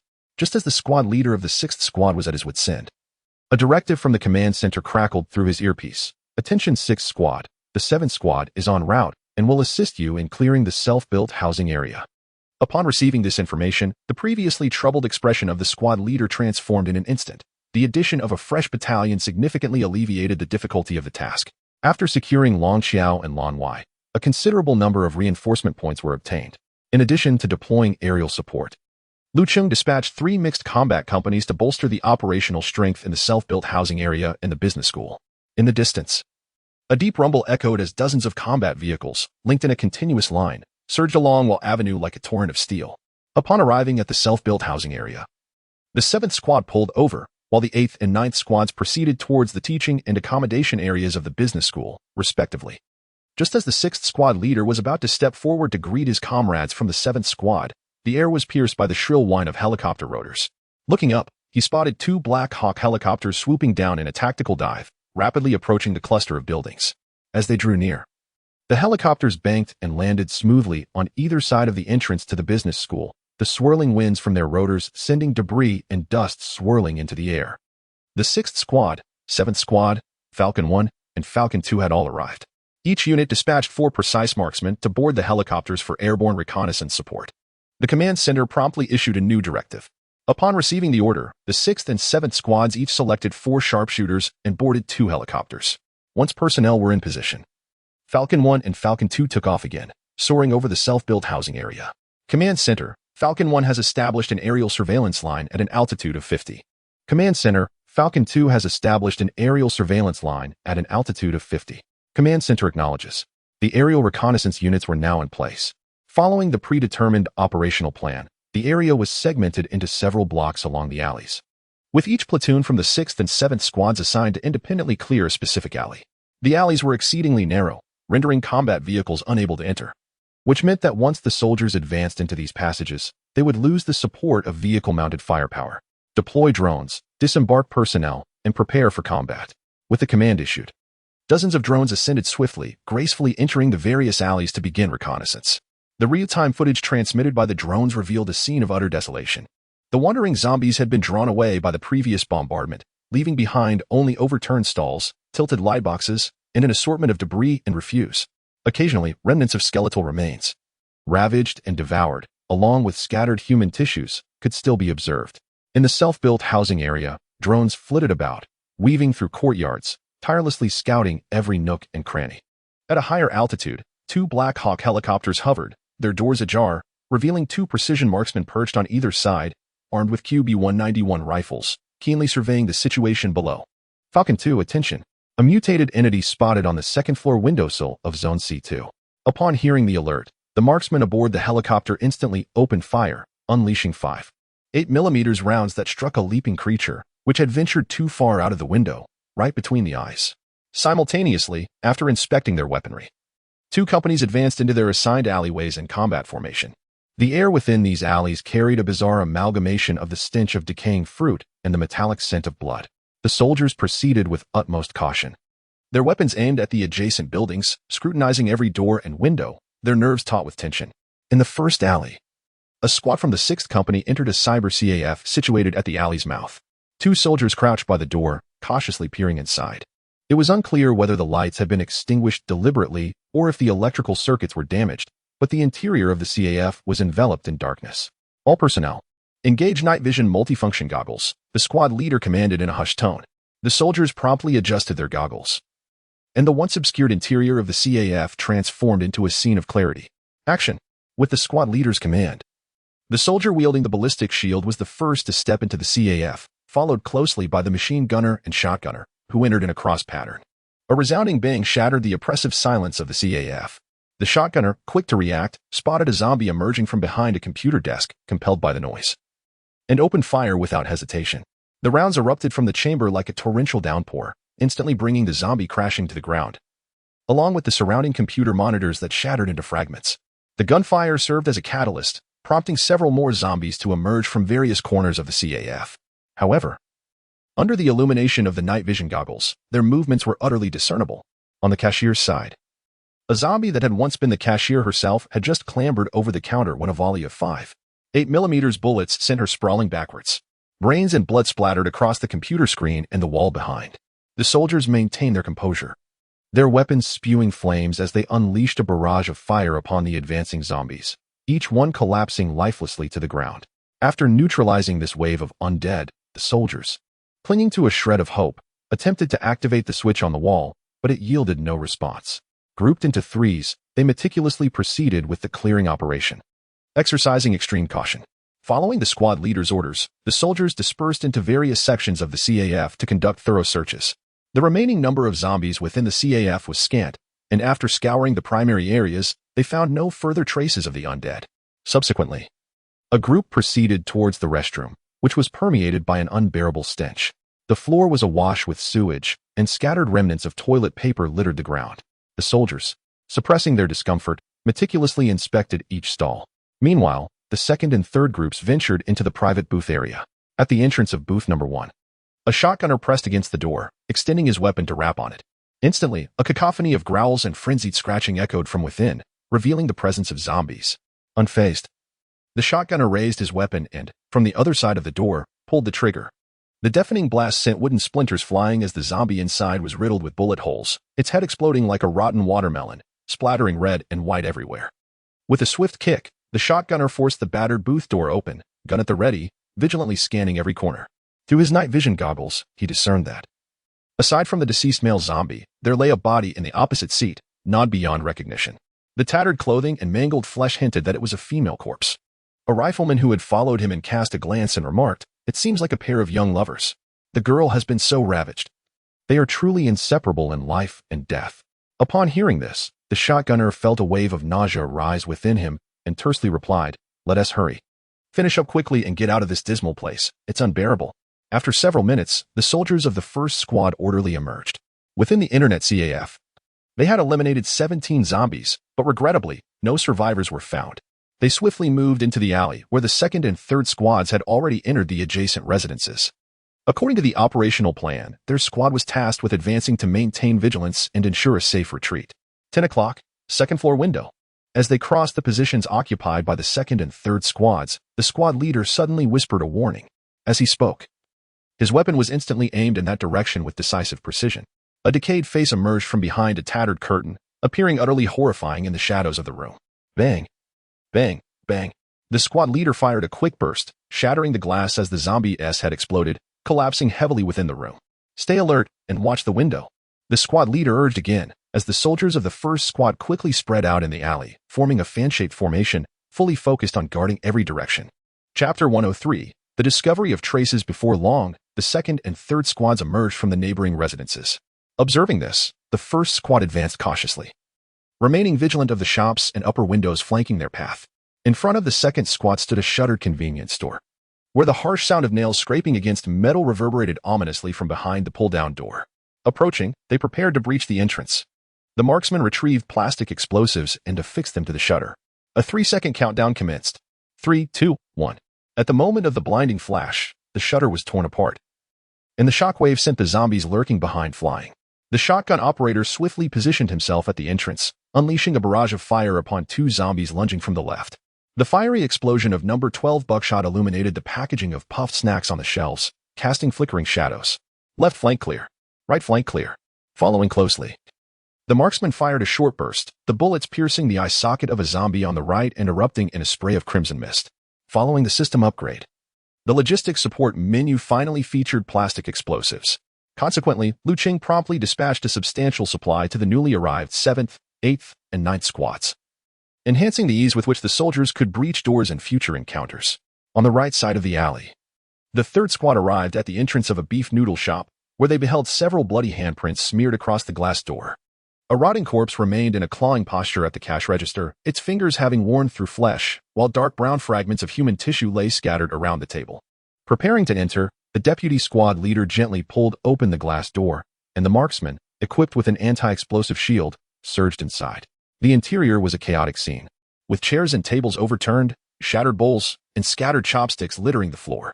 Main hall secure. Watch the kitchen, the squad leader whispered, as the soldiers cautiously edged toward the back kitchen. Through the food service window, they glimpsed a corpse with its head submerged in a pot of soup. The neck of the cadaver bore gray-green fungal growths, and the swollen head tilted the pot slightly askew, to be on the safe side. The marksman fired a shot into the corpse's head. Bang! The bullet penetrated, creating a hole at the bottom of the pot. The already decayed beef broth, exuding a foul odor, began to seep through the opening into the furnace below. As they exited, the soldiers noticed a takeout order lying on the ground, its timestamp coinciding with the day of the catastrophe. After clearing the convenience store and the beef noodle shop, the team continued onward. Suddenly, a faint creaking sound emanated from the second-floor window of a nearby residence, the noise starkly jarring in the stillness of the alley, like an alarm had been triggered. The line of soldiers reacted swiftly, pressing against the wall for cover, their weapons trained in various directions. Upon discovering a dilapidated window swaying gently in the breeze, they collectively exhaled in relief. With the cover of drones and high-altitude helicopters, their advance proceeded relatively smoothly. Upon reaching the first intersection in the alley, the first squad resumed their spread-out vigilance, while the second and third squads prepared to clear the adjacent rental units. Meanwhile, the second squad in the adjacent alley arrived at the intersection, aligning with the first squad. Unlike the first squad, which was flanked by rental houses, the second squad found themselves amid two restaurants on either side. The door was forcefully kicked open, and a resounding crash echoed within the establishment. A foul stench pervaded the air, as utensils lay scattered across the floor, and tables and chairs were toppled, resembling the aftermath of a tornado's wrath. The soldiers swiftly surveyed the area, locating the kitchen door before cautiously approaching, their weapons trained on that direction. Suddenly, a zombie burst forth, its chest gaping open to reveal a horrific sight of exposed bones, with its innards long since vanished. Its hands stretched forward, with long, blackened nails. The foremost rifleman shouted a command, slamming his shield forward, toppling the zombie to the ground. A comrade beside him raised his weapon and fired, a barrage of bullets striking the zombie's skull, sending a spray of black blood across the floor. After a thorough search yielded no further findings, the squad leader called out, "Move to the second floor." As the various teams engaged in tense combat, an urgent message crackled through from the command center. "Second platoon of the 6th Company, be advised. A small group of zombies is approaching your position, expected to arrive in 2 minutes. Remain vigilant." Upon hearing the alert, the 2nd platoon leader promptly adjusted their deployment. First squad, establish a defensive line using the terrain to halt the zombies. Second and third squads, expedite clearance and establish crossfire from the upper floor. With orders given, the soldiers sprang into action, following a few gunshots from either side. The windows on the second floor swung open, gun barrels protruding from within. As the 2nd platoon fortified their position, the Falcon 1 helicopter soared overhead, angling its body and aiming its door-mounted machine gun at the approaching intersection. With the chilling roar growing nearer, a horde of zombies surged forth, their origins unknown. Their numbers were estimated to be around 40 to 50, some missing limbs, others with their bellies torn open, intestines dragging behind them, each more horrifying than the last. "Open fire," shouted the 2nd platoon leader, and in an instant, gunfire erupted. Both upstairs and downstairs unleashed a torrent of bullets, raining down upon the advancing zombies, painting the air with splashes of crimson. The Black Hawk helicopter's door-mounted machine gun joined the fray, unleashing a furious barrage into the alley, shredding the zombies into disarray, limbs flying and blood misting the air. In a matter of seconds, bolstered by the helicopter's firepower, The onslaught of zombies was decimated, reduced to a heap of flesh. Second platoon, fire support complete. Good luck, announced Falcon 1 before preparing to depart. Evade, immediately evade.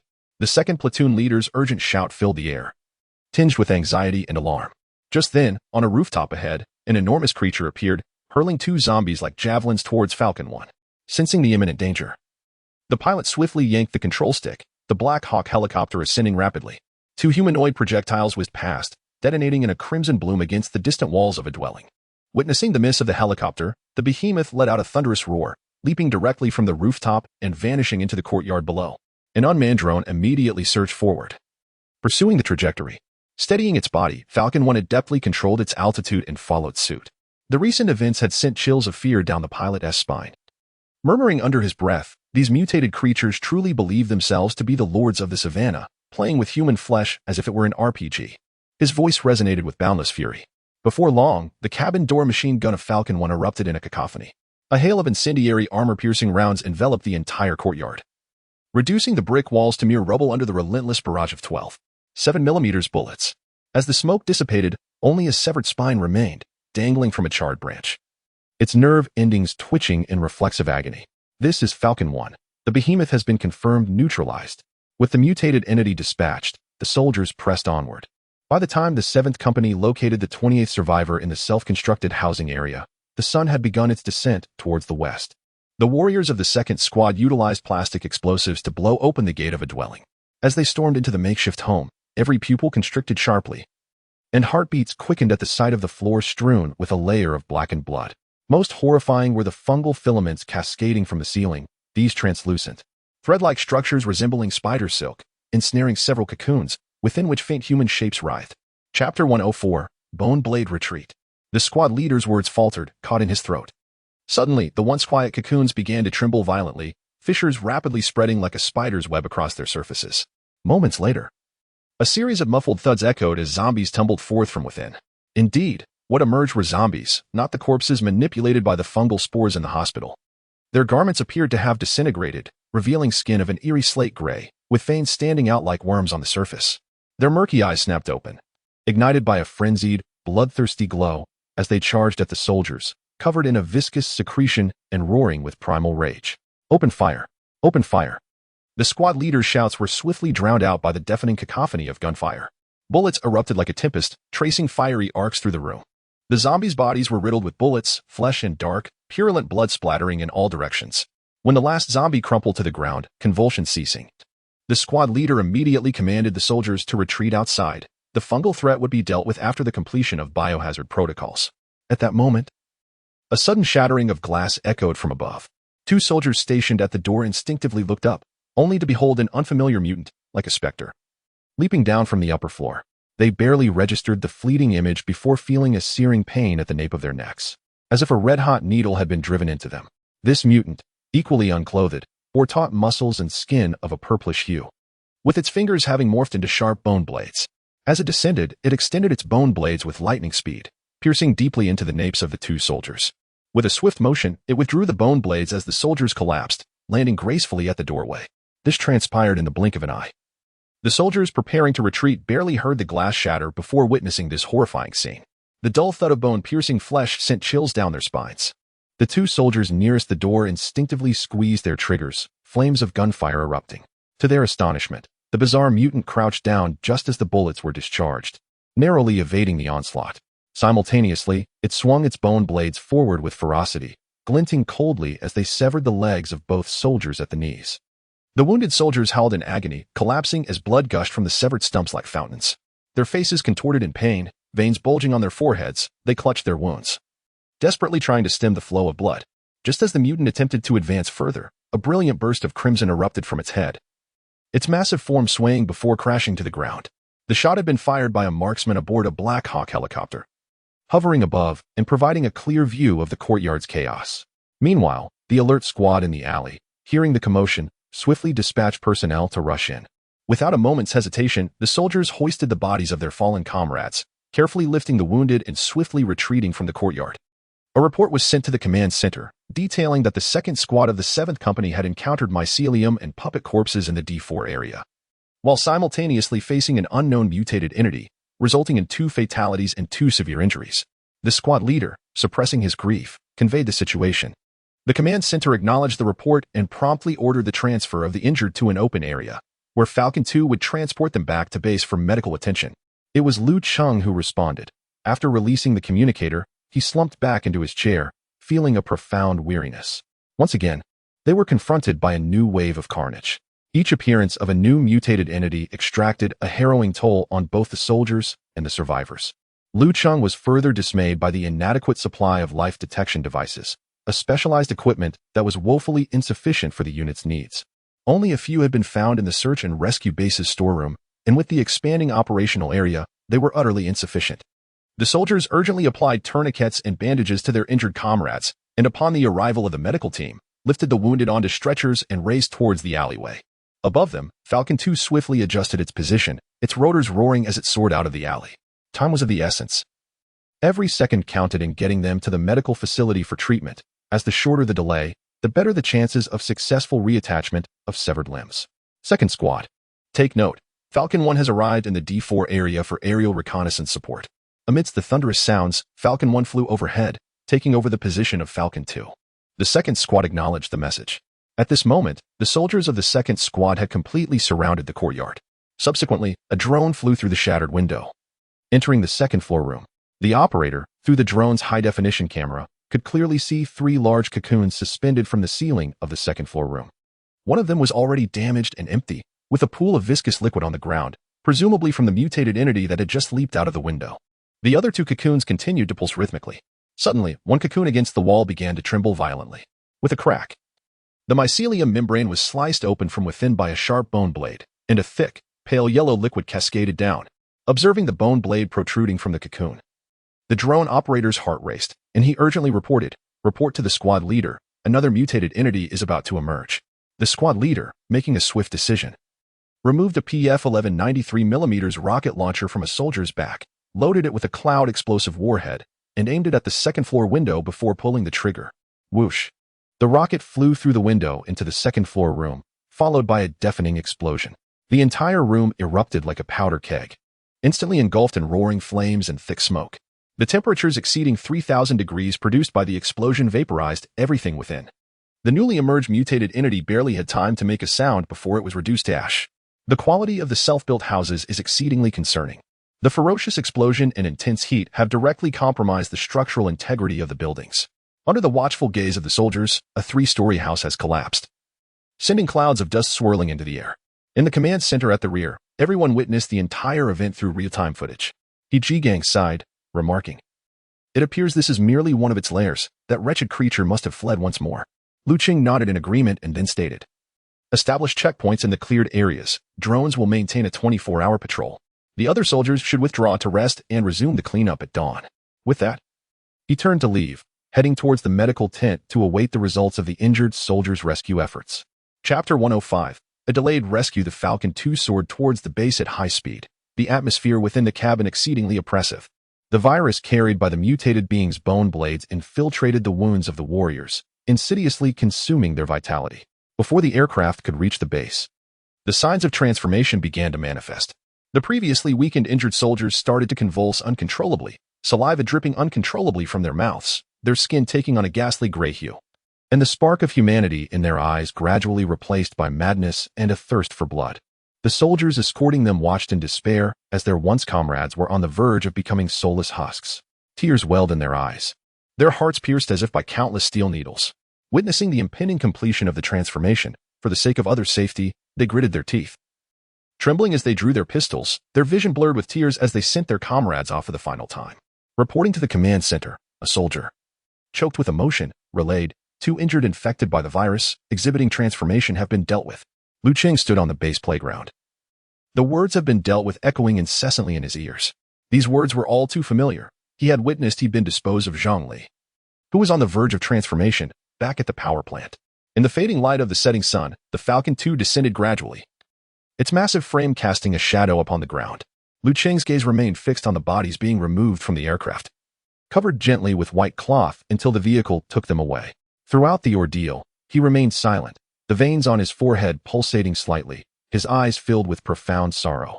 This day marked the heaviest casualties since the outbreak of the apocalypse, as half a squad of soldiers had fallen forever, just for a skirmish in a small town. Such a price had been paid. Lu Cheng could scarcely fathom the sacrifices that awaited in the future for cities like Lanzhou, with their far larger and more intricate landscapes. Earlier that day, Lu Cheng had heard of a female student who sent peace charms to the soldiers, and he had smiled with an affectionate grin, secretly contemplating the possibility of organizing social gatherings for the soldiers in a more stable future, allowing them the chance to find their own happiness, to discover a warm haven in a cruel world. Yet, the harsh reality delivered a staggering blow in the afternoon. The bloody truth mirrored like a stark reflection, vividly revealing the grotesque visage of the apocalypse, mercilessly reminding him that this was a war with no retreat, a treacherous path ahead, fraught with thorns. At this moment, it was far from time for optimism or relaxation. After completing a thorough decontamination, the Falcon 2 took to the skies once more, returning to Peace Town. Lu Cheng withdrew his gaze and turned, striding purposefully towards the command center, where numerous matters awaited his attention. The following day, the battle raged on, with gunfire from the business school and the self-built housing area ceaselessly echoing. The most time-consuming and laborious task lay in clearing the self-built housing area, where the chaotic structures and limited visibility severely hampered progress. Attention everyone. Class 1 will establish a defensive position, Class 2 will clear the left side rental houses, and Class 3 is responsible for the right side bar. Particularly in Class 3, the bar's atmosphere is uniquely charged, necessitating utmost caution.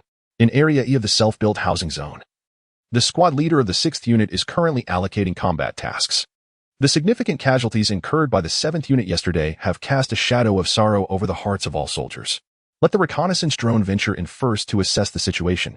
The soldiers of the 2nd unit approached the entrance of the rental house with utmost stealth. The imposing iron gate stood firmly closed, rendering the interior's conditions unknown.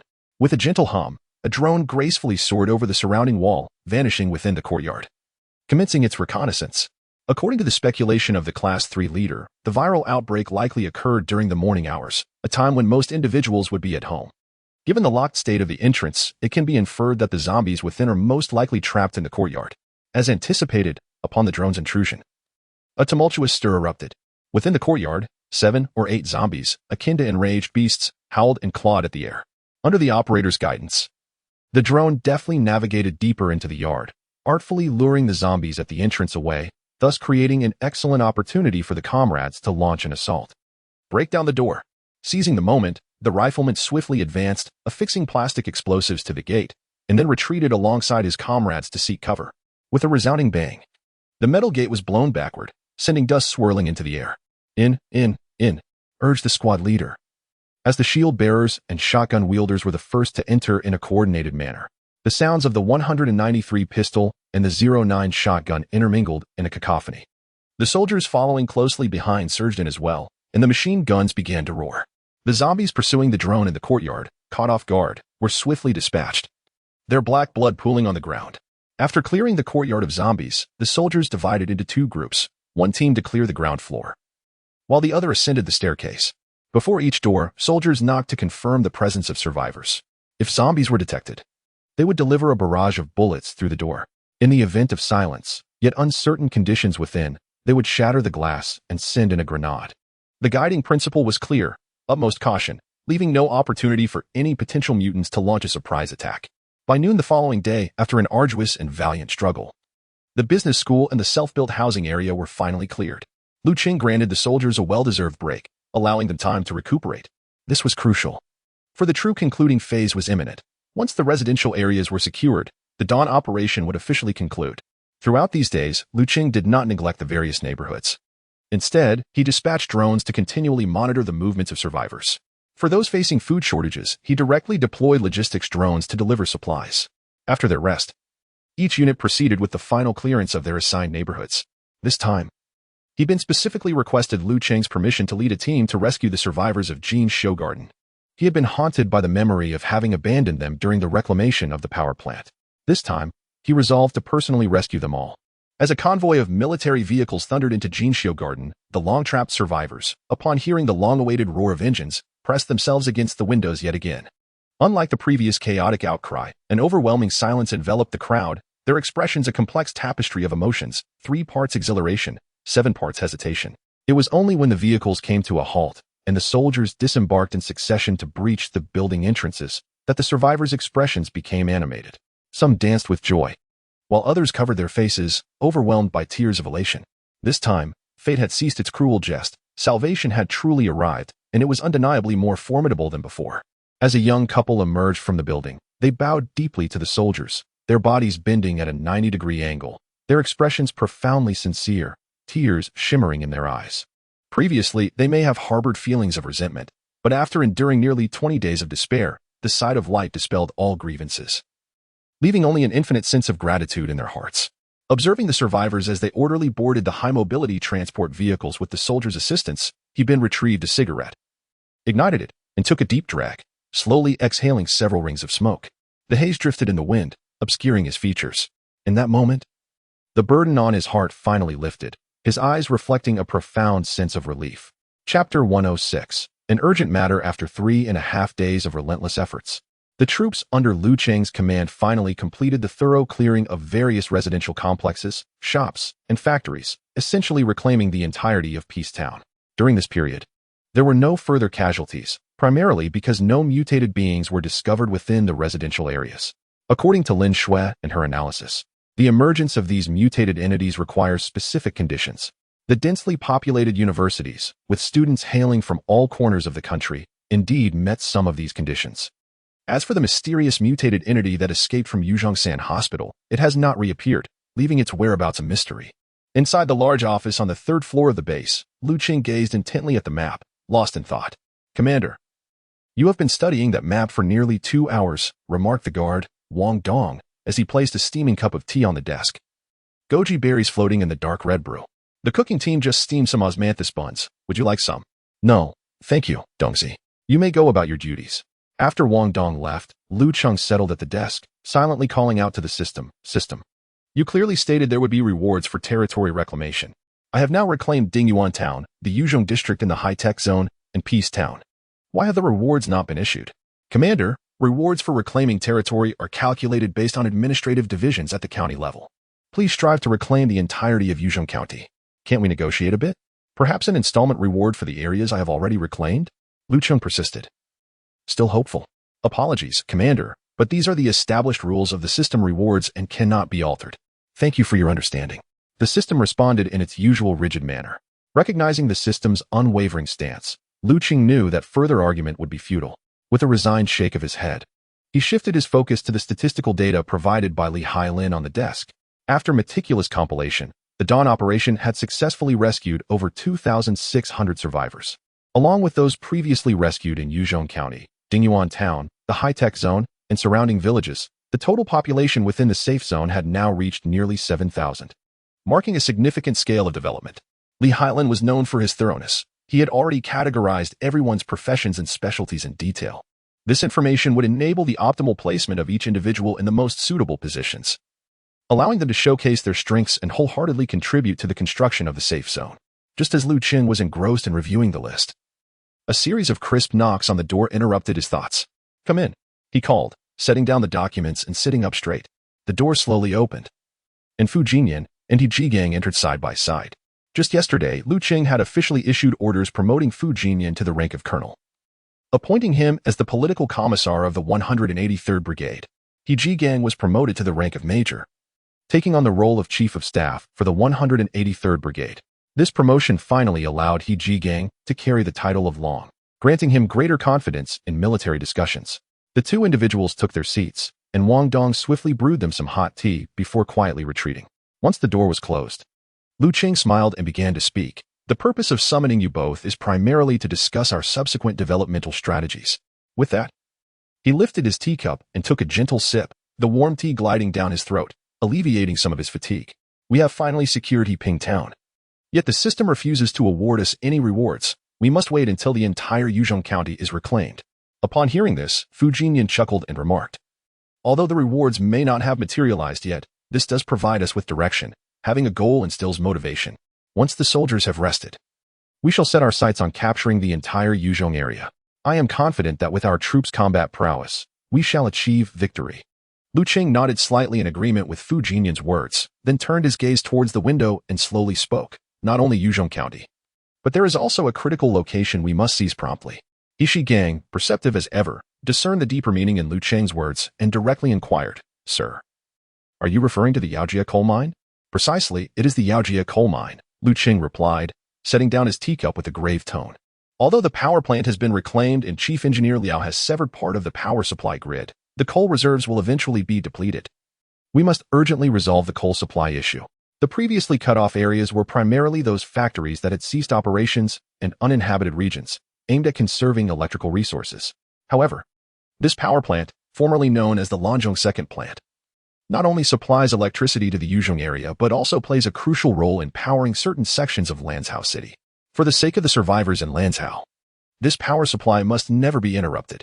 Thus, the consumption of coal at the power plant remains rapid, and the nearest source of coal is the Yaojia coal mine, which has become paramount to ensuring the electricity supply. It must be prioritized." A brief silence enveloped the room. After a moment, Fu Jinyan furrowed his brow and voiced his concerns. Reclaiming the coal mine may not be overly difficult from a military standpoint. Moreover, there are likely surviving workers there. With proper organization, resuming production should be feasible. However, the challenge lies in transportation. The railway system has no immediate prospects for restoration, and without rail transport, how can our existing logistics meet the coal demands of the power plant?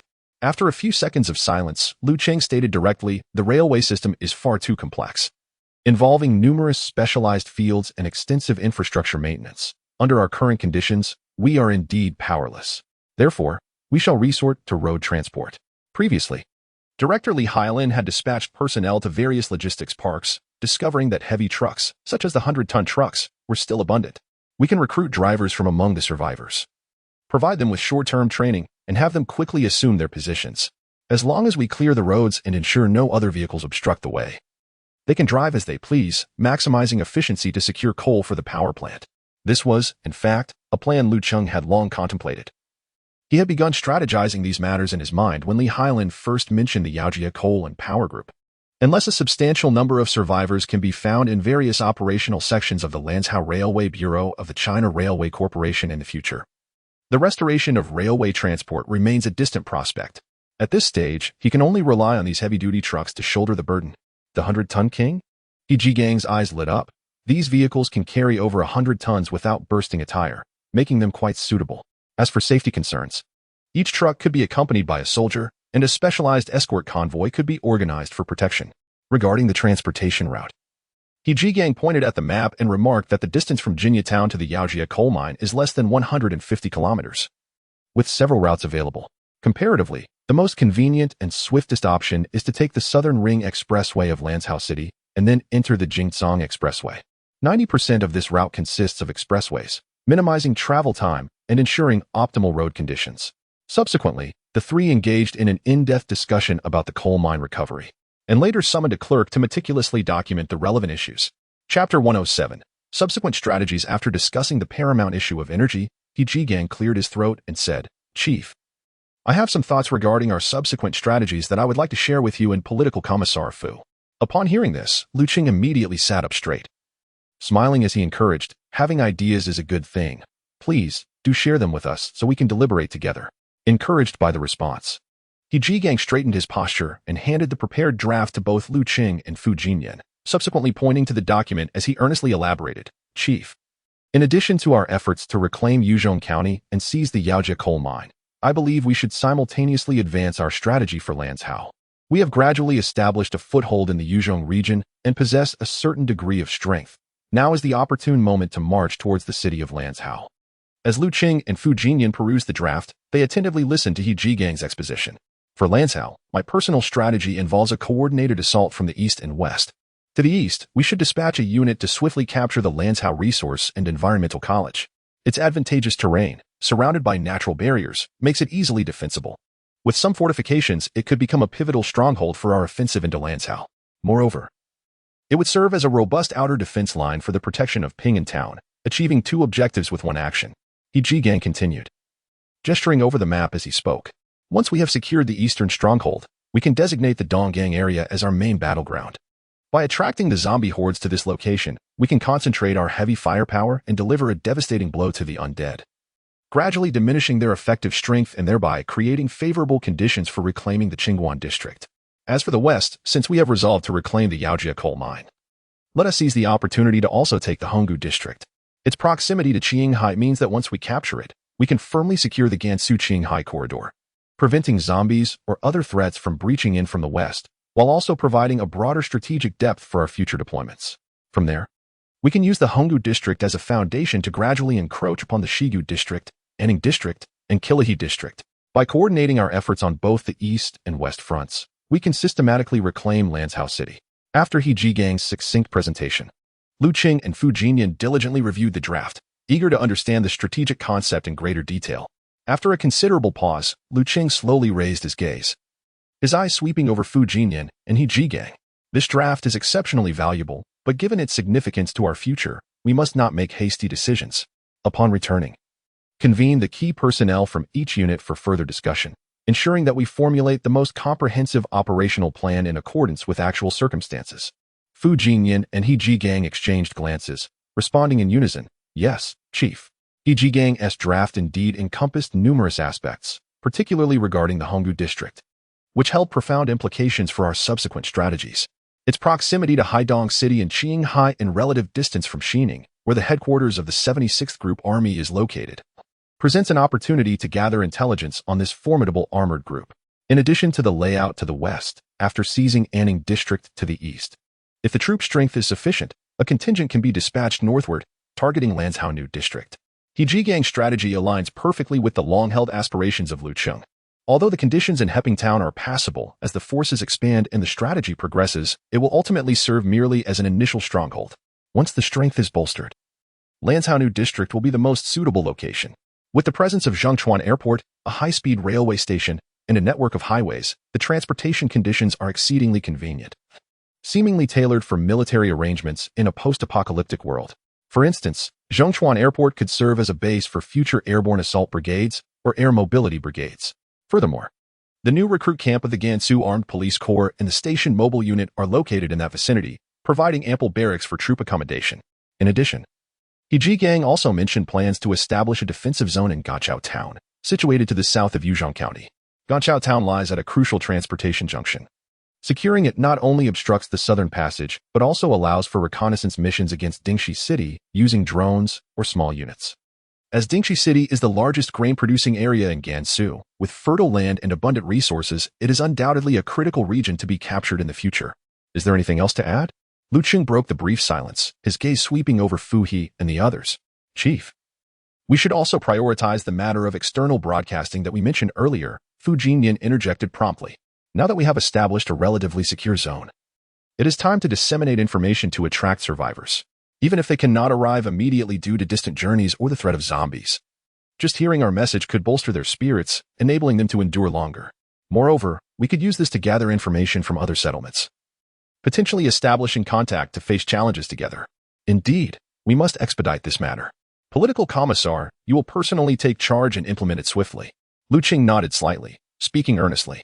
Regarding the reception of survivors, the planning and utilization of Hepping Town have become particularly significant. Lu Cheng gently tapped his fingers on the table and continued. My proposal is to designate the northern campus of Bowen Academy as a centralized quarantine observation area. In the future, all incoming survivors must undergo a period of isolation and observation there to ensure they do not carry the zombie virus or other dangers before entering our core living area. As for the southern campus of Bowen Academy and Longzhou Academy, I intend to designate them as concentrated living quarters for survivors, completely separating military personnel from civilians. I concur with this. Previously, due to inadequate conditions, the mingling of military and civilian populations was unavoidable, but now that we have the means, separation is indeed warranted. Fu Jinyan expressed his strong agreement with Lu Cheng's idea.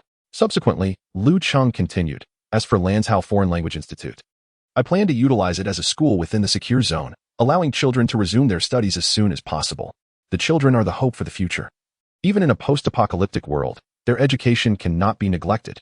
We must rebuild the beacon of knowledge for them amidst the ruins.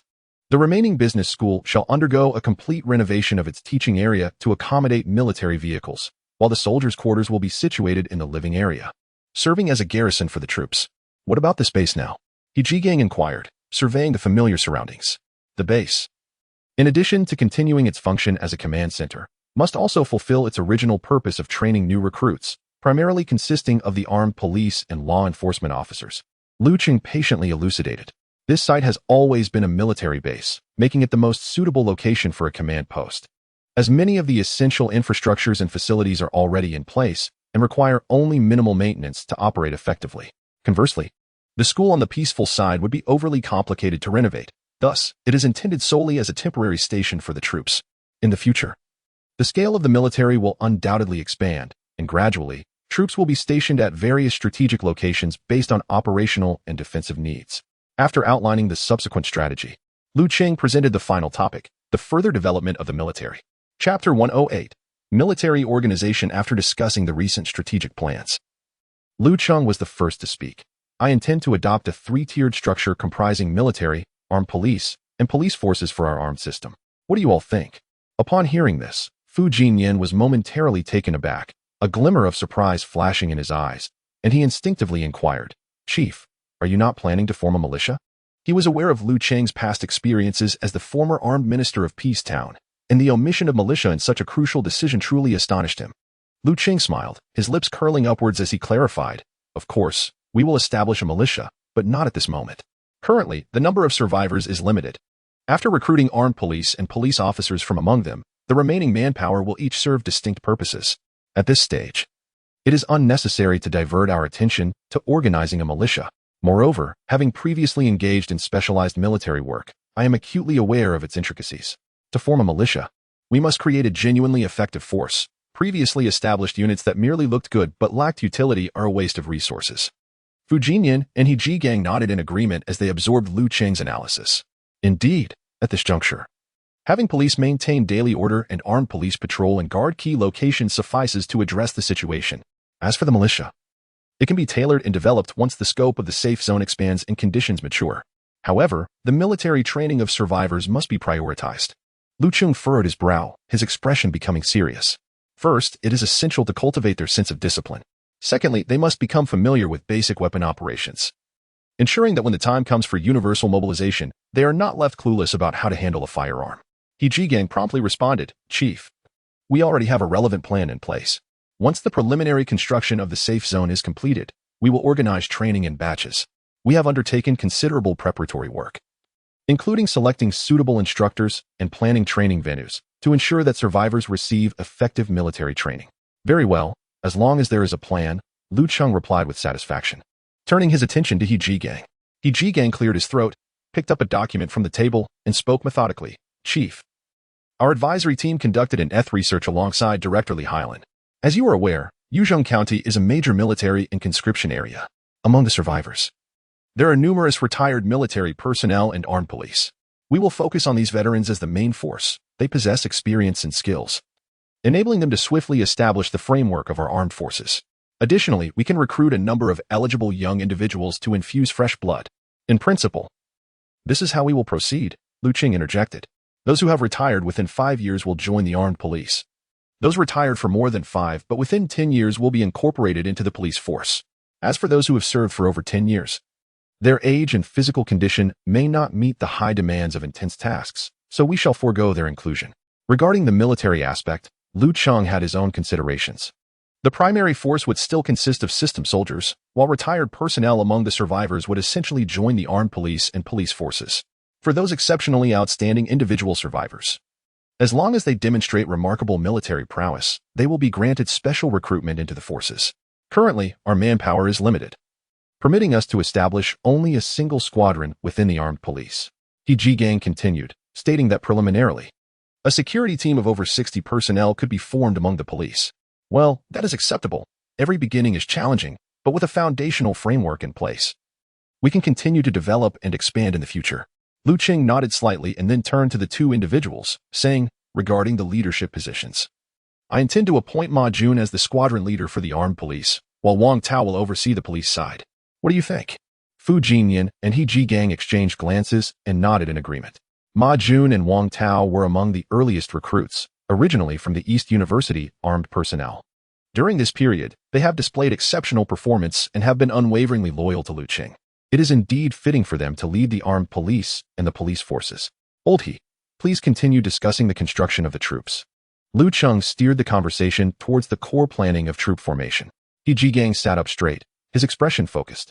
Chief, The practical verification from the Dawn operation has fully demonstrated that our approach to constructing a composite force primarily composed of light to medium units, supplemented by heavy units, is entirely correct. Given the current situation, we do not foresee a need for large-scale field operations in the near term. Thus, adhering to our previous construction strategy will suffice. However, one point must be emphasized. We need to enhance our aviation capabilities as a strong supplement to the battalion-level forces. In this third phase of operations, the presence of helicopters for aerial vigilance and fire support has proven to be remarkably effective. It has preemptively mitigated numerous hidden risks and significantly enhanced operational efficiency, enabling our soldiers to complete their missions more safely and effectively. Lu Cheng expressed his full agreement with He Jigang's proposal. After a moment of contemplation, he spoke, "I have considered this as well. We could add a helicopter company to each battalion, in addition to our existing UH-60A. I also plan to introduce light helicopters for reconnaissance and patrol purposes. However, I am currently torn between whether to use the American OH-6 or the German PAH-1. Both helicopters have their merits, making it quite difficult to choose." He Jigang pondered for a moment, then looked up with a determined gaze and replied, "Chief, my personal opinion is to opt for the PAH-1. Compared to the OH-6, it has a larger fuselage, and the cabin space is spacious enough to accommodate 2 stretchers. Just imagine, on the battlefield, should a soldier be injured, it can swiftly transform into an airborne ambulance to transport the wounded in a timely manner. Moreover, its firepower is significantly stronger, with an armament system capable of providing more intense fire support to ground troops, serving as a robust backing for our soldiers in critical moments." Fu Jinyan also nodded in agreement, affirming, "I too support Old He's viewpoint. The PAH-1 indeed excels in overall performance and aligns better with our current operational requirements." Seeing the unanimous consensus between the two, Lu Cheng felt resolute, and with a decisive gesture, proclaimed, "Then it is settled. We shall utilize the German-made PAH-1 light anti-tank helicopter." After determining the helicopter model, He Jigang began to systematically articulate his meticulously prepared ideas regarding troop organization. "Commander, our 183rd Brigade currently comprises 9 mixed operational companies. 1 tank company, 1 garrison company, 1 artillery company, 1 fire support platoon, Shilek River, 1 operational support platoon, 1 logistics support platoon, 1 medical platoon, and 1 security squad, along with 5 Black Hawk helicopters and 2 reinforcement squads. Additionally, we have an existing battalion headquarters, but we are still far from achieving a complete brigade-level organization." He picked up a pen, sketching on paper as he spoke. "According to my plan, the immediate priority is to establish a comprehensive brigade headquarters. Once the troop size expands, without a robust and efficient command structure, operations will inevitably become chaotic. The fully formed 183rd Brigade will consist of 4 new mixed composite battalions, 1 artillery battalion, 1 air defense battalion, 1 reconnaissance battalion, 1 army aviation battalion, 1 garrison battalion, 1 operational support battalion, and 1 logistics support battalion. In terms of scale, this is aimed at high standards and may surpass the existing composite brigades in Dongda, aligning better with contemporary operational demands." He Jigang paused, emphasizing, "The garrison battalion is merely a transitional measure. In the future, once the armed police force is sufficiently strong, these tasks will be assigned entirely to them, allowing the troops to focus on external operations. Notably, each new mixed composite battalion will comprise 4 mixed operational companies, 1 tank company, 1 assault gun company, 1 artillery company, 1 helicopter company, 1 operational support company, and 1 logistics support company. Among them, the mixed operational companies will be restructured into 4 platoons, including 1 mechanized infantry platoon utilizing the ZBD-04A infantry fighting vehicle, 1 mechanized infantry platoon using the ZBL-08 wheeled infantry fighting vehicle, and 2 high-mobility platoons employing the 3rd-generation armored assault vehicle, the Mengsher." According to He Jigang's planning, the 183rd Brigade aims to fully leverage the advantages of mixed composition. On the battlefield, when heavy assaults are required, the tank company will be deployed to crush the enemy with an iron tide. For rapid maneuvers and surprise attacks, the assault gun company will provide direct fire support for the troops. Even a single company, equipped with the 100mm gun of the ZBD-04A, is more than capable of handling most situations. As for the helicopter company, it will include 1 PAH-1 reconnaissance helicopter platoon and 2 UH-60A utility helicopter platoons, totaling 14 helicopters within the company. Lu Cheng listened intently, nodding in agreement, his eyes filled with visions of the future force. After capturing Pingyi Town, Lu Cheng had amassed approximately 160,000 reinforcement points. Initially, to swiftly replenish combat capability, he had recruited forces and used over 50,000 points. leaving him with more than 100,000 points remaining. As he contemplated the available points, Cheng calculated, currently, it is impossible to fully restore the entire brigade's organization in one go, so priority must be given to building combat units. By fostering combat through engagement, I can acquire more points and subsequently complete the support and logistics units. In order to maximize resource utilization, he intends to establish 2 new synthesis camps to accomplish the imminent combat tasks.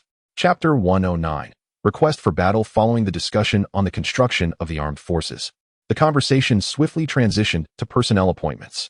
The 3 individuals began deliberating on promotions in rank and position, particularly focusing on the selection of commanding officers for each unit. After thorough contemplation and dialogue, it was determined that the commanders of the combined battalions would be chosen directly from the system's deployment as the core force for future operations. The selection of these commanders is particularly pivotal. After all, the military leaders at this level must acquire a wealth of knowledge, and initially, many of these sergeants may find themselves overwhelmed. Among them, only Bin would ascend to the rank of major, taking on the role of deputy battalion commander of the 2nd Combined Battalion. Others, such as Zhao Hongliang and Lu Tai, would merely be promoted to company commander. Moreover, the earliest batch of squad leaders and their deputies would assume positions as platoon-level officers. Notably, the commendable former deputy squad leader, Wu Duxing, has been elevated to the rank of deputy company commander.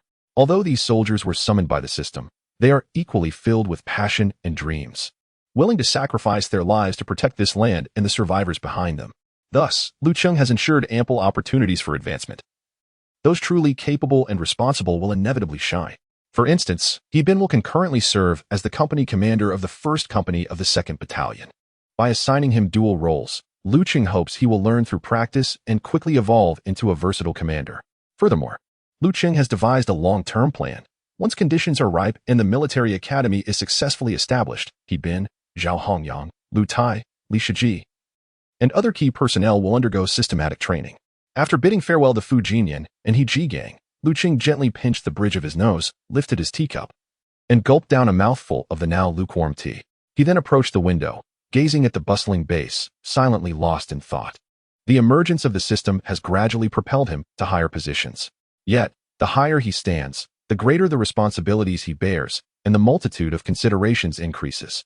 Now, amid the apocalypse, many of the challenges he faces are starkly different from those of the past, lacking any mature experiences for guidance. He finds his mind perpetually occupied, burdened with endless concerns and decisions to be made. Each day upon awakening, a cascade of issues awaits his resolution. Now, Cheng can finally comprehend why those in positions of authority, as seen on television, seem to age so swiftly. The immense weight of responsibility not only bends the spine but also exhausts the spirit. A knock on the door shattered the silence of the office. "Enter," Cheng called. Snapping back to reality, the door opened to reveal Qin Zixing, the company commander of the 3rd Company, and Li Shiji, the deputy company commander of the Guard Company. Observing their joint entrance, Cheng needed not to inquire to understand the matter at hand. Fu Jinyan had already briefed him that Qin Zixing and Li Shiji wished to head to the front lines, but, hesitant to approach Cheng directly, had first sought counsel and support from the political commissar. "Good day, sir." Upon entering, the two saluted and greeted him. "Speak of the devil, and he shall appear. No need for formalities. Please take a seat." Cheng gently raised his hand, a subtle smile gracing his face as he beckoned to the 2 individuals. They hastened to the sofa, sitting down cautiously with their backs straight. Almost immediately, they adopted a pitiful expression, their eyes fixed intently on Cheng. Unable to suppress a chuckle, Cheng admonished them, "Stop pretending in front of me. Your matters have already been addressed by the political commissar." Upon hearing this, Li Shiji eagerly seized the opportunity, asking, "Chief, what about our request?" Unlike Qin Zixing, who served as a mere cleaner, Li Shiji had been the steadfast guardian, either remaining at the town government or safeguarding the power plant, water facility, and summer vegetable trading center since their deployment. The growls of zombies were a frequent backdrop, yet he had never truly faced one. Whenever they gathered privately, any disagreement with Bin would prompt him to retort, "Have you ever killed a zombie? If you don't understand, don't chatter." This phrase consistently silenced dissent, igniting a fierce blush on his face. Although defending the rear was an indispensable part of the combat mission, his contributions were undeniably significant. Yet, the fervent flame within Li Shiji never waned. He yearned to join Bin and the others on the front lines, to prove himself through the crucible of blood and fire. Observing the pair's feigned pitiful demeanor, Cheng opted not to tease them further, his expression turning grave. Your matters have just been deliberated. I shall provide you with some clarity." Upon hearing this, the two instantly perked up, their heads held high, eyes shimmering with hope. In the forthcoming troop formation, Li Shiji would be reassigned to a combat unit, and Qin Zixing's third company would also undertake significant tasks.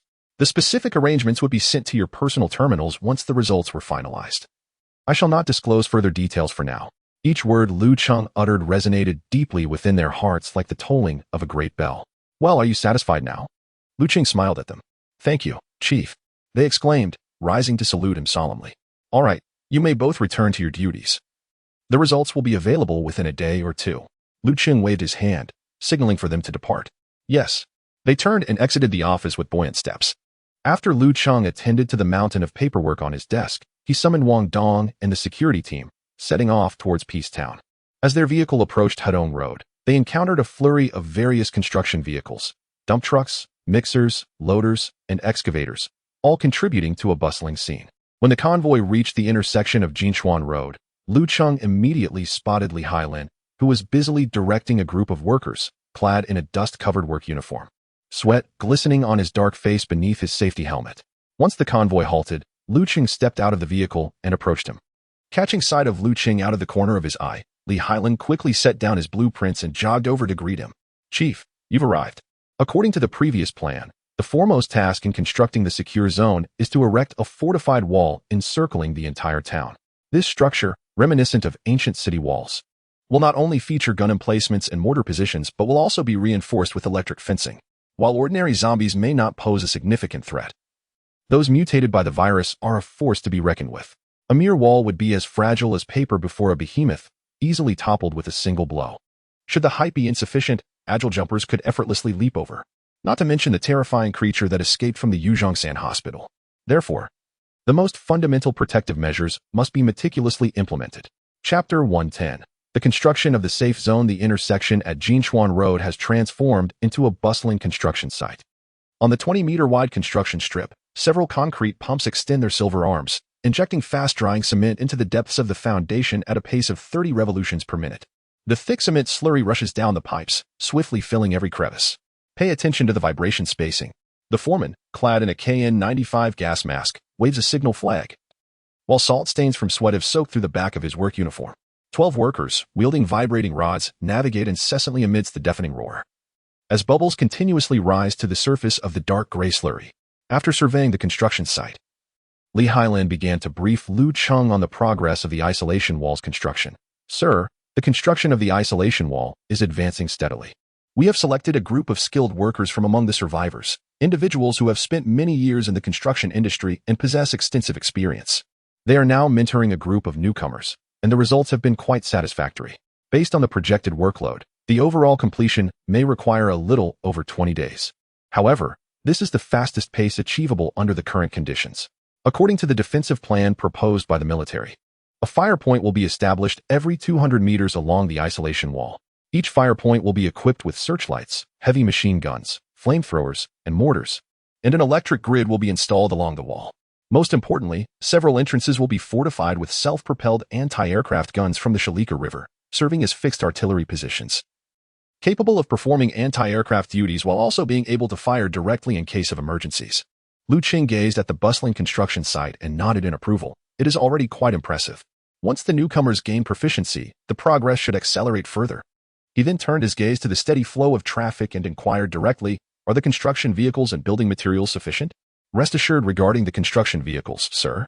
We have scavenged numerous vehicles from unfinished sites with a wide variety of models, and the quantity is more than adequate." As he spoke, Li Hailin pulled a handkerchief from his pocket to wipe the sweat from his brow. The handkerchief was already in a disheveled state, yet he paid it no mind. In terms of building materials, the reserves of bricks, cement, and steel from various construction sites and material factories are essentially sufficient for our current needs.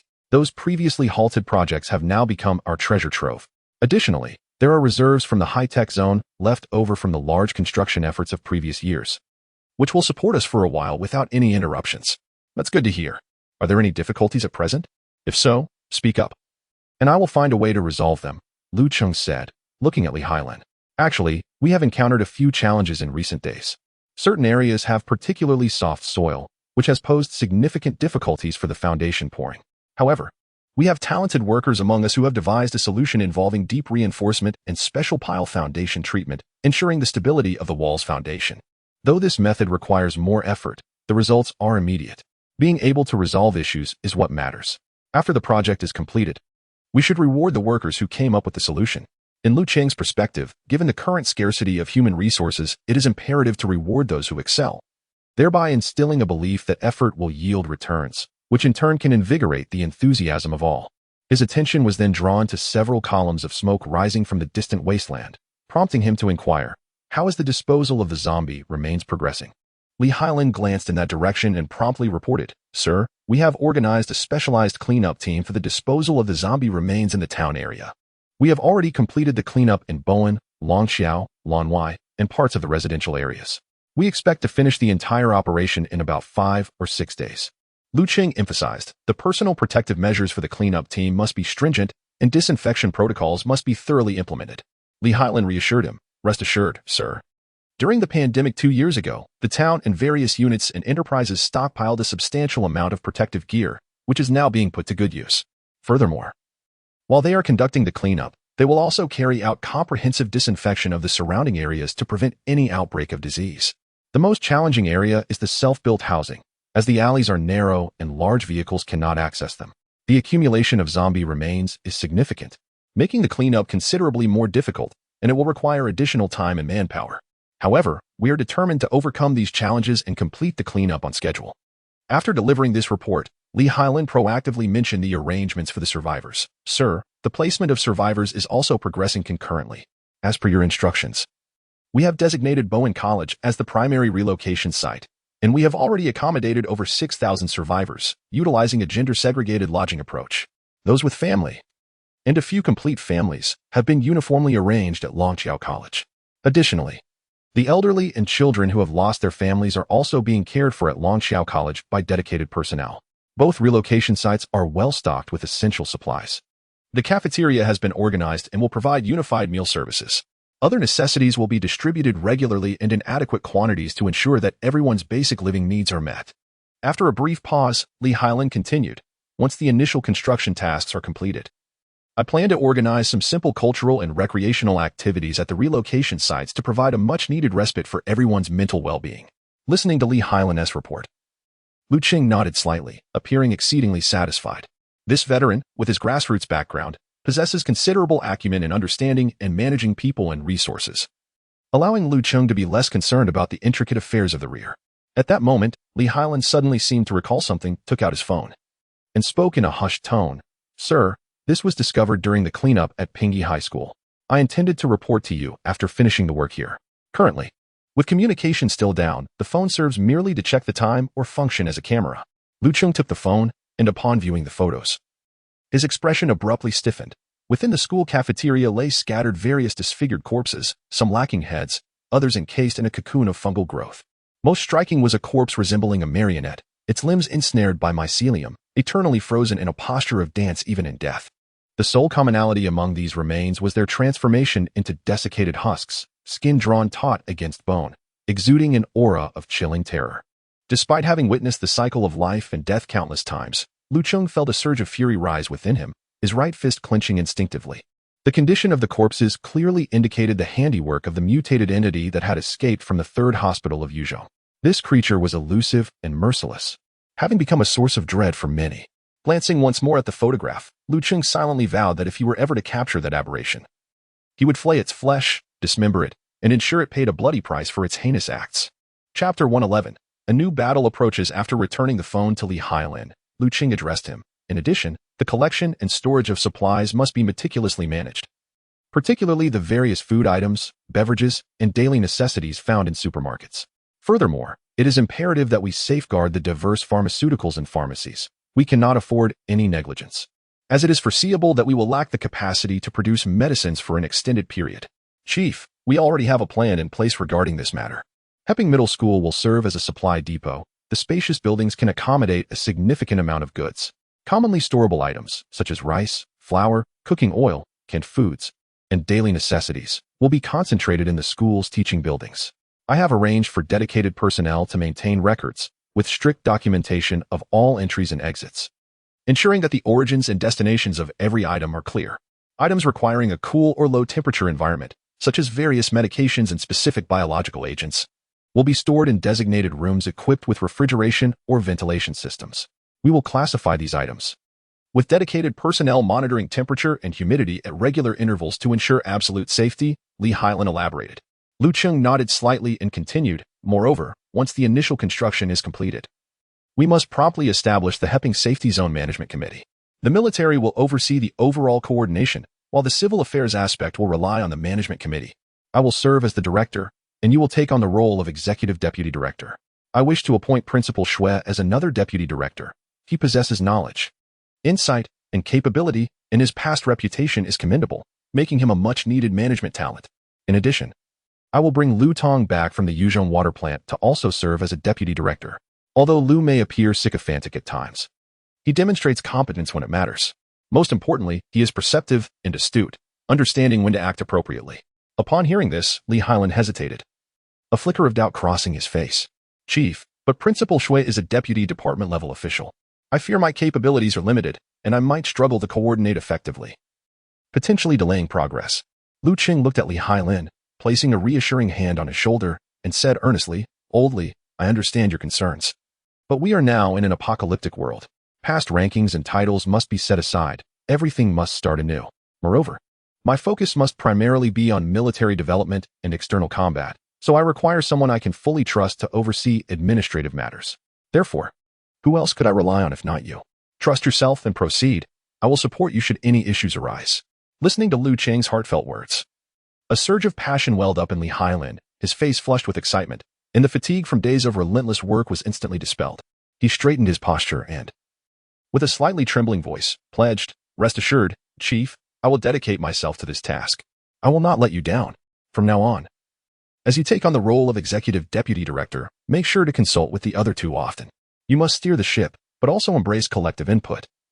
Do not toil away in isolation, Lu Cheng added with a final note of caution. Upon hearing Lu Cheng's words, Li Hailan did not respond immediately. He understood that gaining the trust of his superiors and being granted autonomy was a positive development. Yet he knew he must maintain a clear perspective and not allow himself to act independently in all matters. It was essential to report diligently on both significant and trivial issues, ensuring that the leadership remained informed at all times. This was the key to a sustainable approach. All right, you carry on with your work. I shall take my leave now. Observing the enthusiastic comrade Li, Lu Cheng smiled, waved his hand, and boarded the command vehicle, which then set off slowly towards the resettlement point. As the convoy progressed, Lu Cheng gazed through the vehicle window at the desolate streets, his heart a tumult of emotions. Prior to the apocalypse, this area, known as the University Town, had been a vibrant hub of dreams and aspirations, bustling with crowds and teeming with life. The stark contrast was overwhelming. It was hard to fathom when the former prosperity would be restored. Soon, the convoy arrived at the resettlement site. The dormitories had been tidily arranged, with all necessary bedding and furnishings in place. The logistical support team organized by Li Hailan was busily traversing the various floors, meticulously checking the electrical and plumbing systems to eliminate any safety hazards. After observing the orderly proceedings for a while, Lu Cheng turned and departed. After inspecting 2 resettlement points, he hurried back to the command center, where he collaborated with Yi Gang to refine the troop organization scheme and operational plans. The command center was bustling with activity, noticeably more crowded than before. Following Yi Gang's recommendation, Lu Cheng prioritized completing the staffing of the brigade headquarters, which included the staff department, political department, logistics department, equipment department, and more, totaling over 100 individuals. These newly integrated personnel quickly adapted to their respective roles, injecting fresh vigor into the entire command structure. Particularly with the addition of numerous staff officers, Yi Gang found his workload considerably lightened. At this moment, the staff members were diligently marking various information on the maps, their tables cluttered with dense data and intelligence. Yi Gang was engaged in hushed discussions with them, continuously optimizing each operational detail, from troop deployment to weapon allocation. From offensive routes to logistical support, every aspect was scrutinized repeatedly to ensure flawless execution. For, by the day after tomorrow at the latest, new battles would commence, and the troops would once again embark on a new journey. Lu Cheng was also occupied. He called up the operational panel and began strategizing concerning the existing troop composition. According to the discussions he had with He Jigang, in addition to the brigade headquarters, it was necessary to establish 2 new composite battalions to address the forthcoming operational tasks. Previously, 9 mixed combat companies had been adjusted to a 4-platoon system. Lu Cheng needed to supplement each company with an armored infantry platoon utilizing the ZBD-04A infantry fighting vehicle. Furthermore, he intended to allocate a command vehicle for each platoon, primarily for the use of platoon leaders, communications personnel, and medics. He also aimed to elevate the existing operational support and logistics platoons to the appropriate company-level structure. In addition to the existing forces that required reinforcement, Lu Cheng needed to deploy another battalion and a half, a tank company, an artillery company, 2 assault gun companies, 2 helicopter companies, a combat support company, and a logistics support company. Once the objectives were determined and calculations were made, it became evident that his remaining reinforcement points were utterly insufficient. After careful deliberation, he could only opt to prioritize the deployment of combat units, while the support and logistics would remain at a battalion level. Throughout the following day, Lu Cheng meticulously orchestrated the deployment of combat units. In the airspace near the base, large transport aircraft relentlessly roared through the skies, delivering personnel and equipment to their designated locations. Amidst the tension and busyness, time quietly slipped away as the troops gradually completed their assembly, and the clarion call for battle was about to sound. Chapter 112. The entire army strikes as dawn broke. The horizon in the east shimmered with a pearlescent glow reminiscent of mother of pearl. The first gentle breeze swept across the rooftops of the armed police training base, startling a few early risers among the birds. As the clock ticked to 7 o'clock, a resounding and spirited reveille shattered the tranquility of the morning, echoing throughout the barracks. With the sound of the bugle, the training base sprang to life as if a switch had been flipped, instantly filled with commotion. Soldiers swiftly arose, tidying their beds before rushing to the washing area. Shortly afterward, everyone formed an orderly queue to enter the mess hall. The cooks lifted the lids off the pots, and the enticing aroma of beef soup wafted through the air, mingling with the rising steam. Breakfast consisted of beef noodles, with each soldier receiving 2 eggs and a serving of meat to relish. The head cook shouted boisterously, "Next up, a 3 fine." A soldier at the front of the line suddenly called out, "Hurry, hurry. There are too many of you. No special orders today. It's all the same fine noodles. If you want something different, wait until you return from your mission, and I'll make it for you." The head cook hastily clarified the rules. With the scent of beef soup and the sight of tantalizing noodles, many soldiers could not help but swallow hard. In Lanzhou, and indeed throughout Gansu, there is nothing quite like starting the day with a bowl of beef noodles. It is simply delightful and comforting. Before long, the mess hall resonated with the sounds of slurping noodles. After wolfing down their breakfast, the soldiers immediately immersed themselves in the intense preparations for battle, meticulously checking their weapons and gear. The logistics personnel were busier than ever, darting between military vehicles like tireless worker ants. On the ammunition truck, boxes of ammunition were neatly arranged, gleaming with a cold metallic sheen under the morning light. The soldiers worked in perfect harmony, swiftly and orderly loading the ammunition onto the corresponding combat vehicles. The fuel tanker roared into the scene, its robust hose extending out to continuously pour fuel into the tanks of the combat vehicles, ensuring these iron steeds would never falter on the battlefield. According to the safety zone construction plan, the fuel stored at the various gas stations around Peacetown was primarily designated for the construction vehicles of the safety zone. The fuel required for the Army's combat vehicles was mainly supplied by, just the day before, while delivering combat personnel and vehicles, also transported a substantial supply of ammunition and fuel. In accordance with He Jigang's operational plan, a multi-front assault was poised to commence. The 1st and 2nd companies of the combined 1st Battalion, along with the tank company, artillery company, and helicopter company, would directly advance towards Xiaoguan Camp, with their targets being the Yuzhong campus of Lanzhou University and Northwest Minzu University. The 4th company and the assault artillery company would also head towards Xiaoguan Camp, but their objective was the Xiaoguan Airport. Capturing this dual-use 4C class airport would provide a suitable base for the aviation troops in the future. Meanwhile, the 1st and 2nd companies of the combined 2nd Battalion, along with the assault artillery company and some units of the helicopter company, would set forth towards the Yaojia coal mine under the leadership of He Bin. This marks the first long-distance offensive operation since the establishment of Lu Cheng's forces. Prior to this, Lu Cheng dispatched a small team to clear stranded vehicles along the southern bypass and the Beijing-Gansu Expressway, ensuring the roads remained unobstructed. The 3rd and 4th companies of the 2nd Battalion, along with the remaining troops, would head directly to Gansu University of Traditional Chinese Medicine, located not far south of Pingyi Town. This site has been selected by Lu Cheng as a biological research base, where, upon the acquisition of suitable talent, a center for the study of infected behavior will be established. This endeavor aims to provide scientific support for what promises to be a protracted struggle, allowing for a fundamental understanding of the enemy and the discovery of a path to victory. The originally mixed combat 9th Company will remain in Pingy Town, deploying defenses at key locations across various construction zones to ensure the safety of the survivors' efforts. As for the remaining 3rd Company of the combined 1st Battalion, it bears a significant responsibility. At this moment, the battalion commander, Xiezhendong, is discussing the mission with Qin Zixing. Xiezhendong fixes his gaze upon Qin Zixing, speaking earnestly. 3rd Company Commander, the task of securing the ammunition depot is entrusted to you. A tank platoon and a reconnaissance helicopter platoon will be temporarily assigned to your company.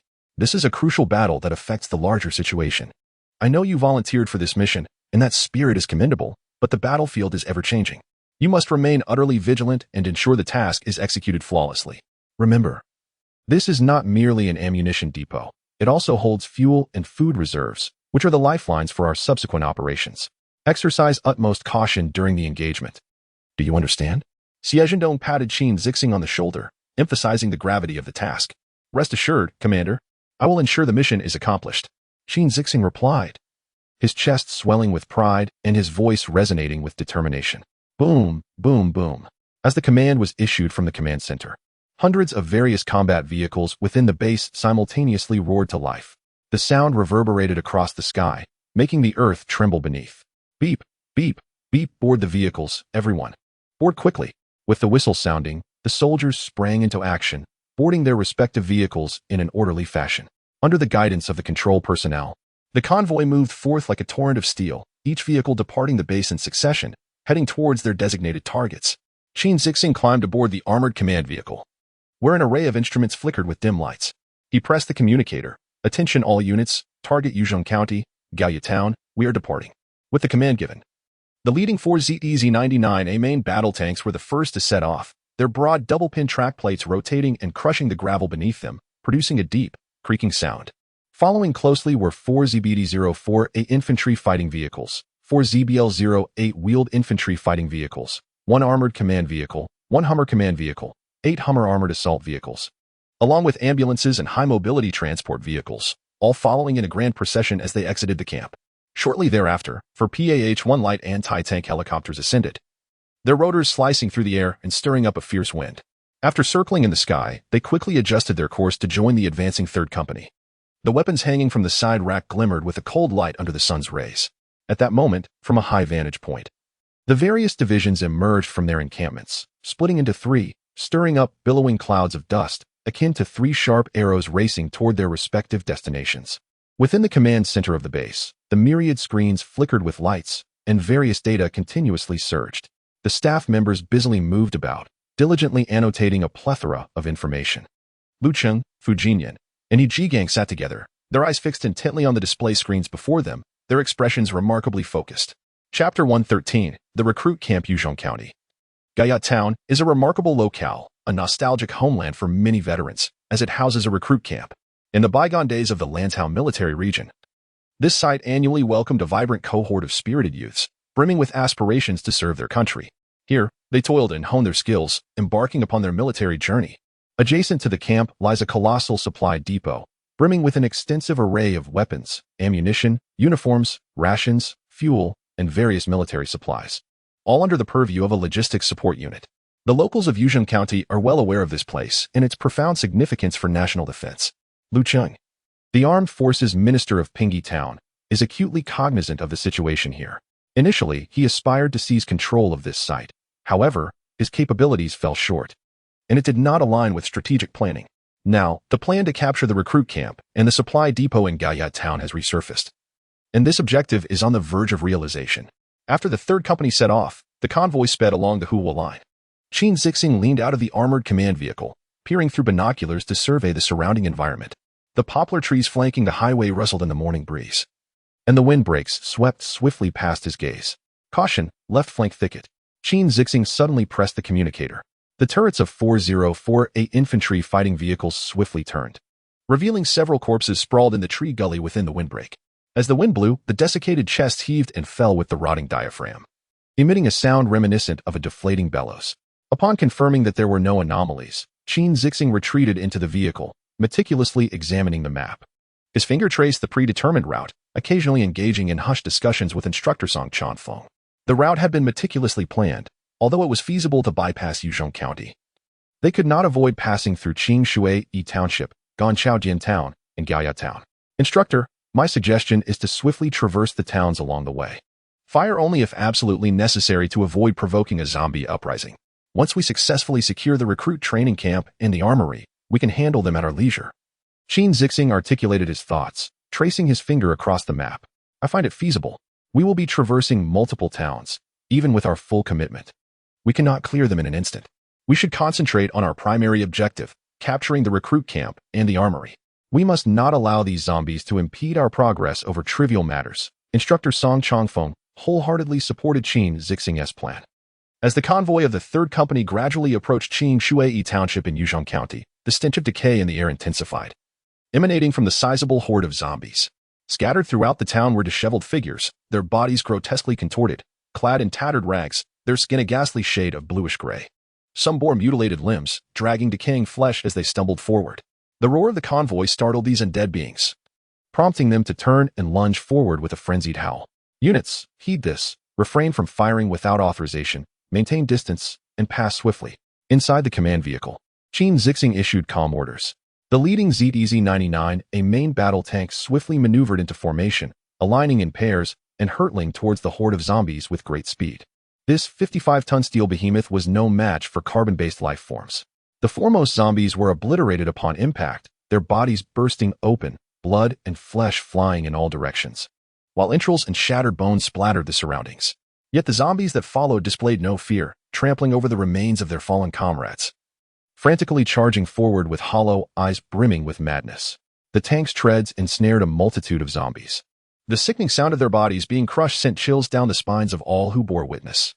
Those fortunate enough to evade the tank's crushing path soon found themselves caught beneath the treads and wheels of the infantry fighting vehicles, instantly reduced to a grisly pulp.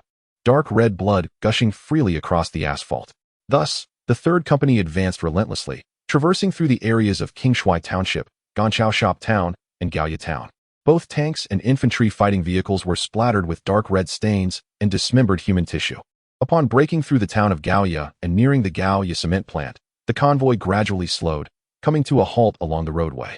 Even the reconnaissance helicopter accompanying them in the air ceased its forward motion, hovering in place. Attention, all squads, deploy drones for comprehensive reconnaissance of combat targets. Cheng Zixing commanded immediately upon halting. Shortly thereafter, the drones relayed fresh footage. The main entrance of the new recruit training camp was blocked by 3 overturned transport vehicles, and dozens of charred corpses lay scattered around the perimeter, while the guard tower stood empty. What was once a heavily fortified military no-fly zone had devolved into a hell on earth, with hundreds of camouflaged corpses aimlessly wandering the training grounds. Report from the reconnaissance team. A small-scale horde has been identified, confirming that all targets have been zombified, came the voice of the drone operator over the headset. All units, execute Plan 2. Having clearly understood the reconnaissance situation, Cheng Zixing decisively issued the command. As the order was given, the convoy accelerated to a position 200 meters from the recruit camp, where the main battle tank halted, and the infantry fighting vehicles swiftly advanced, interlocking their positions to form a defensive formation. A PAH-1 light helicopter broke away from the formation, tracing an arc in the sky before lowering its altitude and racing towards the camp. The helicopter's rotors emitted a thunderous roar, capturing the attention of the zombies. Hearing the commotion, the zombies lifted their heads and began to pursue the helicopter. With deft maneuvers from the crew, the large horde of zombies within the camp followed the helicopter, gradually closing in on the position of the third company.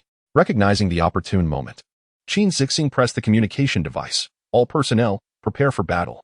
The ZBD-04A and ZBL-08 infantry fighting vehicles simultaneously rotated their gun barrels, the mechanical sounds reverberating through the streets. Suddenly, a deafening roar shattered the air as the muzzle brake of the 04A infantry fighting vehicle expelled a 2-meter-long flame. The explosive shells whistled through the air, soaring towards the horde of zombies. Upon impact, they erupted into a dazzling display of flames, the undead at the epicenter obliterated by the sheer force, their dismembered limbs and fragments scattering amidst the earth and debris. Those zombies positioned at a distance were also mercilessly pierced by the flying shrapnel, their ichor staining the pavement crimson. As the relentless tide of zombies surged forth from the encampment, the 30mm autocannon of the BMP-08 roared to life.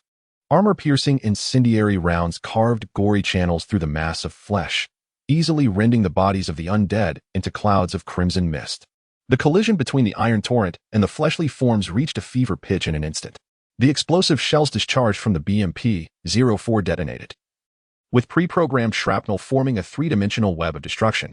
The continuous barrage of incendiary rounds from the BMP-08 sliced through the horde with the precision of a scalpel. As the smoke cleared, the asphalt had transformed into a viscous, dark red quagmire. Chapter 114, The Storage Area in the Rear Command Center. Witnessing the silhouettes clad in camouflage fall incessantly, a profound sorrow enveloped everyone present. These passionate youths, who fervently aspired to serve their nation, had tragically transformed into mindless monstrosities before their dreams could be realized. After vanquishing the zombies that had been drawn out, the Third Company continued its advance. Drones flitted tirelessly within the camp, meticulously surveying every nook and cranny. Simultaneously, for PAH-1 light anti-tank helicopters hovered above the camp, performing vigilant reconnaissance. The ZTZ-99A tank surged forth once more, heading towards the gates of the new recruit training camp. "Clear those vehicles away," commanded Cheng. Observing the overturned cars before the entrance. With a decisive order, a 99A tank swiftly complied, its turret rotated, aiming its cannon sideways. Then, the tracks began to turn slowly, harnessing immense power as it propelled forward, with a grating sound of metal against metal. The three vehicles obstructing the entrance were pushed aside one after another by the 99A tank. Immediately, four other 99A tanks from the tank battalion roared into the camp. At that moment, the camp was eerily silent, an unsettling stillness pervading the atmosphere. The zombies capable of movement had just been lured away by the helicopters. Yet a few trapped zombies likely lingered within the barracks and training facilities. However, Cheng chose to disregard them for the time being. Securing the supply depot was the foremost priority. Once the storage area was secured, he could return to cleanse the camp. The operational vehicles of the Third Company lined up in an orderly formation, resembling a colossal steel dragon as they began their passage through the camp, racing towards the adjacent supply depot. Along the way, one or two zombies occasionally emerged from various corners, clawing and flailing, attempting to impede the advance of the convoy. Yet, against these iron war machines, they stood no chance. They were either crushed into a pulp by the tanks and infantry fighting vehicles or shredded into fragments by the mounted machine guns of the armored assault vehicles. The convoy penetrated the camp without hindrance, swiftly arriving at the perimeter of the storage area. This depot was substantial, featuring several large warehouses filled with military supplies such as uniforms, gear, and rations. In the southwestern section, an entire area was designated as an underground fuel storage, containing vast reserves of precious fuel. As for the ammunition depot, for reasons of safety and concealment, it too was constructed underground, akin to the fuel storage. Originally, a company of troops had been stationed here, along with other maintenance and management units, resulting in a considerable presence. Drone reconnaissance revealed a scene of chaos within the storage area. The walls of some military supply warehouses bore evident bullet holes, surrounded by scattered remains of zombies and dried bloodstains. It appeared that during the outbreak, the guarding troops had indeed put up a fight. At this moment, numerous zombies still roamed the vicinity of the storage area. As the operator maneuvered the drone closer to the underground oil depot, he observed the area remained undisturbed, devoid of any traces of zombies, allowing him to exhale a sigh of relief. As the drone delved further into exploration, the underground arms cache, of utmost significance, revealed its true form. Upon witnessing the heavy triple-proof door ajar, Cheng instinctively clenched his fist. Previously, he had been concerned about how to open the ammunition depot's door. Now, that dilemma was effortlessly resolved. The state of the open door suggested that soldiers from the area had sought refuge within during a moment of crisis. However, this also implied a high likelihood of zombies lurking inside, necessitating utmost caution upon entry. "Tank platoon, breach the wall," Cheng called out from the armored command vehicle, his gaze fixed on the surrounding wall, issuing the command without hesitation. With a resounding crash, a Type 99A main battle tank charged forward, toppling the wall and creating a breach, sending dust spiraling into the air. The tank, without a moment's pause, rolled over the debris, its heavy tracks compressing the bricks into mere fragments. As the first tank entered, a ZBD-04A infantry fighting vehicle swiftly surged through the opening. Once the vehicle came to a halt, the commander shouted, "Disembark, quickly." With a clang, the rear hatch of the infantry fighting vehicle swung open, and 6 soldiers promptly leaped out, weapon in hand, decisively opening fire on the approaching zombies. The sound of gunfire erupted, punctuated by the sharp cracks of bullets. Given their location within the depot, the troops refrained from using mounted weapons, aiming instead for precision shots. Subsequently, additional infantry fighting vehicles followed suit, and more soldiers disembarked to join the fray. The zombies meandering within the depot were swiftly annihilated, leaving behind a grim tableau of blood and remnants. Attention all units. Zombies are emerging from the underground ammunition depot, warned the drone operator over the communication channel.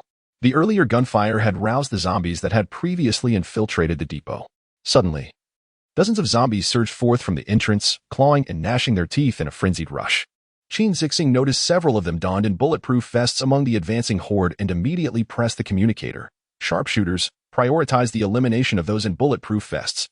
The sharp report of the QB-191 precision rifle rang out as bullets penetrated the helmets of the targeted zombies. Once the last of the undead was dispatched, Cheng issued further orders. First platoon, search the supply depot. Second platoon, secure the oil depot area. Third platoon, search the barracks. Fourth platoon, prepare to enter the ammunition depot. The reconnaissance helicopter will maintain aerial vigilance and report any anomalies immediately. Having delivered his commands, Cheng patted the shoulder of Song Chanfeng, who was assigned to him, stating, "You keep watch here. I will accompany the 4th platoon to inspect the ammunition depot." Without waiting for a response, he grasped his QBZ-192 rifle and descended from the armored command vehicle. Report to the company commander. Survivors have been discovered in supply depot number 2. Just as Cheng took a few steps, a wave of excited reports crackled through the communication channel. Moments earlier, the soldiers of the 1st platoon had cautiously approached the military supplies depot on the ground. Suddenly, the great door of depot number 2 swung open, and cries for help echoed from within. Upon receiving permission, 5 weary-faced soldiers emerged. They belonged to the logistical unit of the depot and had been working outside when the virus outbreak occurred. Lacking weapons, they had taken refuge inside Depot No. 2 in a moment of desperation. This depot primarily housed various military rations, alleviating their immediate concern for sustenance. Nonetheless, their situation was far from favorable. Without arms and besieged by the undead outside, they found themselves trapped within the confines of the depot. It was only moments ago, as the gunfire outside gradually subsided, that they surmised the danger had abated and dared to open the door to freedom. Chapter 115. Interception. Upon hearing of the survivors, Cheng felt a surge of joy and reflection. He promptly addressed the communicator, instructing, "Squad leader, send a few individuals to conduct a safety inspection. Once confirmed secure, escort them to the convoy and reassure the emotions of the surviving soldiers. The rest will continue with their designated tasks while remaining vigilant." Similarly informed, Song Chanfeng leaned out from the command vehicle, anxiously gazing towards the direction of warehouse number 2. The presence of surviving soldiers was indeed monumental news for them. With these warriors, who were well acquainted with the internal layout of the strategic reserve, they could swiftly and meticulously grasp the configuration of the entire reserve and the status of the stored supplies, which would save considerable time in their subsequent endeavors. The soldiers of Squad 1 began the safety checks on the survivors, while others ventured into several supply warehouses. Inside warehouse number 1, the soldiers of Squad 2 paired up, meticulously conducting their search. As they stepped inside, a faint scent of dust greeted them, revealing towering shelves lined with an innumerable array of cardboard boxes. From the external labels, it was evident that there were complete sets of the 21 series camouflage uniforms, alongside various gear including tactical backpacks, bulletproof helmets, and an assortment of carrying equipment. Preserving this equipment meant that in the future, should the soldiers' gear fail, there would be no need for Cheng to exchange from the system, thereby saving a significant amount of reinforcement points. Meanwhile, Squad 2 swiftly established a makeshift defense line in the oil depot area, the soldiers dispersing to secure the perimeter tightly. Above them, several drones hovered, their lenses flickering with light as they closely monitored the surroundings. Everyone understood that an incident at the oil depot would not merely result in the loss of precious energy resources, it could also trigger catastrophic accidents, potentially obliterating the entire storage area. As Squad 3 entered the barracks, a nauseating stench assailed their senses, eliciting a visceral response. The soldiers, suppressing their discomfort, began a thorough inspection of each room. Gunfire echoed intermittently through the barrack corridors. Many dormitories housed trapped zombies, alongside dismembered corpses that bore the marks of gruesome consumption. Squad 4 followed Cheng to the entrance of the ammunition depot, where the ajar door resembled the gaping maw of an abyss. A soldier struck the door with the butt of his rifle, producing a sharp sound that reverberated within the depot, only to be met with silence. After a moment of waiting, Cheng signaled, and the soldiers adjusted their night vision multifunction goggles, taking turns to cover one another as they cautiously entered the warehouse. Inside, the dim light was permeated by a pungent odor of decay. Utilizing their night vision goggles, the soldiers spotted scattered shell casings on the ground, alongside several bodies that had been almost entirely devoured. It was evident that these were the valiant warriors who had previously resisted here, tragically meeting their demise. The soldiers of Squad 4 tightened their grip on their weapons and delved deeper, prepared to confront any lurking zombies in the shadows. After searching the area thoroughly and finding no trace of zombies, the group finally breathed a sigh of relief. However, as each squad busily continued their search, the pilot of a reconnaissance helicopter hovering above widened his eyes, surveying the entire storage area. Suddenly, he spotted a cluster of dark figures moving towards the depot. Upon closer inspection, he realized it was yet another wave of zombies drawn in by the commotion. He reported urgently that a significant number of zombies were approaching from the western side of the depot, estimated to arrive in 10 minutes. His voice transmitted clearly through the communicator, causing everyone's hearts to race. Immediately following his report, the captains of other helicopters and drone operators issued warnings as well. For there were varying numbers of zombie hordes approaching from 3 other directions, churning up dust in their wake. The recent series of skirmishes and the thunderous gunfire had created an enormous uproar, akin to igniting a beacon in the darkness, attracting zombies from several nearby villages. Upon hearing the report, Song Chanfeng, stationed in the command vehicle, swiftly adjusted the deployment. All units, be advised, zombies are approaching. Expected to arrive in batches within 10 to 20 minutes. Cease current tasks and prepare to ambush the hordes. First squad will handle the eastern group, second squad the west, third squad the north, and fourth squad the southwest. Ensure defensive lines are established before the zombies arrive. The helicopter squad was assigned to strike from the air, with each aircraft designated to a specific direction. After allocating the tasks, Song Changfeng issued commands to the helicopters in the sky. In an instant, the soldiers became busy again, reboarding their vehicles, their engines roaring to life, stirring up clouds of dust. Once they exited the depot, they swiftly set up defensive lines in every direction. The 4 helicopters, upon receiving their orders, sped off towards their respective targets. As they neared the zombie horde, the PAH-1 light anti-tank helicopter circled low, the pilot observing the chaotic mass below. The zombies surged forward in a frenzied throng, clawing and shrieking in a cacophony of rage. After assessing the situation, the helicopter quickly ascended, tracing an arc in the sky before diving down like a falcon on its prey. Its onboard rockets aimed squarely at the advancing horde. The roar of the helicopter drew the zombies' attention, and they lifted their heads, unleashing furious roars. Faced with these frenzied undead, the helicopter pilot decisively pressed the launch button. Whoosh, whoosh, whoosh. The rockets, trailing long tails of flame, soared through the sky like shooting stars, striking their targets with precision and igniting a conflagration within the zombie horde. Boom, boom, boom. The immense explosions shook the ground, flames shooting skyward, obliterating vast numbers of zombies into mere dust, severed limbs flying in all directions, the scent of blood mingling with the acrid odor of gunpowder permeating the air. After unleashing the rockets, the helicopter continued to circle overhead, utilizing its altitude advantage to unleash fire from the cannon mounted beneath its fuselage, providing much-needed relief to the ground forces. The pilots maintained a vigilant watch over the ground, skillfully maneuvering the aircraft to dive and turn, each shot striking down swathes of the undead. The cannon unleashed a torrent of flames, mercilessly reaping the lives of the zombies. Some of the creatures, their lower bodies shattered, continued to drag their mangled forms across the ground, leaving behind a harrowing trail of blood. Despite their grievous state, they persisted in their futile attempts to approach the soldiers, their grotesque visages eliciting a chilling dread. Others were engulfed in flames from the explosions, their bodies ablaze yet still roaring as they charged towards the defenses, resembling a legion of moving torches, rendering the battlefield even more harrowing. Chapter 116. Annihilation under the relentless onslaught of helicopter fire. The horde of zombies showed no signs of retreat, relentlessly advancing toward the supply depot. In just over 20 days, these creatures had completely shed their human semblance.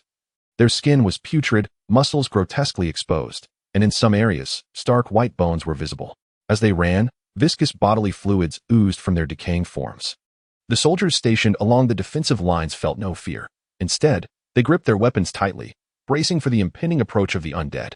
As the howls grew louder and the horde drew nearer, the 3rd Battalion's defenses faced their gravest trial. The zombies seemed to have caught a whiff of the living, instantly becoming frenzied. Their hollow eye sockets glowed with a bloodthirsty light, saliva dripping uncontrollably from their maws. Attention all units, engage in free fire, and ensure the integrity of the defense, commanded Cheng Zixing calmly from the command vehicle. The 100mm low-pressure smoothbore cannon of the 04A infantry fighting vehicle slowly elevated, the internal mechanisms humming with life as the automatic loader chambered a high-explosive round. The moment the first shell tore through the air, all vehicle-mounted weapons of the 3rd Battalion erupted in a symphony of destruction. In other sectors, the 30mm machine gun of the 08 wheeled infantry fighting vehicle and the 12 7mm mounted machine gun of the armored assault vehicle joined the fray, unleashing a torrent of fire, shells and bullets sweeping across the horde. The zombies at the forefront were either blasted to pieces by gunfire, body parts flying in all directions, or obliterated by high-explosive grenades that erupted in clouds of blood mist, mingling with dirt and grass. This time, the ZDZ-99A main battle tank did not merely observe. Its gunners swiftly adjusted the cannon, aiming at the densest concentration of zombies. With a thunderous roar, the 99A tank shuddered, and a brilliant flash erupted from the 125mm smoothbore cannon, sending dust swirling in all directions. As the high-explosive round left the barrel, it seemed to move in slow motion, spiraling through the air, its tail fins creating a helical wake. With a resounding bang, the orange fireball detonated within the horde, the immense shockwave reducing the zombies within a 10-meter radius to mere mist. Dozens of others were thrown several meters into the air by the force of the explosion, severed limbs and various body tissues scattering in a grotesque display. The 125mm high-explosive round wielded devastating power, capable of eradicating swathes of the undead with a single shot. As the 99A main battle tank and the 04A infantry fighting vehicle worked in concert, they delivered a barrage that felt like an overwhelming artillery strike. Under the relentless aerial bombardment and ground-based firepower, the zombie horde began to thin. The remaining zombies continued their advance, and once they fell within range, the soldiers unleashed a storm of gunfire. In an instant, the air was filled with the cacophony of gunfire, 5.8mm bullets raining down like a tempest upon the horde.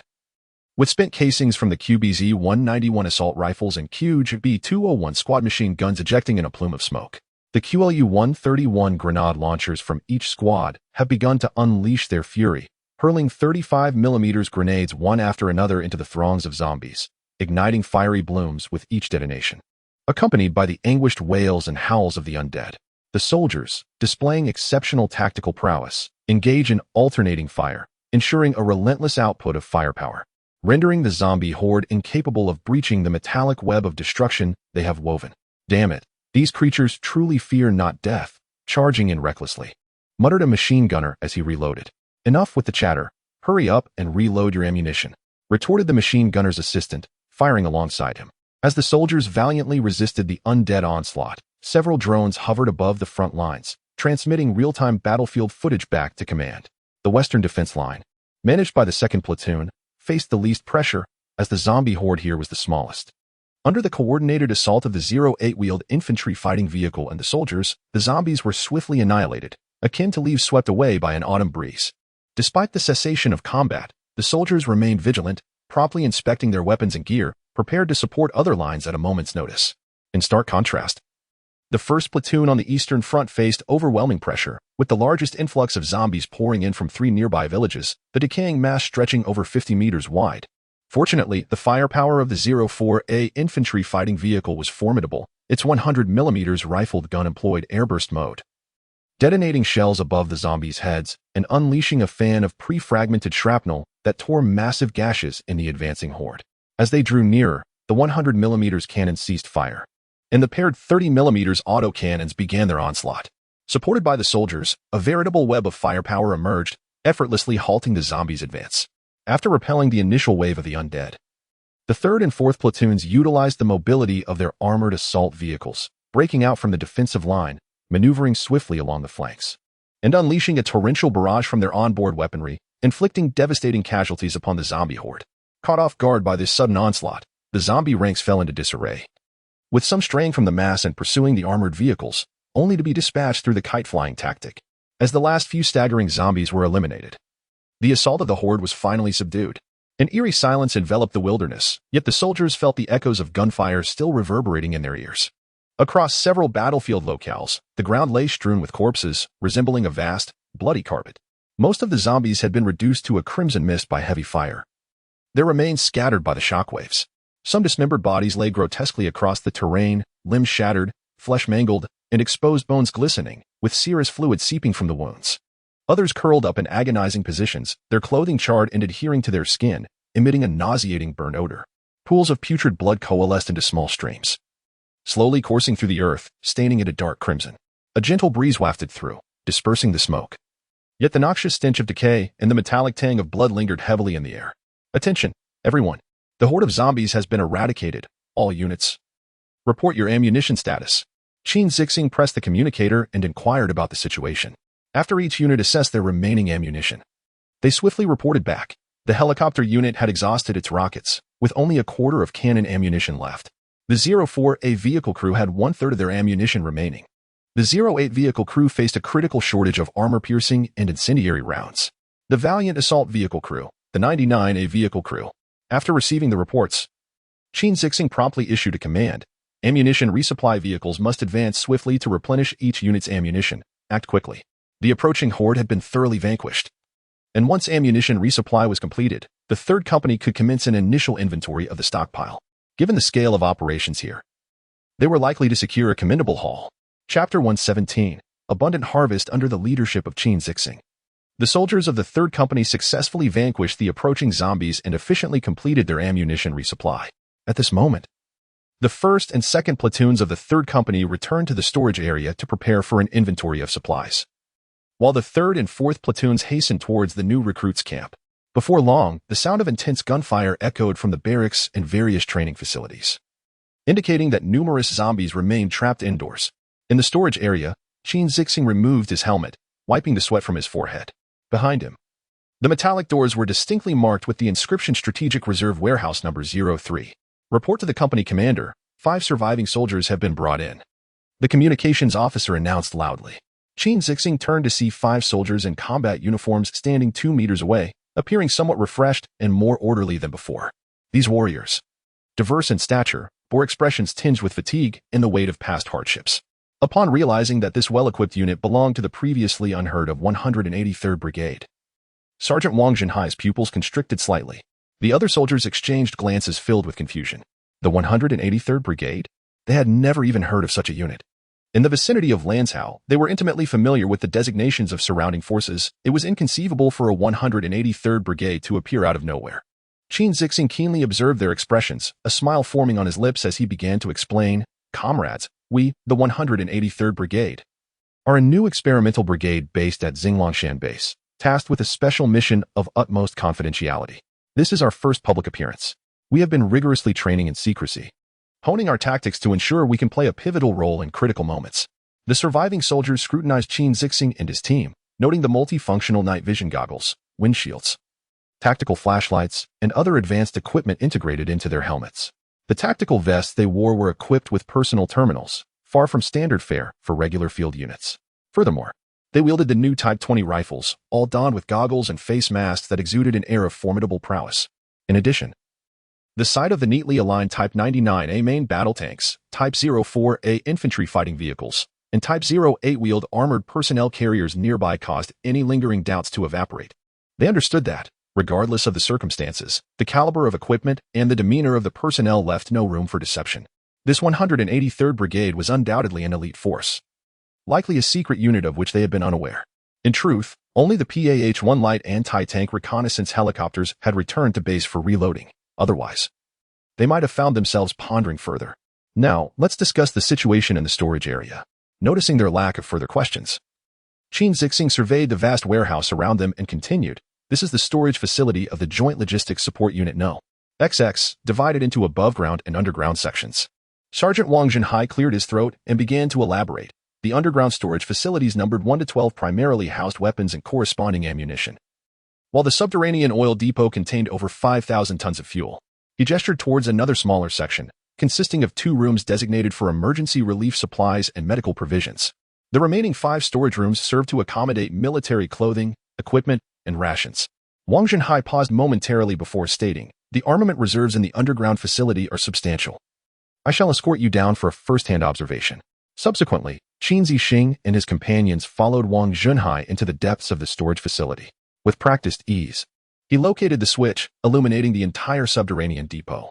As he walked inside, he continued his explanation. Here, the most numerous are the Type 95 firearms, the Type 95 assault rifles, Type 951 assault rifles, and Type 95 squad machine guns collectively amount to over 30,000 units. After pointing towards the foremost storage rooms, he remarked, "These few rooms are entirely filled with them. In contrast, the numbers for the Type 88 sniper rifles and Type 92 handguns were relatively modest, totaling only a few hundred units.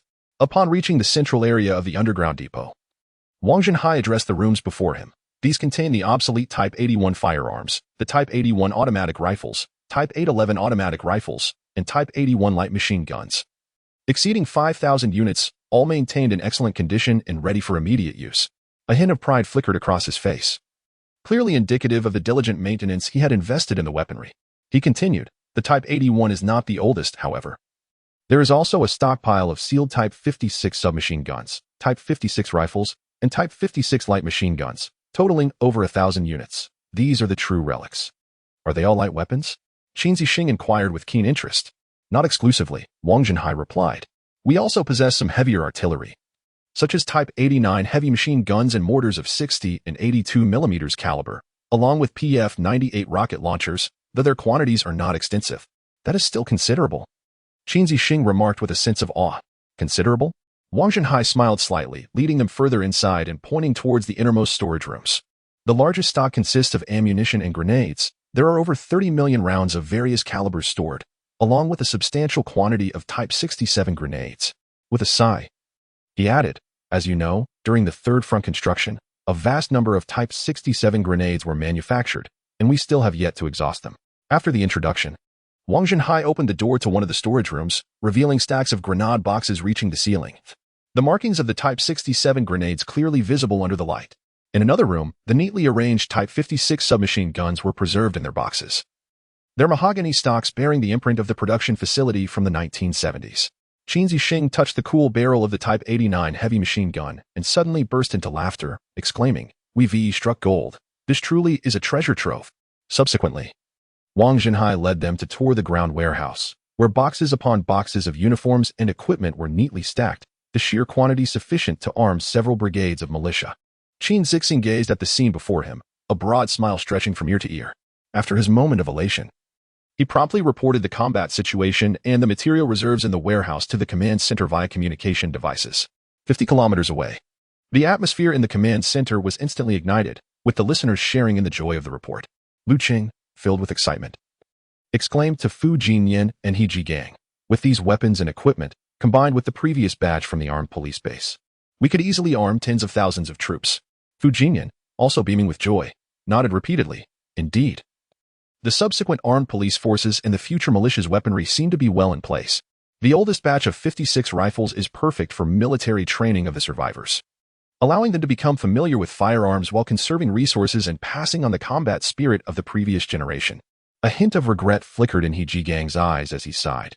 It is a pity that there are no Type 20 rifles. Otherwise, our logistical pressure would be significantly alleviated. Lu Qing waved his hand, a broad smile on his face. This is already quite good. After all, the nationwide replacement of the Type 20 rifles has not been completed, and it is entirely normal to lack stock. The fact that we have obtained these supplies is a stroke of good fortune. Just in terms of equipment and fuel, we can save many reinforcement points. He then informed Qin Zixing that after the third company captured the new recruit camp, they would temporarily establish their base there and begin clearing the surrounding villages to rescue survivors. Once the communication ended, Qin Zixing turned his gaze towards the new recruit camp, his eyes ablaze with a fervent fighting spirit. His decision to volunteer this time could be regarded as the most astute choice of his military career. Chapter 118. Gansu Traditional Chinese Medicine. As the third company valiantly fought in the new recruits camp and the supply depot, fierce battles raged on across several other fronts. The initial clash ignited at Gansu University of Traditional Chinese Medicine, the fifth institution of higher learning in Heping Town, situated at the northernmost end of Wall Avenue, approximately 5 kilometers from the town center. Leading the first and second companies, he then advanced towards the Yaojie coal mine, while elements of the third and fourth companies, the artillery company, and the tank company, along with units from the helicopter company, simultaneously departed from the base. A multitude of combat vehicles, numbering in the hundreds, swiftly maneuvered along Gaoka Road, their wheels thundering and tracks clanking, stirring up clouds of dust. After traversing the entirety of Heping Town, the convoy halted near Wall Garden, leaving only about 4 kilometers to Gansu University of Traditional Chinese Medicine's Heping campus.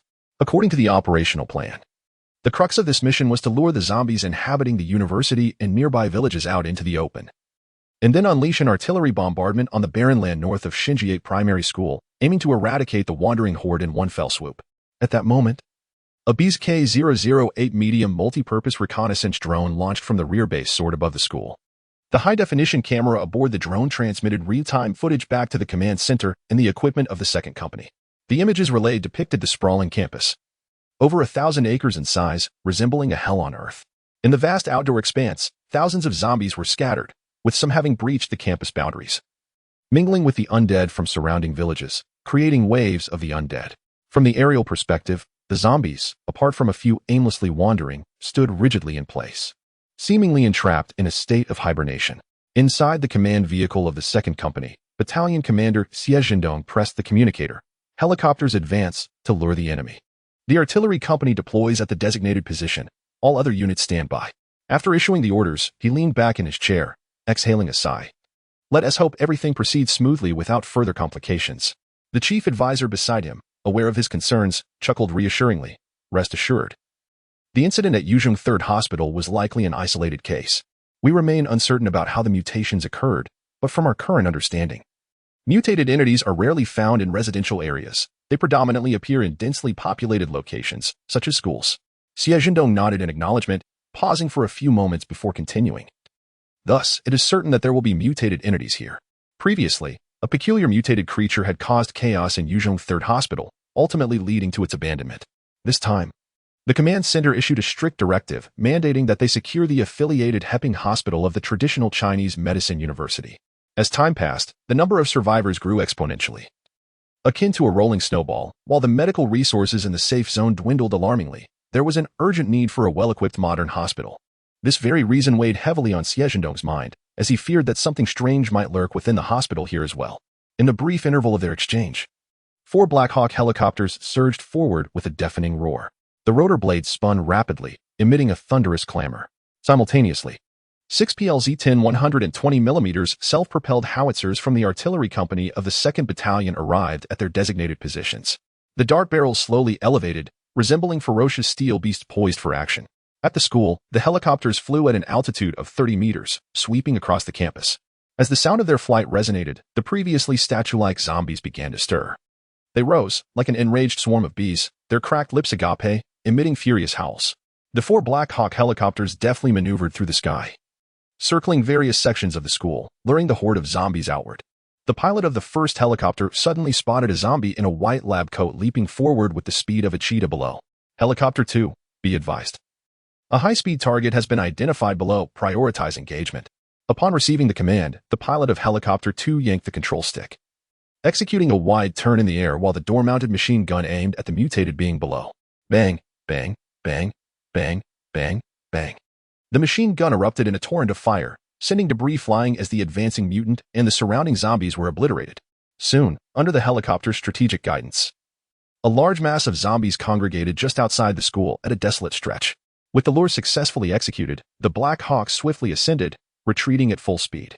The zombies, having lost their quarry, instantly became disoriented, spinning in place like headless flies.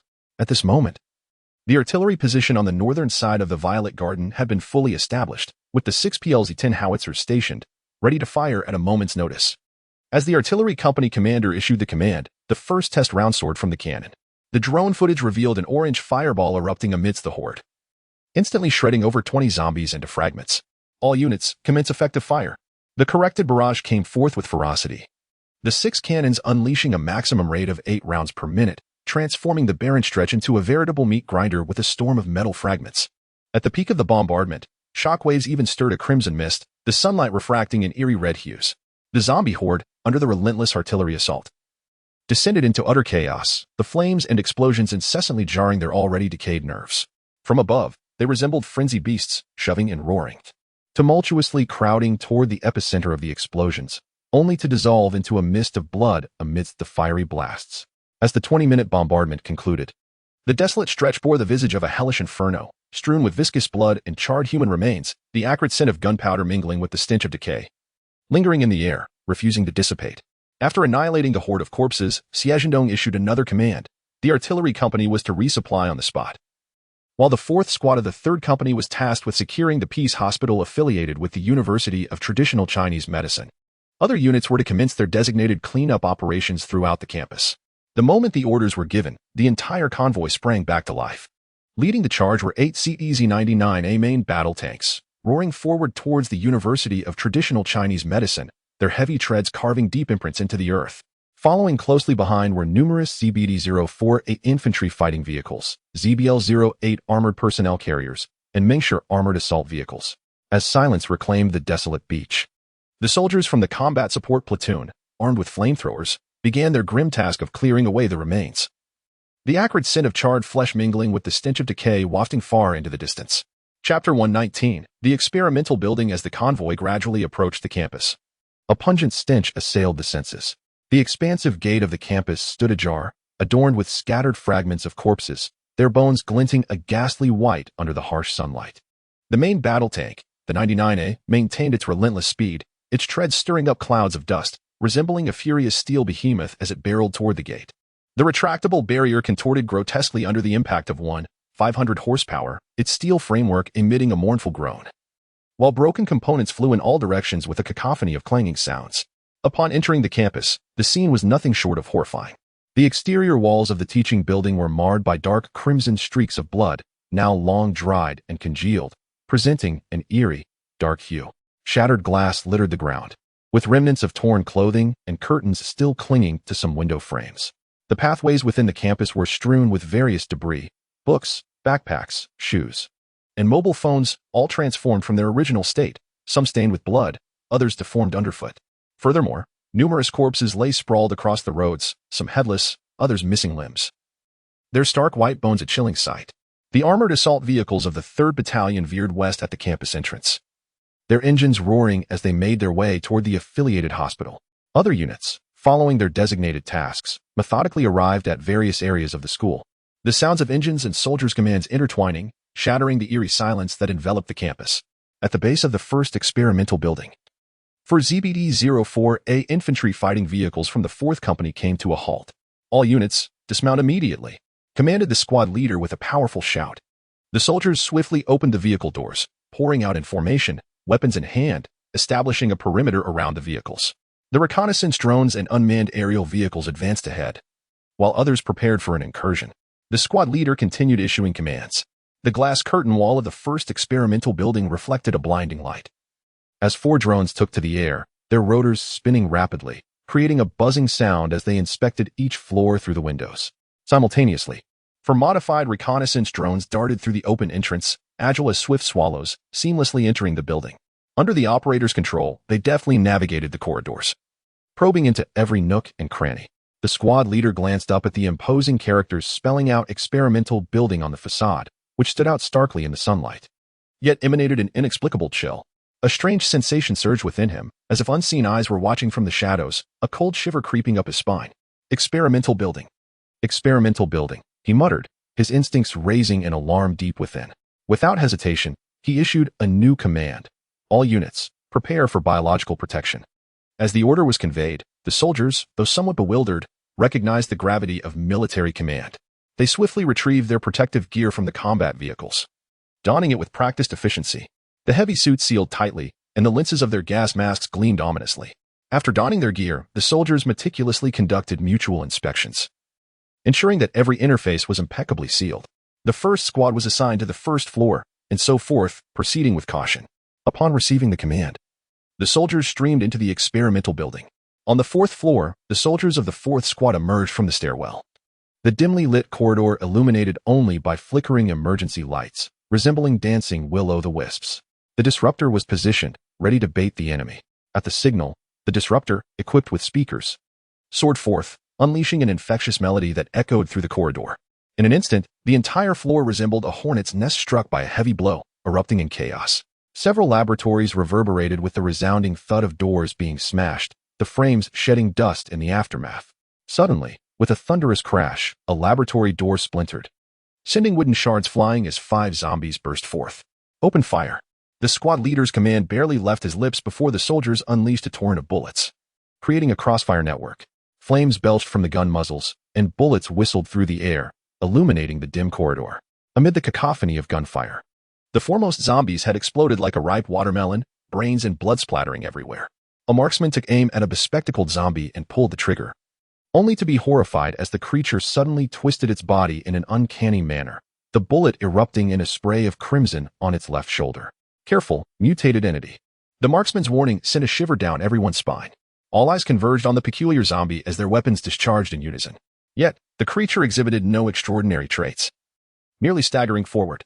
Ultimately, it was reduced to a mass of gore, and only then did the marksman exhale in relief, muttering, "Damn, it's not a mutant. You scared me to death. What is going on?" The squad leader inquired anxiously. That zombie twisted suddenly, evading a vital hit. "I thought it was mutated." Upon closer inspection, it seems it was just a coincidence, a mere spasm, the marksman hurriedly explained. Following this brief interlude, the soldiers pressed onward into the depths of the building. Meanwhile, a drone circling outside was simultaneously surveilling the corresponding rooms. The operator detected an anomaly outside the third laboratory window on the fourth floor. Inside, 6 hunched figures were seen kneeling in a circle. "Fourth squad, this is Sparrow 4. Anomalous activity detected in the third laboratory. 6 zombies have formed a circle and are motionless. Please proceed with caution," the drone operator promptly alerted. As the fourth squad burst through the door, a foul stench assaulted their senses. Fortunately, they were equipped with gas masks, or they would have surely succumbed to the noxious fumes. Due to the strange circumstances, a disruptor was sent inside first, and the sight it transmitted sent chills down the operator's spine. In the midst of the 6 zombies kneeling in a radial formation lay a corpse, its chest cavity reduced to a mere skeleton. Within the hollow thorax resided a tumor the size of a soccer ball, its surface riddled with purple veins. These veins pulsated like writhing earthworms, moving in a grotesque rhythm, as if imbued with life. As the operator attempted to maneuver the drone closer, the corpse in the center abruptly opened its eyes. Its crimson gaze ascended, locking directly onto the drone's camera. The operator was startled. He was certain that the decayed eyeball of the zombie was meeting his gaze through the lens. His hand trembled involuntarily, nearly causing a miscalculation, while beads of sweat rapidly formed on his forehead. Report: suspected new variant detected. The operator, sensing the gravity of the situation, hastily relayed the reconnaissance findings. "Everyone, retreat in an orderly fashion," the squad leader bellowed. After enduring several devastating encounters with the initial wave of attacks, the soldiers had abandoned any notions of direct confrontation. Just as they were about to withdraw, the suspected variant suddenly rose to its feet. With a resounding pop, a tumor within its chest cavity erupted, releasing a dense cloud of yellow-green mist. Chapter 120, Detection after the tumor burst. The mutated entity collapsed as if its very soul had been siphoned away. This was the final image observed by the traversal device. As the yellow-green gas wafted through the room, causing vision to blur drastically, the operator, whose nerves had been frayed to their limits, made an error in a moment of panic, resulting in the traversal device spiraling out of control, crashing violently against a wall before plummeting to the ground, severing all communication. "What in the world is that thing?" a soldier exclaimed, his eyes wide as he peered through the lenses of his gas mask at the yellow-green gas emanating from the laboratory. "Evacuate immediately," shouted the squad leader, his voice unconsciously rising in pitch. Upon hearing the command, the soldiers hastened their steps, racing towards the stairwell. They were not clad in fully enclosed protective suits, and no one knew whether these dubious gases could be contained. All they could do was retreat as swiftly as possible. At that moment, it was not only the squad leader downstairs who was alarmed. The command center, far behind, also received a frantic report from the operator of the traversal device. Upon learning of the emergence of a new mutant capable of releasing suspicious gases, all soldiers within the experimental building began to evacuate urgently. Furthermore, the ongoing cleanup operations in several nearby buildings were abruptly halted. The troops entering the traditional Chinese medicine university had implemented comprehensive biochemical protection in accordance with established protocols. After establishing a quarantine zone at a distance, more drones took to the skies, resembling a swarm of steel bees, conducting thorough reconnaissance of the interiors and exteriors of the buildings. Before long, the chemical defense vehicle from the 2nd Battalion roared into action. As soon as the vehicle came to a halt, the soldiers from the chemical defense team leaped out, swiftly deploying their equipment to conduct a comprehensive decontamination of all personnel entering the experimental building. 2nd Battalion Commander Wang Ingyuan, donned in protective gear, strode purposefully to the quarantine zone. Upon seeing the squad leader, he gave a thumbs up, his voice tinged with approval. "Jinghua, you did exceptionally well this time, truly foresight." Second squad leader Zhang Jinghua waved his hand, grinning sheepishly. "Commander, you flatter me. It was merely instinct." "Instinct? Your intuition is sharper than a woman's 6th sense." Wang Ingyuan couldn't help but exclaim, his gaze filled with admiration for the squad leader's keen insight. As time passed, preliminary reconnaissance of other teaching buildings, laboratories, and dormitories was finally completed. Fortunately, no abnormalities were detected. After securing permission from the command center, Wang Yingyuan issued another order: Combat Support Squad, set that laboratory ablaze. In response to the command, 3 soldiers from the Combat Support Squad stepped forward, 2 of them wielding DFR-89 35mm individual incendiary grenades. The DFR-89, resembling a miniature shoulder-fired rocket launcher, is a lightweight, compact incendiary smoke weapon designed for individual use, not part of the formal inventory, and issued on a temporary basis for one-time use. It boasts numerous advantages, including lightweight, small size, ease of transport, simple operation, and reliable safety. The projectile is encased in a specially designed backpack, with each bag containing 3 rounds. Its effective range spans between 20 to 100 meters. With a flame coverage area exceeding 100 square meters and combustion temperatures soaring above 1,000 degrees. Compared to flamethrowers, this device allows for long-range deployment, enhancing safety significantly. 3 soldiers advanced into the isolation zone, approaching Building 1. Upon entering a radius of 100 meters, they halted. At a distance of 82 meters. With a crosswind of level 3, the observer's voice echoed. The 2 marksmen stood upright, gripping their launch tubes, slightly tilting their heads to meticulously adjust the angles. Fire. As the command was issued, the 2 men simultaneously squeezed the triggers. With 2 muffled thuds, 2 incendiary rounds were launched, streaking through the window like meteors, accurately striking the laboratory on the 4th floor. Almost immediately, 2 explosions reverberated, transforming the laboratory into a fiery inferno, erupting with 2 tumultuous fireballs. The scorching flames roared from the windows, licking the exterior walls of the building. Inside the laboratory, flames exceeding 1,000 degrees ravaged every corner. The intricate experimental apparatuses groaned and warped under the intense heat, soon reducing to heaps of charred debris.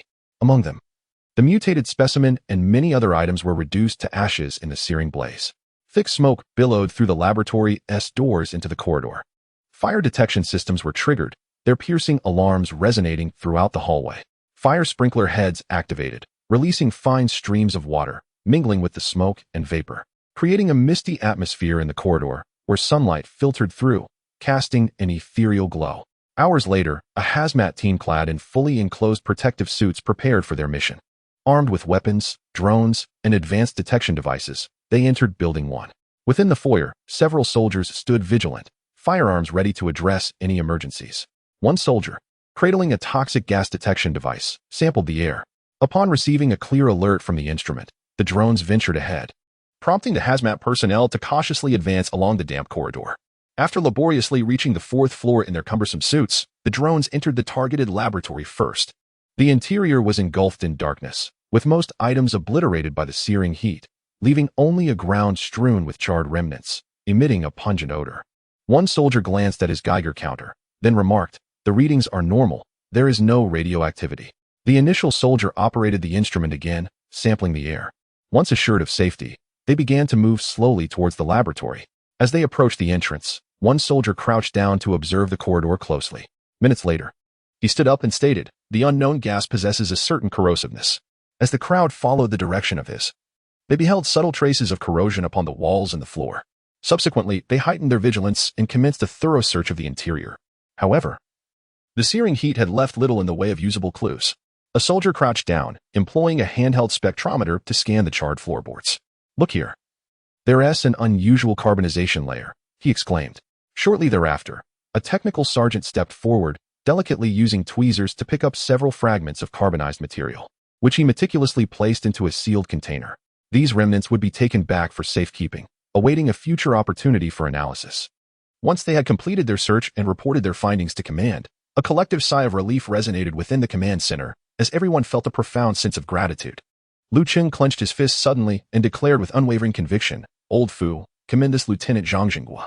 If it weren't for him, we could have faced dire consequences." Fu Jinyan smiled and promptly agreed, "Yes, Commander. I propose that we disseminate this incident to all units, so that everyone can learn from it.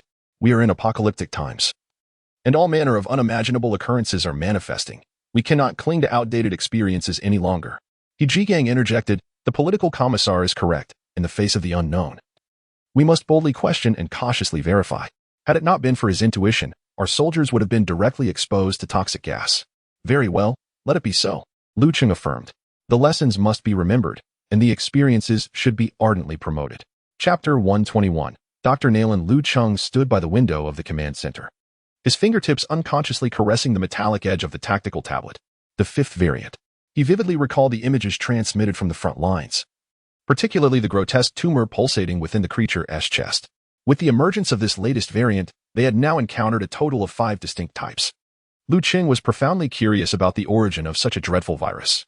What unknown elements had been manipulated within the virus to give rise to these vastly different mutations? These questions lingered in his mind, yet he found himself unable to delve deeper into the investigation. The dogged system proved inadequate. Aside from military equipment, it provided nothing else, leaving him unable to establish a research center or recruit scientific talent. At times, he pondered whether his previous life had been insufficiently cultivated, resulting in his misfortune of encountering such an ineffectual system. He observed the systems of others, each resembling deities, possessing boundless capabilities. With this thought, he couldn't help but sigh. As he sighed, Fu Jinyan approached with curiosity. "Chief, what's on your mind?" Noticing the political commissar's inquiry, Lu Cheng voiced his inner doubts.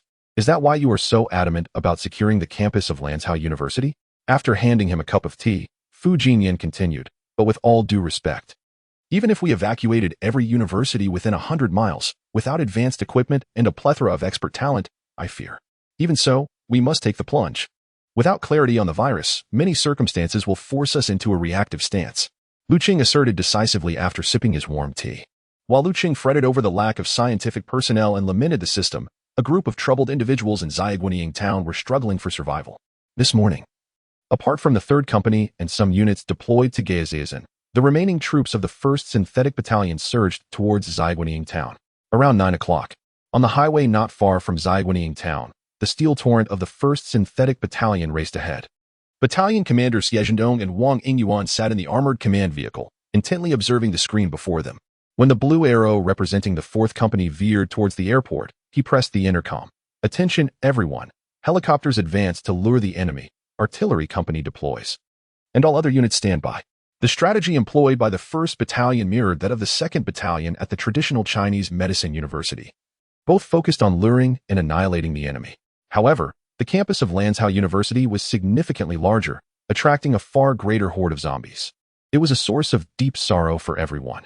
As the only double first-class university in Gansu, many of the students were precisely the talents Lu Cheng desperately needed.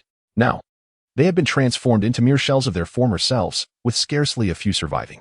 After successfully completing the enemy luring mission, the vast farmlands between Gaodun Camp and Zanbeizu descended into a hellish nightmare. Tens of thousands of wandering corpses surged forth like a relentless tide. Then, under the baptism of fierce artillery fire, they were reduced to nothingness. The thunderous cannonades not only obliterated the zombies but also instilled a glimmer of hope for some survivors. In the quaint town of Zhaiguanying, not far from 2 universities, a 3-story guest house serves as a refuge for a dozen survivors huddled on the 2nd floor. Among them are 7 or 8 faculty members and students from Lanzhou University, while the remainder comprises a group of scholars from outside the province. Notably, 2 robust men exude an air of formidable presence, suggesting their background as trained bodyguards. Suddenly, a deafening crash reverberates from below as a heavy object falls, prompting one of the stalwart men to spring to the window with the agility of a leopard, parting the curtain to peer outside. It is merely the advertising sign from a nearby supermarket that has collapsed. He lowers his voice to inform the others, and before he concludes, a thunderous sound emanates from the northwest. The man at the window listens intently before turning to a young woman. "Dr. Nayland, it appears the military has arrived. Judging by the sound, it must be the 120mm shells. I heard them frequently during my service in the drills. There's no mistaking it." The woman he addresses, Dr. Nayland Mingyu, appears to be in her 20s, embodying youth and beauty with her fair skin and captivating features. Hailing from Fujian, she has long been celebrated for her remarkable intellect, earning her the title of child prodigy. She was graced with the opportunity to study biology at Tsinghua University before traversing oceans to pursue further education at prestigious institutions abroad, truly living up to her reputation as an academic achiever. Not only is Nayland Mingyu academically distinguished, but she also possesses striking beauty and comes from an affluent background. Invited to Lanzhou University for a series of lectures, her father, deeply concerned for her safety, arranged for 2 retired Special Forces bodyguards to accompany her. Filled with curiosity about the unique customs of the northwestern town, a few faculty members and students from Lanzhou University were exploring Zhaiguanying with her when disaster struck. In the face of calamity, the 2 bodyguards remained composed, swiftly ushering everyone into a nearby guest house. After they neutralized the infected owners of the establishment, the group sought refuge within. Fortunately, none from her team had contracted the virus, and the faculty members dispatched from Lanzhou were also in good health. Inside the guest house, there was sustenance, and the bodyguards even risked scaling the wall to procure food from the neighboring house, ensuring that the group would not go hungry. Initially, the gathering was animated, fervently discussing the origins of the zombie outbreak. However, as a week passed with the outside world remaining eerily silent and no sign of rescue, spirits began to wane. Before the bombardment, Nalan Mingyu sat in a corner, her gaze vacant as she stared out the window, her thoughts drifting back to her last conversation with her father. On the other end of the line, his voice was resolute yet filled with affection. Daodu, you must listen to the bodyguards and protect yourself. I will find a way to rescue you. At that moment, upon hearing the bodyguards mention the sound of artillery, a wave of elation erupted within the guest house. Everyone, quiet down. Do you wish to court death? Bodyguard Chen Feng's sudden reprimand transformed the atmosphere, instantly drawing the group back to the grim reality they faced. Once they regained their composure, their faces were etched with regret, hastily covering their mouths. They had been overwhelmed with joy to the point of neglecting the most fundamental principle of survival, silence. By the window, Chen Feng's expression turned ashen. The temples of this former Special Forces soldier throbbed ominously as he perceived a more perilous sound. Amidst the intervals of cannon fire, thousands of disordered footsteps echoed from the heart of the town, accompanied by the cacophony of countless decayed vocal cords unleashing a series of mindless howls. When another bodyguard, Li Tao, approached the window, he was met with a suffocating sight. On the asphalt road, a dense cluster of ashen-white heads surged like a tide, the zombies drawn by the gunfire, causing the entire horde to mobilize. They've spotted us, Li Tao exclaimed, just as a violent banging erupted from the front door of the guest house. The earlier cheers had attracted the attention of the wandering zombies below. Chen Feng seized a sharpened mop handle nearby and turned to Li Tao, commanding, take them to the attic. Suddenly, the air was pierced by the whirring of helicopter blades. Two Black Hawk helicopters soared overhead, their door-mounted machine guns unleashing a torrent of fire that carved bloody paths through the throng of the undead. The horde began to shift, pursuing the steel behemoths, yet dozens remained hell-bent on assaulting the door. Chen Feng shouted in a low voice, what are you all dawdling for? Hurry up. Before he could finish, there was a shattering crash. A bony claw pierced the window, its grayish fingertips mere inches from Chen Feng's throat. Chapter 122. Something is amiss with this airplane. Gazing at the bone blade looming perilously close, Chen Feng felt a chilling wave surge up his spine, beads of cold sweat forming involuntarily on his forehead. The dire situation awakened the latent strength within him. He clenched his jaw, the muscles in his cheeks taut, summoning every ounce of his might to thrust the sharpened mop handle outward through the window. With a tearing sound, the mop handle pierced the tattered curtain, propelled by inertia, and drove straight into the chest of the mutated creature perched on the windowsill. Although the mop handle did not penetrate deeply, the impact was sufficient to send the creature tumbling off the ledge. As the creature fell, the curtain descended alongside it. Chen Feng's heart raced, rising to his throat. As he pressed himself against the window, peering down below, he observed the creature, its hands transformed into bone blades, struggling to regain its footing on the ground, emanating a palpable aura of malice. Casting a glance behind him, he noted that Li Hao had already led the others to the third floor. In haste, he seized a makeshift weapon, a kitchen knife tightly bound to a wooden stick, an odd implement that resembled a hybrid of an axe. Within mere seconds, a thunderous crash resonated from below as the front door was breached. A jolt of apprehension coursed through Chen Feng, prompting him to crouch low and stealthily move to the door of the second floor. Pressing his back against the wall, he dared not breathe, his gaze fixed intently on the entrance. Why did he not flee? Outside lay a horde of zombies. Where could he possibly escape? Venturing out would only lead to a gruesome fate. Remaining here to fight to the death might not guarantee survival, but it aligned with his professional integrity. Chen Feng compelled himself to remain calm, straining to discern any sounds in the hallway, yet the distant echoes of cannon fire rendered all else inaudible.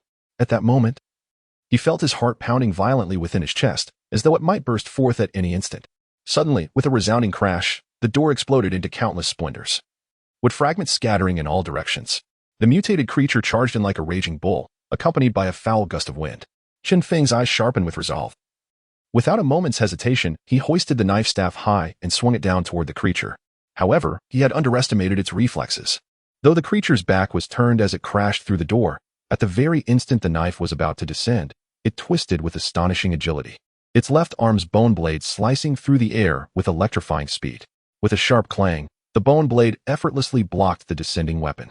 Chen Feng felt an immense force transmit through the staff, pain radiating through his grip, and the weapon slipped from his hands, tracing an arc before clattering to the far corner of the room.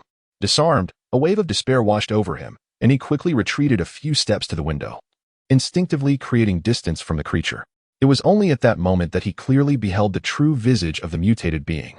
The creature was devoid of any semblance of skin, its surface exhibiting a bizarre shade of bluish-purple.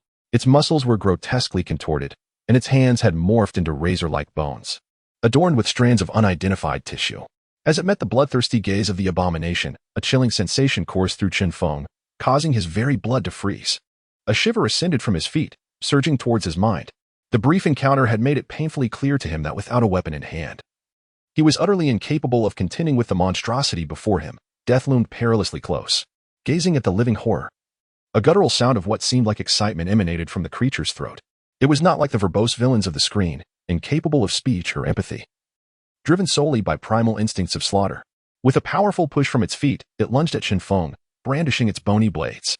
In Chen Feng's eyes, the figure of the abomination drew nearer, the glinting, bone-like edges becoming alarmingly distinct, almost consuming his entire field of vision.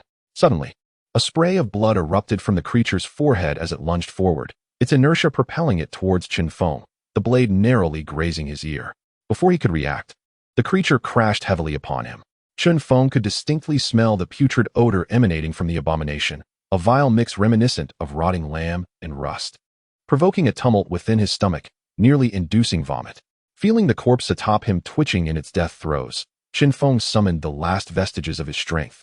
Bracing his hands against the creature's chest, and with a powerful kick, he roared as he cast the heavy monstrosity aside. He then scrambled to grasp the window frame, swaying as he stood to peer outside. There, he beheld a helicopter hovering horizontally not far from the front of the inn, with two soldiers armed with QB-191 precision rifles seated by the open door. Upon spotting Chen Feng, one of them gestured a sign of safety towards him. Only then did the tension in Chen Feng's body begin to dissipate, leaving him feeling utterly drained, as if all his strength had been instantly siphoned away. He leaned against the window, gradually sinking to the ground, acutely aware of the thunderous beating of his heart. Turning his head, he gazed at the lifeless abomination beside him, exhaling a long, deep breath. Although he had served in the military, he had never encountered true warfare or found himself in dire straits. This was the first time in his life he had come so close to death, so near that he could almost perceive the very sin of the underworld. The helicopter outside remained suspended, its rotors spinning rapidly, stirring up clouds of dust in the air. It lingered above, seemingly guarding them. Just then, Li Tao, having organized the others on the third floor, rushed down in a flurry. Upon seeing Chen Feng slumped by the window, his eyes instantly filled with tears, and he anxiously called out, "Fengzi, how are you? Please don't scare me." His voice trembled as he spoke. Chen Feng lifted his head, gazing at his comrade in arms, a brother bound by life and death. With a slight curl of his lips, he jestingly admonished, "Stop howling, I'm not dead yet. Hurry and give me a hand." Noticing that Chen Feng appeared genuinely unscathed, Li Tao hurried over to assist him. Then, as if recalling something of importance, Li Tao leaned closer to Chen Feng's ear and lowered his voice, saying, "Fengzi, the helicopter outside is suspicious. It's not AZ-20. It resembles an American UH-60 Black Hawk." Chen Feng, previously on high alert, had hardly scrutinized the helicopter outside. Upon hearing Li Tao's words, he swiftly turned his head to observe it more closely. As former special forces, they were well acquainted with the Z-20 and could discern its characteristics. Although the exterior of the helicopter bore a striking resemblance, Chen Feng immediately recognized that it was not the same. The rotors spun at high speed, obscuring the details of the blades, and the angle of the windshield prevented a clear view. However, from the side profile, it was likely a Black Hawk. While the Eastern Military Academy had once imported a batch of Black Hawks, the model before them was distinctly different. It was indeed a Black Hawk. Yet the soldiers positioned by the cabin door were clad in the 21st century starry camouflage, fully equipped with the Academy's standard gear, albeit their faces were concealed. Li Tao pressed further. "What should we do, Fengzi?" Furrowing his brow in contemplation for a moment, Chen Feng shook his head, his eyes reflecting unwavering certainty. "It must be our country's forces. The American military wouldn't venture to the far northwest, and those celestial warriors have no interest in rescuing civilians. Enough guessing. Let us head up and regroup with everyone." Upon reaching the third floor, they found Nalan Mingyu already waiting at the staircase. Seeing Chen Feng, she quickly approached to inquire about his condition. Once she confirmed that he was indeed unharmed, she finally breathed a sigh of relief. Had it not been for the protection of Chen Feng and Li Tao during this academic exchange journey, She feared she would have become a meal for the undead long ago. Chapter 123. The slumber meets the pillow. The rescued individuals gathered in a relatively spacious room on the third floor. Several young women huddled together, their shoulders trembling slightly as they wept softly. When the mutated creature had burst through the door and invaded the second floor, they felt as if death was imminent, nearly losing control of their bodily functions from fright. Chen Feng sat alone in a corner, his back pressed tightly against the cold wall, holding a half-empty bottle of mineral water. Suddenly, he tilted his head back and gulped down the remaining water, the icy liquid flowing down his throat, momentarily calming the tumultuous emotions within him. What shall we do next, Chen Feng? Nalan Mingyu's voice trembled with a hint of panic. The group turned their anxious gazes towards him, the earlier peril leaving them devoid of ideas. Chen Feng raised his hand, vigorously rubbing his throbbing temples. Everyone, remain calm. The appearance of a helicopter indicates that the military is already in action.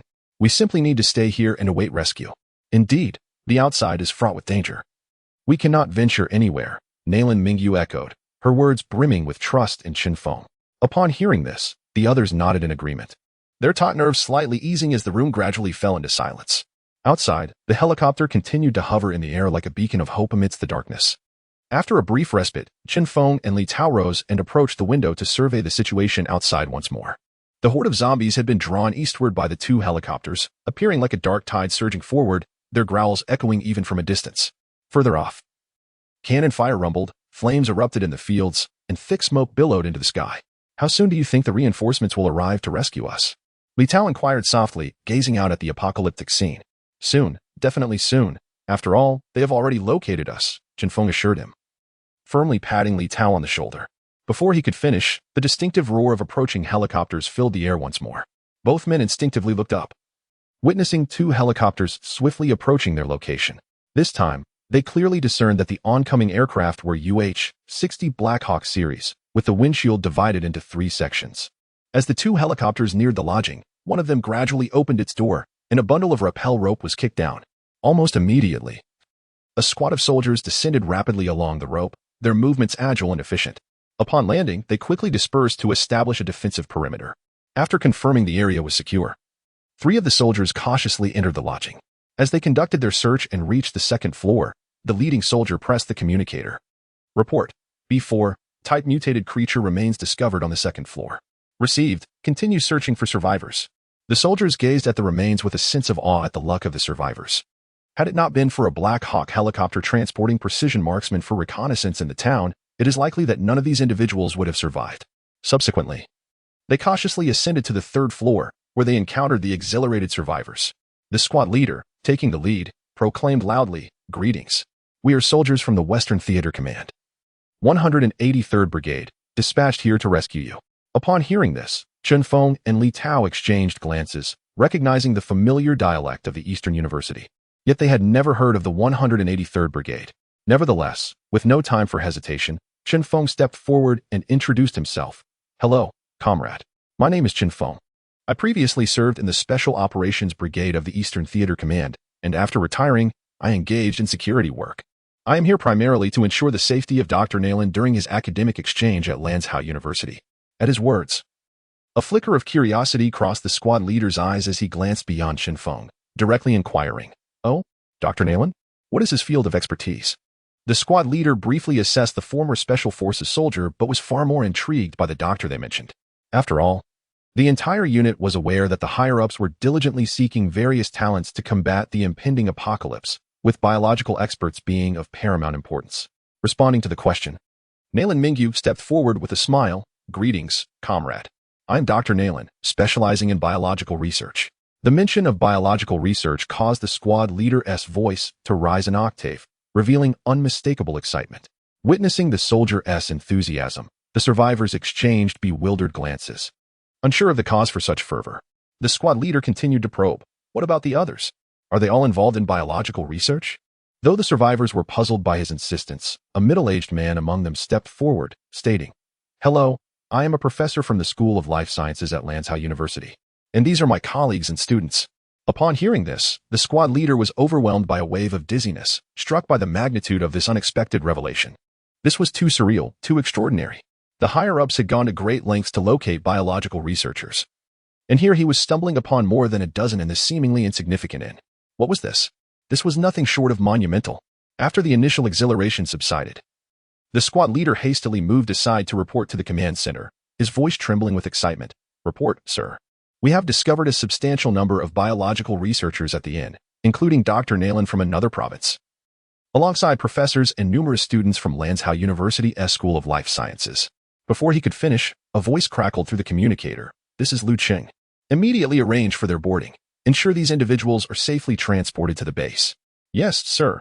Unbeknownst to the squad leader, Cheng, currently at the command center, had leapt up with joy. For him, this was truly a fortuitous turn of events, akin to finding a pillow when one is drowsy. As the call came to an end, the vice squad leader turned to address the group, leading them down the stairs.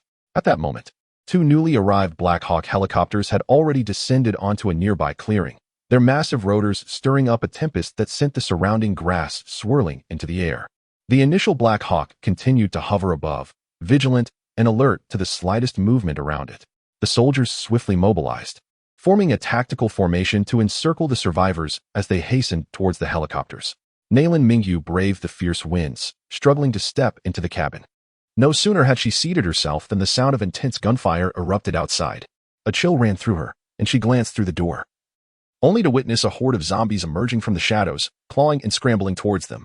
Within her line of sight, the soldiers rapidly raised their weapons, firing with ferocity as tongues of flame erupted from the muzzles. In the distance, the zombies' bodies and foreheads erupted in a spray of crimson, some even having their skulls shattered by the sheer force of the bullets, sending blood and tissue flying in a gruesome display. Nayland Mingyu felt her stomach churn, her complexion turning pale, and she hastily averted her gaze. Although she often engaged in the dissection of organisms for academic purposes, she had never encountered such a horrifying scene. Once everyone had boarded, the soldiers quickly ascended into another helicopter. With the rotors accelerating into a whirlwind, the two helicopters soared into the sky, carrying these invaluable individuals towards their safe haven. Chapter 124.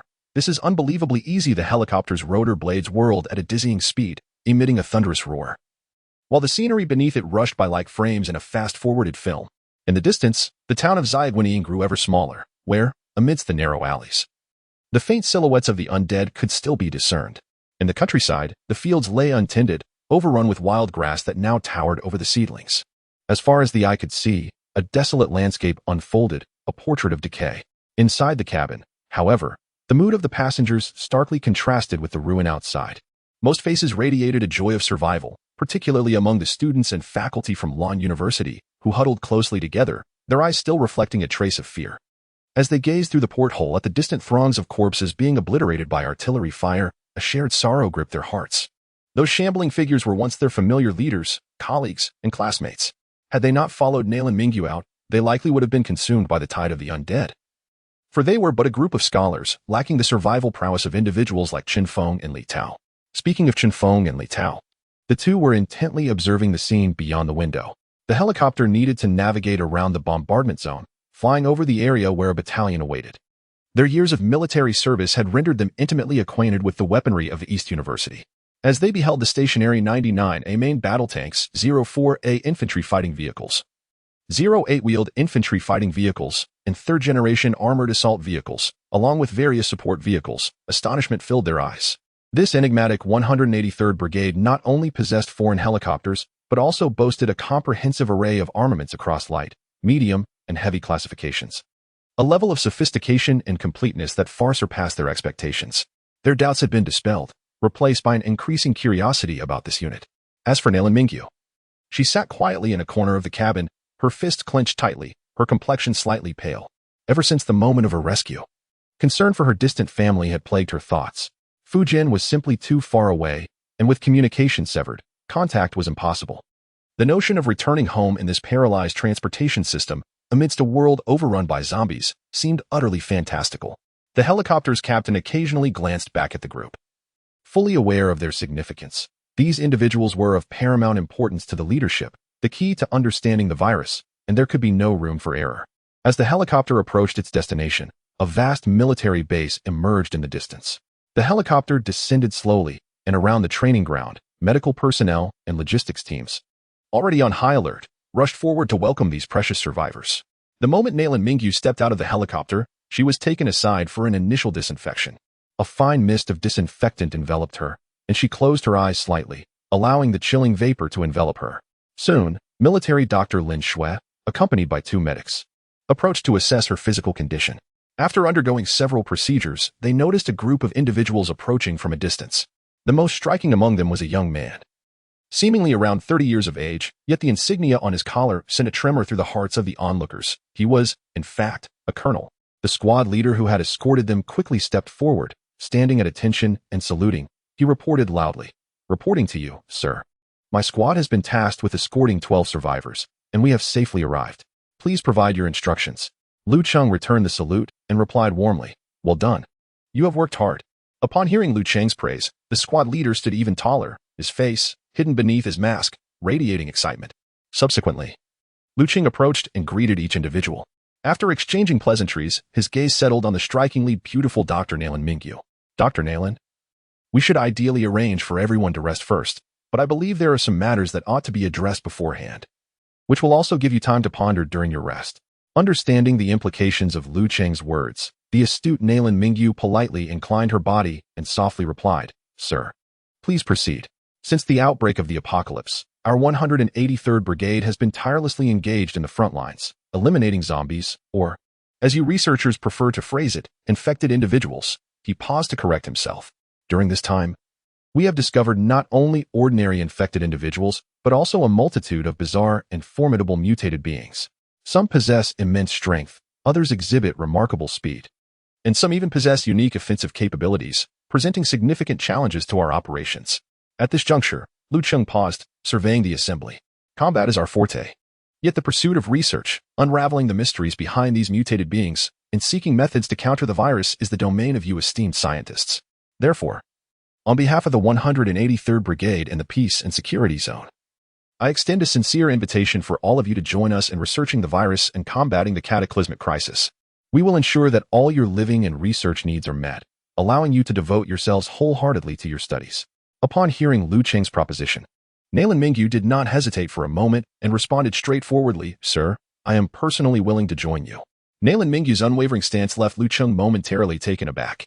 Prior to this, he had conferred extensively with Fu Jinyan and others, preparing various compelling arguments, some noble and some deeply moving, all aimed at persuading this esteemed expert to join their ranks. Yet, the moment he began, she readily acquiesced. Observing Nayland Mingyu's willingness to join, the faculty and students from Lan University exchanged glances and similarly expressed their agreement. This unexpected response further bewildered Lu Cheng. It all seemed rather too facile. His meticulously crafted speech had gone entirely unutilized. In truth, Lu Cheng had overthought the situation. In the harsh reality of the apocalypse, particularly after a close encounter with death, these highly intelligent individuals had already made the wisest decision. Aligning themselves with the military was the path to survival. Perhaps a few individuals may harbor their own thoughts, yet their primary concern remains the fundamental issue of survival. In tumultuous times, possessing a weapon equates to wielding power, especially when it is within the ranks of a legitimate people's army. Aligning oneself with them signifies having a formidable support system. After a moment of astonishment, Lu Cheng regained his composure, his face adorned with a smile. "I appreciate everyone's understanding and dedication. Let us first enjoy our meal and rest. We shall address other matters afterward." The orderly guided Nayland and the others to their accommodations, while Chen Feng and Li Tao lingered within the group, exchanging furtive glances. The day's events had been overwhelmingly surprising, first encountering a terrifying mutant, then encountering the enigmatic 183rd Brigade, and now witnessing an exceptionally youthful colonel leading them. Beyond their astonishment at Lu Cheng's youth, they found it peculiar that this leader seemed somewhat lacking in the typical military demeanor. His mannerisms and conduct bore a closer resemblance to those of local administrative officials. Nevertheless, despite their curiosity, both men felt a sense of foreboding.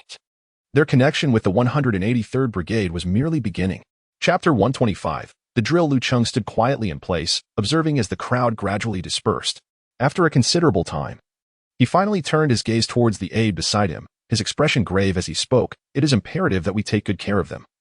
These individuals are our most valuable assets. As long as their requests are reasonable, we must prioritize fulfilling any needs they have, be it in daily life or research, without delay. Do you understand?" The aide responded loudly, "Yes, Commander." Just as the aide was about to turn away, Lu Cheng called him back. "Remember to enhance their security measures. Any outings must be reported to me for approval." The group followed the orderly through the playground, making their way towards the accommodation area. Along the way, they could see soldiers patrolling diligently, filling them with a profound sense of security. The anxiety and unease that had plagued them for days quietly dissipated at that moment. The accommodation area consisted of a row of neatly arranged barracks, their appearance simple and unadorned, yet impeccably clean. Numerous trees were planted at the entrance, their tender green leaves swaying gently in the breeze, adding a splash of color to the otherwise monotonous camp. "Dr. Nayland, this is your room," the orderly announced, pushing open one of the doors. Upon entering, the room was fully equipped. The bed was neatly made, the snow-white sheets devoid of any wrinkles. A new kettle and cups were arranged on the table, and everything was orderly, evoking a sense of meticulous care. Nayland Mingyu noticed a vase on the windowsill, containing several flowers she had never seen before. After a brief tour of the room, she walked to the bedside and gently sat down, a wave of fatigue washing over her. Yet, the resilience within her forbade her from yielding at that moment. Summoning her strength, she rose and freshened up with a quick wash. Splashing cold water on her face rejuvenated her muddled mind, and she stepped out of the barack, intent on having a meal before seeking out Cheng to discuss the establishment of the research center. In this apocalyptic world, every moment was of the essence. There was no time for her to rest. Honggu District in Lanzhou has always been a somewhat marginal presence on the map of the city. As a district of Lanzhou, it is quite distant from the urban center, situated roughly between Lanzhou and Xining. Geographically, it is adjacent to Min County and Qinghai Province, with mountains and waters intertwined. Perhaps due to this proximity, it has become a frequently overlooked corner by the residents of Lanzhou. Compared to the other districts within Lanzhou, Honggu District boasts a considerably smaller area, barely the size of an ordinary county town. The street where the district government is located does not experience heavy foot traffic on a daily basis, with a permanent population of only a few tens of thousands. It possesses a tranquil simplicity, lacking the bustle and grandeur of a major city. As the gentle light of dawn penetrated the thick clouds and illuminated the quiet streets, a class of armed police soldiers was preparing near the back gate of Lanzhou No. 17 Middle School. Each individual received a half-piece of compressed biscuit, with crumbs falling upon the front of their camouflage uniforms. The soldiers promptly brushed them away with their fingers, consuming every morsel without a hint of waste. "Inspect your equipment," the squad leader instructed in a hushed tone, his gaze sweeping over the backpacks slung across the soldiers' backs. These packs, adorned with cartoon patterns, had been scavenged from students' desks. Soon, they would be repurposed for distributing supplies. This location served as a safe haven established jointly by the armed police and regular police, sheltering hundreds of survivors. The origin of this safe point was fraught with drama. During the viral outbreak, the Honggu district government organized a comprehensive drill at Honggu Square, enlisting personnel from public security, armed police, health departments, hospitals, and numerous uninfected or mildly symptomatic community workers to enhance epidemic prevention efforts. On that day, the sun shone brightly, and the square was teeming with people, many of whom gathered at the edges, drawn by curiosity and the desire to witness the spectacle. Despite being urged not to cluster, the crowd remained oblivious to the impending danger, laughing and chatting without a care in the world. As district leaders began to address the gathering, no one anticipated that one staff member on the podium would suddenly undergo a grotesque transformation. His eyes turned crimson, and he emitted a bone-chilling shriek reminiscent of a frenzied beast, lunging at a nearby individual and sinking his teeth into flesh with ravenous ferocity. Just as the police and armed forces attempted to intervene, chaos erupted among the crowd, and several individuals succumbed to the transformation as well. In the densely packed throng, the creatures easily overwhelmed the living. Witnessing the situation spiral beyond control, a district leader made a swift decision, commanding, "Fire." The armed police and certain officers, without a moment's hesitation, pulled the triggers against the monstrous zombies. The sharp crack of gunfire echoed across the square, yet it did little to quell the turmoil. Consequently, they organized a rapid evacuation toward the square's periphery. With a school nearby, many rushed inside in a panic, as they observed the living transform into flesh-eating monstrosities. Not only the crowd, but also many officials were rendered speechless by terror. The square became a scene of utter chaos, filled with fleeing individuals, cries for help, and desperate shouts. Ultimately, only a little over 200 managed to enter the school. Initially, the armed police and officers intended to venture out to rescue others. But upon reaching the rooftop of the educational building, the sight before them plunged their hearts into despair. The entire district resembled a chaotic maelstrom, with monsters wandering the streets and alleys. Their limited weapons and ammunition left them struggling to defend the school, let alone confront the throngs of monsters head-on. Reluctantly, they abandoned that notion. Instead, they fortified the main entrance and meticulously inspected the perimeter walls for any security vulnerabilities. Once assured of their safety, everyone retreated into the classrooms to seek refuge. Afterward, they endeavored by every conceivable means to establish contact with their superiors, hoping to receive support and guidance. However, After numerous attempts, all efforts were declared futile. The school had long since ceased operations, and while the cafeteria, which typically catered to students, had a considerable stock of food, it was utterly insufficient to sustain the hundreds of survivors for an extended period. Consequently, observing that the initial stages of decomposition rendered the zombies sluggish in their movements, they grit their teeth and repeatedly dispatched individuals into the perilous surroundings to scavenge for supplies from nearby shops and supermarkets. They also utilized every available container to accumulate a substantial reserve of drinking water. Meanwhile, a portion of their group ventured to the neighboring 18th high school, where they discovered a wealth of resources in the cafeteria and residential buildings, further augmenting their water reserves with containers from that location.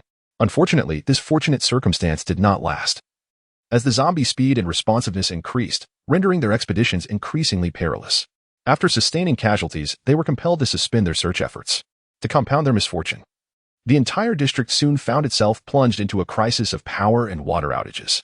The survivors were trapped within the confines of the school, facing a multitude of threats including hunger, dehydration, and disease, which led to a growing instability in their morale. Their latest expedition was driven by a clear objective: to search for medical supplies in the vicinity. With the transition from spring to summer bringing significant climatic fluctuations, many survivors had fallen ill. The medications they had previously scavenged were neither comprehensive in variety nor sufficient in quantity. With the hospitals overrun by zombies, they dared not approach, opting instead to try their luck at nearby pharmacies. Chapter 126. The search. Once the soldiers had consumed their compressed biscuits and thoroughly checked their gear, Squad Leader Li Wei would gently maneuver to the door. He used his key to unlock it, and with a subtle push of his right hand, the back door gradually swung open without a sound. Li Wei cautiously peered out, scanning both sides to ensure no threats were present. Once satisfied with the safety of the surroundings, he stepped out, cradling his QBZ-95 assault rifle. Following him, the other soldiers emerged in single file, their movements remarkably light and silent. As soon as they exited, they swiftly dispersed, each taking up a strategic position, their rifles aimed in various directions, as alert to any signs of movement. After their departure, 2 police officers carefully closed the door and secured the lock once more. Upon exiting the back door of the 17th Middle School, they found themselves in a narrow alley flanked by 2 tall residential complexes on either side. Li Wei glanced upwards. The upper floors were shrouded in stillness, save for a dismembered human limb dangling from a window on the 11th floor, swaying gently in the breeze. Satisfied that the zombies above had not been disturbed, Li Wei signaled for advancement, and the unit began to push forward. The soldiers crept along the wall, their primary objective not far ahead, a pharmacy located at the corner of the alley. After advancing a few meters, Li Wei suddenly raised his hand into a fist, and the team instantly halted. His pupils constricted sharply as his gaze fixated on the entrance of the underground parking lot 20 meters away. There lay 3 corpses clad in sanitation worker uniforms, grotesquely contorted at unnatural angles, their twisted limbs evoking a sense of dread. Li Wei's mind raced, struggling to discern whether these were merely lifeless bodies or potentially reanimated threats. After a moment's contemplation, he motioned for the soldiers to crouch down, taking cover beside 2 abandoned vehicles at the roadside. This provided both concealment and a vantage point for observing their surroundings. He then extracted a small pebble from his pocket and flicked it with his fingers, sending it arcing through the air toward the suspicious corpses. With a clatter, the stone struck the ground, bouncing and rolling down the slope of the parking garage. At the sound of the pebble hitting the ground, one of the corpses jolted, springing to life as its decayed head spun wildly, hollow eye sockets scanning the vicinity. Ultimately, it charged toward the source of the noise, emitting a distorted shriek as it entered the underground garage. After waiting for a considerable time and seeing no signs of the creature returning, Li Wei signaled again, leading the soldiers onward. With limited ammunition and no subsonic rounds or silencers, firing indiscriminately would only attract a horde of zombies. Hence, the most prudent strategy was to circumvent the danger. If that proved impossible, they would create minor distractions to lure the undead away. As they reached the corner of the complex and caught sight of the pharmacy, hesitation filled the group. The pharmacy's entrance stood ajar, and the glass display window was marred by large, dark brown stains of dried blood. After a moment of hesitation, Li Wei lowered his voice and said, "Zhang Lei, and I will check the pharmacy, while the others remain outside on guard. If anything seems amiss, retreat immediately back to the school." Having issued the command, he and the soldier Zhang Lei stealthily approached the entrance of the pharmacy. Li Wei cautiously leaned out, peering through the partially ajar door. The first thing that struck his gaze was a vast expanse of dried blood, faint drag marks barely visible atop the crimson stains. Further inside, the shelves lay overturned, with medicine bottles and boxes scattered haphazardly, creating a scene of utter chaos. Gripping his rifle tightly, Li Weigua slowly stepped into the pharmacy. Zhang Lei followed closely behind. But as he advanced a couple of paces, his combat boot crunched down on a discarded pill, the blue coating producing a sharp crack beneath his foot. Zhang Lei abruptly halted, his body momentarily stiffening. Suddenly, from behind a nearby shelf, a zombie in a white lab coat lunged forth. Its chest adorned with a pharmacist's badge. Caution! Li Weigua reacted with remarkable speed, issuing a fierce shout before executing a swift sidekick that sent the zombie crashing into the cash register. The dull thud of the pharmacist's zombie's head colliding with the metal table corner resonated painfully in the silence of the pharmacy. This commotion was akin to thunder in a serene sky, and mere meters away, another zombie emerged from behind a different shelf, its flesh decayed, revealing ghastly white bones. Terrifyingly, more growls echoed from the second floor of the pharmacy as twisted figures tumbled down the staircase. Retreat, quickly! Li Weigua grasped Zhang Lei's sleeve, urging him to flee. At that moment, urgent knocking sounded from the outside guard team. It was the prearranged signal of danger. As they burst out of the pharmacy, Li Weigua yanked the door closed, hoping to impede the zombies' advance. Upon exiting the pharmacy, he witnessed several zombies surging from the underground garage they had just passed. Sensing the presence of the living, the zombies roared and lunged forward. Bang! Bang! Bang! Li Weigua's Type 95 rifle belched smoke as bullets accurately pierced through the foreheads of several zombies, splattering red and white matter across the ground. With perilous foes both in front and behind, failure to fire would mean certain doom. After dispatching the zombies emerging from the garage, the soldiers turned their weapons towards those spilling from the pharmacy. In an instant, the crisp sound of gunfire echoed through the surrounding buildings, interspersed with the cacophony of growls emanating from all directions. Notably, in the nearby residential complexes, numerous zombies crashed through windows, plummeting down. Those with broken legs crawled with their hands, while others with severed spines wriggled forward like maggots. Run in the opposite direction. We must not let the zombies reach the school. Li Weigua called to his comrades as they sprinted away from the encroaching horde. Upon arriving at the intersection where the pharmacy stood, they found themselves encircled by a multitude of zombies. Hurry, to Longwan Road Primary School across the street. The soldiers fired at the nearby zombies while desperately sprinting towards the school. When they reached the entrance, they discovered the retractable gate securely closed, and the guardhouse's glass shattered, stained with blood. Li Weigua cast a glance at the approaching horde of zombies behind him and shouted loudly, Zhang Lei and I will provide cover. Everyone else, get inside. With that, he and Zhang Lei swiftly turned and opened fire, buying precious time for their comrades. The other soldiers, agile and swift, vaulted over the retractable gate and into the campus. Squad leader, hurry and come in. The soldiers who had already entered began to lay down suppressive fire from the other side of the gate, the sound of gunfire echoing throughout the campus. Once Li Weigua and Zhang Lei confirmed that their comrades were safely inside, they tossed their rifles behind them, grasped the railings of the gate, and with a powerful push, elegantly vaulted over. Upon landing, Li Weigua immediately called to his fellow soldiers and sprinted towards the interior of the campus. Chapter 127.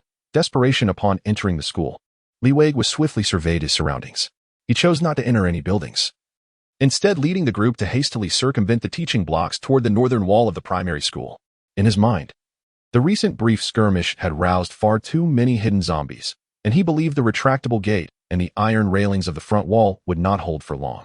Brothers, let us scale the northern wall. Beyond it lies the outskirts where the zombie presence is comparatively sparse. Move swiftly, Li Weigua urged in a hushed tone. The soldiers responded in unison, quickening their pace. However, as they reached the wall's edge, the unmistakable sound of zombie roars echoed from outside, revealing a considerable number of them. The group's spirits plummeted, and Li Weigua furrowed his brow, a shadow of concern crossing his features, to ascertain the situation beyond the wall. The soldiers swiftly formed a human barricade. Agile Zhang Lei stepped onto his comrade's shoulders, cautiously climbing to the top of the wall. Lowering himself, he peered over the edge and was immediately met with dozens of murky eyes fixated on him. The foul stench of decay wafted up from the zombies below, overwhelming his senses. The virus had significantly enhanced the zombies' hearing, allowing them to detect even the faintest noise made during their ascent. They screeched and surged toward the wall like famished wolves, raising their stiff hands and scratching furiously at the surface. The sound of their nails scraping against the wall was jarring, and bits of plaster began to crumble away. Witnessing the throng of zombies clustered on the road outside, Zhang Lei's face turned pale, a chill spreading through him. Gritting his teeth, he turned and jumped back down from the wall. What is the situation? Can we get out? Li Weigua stepped forward, harboring a flicker of hope in his voice.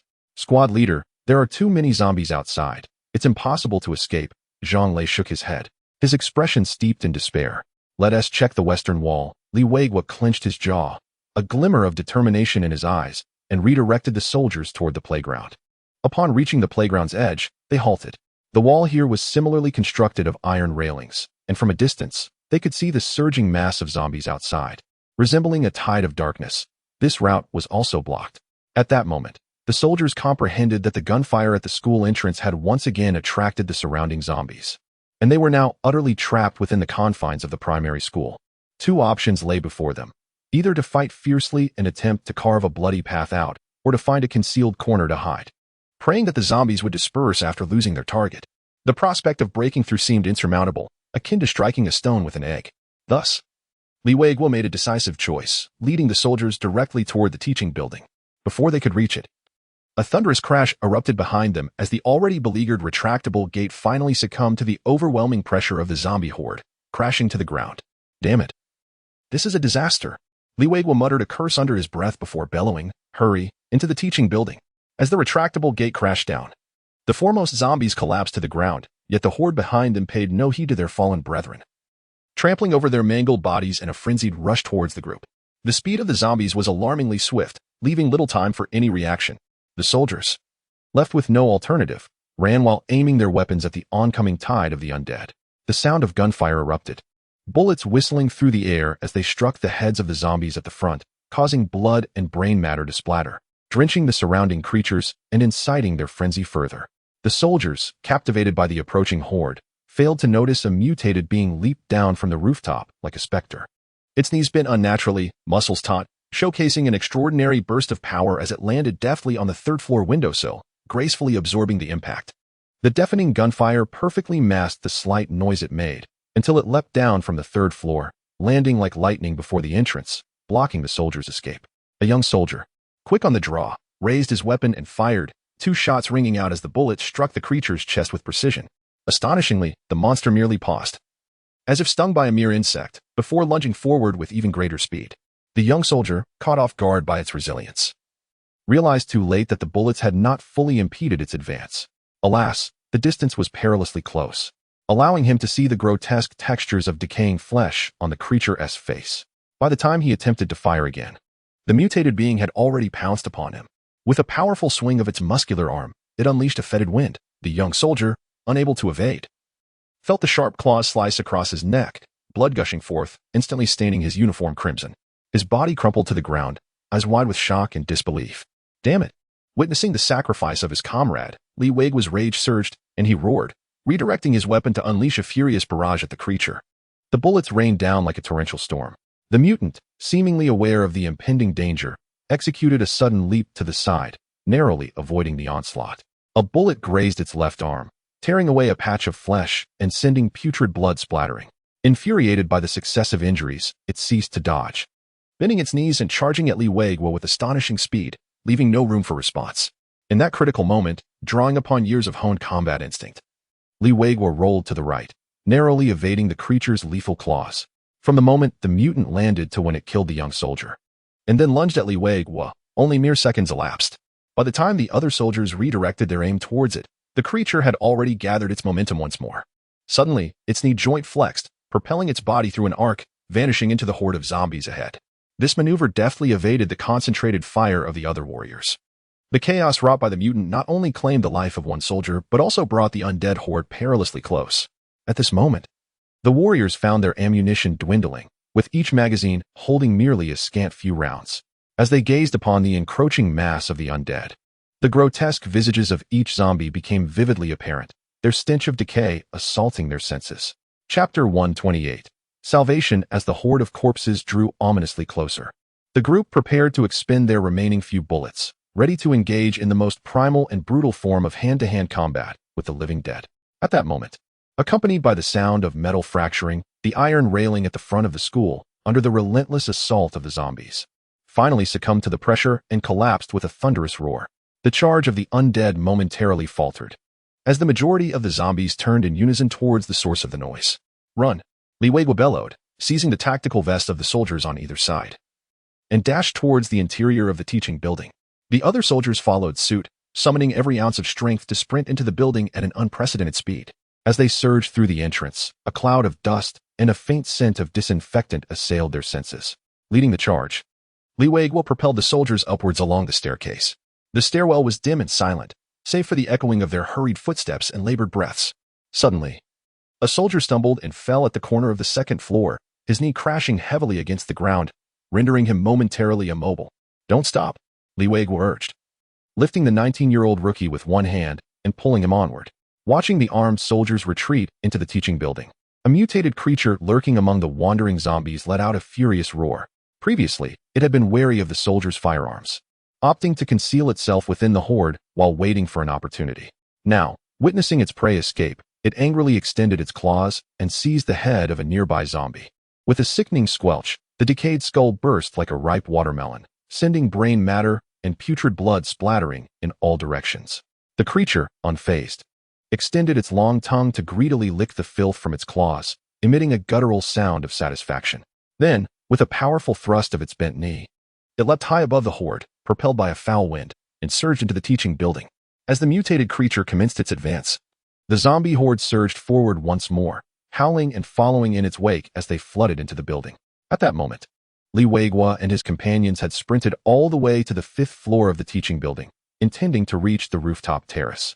However, upon arriving breathlessly at the entrance to the terrace, they discovered that the fire door was not only locked, but secured additionally with a heavy iron chain. It was understandable. The school likely feared students venturing onto the roof could lead to safety incidents. Yet, who could have foreseen that such routine safety measures would become an insurmountable obstacle for Li Weiguo and his team at this critical juncture? They possessed no tools to breach the door, and the cacophony of roars and chaotic footsteps from the approaching horde grew ever closer. Tom was slipping away. "Hurry!" Li Weiguo, in a state of desperation, delivered a powerful kick, shattering the door of the adjacent classroom. The door slammed against the wall with a resounding crash, stirring up a cloud of dust. "Quickly, everyone inside!" He shouted loudly, his face etched with anxiety. Once everyone had entered the classroom, Li Weiguo exhaled deeply, forcing himself to regain composure, and issued his command. "Zhang, take 2 individuals, each responsible for a window. Be cautious of that creature's surprise attack from outside. The rest of you, barricade both the front and back doors with the desks." After assigning the tasks, the remaining warriors, save for Zhang and his 2 companions, slung their rifles onto their backs and rushed to the corners of the classroom with utmost urgency, beginning to rearrange the desks. They laid the desks down, stacking them one upon another, effectively sealing the doors. To withstand the onslaught of the zombies, 3 warriors were stationed at each door, leaning back against the makeshift barricade formed by the desks. In no time, they heard the sound of zombies surging up to the 5th floor. In truth, had it not been for that cunning mutated entity, the ordinary zombies would not have found the 5th floor so swiftly. In the corridor on the 5th floor, the mutated creature did not directly approach the classroom where Li Weiguo and the others were hiding. Instead, it casually broke through a door and smashed a window, heading outside. After the mutated entity departed, the other zombies followed the scent left by the warriors and rushed to the classroom door at the end of the corridor. At the moment of impact, the entire wall trembled, and dust cascaded down from above the doorframe. With the relentless pounding, the door lock emitted a distressing clicking sound, while the desks barricading the door shook violently under the immense force. Several warriors gritted their teeth, leaning against the desks, their feet firmly planted on the ground, summoning every ounce of strength to push forward. As the crashing sounds grew louder and more frequent, everyone's nerves were stretched to their limits. Zhang and his companions, tasked with guarding the windows, occasionally turned to glance at the doorway, their faces filled with worry. "Stay focused and remain vigilant," Li Weiguo whispered urgently. At this moment, they not only had to fend off the zombies outside, but also remain alert for potential ambushes from the mutated entity. The flimsy classroom door could hardly withstand such unrelenting assaults, and soon, cracks began to appear on the door panel. With a resounding crash, the back door shattered. Through the gaps between the desks, the warriors could see the claws of the zombies reaching in. The sharp nails scraped against the barricading desks, producing a jarring scratching sound. Bang, bang, bang. Unable to contain himself, one warrior removed his rifle from his back and, through the gap between the desks, fired the few remaining bullets outwards. The flame spitting from the gun's muzzle flickered in the classroom, illuminating his somewhat youthful face. Once the ammunition was exhausted, the effect achieved was minimal. Although several zombies that leaned against the door were shot down, more zombies quickly surged forward, trampling their fallen comrades and howling as they continued to assault the precarious barricade of desks. Li Weiguo did not reprimand the warrior who had fired his weapon. Despite wearing military uniforms, they were all under 20 years old, and persevering in such dire circumstances was already commendable. "Don't give up," Hold your ground, Li Weigua urged, straining against the desks while encouraging his comrades. Before the sound of his words faded, the shattering of glass echoed as a mutated creature dangled outside the window, its dark purple tongue slithering from its mouth like a serpent's flicker. Zhang Lei's rifle erupted with flames just in time, yet regrettably, the bullet merely blossomed a crimson flower upon the beast's shoulder. Wincing in pain, the creature somersaulted onto the rooftop, its furious roar reverberating outside the building. Soon after, the front door of the classroom succumbed to the relentless assault of the zombie horde, the breach widening perilously. At this moment, both the front and rear entrances were under siege, as desks were violently pushed backward at an alarming rate. Just as the horde was on the brink of breaching the barricade, a cacophony of gunfire erupted from outside. The distant roar of rotors grew closer, and the group turned their gazes to behold a helicopter hovering not far from the building. In that instant, hope ignited within them, a singular thought blossoming in their minds. Salvation had arrived. Chapter 129. The warriors turned their gazes toward the helicopter outside. A moment of inadvertent relaxation that granted the zombies outside an opportunity to push against the barricade formed by the desks, forcing it inward by several centimeters. Fortunately, the classroom door was relatively narrow, limiting the number of zombies that could exert force simultaneously. Otherwise, the defensive line would have long since crumbled under the onslaught of the undead. Li Weigua observed 3 grotesquely decayed faces squeezing through the gaps between the desks, their grayish eyes wildly rolling in their sunken sockets. The foremost zombie, clad in a delivery uniform, was half-wedged between the desks and chairs, its rotting flesh dangling from broken ribs, falling away in flakes as it struggled. Bang, bang, bang. Li Weigua drew his 92 style pistol, the bullets piercing precisely through the foreheads of the 3 zombies, their putrid brain matter splattering across the desks. Yet, an even greater horde of zombies surged forward, pushing the remnants of their fallen comrades as they relentlessly collided with the desks. Just as the defensive line teetered on the brink of collapse, Zhang Lei, accompanied by 3 soldiers assigned to maintain vigilance, rushed over and braced themselves against the desks, alleviating the pressure on the others. Upon the helicopter's appearance, Zhang Lei understood that the troublesome mutant either perished or fled, posing no immediate threat.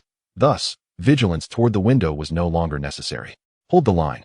I'll check the window, Li Weigua instructed as he noticed the trio's arrival. He swiftly approached the window, and as he leaned out to gaze at the helicopter, he saw the pilot in the cockpit frantically gesturing to him. With careful scrutiny, Li Weigua discerned that the pilot's intent was to signal them to take cover.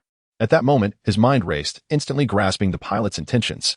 Consequently, he turned back and shouted to the soldiers, "Everyone, take cover by the window, remain concealed." After issuing the command, he was the first to act, flattening himself against the ground beneath the window to serve as an example for the others. With the urgency of the situation palpable, the soldiers, without a moment's hesitation, dashed over and aligned themselves neatly on the ground, their bodies pressed tightly against the icy floor. Absent the soldiers' staunch resistance, the zombies outside swiftly breached the barricade of desks. The first few zombies, unable to halt their momentum, tumbled into the pile of desks, producing a cacophony of crashing sounds. Just as the zombies were on the verge of entering, the PAH-1 light anti-tank helicopter suddenly pivoted, directing its nose toward the classroom. Thud, thud, thud, thud, thud, thud, thud, thud, thud. The cannon beneath the fuselage roared to life, unleashing 30mm rounds that shattered the windows, spraying in a fan-like pattern into the classroom. The zombies that had just begun to rise from the desk pile were instantaneously reduced to a mass of minced flesh, human tissue mingling with blood mist, splattering in all directions. Amidst the metal storm's fury, the side wall of the classroom disintegrated like fragile cardboard, and the zombies in the corridor were likewise torn to shreds. Li Weigua clamped his hands tightly over his ears, witnessing the tracer rounds fired from the cannon weave a luminous net through the corridor. The zombies struck by the rounds burst apart like blood-filled balloons, their viscous black blood splattering radially under the force of the shockwave, staining the hallway a deep crimson. Beneath the windows, other armed police soldiers clutched their heads, pressed firmly against the ground, indifferent to the shards of glass that covered their bodies. After all, even the most iron-willed men would tremble at the relentless whizzing of 30mm shells overhead. By the time the helicopter ceased firing, the classroom was utterly unrecognizable. The windows and opposing walls had vanished. The air was thick with dust from collapsed walls and the stench of blood from dismembered corpses. After PAH-1 eradicated the zombies in the corridor, the pilot yanked the control stick, sharply pivoting the aircraft directly above the rooftop. Once again, the cannon unleashed a torrent of flames, shattering the locked fire door into fragments. "Let us go to the rooftop," Li Weigua urged, leading the soldiers towards their escape. Just as they reached the fire door, more zombies surged from the corridor, drawn inexorably by the cacophony of the helicopter hovering above. Seeing this, Li Weiguo shouted, "Open fire." Upon receiving the command, the soldiers simultaneously squeezed their triggers, unleashing a barrage of bullets that lasted a mere 2 seconds. The rapid fire obliterated the foremost zombies, splattering brain matter and blood, momentarily stalling their advance and granting precious time to the group. The path to the rooftop was reduced to a twisted metal frame, and the soldiers swiftly and orderly dashed through the still-smoking passage. Once they reached the edge of the rooftop, the helicopter descended again, its cannon aimed at the fire door, unleashing another stream of fire. The 30mm shells lashed into the corridor like a dancing whip, carving a bloody furrow through the space. Bricks and the remains of zombies exploded outward in the wake of the blast. In mere seconds, the zombies that had surged to the 5th floor were transformed into a cloud of crimson mist, their thick blood trickling down the stairs like winding streams of scarlet. At that moment, Li Weiguo and the others finally felt a sense of relief, collapsing onto the rooftop, inhaling fresh air deeply. Just moments ago, encircled by the undead, they had feared they would meet their end there. Li Weiguo barely lifted his head when he spotted a mutated creature hanging precariously at the rooftop's edge, half of its body missing. Shortly thereafter, the helicopter's door swung open, and the co-pilot nimbly leaped down, crouching as he hurried towards Li Weiguo and his companions. Upon reaching them, he shouted, "Hello, comrades. Are there any more of you inside?" Li Weiguo quickly leaned closer and replied loudly, "Hello. No. It's just the 8 of us." The din of the helicopter's rotor blades was deafening, forcing them to raise their voices to be heard. When Li Weiguo and his companions emerged, there were 9 of them. However, following the sacrifice of a young soldier, only 8 remained. In light of this, let us board the aircraft and depart. The horde of zombies surrounding the school is overwhelming, the anxious co-pilot urged. Subsequently, Li Weiguo led his comrades aboard the helicopter.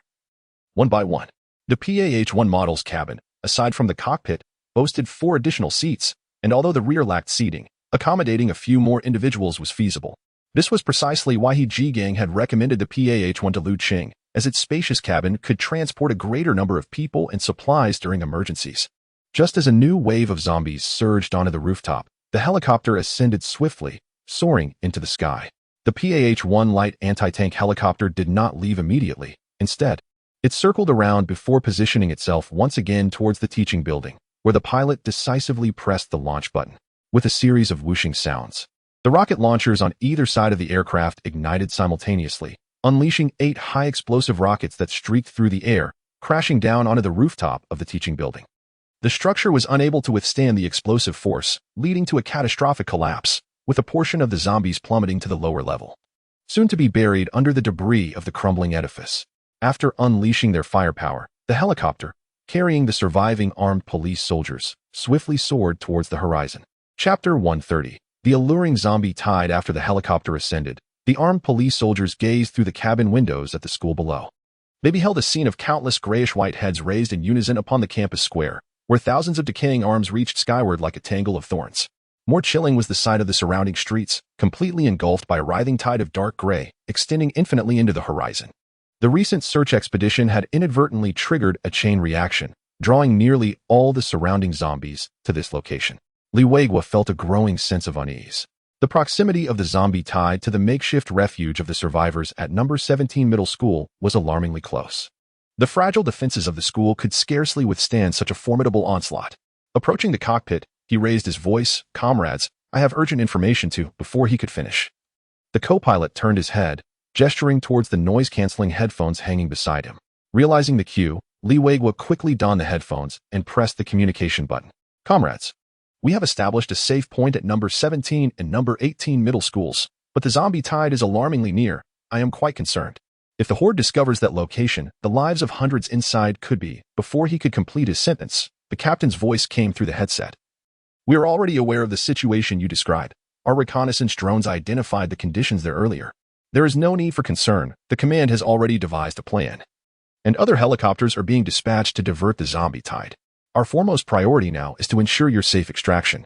With the captain's reassurances, Li Weiguo felt a considerable weight lift from his shoulders. He turned to glance at the school, now receding into the distance, his heart heavy, although they had successfully evacuated. Xiaohu's remains were still left behind. The PAH-1 helicopter carried the group swiftly along the North Ring Road, and as they neared the vicinity of the Dahai Stone interchange, an impressive line of armored vehicles appeared on the road below. The helicopter descended onto an open area adjacent to the thoroughfare, and Li Weiguo led his comrades down from the cabin. Their attention was instantly captured by the sight of numerous ZBD-048 infantry fighting vehicles, ZBL-08 wheeled infantry carriers, ZTL-11 wheeled assault guns, and Mengshire armored assault vehicles, all arrayed in a formidable display. As they admired the military hardware before them, several soldiers approached. Li Weiguo noted the individual equipment of these soldiers, murmuring to himself, "What affluent unit is this, so extravagantly equipped?" After mutual salutes, the leading squad leader addressed him, "Squad Leader Li, allow the armed police brothers to rest for a moment. You should come with me to meet the deputy battalion commander." With that, he led the way toward the nearby armored command vehicle. Li Weiguo straightened his somewhat disheveled uniform and hurried to follow. Upon reaching the armored command vehicle, they were met by a major officer awaiting their arrival. The squad leader introduced, "Squad Leader Li, this is Deputy Battalion Commander He Bin from our 183rd Brigade, 2nd Battalion." Li Weiguo promptly stood tall, saluting with precision, and declared loudly, "Greetings, Commander." After He Bin reciprocated, he gently inquired, "Team Leader Li, could you please elaborate on the situation at number 17 Middle School?" "Yes, sir," Li Weiguo replied as he cleared his throat and commenced his report. At the safety point established at Landshau number 17 Middle School, there are a total of 268 survivors, comprising 19 armed police officers, 26 regular police officers, 45 government personnel, and 178 ordinary citizens. A leadership group has been formed at the safety point, with Comrade Wei Long, the deputy mayor of Honggu District, serving as the leader. Our squad's instructor and several other leaders from surviving units are acting as deputy leaders. As he spoke, Li Weiguo recalled the harrowing scenes from the onset of the viral outbreak, a flicker of sorrow passing through his eyes. At that time, during the drill, 3 platoons of soldiers had participated, totaling 31 individuals including the leading instructor. When the virus erupted, several lightly affected soldiers underwent transformation, and ultimately, only 23 managed to escape into the school. Following 2 outdoor operations, 4 more soldiers had perished, leaving just 19 remaining. The situation among public security and other governmental units was similarly dire. The plaza had been in utter chaos, with some individuals transforming and others being lost in the throng. Unable to reach the school, He Bin attentively absorbed the information, posing further inquiries regarding the resource reserves at the safety point and the construction of defensive fortifications.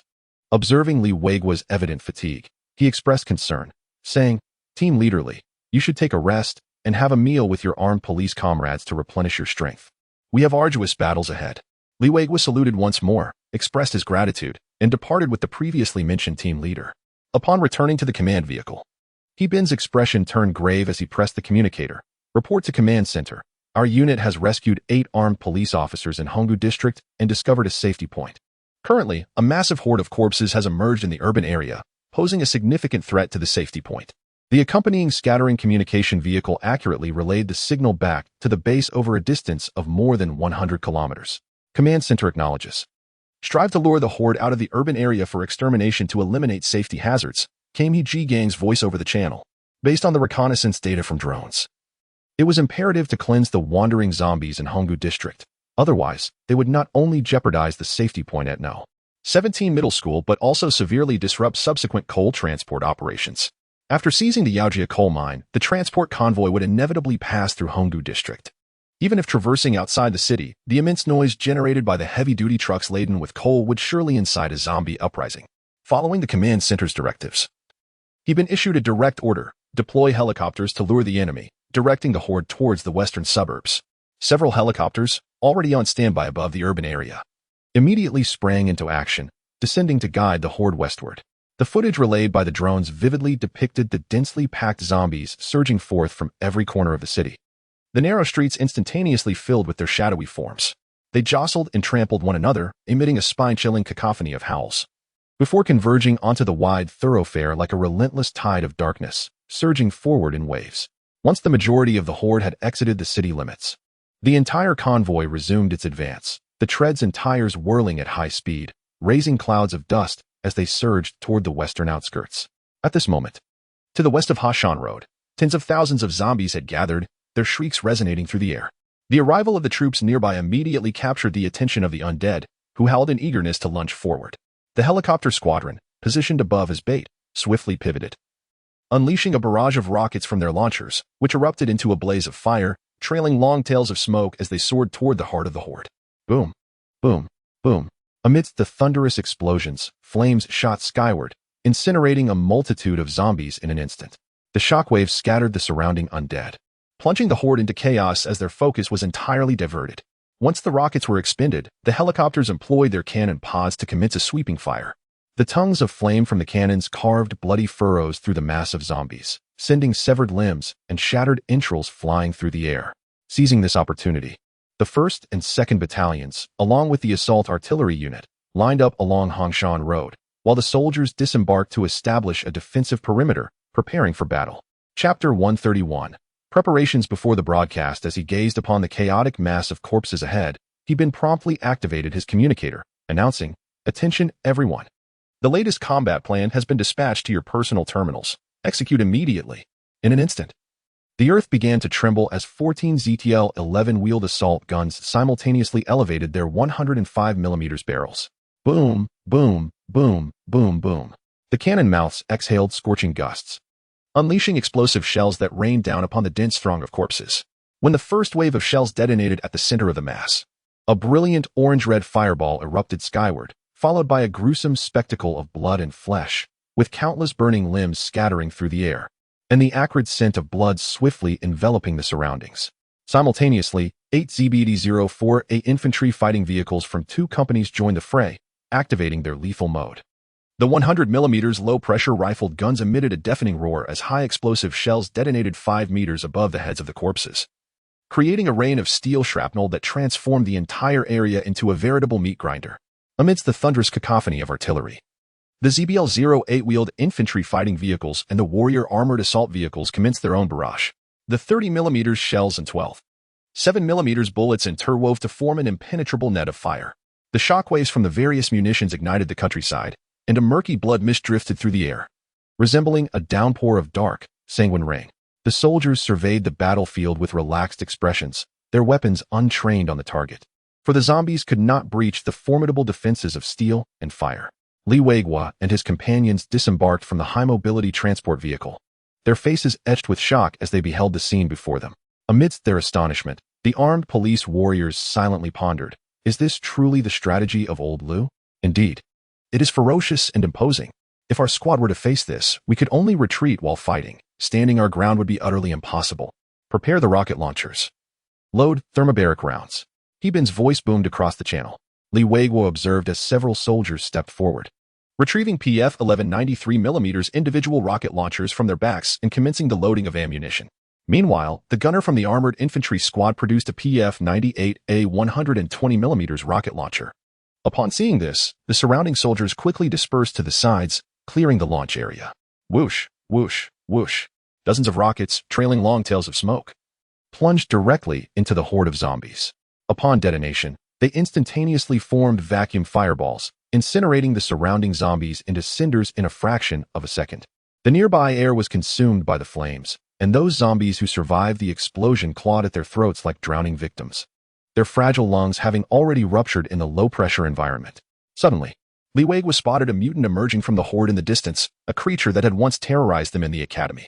This aberration, which had previously left them in disarray on campus, was now as fragile as clay the moment it reared its head.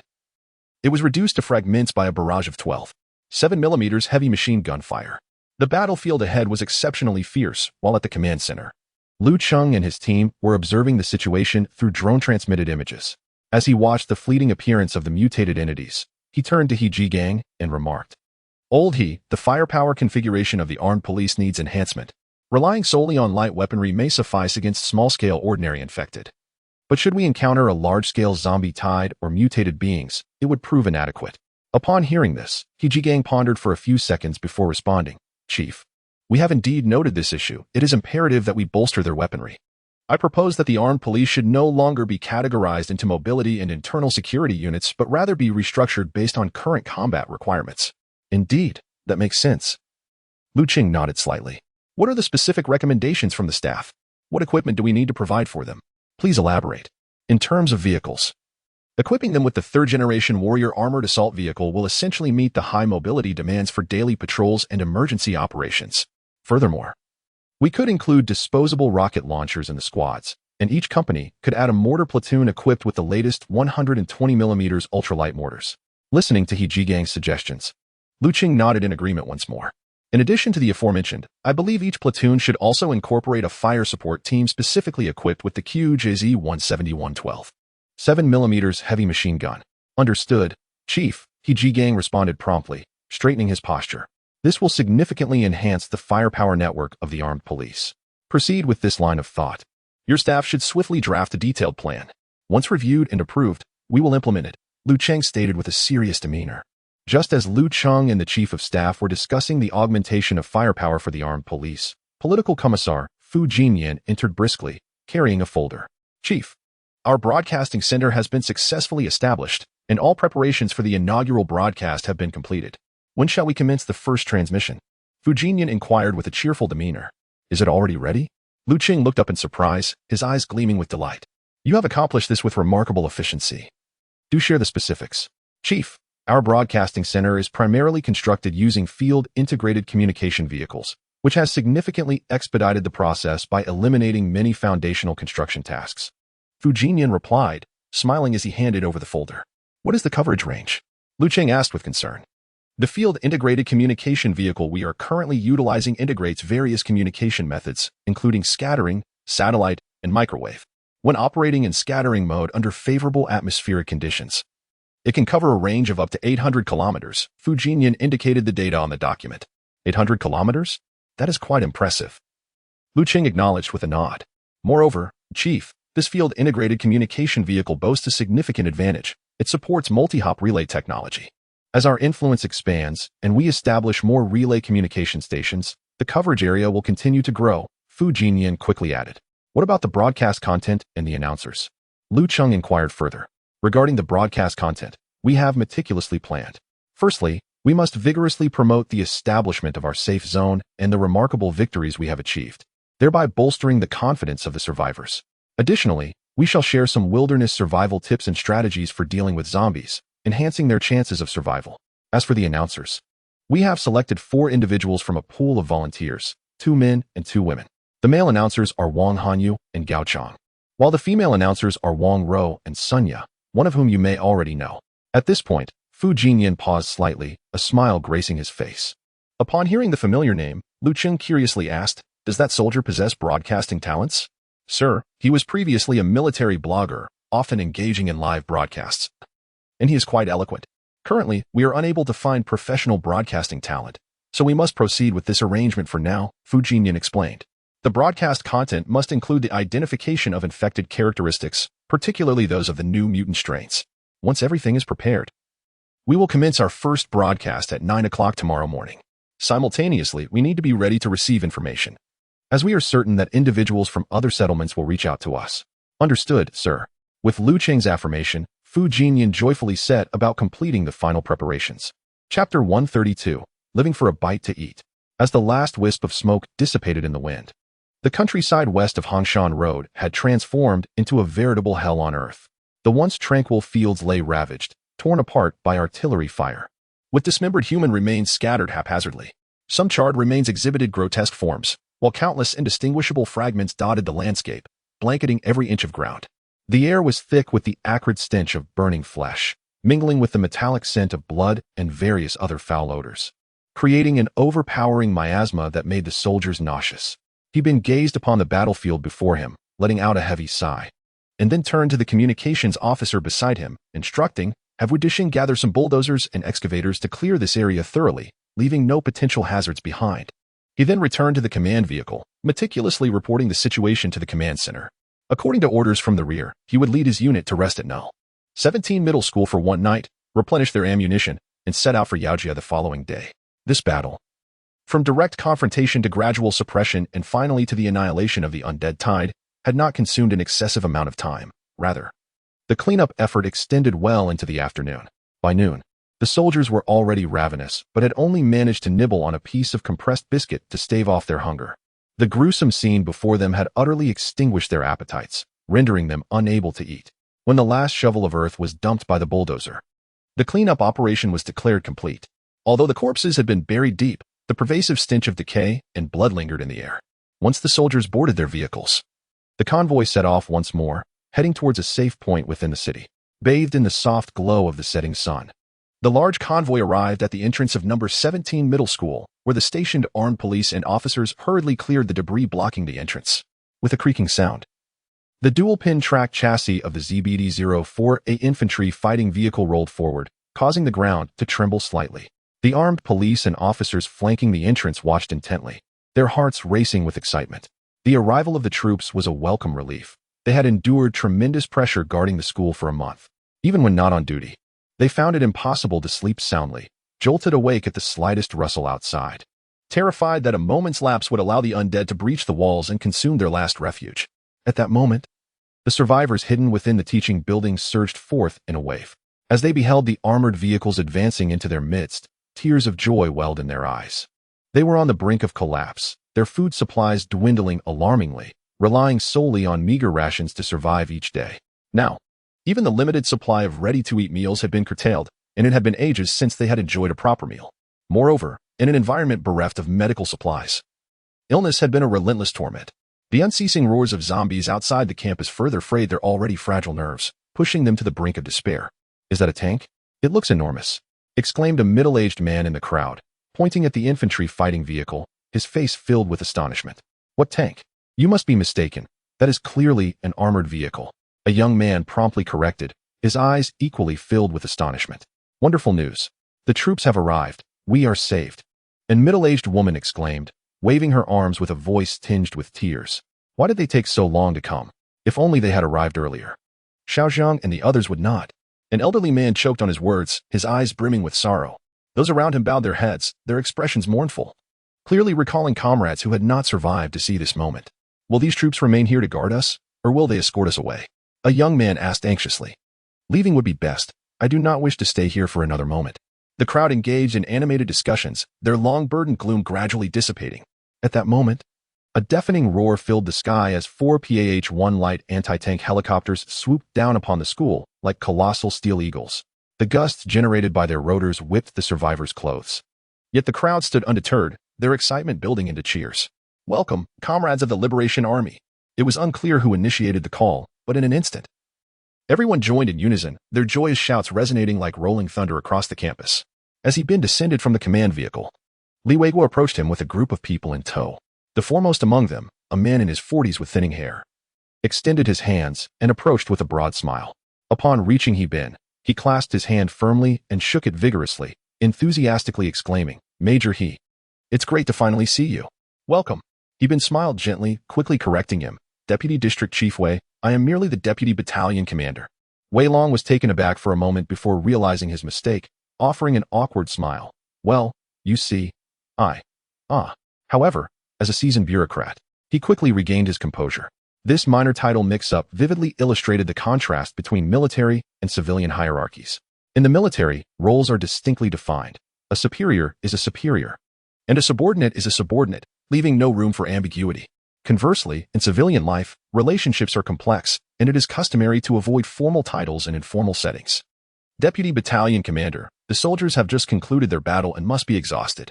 Please, let them rest a while. I will arrange dinner immediately, Wei Long hurriedly offered.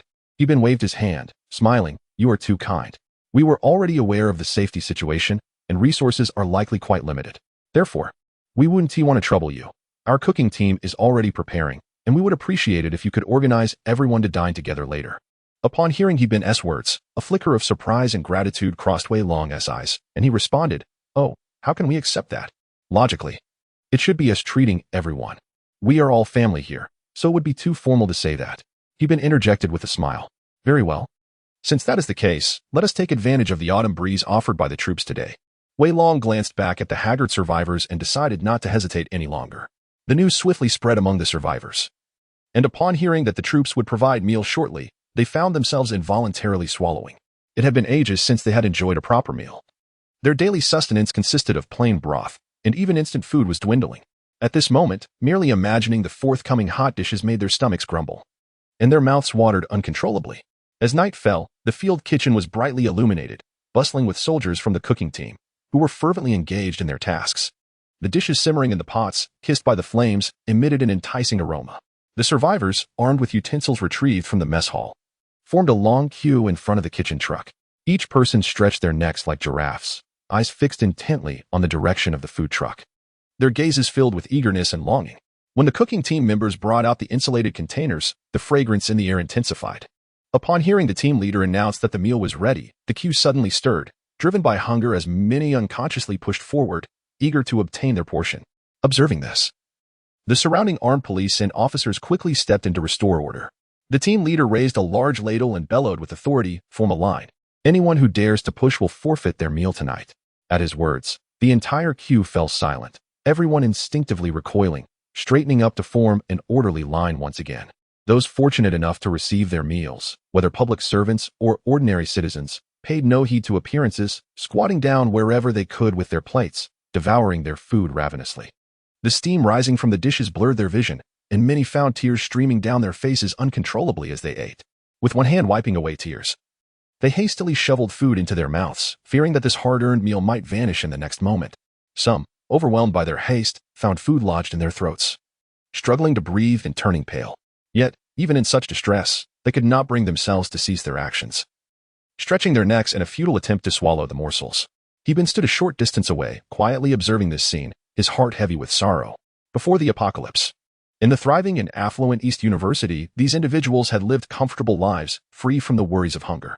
Such ghastly scenes were inconceivable. Yet now, a calamity had upended everything. They were grappling on the brink of life and death, fighting desperately merely to survive, to secure a single mouthful of food. Chapter 133. The first broadcast within the campus of 17. Before another food truck, soldiers stood in orderly lines, diligently serving themselves their meals. Subsequently, they carried their plates to join the survivors, settling down together on the ground. In an instant, the open space of the campus buzzed with activity. Everyone engaged in lively conversation while eating, as the soldiers recounted their thrilling tales from the battlefield, and the survivors shared their arduous journeys of survival in the apocalyptic world. Laughter and cheerful chatter filled the air, momentarily allowing everyone to forget the weight of their dire circumstances. This gathering was orchestrated by Heben, who had keenly observed earlier in the afternoon the overwhelming negativity festering within the survivors. He understood that without timely emotional relief, it would inevitably lead to dire consequences. Some soldiers, seizing the moment when attention waned, discreetly shared portions of their meals with frail children and elderly individuals. These small acts of kindness reflected the enduring essence of the People's Army. After dinner, the soldiers did not immediately rest. Instead, they seized the opportunity to inspect their equipment and replenish ammunition. They assisted the survivors in reinforcing the walls, checking defensive structures, and organizing night watch duties. The accompanying military doctors and medics busied themselves diagnosing the ailments of the sick survivors, distributing medications, and alleviating their suffering. As nightfall enveloped the surroundings, Heben squatted beneath the basketball hoop, smoking a cigarette. Amid the flickering embers, he gazed pensively at the distant teaching building. Suddenly, the hurried sound of footsteps approached from behind. Alert, Heben turned to see his communications officer hurrying towards him. Noting the urgency in his demeanor, Heben promptly inquired, "What has happened?" "Report. A drone reconnaissance has just discovered over a dozen survivors on the street 2 intersections away, being pursued by zombies. The situation is extremely critical." The communications officer replied briskly. Heben sprang to his feet and hastened towards the armored command vehicle, decisively ordering, "Send 2 high-mobility squads from 1st Company to assist," along with a high-mobility transport vehicle. On the street 400 meters away, shadows stumbled and sprinted erratically. A man at the rear brandished a fire axe, the glimmer of blood droplets reflecting an eerie red in the moonlight. "Hold on. Don't stop," he shouted, pulling a woman beside him as the pungent stench of decay loomed ever closer. Just then, several bright beams of light tore through the darkness. The roar of vehicle-mounted machine guns echoed down the street. While Heben was preoccupied with the unfolding emergency, Wang Hanyu, at the armed police training base in Heping Town, was intently reviewing a news script, his pen diligently circling and annotating the text. Indeed, this seasoned military enthusiast had returned to the base after being appointed as a broadcaster. Following the recapture of Heping Town, in adherence to the policy of civil-military separation, he had relocated with the main force to Bowen College. Though the town is home to a stationed military force, it lacks the omnipresence of various weaponry that was once commonplace at the base. This absence has left him, an ardent military enthusiast, in a state of disarray, languishing listlessly, his spirits waning, as if his very soul had been lost. Upon hearing the news that the military was seeking announcers, he was the first to rush and sign up. Initially, he approached this endeavor with a mere sense of curiosity, hoping for a stroke of luck, yet to his astonishment, he was ultimately selected. The other three candidates had varying degrees of experience in school broadcasting from their high school or university days, possessing a modicum of foundational skills in announcing. He, however, relied solely on the verbal dexterity honed through spirited interactions during his previous live streaming ventures. Regardless, he was chosen and, to his delight, returned to the base. The following morning, he was to make his inaugural broadcast alongside his partner, Wang Ro. Eager to excel in this role, he spent the late hours diligently familiarizing himself with the script. As time slipped away, Wang Hanyu's eyelids grew heavier, and before he knew it, he had succumbed to slumber at his desk. The next morning, the duty soldier rapped on his door, jolting Wang Hanyu from his dreams. After a hasty response, he stretched his cramped arms, his slightly plump face adorned with the creases of his clothing. Following breakfast, when he arrived at the broadcasting center, Lu Cheng and Fu Jinyan were already waiting. Upon seeing him, Lu Cheng jovially teased, "The heavenly soldier has arrived. So, how will you broadcast today? In a New York accent or a Californian one?" This quip momentarily stunned the surrounding announcers and soldiers, but it was soon followed by a ripple of laughter. Wang Hanyu's face flushed crimson, resembling a ripe fruit, as he stammered, "Commander, my spoken English is quite poor." His explanation only incited further laughter from the others. Observing Wang Hanyu's embarrassment, Lu Cheng approached and patted him on the shoulder, saying, "I was just joking. Relax and do your best. I believe in you." With that, Lu Cheng and Fu Jinyan exited, having come merely to offer encouragement. As he watched Lu Cheng's retreating figure, Wang Hanyu beamed foolishly, his heart bubbling with joy at the thought that the commander had shared a jest with him. This brief interlude significantly eased his previously taut nerves. Soon, all preparations were complete, and Wang Hanyu activated the microphone before him. Testing, testing, he began, but was interrupted by the technical sergeant across from him, who exclaimed, "Your voice lacks projection. Channel the fervor you had when you used to shout old Tai 666 during your streams." At this remark, Wang Hanyu's round face flushed anew, and he promptly adjusted his demeanor. After several attempts, upon receiving an okay gesture from the technical sergeant, he exchanged a glance with his partner, took a deep breath, and opened the news script. "Good morning, survivors. Welcome to the Voice of Peace segment." Though still somewhat anxious, his voice trembled slightly as he introduced himself. "I am your host, Wang Hanyu. And I am your host, Wang Ro. We are currently broadcasting from Heping Town in Yuzhong County, Lanzhou City, Gansu Province, where a safe zone has been established by the People's Liberation Army of China. Western Theater Command, 183rd Brigade." Wang Ro's voice is clear and melodious, akin to the chirping of birds in spring, infusing a touch of warmth into the somewhat tense opening. The Heping Safe Zone, centered around 5 universities, can accommodate up to 100,000 individuals living together. Presently, under the leadership of Commander Lu Cheng, the 183rd Brigade has reclaimed the majority of Yuzhong County and parts of Hongdu District in Lanzhou City. Wang Hanyu gradually found his rhythm, growing increasingly animated, his voice resonating with strength and fervor. The safe zone has restored water and electricity supplies, and food provisions are ample. We welcome every compatriot yearning for survival. Wang Ro's emotions were also stirred by Wang Hanyu, her voice imbued with enthusiasm. "Here, we shall rebuild civilization. The flame of hope for humanity shall never be extinguished." Wang Hanyu's voice suddenly soared. The coordinates of the Heping Safe Zone are 36 degrees 01 minutes north latitude and 103 degrees 97 minutes east longitude. I repeat, 36 degrees 01 minutes north latitude and 103 degrees 97 minutes east longitude. Dear compatriots, even if you are unable to reach the Heping Safe Zone for the time being, do not abandon hope. Always believe in the party, trust in the nation, and have faith in our armed forces. Preserve yourselves and await rescue. The voices of the two intertwined, broadcasting through the airwaves, scattering the seeds of hope across the desolate land of the post-apocalyptic world. Following the first round of broadcasting, the technical sergeant seamlessly transitioned into a rendition of "Defend the Yellow River" from the Yellow River Cantata.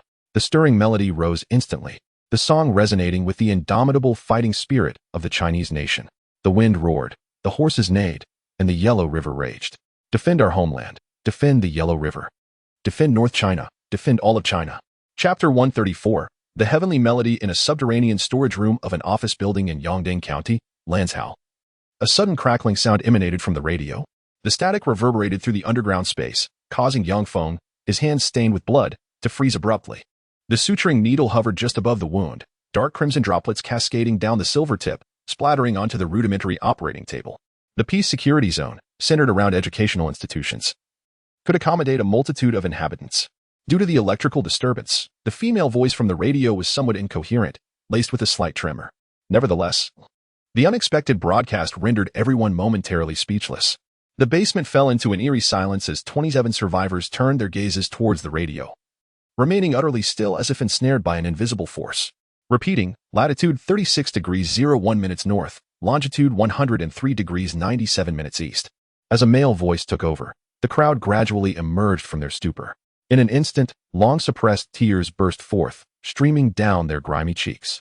A few, overtaken by emotion, attempted to speak but found themselves choked with sobs, allowing their tears to flow freely. A middle-aged man suddenly rose, fist clenched, his voice low yet fervent, exclaiming, "It's Peace Town, right here in Lanzhou, and they even have the coordinates." Another slender man wiped the tears from his face, his expression a blend of laughter and weeping, declaring, "The troops are still here. We have hope." He added, "They've even recaptured part of the Honggu district. We are merely 70 to 80 kilometers away, not too far. Temporarily unable. Peace security. Crackle. Please do not." The female voice was abruptly torn apart by a sharp electric crackle. A man in police uniform stumbled towards the radio, his fervent actions inadvertently toppling a nearby woman. She fell to the ground, letting out a pained groan, though no one paid her any heed at that moment. All eyes were fixated on the radio, which had been salvaged from a vehicle. The frantic officer adjusted the radio, checking the car battery supplying power, mumbling, "The battery is fine, connections are normal. It shouldn't be."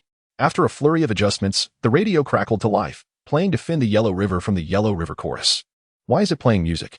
What happened to the speaker?" Someone anxiously called out, their voice tinged with tears. The officer turned, reassuring them, "Don't panic. The first round of broadcasts must have ended. There will certainly be more." Upon hearing this, a collective sigh of relief swept through the crowd. They were terrified that this sudden glimmer of rescue information might vanish without a trace. "What shall we do now? Should we seek them out?" A young girl hesitantly inquired. "Outside, it's crawling with flesh-eating monsters. How could we go?" Someone immediately retorted, their words dripping with fear. "Are we to remain here and await death?" Another voice challenged. As tensions escalated among the crowd, the police officer swiftly intervened, commanding, "Silence, everyone. Do you wish to attract the zombies?" The mere mention of the undead hushed the crowd instantly, as these monsters had left an indelible mark of terror upon them. Although their opinions diverged, a glimmer of joy illuminated their faces, and their spirits lifted significantly, no longer steeped in despair. On a secluded roadside in Duinchi City, a luxurious RV stood quietly. A refuge for travel blogger Ning Ran and her filming crew, who had been trapped for an extended period. They had initially ventured to explore the Silk Road, intending to capture the timeless beauty of the landscapes, but instead found themselves ensnared in an unprecedented catastrophe. With the RV providing shelter from the elements and parked in a remote area, they had momentarily evaded the wandering zombies.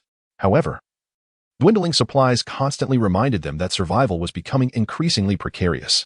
Ning Ran sat listlessly in the driver's seat, her gaze vacant as she fiddled with the radio, her fingers aimlessly twisting the knobs, producing faint clicking sounds. Suddenly, a voice crackled through the speaker. "Good morning, fellow compatriots. We are currently..." Ning Ran, as if electrified, sprang to her feet, her face flushed with excitement. Gripping the steering wheel tightly, she shouted hoarsely towards the back of the RV, "Everyone, come quickly and listen. We have hope." Her team's spirits soared at her call, rushing from behind the RV with expressions of astonishment and disbelief. Upon hearing the broadcast, they could no longer contain their surging emotions, laughing and crying in a tumultuous outpouring. The announcement spoke of ample supplies and a safe zone. Amidst the jubilant chaos, a young girl suddenly covered her mouth, tears streaming down her face. This formerly polished Shanghai girl now appeared disheveled and haggard. Coming from the south, they were strangers in this desolate place, cut off from communication, teetering on the brink of despair. The broadcast was a celestial melody, rekindling their will to survive. Whether they set off for Lanzhou or sought a place to await rescue, the youthful vigor within them surged anew. At the shores of Qinghai Lake, once a sapphire blue, the waters now bore a somber hue, and the scattered resorts stood forlorn. A group of young cycling enthusiasts arrived only to be met with the outbreak of the virus. Two among them, stricken with mild symptoms, suddenly transformed into zombies, sending shockwaves of terror through the group. In their panic, they mounted their bicycles and fled, only to encounter waves of zombies that paralyzed them with fear, rendering them immobile. In the days that followed, they survived by fishing for the endemic hooing fish in the lake and scavenging supplies from nearby campsites, living each day on the edge of uncertainty. They could listen to the radio only because one among them had brought a device. As the broadcast echoed softly, they huddled by the campfire, grilling fish, their hopes flickering like the flames before them. Before the apocalypse, the Huan fish, once designated as a protected species, has now become their principal source of sustenance. Initially, they thought it was merely a figment of their imagination, until the broadcast grew increasingly distinct, leading everyone to weep in despair. It is indeed true. There exists a safe zone. The cheers instantaneously shattered the silence by the lakeside. After the initial joy, the group began to deliberate their forthcoming plans. Ultimately, having reached a consensus, the leader rose and declared, "Gather your belongings. We shall depart. We will make our way to Lanzhou, even if we must crawl there." As time progressed, in Galan County, Tianzhu County, Dingxi City, Wuwei City, and the military horse farm in Shandan. Throughout Gansu Province, an increasing number of survivor factions or individuals received the broadcast. The waves transcended urban landscapes, deserts, and towering mountains, sowing seeds of hope in every nook and cranny. Eventually, even many regions in the neighboring provinces of Qinghai and Ningxia tuned into the transmission. Furthermore, some remnants of military factions also intercepted the radio signals. Chapter 135. Encounter between Li Gui and Li Kuei in the serene atmosphere of Heping Township, Longxi County, Dingxi City. One might be surprised to find that it shares its name with Heping County, albeit one being a town and the other a township. Within the bustling campus of Heping Township Middle School, the air is filled with animated voices and a flurry of activity. Numerous military vehicles, predominantly the Warrior Series armored assault vehicles, are stationed both inside and outside the school grounds. The largest classroom has been transformed into a makeshift command center, bustling with a multitude of figures clad in starry camouflage uniforms. Suddenly, the door bursts open, and a young staff officer rushes in like a whirlwind. The colonel, who has been intently studying a map, looks up with an expression of displeasure and admonishes, "Careful. This is a command center, not a marketplace." However, the reprimanded officer appears oblivious to the scolding, his face radiating uncontainable excitement as he exclaims, "Chief of Staff, we have just received a radio signal. It's a full-band broadcast. The sender claims to be the 183rd Brigade of the Western Theater, having established a safe zone in Hepingtown, Yuzhong County, and is actively recruiting survivors." At this revelation, the command center falls into a profound silence, with all officers exchanging bewildered glances. The middle-aged man, referred to as the Chief of Staff, inquires, "Are you certain there was no mistake?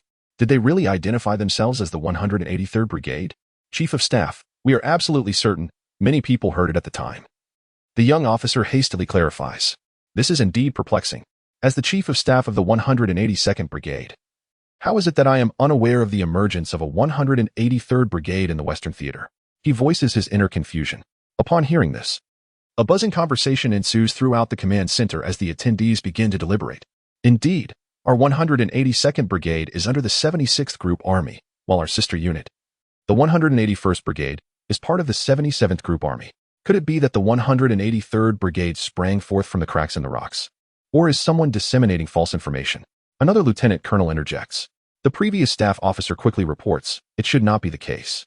The signal source is located 162 kilometers away in a straight line, with a transmission power that meets military standards. The Chief of Staff ponders for a moment, raising his hand to quell the murmurs. "Enough.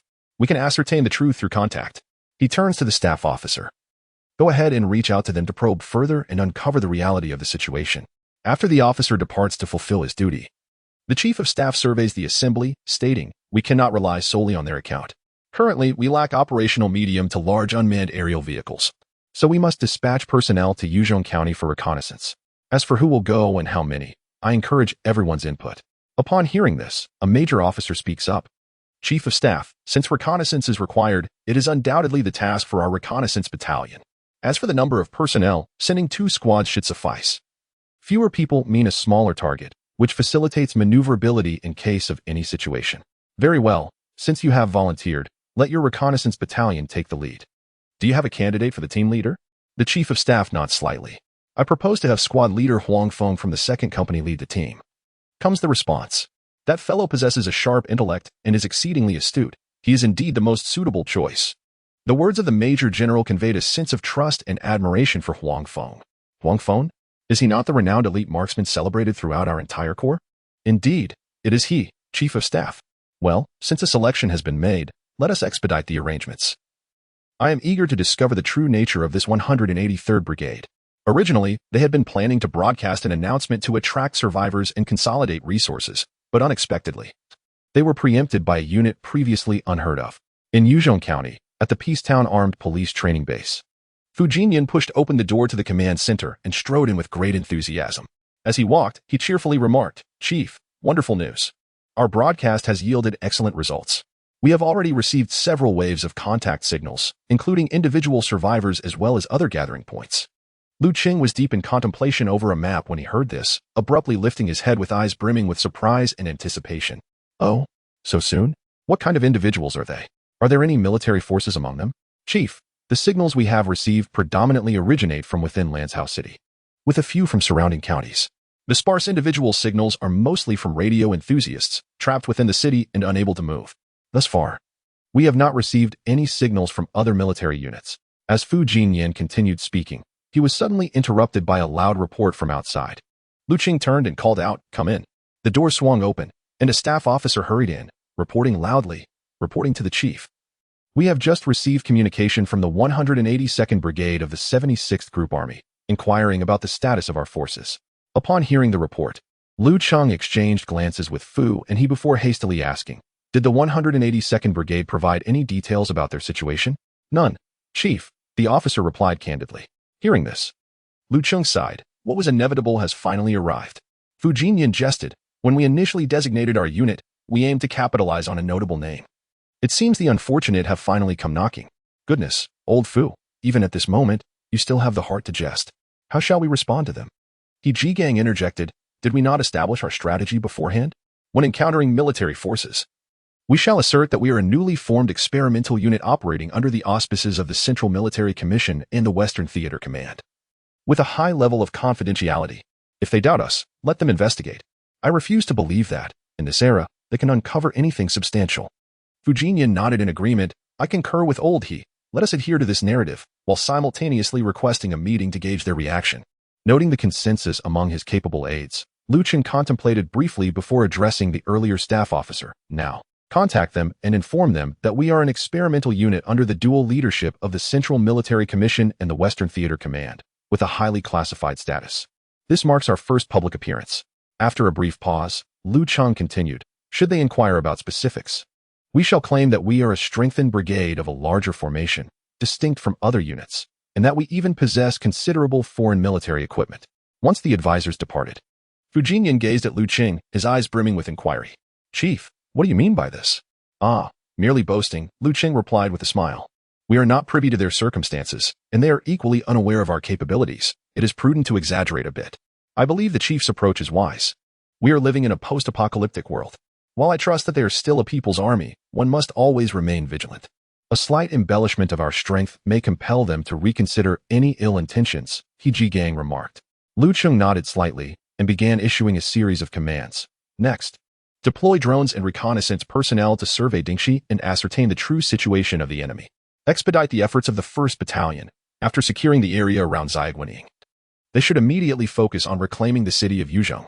Simultaneously, dispatch personnel to take control of the new recruit camp and supply depot at Gaoya Town.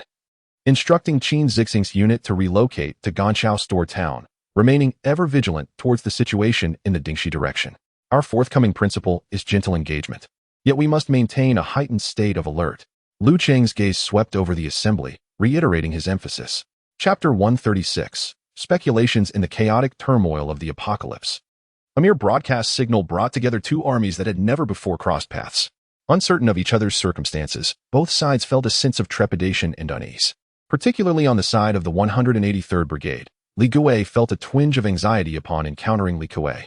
After establishing the tone of the discussion, Lu Cheng straightened his posture, his gaze sweeping across the faces of Fu Jinyan and He Jigang, and inquired, "Old Fu, old He, how many personnel and how much equipment do you think the 182nd Brigade can still muster?" Upon hearing his question, Fu and he both fell into contemplation. After a moment, He Jigang was the first to speak. "Commander, based on the infection rate and the outbreak conditions of the virus, their situation is likely quite dire. The outbreak occurred so suddenly and without warning. The more densely populated the area, the greater the losses. From our prior efforts to reclaim this base, the Gaoya New Recruit Camp, and several universities, it is evident that hospitals, schools, and military installations have suffered the most. I estimate that after regrouping, they might be able to field a single battalion, which would be a best-case scenario." Beside him, Fu Jinyan chimed in, "I believe old He's analysis is sound.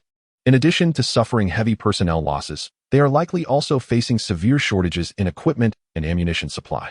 Otherwise, as a unit that has long been stationed in the Dingxi area, they would not remain silent so close to us. If they had the capability to launch a large-scale counterattack, they would have already taken action.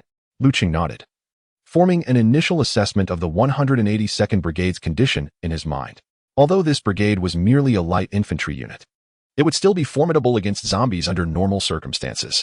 The absence of any movement indicated that they had suffered significant losses and were likely in a state of dormancy. Gradually consolidating their scattered forces, licking their wounds, and gathering strength. If the other party agrees to meet, where do you think would be an appropriate location? Lu Cheng shifted the conversation, posing a new question.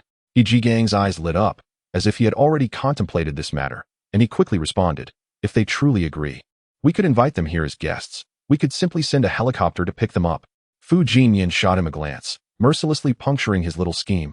Old he, are you trying to show off in front of them? Ji Gang, unperturbed by the remark, chuckled. We are allies after all, and cooperation is likely in our future. However, as brigade-level units that are not subordinate to one another, there must be a distinction in hierarchy, right? We should first demonstrate our strength, giving them an understanding of our capabilities, which will facilitate smoother collaboration down the line. A slight smile played on Lu Cheng's lips as he remarked, indeed. Oldie is correct, it is essential to showcase our strength when the time calls for it. He understood that in this apocalyptic era, where central coordination had disintegrated, strength equated to influence. As these two unfamiliar brigades made their initial contact, it was vital to maintain a degree of initiative to lay the groundwork for future collaboration. While the 182nd Brigade had reached out to us, why had there been no response from the headquarters of the 76th Group Army? It is said that Xining is merely over 200 kilometers away from us, so it is unreasonable for them to not receive any communication. It seems improbable that such a vast military establishment would have no survivors. Lu Cheng expressed his inner doubts. Once he spoke, Ji Gang and Fu Jinyan exchanged perplexed glances. One could argue that the 17th Brigade, the 149th Brigade, and the Snow Maple Special Forces Brigade stationed in Ningxia might struggle to receive signals due to the great distance, the desolate mountains, or other factors. However, the military headquarters in Xining, equipped with the most advanced communication technology and stringent protective measures, and surrounded by numerous direct subordinate units, should not be silent. Lu Cheng pressed the communicator before him and inquired, Communication unit? This is Lu Cheng. Has there been any news from the headquarters of the 76th Group Army or any other brigades apart from the 182nd Brigade? The response came, Report, Commander. We have yet to receive any signals from other units. Understood.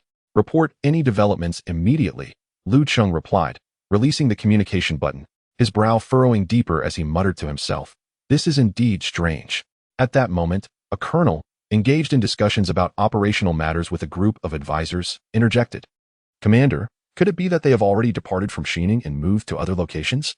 The assembly turned to the speaker, who was Ping Bo, the deputy commander of the 183rd Brigade, a robust man in his 40s, exuding competence.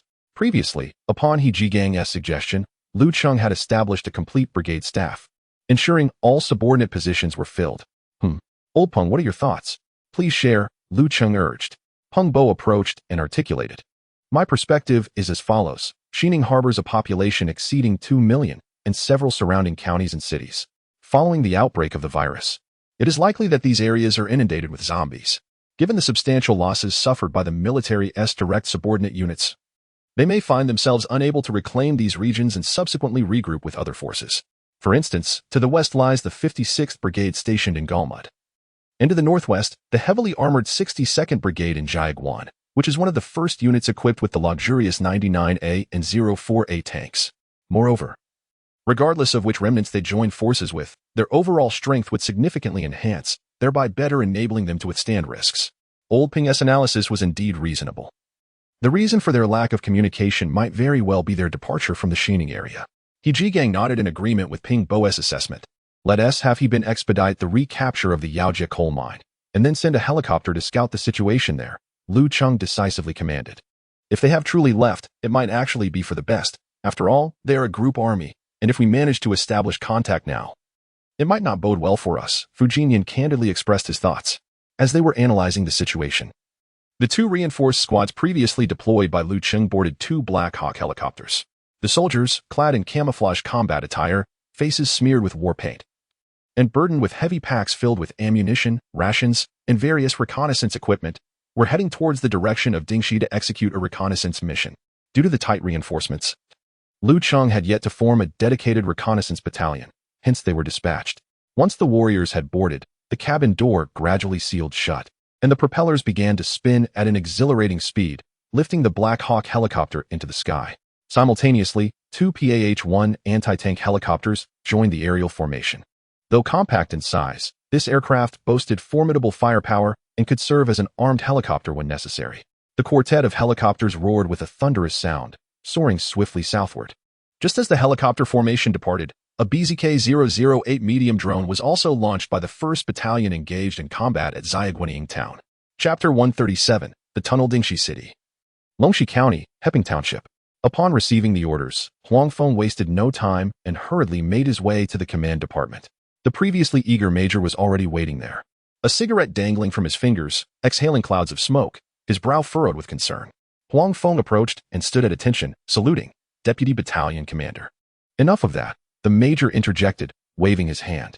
He continued, the communications officer may have informed you that you are to be dispatched to Yuzhong County for a reconnaissance mission, primarily to investigate the situation concerning the so-called 183rd Brigade.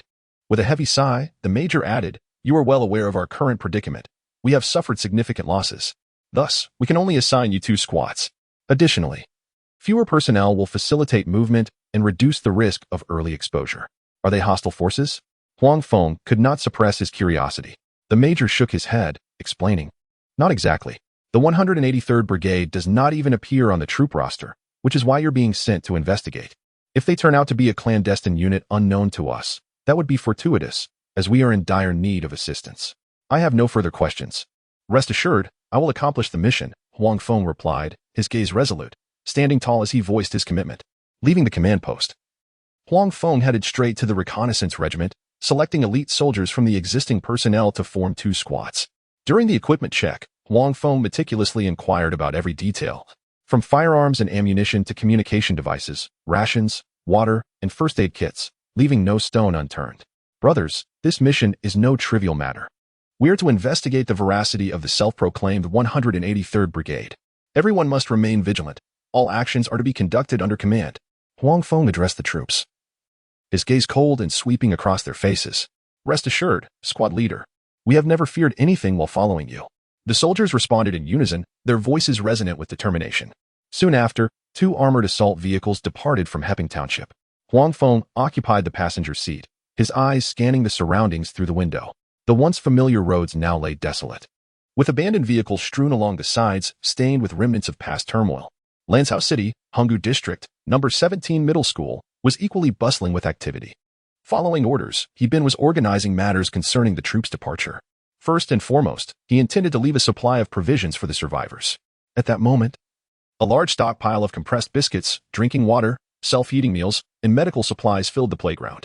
Additionally, a high-mobility unit would remain at the school to ensure the safety of the survivors.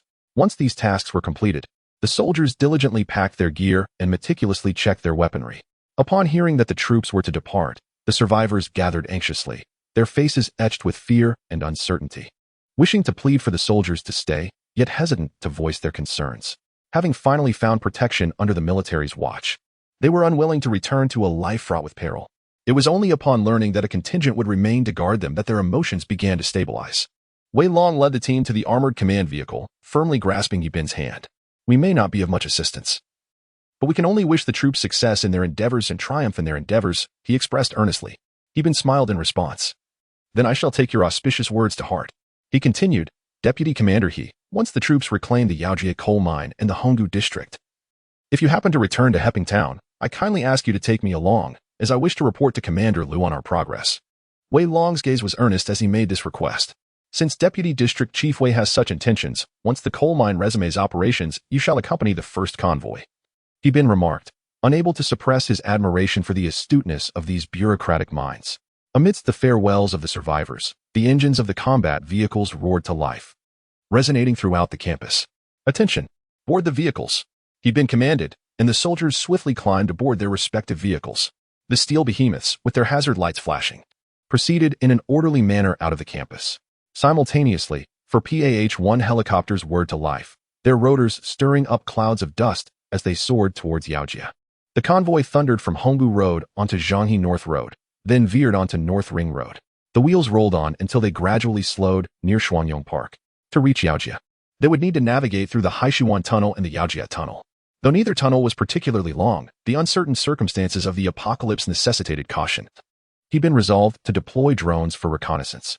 2 lightweight multi-rotor drones swiftly ascended, heading towards the Haishuan Tunnel. Within the tunnel, darkness enveloped everything, and the drones promptly switched to infrared reconnaissance mode. Real-time footage revealed numerous abandoned vehicles strewn haphazardly within. Some vehicles contained trapped zombies, and scattered bones lay in certain areas. The drones continued onward, meticulously scouting the Yaojia Tunnel ahead.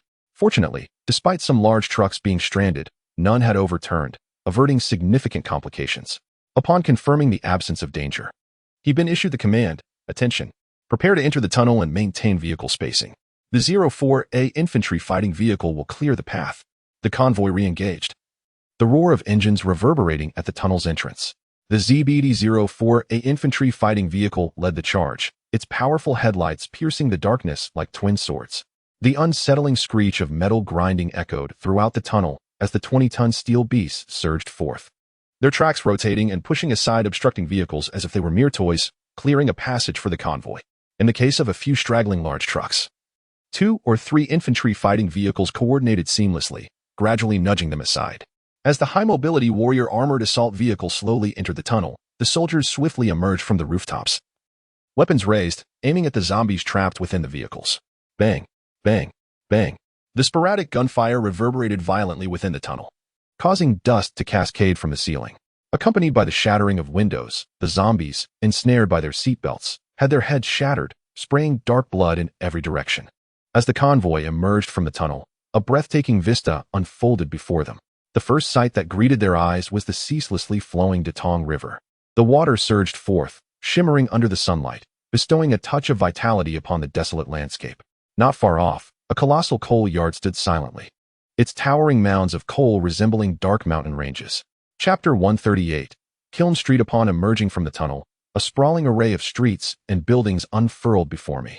As far as the eye can see lay the mining district streets of Honggu and Kiln Street. These 2 neighborhoods are steeped in the profound historical legacy of the coal industry's evolution. They have thrived upon the coal sector, fostering the prosperity and clamor that characterize this region over recent decades. Everything here is intricately intertwined with the Kiln Street Coal Group, where generations of local families have established their roots, with nearly every household having a member employed within the conglomerate. Their entire life trajectories are inextricably linked to this vast industrial entity. Ordinarily, the roads would be bustling with trucks transporting coal. The mines would resonate with the thunderous roar of machinery, and workers would be energetically traversing the area, creating a scene of relentless activity. Yet now, the coal-laden trucks lie stranded, and the machinery of the mines has fallen silent, enveloping everything in a shroud of desolation and decay. After the drone's reconnaissance, Yibin gazed thoughtfully at the map. The Datong River, a tributary of the Huangshui, bisects the terrain of this area, necessitating consideration of this aspect for the upcoming battle. What troubled Yibin most was the apparent insufficiency of his forces, particularly evident after retaining 4 platoons at number 17 middle school. His fingers unconsciously traced the map as he pondered whether to report to Lu Cheng and request reinforcements. In truth, he was reluctant to do so. After all, each regiment was fiercely engaged on their respective fronts, grappling with a myriad of challenges and a shortage of manpower. However, without submitting a request, it would be arduous to maintain control over such an expansive area without adequate support. While he weighed his options, a communications officer hurried over, interrupting his reverie. "Report. We have received communication from the battalion headquarters. The 3rd and 4th companies have completed the recovery mission at Gansu University of Traditional Chinese Medicine, and the battalion commander is leading troops to reinforce us, expected to arrive in 2 hours." Upon hearing the officer's report, Yibin felt a surge of relief. This was indeed a timely boon. Once Commander Wang Yingyuan and the other troops arrived, operational efficiency would be significantly enhanced, alleviating his concerns regarding troop strength. With a weight lifted from his heart, Yibin turned his attention to the screen before him. Through the high-definition images relayed by the drone, a multitude of zombies could be seen roaming the 2 streets, densely packed. Many of these creatures were clad in the work uniforms of the Kiln Street Group. Some were tattered and stained with blood and filth, while others still bore faint traces of their respective departments. Having assessed the situation, he then began to assign tasks. Attention. All units. The 1st Company, 3rd Platoon, will advance to the west bank of the Datong River to eliminate the zombies near Zhubu village. Remember, we must act swiftly and decisively, steering the zombies westward, ensuring they do not disrupt operations across the river. The helicopter platoon will proceed to lure the enemy, directing the zombies from the mining area and Kiln Street towards the eastern side of Howman Road. Other units will advance from Jihai Road to Howman Road after the helicopters complete their diversion, unleashing firepower against the gathered horde. Upon receiving the command, 3 rows of formidable armored assault vehicles swiftly departed from their formation, racing towards the bridge over the Datong River. On the bridge, a dozen zombies aimlessly wandered about. But upon hearing the roar of the approaching vehicles, they instinctively lifted their heads and immediately charged forward with a guttural roar. To maintain the integrity of their ambush strategy, the 3rd row refrained from firing their weapons, avoiding premature exposure of their position and the potential for unforeseen complications. The driver pressed the accelerator to the floor, and the armored vehicle surged forward, colliding directly with the zombies obstructing the bridge. The sound of heavy impacts echoed as the zombies were hurled backward like ragdolls, soaring through the air before crashing down heavily, only to be caught beneath the vehicle's wheels, transforming into a gruesome splatter of flesh and blood. Once across the bridge, the armored assault vehicles maintained their speed, heading straight towards the village of Zhubu. The commotion attracted the wandering zombies within the settlement, which converged with a cacophony of growls. Meanwhile, 4 helicopters that had been hovering above the tunnels swiftly descended. 2 of them dove directly towards the streets of Yaojia, while the remaining 2 circled above the mining area. The squad leader of the helicopter formation reminded over the channel, all units, maintain altitude and keep the zombies focused. Do not let them disperse. The rotors whirred at high speed, whipping up a fierce wind that sent debris swirling into the air. Stimulated by the sudden noise and violent gusts, the zombies instinctively pursued the direction of the helicopters, surging forward. Observing that the number of zombies wandering through the streets had met their expectations, the helicopter pilot pulled the control stick, steering towards Howman Road. The horde below began to move in unison, appearing from a distance like a churning wave of darkness. All units, prepare to advance. With the sight of the horde moving towards their designated area, he then issued the command, and the troops sprang into action. The ZBD-048 infantry fighting vehicle led the way, its tracks grinding over the coal slag and kicking up clouds of black dust. As the convoy reached Howman Road, the helicopters had already unleashed a barrage against the zombies. Flames erupted from the center of the horde, thick smoke billowing upwards, and dismembered limbs scattered throughout the chaos, the air thick with the stench of blood. Upon hearing the roar of the convoy's engines, thousands of zombies turned to face them. In the sunlight, the reflective strips on their coal-dusted working uniforms glinted ominously. Attention, all units. Engage the horde ahead with firepower. He bellowed. Boom, boom, boom. The 100mm low-pressure rifled guns of the 8 ZBD-04A vehicles fired first, their muzzle flashes illuminating the surrounding area as swathes of zombies were obliterated, reduced to mere dust. Not to be outdone, the heavy 8-wheeled vehicles followed suit, their 30mm machine guns roaring as a mist of blood enveloped the zombie mass, limbs flying in all directions, innards and flesh torn asunder. A dozen armored assault vehicles split into 2 flanks, racing towards the hordes of corpses on either side. The 12, 7mm bullets from the mounted machine guns rained down like a tempest, shredding the outermost zombies in half. At this moment, the assault artillery company found an optimal firing position in the rear. The gunner, through the sight, locked onto the target and bellowed, "Fire!" with a thunderous roar. The 105mm explosive shell soared forth, detonating amidst the zombie throng, flames leaping toward the heavens, instantly clearing a swath of land. Severed limbs and shattered remains, accompanied by debris, flew in all directions, while the shockwave from the explosion hurled nearby zombies into the air, only for them to crash heavily back to the ground. Meanwhile, on the west bank of the Datong River, fierce combat raged on. After luring the zombies westward, the armored vehicles initiated a kite strategy, with the undead relentlessly pursuing them. The machine guns atop the vehicles roared incessantly, while the warriors inside leaned out, unleashing a torrent of fire with their weapons. Reload! Reload! The shouts of the machine gun operators mingled with the sounds of empty chambers cycling within the vehicle. Behind the convoy, the slain zombies had formed a gruesome path of blood and flesh. Blood, mangled meat, and bones merged with the coal dust on the ground, transforming under the relentless treads into a dark, viscous slurry. Chapter 139. The 3rd Mining District. The sounds of gunfire east of Howman Road and west of the Datong River gradually subsided, with smoke slowly dissipating in the air. The battlefield lay in disarray, pockmarked with craters, and scattered remnants of shattered branches and leaves littered the ground, revealing a landscape marred by charred traces. After the valiant efforts of the soldiers, the operational objectives had been successfully achieved, just as He was about to issue new orders. The voice of Company Commander Wang Ingyuan resonated through his earpiece. "Old He, we have arrived at the Honggu district and expect to rendezvous with you in 15 minutes. He's taut nerves relaxed somewhat. With reinforcements imminent, he chose to delay further action and instead issued a command for the troops to rest in place. Before long, a thunderous roar filled the air. Looked up to see 12 Black Hawk helicopters whirring in, circling overhead before hovering above a nearby clearing.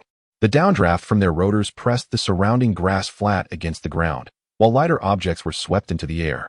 As the first ZTZ-99, a main battle tank, emerged from the Yaojia tunnel, a procession of armored vehicles followed suit. The heavy treads and broad blast-resistant tires crushed the earth beneath them, producing a low, resonant rumble.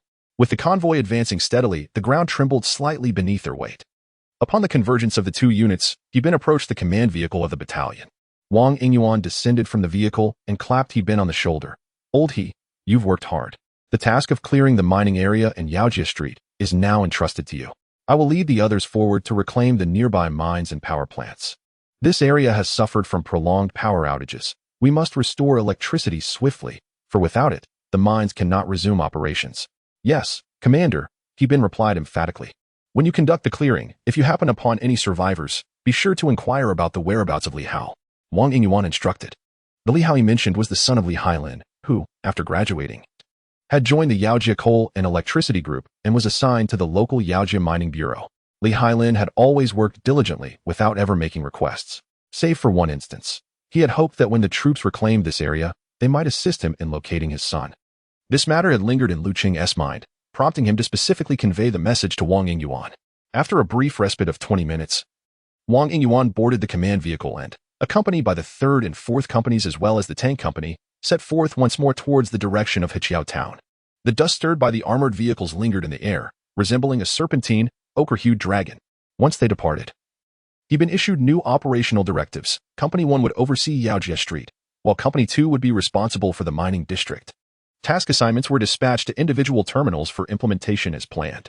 The initial wave of the clearing operation would focus on the Yaojia Coal and Electricity Group's railway transport company, the Yaojia Mining Bureau, and the 3rd Mining District, prioritizing the discovery and rescue of survivors. Without survivors, the resumption of operations in the short term would be a distant hope. With the deployment complete, the two companies swiftly dispersed into their respective units, charging toward their designated objectives. In the vicinity of the 2nd company, Wu Dishing, who has been promoted to deputy company commander, personally led a platoon to the 3rd mining area. The street in front of the mine presented a scene reminiscent of the apocalypse: shattered shop windows, overturned shelves, and various goods strewn across the ground, with desiccated bloodstains visible everywhere. These signs clearly indicated that many horrific events had transpired here during the viral outbreak. At this moment, the gates of the mining area stood wide open, and the lengthy conveyor belts had long ceased to operate, resembling lifeless steel serpents. Wu Dishing, assessing the terrain, instructed his troops to disperse once more. "Attention, everyone. Proceed in teams, meticulously clearing each section and leaving no corner unchecked. Call for support at the first sign of danger." After entering the mining area, Wu Dishing disembarked from the vehicle, his combat boots crunching on a charred piece of coal, producing a faint crackling sound. He raised his binoculars to scrutinize the surroundings. The distant view drew closer, revealing coal transport corridors constructed in the last century, some of which still bore the remains of desiccated corpses. The entire mining area exuded an eerie silence. Several teams provided mutual cover as they advanced in a combat formation. After traversing more than 20 meters, they encountered a freight train ahead, surrounded by unloading vehicles. The soldiers approached for inspection and discovered several carriages filled with coal. Beyond that, nothing unusual was found. However, in the locomotive's cabin, 3 zombies clad in railway uniforms were trapped inside. Upon seeing the soldiers outside, they became frenzied, lunging at the windows and violently pounding on the doors with their decayed hands while emitting chilling, guttural howls. The soldiers raised their weapons, and after a few gunshots, the zombies fell silent, restoring tranquility within the cabin. After dealing with these 3 zombies, the unit continued their advance. At the upcoming fork in the road, the group began to split up. Wu Dishing led one squad to the office area, while the others headed toward the nearby mine shaft. The buildings in the office area appeared somewhat dilapidated, with paint peeling from many parts of the exterior. When a soldier kicked open the door to an office, A wave of putrid air surged forth, nearly suffocating him. Gritting his teeth against the discomfort, he peered inside to find a Safety Production Excellence banner hanging on the wall directly opposite the door. Inside, several desks were cluttered with disordered office supplies, all covered in dust. On the floor lay a few skeletal remains, remnants of tattered clothing still clinging to the bones, with scattered sheets of paper surrounding the corpses. Safety. The leading soldier quickly reported. The duty room has been cleared. The conference room is safe. All clear. The soldiers' shouts echoed in the empty corridors. It was evident that there were few zombies here, and even fewer survivors. As the soldiers approached the mine shaft, a zombie clad in work attire suddenly lunged out from within. Its face was a gruesome sight, flesh torn and bloodied, with one eye dangling from its socket, swaying as it moved, and its chest bore several gaping wounds exposing bone. Amidst the thunderous gunfire, the heads of the zombies burst open, with blood intermingling with brain matter splattering against the walls of the mine entrance. The moment the shots rang out, it acted as a catalyst, instantly igniting a flurry of activity around the mine.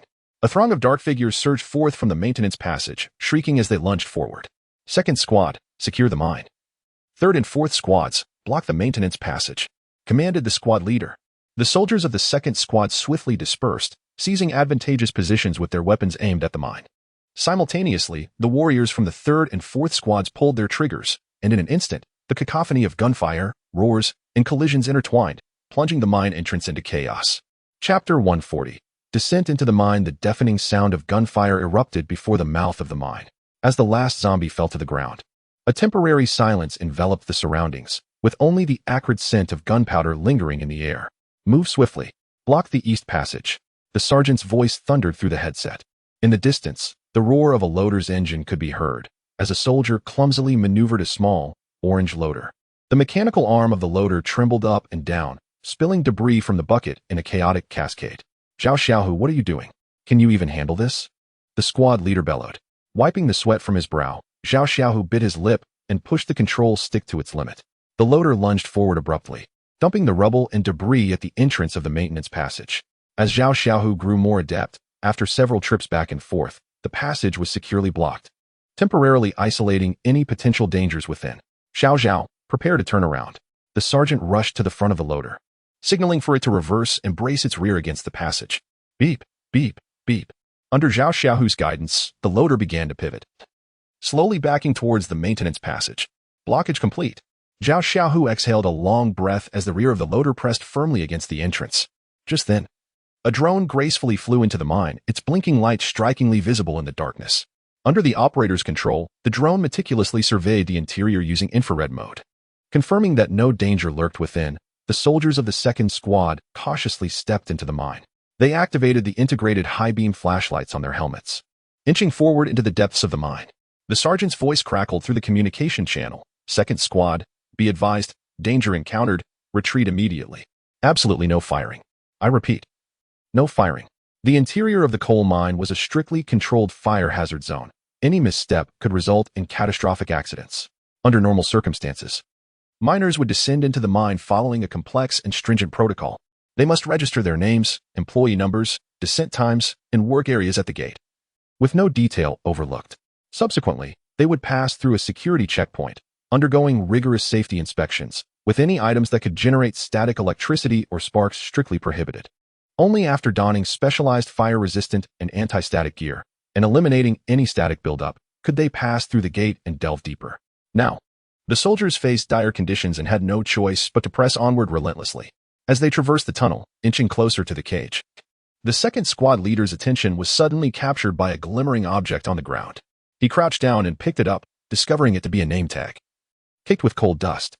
After brushing off the grime, the flashlight illuminated the details. Beneath the rough plastic shell, a man with a square face and broad forehead was depicted in the photograph, with a few strands of gray hair peeking from beneath his safety helmet. The name read, Wang Jinping, Coal Mining and Electricity Group, Extraction Team 3, Employee Number 01724.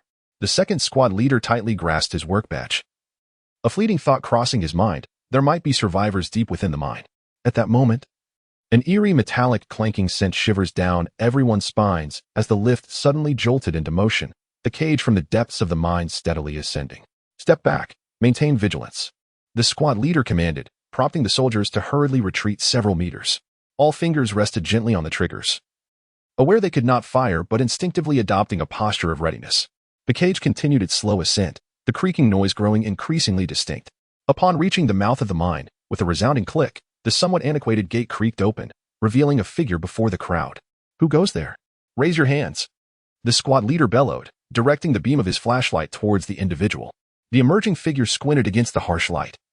Raising his hands in a panicked attempt to shield his eyes, his voice trembling with fear and confusion. "I'm not a zombie. I'm not a zombie. Are you the police? I just heard commotion down there." In the blinding beam of the flashlight, the soldiers discerned the man before them.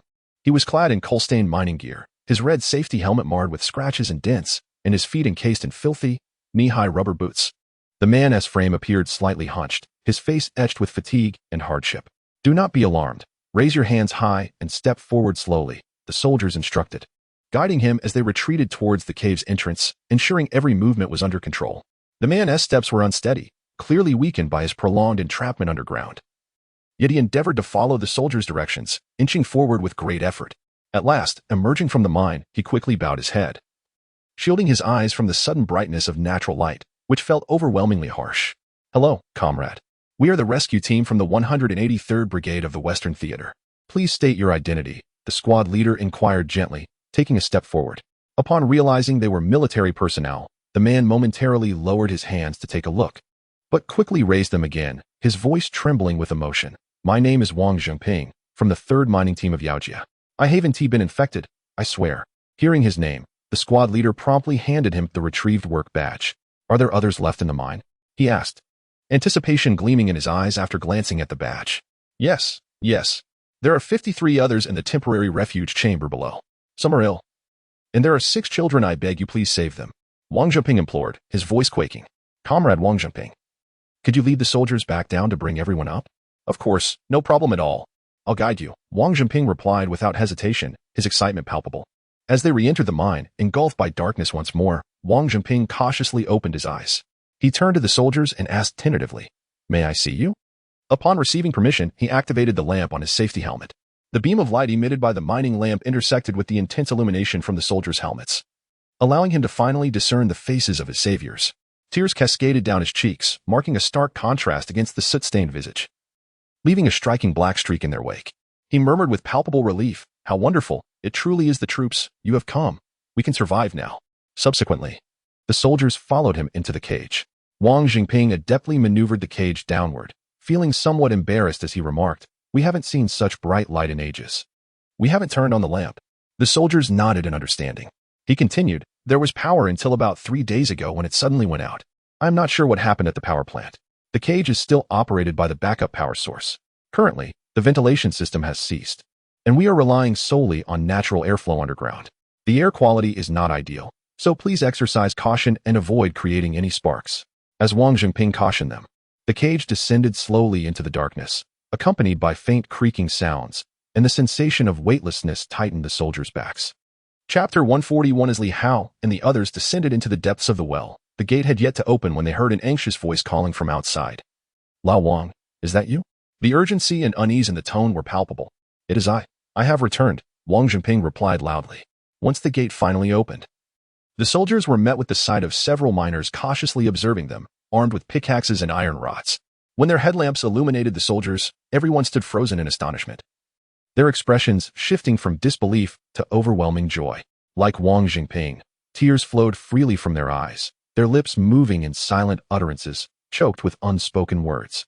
After a moment, one miner seemed to awaken from a dream, turning and sprinting deeper into the mine, shouting hoarsely, "We are saved. The troops have come to rescue us."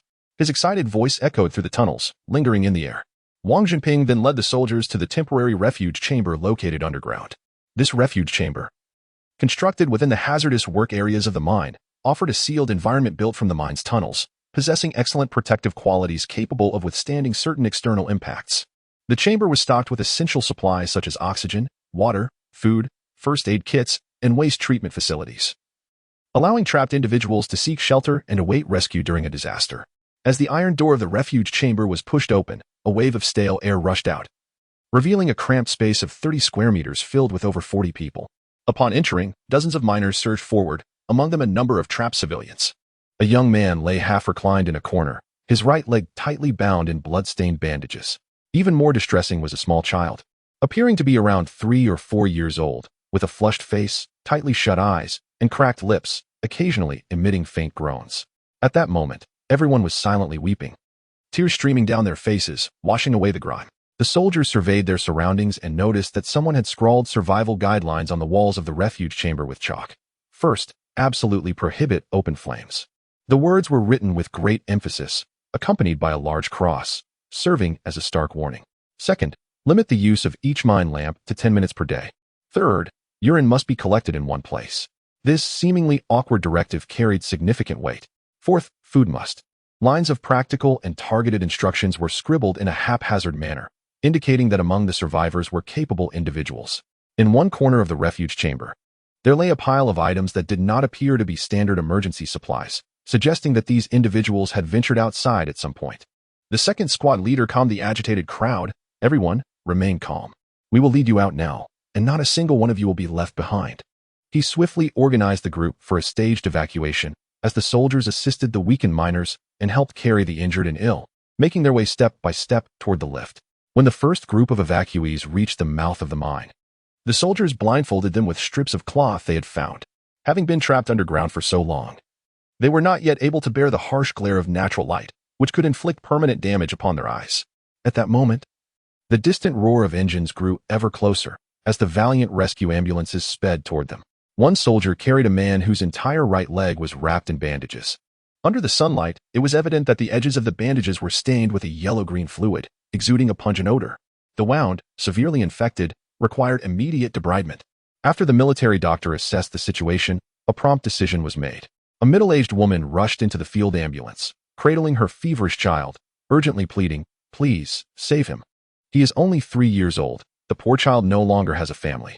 The scene at the mine entrance was a flurry of activity, with expressions of gratitude, cries of anguish, and calls for help intertwining to create a poignant tableau of human tragedy and comedy.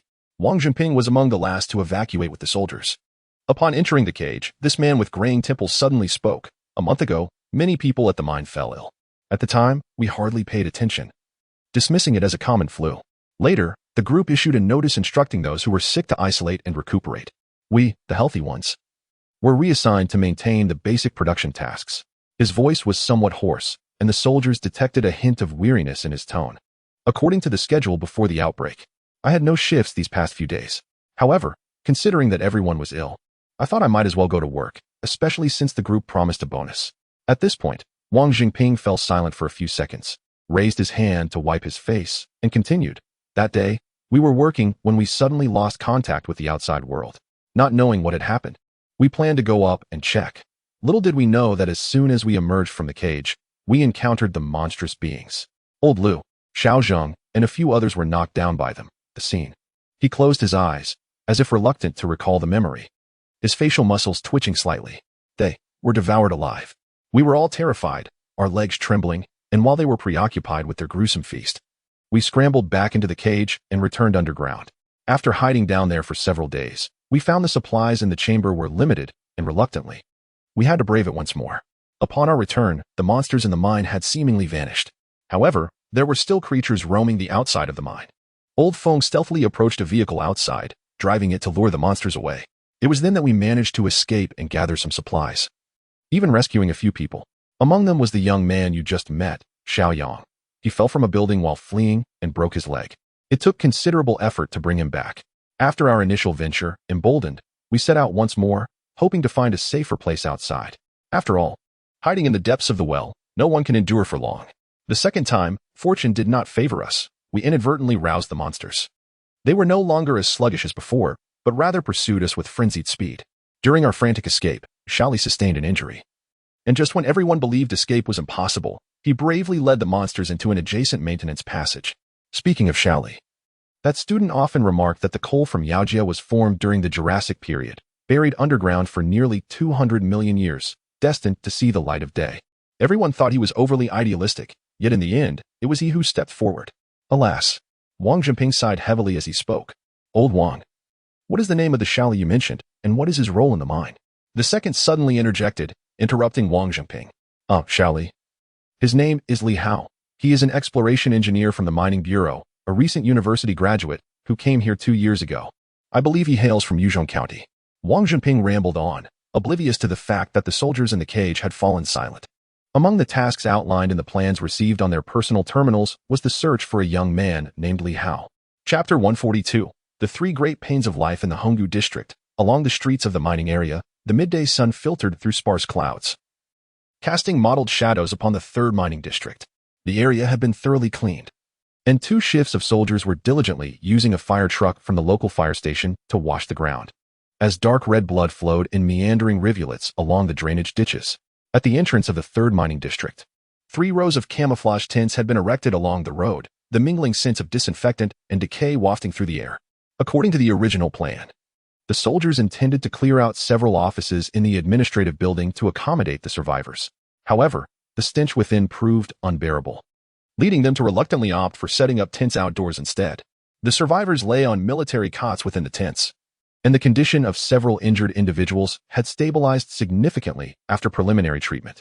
After a period of rest, under the care of the medics, the survivors removed the cloth strips that had been covering their eyes. As they were met with light, they instinctively squinted, tears streaming involuntarily from the corners of their eyes. Gradually, they began to adjust their gaze, striving to adapt to the illumination within the tents. Before long, the cooks hurried in with thermal containers, and the enticing aroma of food filled the tent. Take your time eating. Be careful not to choke.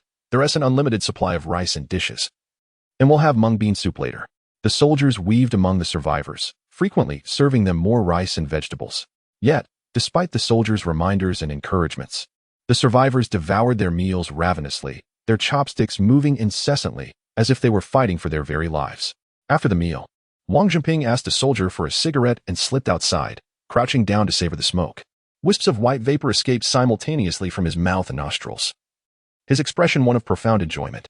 Having been trapped underground for days, devoid of cigarettes and unable to light a fire, this seasoned smoker was beside himself with anxiety. If rescue did not come soon, he might indeed quit smoking for good. Old Wang, why are you out here? Can your eyes handle it? The second squad leader lifted the tent flap and stepped outside, expressing his concern upon seeing Wang Jinping. Wang Jinping quickly extinguished his cigarette and replied with a smile. It's nothing. We often run above and below ground. It's no big deal. Fine, since you're all right. I need your help with something, the squad leader said, then headed in the direction of the mine, prompting Wang Jinping to rise and follow him. In the clearing before the mine, a dozen zombie corpses had been neatly lined up. The squad leader pointed to the remains and asked Wang Jinping, Old Wang, could you help identify these? See if any of them is Li Hao? Wang Jinping gazed at the horrifying, mangled corpses, staggering backward a step. Gathering his courage, he approached to examine them closely. Suddenly, his gaze fixed on one particular corpse, his body stiffened, and his finger trembled as he pointed at it. That is Xiao Li. He was with the exploration team of the mining bureau. His work uniform is different from ours. As he spoke, tears welled up in Wang Jinping's eyes. Before the end of the world, our daily encounters seemed unremarkable. Yet now, witnessing my former colleague transformed into this grotesque figure, lifeless and devoid of spirit, stirs a profound unease within me. After Wang Jinping departed in a daze, the second squad leader approached to examine the scene closely. Li Hao's body was clad in a set of orange work attire. Beneath his shattered skull, half of his ashen face retained a grimace of ferocity. After capturing a photograph and uploading it via his personal terminal, the squad leader meticulously reported the situation to his superiors. In Yuzhong County, at the Armed Police Base's command center, Yibin was relaying the combat updates from the Yaojia mining area. Sir, the third mining district has been cleared, and we have located 54 survivors, but Li Hao is not among them. He has transformed into a corpse. Lu Cheng remained silent for a prolonged moment before responding, understood. Continue with the extermination mission. Upon concluding the call, he massaged his temples and reclined against the back of his chair. Observing his troubled expression, Fu Jinyan, who was engaged in discussion nearby, hurried over. Sir, is something the matter? Is the situation in Honggu district not going well? Lu Cheng shook his head, his tone tinged with melancholy as he replied, He'd been just reported that they discovered Li Hao in the third mining district. Fu Jinyan, well aware of who Li Hao was, understood the weight of the news. Just as he and Ji Gang were Lu Cheng's trusted aides in military matters, Li Hailan was Lu Cheng's most esteemed representative in political affairs. The somber countenance of Lu Cheng clearly indicated that the news was far from favorable. As anticipated, after a brief silence, Lu Cheng spoke slowly. Li Hao sacrificed himself to save others. He was dealt with by the soldiers after his transformation. Hearing this, Fu Jinyan and Ji Gang exchanged glances, a shared sorrow flashing in their eyes, followed by a heavy sigh. After a moment, Fu Jinyan volunteered, "Sir, I shall head to the town to inform Old Li of the news and perhaps offer him some comfort." However, Lu Qing waved his hand and rose, moving towards the door. "I will go myself." He then exited with Wang Dong at a brisk pace. Once he boarded the command vehicle, soldiers from the guard company swiftly climbed aboard, ready to execute their protective duty. As the convoy departed the base, Lu Cheng gazed silently out the window. He had perused Li Hailin's personal declaration form and was aware of the immense anguish he had endured from the loss of his wife in middle age. Now, the pain of losing a child in old age had befallen him, subjecting this elder comrade to two of life's three greatest sorrows. The convoy sped along, soon arriving at the designated road. From a distance, a completed section of isolation wall came into view. The imposing and broad city wall, along with various strongholds, evoked the essence of an ancient fortress. As they approached, large groups of survivors busily resembled worker ants, each fulfilling their role, contributing to the construction of the safe zone. The command vehicle maintained its pace, directly entering the courtyard of the town government. Lu Qing, well acquainted with the surroundings, arrived at the former mayor's office. Upon reaching the door, he observed Li Hailin communicating through a walkie-talkie. Noticing Lu Qing's presence, Li promptly set down the device, intending to approach him. However, Lu Cheng gestured for him to continue his work and patiently waited in the corridor. After 5 minutes, Li concluded his conversation, adjusted his somewhat disheveled attire, and greeted Lu Cheng with a smile, saying, "Chief, just now old Lu mentioned." Before Li could fully report, Lu Cheng raised his hand to interrupt, his expression turning solemn. "Old Li, let us set aside those matters for now. I have some news to share with you." Upon seeing Lu Cheng's serious demeanor, an unsettling premonition gripped Li Hailin's heart. As one of the highest authorities in the current safe zone, he was aware that the military had recently commenced efforts to reclaim the Yaojia coal mine. The fact that Lu Cheng had personally come to convey this news indicated it must pertain to Li Hao. He continued, "He Bin and the others have secured both Yaojia and the mining district, and they have located Li Hao's whereabouts." Pausing briefly to gauge Li Hailin's reaction, Lu Cheng then continued, "Regrettably, by the time they arrived, Li Hao had already succumbed to infection and transformed into a corpse." According to survivors from the area, Li Hao initially did not contract the virus. While searching for supplies, he was inadvertently injured and, in a bid to protect his fellow workers, he led the horde away.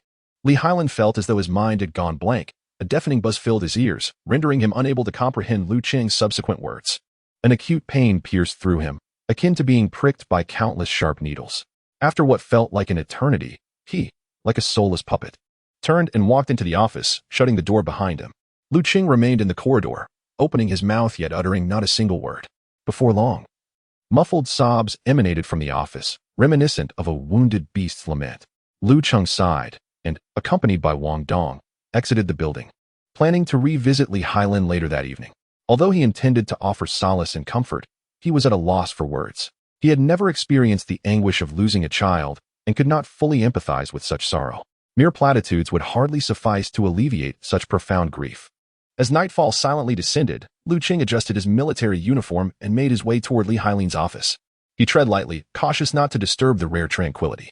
Upon reaching the office door, he gently knocked, but received no reply. Hesitating momentarily, he slowly pushed the door open. The office was shrouded in darkness, illuminated only by the moonlight filtering through the window, casting a solitary silhouette of Li Hailin. He sat quietly in his chair, facing away from the entrance, resembling a statue frozen in time. Lu Cheng quietly entered and seated himself on the sofa facing the desk. The two men remained in silence for a considerable time, neither daring to break the stillness. "Old Li, I understand that no words can alleviate your suffering at this moment. Yet I feel compelled to express that Li Hao is a hero. He sacrificed his life to protect his comrades, and we shall forever remember his courage and commitment." Lu Cheng was the first to shatter the silence, his words somewhat formulaic, primarily because he was at a loss for what to say. Li Hailin's body trembled slightly, yet he remained silent. "Chief, thank you. Thank you for helping me search for Li Hao." After a few minutes, Li Hailin hoarsely spoke, his voice laden with profound sorrow. "I have only this one son in my life. I had hoped to witness him establish a family and career, believing I could at least make it up to his mother. But now," as he spoke, Li Hailin could no longer contain his grief. Covering his face with his hands and weeping uncontrollably, Lu Cheng hurriedly approached, gently patting Li Hailin's back to comfort him. The elderly comrade sobbed intermittently, his entire body trembling with spasms. Lu Cheng chose to remain silent, simply accompanying Li Hailin in this moment of anguish. Chapter 143. The town of Heqiao. After parting ways with Yi Bin, Wang Yingyuan swiftly led the remaining troops of the 2nd Battalion away from the Yaoshui Street. the wheels of their vehicles stirring up clouds of dust as they sped northward. Upon passing the solid waste utilization thermal power plant in Yaoshui, Wang issued a direct command for Li Shiji to remain behind with the 3rd Company and a helicopter detachment to carry out a cleansing operation. According to the survivors from the 3rd Mining District, the plant had been operating normally just 3 days prior, with power still available deep within the mines. However, the cause of its sudden cessation of production remained a mystery. Therefore, Li Shiji and his team were instructed to proceed with caution, reclaim the power plant, and seek out any potential survivors while investigating the circumstances surrounding the shutdown. After exchanging farewells, the main force continued to advance along their designated route. Wang's objective was the Huaneng Lianqing power plant located near Heqiao town. Only by reclaiming this substantial facility could power be fully restored to the Hongdu district and Yongdang county. Moreover, securing these 2 locations would grant Lu Chun control over 3 power plants within his territory. Unlike the power plants in Yuzhong County, this one was conveniently situated near the mining area, alleviating concerns over coal supply for electricity generation. As they progressed, small clusters of zombies occasionally surged forth. Yet Wang's forces showed no signs of hesitation. The convoy unleashed a rapid barrage of firepower as they moved. The 30mm cannon of the ZBL-08 wheeled infantry fighting vehicle and the 12.7mm machine gun mounted on the armored assault vehicle roared incessantly, raining down a hail of bullets that tore through the horde with deadly precision. Upon reaching the vicinity of Hongshan village, Wang quickly assessed the terrain and made arrangements. The entire convoy deviated from the county road, veering onto the S-233 highway, racing northward along the Datong River. Though the river's waters rushed with vigor, they could not mask the pervasive atmosphere of desolation that enveloped both banks, where abandoned vehicles and scattered bones lay strewn along the route. When they neared Leshan village, reconnaissance drones detected enemy activity. Drawn by the sounds of gunfire, 2 waves of zombies surged from the direction of the China Aluminum Lianqing branch in Heqiao town. Resembling a dark tide, their roars echoing from afar. Observing the real-time footage relayed from the front, Wang decisively issued a combat order. The helicopter detachment was to advance immediately, with the 3rd Company heading west and the 4th Company east to contain the horde and prevent their convergence. Upon receiving the command, 2 Black Hawk helicopter detachments sprang into action, splitting into 2 and racing towards their respective targets. As they reached the designated area, the thunderous roar of the helicopters provoked the zombie tide below into a frenzied surge. The horde writhed chaotically, akin to boiling black tar, howling at the sky in futility. The machine guns mounted on the Black Hawks opened fire, unleashing a torrent of fiery projectiles that rained down upon the horde, carving bloody paths through the mass. Severed limbs and splattered blood swirling into the air. Undeterred, the zombies pressed forward relentlessly, their desiccated arms raised high as if to grasp the steel beast soaring above them. Immediately, under the command of the company commander, the tank battalion swiftly formed a straight line, resembling the armored cavalry of ancient times, charging towards the horde of corpses at the direction of Heqiao town. 14 ZDZ-99A main battle tanks advanced in unison, their treads rumbling, shaking the earth with every inch gained, leaving deep imprints on the ground. The commander bellowed through the communicator, "All vehicles, prepare explosive shells, fire on the move." From the aerial perspective of a drone, the 14 tanks appeared in a neat line, rapidly advancing forward. With a deafening roar, the cannons erupted in a dazzling display of flames. The immense recoil stirring up clouds of dust, enveloping the tank battalion in a dust cloud several hundred meters wide. The explosive shells detonated above the horde, creating massive fireballs that surged upwards, the searing shockwaves dispersing outward, decimating 1/5 of the relatively small horde. The zombies, caught off guard by this sudden onslaught, were blasted apart. Their remnants scattered, and the previously surging tide of corpses fell into brief disarray. Following the tank battalion, the 3rd and 4th squads of the 4th Company, eager to partake in the fray, swiftly mobilized under the guidance of their squad leaders. The assault vehicles capitalized on their high-speed maneuverability, flanking from both sides like 2 agile arrows, quickly encircling the remaining horde and forming a pocket. The tank artillery continued to fire, executing 3 consecutive rounds of bombardment, each explosion resonating with earth-shaking intensity. The 2 high-mobility squads coordinated their efforts with the tank battalion, their concentrated firepower acting as an invisible wall, firmly suppressing the relentless advance of the zombies. Under the synchronized assault of the tank cannons and mounted machine guns, the horde was rapidly diminished, leaving only a handful of zombies dragging their mangled bodies forward. Observing this, the tank commander issued a direct order: "All vehicles, cease fire immediately and crush them underfoot."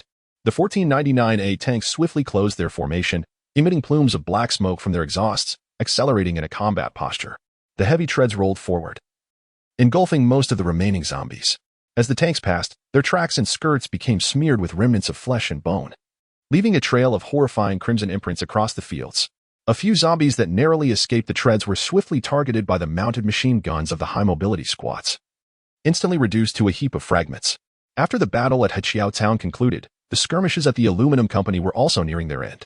The infantry fighting vehicles of the 1st and 2nd squads of the 4th Company easily repelled the advancing horde, while the artillery battalion set up in the rear. Fire at will. Set the airburst fuses. With the hoarse shout of the artillery commander, shells whistled through the sky, carrying the scent of death as they rained down upon the zombie horde. In the moment when the shell detonated above the mass of corpses, thousands of preset shrapnel formed a three-dimensional net of destruction, tearing the shambling undead into mere fragments. The viscous black blood evaporated instantly in the searing heat. Once the bombardment ceased, thick smoke billowed along the banks of the Datong River, and flames soared into the sky. Amidst the craters littered across the ground lay charred remnants of human tissue, the foul stench overwhelming the soldiers, who hastily covered their mouths and noses. In the presence of a well-structured combined forces unit, the zombies, unless numbering in the hundreds of thousands, appeared fragile, akin to willow fluff swirling in the wind. With the battle concluded, Wang Yingyuan began to organize personnel for the battlefield cleanup. Simultaneously, reconnaissance teams boarded Black Hawk helicopters to survey the surroundings, vigilantly monitoring any movements in the vicinity. Chapter 144. The Ancient Temple. The rotor blades of the Black Hawk helicopter spun at high velocity, stirring up a tempestuous wind that flattened the grass below, producing a rustling sound. The aircraft advanced towards the direction of Tuanjia village, and from its lofty vantage point, one could occasionally glimpse a few trapped zombies in the courtyards, futilely howling at the sky. The cabin was permeated with a faint scent of machine oil as sharpshooter Zhang Hao cradled his Cube U-191 precision rifle, peering through the door at the distant village. Attention! Suspected moving objects at 7 o'clock. The pilot's alert heightened everyone's senses. The soldiers within the cabin swiftly chambered their weapons, preparing for combat. Zhang Hao raised his rifle, observing the situation below through the scope, and suddenly he detected several hunched figures staggering along the irrigation ditch beside the farmland, confirming them as ordinary infected individuals. He estimated 5 in number, with no imminent threat. As Zhang Hao relayed this report, a collective sigh of relief swept through the cabin. With a thunderous roar, the helicopter adjusted its flight posture, and the door-mounted machine gun unleashed a barrage, reducing the zombies to a mangled heap. After dispatching the undead, the Black Hawk continued its swift journey towards Malian Beach. When a cluster of ancient gray structures came into view, the soldiers displayed signs of astonishment. A 5-story pagoda loomed high, its eaves adorned with a stone beast missing half its head, while the colorful paintings on its surface appeared somewhat faded. Most unexpectedly, atop the pagoda, a vibrant yellow object was seen swaying side to side. Attention! Survivors spotted in the ancient building ahead. The co-pilot shouted. As the helicopter drew closer, the pilot suddenly yanked the control stick, maneuvering the craft skillfully to hover in midair, the powerful roar echoing across the open fields. Zhang Hao raised his precision rifle once more, peering through the scope to scrutinize the scene ahead. Now at a much closer distance, it became clear that this was an ancient temple. Notably, besides the main hall, several towering pagodas stood within its confines. At this moment, a few survivors were seen atop one of the pagodas, wildly waving a piece of yellow satin. Having assessed the situation, Zhang Hao pressed the communicator. Report. Unit 3 has discovered survivors at a temple in Malian Beach. Judging by their attire, they appear to be employees of the power plant. Received. Proceed to the temple immediately. Establish a defensive position and await the arrival of ground troops. Exercise extreme caution regarding any remaining zombies in the vicinity. Came the directive from Wang Yingyuan through the earpiece. Understood. Following the command, Unit 3 executed a swift turn, soon arriving at the entrance of the ancient temple. The helicopter did not descend recklessly but instead circled in the air, meticulously observing the surroundings of the temple. The gusts generated by the rotor blades rustled the trees around the temple, causing branches and leaves to dance wildly in the wind. Prepare for rappelling. After confirming the absence of active zombies nearby, the helicopter lowered the rappel line. The 6 infantry soldiers in the cabin swiftly and orderly descended to the ground. Once on solid ground, they quickly dispersed, adopting a tactical crouch, their weapons directed outward to guard against any threats. Subsequently, Zhang Hao raised his hand to signal the team to commence their advance toward the temple.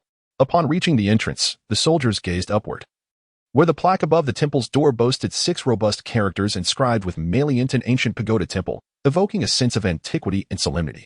Thud, thud, thud. A soldier stepped forward and forcefully knocked on the grand door of the temple, calling out loudly, "We are the rescue unit from the 183rd Brigade of the Western Theater. Please open the door." As they knocked, survivors within the temple were frantically clearing debris that obstructed the entrance. After a few moments, accompanied by a piercing creak, the temple door slowly swung open. As the gap widened enough for a person to pass sideways, Zhang Hao beheld dozens of tear-streaked faces. The soldiers filed in, and upon entering the temple, they discovered that nearly 100 survivors were concealed within. Many among the crowd wore the uniforms of the power plant, some tattered and stained with dirt and blood, clearly having endured tremendous hardship. Just as Zhang Hao was about to inquire about the situation, a sudden screech of brakes echoed from outside. Moments later, Wang Yingyuan entered with several soldiers in tow. Upon seeing a lieutenant colonel, a middle-aged man leading the survivors approached with tears in his eyes, grasping Wang Yingyuan's hand tightly, his lips trembling with excitement, after waiting in vain. "We have finally hoped for your arrival." As he spoke, his voice faltered, and tears streamed down his face. Wang Yingyuan noticed the party emblem pinned to the man's chest and firmly shook his hand. "If you had not come, we truly would have had nowhere left to hide. Those monsters are utterly terrifying." The middle-aged man wiped away his tears, his voice tinged with lingering fear. "Did you attract the attention of the corpses?" Wang Yingyuan sensed that the situation might be more complex than it appeared, thus he inquired. No, it's not these ordinary monsters outside. It's something else. They only emerge at night." The middle-aged man quickly waved his hands, his eyes filled with terror, his voice trembling involuntarily. "Oh, they only operate at night? How many are there? What characteristics do they possess? Please elaborate," Wang Yingyuan asked eagerly. The middle-aged man steadied himself and began narrating. "Initially, after the incident at the power plant, we fled from there and encountered many residents from Heqiao town, including police officers from the local station. We banded together for survival. At first, we noticed that those ordinary monsters moved slowly and awkwardly. So we armed ourselves with sticks and shovels and returned to the power plant to eliminate the monsters within. Eventually, we cleared them all out and established our base there. However, those monsters grew increasingly agile, and we became hesitant to venture outside. In the beginning, things were quite bearable. We managed to gather sufficient supplies to sustain ourselves.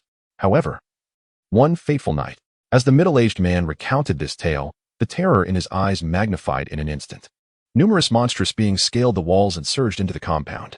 Unlike the creatures lurking outside, these entities not only possessed the ability to leap over barriers but also exhibited astonishing swiftness, their eyes gleaming with an ominous luminescence in the darkness. The sudden onslaught disrupted our formation, compounded by the night. Many were caught off guard and fell victim to the beast's ravenous bites. Chaos erupted throughout the factory, filled with anguished cries and desperate shouts as everyone scrambled to escape. The middle-aged man's voice resonated with profound sorrow, as if he were transported back to that nightmarish evening. In a courageous act to buy time for others, several police officers proactively diverted the monsters, shouting as they sprinted towards the opposite end of the factory. Drawing the fiends away, I, along with a portion of the group, fled desperately to this temple, suffering significant losses along the way, with many unaccounted for. The most terrifying aspect was that just last night, we once again heard the roars of those monsters nearby. That sound is forever etched in our memories. The children cried incessantly in fear, and we could only cover their mouths, huddled in the main hall, daring not to breathe. "Do you imply that they only move at night?" Wang Yingyuan inquired. "Indeed, that is the case. We have never encountered those creatures during the day. Each time we hear them, it is always at night," asserted the middle-aged man with certainty. "Are there any distinguishing characteristics?" Wang pressed further. "Characteristics? Yes. Some of those monsters seem to shy away from light. When the officers illuminated them with flashlights, they constantly flinched and evaded." The middle-aged man reflected before responding. "Do you know where they originate?" Wang Yingyuan continued his line of questioning. "Previously at the power plant, I observed that the monsters were coated in coal dust. I surmise they hail from the nearby mines.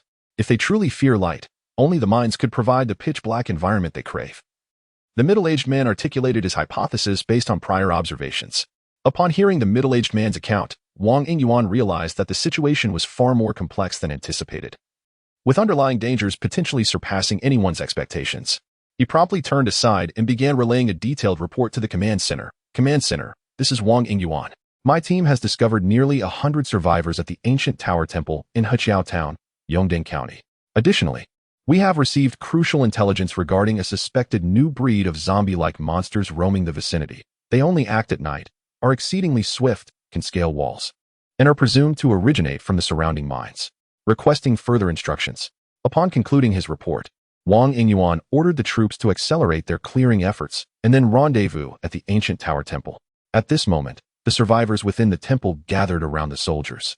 With children nestled closely in their guardians' arms, their eyes filled with curiosity. The soldiers, while comforting the survivors, inquired about the situation, eager to gather more information regarding the nocturnal monsters. Chapter 145, The Extinction? The Night Demon? After listening to Wang Yingyuan's report, Lu Cheng sat quietly, his fingers rhythmically tapping on the table. The term nocturnal creatures instantly conjured numerous thoughts in his mind. From the description, this new type of zombie was not entirely unfamiliar to him. He had encountered similar entities in various films and entertainment works. The first thing that came to his mind was the action game Dying Light, developed by Techland. Within that perilous virtual realm, a chilling mutated creature known as the Night Demon lurked. It possessed strength and speed beyond human comprehension, weaving through the ruins of the city like a phantom under the cover of darkness, engaging in a bloody hunt against the living. Once a target was locked, it would pursue relentlessly, akin to an insatiable parasite. Lu Cheng recalled that during his gameplay, each encounter with the Night Demon demanded utmost vigilance. A moment's negligence could lead to his demise. The second thought that crossed his mind was the apocalyptic sci-fi film I Am Legend, starring Will Smith. In that film, a world ravaged by a virus harbored creatures resembling night demons, lurking in the shadows of the city, emerging in droves at night. Even more terrifying was the emergence of a highly intelligent leader among them, who nearly annihilated the protagonists under its command. Moreover, he remembered two novels he had read before the apocalypse, The Road of Desolation and Whose Shadow Army Is So Real. Both featured similar monsters that left a profound impression on him. After a long while, Lu Cheng emerged from his reverie and turned to the communications officer. Please summon Dr. Nayland. Just as the officer was about to depart, Lu Cheng seemed to recall something and hurriedly called him back. Wait, also invite that professor from Lon University. The officer nodded in acknowledgement and swiftly exited the command center. Chief, based on Wang Yingyuan's observations, these creatures do not appear to reach the level of those mutants. Otherwise, with their numbers, the people within the electric field would have had no chance of escape, Fu Jinyan remarked, arms crossed as he analyzed the incoming intelligence. Lu Cheng nodded slightly, estimating that they were likely only marginally stronger than ordinary infected individuals, possessing greater agility and the ability to surmount obstacles. However, they also exhibited clear vulnerabilities, such as a sensitivity to light, which significantly restricted their movements. As he spoke, he rose and slowly paced toward the window, gazing out at the scenery while contemplating strategies to address the situation. Yet, conducting operations at night would pose a considerable threat to ordinary survivors. The darkness would greatly impair human senses, amplifying fear. He Gang solemnly reminded them. Indeed, darkness is one of the most primal sources of fear within the human psyche. Should such monsters proliferate, the plight of the survivors would become precarious. Thus, it is imperative to ascertain their hiding places and the exact number of these entities.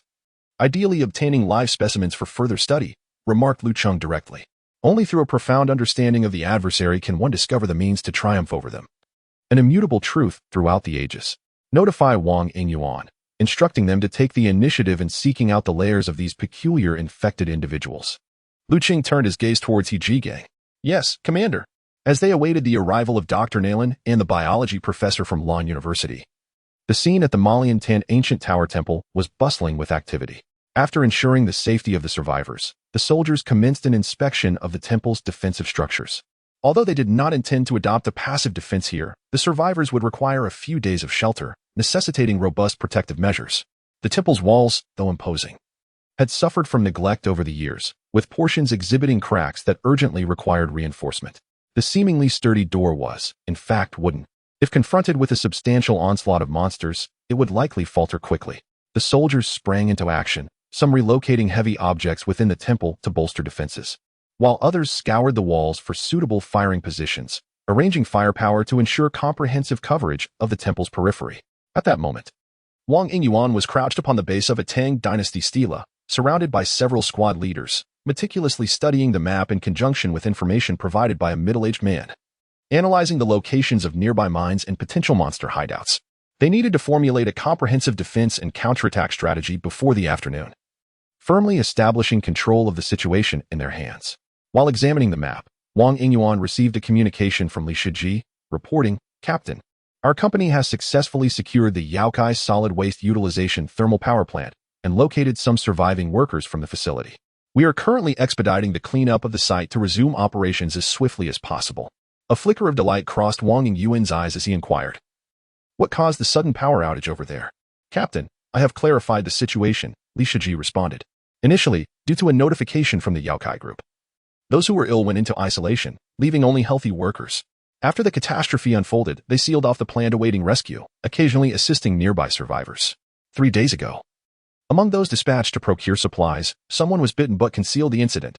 Those who returned to inspect the facility did not take the matter seriously, inadvertently leading to an infection within the plant, causing many to become trapped inside, fearful of venturing out. Consequently, production at the plant ceased. Li Shiji's voice was laden with exasperation as he found it incomprehensible that, even in the apocalyptic scenario, the inspection personnel could be so negligent. After listening to Li Shiji's report, Wang Yingyuan was equally at a loss, realizing that the concealment of a bite could have led to the annihilation of the entire power plant. However, fortunately, no bizarre occurrences had transpired, and production could resume at any moment, which could be considered a blessing amid misfortune. At the conclusion of the call, Wang Yingyuan instructed Li Shiji to leave a squad to guard the power plant and then bring the others to join him. He had already conceived a preliminary plan, intending to disperse the troops. Except for those stationed at the temple, the remainder would operate in units equipped with helicopters to scout the nearby mining areas in search of clues regarding these peculiar infected individuals. Given that the creatures were nocturnal, this would facilitate the troops' movements, allowing them to utilize the daylight hours to prepare as thoroughly as possible. Furthermore, he meant to send a contingent to the nearby power plant to assess the situation, as it might yield some valuable information. Based on the creature's behaviors, a night battle was undoubtedly inevitable. Chapter 146, Recommendations from Dr. Naylan at the Command Center. Naylan Mingyu and Professor Cheng from Lon University, guided by a communications officer, entered the command room. Lu Cheng had been intently watching the entrance, and upon their arrival, he swiftly approached them, expressing his urgency. We greatly appreciate the presence of both experts. Our troops in the Honggu district are facing an unprecedented new type of infectee, and we urgently require your assistance in analyzing the situation. Naylan Mingyu was clad in a camouflage uniform devoid of insignia, her hair neatly tied back, with a few playful strands cascading against her fair cheeks. She gently brushed aside a lock of hair and replied solemnly, "Rest assured, Commander, confronting this calamity is our shared responsibility, and I will spare no effort." Professor Chun, slightly portly and adorned with black-rimmed glasses, patted his chest with conviction. "This is indeed our area of expertise. We are duty-bound to contribute." Once both experts were seated, Lu Cheng directly addressed them. "Esteemed experts, the new type of infectee we are encountering, based on our current observations, exhibits significantly less individual strength compared to previous mutations. However, their characteristics are quite distinct, such as photophobia, nocturnal activity, and remarkable agility." Gathered around the conference table, Lu Cheng meticulously conveyed the information he had gathered about the new infectee to the experts. Naylan Mingyu sat upright, her fingers dancing rapidly across the laptop keyboard, producing a flurry of sounds as she simultaneously muttered her thoughts aloud. Professor Chen, furrowing his brow, intermittently interrupted Lu Cheng with inquiries regarding specific details, such as the patterns of their nocturnal movements and any observable anatomical differences compared to previous ordinary infectees. After the presentation, Naylan Mingyu straightened, her hands folded across her chest, and spoke directly. "Upon hearing this information, my initial reaction is that these new infectees bear a striking resemblance to the nocturnal demons depicted in certain films and novels. We have long suspected that this virus appears to have been artificially edited. It now seems apparent that the creator likely drew inspiration from these cinematic works during the editing process. A few days ago, I examined the remains of the brought-back mutations, which exhibited similar anomalies. The skeletal structure and muscle textures displayed traits inconsistent with the natural laws of evolution, resembling a construct based on an imagined prototype. From various signs, it is evident that the material library of the virus creator is quite intricate, referencing numerous sources. However, this situation is not entirely negative. Having a prototype allows us to analyze and derive many useful insights, which is certainly preferable to confronting an entirely unfamiliar phenomenon in utter darkness." Upon hearing her remarks, the others nodded in agreement. Indeed, having a reference is far superior to navigating blindly. As for this new type of infectee, survivor accounts suggest they may possess a rudimentary level of intelligence and exhibit a pronounced sensitivity to light. I personally believe that what they truly fear is ultraviolet light, which is why they never dare to show themselves during the day. Naylan Mingyu continued to articulate her insights with clarity. Subsequently, the crowd began to engage in a lively discussion, with even Fu Jinyan and He Jigang joining the conversation. As the discussion progressed, everyone unanimously agreed to designate the new type of infected individuals with the codename Night Demon. After all opinions had been expressed, Naylan Mingyu lightly cleared her throat to draw the group's attention. At present, the information we have gathered is ultimately quite limited. and our analysis can only extend so far for the time being. Since they prefer to operate at night, in my opinion, we might as well set a trap near their lair to catch them off guard. If we are unable to locate their nest in the near future, then we can wait at the ancient pagoda for a chance encounter. Haven't the survivors mentioned that there have been signs of the new type of infected there? They are likely to return. After saying this, Nalan Mingyu lowered her head slightly, contemplating for a few seconds before looking towards Lu Cheng. Chief, if conditions permit, it would be ideal to bring back a few live specimens in addition to the corpses, as this would play a crucial role in our subsequent in-depth research. By observing live specimens, we can better understand their physiological changes and the development of the virus within them, which is far more comprehensive than merely studying corpses. We have already considered this aspect, Lu Cheng explained. It's not just the new type of infected. We aim to capture live specimens of ordinary infected individuals or variants whenever the opportunity arises. What Lu Cheng did not explicitly state was that capturing ordinary infected individuals in the new type of infected was relatively manageable. The real challenge lay with the variants, which were akin to monsters and quite difficult to apprehend. Chief, regarding the research center you previously selected, I personally think placing it at Gansu University of Chinese Medicine may not be appropriate, Nalan Mingyu stated directly, meeting Lu Cheng's gaze. Oh? Lu Cheng raised an eyebrow in surprise. Since you say so, please elaborate on your reasons for considering it unsuitable, and let us discuss it together. Chief, may I first inquire if the Yuzhong campus of Lanzhou University in Zhaiguanying Town have been recaptured? Nalan Mingyu did not answer directly but posed a question instead. Yes, they have been recaptured.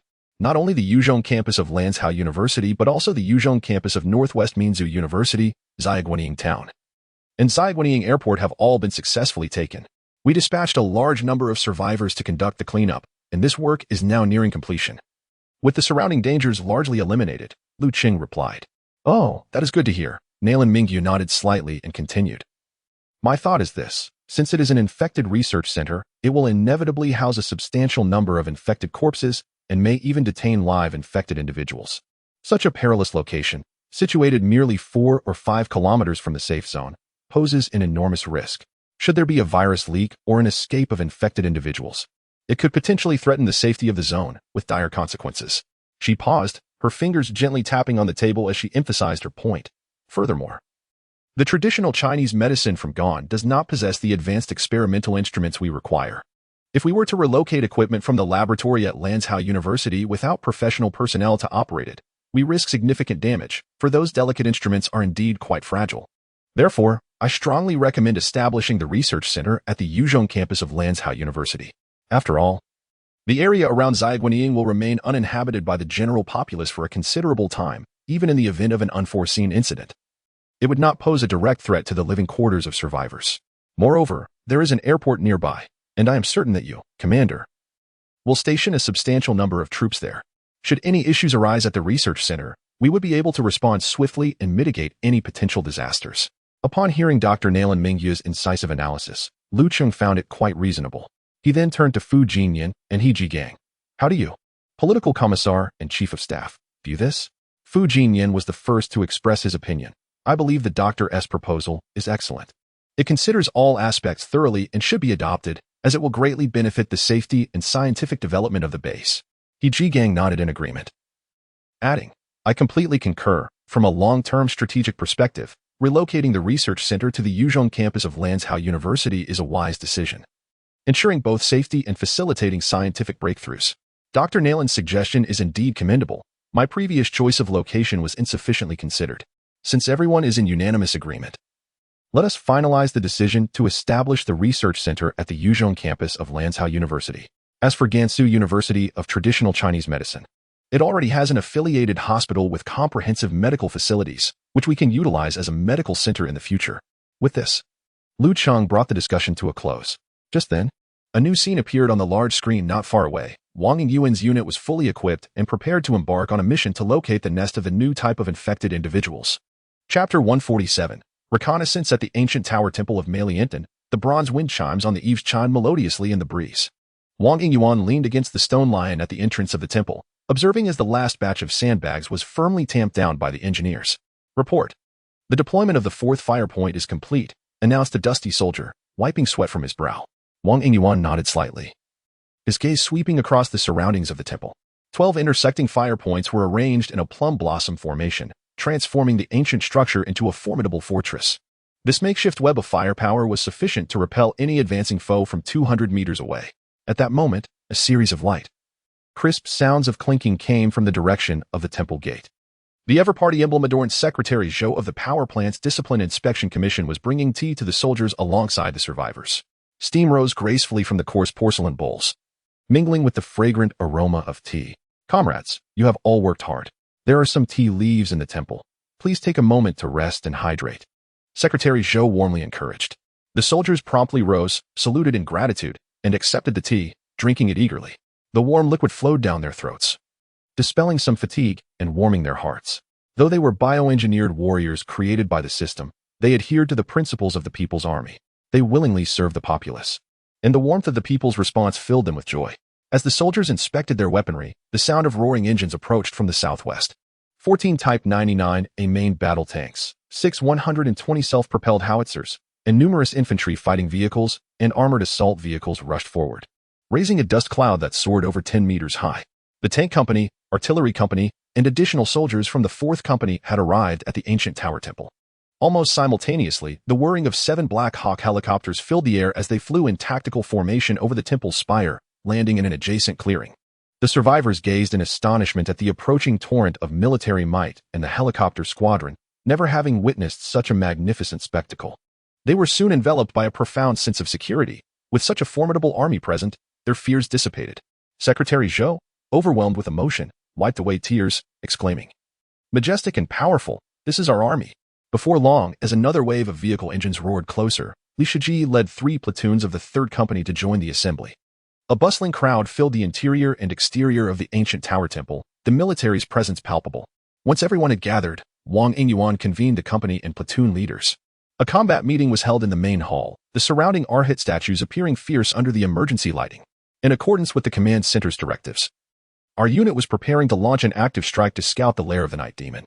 At that time, the tank company, artillery company, and 1 platoon of the 4th Company would remain at the ancient tower temple to ensure the safety of the survivors. The locations requiring reconnaissance had been dispatched to everyone's personal terminals. Shortly, each platoon would conduct thorough reconnaissance of their assigned target points. Before departure, all personnel were to switch to subsonic ammunition and equip silencers. Refrain from bombarding zombies with artillery. Avoid using vehicle-mounted weapons to prevent alarming the enemies. The helicopters stood ready at all times, prepared for comprehensive support operations. Upon discovering the lair of the Night Demon, one must not act recklessly. It is imperative to report immediately. Do you all understand? Wang Yingyuan's voice echoed within the main hall. The response was a unified affirmation. After resupplying ammunition and replacing equipment, the reconnaissance units departed for the surrounding mining areas in succession. Outside the temple, armored vehicles and infantry fighting vehicles roared to life. Li Shiji ascended the armored command vehicle and pressed the communication button. Prepare to depart. 2nd Platoon will accompany me to the power plant, while 3rd and 4th Platoons will proceed to their designated locations independently. Acknowledged. The ZBL-08 wheeled infantry fighting vehicle of the 2nd Platoon led the way, with the armored command vehicle following closely behind, its broad blast-resistant tires leaving deep impressions on the ground. 10 minutes later, the convoy sped across the bridge to the western bank of the Datong River. Attention all vehicles, we are about to arrive at the power plant. Maintain distance and stay vigilant. Li Shiji's voice resonated clearly through the communication channel. The power plant's retractable gate stood wide open, seemingly left ajar by the survivors during their hasty escape. As the convoy entered the power plant compound, several zombies emerged, drawn by the commotion. The soldiers, unwilling to waste ammunition, watched as a large 8-wheeled vehicle surged forward, sending the zombies flying before grinding them into a gruesome pulp. Crew members disembarked to establish a defensive line, moving swiftly. Under Li Shiji's urging, the rear door of the infantry fighting vehicle opened, and soldiers poured out. In units, they accompanied the vehicles to conduct a thorough search of the power plant, with particular attention to the traces left by the Night Demon. Li Shi issued his command once more. Most of the zombies within the power plant had been drawn away by the previous skirmish, yet a few remained. And the soldiers were not about to let their guard down. As drones ascended into the sky, the soldiers began advancing towards various locations within the power plant. This place bore a striking resemblance to the survivors' descriptions. The ground was scattered with dried bloodstains, personal belongings, torn remnants of clothing, lost shoes, and even human skeletons, starkly exposed. Just as a squad of soldiers rounded a storage area, 3 zombies unexpectedly surged toward them. With 3 muted gunshots, blood splattered from the zombies' heads, and they collapsed to the ground, twitching momentarily before falling still. As the soldiers advanced, sporadic zombies would leap forth, only to be met with precise, fatal strikes. Report: a situation has been discovered. There are numerous footprints outside the western wall of the power plant. Suddenly, the drone operator shouted over the channel. Upon hearing this, Li Shiji's armored command vehicle and a large 8-wheeled vehicle sped out of the power plant's western gate, racing towards the location indicated by the drone operator. After disembarking and establishing a defensive line, Li Shiji crouched by the wall to examine it closely. A large area beneath the wall was marked by chaotic footprints, all appearing to be left by bare feet, suggesting that the night demon had scaled the wall to enter the power plant. Li Shiji looked up and noted that the wall on this side was not low, yet these night demons could easily scale it. Truly remarkable. He then made a new discovery. Among the disordered footprints, some were directed towards the wall, evidently the path taken upon entry. Others, however, veered westward, with significant spacing between them, suggesting they were left by individuals in a state of haste. Did these night demons possess some form of obsessive compulsion? They entered through one way and exited through the same. Li Shiji gazed at the footprints, lost in contemplation. "Commander, look at this." A soldier presented him with a broken claw, embedded in the crevice of the wall, likely fractured during the climb. Li Shiji examined it closely. Subsequently, he rose to scrutinize the map.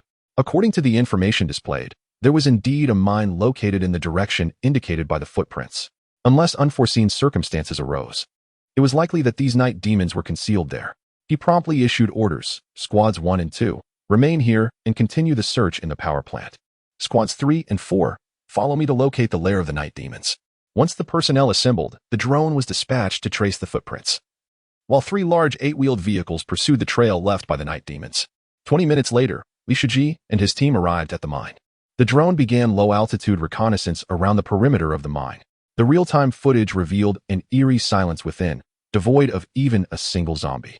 Li Shiji surmised that in places where the night demons appeared, ordinary zombies had either been driven away or consumed.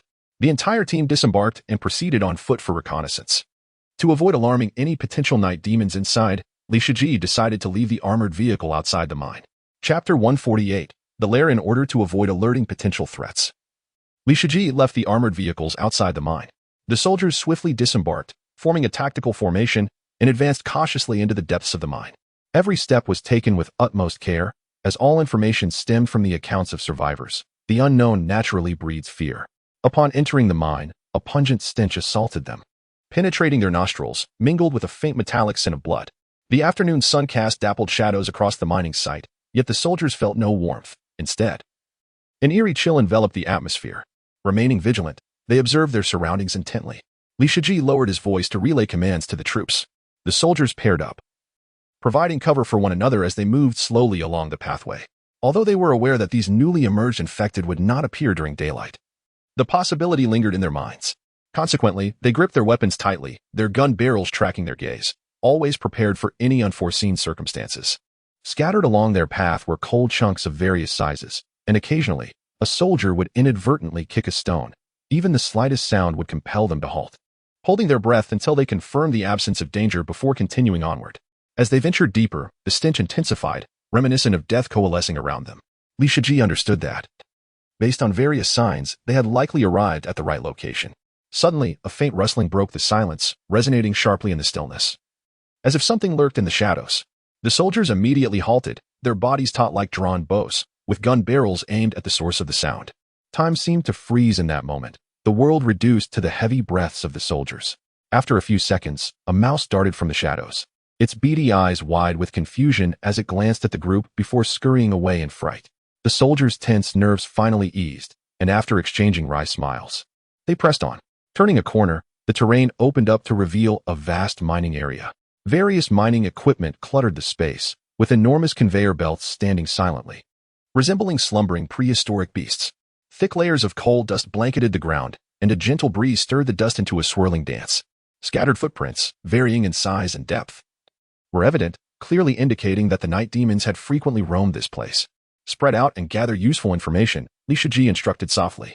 The team quickly dispersed, meticulously searching the area. Just then, one soldier discovered a tattered garment in a corner. He prodded it with his gun barrel and approached Li Shiji, stating, "Squad leader, I found this. It's a police uniform."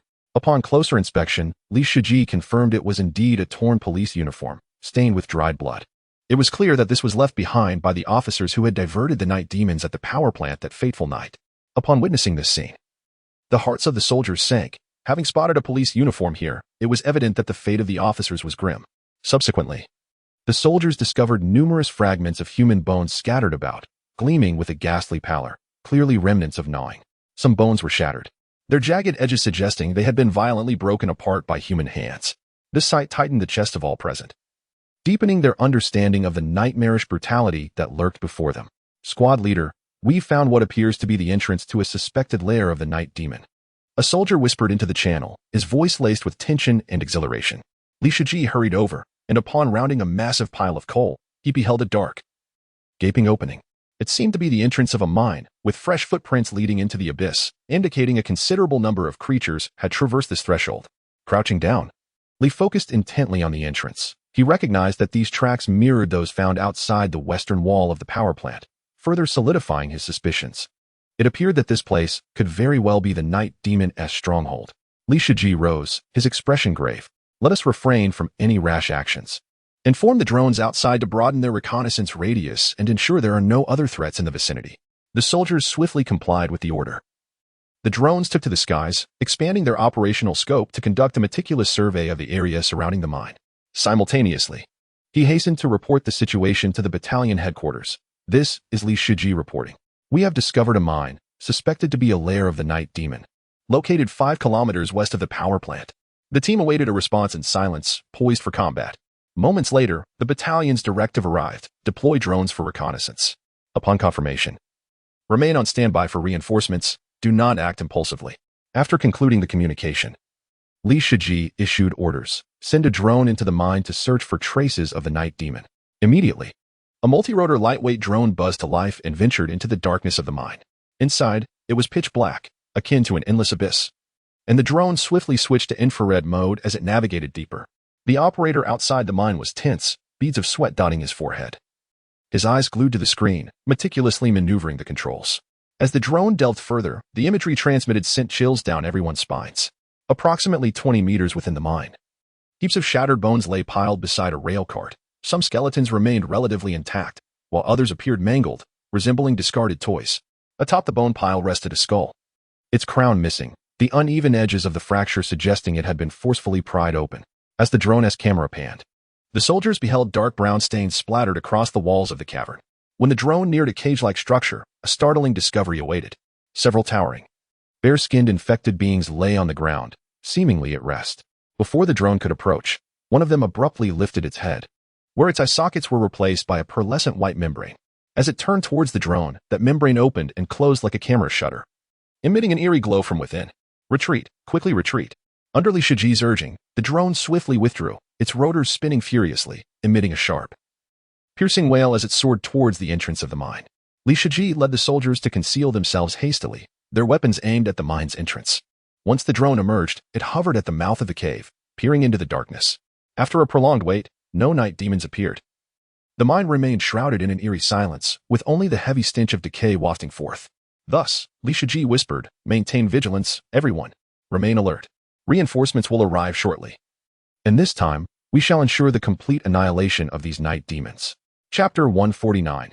Annihilation. As Li Shiji cautiously guarded the mine, the reconnaissance units deployed to other coal mines swiftly reported their findings back to the battalion headquarters. Radio waves traversed the air, conveying vital information.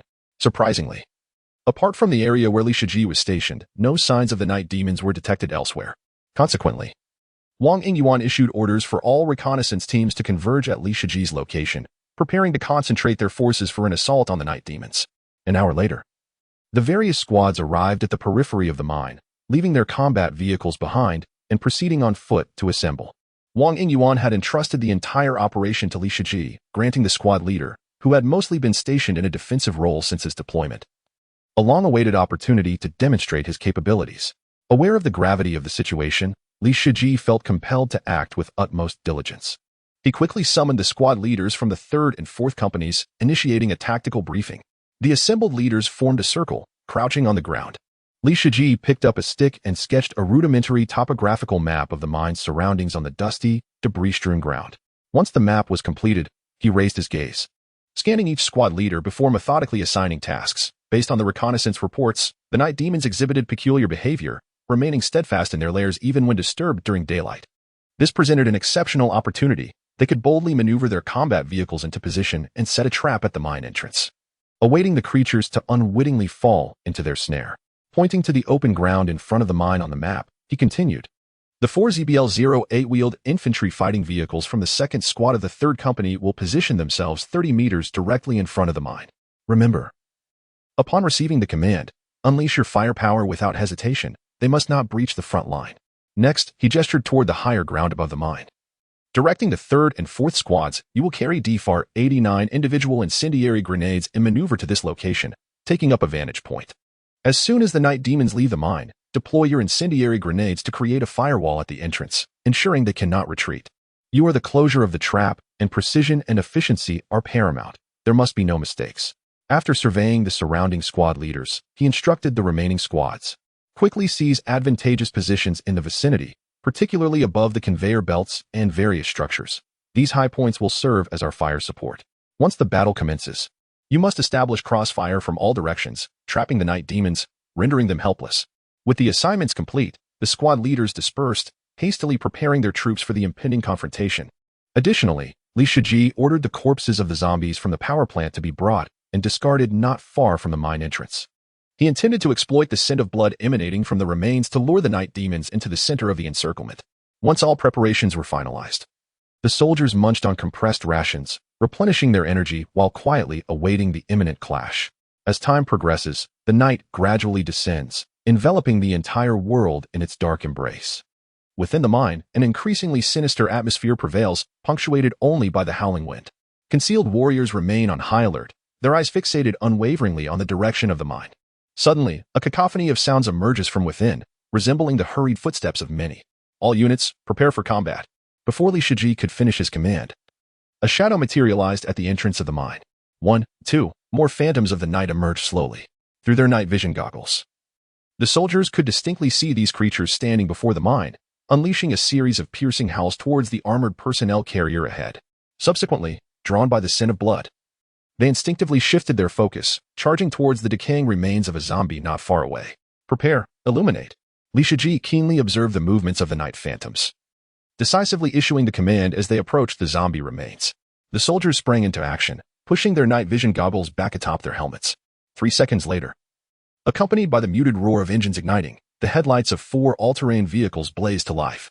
The night phantoms, having reached the zombie remains, were caught off guard as they collided with the brilliant beams of light, which elicited anguished cries from these abominations. They raised their hands to shield their eyes, their forms wavering, causing the once orderly charge to descend into chaos. Boom, boom, boom. 3 illumination flares were simultaneously launched into the air, illuminating the area before the mine as bright as day. In this fleeting moment, everyone beheld the true visage of the enemy, colossal in stature. Their pallid skin marred by dark, bulging veins, muscular fibers writhed beneath the surface like steel cables, with elongated claws extending from their fingertips. Open fire.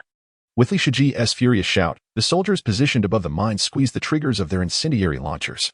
Thud, thud, thud. Several 35mm incendiary shells tore through the night sky, landing before the mine. As explosions erupted, a wall of roaring flames materialized, engulfing the night phantoms and sealing their escape. Surrounded by fire, the phantoms frantically darted about, emitting desperate howls. Boom, boom, boom. The 30mm autocannons of the all-terrain vehicles began to roar, unleashing a torrent of searing shells that erupted in bloody mist among the throng of phantoms. Bang, bang, bang. The soldiers concealed in the surrounding structures also opened fire. The 5.8mm steel core rounds raining down upon the night phantoms, bursting into sprays of crimson. Some phantoms attempted to retreat into the cave, only to be driven back by the wall of flames, subsequently torn to shreds by the hail of bullets. Within mere seconds, nearly all of the night phantoms that had emerged from the mine were obliterated, leaving the ground strewn with dismembered limbs and scattered human remains. The term nearly applies as a few phantoms sought to escape through the flanks in the chaos. However, their every move failed to evade the keen gaze of the snipers stationed above. After a few sharp gunshots, the knees and elbows of several night demons were shattered, rendering them incapable of movement as they writhed desperately on the ground, emitting haunting wails. They would be transported alive to the rear, where a team of experts would conduct research on them. Turn off the lights. Remain vigilant. And be wary of any additional night demons, Li Shiji whispered in the channel. Sure enough, a few minutes later, the cavern echoed with a series of anguished howls, increasingly sorrowful, as if the night demons mourned their fallen kin. Soon, dozens of night demons surged forth, their uniquely shaped eyes glinting with a predatory gleam. As before, the infantry fighting vehicle suddenly illuminated the area, its bright light piercing through the darkness. Simultaneously, flares ascended into the sky, illuminating it brilliantly.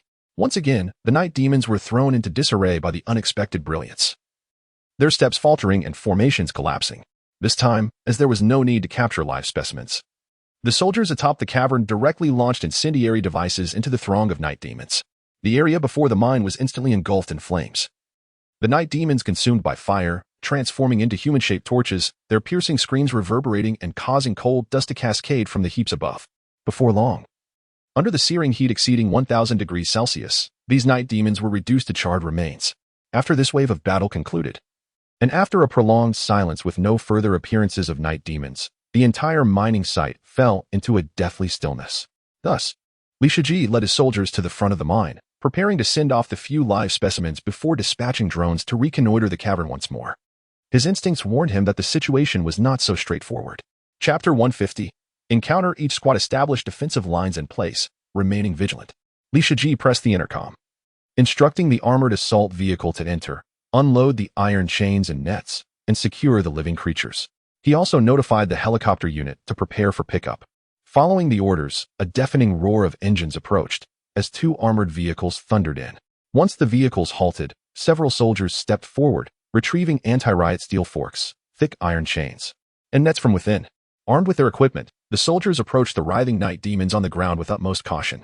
Although the night demons were unable to rise, they instinctively elongated their necks and twisted their bodies like serpents, leaving trails of blood on the ground from their wounds. Their mouths gaped open to an exaggerated extent, emitting furious roars that threatened to tear their jaws apart, revealing sharp fangs within. Even in such a grotesque state, they remained defiantly aggressive. A burly soldier shouted angrily. Grasping the anti-riot fork tightly, he strode forward and swiftly ensnared one of the night demons' necks. The creature let out a pained howl, thrashing violently as it struggled to free itself, its neck muscles bulging and contorting, yet failing to escape the fork's grip. Seeing this, the other soldiers rushed in, some securing its arms while others restrained its legs, working in perfect unison to pin the monster to the ground. The night demon's screams grew increasingly desperate as it writhed in the dust, kicking up a cloud around it. Another soldier swung an iron chain, wrapping it around the creature's legs, while the steel toe of his combat boot connected forcefully with its knee. The chain coiled around the night demon, binding it tightly like a dumpling. Once the steel clasps clicked together, the soldiers secured the creature further with nets, ensuring it had no space left to struggle. Subsequently, they repeated the process, and the remaining 3 night demons soon found themselves writhing helplessly within their nets. These monsters, already incapacitated by precise sharpshooters, had lost all ability to resist, lying on the ground and occasionally emitting faint, pitiful whimpers. The sound of helicopter rotors slicing through the air soon echoed in the distance. As 2 Black Hawk helicopters swooped low, the rapid rotation of their blades creating a fierce wind that whipped around the soldiers, causing their clothing to flap loudly. The helicopters then descended gradually onto a clearing in the mining area. 1, 2, 3, lift.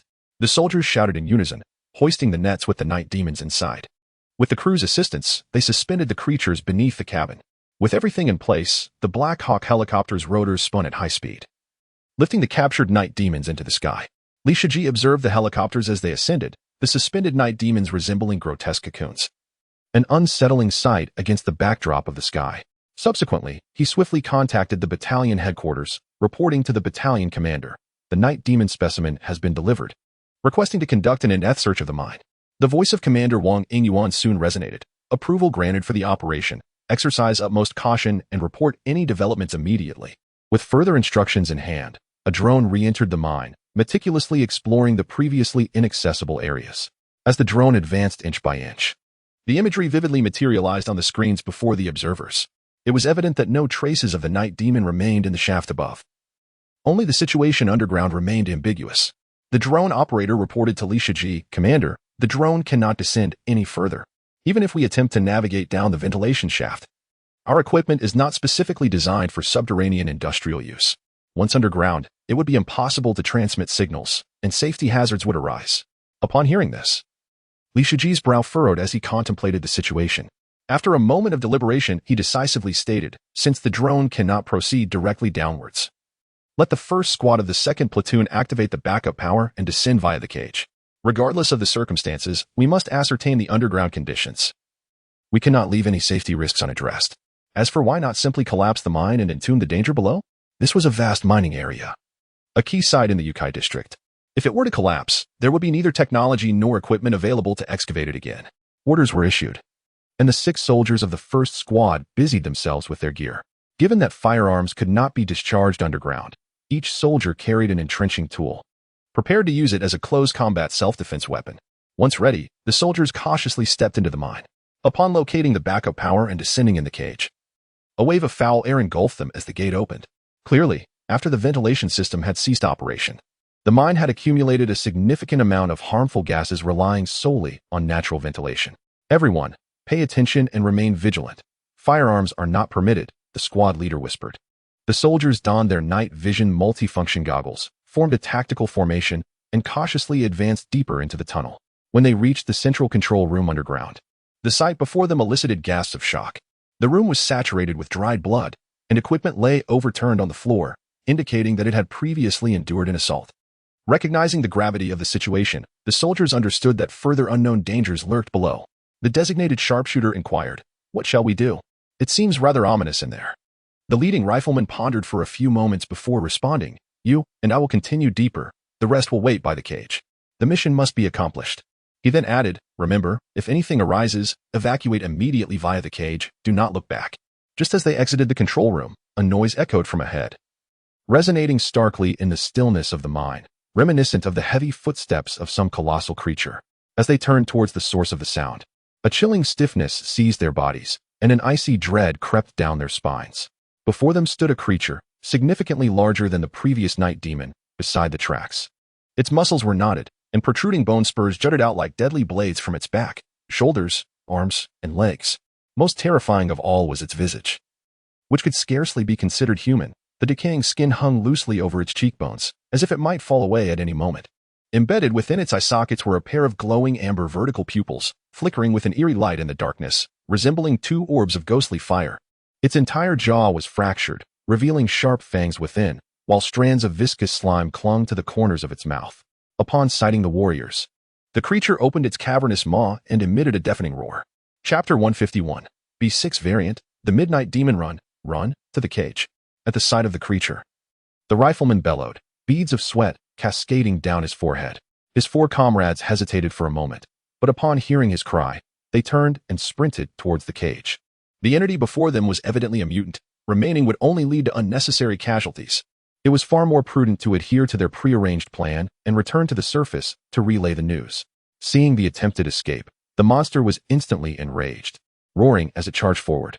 The rifleman and the marksman simultaneously activated their night vision multifunctional scopes and switched on the powerful flashlights affixed to their helmets. The 2,000 lumen beam illuminated the creature's face with blinding intensity. The anguished roar reverberated through the corridor, dust falling from the walls as the beast instinctively raised its arm to shield its eyes. "Fall back," the rifleman commanded the marksman. As they began to retreat in a staggered formation, out of the corner of his eye, the rifleman noticed a dark silhouette emerging from the control room ceiling, causing his hair to stand on end. "Watch above," he warned, but it was too late. The metal roof of the control room caved in with a thunderous crash as a second monster descended from the sky. The marksman barely turned his head when a horrific visage loomed large in his sight. With a bone-crushing thud, the creature tackled him to the ground, its immense weight shattering his shoulder blade, blood frothing from his mouth. He felt as though he had been struck by a vehicle, every bone in his body aching painfully, rendering him powerless. The monster loomed over the marksman, its dark purple tongue slithering over its fangs, repulsive slime dripping incessantly. As the creature's claws lunged toward his heart, the screech of metal against its talons pierced the air, startling the beast momentarily. It could not comprehend why its claws had failed to penetrate. In its past hunts, it relished the act of tearing out hearts while the victims still breathed, satisfying its bloodlust while savoring fresh flesh. Seizing the fleeting opportunity, the rifleman drew his entrenching tool and, with a mighty shout, swung it at the creature's neck. The tool sliced through the monster's hide with a sickening sound, dark brown blood oozing from the wound. A sense of dread washed over the rifleman. What should have been a fatal strike had only penetrated a few inches. As the creature's formidable muscle fibers clamped down on the blade, The sudden attack enraged the monster, its powerful claws sweeping through the air, sending the rifleman flying several meters before crashing heavily to the ground, kicking up a cloud of dust. Lying on the ground, the rifleman felt darkness closing in. Several ribs were broken, and the pain nearly caused him to lose consciousness. The second creature, free from the glare of the flashlight, roared as it lunged towards the rifleman, sinking its teeth into his neck, severing it cleanly. Blood gushed forth like a high-pressure water jet, instantly staining the ground around them. The injured monster then bent down, opening its cavernous maw towards the barely conscious marksman. With a sharp crack, it bit through his throat, greedily sucking the warm blood, producing a satisfied gurgling sound. As if savoring a delectable delicacy, the rifleman and the marksman, at the cost of their lives, successfully delayed the two monsters, granting the remaining 4 warriors precious moments to escape. Once they were inside the cage, their fingers frantically pressed the closing button until the gate was completely shut, allowing them to exhale in relief. The sound of the gate closing and the steel cables of the cage starting up echoed clearly in the subterranean passage. The two monsters simultaneously turned their heads, their amber pupils narrowing to slits. Abandoning their prey, they swiftly dashed towards the shaft. One of them reached the side of the shaft, gazing at the cage that had ascended over 10 meters, letting out a roar of frustration before extending its claw-like talons to quickly scale the shaft wall. The one with the injured neck caught sight of a nearby ventilation shaft and raced towards it without hesitation, vanishing into the darkness. Suddenly, the soldiers in the cage felt a violent tremor, as if something were dangling from the bottom of the cage. Then, they heard terrifying sounds, a mix of claws scratching against steel and the monster's roars. The two sounds intertwined, resonating continuously within the shaft. Cold sweat trickled down the soldiers' foreheads into their collars, and a shared thought crossed their minds. This must be the true, nightmarish entity. However, the sound soon faded, and the cage ceased its trembling. It seemed the monsters had departed. When the cage finally reached the surface, everyone raised their hands to push aside the night vision goggles and switched on their powerful flashlights, directing the dark barrels toward the gate outside. At that moment, having returned to the ground, the danger of a gas explosion had diminished significantly. It was a critical time to prepare to fire for their lives. With a creaking sound, the gate slowly opened, and as light streamed from the cage, illuminating the passage outside, the 4 men cautiously stepped out, 2 by 2 for cover. Just as they exited the cage, a shadow lunged from the adjacent darkness. So swift was its movement that the soldiers barely had time to react. The machine gunner was struck like a kite severed from its string, crashing heavily against the wall, after which silence ensued. The shotgunner, witnessing the fate of his comrade, felt a surge of rage and swiftly turned, roaring as he resolutely pulled the trigger. The gunfire erupted in brilliant flashes, dozens of pellets spraying forth, exploding into gory bursts upon the monster, several directly striking its head. Another machine gunner nearby joined the fray, unleashing a furious barrage from his Type 201 machine gun. The newly organized infantry formation, equipped with 2 machine gunners, demonstrated its utility at that moment. The sound of gunfire intensified, a relentless stream of 5.8mm bullets erupted, transforming the monster's chest and head into a mass of pulp, flesh, and bone flying in all directions. As the gunfire ceased, the monster convulsed a few times before collapsing with a resounding thud, quickly falling silent, a pool of dark blood spreading beneath it. Immediately, the machine gunner took up a watchful stance while the shotgunner swiftly dashed over to check on the other machine gunner who had just been flung away. "How is he? Is he still alive?" the machine gunner anxiously inquired. "Severely injured, but alive. We must get him out for treatment," the shotgunner replied. "Then let us hasten our retreat," exclaimed the nearby comrade, slinging his 171 submachine gun to the side and hoisting the unconscious, wounded machine gunner onto his back. At that moment, footsteps echoed from the mouth of the mine. Soon after, beams of bright light pierced the darkness as Li Shiji, having heard the gunfire, entered with reinforcements. Upon regrouping and observing the remaining 4, Li Shiji's pupils constricted as he softly uttered, "Let us exit first." Suddenly, a rifleman, sensing something amiss, abruptly lifted his head towards the cave ceiling and shouted, "Who is there?" Under the piercing beam of the flashlight, another creature was spotted, lying in wait atop the cave ceiling. Its form was concealed within the recesses of the rock, rendering it nearly undetectable in the darkness. Initially, it had intended to attack the 3 remaining soldiers, but upon the arrival of reinforcements, it abandoned that notion. As the soldiers passed beneath, a drop of its viscous saliva fell, landing squarely on the helmet of the rifleman. The instant the rifleman caught sight of the creature, he squeezed the trigger without hesitation. Following suit, the other soldiers unleashed a barrage of gunfire, the relentless hail of bullets reducing the creature to a grotesque mass of flesh. Its remains plummeted from the ceiling, crashing heavily to the ground, blood and viscera splattering forth. releasing a nauseating stench. Chapter 152. News from the settlement area after the battle in Huqiao Town concluded. Within the command center of the armed police training base, Lu Cheng and his colleagues were attentively listening to Wang Yingyuan's report. At present, both mutated entities had been entirely neutralized, and their remains had been dispatched for processing. Suddenly, Wang Yingyuan's voice grew somewhat strained. 2 soldiers sent for reconnaissance had sacrificed their lives, and 1 had sustained serious injuries. Have the remains of the fallen soldiers been recovered? Lu Cheng inquired hastily. The bodies have been located. They will be cremated on site, and the ashes will subsequently be returned to the base. Wang Yingyuan continued with the report. Following thorough reconnaissance, no traces of the night demon have been detected in other mining areas. Understood. After a period of rest, we must expedite the restoration of power and production in the region, Lu Cheng replied. Once the call concluded, Lu Cheng turned to He Jigang beside him, saying, "No wonder the so-called night demons felt somewhat off earlier. It turns out these 2 were the true culprits. Indeed, it seems the source lies within these 2 mutated entities. The previous sightings were merely soldier ants. These 2 are the genuine queens." He Jigang nodded in agreement. Lu Cheng sighed, tapping the armrest of his chair. The system upgrade is progressing too slowly.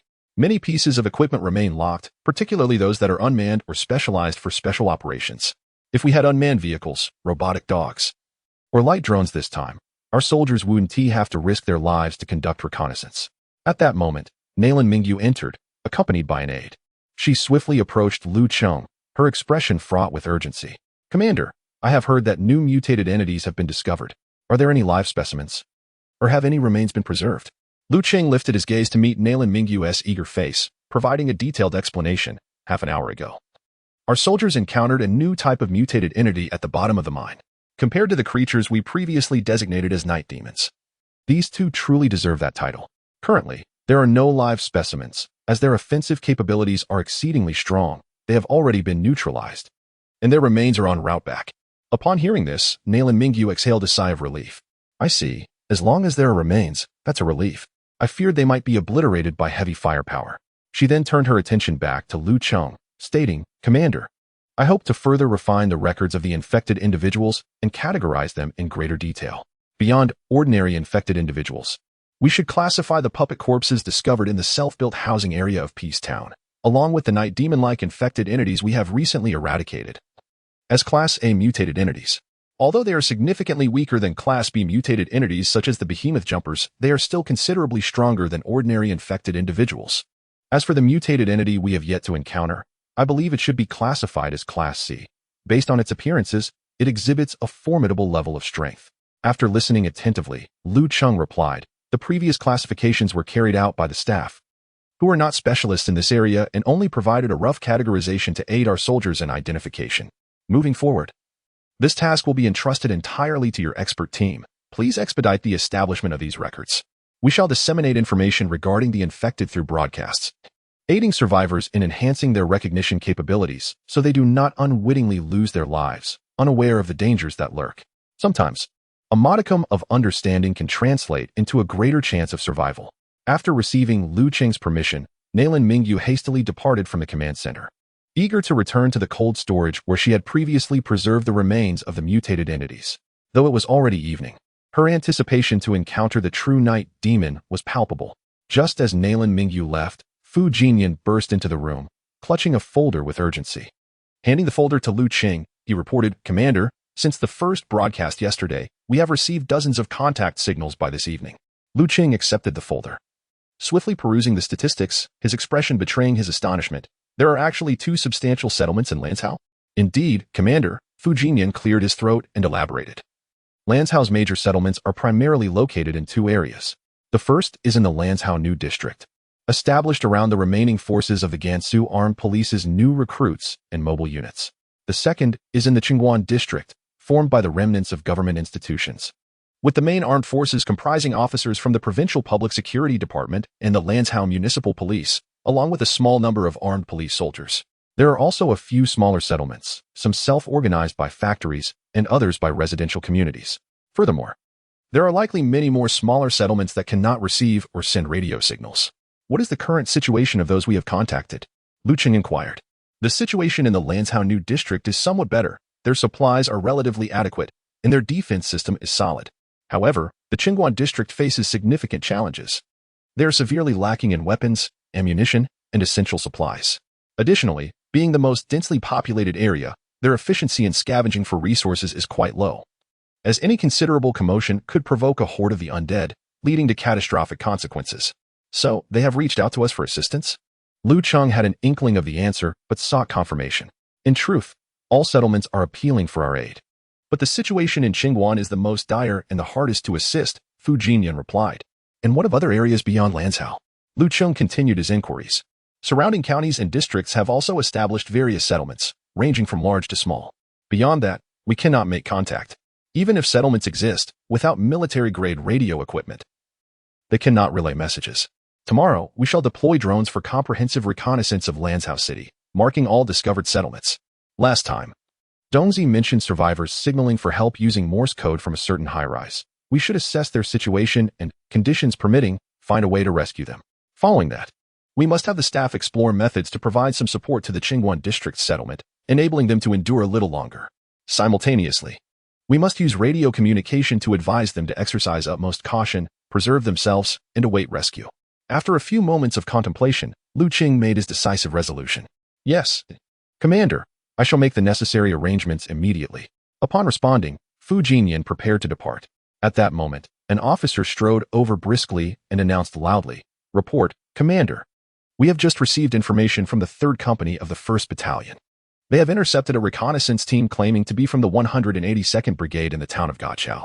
Hearing this news, Lu Cheng, Fu Jinyan, and He Jigang all became intrigued.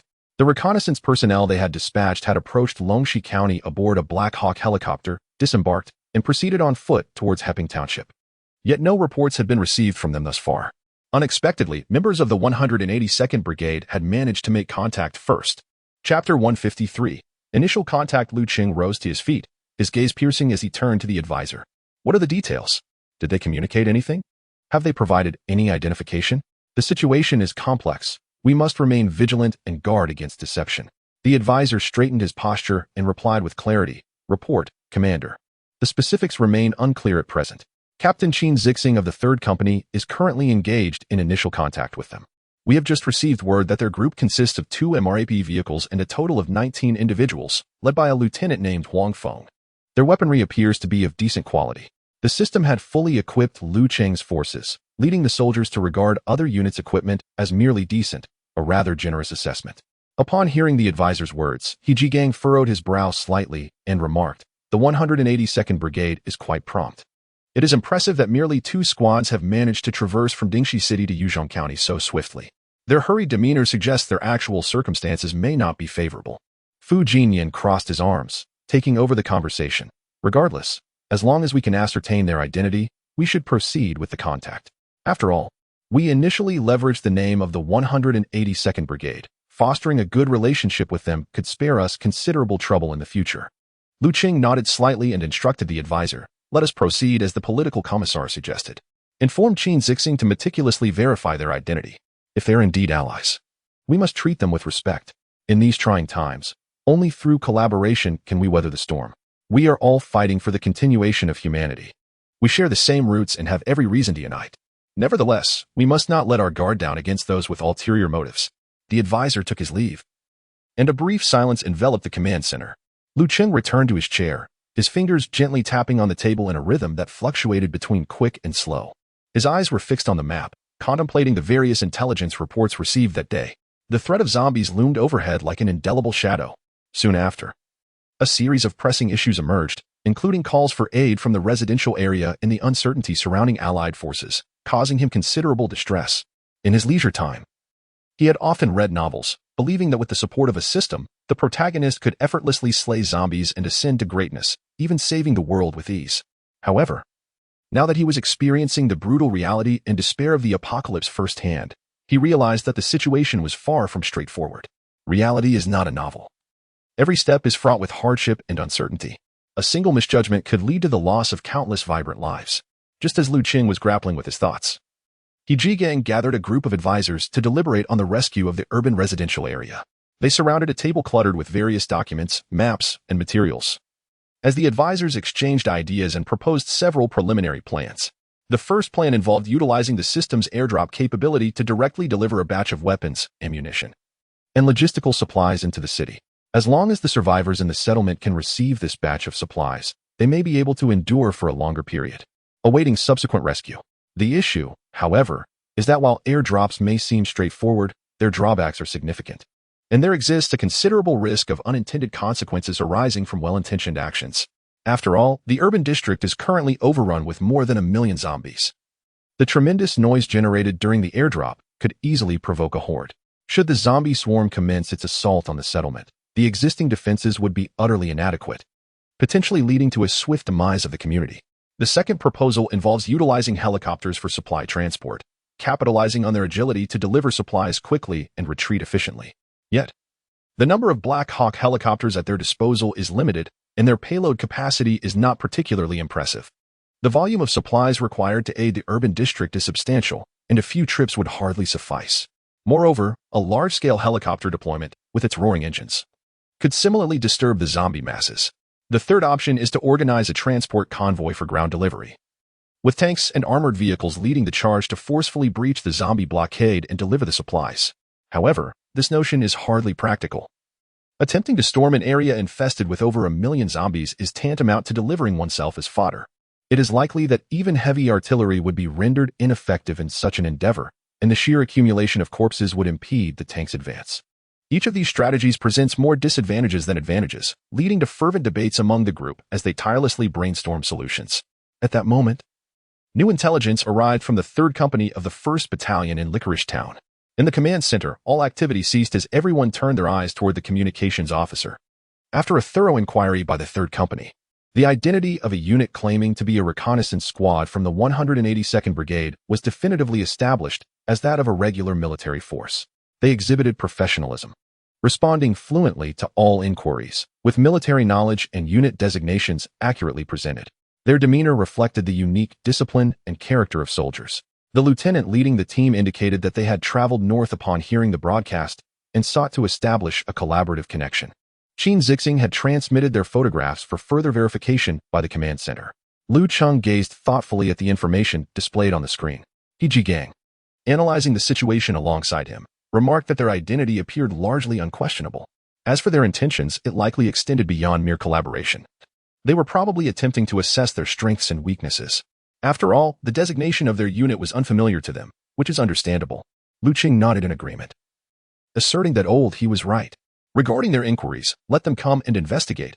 Aside from the unit designation, there is little that can be fabricated. The strength of our base stands evident. Our warriors have endured the trials of blood and fire, and there is nothing to conceal. Nonetheless, it is imperative that they do not easily discern our true capabilities. Confidentiality must be maintained where necessary. Subsequently, Lu Cheng instructed, inform Cheng to consult with our allies regarding whether we should dispatch helicopters to retrieve them or if they prefer to arrive using their own vehicles. Should they choose the latter, we must ensure that adequate escort arrangements are in place. We must demonstrate our sincerity, yet we cannot afford to overlook safety concerns.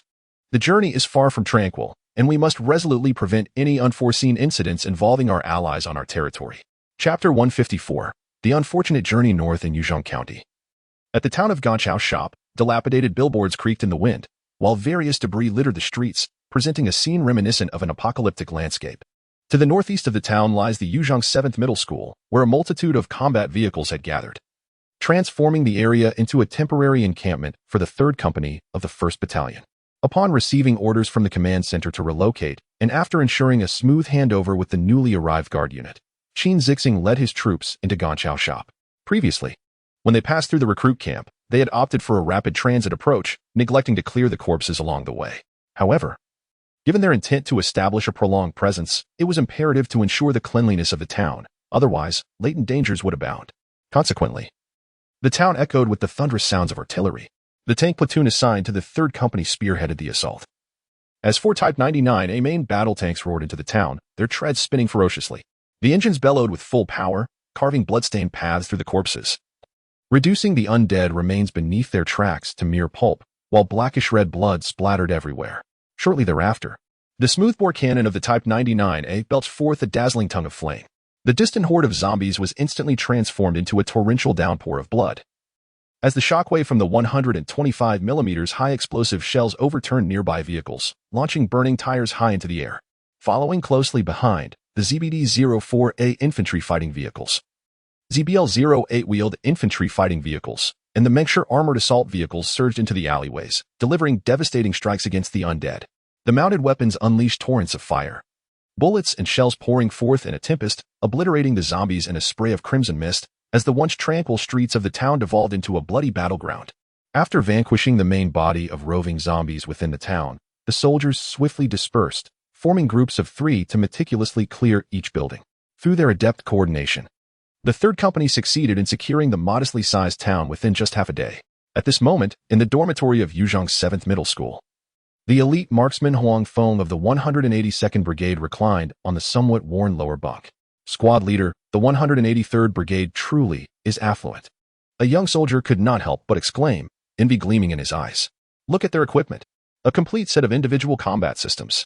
Besides the standard windscreen, they even have additional goggles. Simply magnificent. Indeed, another soldier chimed in, not to mention their entire ensemble. Their weapons are all from the new firearms family. The new firearms are one thing, but they are also equipped with various tactical components. This configuration is nearly on par with some elite special operations units. Yet we still have to probe into their capabilities? Compared to them, we look as if we are but reserves, lamented one soldier. Exactly. We are still using the Mengsher 2 vehicles, while their entire company is equipped with Mengsher 3 vehicles, alongside the ZBD-04A and ZBL-08. Today has truly left me awestruck. It's my first time witnessing such an impressive array of equipment. Indeed, in the past, when the Army Corps organized large-scale joint exercises, I believe the Dawn Heroic Brigade was quite extravagant. Today, however, my eyes have truly been opened. There are indeed those who surpass even the most opulent. Just imagine the standard of meals for the 183rd Brigade. One soldier sat up and remarked quietly, "Today, I glimpsed the refrigerated compartments of their field kitchen. And to my astonishment, they had a variety of chilled fruits. Keep in mind, we are in the midst of an apocalypse." Another chimed in. They have even more impressive provisions. I overheard their cook's sergeant mention that they are equipped with hexacopter cargo drones capable of airdropping hot meals to the front lines. The room buzzed with animated discussion, each voice adding to the fervor of the conversation. Enough, everyone. Do refrain from acting as if you have never witnessed the world before. It is quite embarrassing, Huang Feng interjected, furrowing his brow in a gentle reprimand. Instantly, the room fell silent, save for the occasional creaking sound from the soldiers shifting in their bunk beds. Though Huang Feng had quelled the chatter among his comrades, sleep eluded him. He rested his hands behind his head and gazed up at the upper bunk, his thoughts drifting back to the day of departure. On that day, they had set off from Peace Township, racing westward, indifferent to the sporadic zombies they encountered along the way. Upon nearing Longxi County, Huang Feng peered out the window at the county town not far off, filled with a sense of nostalgia. With a population exceeding 2 million, Dingxi City housed over 500,000 residents in Longxi County alone, making it relatively large in the northwest. After all, as one travels north in Gansu, the scale of county towns diminishes. In regions like Jiuquan, many places boast populations of merely tens of thousands, with only a few thousand residing in urban areas. As for remote small counties such as Subei and Akasai, a population of 12,000 would be considered substantial.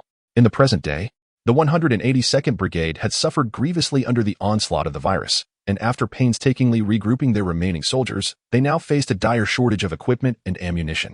Gazing at the silhouette of Longxi County, Huang Feng recognized that given the current state of the troops, conquering this formidable challenge would be far from easy.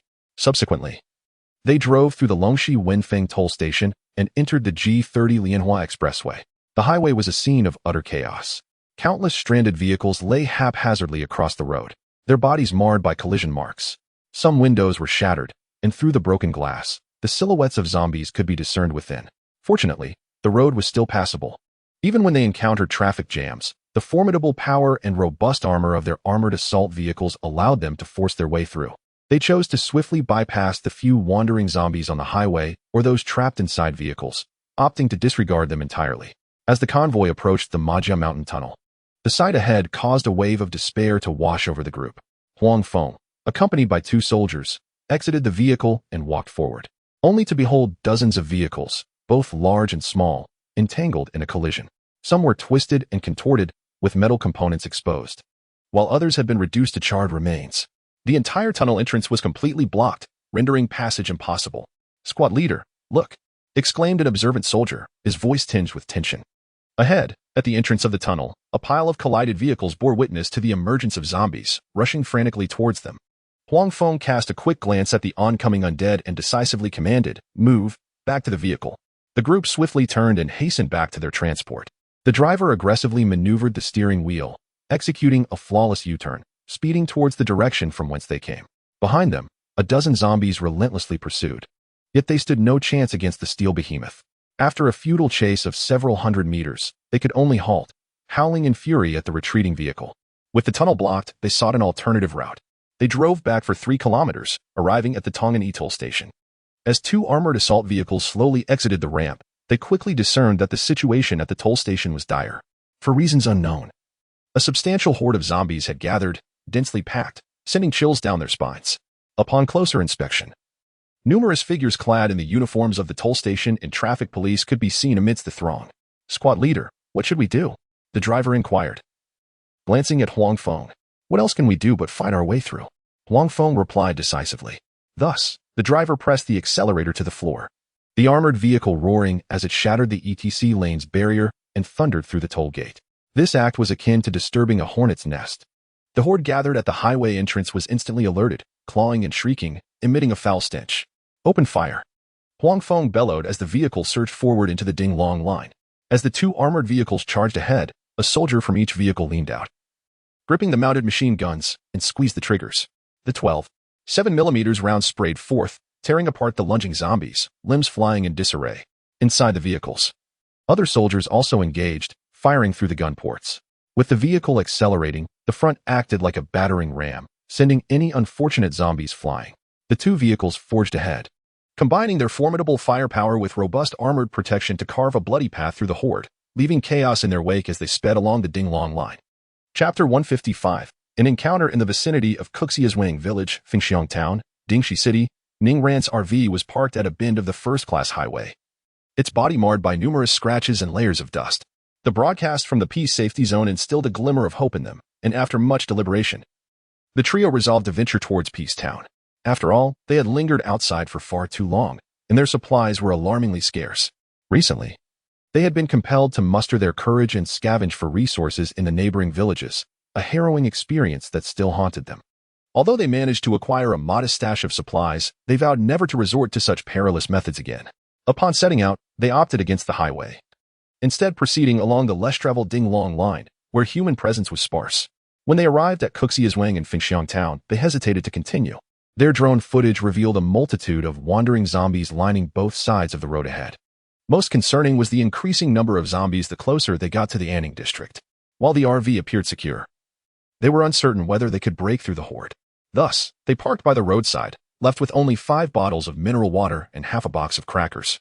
Fei divided the last piece of chocolate into 3 portions, her voice, usually soft and melodious, now raspy. She licked her chapped lips and glanced at the storage compartment in the rear, which had once brimmed with self-heating hot pots and assorted snacks, now reduced to a few packets of excessively salty pickled vegetables. Ning Ran accepted the chocolate, savoring it thoughtfully before stating with earnestness, "Once we pass Dingxi City, it won't be long before we reach Yuzhong County. Didn't yesterday's broadcast mention that the troops of the 183rd Brigade are advancing towards Yuzhong County? Therefore, we might as well take the risk and drive swiftly along the outskirts of the Anning district. I understand it's perilous, but remaining here would be a passive death sentence. We might as well gamble on it." This former travel blogger with 1 million followers donned a pink windbreaker, her chestnut hair casually tied into a high ponytail. However, the images relayed by the drone revealed an overwhelming number of zombies, and Fei hesitantly remarked, "What if we are surrounded? We'd be doomed." Upon hearing her words, Ning Ran turned to their photographer and driver, Xiao Bei. With his hair styled in a small braid, he typically exuded a carefree, artistic demeanor. At this moment, he removed his baseball cap, rubbed his nose, and bashfully admitted, "I too find it rather dangerous. Our vehicle wouldn't withstand a massive zombie onslaught. What shall we do then? Shall we just wait here? Our food and water are running low, and with so many zombies ahead, who among you dares to search for supplies?" Ning Ran's voice was laced with urgency and despair. Fei and Xiao Bei, upon hearing her, fell silent, grappling with the dilemma. The path ahead was fraught with a relentless horde, and retreat offered no solace. To remain stationary risked starvation. The trio, unable to reach a consensus, leaned against the interior of the vehicle, lost in their thoughts. Ning Ran curled up in her seat, resting her chin on her knees, her mind racing with thoughts of escape. Suddenly, her crystalline ears perked up, as if they had caught a faint sound. The apocalyptic environment had long since honed her heightened sense of alertness. In an instant, she sprang up, dashing to the rear of the vehicle, pulling back the curtain to gaze into the distance. Following the winding road, she discerned two shadowy figures swiftly approaching. "Xiaobei, a vehicle is coming. Quick, start the engine. We need to hide," Ning Ran called out urgently. Upon hearing her words, Xiaobei rushed into the driver's cabin, flustered as he attempted to ignite the motorhome. Only Fei Fei remained blissfully unaware, innocently asking, Ran, if there's a vehicle, doesn't that mean there are living people? Why are we running?" Her wide eyes radiated innocence. "Oh, my dear aunt, what kind of world are we living in? What if they are nefarious individuals?" Ning Ran explained with exasperation. "With Xiaobei's abilities, we would be utterly defenseless. Just imagine the fate of two young women falling into the hands of villains, while keeping a vigilant watch on the situation behind." She chastised Fei Fei, who perpetually embodied a naive spirit, oblivious to the treachery of both the world and the human heart. As Xiaobei engaged the gear, the motorhome surged forward, causing Fei Fei's head to collide with the microwave with a thud. Yet, before they could cover even a dozen meters, Ning Ran's excited shout pierced the air. "Stop! Halt! It's a military vehicle approaching." "A military vehicle?" Fei Fei exclaimed, bouncing with joy. "Could it be the 183rd Brigade coming to our aid?" "It's unlikely," Xiaobei replied, though his heart was filled with excitement. "The 183rd Brigade is stationed in Yuzhong to the north. If that's the case, they must be coming from Longxi or Tianshui." Despite his enthusiasm, he maintained a semblance of composure, analyzing the situation while gently applying the brakes. However, he did not come to a complete stop, instead opting to move forward cautiously, just in case. As the approaching vehicles drew nearer, Ning Ran and Fei Fei, crouched at the rear, grew increasingly exhilarated. They saw a figure leaning out from the military vehicle, clad in familiar camouflage, with a visage that mirrored their own. When Xiaobei finally caught a clear glimpse through the rearview mirror and brought the vehicle to a steady halt, two Hummer assault vehicles flanked them, sandwiching their motorhome in between. Huang Feng, wielding a Type 191 precision rifle, descended from the vehicle, accompanied by two soldiers, cautiously advancing towards the motorhome. With a clang, the door of the motorhome swung open, and Ning Ran was the first to step out, gazing at the somewhat weary yet strikingly beautiful girl before him. Huang Feng and his comrades were taken aback. Still, they did not let their guard down, their rifles trained ahead as Huang Feng spoke. "Greetings. We are soldiers from the Western Theater Command, 76th Group Army, 182nd Brigade. Please identify yourselves and report if anyone is infected or injured." Upon hearing Huang Feng's words, Ning Ran exchanged a bewildered glance with Fei Fei, momentarily taken aback. They had previously only heard of the 183rd Brigade over the radio. Yet now they were confronted with the existence of the 182nd Brigade.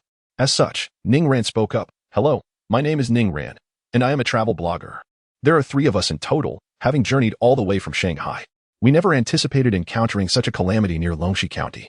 Fortunately, we are all in good health, uninfected by the virus and free from injury." During her speech, she caught sight of 2 soldiers descending from the vehicle ahead, inspecting their camper. At that moment, Xiaobei also stepped out, standing beside Ning Ran, slightly straightening his back in an attempt to project a semblance of masculinity, though the tension in his eyes betrayed him. "A travel blogger?" Huang Feng raised an eyebrow, surveying the trio. "From Shanghai to Gansu?" "We had initially planned a live broadcast themed around the Silk Road." Xiaobei's Adam's apple bobbed nervously, but as he began to speak, Ning Ran shot him a warning glance. After a brief assessment, Huang Feng noted that the 3 posed no immediate threat. His gun lowered slightly, though his finger remained poised outside the trigger guard. "Where do you intend to go now?" "We wish to reach the peace and safety zone. Since you belong to the 182nd Brigade, you must be acquainted with the 183rd Brigade, correct?" Fei Fei asked candidly. Upon hearing this, Huang Feng's expression stiffened, leaving him momentarily at a loss for words. While they were aware of the 183rd Brigade, to say they were acquainted would be a stretch. Bang! Bang! Suddenly, a series of sharp gunshots rang out from the southeast. Chapter 156. Seeking refuge. The gunfire resonated sharply across the vast wilderness, startling a flock of birds nestled in nearby trees, which took to the sky in a flurry of chirps. In that instant, Huang Feng's gaze sharpened, and he swiftly pivoted, deftly concealing himself behind the RV. The other soldiers disembarked, their demeanor tense as they rapidly dispersed, utilizing the vehicles as cover while seeking optimal firing positions. Ning Ran, Fei Fei, and Xiaobei were rendered pale by the sudden eruption of gunfire, their bodies trembling involuntarily. Instinctively, Ning Ran pulled the 2 of them behind the RV, her eyes betraying fear yet striving to maintain composure. Huang Feng communicated with his comrades through the intercom, southeast direction, move out immediately. Before he could finish, Ning Ran interjected urgently, comrades, we have a drone on board that can assist with reconnaissance. She quickly added, it's a civilian drone we use for outdoor filming, but it should suffice for short-range surveillance. I'll retrieve it now. With that, she opened the rear door of the RV and scrambled inside, retrieving the drone from the storage compartment. Stay inside, don't come out, Huang Feng instructed as he took the drone from her across the bed. He then turned to Fei Fei and Xiao Bei, saying, do not be afraid. We are here. You two should also get inside the RV, lock the door, and wait until we assess the situation. Xiao Bei swallowed hard, nodding mechanically as he led the already frightened Fei Fei back through the rear door into the RV. Huang Feng knelt at the back of the RV, expertly unfolding the drone's rotors and installing the battery. With a soft hum, the drone ascended gracefully, darting swiftly toward the southwest. Not long after its departure, the screen transmitted images that revealed the situation ahead. At the bend of the Dinglong line, a clearly modified pickup truck was skewed at the roadside, its body caked in mud. A man crouched nervously, inspecting the front of the vehicle. Nearby lay two zombies, their heads blown apart, with a splatter of crimson and white staining the ground. Having discerned the situation, Huang Feng handed the drone controller to a fellow soldier and returned to the vehicle, stating, drive, let us go take a look. The armored vehicle roared to life and surged forward, while the other remained stationary. Bang, bang, bang. Soon, a series of gunshots echoed from the southeast. Thud, thud, thud. The sound of the mounted machine gun followed suit. What is happening? What is going on over there? Xiao Bei asked, his voice trembling. He yearned to approach the window for a glimpse, but his legs felt as though they were encased in lead, rendering him immobile. Fei Fei was terrified, cowering behind Ning Ran, her hands clutching tightly to the hem of Ning Ran's clothing, her body trembling violently as she murmured to herself. What if the zombies come rushing back? What should we do? What should we do? As she spoke, tears began to well up in her eyes, and she could no longer contain her sorrow, exclaiming, I just want to go home. I don't want to die here. Ning Ran sat beside her, gently embracing her and soothingly replied, do not be afraid. Fei Fei, there are soldiers from the People's Liberation Army here with us. We will be safe. Yet, her own voice trembled slightly, for the gunfire outside continued to echo, and another armored vehicle that had been left behind surged towards that direction. Xiao Bei paced restlessly within the confines of the vehicle, anxiously tugging at his hair. Suddenly, as if struck by a thought, he dashed toward the storage compartment and retrieved a long wrench, gripping it tightly in his hand. Moments earlier, after Huang Feng and the others had driven onto the narrow road, a middle-aged man inspecting the vehicles had spotted them. Reacting swiftly, he raised his handgun, aiming in the direction of the approaching vehicle. Upon recognizing it as a military truck, excitement flickered in his eyes, and after a brief hesitation, he lowered his gun. At that moment, a cacophony of growls erupted from a nearby village, and a horde of zombies came barreling forth, claws outstretched. The man immediately drew his weapon and began firing, demonstrating commendable marksmanship. While not every shot found its mark in the head, he was nonetheless accurate. After a few shots, he exhausted his ammunition. As he fumbled to reload, Huang Feng leaned out from the vehicle, resting the stock of his precision rifle against his shoulder, and fired 5 precise rounds, toppling the zombies that lunged at the man. The series of gunshots startled the nearby zombies, and their growls echoed from all directions. Soon, a multitude of zombies, akin to rabid dogs, charged towards them. Observing the vast swarm, the middle-aged man, after emptying another magazine, appeared to run out of bullets and hastily dove back into the pickup truck. Huang Feng assessed the surroundings and issued a command, open fire. We must not allow the zombies to approach. Subsequently, the mounted machine gun unleashed a torrent of bullets, striking out like fiery whips, obliterating the zombies in a shower of gore. Once another armored vehicle joined the fray, the advancing zombies were swiftly dispatched. As gunfire ceased, the two armored vehicles repositioned themselves, forming a tactical triangle that ensnared the pickup truck. The heavy machine gun on the vehicle aimed directly at the truck. Moments later, the pickup truck's door swung open, and the middle-aged man emerged, hands raised in surrender. Huang Feng and several soldiers disembarked, shouting loudly, "Drop your weapon, place your hands on your head, and face the vehicle." The man complied, discarding his weapon and pressing his hands atop his head against the truck. After signaling to his comrades, 3 soldiers cautiously approached, kicking the handgun aside before commencing their inspection of the man and the vehicle. Suddenly, one of the soldiers examining the pickup called out, "Squad leader, you should come take a look." The other 2 soldiers then escorted the searched middle-aged man aside. Huang Feng approached the front of the pickup truck and peered inside, where he discovered an elderly lady seated in the back, cradling a child of about 3 or 4 years old. To Huang Feng and his comrades' astonishment, the recent gunfire had not frightened the little boy. Instead, he gazed curiously at the soldiers outside with his bright, round eyes. Nevertheless, the soldiers proceeded to search the elderly woman and the child, followed by a thorough inspection of the vehicle. Once assured of their safety, Huang Feng stepped forward to the man who had raised his hands in surrender. "Do you have identification?" he inquired. "Yes, it's in my pants pocket," replied the middle-aged man. A soldier approached, retrieved his ID, and handed it to Huang Feng. "Li Long?" Huang Feng examined the identification and then asked, "Have you served in the military?" He had noted earlier the man's seasoned rhythm as he reloaded his weapon. The man named Li Long responded, "Yes. I served in the former 27th Army, but that was many years ago." "Where did you acquire the firearm?" This was Huang Feng's primary concern.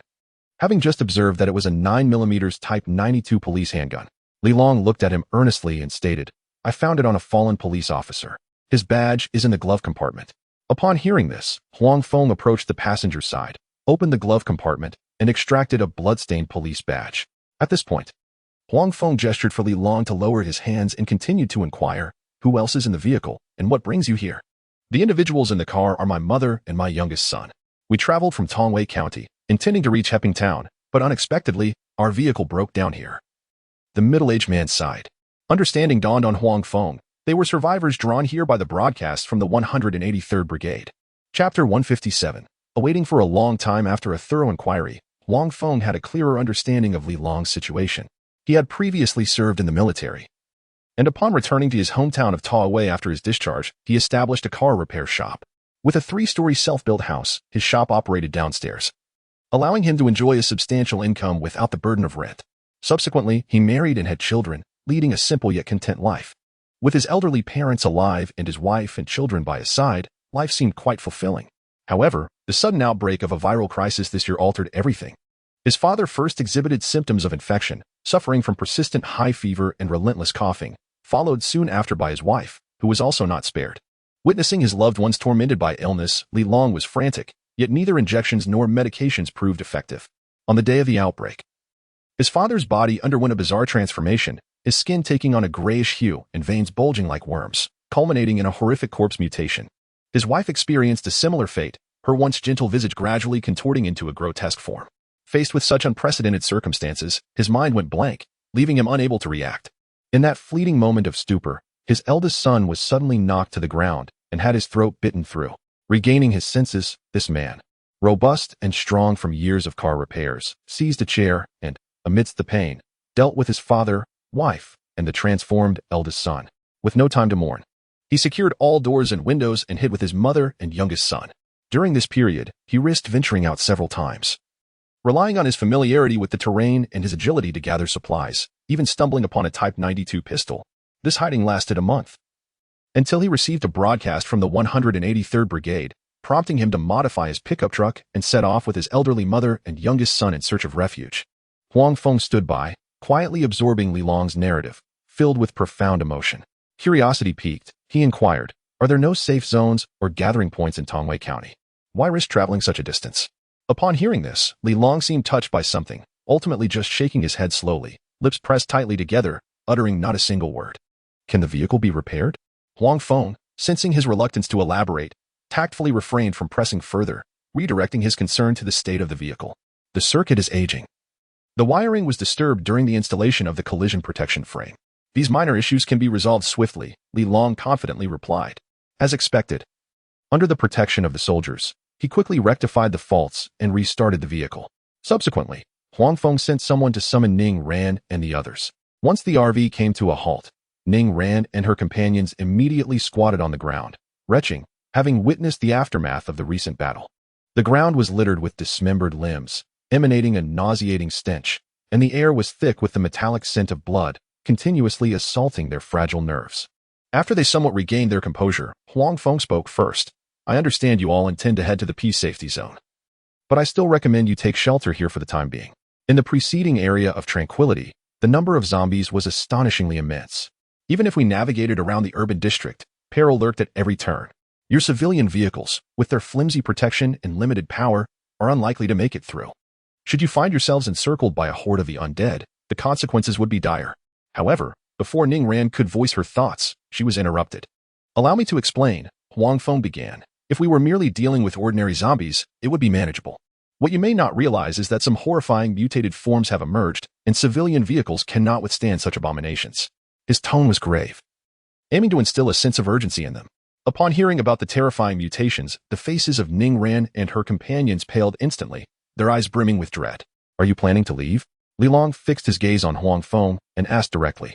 He understood that these warriors had their own mission and could not remain with them indefinitely. "We have a task to fulfill and must depart, and it is inconvenient to take you with us. However, rest assured, we will notify the 183rd Brigade to come for you," Huang Feng reassured them. Their mission was reconnaissance, and upon nearing Yuzhong County, they would need to proceed stealthily. Bringing survivors along would only compromise their objective. "Can you really contact the 183rd Brigade?" A flicker of hope flashed in Fei Fei's eyes as she eagerly inquired, as if clinging to a lifeline.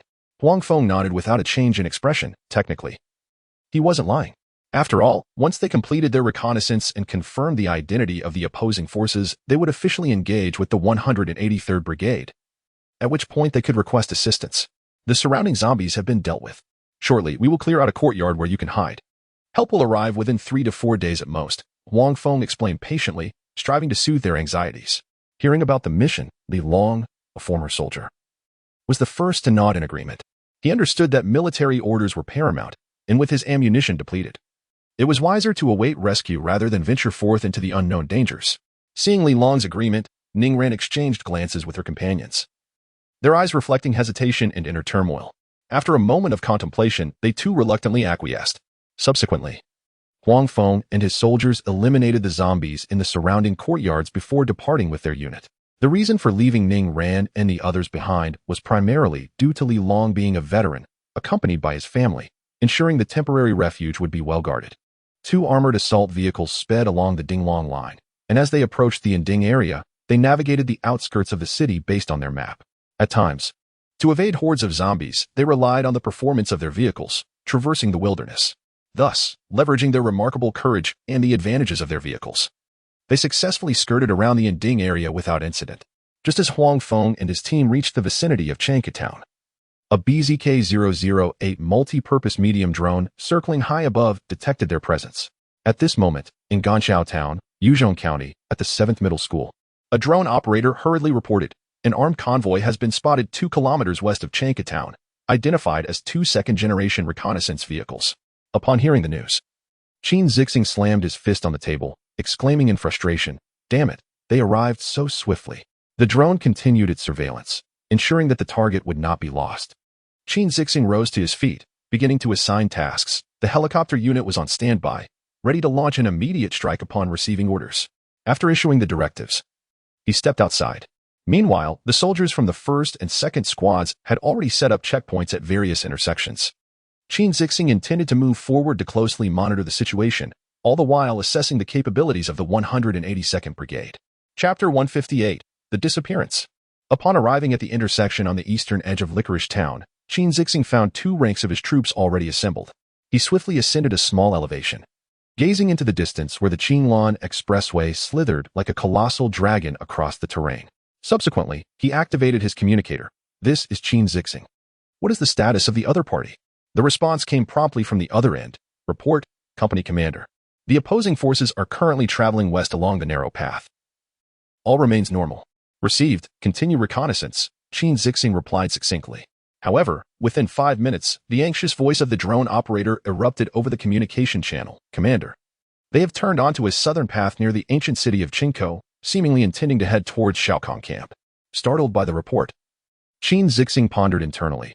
Why would they forsake the smooth, broad road to take a detour from the south? Without hesitation, he commanded, "Helicopter unit, deploy 2 PAH-1S to guide these friends, lest they lose their way." He then raised his voice, continuing, "Tank unit, 1st and 2nd platoons, converge on my position to welcome our allies."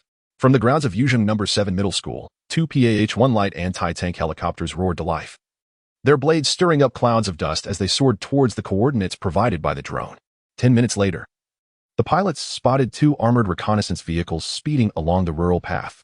"This is the alert zone of the 183rd Brigade in the Western Theater. Armed vehicles below. Please comply with our guidance and follow us," the pilots announced through the helicopter's loudspeakers. The armored vehicles complied readily, noticeably decelerating upon hearing the instructions. Then following the PAH-1S as they turned towards Licorice Town. As the thunderous sound of the helicopters approached, Cheng Zixing beamed at the sight of the two second-generation armored vehicles drawing nearer, secretly contemplating. This 182nd Brigade is rather unremarkable. While such thoughts crossed his mind, a smile adorned his face as he turned to the platoon leaders beside him, stating, "They have arrived. Prepare to welcome our allies." Upon hearing this, the platoon leaders quickly adjusted their attire, smoothing their uniforms and standing erect, awaiting the arrival. As the armored vehicles neared, several soldiers hastened to greet them.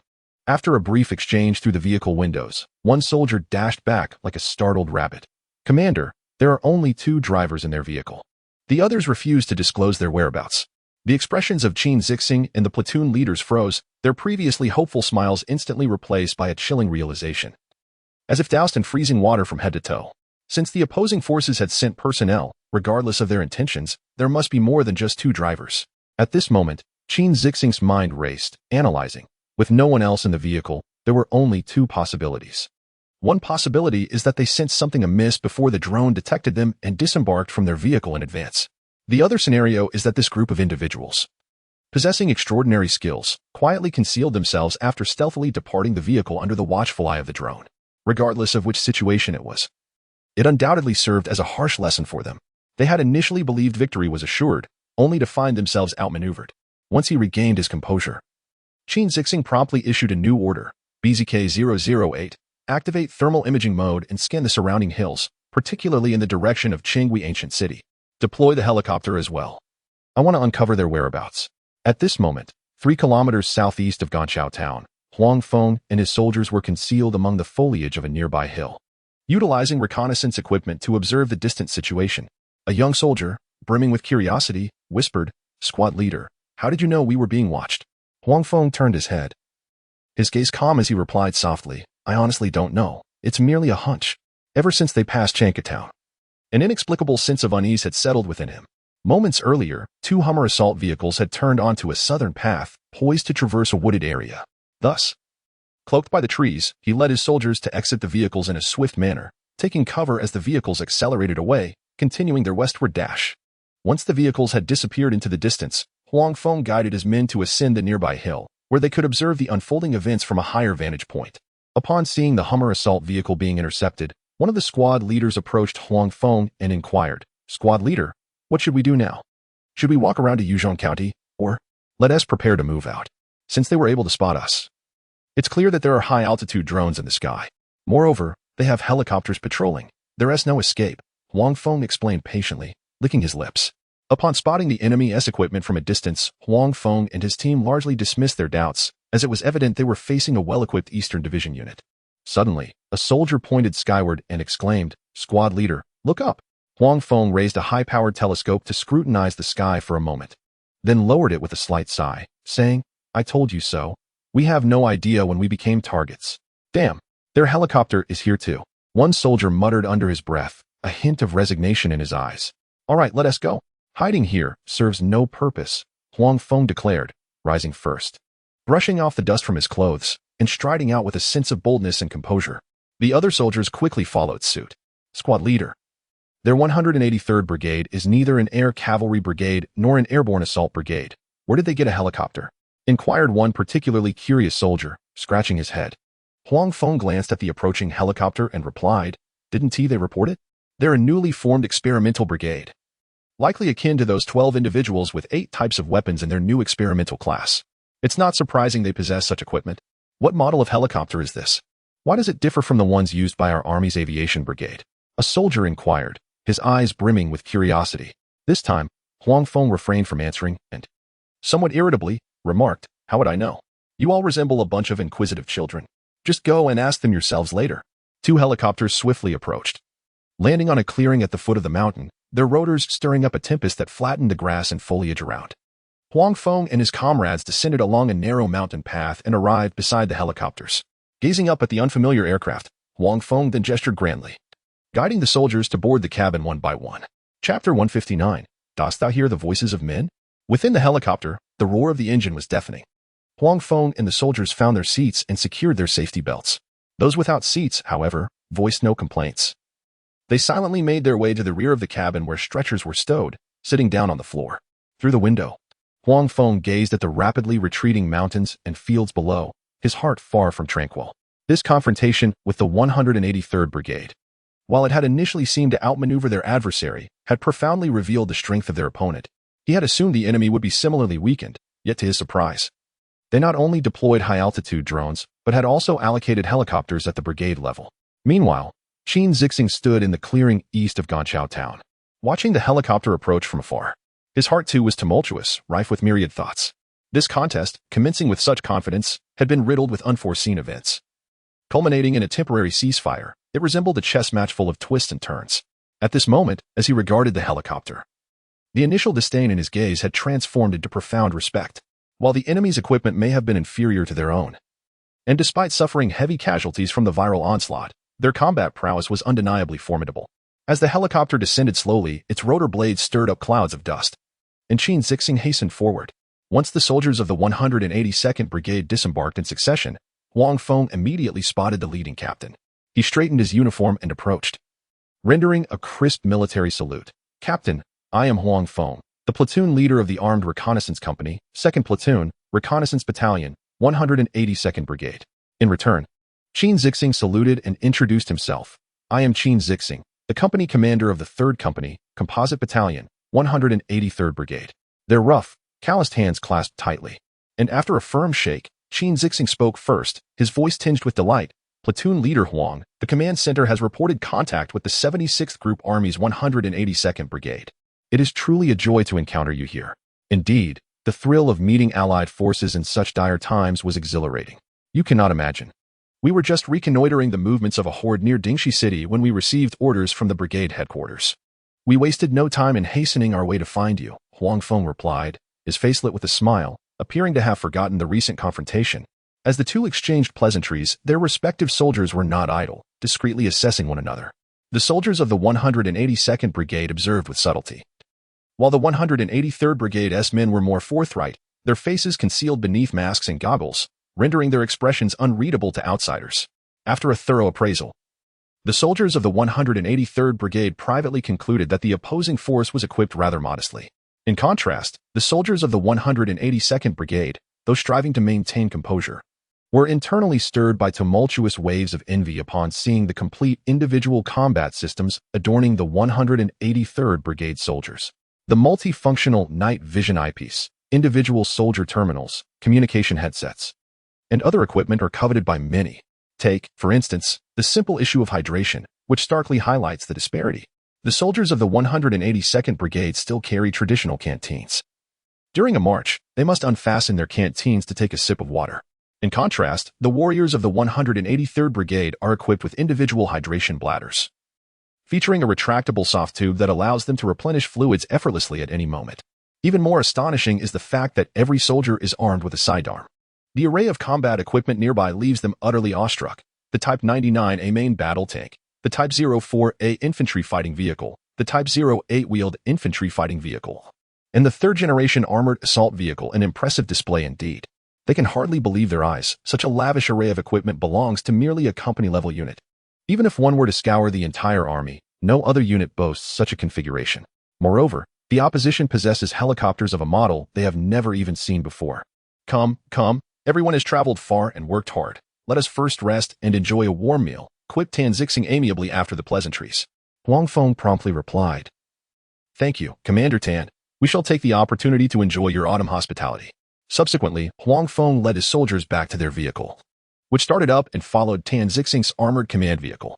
Inside, silence enveloped them. No one spoke, each quietly gazing out at the passing scenery. Clearly, their initial encounter with the 183rd Brigade, in terms of personal gear and combat weaponry, left an indelible impression. Upon returning to the 7th Division, the cooking team had already prepared the meals. The soldiers of the 182nd Brigade felt a twinge of melancholy as they beheld the pristine and well-kept field kitchen, reminiscent of what they once possessed.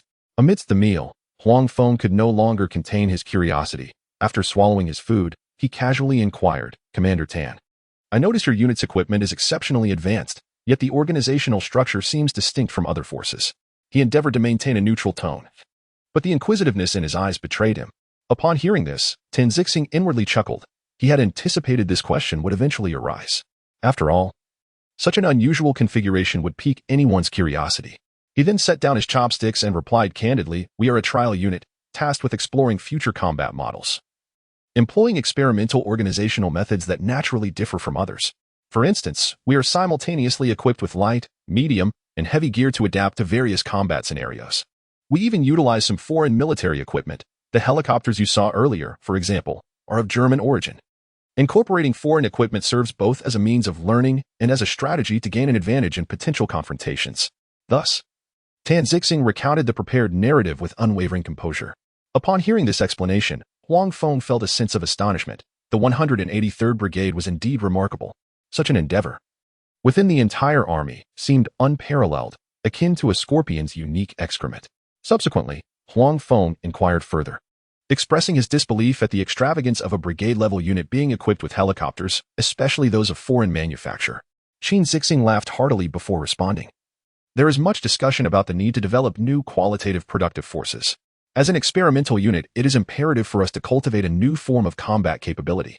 Thus, our brigade boasts a dedicated Army Aviation Battalion, and each combined arms battalion is also equipped with its own helicopter company. With the support of these aerial assets, whether for reconnaissance, surprise assaults, or rapid troop movements, we can achieve outstanding results, significantly enhancing our operational effectiveness." Coughing slightly, Huang Feng was caught off guard and nearly choked on his food, turning crimson as he hastily drank a large gulp of water to regain his composure. At that moment, his mind was racing with incredulity. A dedicated Army Aviation Battalion within the brigade was one thing, but a helicopter company in every combined arms battalion? Was this even plausible? The resources required must be staggering, and the backing immense. Regardless, after this meal, both Huang Feng and the soldiers felt dazed and bewildered, as if they had been entranced by a potion, stumbling into the dormitory assigned to them. This journey had certainly opened their eyes. Likewise, they held no further doubts. Having firmly concluded that they were in the presence of a high-caliber, novel experimental unit that they had never encountered before. Chapter 160. A fortuitous reunion. The gentle light of dawn unveiled the curtain of night, as a hint of pearly white emerged on the horizon. Soft rays gradually cascaded down, bestowing a hazy aura upon the post-apocalyptic earth. Huang Feng, who had barely managed to sleep in the latter part of the night, awakened as the light seeped through the window. After a brief wash, he set off towards the school's teaching building. Before he could reach the entrance, two figures came into view from a distance. It was Chen Zixing and the instructor of the 3rd Squad, Song Chanfeng, who were approaching, engaged in quiet conversation. From afar, Chen Zixing greeted him with a smile, saying, "Lieutenant Huang, you must have had quite a journey yesterday. Why not rest a little longer this morning?" Upon hearing Chen Zixing's words, Huang Feng hurriedly made his way over. "Commander Chen, the situation is as follows. On our way here yesterday, near the Koxia village in Fengxiang town of Anding district, we encountered a group of survivors. Due to the overwhelming number of zombies along the route, we could not escort them safely. Thus, I arranged for them to take shelter in a nearby residence. Since you have a helicopter, I hope you can send someone to rescue them if conditions permit." After Huang Feng spoke, Chen Zixing and Song Chanfeng exchanged glances, swiftly inquiring, "Lieutenant Huang, how many survivors are you referring to? If the number is too large, I will need to request support from the command center, as our helicopter has limited capacity." No need. Huang Feng waved his hand, eager to clarify. "There are only 6 of them, 5 adults and 1 child. It's a manageable number for a single helicopter, but I fear that if we delay too long, they may face unforeseen dangers." "Oh, just 6 individuals? Then I will dispatch a PAH-1 directly," Chen Zixing replied, turning to Song Chanfeng. "Instructor, please make arrangements for them to depart immediately and bring the survivors back to avoid any further complications." "Understood. I will arrange it right away," Song Chanfeng responded, swiftly entering the teaching building. "Lieutenant Huang, what are your plans moving forward?" Chen Zixing inquired, his gaze carrying a hint of curiosity. "Commander Chen, since we have established contact with you, I intend to return and report back," Huang Feng stated plainly. After their interactions from yesterday to today, any doubts in Huang Feng's mind had dissipated, making a trip to Pingyi Town seem unnecessary. The pressing matter now was to promptly relay the situation here. Regarding the further details of the 183rd Brigade, Huang Feng understood that it was beyond his purview to concern himself with. He trusted that higher authorities would gradually learn more through subsequent interactions. The demeanor and capabilities displayed by the 3rd Squad alone indicated that the 183rd Brigade had largely remained unscathed by the virus, boasting excellent equipment and highly competent personnel. It was foreseeable that in the near future, they would definitely find themselves in need of assistance from this brigade. Are you heading back? Would you like me to arrange a helicopter for your return, considering the multitude of zombies along the way? It may not be entirely safe. Qin Zixing looked at Huang Feng with sincerity. Thank you for your kindness, but it's unnecessary. We can return on our own, as we have already made the journey here. Huang Feng smiled graciously and declined. Very well, if that is the case, let us first have breakfast. Afterward, we will replenish our ammunition and fuel. And then I shall escort you. Following their meal, Huang Feng led the soldiers to the playground, preparing to board the vehicle for their return. At that moment, a thunderous roar echoed from the sky. Everyone looked up to see a PAH-1 light anti-tank helicopter approaching at high speed. Gradually, the helicopter descended onto the playground. And as the door opened, a vibrant and youthful figure leapt out. Ning Ran's high ponytail danced in the wind created by the helicopter's rotor blades, and her fair visage radiated the joy of having survived a harrowing ordeal.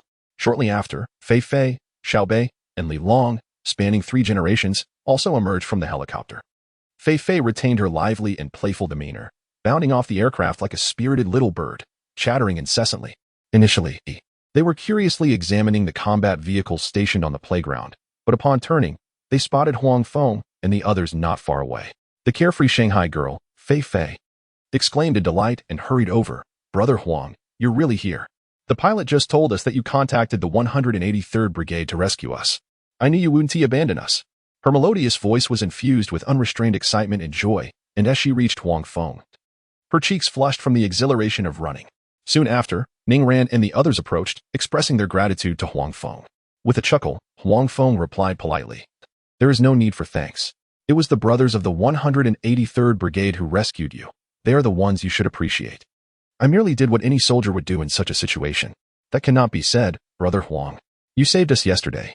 And if it weren't for your contacting the 183rd Brigade today, they wouldn't even have known where to find us to help. The debt of gratitude is immense. If you ever need my assistance, please do not hesitate to ask. If I were to frown even once, I would not deserve to be called human." Li Long earnestly stated. "Indeed, we will always remember your life-saving grace, Brother Huang." Ning Ran concurred, her eyes filled with sincerity. Beside them, Xiao Bei and Fei Fei nodded earnestly in agreement. "All right, since you have been rescued, you should follow the 183rd Brigade. They will escort you to the peace safe zone. Once there, comply with the arrangements, adhere to the regulations, and live well. We shall meet again when the opportunity arises." "Brother Huang, won't you accompany us to the peace safe zone?" Fei Fei asked anxiously. Before the apocalypse, she had always admired handsome oppas and brothers, lost in the fantasies of idol dramas. However, the recent series of events had profoundly transformed her perspective. Now, she found the most admirable figures to be the soldiers clad in military attire, exuding a robust masculinity that instilled a sense of security. Moreover, there was an inexplicable fondness towards Huang Feng, who had saved them. "We have a mission at hand and cannot accompany you," Huang Feng reassured with a smile. "Rest assured, we shall meet again in the future." Ning Ran observed Fei Fei contemplatively before casting a glance at Huang Feng, displaying an unmistakable expression of maternal affection. She gently nudged Fei Fei's shoulder and whispered, "You silly girl, your thoughts are written all over your face." Instantly, Fei Fei's cheeks flushed crimson, and she shot Ning Ran a playful glare. "Brother Huang, may I have a word with you?" Li Long suddenly interjected. Although puzzled, Huang Feng followed Li Long a few meters aside. Li Long lowered his voice and said, "Brother Huang, the helicopter used by the 183rd Brigade isn't part of our standard equipment, is it? Throughout the journey, I've sensed something amiss, and it has left me feeling uneasy. So I wanted to inquire." Hearing this, Huang Feng chuckled. "Brotherly, you truly are a seasoned scout. The 183rd Brigade is a special experimental unit, hence the presence of various foreign military equipment. There is no need for concern. That is a relief. Indeed." Li Long nodded slightly. Following this, Huang Feng bid farewell to Qin Zixing and the others with a handshake before leading his soldiers onto the vehicle. On the playground, Ning Ran and the others remained in place, waving their hands incessantly. Fei Fei was particularly reluctant, tears welling in her eyes as she closely followed the departing armored assault vehicle until it vanished beyond the gates of the 7th Middle School. Chapter 161. Reconnaissance Feedback. Before Huang Feng's departure, Qin Zixing reported the relevant situation to the command center. Inside the command center, He Ji-gang remained fixated on the communication screen. After listening to Qin Zixing's report, the tension in his lips finally eased into a gratifying smile. This lad Qin Zixing has performed admirably. The reconnaissance troops dispatched by the 182nd Brigade have largely accepted his narrative. Fu Jinyan, standing nearby with his arms crossed and a slight frown. Took up He Jigang's thread and spoke slowly. It is premature to celebrate. We must await contact with the higher echelons of the 182nd Brigade. After all, gaining the trust of the reconnaissance personnel is merely the first step. The true intent for collaboration hinges upon the decisions made by the upper command. They are currently preoccupied with their own survival, and it is entirely reasonable for them to harbor doubts about us. A single misstep could render our previous efforts futile. Lu Cheng stood quietly before the map, his gaze traversing the marked location in Longxi County. After a few moments of contemplation, he spoke. Once their reconnaissance personnel return, we shall extend another invitation. I believe they will be more inclined to accept this time. Reflecting on the previous invitation for a meeting sent to the 182nd Brigade after the last broadcast, a sense of helplessness washed over Lu Cheng and his companions. At that time, they had earnestly conveyed their desire to meet and deliberate on significant matters through the airwaves. However, they were met with a merciless rejection, justified by ongoing military operations with a request to postpone until a later date. Upon receiving this response, Lu Cheng and his team understood that the 182nd Brigade still harbored suspicions regarding their identities. Though they felt a twinge of discontent, they refrained from pressing further, choosing instead to await the next opportunity. This time, they will undoubtedly accept, He Jigang stated directly, his tone imbued with a measure of certainty. His confidence stemmed from the feedback received from their reconnaissance team regarding the circumstances of the 182nd Brigade. On the day Huang Feng departed, 2 reinforced squads were dispatched by helicopter to Longxi County. According to the calculations of the communication unit, the signal from the 182nd Brigade was estimated to be located near Heping Township in Longxi County. At the mention of Heping Township, all present momentarily paused, a peculiar and somewhat absurd sensation washing over them. When the designation was initially created, they had deliberately appropriated the numbers of the 181st Brigade of the 77th Group Army and the 182nd Brigade of the 76th Group Army for operational convenience. Little did they anticipate that this temporary station, despite spanning different prefecture-level cities and counties, would also bear the name Heping. Such a curious coincidence compelled everyone to marvel at the whims of fate. Meanwhile, the 2 squads dispatched by Lu Cheng, aided by the helicopter, advanced at a significantly faster pace than Huang Feng and his team. While Huang Feng's group cautiously navigated the desolate outskirts of Longxi County, Lu Cheng's squads had already made a direct approach, nearing the vicinity of Longxi County. Of course, proximity to the target did not guarantee the successful completion of their mission. Considering the uncertainty regarding the remaining combat capability of the 182nd Brigade's air defense units, the Black Hawk helicopter descended directly, activating terrain-following mode and gliding just above the ground. Inside the first aircraft, Lei Xingxiao leaned against the door, feeling the intense turbulence of the Black Hawk while the acrid scent of aviation fuel lingered at the tip of his nose. We will reach the designated coordinates in 3 minutes.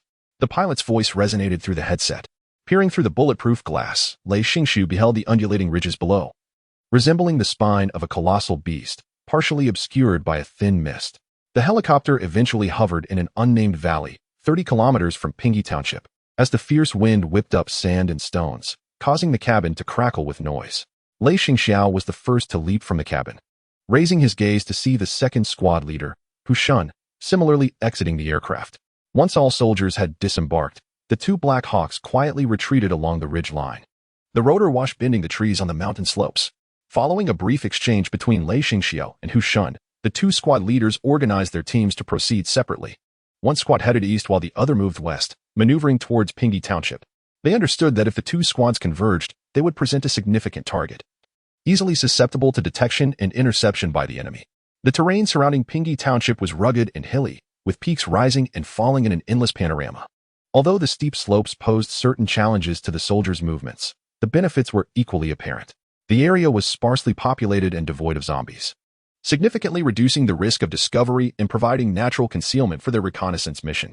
By midday, the 2 squads had traversed multiple ridges and emerged in the northwest and northeast directions of Pingyi Township. Caution, drone. At the alert, everyone instantly dropped to the ground, their camouflage uniforms blending seamlessly with the foliage.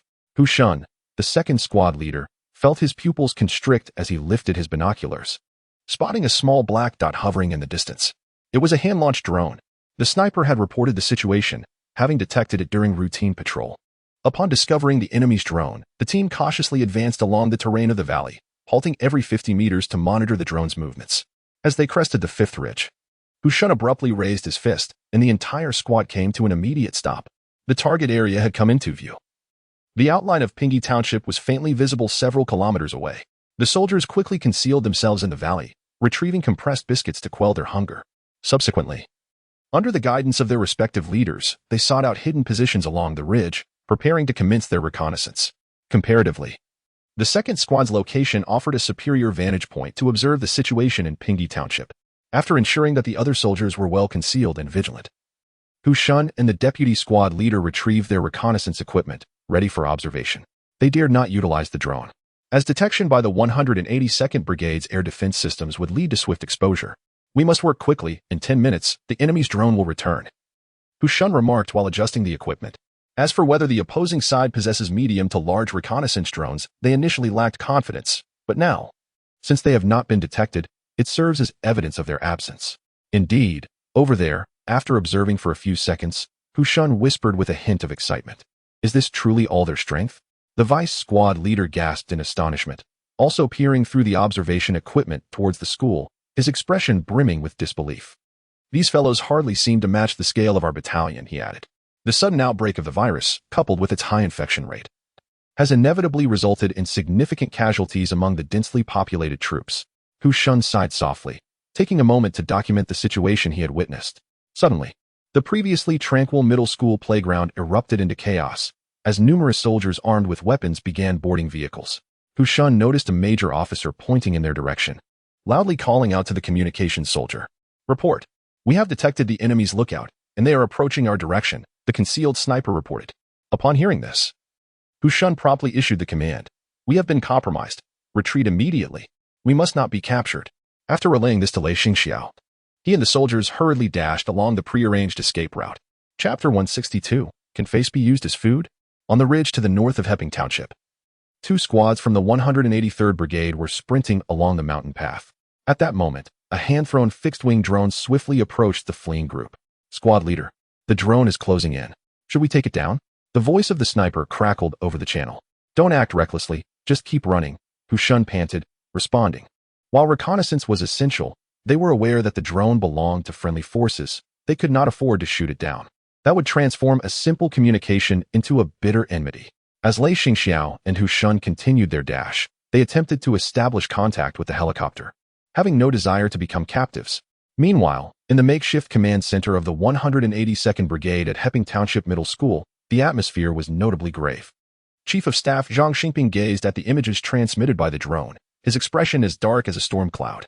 Huang Feng had gone to scout the 183rd Brigade. Yet no updates had been received. Instead, the enemy had managed to probe their defenses. Had it not been for a vigilant lookout, they would have suffered a most humiliating defeat. Everyone present understood that the unit had sustained significant losses due to the viral onslaught. Before the apocalypse, they had been a well-equipped and highly trained elite force. Back then, locating their command center would have been a near impossible feat, let alone breaching their defenses.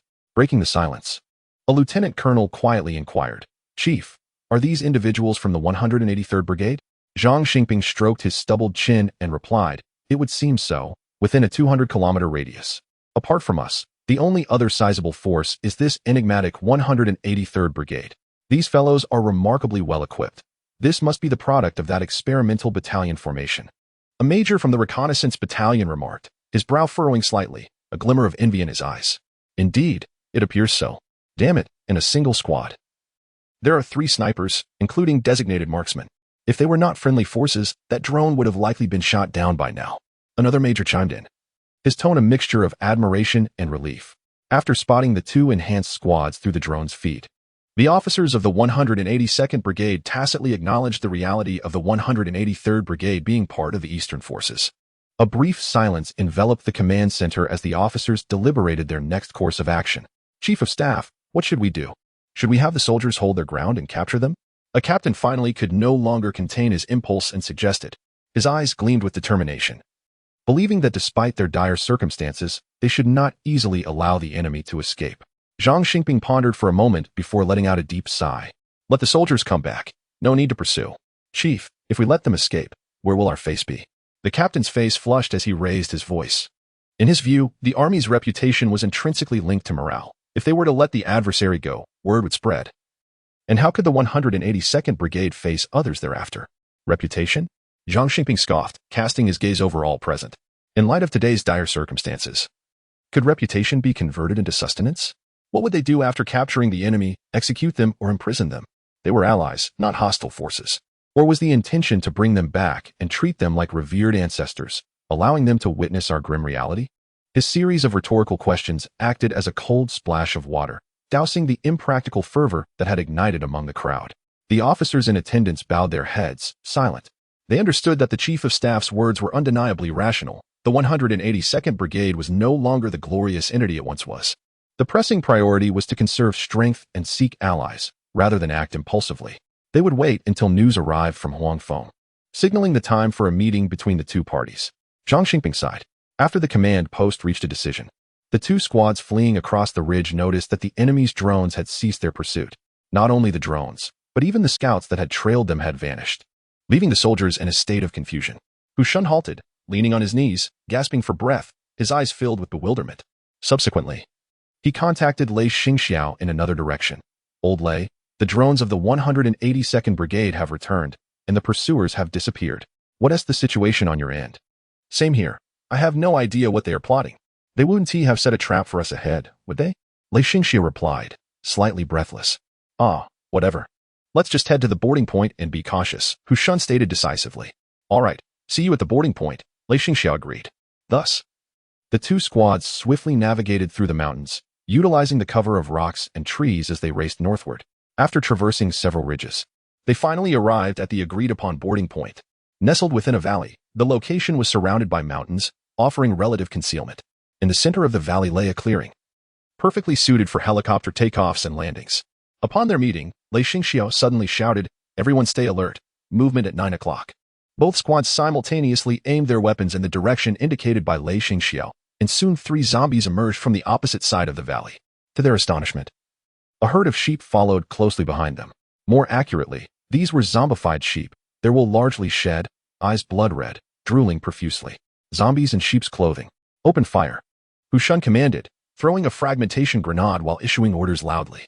As the grenade detonated, the soldiers unleashed a barrage of gunfire, their weapons erupting in a cacophony of bullets. Falcon, this is Hunter 2. Hu Shun yelled into the communicator, the whirring of helicopter rotors faintly audible in the distance. We are encountering mutated animals and require aerial support. As the echoes of the cries faded, 2 Black Hawk helicopters emerged over the ridge, their cabin-mounted machine guns unleashing a torrent of fire. The 12.7mm bullets carved gruesome furrows through the flock, sending splatters of blood and wool flying in all directions. In a swift turn of events, 3 shepherd zombies and hundreds of undead sheep were reduced to a gruesome carpet of flesh and gore. The helicopters began their descent, their massive rotors whipping up a ferocious wind that laid the grass low and stirred up clouds of dust. The soldiers bent low, shielding their faces from the sandstorm as they hurried towards the helicopters. Upon boarding, Hu Shun promptly established contact with the command center using the powerful onboard radio, delivering a detailed report of the reconnaissance findings. The intelligence left Lu Cheng and his comrades astounded. The situation within the 182nd Brigade was far worse than they had anticipated. It was no surprise that the enemy had remained silent for so long. The consolidation of their remaining forces must have consumed considerable time. Subsequently, they had secured Longxi County and Heping Township as a temporary refuge. However, with the newfound understanding of the enemy's circumstances, Lu Cheng and his team needed to make the necessary arrangements. Chapter 163. Survivors on the rooftop on the very day that Huangfeng departed from Licorice Town. Embarking on his journey back to Longxi County, a bustling scene unfolded within the armed police base of Pingy Town. 3 camouflage drone launch vehicles emerged from the garage, each equipped with a silver-gray BZK-008 medium-sized multifunctional drone on its launch platform. In accordance with Lu Cheng's prior directives, the troops were to conduct comprehensive reconnaissance of the urban area of Lanzhou, aiming to acquire intricate and thorough insights into various communities and settlements. Of paramount importance was the task of identifying those enclaves that had either failed to receive broadcasts or were hindered by technical limitations from transmitting radio signals. After all, whether engaging in humanitarian aid or launching strategic offensives, a detailed understanding of such information was essential. The consequences of unclarified intelligence could be dire. Innocent civilians, spared from the clutches of the undead, might instead fall victim to friendly fire, resulting in a grave tragedy. With preparations for launch completed and the drones in optimal condition, the soldier responsible for the checks reported the status. Launch. Upon receiving the command, the operator pressed the launch button. With a sudden rush, solid rocket boosters expelled a brilliant blue tail flame, and the three BZK-008 drones successfully catapulted into the sky from their respective launch vehicles. They ascended gracefully against the gentle breeze, gradually transforming into three diminutive black dots against the vast expanse of the sky. The BZK-008 drone, developed by Dongda, is a medium to long-range unmanned reconnaissance aircraft primarily employed for battlefield reconnaissance, target location, and guided support, playing a crucial role within artillery combat systems. Its design features a monoplane wing with a rear-mounted twin-tail structure, and its sleek lines delineate a profile that is both elegant and powerful. Beneath its fuselage, a dual-column skid landing gear is integrated, endowing the aircraft with a compact overall structure. This design enables it to adapt to various complex terrains, facilitating rapid deployment and immediate engagement in combat. In terms of propulsion, it is equipped with a piston engine, capable of achieving zero-length launches via solid rocket boosters, which means it requires no runway. It can take off wherever the launch vehicle is stationed. The sole drawback of the BZK-008 drone lies in its recovery method.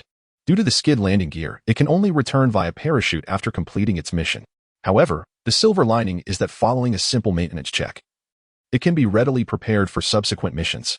The maximum range of the BZK-008 drone is approximately 100 kilometers, which is more than sufficient for surveying the conditions in Lanzhou. It is outfitted with a retractable electro-optical pod beneath its fuselage, integrating a high-resolution daylight camera, an infrared thermal imager, and a laser rangefinder, thus supporting reconnaissance operations around the clock.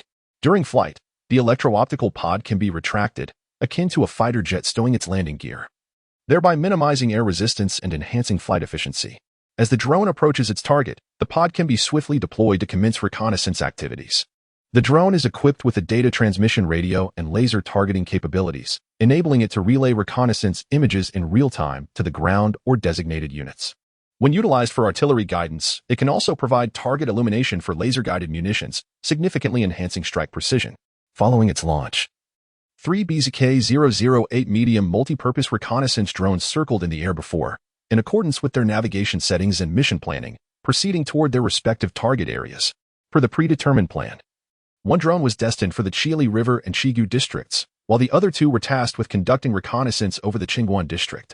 At this moment, within the command center, Lu Cheng and his colleagues were seated, their attention fully captivated by the large screen before them. Drone number 003, having departed from the vicinity of Heping Town, flew steadily along the G312 route. Upon reaching the vicinity of the Sanjiwanzi Tunnel, it veered westward, continuing its journey along the Yellow River. Its destination was unmistakable, the Haiyang Holiday Hotel adjacent to the Haiyang International Center in Yan'an. This was the very building where Wang Dong had spotted survivors signaling for help during the rescue operation for Lu Cheng's parents alongside the Falcon team. Since Wang Dong had mentioned it, Lu Cheng and his companions had kept it etched in their minds. Now, having received numerous distress signals, it was the opportune moment to investigate the situation, ascertain the circumstances, and, if conditions permitted, devise a plan for a rescue. According to Wang Dong's recollection, the individuals in distress had seemingly been signaling for help using reflections from a mirror, possibly even sending Morse code. As the drone gradually approached the urban area, Lu Cheng and his team, utilizing the aerial perspective, finally glimpsed the situation within Lanzhou City. Upon realizing the extent of the scene below, a collective gasp filled the air. Streets were densely populated with zombies, each exhibiting distinct forms. Apart from a few wandering aimlessly, the rest stood motionless, as if their souls had been siphoned away. From a distance, they resembled cold and eerie sculptures. Although it was anticipated that the capital city of Lanzhou would be overrun with zombies, the reality was jarring, sending shivers down everyone's spines. This is far too many. What we see now is merely the exterior. Who knows how many more lurk within those buildings? If they all emerge, we would truly be overwhelmed. A young staff officer's voice trembled, breaking the silence in the command center, articulating the unspoken fears shared by all. At this moment, the gravity of the situation weighed heavily on everyone's faces. The challenge of reclaiming Lanzhou was formidable. Setting aside other considerations, merely clearing the buildings presented an intimidating task, an undertaking of colossal magnitude. Even deploying an entire brigade might yield negligible results. As the drone hovered above the Haiyang International Holiday Hotel, it detected three figures on the rooftop. "This is Lu Cheng. Lower the drone's altitude," he promptly commanded, eager to attract the attention of the survivors. Under the skilled control of the operator, the drone circled gracefully, gradually descending in height. Soon, The survivors on the rooftop began to react, seemingly alerted by the humming sound of the drone.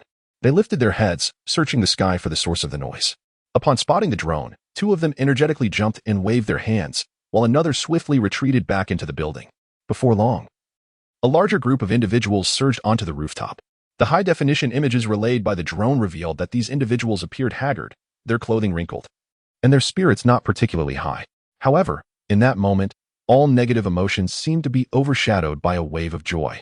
The survivors on the rooftop wore expressions of exhilaration, with many of them already in tears of happiness. Chapter 164. How to Save.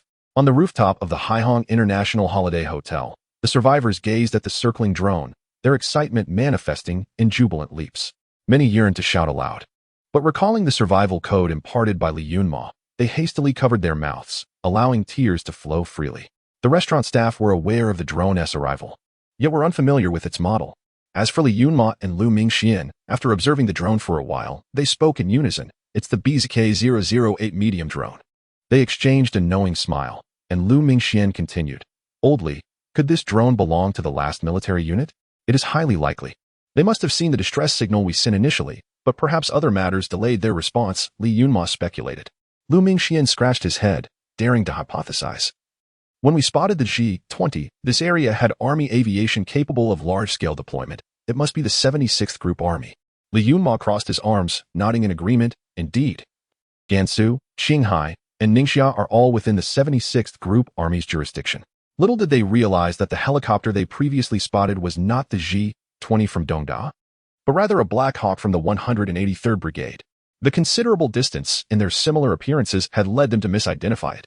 At that moment, a stocky chef with a soiled face pushed his way to the forefront, his voice trembling as he inquired, "Brotherly, is this drone sent by the military? Are they here to rescue us?" Li Yunma looked at him and replied softly, "This is indeed a military drone. However, whether it is here to rescue us remains uncertain. It may also be conducting preliminary reconnaissance."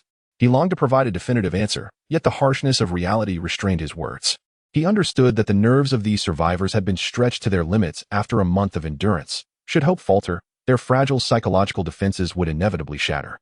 Another chef, his brow furrowed with concern, remarked anxiously, "If they do not come to our aid soon, our food supplies will be depleted." His words fell like heavy stones, plunging the atmosphere back into tension, which had briefly lightened with the drone's appearance. Just then, the drone, which had been hovering, abruptly turned and flew off in another direction. "Hey, where are you going? Come back. Don't leave. We can barely hold on. Please save us." As the drone departed, the rooftop erupted into chaos, the sounds of muffled sobs echoing among the crowd. The receptionist, clad in torn stockings, raised her arms high, tears carving white streaks through the grime on her face. The cleaning lady fell to her knees, frantically beating the rooftop. In that moment, the cries and wails of the survivors intertwined, carrying far into the distance. Li Yunma and Lu Mingxian rushed forward, their faces etched with urgency as they hissed, "Silence. For heaven's sake, be quiet. Have you forgotten the third rule of the code? The noise could attract terrifying entities. It is evident. It is a reconnaissance drone. If rescue were to arrive, it would surely be a helicopter. Are you attempting to lure the entire horde of zombies from the building?" Lu Mingxian exclaimed in anger. The two individuals, combining scolding with persuasion, exerted considerable effort to finally calm the survivors. One cannot entirely blame these survivors. This marked their second encounter with military aircraft. Each time hope emerged only to be dashed. It severely tormented their already fragile hearts. Should further assistance fail to materialize, the consequences would be unimaginable. As for why the drone departed, it was naturally at the behest of one Lu.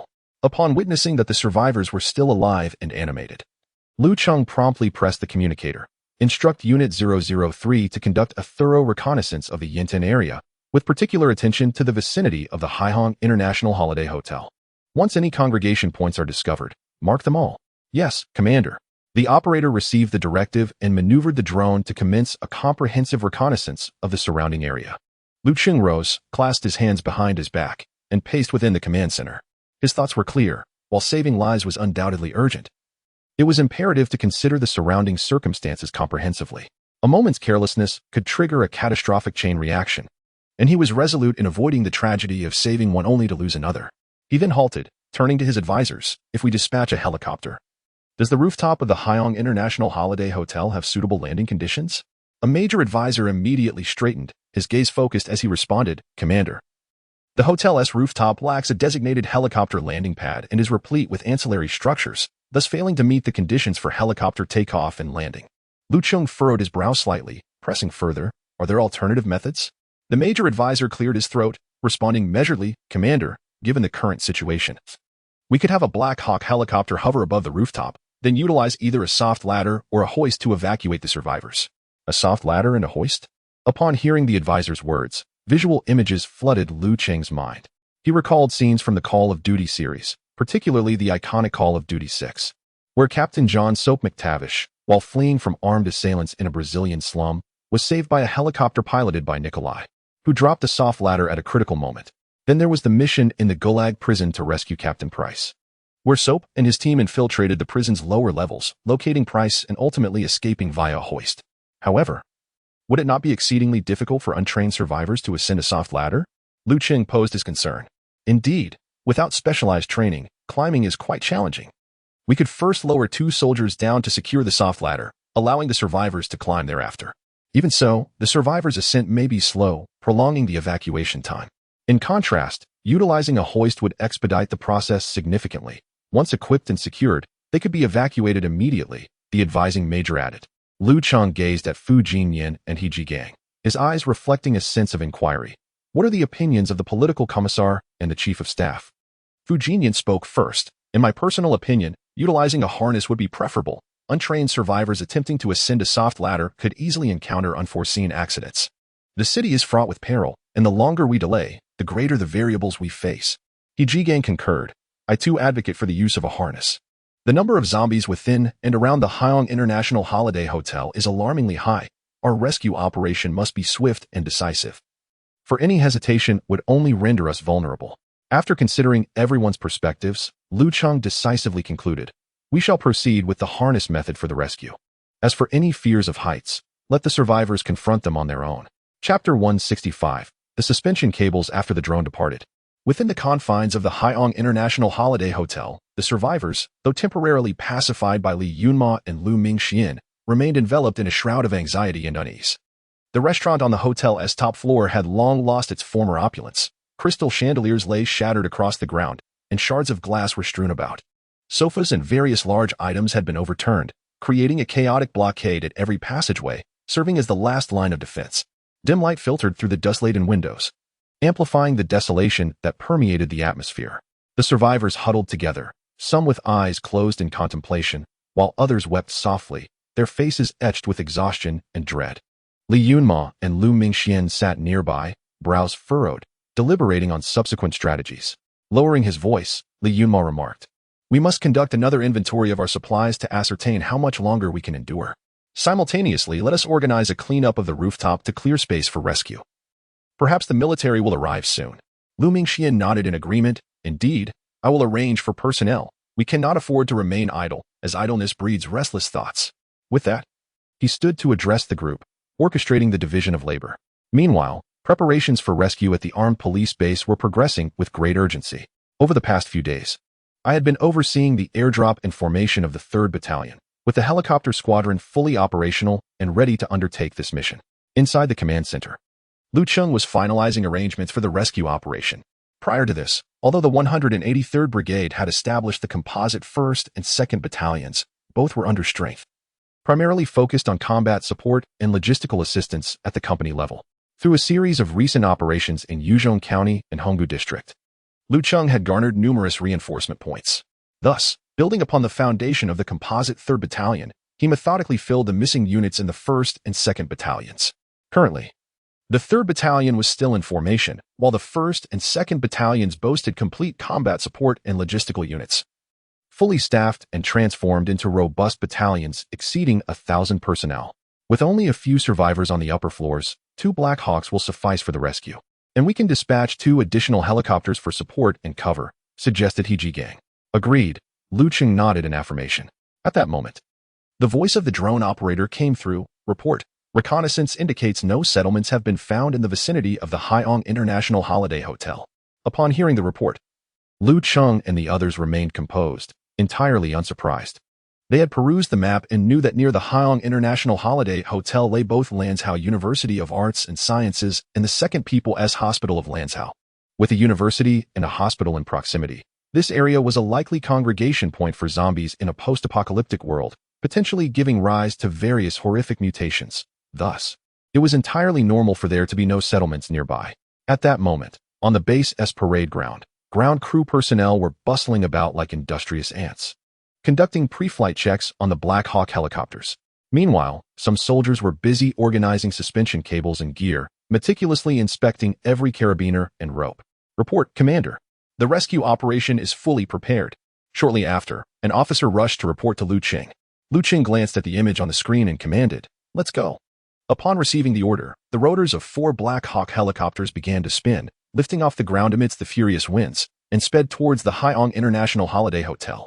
A sound. Lu Mingxian, who was clearing debris on the rooftop, suddenly jumped up, dropping the tool in his hand with a clatter. In the distance, a familiar roar approached, reminiscent of thunder rolling through the clouds, growing louder. Li Yunma also hurried to the edge of the rooftop, leaning out to gaze into the distance. It's not a G-20. As he discerned the cockpit of the helicopter, his pupils constricted sharply. Beside him, Lu Mingxian shouted, "Oldly, what is going on?" "It's a Black Hawk. An authentic Black Hawk."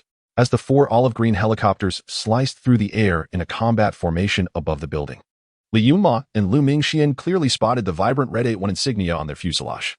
Though still filled with uncertainty, they felt a slight relief. It was from Dongda, after all. They had longed for salvation but never anticipated being rescued by the Americans. At that moment, the noise drew the attention of the other survivors, who swarmed to the rooftop. The sound of the helicopters attracted not only them, roars erupted from below as well. The plaza of the hotel was alive with a mass of zombies. Their decayed heads turning in unison toward the sky, their grayish-white eyes fixated on the helicopters above the rooftop. The zombies inside the building also stirred, beginning to surge toward the top floor. The Falcon team had reached the designated airspace. The lead pilot reported to the command center, noting the survivors and requesting permission to descend. Permission was granted, and the rescue operation commenced immediately. Following the directive, 2 helicopters swiftly lowered their altitude, hovering above the rooftop, the strong gusts nearly knocking everyone off their feet. The remaining 2 circled the rooftop, vigilant for any movement within the building, their side doors equipped with machine guns glinting ominously. "Everyone, step back and make way. They are about to lower," Li Yunma shouted, his voice piercing through the howling wind. After the survivors retreated, 4 soldiers were the first to descend, landing gracefully on the rooftop. Li Yunma and Lu Mingxian braved the tempest and approached the soldiers. Li Yunma stood at attention and saluted, calling out, "Greetings, comrades. I am Lieutenant Li Yunma from the Northern Theater's Falcon Special Operations Brigade. This is my former comrade Lu Mingxian, who just retired last year." Upon hearing his introduction, the descending soldiers were momentarily taken aback, astonished to encounter active-duty special forces from the Northern Theater in such an unexpected place. The leading soldier returned the salute, also raising his voice. "We are from the Western Theater, 183rd Brigade, dispatched to rescue you. Please follow our instructions." Being from the Northeast and currently serving in the Northern Theater, Li Yunma exhibited no signs of distress despite being separated by a vast expanse of China. However, Lu Mingxian, a local from Lanzhou, was somewhat taken aback by the mention of the 183rd Brigade, a designation he found rather unfamiliar. Before he could voice his thoughts, Li Yunma decisively declared, "Very well. We shall comply with your arrangements." "That is reassuring," the leading soldier responded. "As the rooftop is unsuitable for helicopter landings, we will employ a hoisting method for your rescue. Do you understand?" The soldier's voice cut through the sound of the wind, reaching everyone's ears with clarity. "Hoisting?" Both Li Yunma and Lu Mingxian were momentarily startled, but soon realized that given the current scenario of being besieged by zombies below and the confined space on the rooftop, this method was indeed the most optimal solution. Chapter 166. Hurricane Rescue. After finalizing the rescue plan, 2 helicopters descended to drop the harnesses that the survivors were to don, full-body safety belts. Li Yunma and Lu Mingxian approached the survivors, raising their voices to convey essential instructions. "Listen closely, everyone. Since the rooftop lacks suitable conditions for landing, the helicopters cannot touch down. The rescue team will employ a winching method to evacuate you." A wave of murmurs rippled through the crowd, and a trembling voice interjected, "Brotherly, what does winching entail?"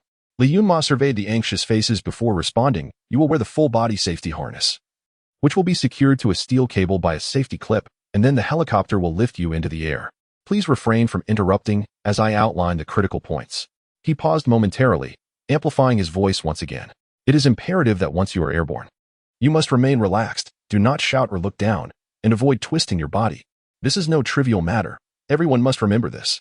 Although the winching employs anti-rotation cables and the harnesses are equipped with anti-twist designs, these survivors have not undergone professional training. Panic could lead them to struggle uncontrollably once elevated.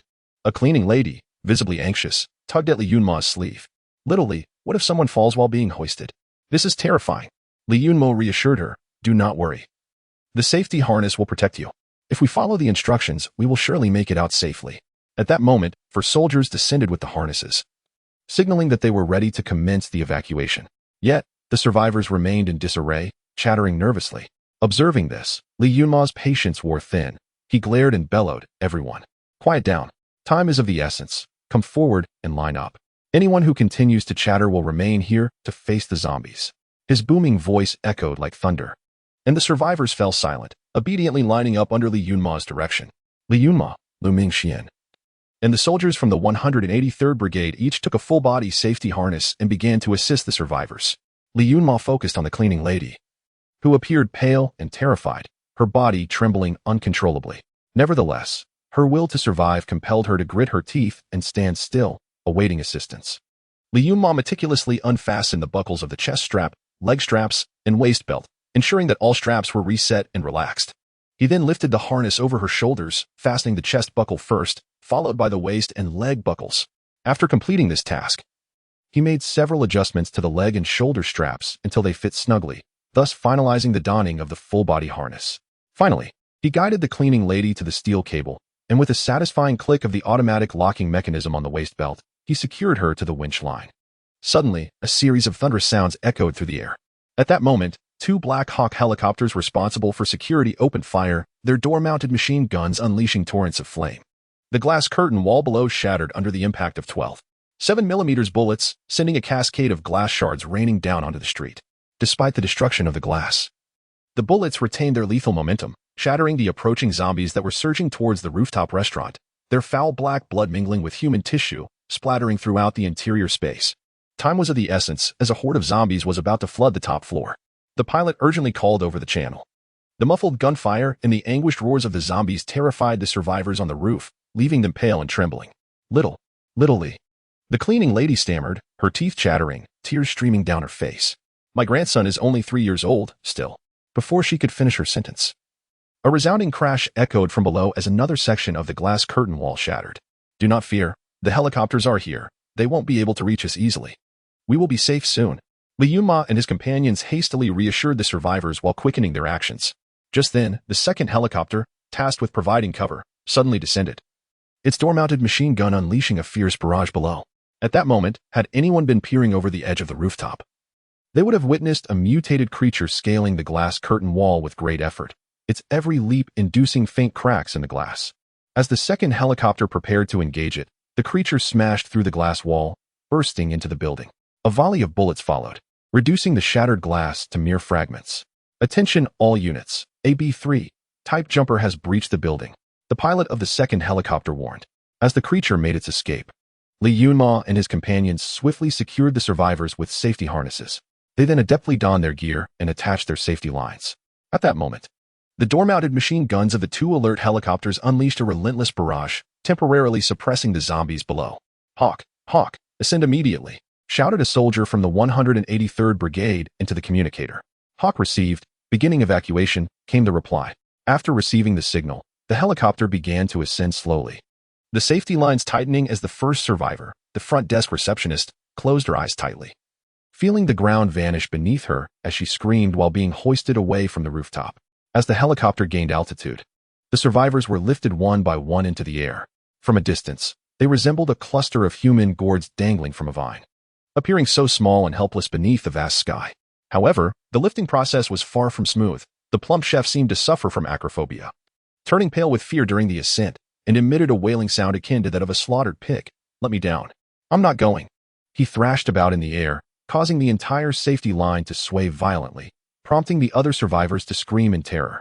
Seeing this, Li Yunma and Lu Mingxian, still on the rooftop, immediately grasped the safety line, pulling tightly to regain control of the erratic movements. "Joe, if you dare to move again, once we touch down, I will not hesitate, even in this military uniform, to smash your wretched head," Li Yunma bellowed, gripping the suspension cable tightly. Over the course of a month spent in hiding, Li Yunma had become the unwavering pillar of strength for everyone. Upon hearing his fierce words, the plump chef trembled with fear, striving to suppress his terror. His body ceased its frantic struggles, reduced to a soft whimper. At that moment, the heavy objects blocking the entrance of the restaurant had been toppled by the relentless onslaught of zombies. Falcon 1 and Falcon 2 were incessantly firing into the restaurant, shells raining down like confetti. Just as Lu Mingxian and Li Yunma were hoisted aloft, several zombies had already breached the helicopter's line of fire, howling as they ascended to the rooftop. Bang, bang, bang. The 4 soldiers at the rear swiftly pulled their triggers, bullets showering forth and splattering the advancing zombies with crimson bursts. As the zombies surged onto the rooftop, the pilots of Falcon 3 and 4 abruptly yanked the control sticks, causing the Black Hawk helicopter to ascend rapidly, lifting the 4 soldiers away from the rooftop. In that instant, a mutated creature suddenly leapt from the tide of corpses, its razor-sharp claws barely grazing the combat boots of one soldier. As the second helicopter prepared to retreat, it fired once more. The 12.7mm bullet obliterated the mutant midair, showering the zombies below with a rain of putrid flesh. Li Yunma gazed down at the diminishing rooftop, witnessing the position he had steadfastly defended for over 30 days being engulfed by the tide of the undead. The zombies atop the rooftop raised their heads and emitted furious howls, countless pale arms reaching skyward. Amidst the deafening roar of the helicopter blades, Li Yunma suddenly burst into laughter, his mirth echoing through the air. Lu Mingxian, initially taken aback, soon joined in the laughter. 2 men, smeared with grime, swayed in the air as they laughed uproariously. Chapter 167. Since we are here, let us be at ease. As the helicopter soared farther into the sky, the Haiyang International Holiday Hotel, now entirely overrun by zombies, gradually shrank into a mere black dot before vanishing from sight. The survivors clung tightly to the harnesses, their bodies swaying gently with the turbulence of the aircraft. Most of them were overwhelmed with excitement, yet suspended in midair. Their eyes were tightly shut in fear. Among the group, several female survivors trembled uncontrollably, tears streaming down their cheeks. A couple of the bolder souls, driven by curiosity, dared to open their eyes. However, after a brief glance downward, they were so frightened that they immediately shut their eyes again. The most notable among them was the plump chef, Old Zhou, who, paralyzed by his acrophobia, found himself in a state of utter disarray. After being previously intimidated by Li Yunma, he forced himself to remain composed, but his stomach roiled violently, causing him increasing discomfort. With the cold wind whipping around them, Old Zhou could no longer suppress the tumultuous churn of his stomach, and with his head bowed, he expelled the contents of his stomach. The yellow-green vomit splattered onto himself, while some was swept away by the fierce wind, releasing a nauseating stench. Most terrifyingly, the remainder landed on the head of the thin chef beneath him. Initially, with his eyes tightly shut, praying for a swift landing, the thin chef suddenly felt something warm and viscous dripping onto his head, sliding down his forehead. Instinctively, he looked up, just in time to have the second wave of vomit land directly in his agape mouth, which had opened in shock. "You son of a..." The thin chef coughed violently, expelling the foul substance from his mouth before unleashing a torrent of curses, vowing to rip Old Zhou's intestines out and use them as a jump rope when they finally landed. Upon seeing the unsightly mess atop the thin chef's head, Old Zhou intended to offer an explanation, but as he opened his mouth, another wave of vomit dripped from the corner of his lips, landing squarely on the thin chef's forehead. This was the final straw. The thin chef's voice rose to a piercing shriek, momentarily forgetting his fear of heights as he yelled furiously upwards. The commotion drew the attention of the other survivors, who, upon witnessing the spectacle, could not help but laugh, their fears dissipating considerably. Even the most timid of the waitstaff broke into a smile, only to have Old Zhou's third bout of vomiting splatter onto his face. "Old Master Zhou." The usually mild-mannered waiter erupted in a high-decibel roar. "If you dare to vomit everywhere again, I swear I'll make you eat it back." Li Yunma and Lu Mingxian, who had been tense and focused on the flight, could not suppress their laughter either. After a fit of chuckles, feeling the brisk wind of the high altitude, Li Yunma began to scrutinize the soldiers of the 183rd Brigade. Earlier on the rooftop, everyone had been preoccupied with survival, and he hadn't paid much attention. Now, upon closer inspection, he realized that these individuals were equipped with remarkably sophisticated gear, far beyond the standard military issue.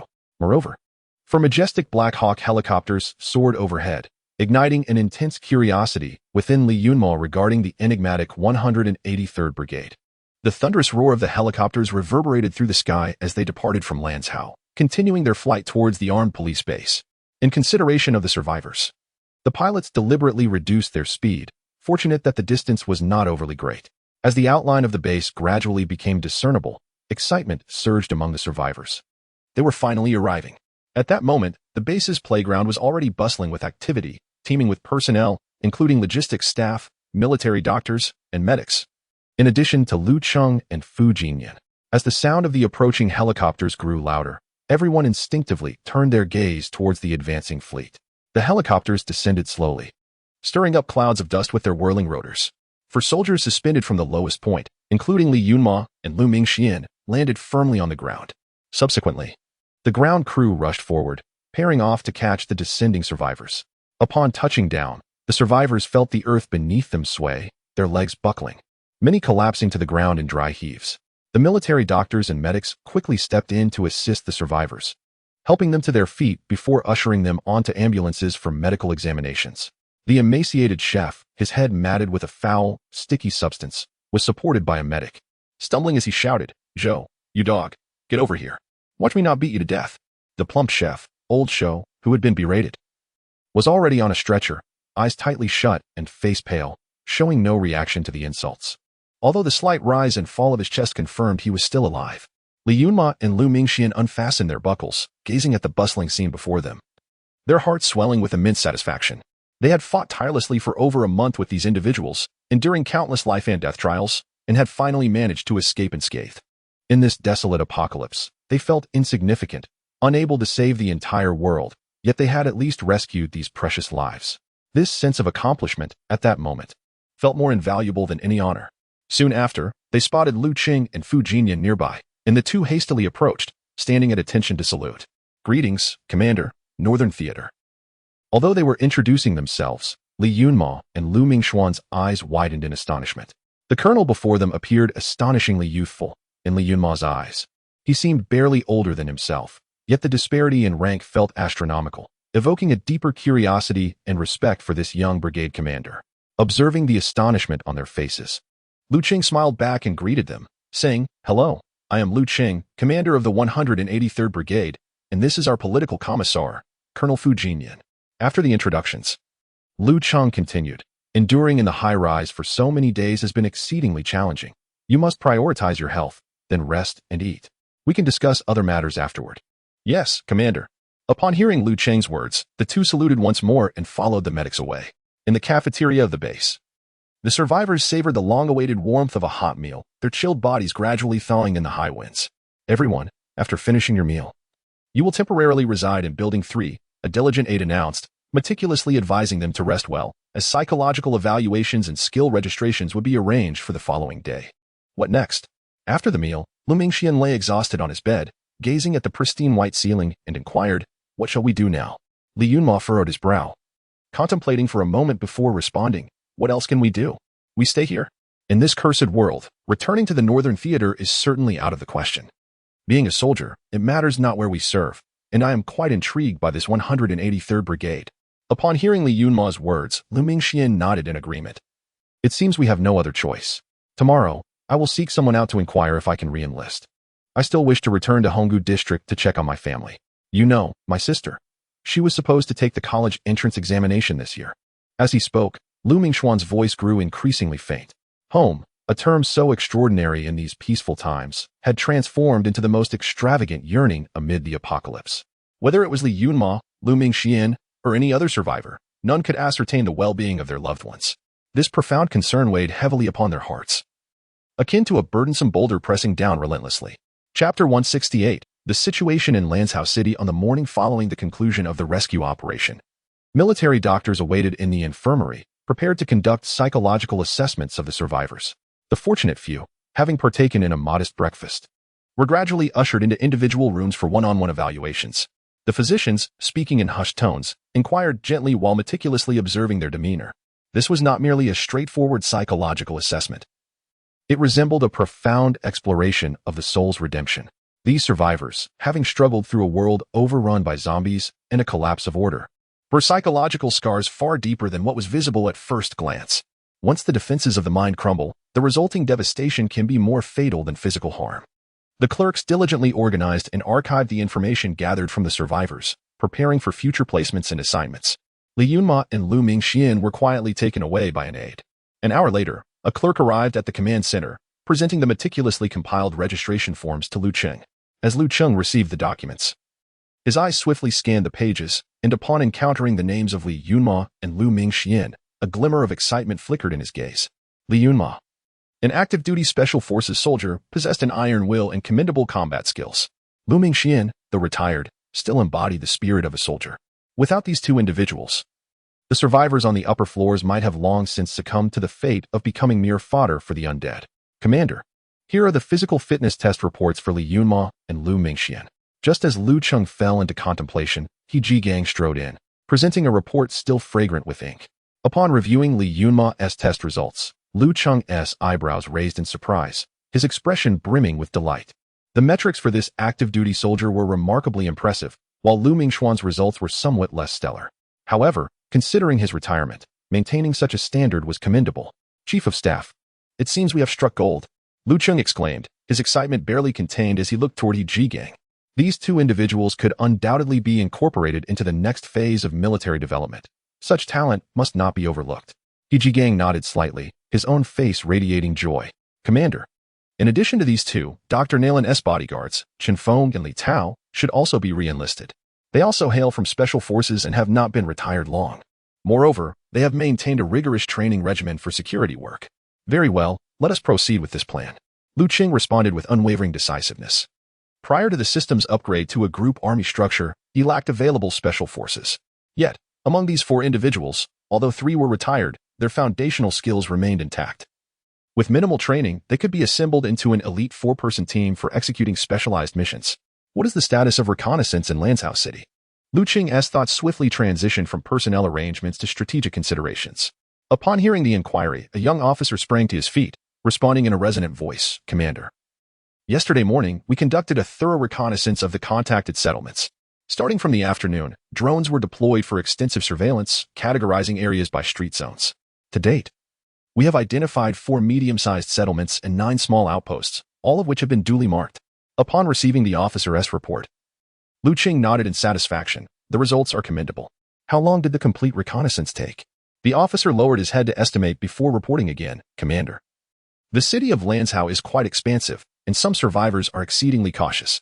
The drones require repeated observation to uncover any clues. Overall, it will take at least 5 more days to complete the reconnaissance mission.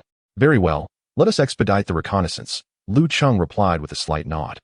His gaze shifting toward the map, specifically towards the Qingguan district. By the way, how is your research progressing? Is there any feasible way to rescue the large settlement in Qingguan district? Or at least provide material support? He Jigang lifted his head, his expression grave, Commander. That settlement is situated at the heart of Qingguan district, surrounded by an overwhelming number of zombies. After our deliberation, we have concluded that neither airdrops nor helicopters can facilitate a rescue or deliver supplies. Any misstep could trigger a zombie uprising, potentially overwhelming us with a tide of millions. After a brief pause, he continued, the only viable option remains to follow our previous strategy, directing the zombie tide towards Donggang, where we can deplete their living forces en masse. Although the process may be slow, it is presently the most prudent choice. Will they be able to endure until then? Lu Cheng expressed concern. It will indeed be challenging, but they can hold out for a while, He Jigang asserted solemnly. We will conduct one final airdrop today, and with the 3rd Battalion fully equipped, we can then establish the Lanzhou outpost. Lu Cheng traced a finger over the Donggang area on the map. The Lanzhou outpost he referred to as a crucial component of their strategic layout. The plan was to secure the Lanzhou Resource Environment Institute, establishing a forward base there, serving as a stronghold for advancing into the core area of Lanzhou, subsequently moving into Donggang, methodically eliminating zombies. Moreover, during the reconnaissance, if they encounter situations akin to what occurred yesterday on the high-rise, they must rescue whenever possible. No opportunity to save a life should be forsaken. Lu Cheng surveyed the room, his gaze sweeping across everyone present. Yes, Commander. The group responded in unison. At that moment, an officer rushed in, his eyes alight with barely contained excitement. Commander, we have just received a message from the 182nd Brigade. They have accepted our invitation. Lu Cheng and He Jigang exchanged glances, their faces glowing with joy, and quickly inquired, did they specify how they will arrive, and who will be coming? Commander, according to the response from the 182nd Brigade, they will be sending Colonel Zhang Xingping, their Chief of Staff, accompanied by 7 others, and they have agreed to our proposal of sending a helicopter for their transport. Oh, Indeed, it is quite unexpected, Cheng remarked with a hint of astonishment. He then turned to He Jigang and instructed, Old He, immediately dispatch 3 Black Hawk helicopters, along with 2 PAH-1S for escort, to retrieve our guests. Yes, sir. I will make the arrangements at once, He Jigang responded, hurrying off to execute the order. Among the 3 Black Hawks being deployed, one was designated to retrieve personnel from the 182nd Brigade, while the other 2 would carry 2 squads of soldiers for protection. As the command was issued, the 5 helicopters, after undergoing meticulous inspections, slowly began to rotate their massive blades, generating gusts of wind, before soaring into the sky. Swiftly heading towards Longxi County, Cheng approached the window, clasping his hands behind his back, and stood motionless for an extended period, gazing in the direction from which the helicopters had departed. Chapter 169, the meeting in the temporary command center of the 182nd Brigade at Yiping Middle School. Located in the Longxi County of Dingxi City, the atmosphere was decidedly tense. Chief of Staff Zhang Xingping sat in a chair, a cigarette held delicately between his fingers. The glowing ember flickering. Ash had accumulated significantly, indicating that the Chief of Staff was preoccupied, allowing it to burn unchecked. Surrounding officers, some seated and others standing, were varied expressions, yet all maintained a taciturn silence. After a prolonged pause, a lieutenant colonel finally could no longer contain himself, shattering the suffocating stillness. Chief of Staff, I maintain my earlier suggestion that I lead the team to meet with the 183rd Brigade. With this initiation, others began to rouse themselves. A major quickly chimed in, Indeed. Chief of Staff, your personal presence is unnecessary. While they are allied forces, I cannot shake the feeling that there is something amiss with the 183rd Brigade. Amiss? In what way? Zhang Xingping shot him a sideways glance, his gaze penetrating. Chief of Staff, setting aside the source of their abundant foreign military equipment, consider the matter of the virus. In this apocalyptic world, we have suffered grievously. How have they managed to maintain such a complete structure? Is it possible that the virus is somehow related to them? The major's voice rose in intensity, his agitation palpable. Upon Huang Feng's return and subsequent briefing of the basic situation, the entire 182nd Brigade was left in shock. It was one thing to be outmatched in equipment, but to be subjected to a virus that did not discriminate was a bitter pill to swallow. Chief of Staff, you are our backbone. The 182nd Brigade cannot afford any further losses. We have already lost our brigade commander, our political commissar, and so many brothers. As he spoke, the captain's eyes reddened, his voice choked with emotion, tears cascading uncontrollably down his cheeks, staining his already soiled uniform. He would never forget the scene on the day the virus erupted. The once bustling camp had swiftly devolved into a hellish nightmare. As comrades he had lived alongside began to transform into the undead without warning. Familiar faces contorted into grotesque masks, attacking others in a frenzied bite. When he fled the camp, he had been forced to put down his transformed company commander, the sound of the gunshot haunting him still. Observing the tearful captain, Zhang Xingping let out a heavy sigh. I understand your concerns. They stem from a place of care for my well-being. But I must ask you, is the 183rd Brigade our enemy? At this, the group shook their heads in unison. Have they raised a rebellion, declaring independence? Zhang Xingping's gaze swept across the assembly, and they continued to shake their heads. Are they not engaged in reclaiming towns and doing everything possible to rescue survivors? This time, the group nodded collectively. Isn't that precisely the point? Since they are our brother unit, what is there to fear? Moreover, their strength is evident, if they truly intended to conspire against us. Who among you could withstand them? Zhang Xingping rose from his seat, his tone rising in fervor. As for how they acquired foreign military equipment and evaded the virus, we shall investigate that in due course. Remember, in our current predicament, we require their assistance. Our attitude must be appropriately aligned. At that moment, a young warrior hurriedly entered the command center, heels together, and reported loudly, Chief of Staff. The perimeter sentry reports that the helicopter formation of the 183rd Brigade has passed through Longxi County and is expected to arrive in 10 minutes. Oh, they are quite swift. Zhang Xingping remarked. Let us go out to greet them. With that, he grabbed his cap from the table, adjusted it neatly, and strode out. The officers, momentarily struck dumb by his words, exchanged glances before hastily straightening their uniforms and following suit. As they reached the entrance of Yiping Middle School, the distant rumble of helicopters began to resonate in the air, gradually growing clearer, akin to a low thunder. A few minutes later, 5 helicopters approached at high speed. The officers of the 182nd Brigade exchanged furtive glances as they gazed at the hovering helicopters not far from the school. They had previously heard from Huang Feng that the opposing side possessed a German-made light helicopter. But now, not only were there German models, but even American-made Black Hawk helicopters had made an appearance. The major who had earlier remarked on the 183rd Brigade's prowess clenched his fists in silence. One Black Hawk descended onto the open ground, and a major officer leapt down. He raised a hand to shield his eyes from the swirling dust and sprinted towards the entrance of Heping Middle School. Upon reaching Zhang Xingping, he stood at attention, saluted, and proclaimed loudly, "Comrade Colonel, Major Wang Ji of the 183rd Brigade, here to welcome you. Please provide instructions." Zhang Xingping returned the salute with a smile and said, "Thank you for your trouble. Let us proceed." He then gestured for his accompanying personnel to follow Wang Ji toward the Black Hawk. Among the 8 of them was Huang Feng, who had previously been dispatched for reconnaissance. After all, he had dealings with the 183rd Brigade and was somewhat familiar with them. Once aboard the cabin and secured in their seats, Zhang Xingping waved farewell to the officers outside. Shortly thereafter, the Black Hawk ascended, joined the hovering formation in the sky, and began its return journey. Inside the cabin, Zhang Xingping donned noise-canceling headphones and engaged in casual conversation with Wang Ji. As the formation neared Yuzhong County, Zhang Xingping's attention was captivated by the scene below. Through the window, he observed fierce combat raging in the county town. The 99 main battle tanks maneuvered through the streets, their cannons occasionally spewing forth long tongues of flame. The 04A and 08 infantry fighting vehicles followed suit, their mounted weapons firing incessantly, ruthlessly claiming the lives of the zombies. From time to time, artillery shells could be seen soaring from the rear, striking buildings, sending bricks and debris flying, while thick plumes of smoke billowed upward. Numerous infantry soldiers, under the cover of the warriors' assault vehicles, advanced into various structures. Moreover, helicopters would sometimes deploy troops onto the rooftops of buildings, coordinating assaults with ground forces below. Observing the battle below, Zhang Xingping turned to Wang Ji and inquired, "Is that your battalion engaged in the fight down there?" Wang Ji nodded proudly and replied, "That is our brigade's composite battalion 1, currently reclaiming Yuzhong County." Soon, as the helicopter soared forward, the chaotic battlefield below faded from view. Zhang Xingping withdrew his gaze, leaning back in his seat, silently marveling at the prowess of the 183rd Brigade, whose strength undoubtedly surpassed their initial estimations. Upon hearing Wang Ji's announcement that they were nearing their destination, Zhang Xingping instinctively straightened his posture and glanced toward the distant base.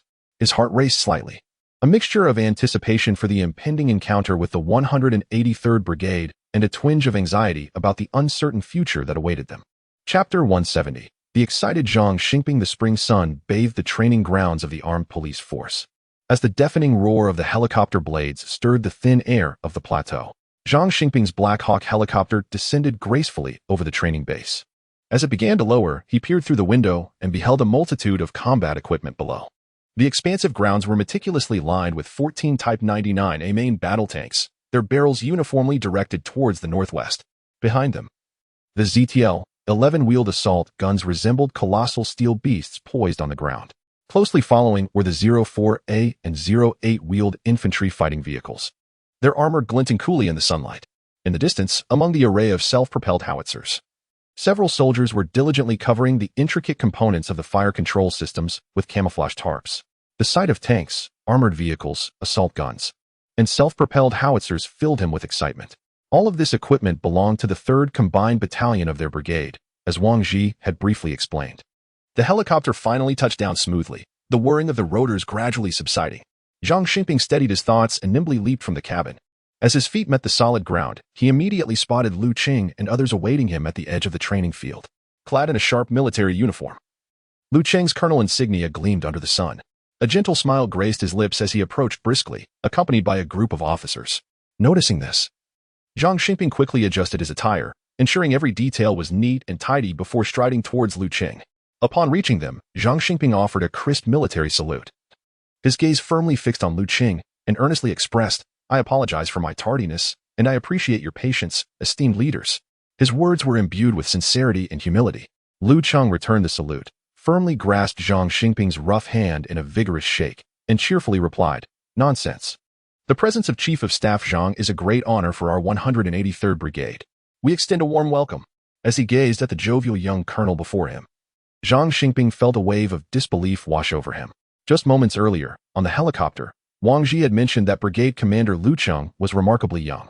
Now, witnessing him in person, Zhang Xingping realized that the term young scarcely sufficed. He was astonishingly youthful. This brigade commander appeared to be in his early 30s, radiating an undeniable vigor. Zhang Xingping couldn't help but reflect on his own journey. At the age of 30, he was merely a captain, diligently striving within the military, enduring countless hardships to reach his current position. In stark contrast, this young commander had already taken the helm of an elite brigade. Suddenly, a thought flickered through his mind. Could he be a second or third-generation officer? However, as soon as the thought arose, he quickly shook his head, banishing the absurd notion from his mind. As I reflect on the journey from Yuzhong County to this base, I am struck by the formidable equipment of the 183rd Brigade and the soldiers' exceptional training, their every movement radiating valor. Such a steel-clad army, composed of fierce warriors, cannot be easily subdued by mere second- or third-generation forces. While Zhang Xingping discreetly observed Lu Cheng was equally scrutinizing him. This chief of staff from the 182nd Brigade, of average stature, possessed piercing eyes that gleamed with determination, exuding an aura of tenacity. At the very moment when their hands clasped in greeting, a clerk nearby was capturing this historic moment with a camera, preserving it for posterity. Perhaps years hence, this scene will hold the same historical significance as the gatherings at Wuqi Town, Huaining, and Zhuangtaba by the Red Army. Subsequently, Lu Cheng turned slightly, a smile gracing his face as he began to introduce, Chief of Staff Zhang, this is Comrade Fu Jinyan, our political commissar from the 183rd Brigade. Zhang Xingping and Fu Jinyan exchanged salutes and brief pleasantries. Following this, Lu Cheng introduced the Chief of Staff, He Jigang, Deputy Brigade Commander Peng Bo, and others in succession. Zhang Xingping also offered short introductions of his accompanying personnel. All right, let us not linger here any longer. Let us step inside and converse at our leisure. Lu Cheng interjected as the pleasantries drew to a close. Just then, a thunderous roar echoed from the sky, resembling distant rolling thunder, gradually approaching. Lu Cheng and Fu Jinyan exchanged knowing smiles, their eyes gleaming with anticipation as they silently observed the reactions of the 182nd Brigade's members.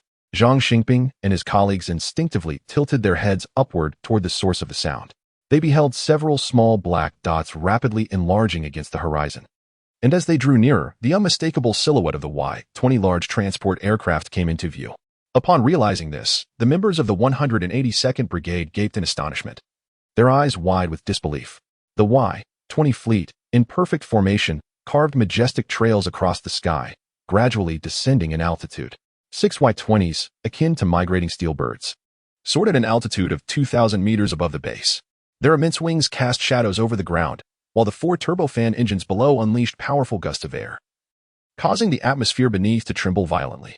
Subsequently, they flew towards the barren stretch alongside the Gaching Expressway, long utilized as a drop zone.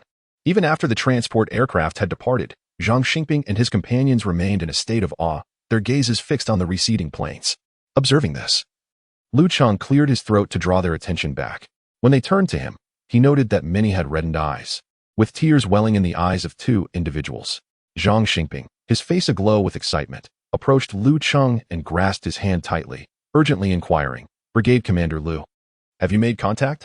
His throat was parched, and he could not articulate the rest of his question. Lu Cheng offered a gentle smile and remarked, Chief of Staff Zhang, this is the fleet of transport aircraft designated for our brigade's airlift operations. I am aware that you harbor countless questions, so let us step inside and discuss them at our leisure once we are seated. Upon hearing Lu Cheng's words, Zhang Xingping became acutely aware of his previous indiscretion, and with a hint of embarrassment, he released his grip and said, I apologize for my rudeness.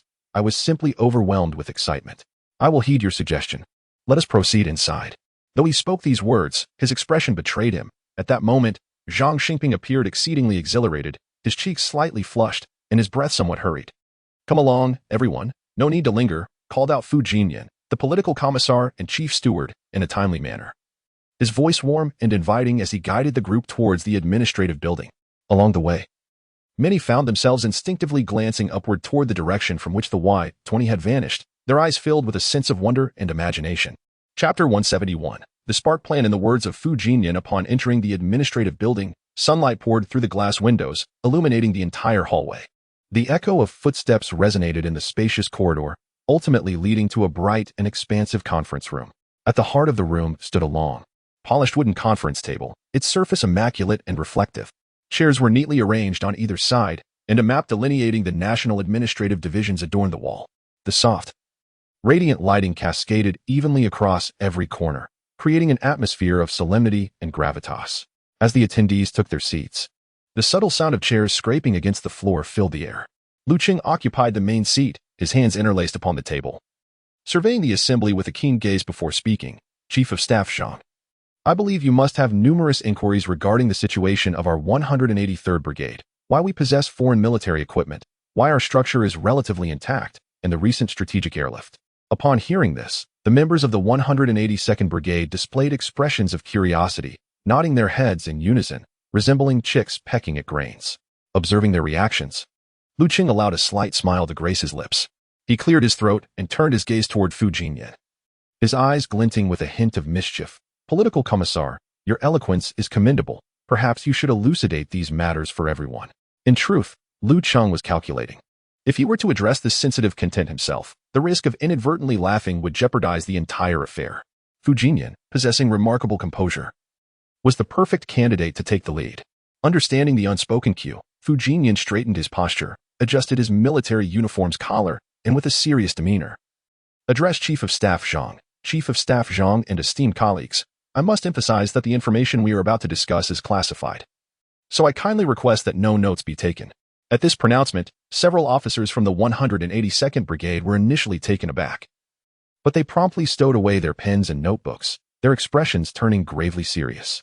Satisfied with their response, Fu Jinyan continued, the purpose of our 183rd Brigade's formation, aside from serving as a new quality experimental unit exploring novel organizational methods, is, most importantly, to act as the final reserve force executing the Spark Plan.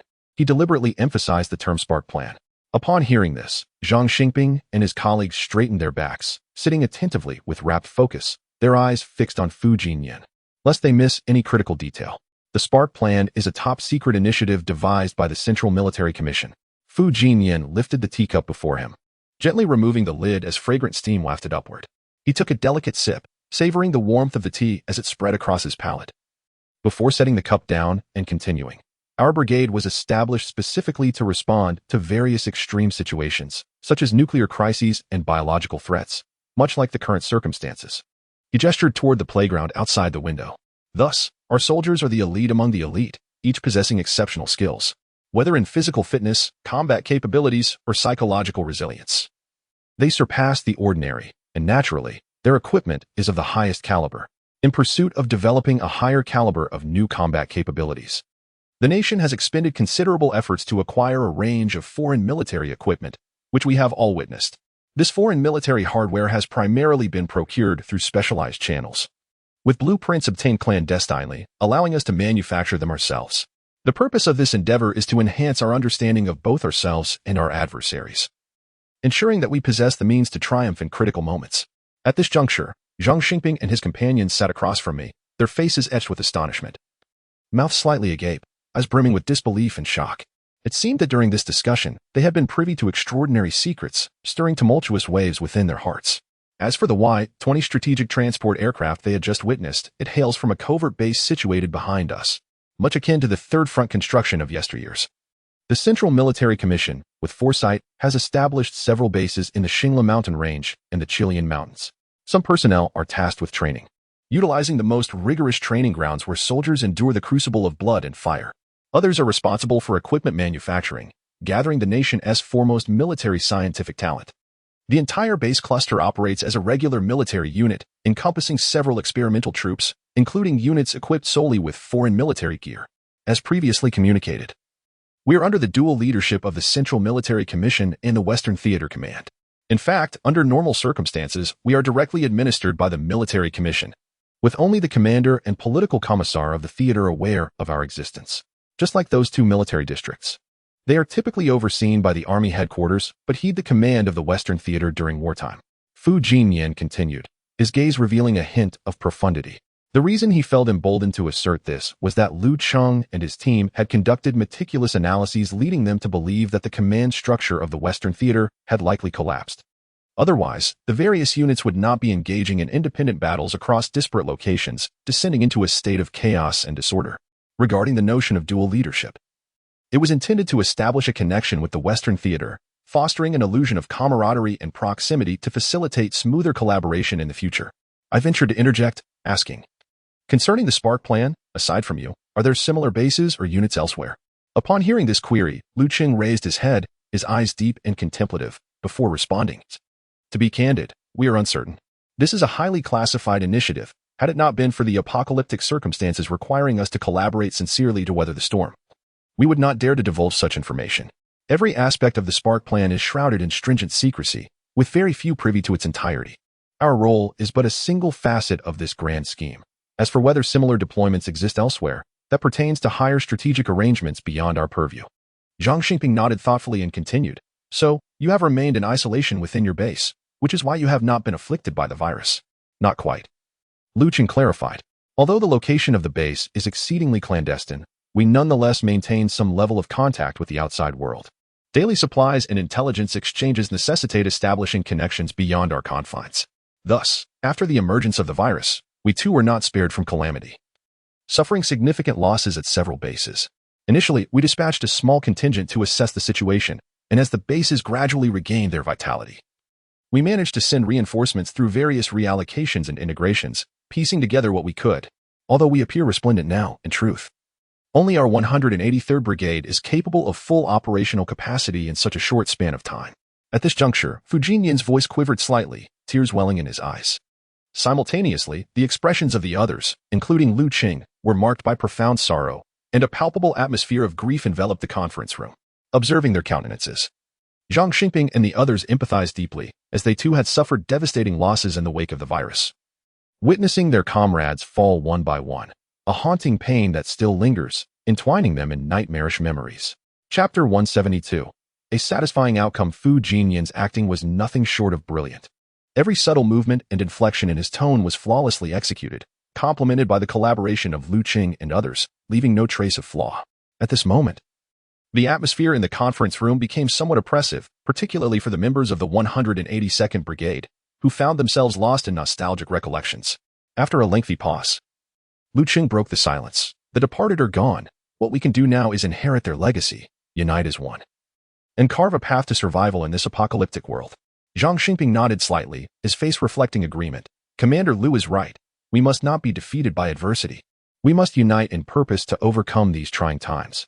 Subsequently, Fu Jinyan continued the discussion, his tone growing more serious. Everyone, the base we belong to has always been a top-level secret. Under normal circumstances, it cannot be disclosed at all. Therefore, until we receive the highest level of permission, we may not be able to invite you for a tour. I hope you can understand. Upon hearing this, Zhang Xingping waved his hands repeatedly. Commissioner Fu, you are being overly modest. We are soldiers. Protecting our homeland is our sacred duty, and maintaining confidentiality is a discipline ingrained in our very bones. It is already inappropriate for us to hear such secrets. How could we continue to err? We understand the gravity of the situation, so rest assured. Listening to Zhang Xingping's words, Lu Cheng secretly clenched his fist beneath the table, filled with excitement. This is going to work. Ever since Fu Jinyan began recounting the story, he had been subtly observing the expressions of the individuals opposite him. What Lu Cheng was unaware of was that from the moment Zhang Xingping and others encountered their reconnaissance team, and Huang Feng returned to report the relevant situation, they had already acknowledged their identities. The arrival of the Y-20 transport aircraft squadron had dispelled any lingering doubts. After all, it was evident that not even a brigade could acquire such a large strategic transport aircraft, let alone a group army. Upon hearing about the Spark plan and the base community, their excitement grew even more. Although the 182nd Brigade was not included in the base's support sequence, they were part of the Eastern military and shared the same beliefs and missions. It was certain that they would no longer drift aimlessly or fight alone. Zhang Xingping cleared his throat, somewhat embarrassed, and said, Commander Lu, I must first apologize to everyone. We previously harbored doubts about your identities and displayed a lack of trust. It was our mistake. Lu Cheng quickly waved his hand, sincerely replying, Chief of Staff Zhang, please do not say that. You did nothing wrong. In this apocalyptic world, it is prudent to exercise caution in the face of the unknown. Had I been in your position, I would have acted similarly. It is a matter of responsibility to our troops and the lives of our comrades, and we fully understand. Upon hearing Lu Cheng's words, Zhang Xingping felt a weight lift off his shoulders, expressing his gratitude. Thank you, Commander Lu, and everyone for your understanding. I truly appreciate it. Chief of Staff Zhang, our two teams meeting here is not only a matter of fate, but also a shared responsibility. We must carefully consider the path ahead. Having established a foundation of trust, Lu Cheng candidly addressed the question that weighed heavily on everyone's minds. In response, Zhang Xingping met his gaze with unwavering determination. What you say, Commander Lu, is absolutely correct. Throughout our journey, we have been deeply impressed by the fine equipment and high morale of the 183rd Brigade. The current situation is pressing, necessitating our mutual support and collaboration in battle. His words brimmed with anticipation for future cooperation. Moreover, to be frank, our 182nd Brigade has suffered severe losses. In terms of personnel and equipment, we barely muster a full battalion, and our ammunition supplies are critically low. To put it bluntly, we have come seeking assistance, hoping for your support. A bittersweet smile played on Zhang Xingping's face, revealing the helplessness and sorrow that accompanied their plight. Under the brutal trials of the apocalypse, the 182nd Brigade had fallen from a fully staffed elite force to such a dire state, which was truly lamentable. As brother units, we will certainly assist you to the best of our abilities, Lu Cheng assured without hesitation. After this meeting, please compile a list of your needs, and we will relay it to the base. Upon hearing Lu Cheng's initial agreement, Zhang Xingping and his companions expressed their gratitude once more. Zhang Xingping then continued, however, I do have one more question. What is the current status of the base's material reserves? After all, as we prepare for the protracted battle ahead, we must ensure that aiding us does not compromise your operational plans. His gaze reflected a hint of concern, for no one wished to burden others due to their own circumstances. In response, Fu Jinyan interjected, currently, our material reserves are quite adequate. The base possesses a substantial supply warehouse, and we have made extensive emergency preparations, stockpiling vast quantities of food, ammunition, and essential supplies. Most importantly, the base has a complete production line, yielding significant output. As long as we can reclaim critical areas and secure the supply of raw materials, we will be sufficiently equipped to handle the current situation. This revelation left Zhang Xingping and his companions astounded. The enigmatic base appeared to possess far greater resources than they had anticipated. Little did they realize that, favored by the system, Lu Cheng could continually receive reinforcements of personnel and equipment simply by vanquishing zombies. At this juncture, Lu Cheng spoke again. Chief of Staff Zhang, you need not worry. Our invitation for the 182nd Brigade to engage in this exchange signifies our capability and willingness to assist your esteemed unit. In a world ravaged by the virus, where the living are but shadows of their former selves, our limited strength cannot conquer the world alone. Uniting all available forces is indeed the correct approach. With a smile yet a resolute tone, Lu Cheng added, moving forward, we must not only share and exchange equipment and technology, but also delve deeply into tactical concepts and soldier training. Only through comprehensive integration and advancement can we expedite the end of this apocalypse. The phrase integration and advancement caused the officers of the 182nd Brigade to visibly stiffen. Zhang Xingping was momentarily taken aback, but then smiled and remarked, having just listened to Commissar Fu's introduction, I have gained a deeper understanding of the relevant circumstances. The Spark Plan carries significant responsibilities, and from now on, we shall fully cooperate with any request from your side. Upon hearing his response, Lu Cheng and the others all displayed satisfied smiles, recognizing that a humble attitude is essential when seeking assistance. Observing the 182nd Brigade's awareness of the greater picture and their sense of responsibility, they felt a profound confidence in future developments. Outside the window, the sun continued to shine brilliantly, casting its light upon the Cold War equipment. They stood in orderly formation on the parade ground, silently witnessing the inaugural assembly of two heroic forces. Chapter 173, A Weakness? If strength suffices, it is of no consequence. After deliberating on the critical issues and exchanging viewpoints regarding the current situation, this momentous meeting ultimately drew to a close. The members of the 182nd Brigade were escorted out of the conference room by the duty officer, while Lu Cheng arranged for them to utilize an office where they could revise their inventory list.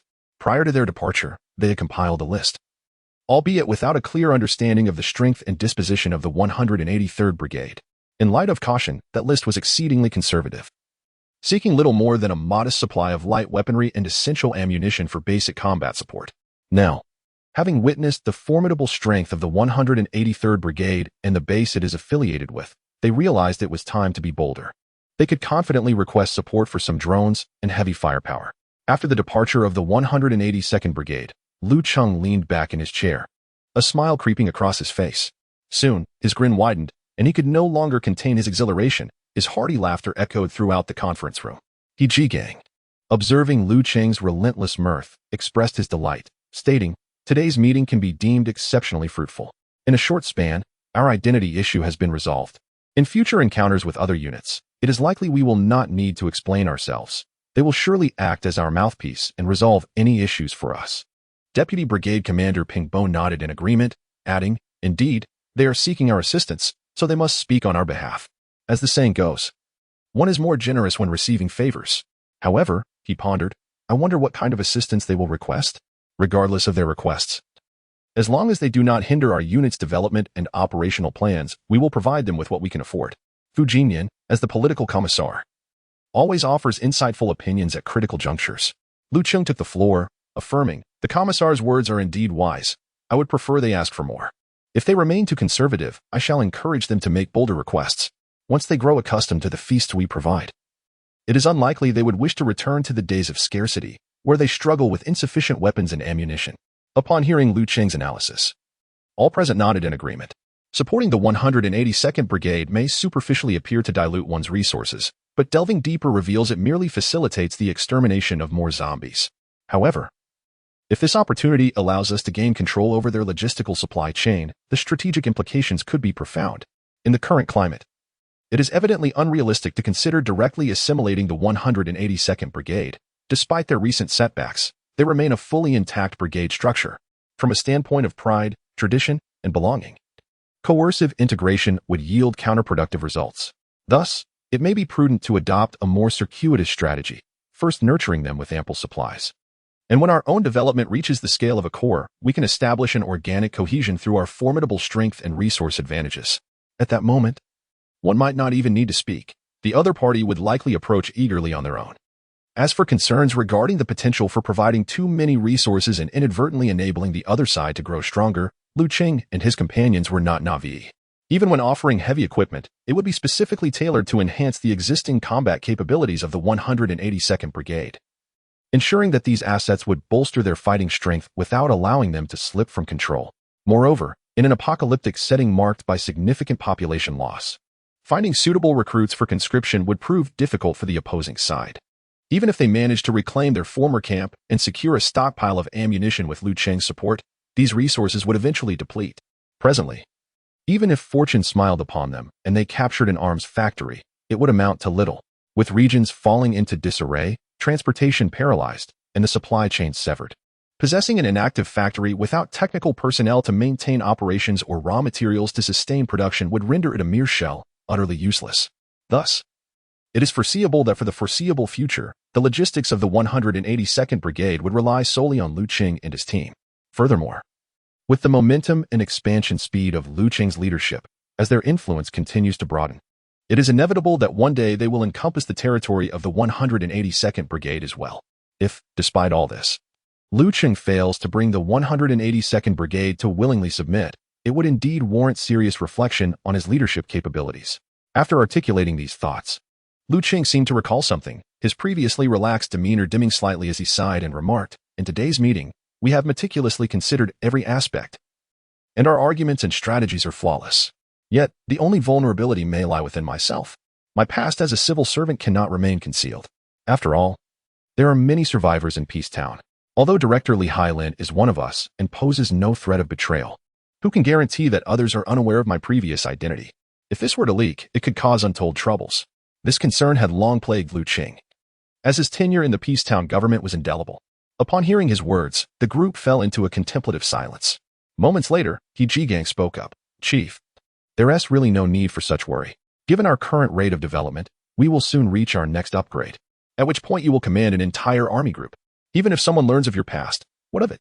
As the most complete and well-equipped force in the nation, it will be others who seek our assistance, who would dare to create discord over such a trivial matter. Fu Jinyan chimed in. What he says is correct. With our momentum, establishing an army group is merely a formality. By next year at the latest, we will likely form a formidable northwest cluster. By then, whether heading north or south, east or west, regions will only implore us for aid. Even if some are aware of your past, they will likely keep it a closely guarded secret.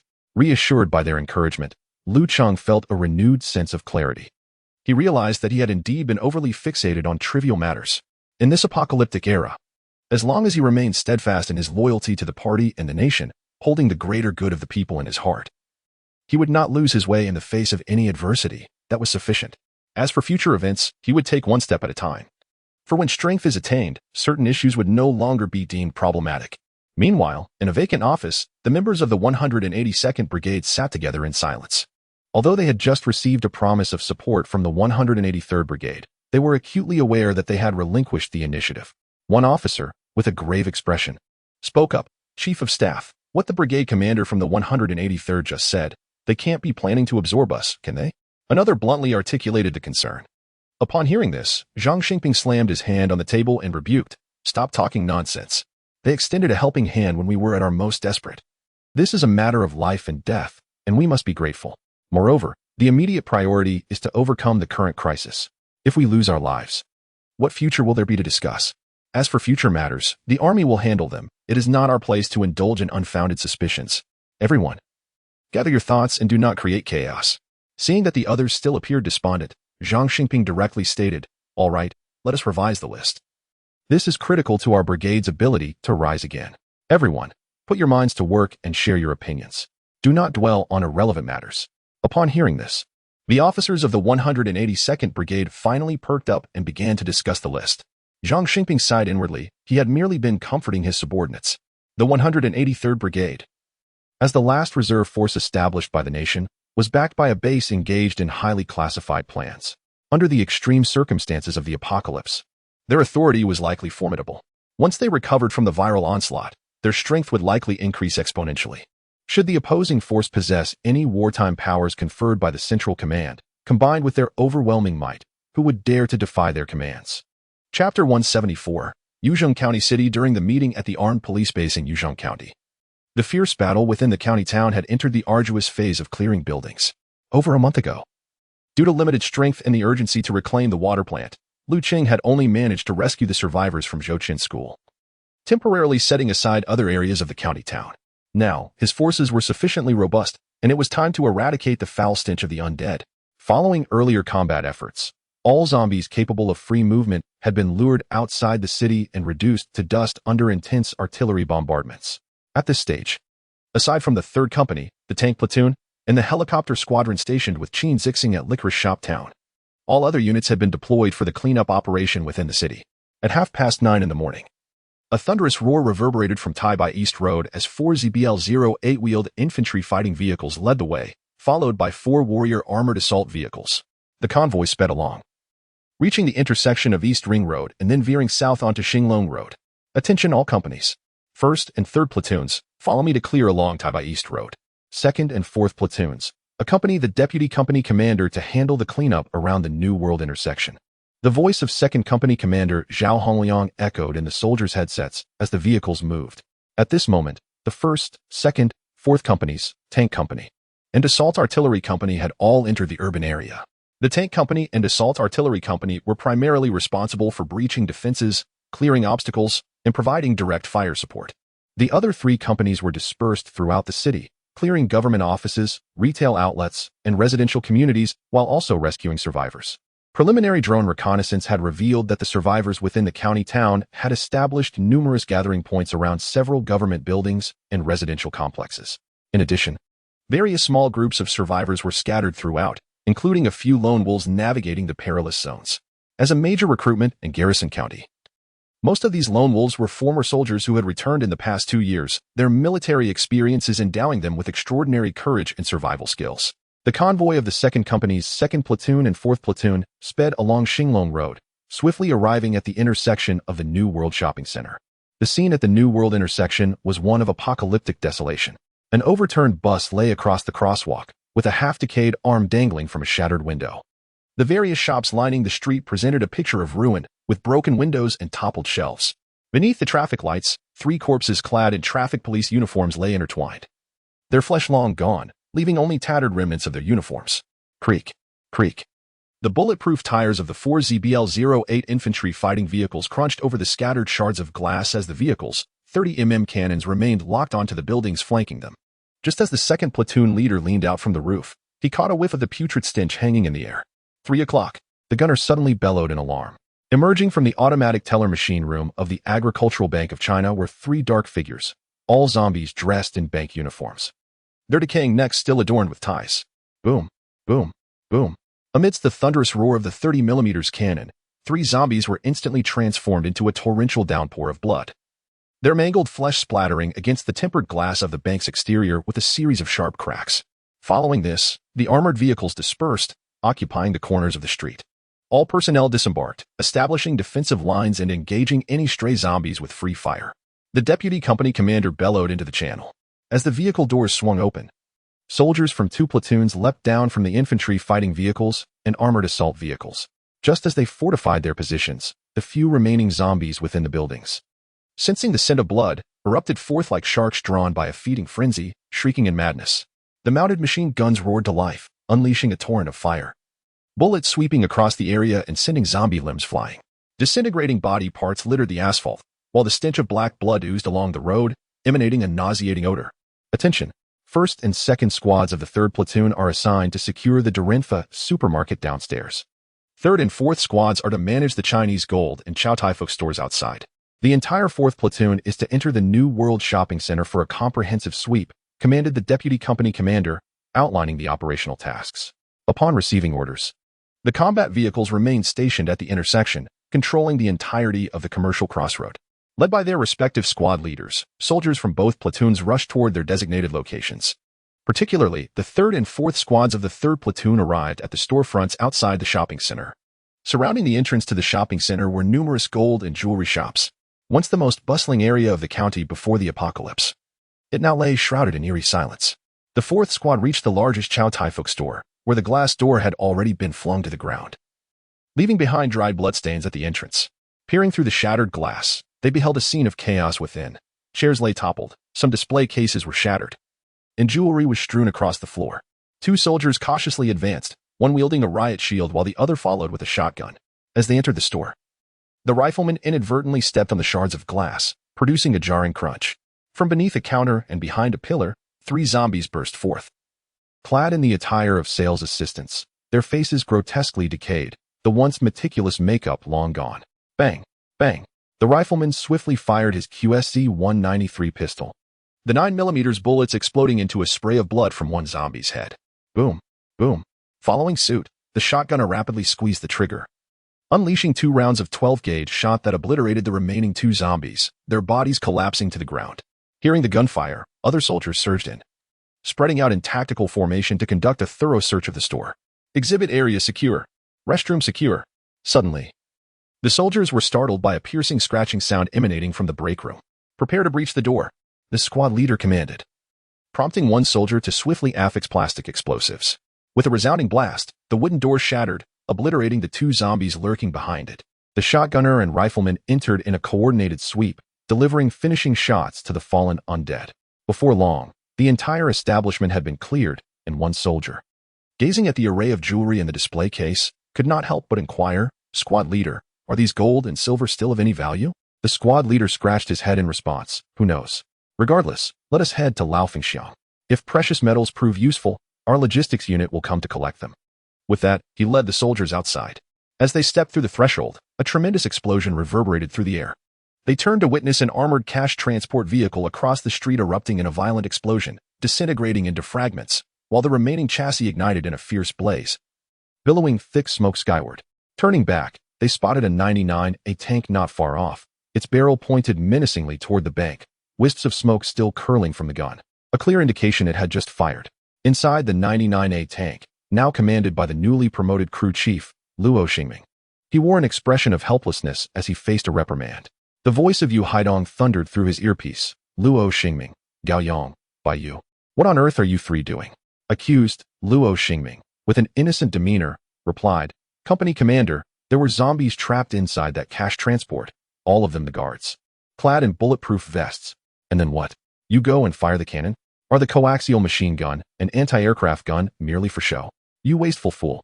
Yu Haidong's fury intensified, his voice nearly shattering the eardrums. "Continue with the mission, and cease your foolishness.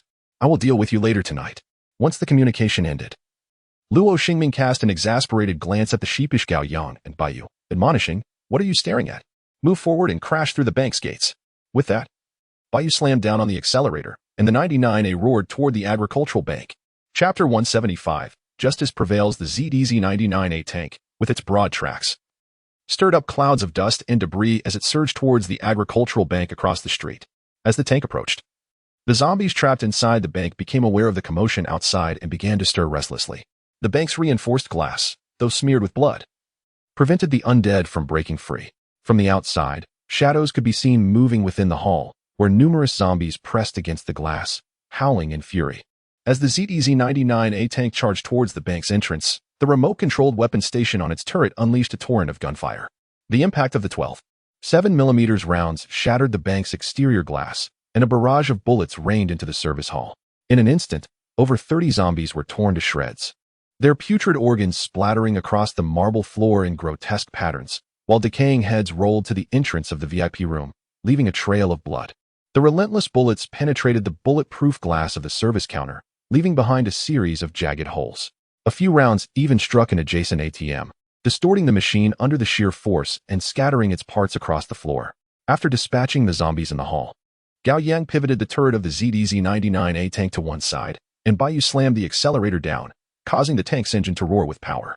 With a resounding crash, the iron gate of the bank courtyard was deformed and flung outward, tracing an arc through the air before crashing heavily into the yard. Seeing the entrance breached, Luo Xingming nudged Baiyu's seat. "Our mission is complete. Let the infantry handle the cleanup. Let us retreat quickly." The rear of the ZZ-99A belched black smoke as its massive frame slowly backed out of the bank courtyard. Just as Baiyu maneuvered the tank's direction and rumbled toward the New World shopping center below, an alarm blared in his earpiece. "Attention all units, this is Squad 4. Team 3.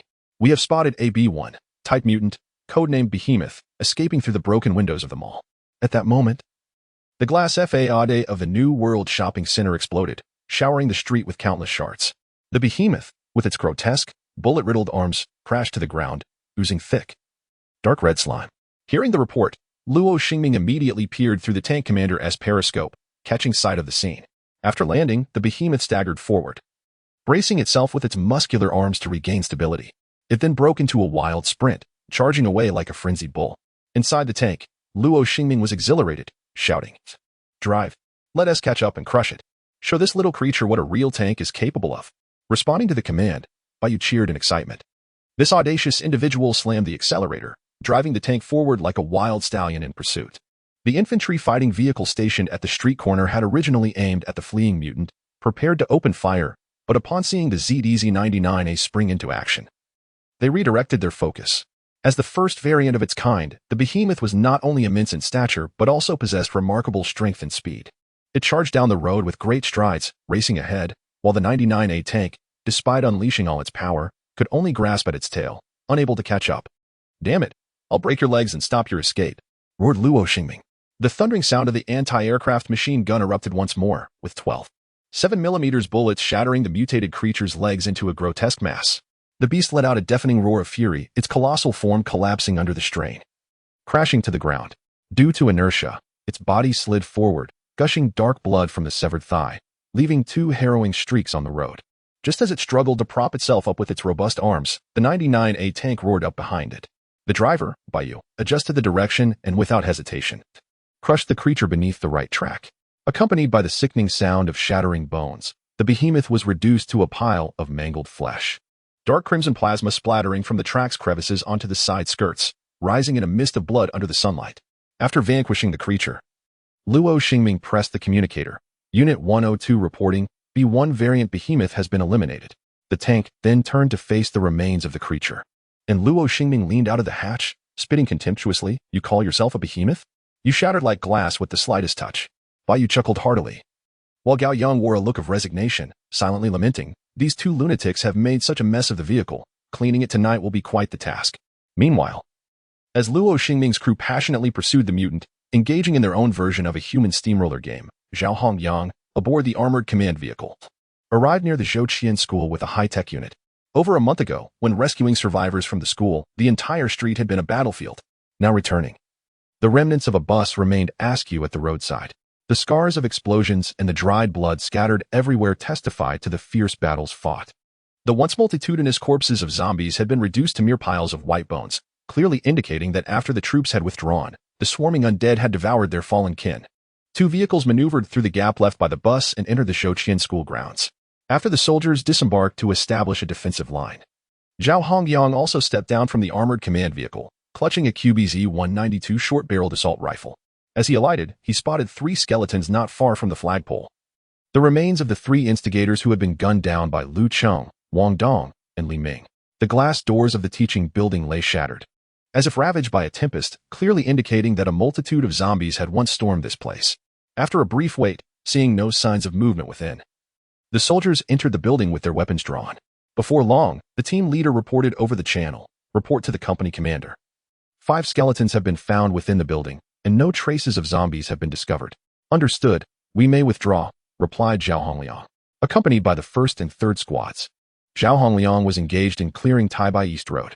He voluntarily led his men to the former school, primarily to fulfill the mission of sanitizing the area and eliminating potential threats. Additionally, he was haunted by the memory of the few individuals who had been abandoned. Eager to discern their fates, it was evident that after the military's withdrawal, a horde of corpses had surged into the school. And those 5 unscrupulous individuals ultimately could not escape their grim destiny, becoming mere sustenance for the undead. In this apocalyptic world, the duality of human nature was magnified to an infinite degree, and fate delivered its harsh justice in the most brutal manner. As the saying goes, good and evil will ultimately be rewarded. Gazing upon the dilapidated campus, Zhao Hongliang was overwhelmed with emotion. After a considerable moment, he turned and led his soldiers back to the vehicles. The roar of the engines echoed once more as they set forth towards their next mission. Chapter 176. The longed-for object as Zhao Hongliang and his team made their way to the Yuzhong County Public Security Bureau. Other soldiers were steadily advancing along Taibai East Road in 2 and 3 rows. From the residence buildings lining the streets, gunfire and the anguished roars of zombies intermittently echoed. The soldiers knocked on doors, conducting thorough searches to rescue trapped residents. Inside most homes, scenes reminiscent of a hellish purgatory unfolded. Furniture lay toppled. Belongings were strewn across the floor. Dark red splatters of blood adorned the walls, and within, alongside the zombies, lay the gnawed remains of skeletons. The sight of children transformed into zombies weighed heavily on the hearts of the soldiers. In an old residential building, as the soldiers entered the dimly lit corridor, a door on the 1st floor swung open. "Who is inside? Step out," the squad leader shouted, prompting the soldiers to aim their weapons menacingly at the door. With a creak, the door was pushed fully open, revealing a young man. "Don't shoot. I'm human." He wore a black tactical jacket, a somewhat worn helmet atop his head, and had a few books bound with tape on his arm. Most strikingly, he held a crossbow equipped with a pulley system, and a machete hung at his waist, its blade stained with brownish blood. "We are the rescue unit from the Western Theater, 183rd Brigade. Please lower your weapons and comply with our inspection." The squad leader, wary of the man's armament, maintained his composure. The young man, however, was notably cooperative. He slowly crouched down, gently placing the crossbow and machete on the ground. Then, he carefully removed his helmet and raised both hands against the wall. His body taut and straight, signaling his lack of hostility. The soldiers quickly approached, beginning an exhaustive search of his person. At that moment, the young man exclaimed excitedly, "You finally made it. We're all comrades. I just returned from my service last year." His voice trembled slightly, imbued with the joy of survival and the warmth of reuniting with fellow soldiers. "You guys look incredible. Are you still in need of personnel? I'd like to re-enlist." As he spoke, his eyes gleamed with envy as he admired the soldier's gear, his longing evident, almost drooling. Unfazed by his enthusiasm, the squad leader bent down to retrieve the crossbow, weighing it in his hands before stating, "There are rescue vehicles outside. Hurry and board them. Your weapons will be confiscated. You cannot take them with you." Hearing that his cherished weapon would be taken away, the young man grew visibly anxious. He stepped forward, then hesitated, stammering, "Comrade, could you? This crossbow took a lot of effort to modify. The world is unstable. Without it, I feel insecure." "You are safe now. You do not need weapons for the time being. Please follow orders," the squad leader replied, his tone firm and succinct. The young man's lips moved as if he wished to say more, but ultimately, he swallowed his words. With his head hanging low, he resembled a dejected rooster, trudging out of the building, his silhouette appearing particularly forlorn in the faint light of the corridor. On the other side of the New World Shopping Center, for lines of warriors were grappling with a formidable siege. Although Yuzhong County had restored its power supply, the circuits within the shopping center appeared to be malfunctioning, shrouding the interior in gloom, with emergency lights flickering feebly like dancing will-o'-the-wisps. The shops lay in disarray, shelves toppled, and merchandise strewn across the floor, severely obstructing the warriors' vision. The soldiers initially created a commotion to lure the mobile zombies from each floor, systematically eliminating them. In an instant, gunfire and the roars of the undead intertwined, echoing throughout the shopping center. Subsequently, drones activated infrared mode for reconnaissance. The warriors formed into groups of 3, lowering their multifunctional night vision goggles, and advanced through each shop in search of threats. As 3 soldiers approached a sportswear store, a sudden cacophony of violent collisions and zombie snarls erupted from within. Instantly alert, they retreated and maintained a safe distance, aiming their weapons at the entrance, poised for any unforeseen circumstances. This is Team 1 reporting an anomaly at the Hongxing Erk store on the 3rd floor, requesting drone reconnaissance. One soldier whispered urgently over the communication channel. Acknowledged. The drone will arrive in 30 seconds. Please remain vigilant. Soon, a nimble quadcopter swiftly approached, deftly navigating through the shattered storefront to enter the shop. The operator, viewing through the screen, observed several zombies trapped beneath a pile of collapsed shelves, thrashing desperately. Their limbs were ensnared by the heavy debris, rendering them immobile. Yet they continued to emit chilling howls. For zombies located, immobilized by the shelves, please proceed to eliminate, the operator reported. Acknowledged. With clarity on the situation, the 3 soldiers cautiously entered the store. Bang, bang, bang, bang. After the gunfire, the heads of the incapacitated zombies burst, ceasing all movement, while putrid black blood oozed from the bullet holes.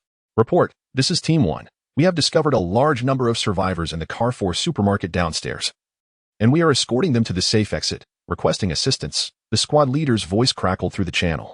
Received. Reinforcements are en route. This news prompted the deputy company commander outside the shopping center to clench his fist, a smile of relief breaking across his face. It seemed his intuition was correct. As a supermarket rich in essential supplies, it indeed harbored survivors. As the setting sun stained the shopping center's glass facade crimson, the final confrontation concluded in the 5th-floor maternity room. Upon kicking open the door, the overwhelming stench of decay caused everyone's stomachs to churn. The interior suggested that survivors had once taken refuge here and had persevered for some time, with scattered makeshift supplies and emptied water bottles in the corners. Now, however, only a decayed corpse and an empty baby stroller remained. The warriors bravely endured the acrid stench as they approached, only to discover the lifeless body of a woman. Her left hand clutched a tiny baby shoe tightly, while her right hand scrawled erratic blood-soaked words on the tiles. They took my child in their desperate bid for survival, using him as bait to lure away the monsters. In their greed for the child, they nearly beat me to death, a pack of brutes. Not human. The writing trailed off with a long smear of blood at the last character, clearly indicating that the writer was on the brink of death at that moment. Bloodied fabric fibers were lodged beneath the corpse's fingernails, and several struggle marks remained on the wall. The warriors bowed their heads in silence, and the squad leader noticed a pink ribbon tied to the handle of a baby carriage. Upon closer inspection, he discovered the ribbon was embroidered with the words commemorating a little pomegranate's full moon. Witnessing this, the warriors' chests swelled with fury, their fists clenching tightly. In this apocalyptic world, the grotesque nature of humanity was laid bare, and some entities could no longer be deemed human. As nightfall silently descended, the county town was shrouded in darkness, and the battle momentarily ceased. Once the county was fully reclaimed and the remaining town subdued, the long-cherished object of Lu Cheng's desire would finally be within his grasp. Chapter 177. So conservative? On the following morning, gentle sunlight filtered through the sparse clouds, casting its warm glow upon the earth. Lu Cheng rose early, and after a modest breakfast, he hastened directly to the command center. Upon entering, he observed He Jigang seated with a group of advisors, deeply engaged in discussions regarding the operational details. Noticing Lu Cheng's arrival, He Jigang promptly stood and approached with alacrity. Commander, the progress of the 1st Battalion's operations has been exceedingly successful. After 2 days of fierce combat, the zombies within the county town of Yuzhong have been largely eradicated. Currently, the recovery progress of the urban area has exceeded 50%, and at this momentum, we anticipate complete control of the entire county town by the day after tomorrow. After listening to the report, Lu Cheng nodded slightly, a trace of satisfaction illuminating his expression. Indeed, the 1st Battalion has performed admirably, swift actions and appropriate tactics. By the way, how many survivors have we rescued thus far? He Jigang swiftly opened his folder, scanning the contents before responding.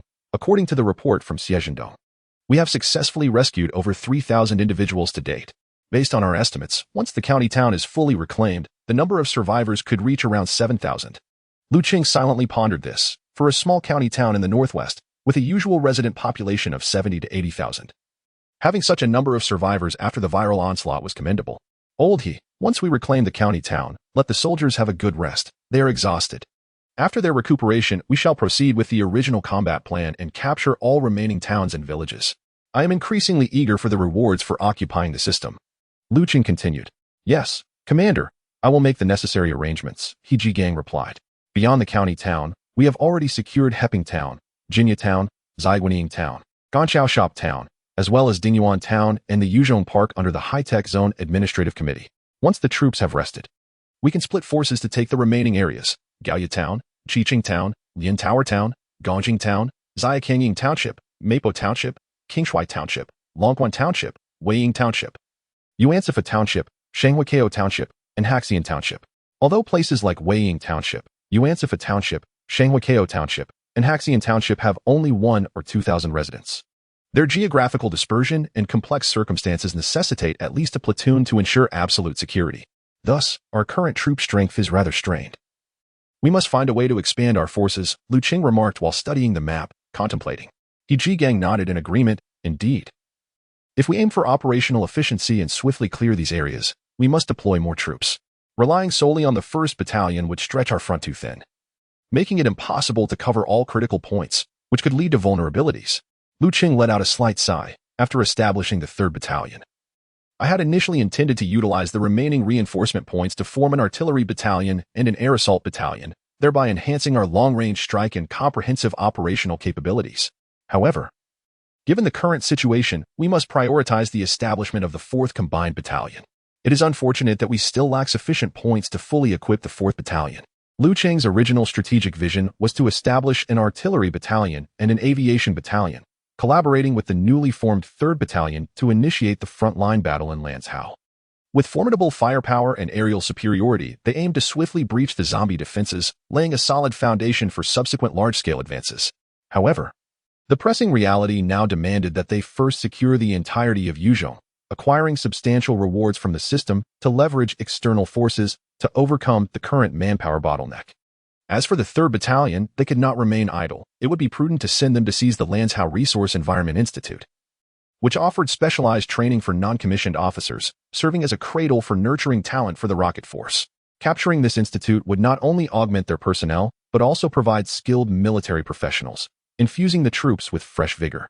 Regarding the 4th Battalion, they could prioritize airdropping combat units, allowing them to engage in battle immediately, while support and logistical units could follow up at a more measured pace. After considering Lu Cheng's words, He Jigang contemplated for a moment before responding. Lu Cheng nodded slightly in agreement. Indeed, this appears to be our only option for now. Moreover, we must reserve some points. Let us not forget our obligation to support the 182nd Brigade. At that moment, a staff officer entered, presenting a form to Lu Cheng. Chief, here's the list of supplies just sent over by the 182nd Brigade. Oh, is it ready already? Let me take a look. Lu Cheng received the list and examined it carefully. As he perused the document, his brow furrowed, and he subsequently handed the list to He Jigang. The 182nd Brigade is rather conservative. They traveled a considerable distance only to request such a meager amount. He Jigang took the list, glanced over it quickly, and chuckled. It's understandable. They are like a poor relative visiting for the first time and hesitant to ask for much. It seems we should indeed follow through on our earlier discussion and offer them a little more. They are being overly polite, but we cannot afford to be stingy. We must ensure our allies truly feel our strength and sincerity. He tapped the armrest of his chair thoughtfully. The support list from the 182nd Brigade was rather straightforward, requesting 300 light weapons along with accompanying ammunition. They also sought heavy machine guns and mortars, along with their respective ammunition and shells. Lastly, they requested drones, but hesitantly only specified 10 sets each of light rotary wing drones and quadcopters. Oldie, what do you think we should add? Lu Cheng posed the question to He Jigang. He Jigang crossed his arms, pondering for a long while before responding. The light weapons and heavy machine guns are easily obtainable. We have plenty in the munitions depot we captured. The current challenge lies in the abundance of zombies along the route, making overland transport quite inconvenient. Let us forego overland transport. The risks along the way are considerable, and we would need to deploy personnel for escort, which is too cumbersome. Airdropping them is the most efficient solution, Lu Cheng interjected suddenly. If we opt for airdrops, then it becomes straightforward. The 182nd Brigade hasn't made much of a change in their equipment. They primarily use the Type 95 rifle, so we can simply provide them with those. They are versatile and easy for the soldiers to handle. Regarding machine guns and mortars, in the current battle against the undead, to avoid being encircled by the tide of corpses, the troops must possess a heightened degree of mobility. Hence, it would be prudent to provide them with a portion of Marauder assault vehicles and the PCP-001 model 82mm self-propelled mortars, suggested He Jigang. After considering his proposal, Lu Cheng pondered briefly, formulating a decisive plan in his mind. In addition to the light weaponry they requested, let us furnish them with 20 Marauder 3 armored assault vehicles. In terms of heavy weaponry, 12 PCP-001 model 82mm self-propelled mortars, supplemented by 6 PCL-171 model 122mm self-propelled howitzers. As for drones, beyond what they have asked for, we shall additionally support 2 sets of Beast K-008 medium multi-purpose drones. Furthermore, let us include 3 field cooking vehicles and medical units. Gang calculated and expressed his agreement. Since it had been previously decided to generously support our allied forces, it is imperative to be lavish in our provisions. After all, displaying opulence is the most effective means of demonstrating strength to our allies. Moreover, these heavy weapons are not easily operable. Once the ammunition is exhausted, they cannot conjure more. Chapter 178. Hidden Truths. After Lu Cheng and his associates finalized the assistance list, they refrained from promptly delivering it to the 182nd Brigade. Having concocted a mysterious and fictitious base, they fervently assured the brigade that reports would be generated for further research at this elusive location. Thus, it was imperative to stretch the procedural timeline to its fullest extent. This meticulously orchestrated performance required each segment to seamlessly interlock. During this period, Lu Cheng contemplated the necessity of further strengthening the bond with the 182nd Brigade, fostering mutual understanding and trust. Consequently, he extended a warm invitation to the members of the brigade to visit Peace Town. Human nature inherently possesses a tendency to showcase achievements, and Lu Cheng was no exception. Although the imaginary base could not be visited, the safe zone established through relentless effort over the past month was a tangible testament to their hard work, deserving of a thorough inspection by their allies. Thus, under his enthusiastic invitation, the members of the 182nd Brigade, unable to decline, boarded the already prepared armored assault vehicle. Accompanied by a security detachment, the vehicle gradually set off, departing from the base and swiftly making its way towards Peace Town. Lu Cheng occupied the first standard vehicle, sitting beside Zhang Xingping, the chief of staff of the 182nd Brigade. The spacious interior allowed for a relaxed atmosphere, and the two engaged in casual conversation. Currently, the safe zone boasted a registered population of over 11,000, excluding the survivors recently rescued from Yuzhong County. Lu Cheng provided an overview of the situation. Following the conclusion of the Dawn operation, the safe zone had initially comprised merely over 7,000 survivors. However, with subsequent operations leading to the successful reclamation of Xiaowenying and other towns, as well as the gradual clearance of the Yuzhong campus in Lanzhou, numerous survivors had been liberated. Additionally, with the commencement of external broadcasts, hundreds more had flocked from surrounding areas. After the completion of operations in Yuzhong County, the population of the Peace Safe Zone was projected to surpass 20,000. When factoring in regions such as Honggu District and Heqiao Town in Yongding County, the numbers would swell even further. Truly remarkable, the 183rd Brigade is indeed a paragon for our generation. Zhang Xingping expressed his genuine admiration upon hearing the introduction. In contrast, their own journey had only resulted in the rescue of approximately 1,000 individuals until the reclamation of Peace Township in Longxi County. As the two conversed, the convoy arrived at Hedong Road, where the towering city walls came into view from a distance. This section of the isolation wall, having commenced construction earliest, was also the first to be completed, even featuring established firing points. The convoy halted at the gate, and upon disembarking, the members of the 182nd Brigade stood with heads held high, gazing in awe at the imposing isolation wall before them. The 10-meter-high concrete structure loomed like a colossal dragon coiled upon the earth, with a firing point every 200 meters, interspersed with numerous gun ports. In modern society, one seldom encounters such awe-inspiring sights outside well-preserved scenic areas, particularly ancient cities. This was a dual defense system designed based on the ancient walled city concept. Li Hailan approached to provide a detailed explanation. Since that fateful night, this elder had aged considerably. Now, he appears to have sunken eyes. With all the hair at his temples turned completely white, he seems to have transformed into a different person. Speaking very little and dedicating all his time and energy to work, tirelessly busy as if he were unaware of fatigue. Lu Cheng and Fu Jinyan observe this closely and have repeatedly urged him to take a break, yet he remains oblivious, continuing on his own path. After passing the isolation wall, the group boarded the vehicle once more, heading towards the town center. Shortly thereafter, the convoy arrived at the entrance of Bowen College. As the doors swung open, the group disembarked, and Li Hailan once again began to explain the situation. The northern and southern campuses of Bowen College serve different purposes, with the northern campus primarily utilized as an isolation and observation area, where we conduct a 72-hour quarantine observation for every entrant. Among the troops of the 182nd Brigade, Wang Feng listened attentively while surveying his surroundings. Suddenly, from the corner of his eye, he caught sight of a familiar figure approaching from the other side of Weil Avenue. Upon closer inspection, he realized it was Li Long, the veteran he had rescued near the Anding district of Dingxi City. Elated to encounter an acquaintance in this place, Huang Feng approached Zhang Xingping and whispered a few words. After receiving permission, he broke away from the group and ran towards Li Long. At that moment, Li Long had just received notification to go to the town government to handle paperwork for joining the police force. Whistling a cheerful tune, he walked briskly. And upon lifting his head, he spotted a line of military vehicles parked at the entrance of Bowen College, along with a throng of officers.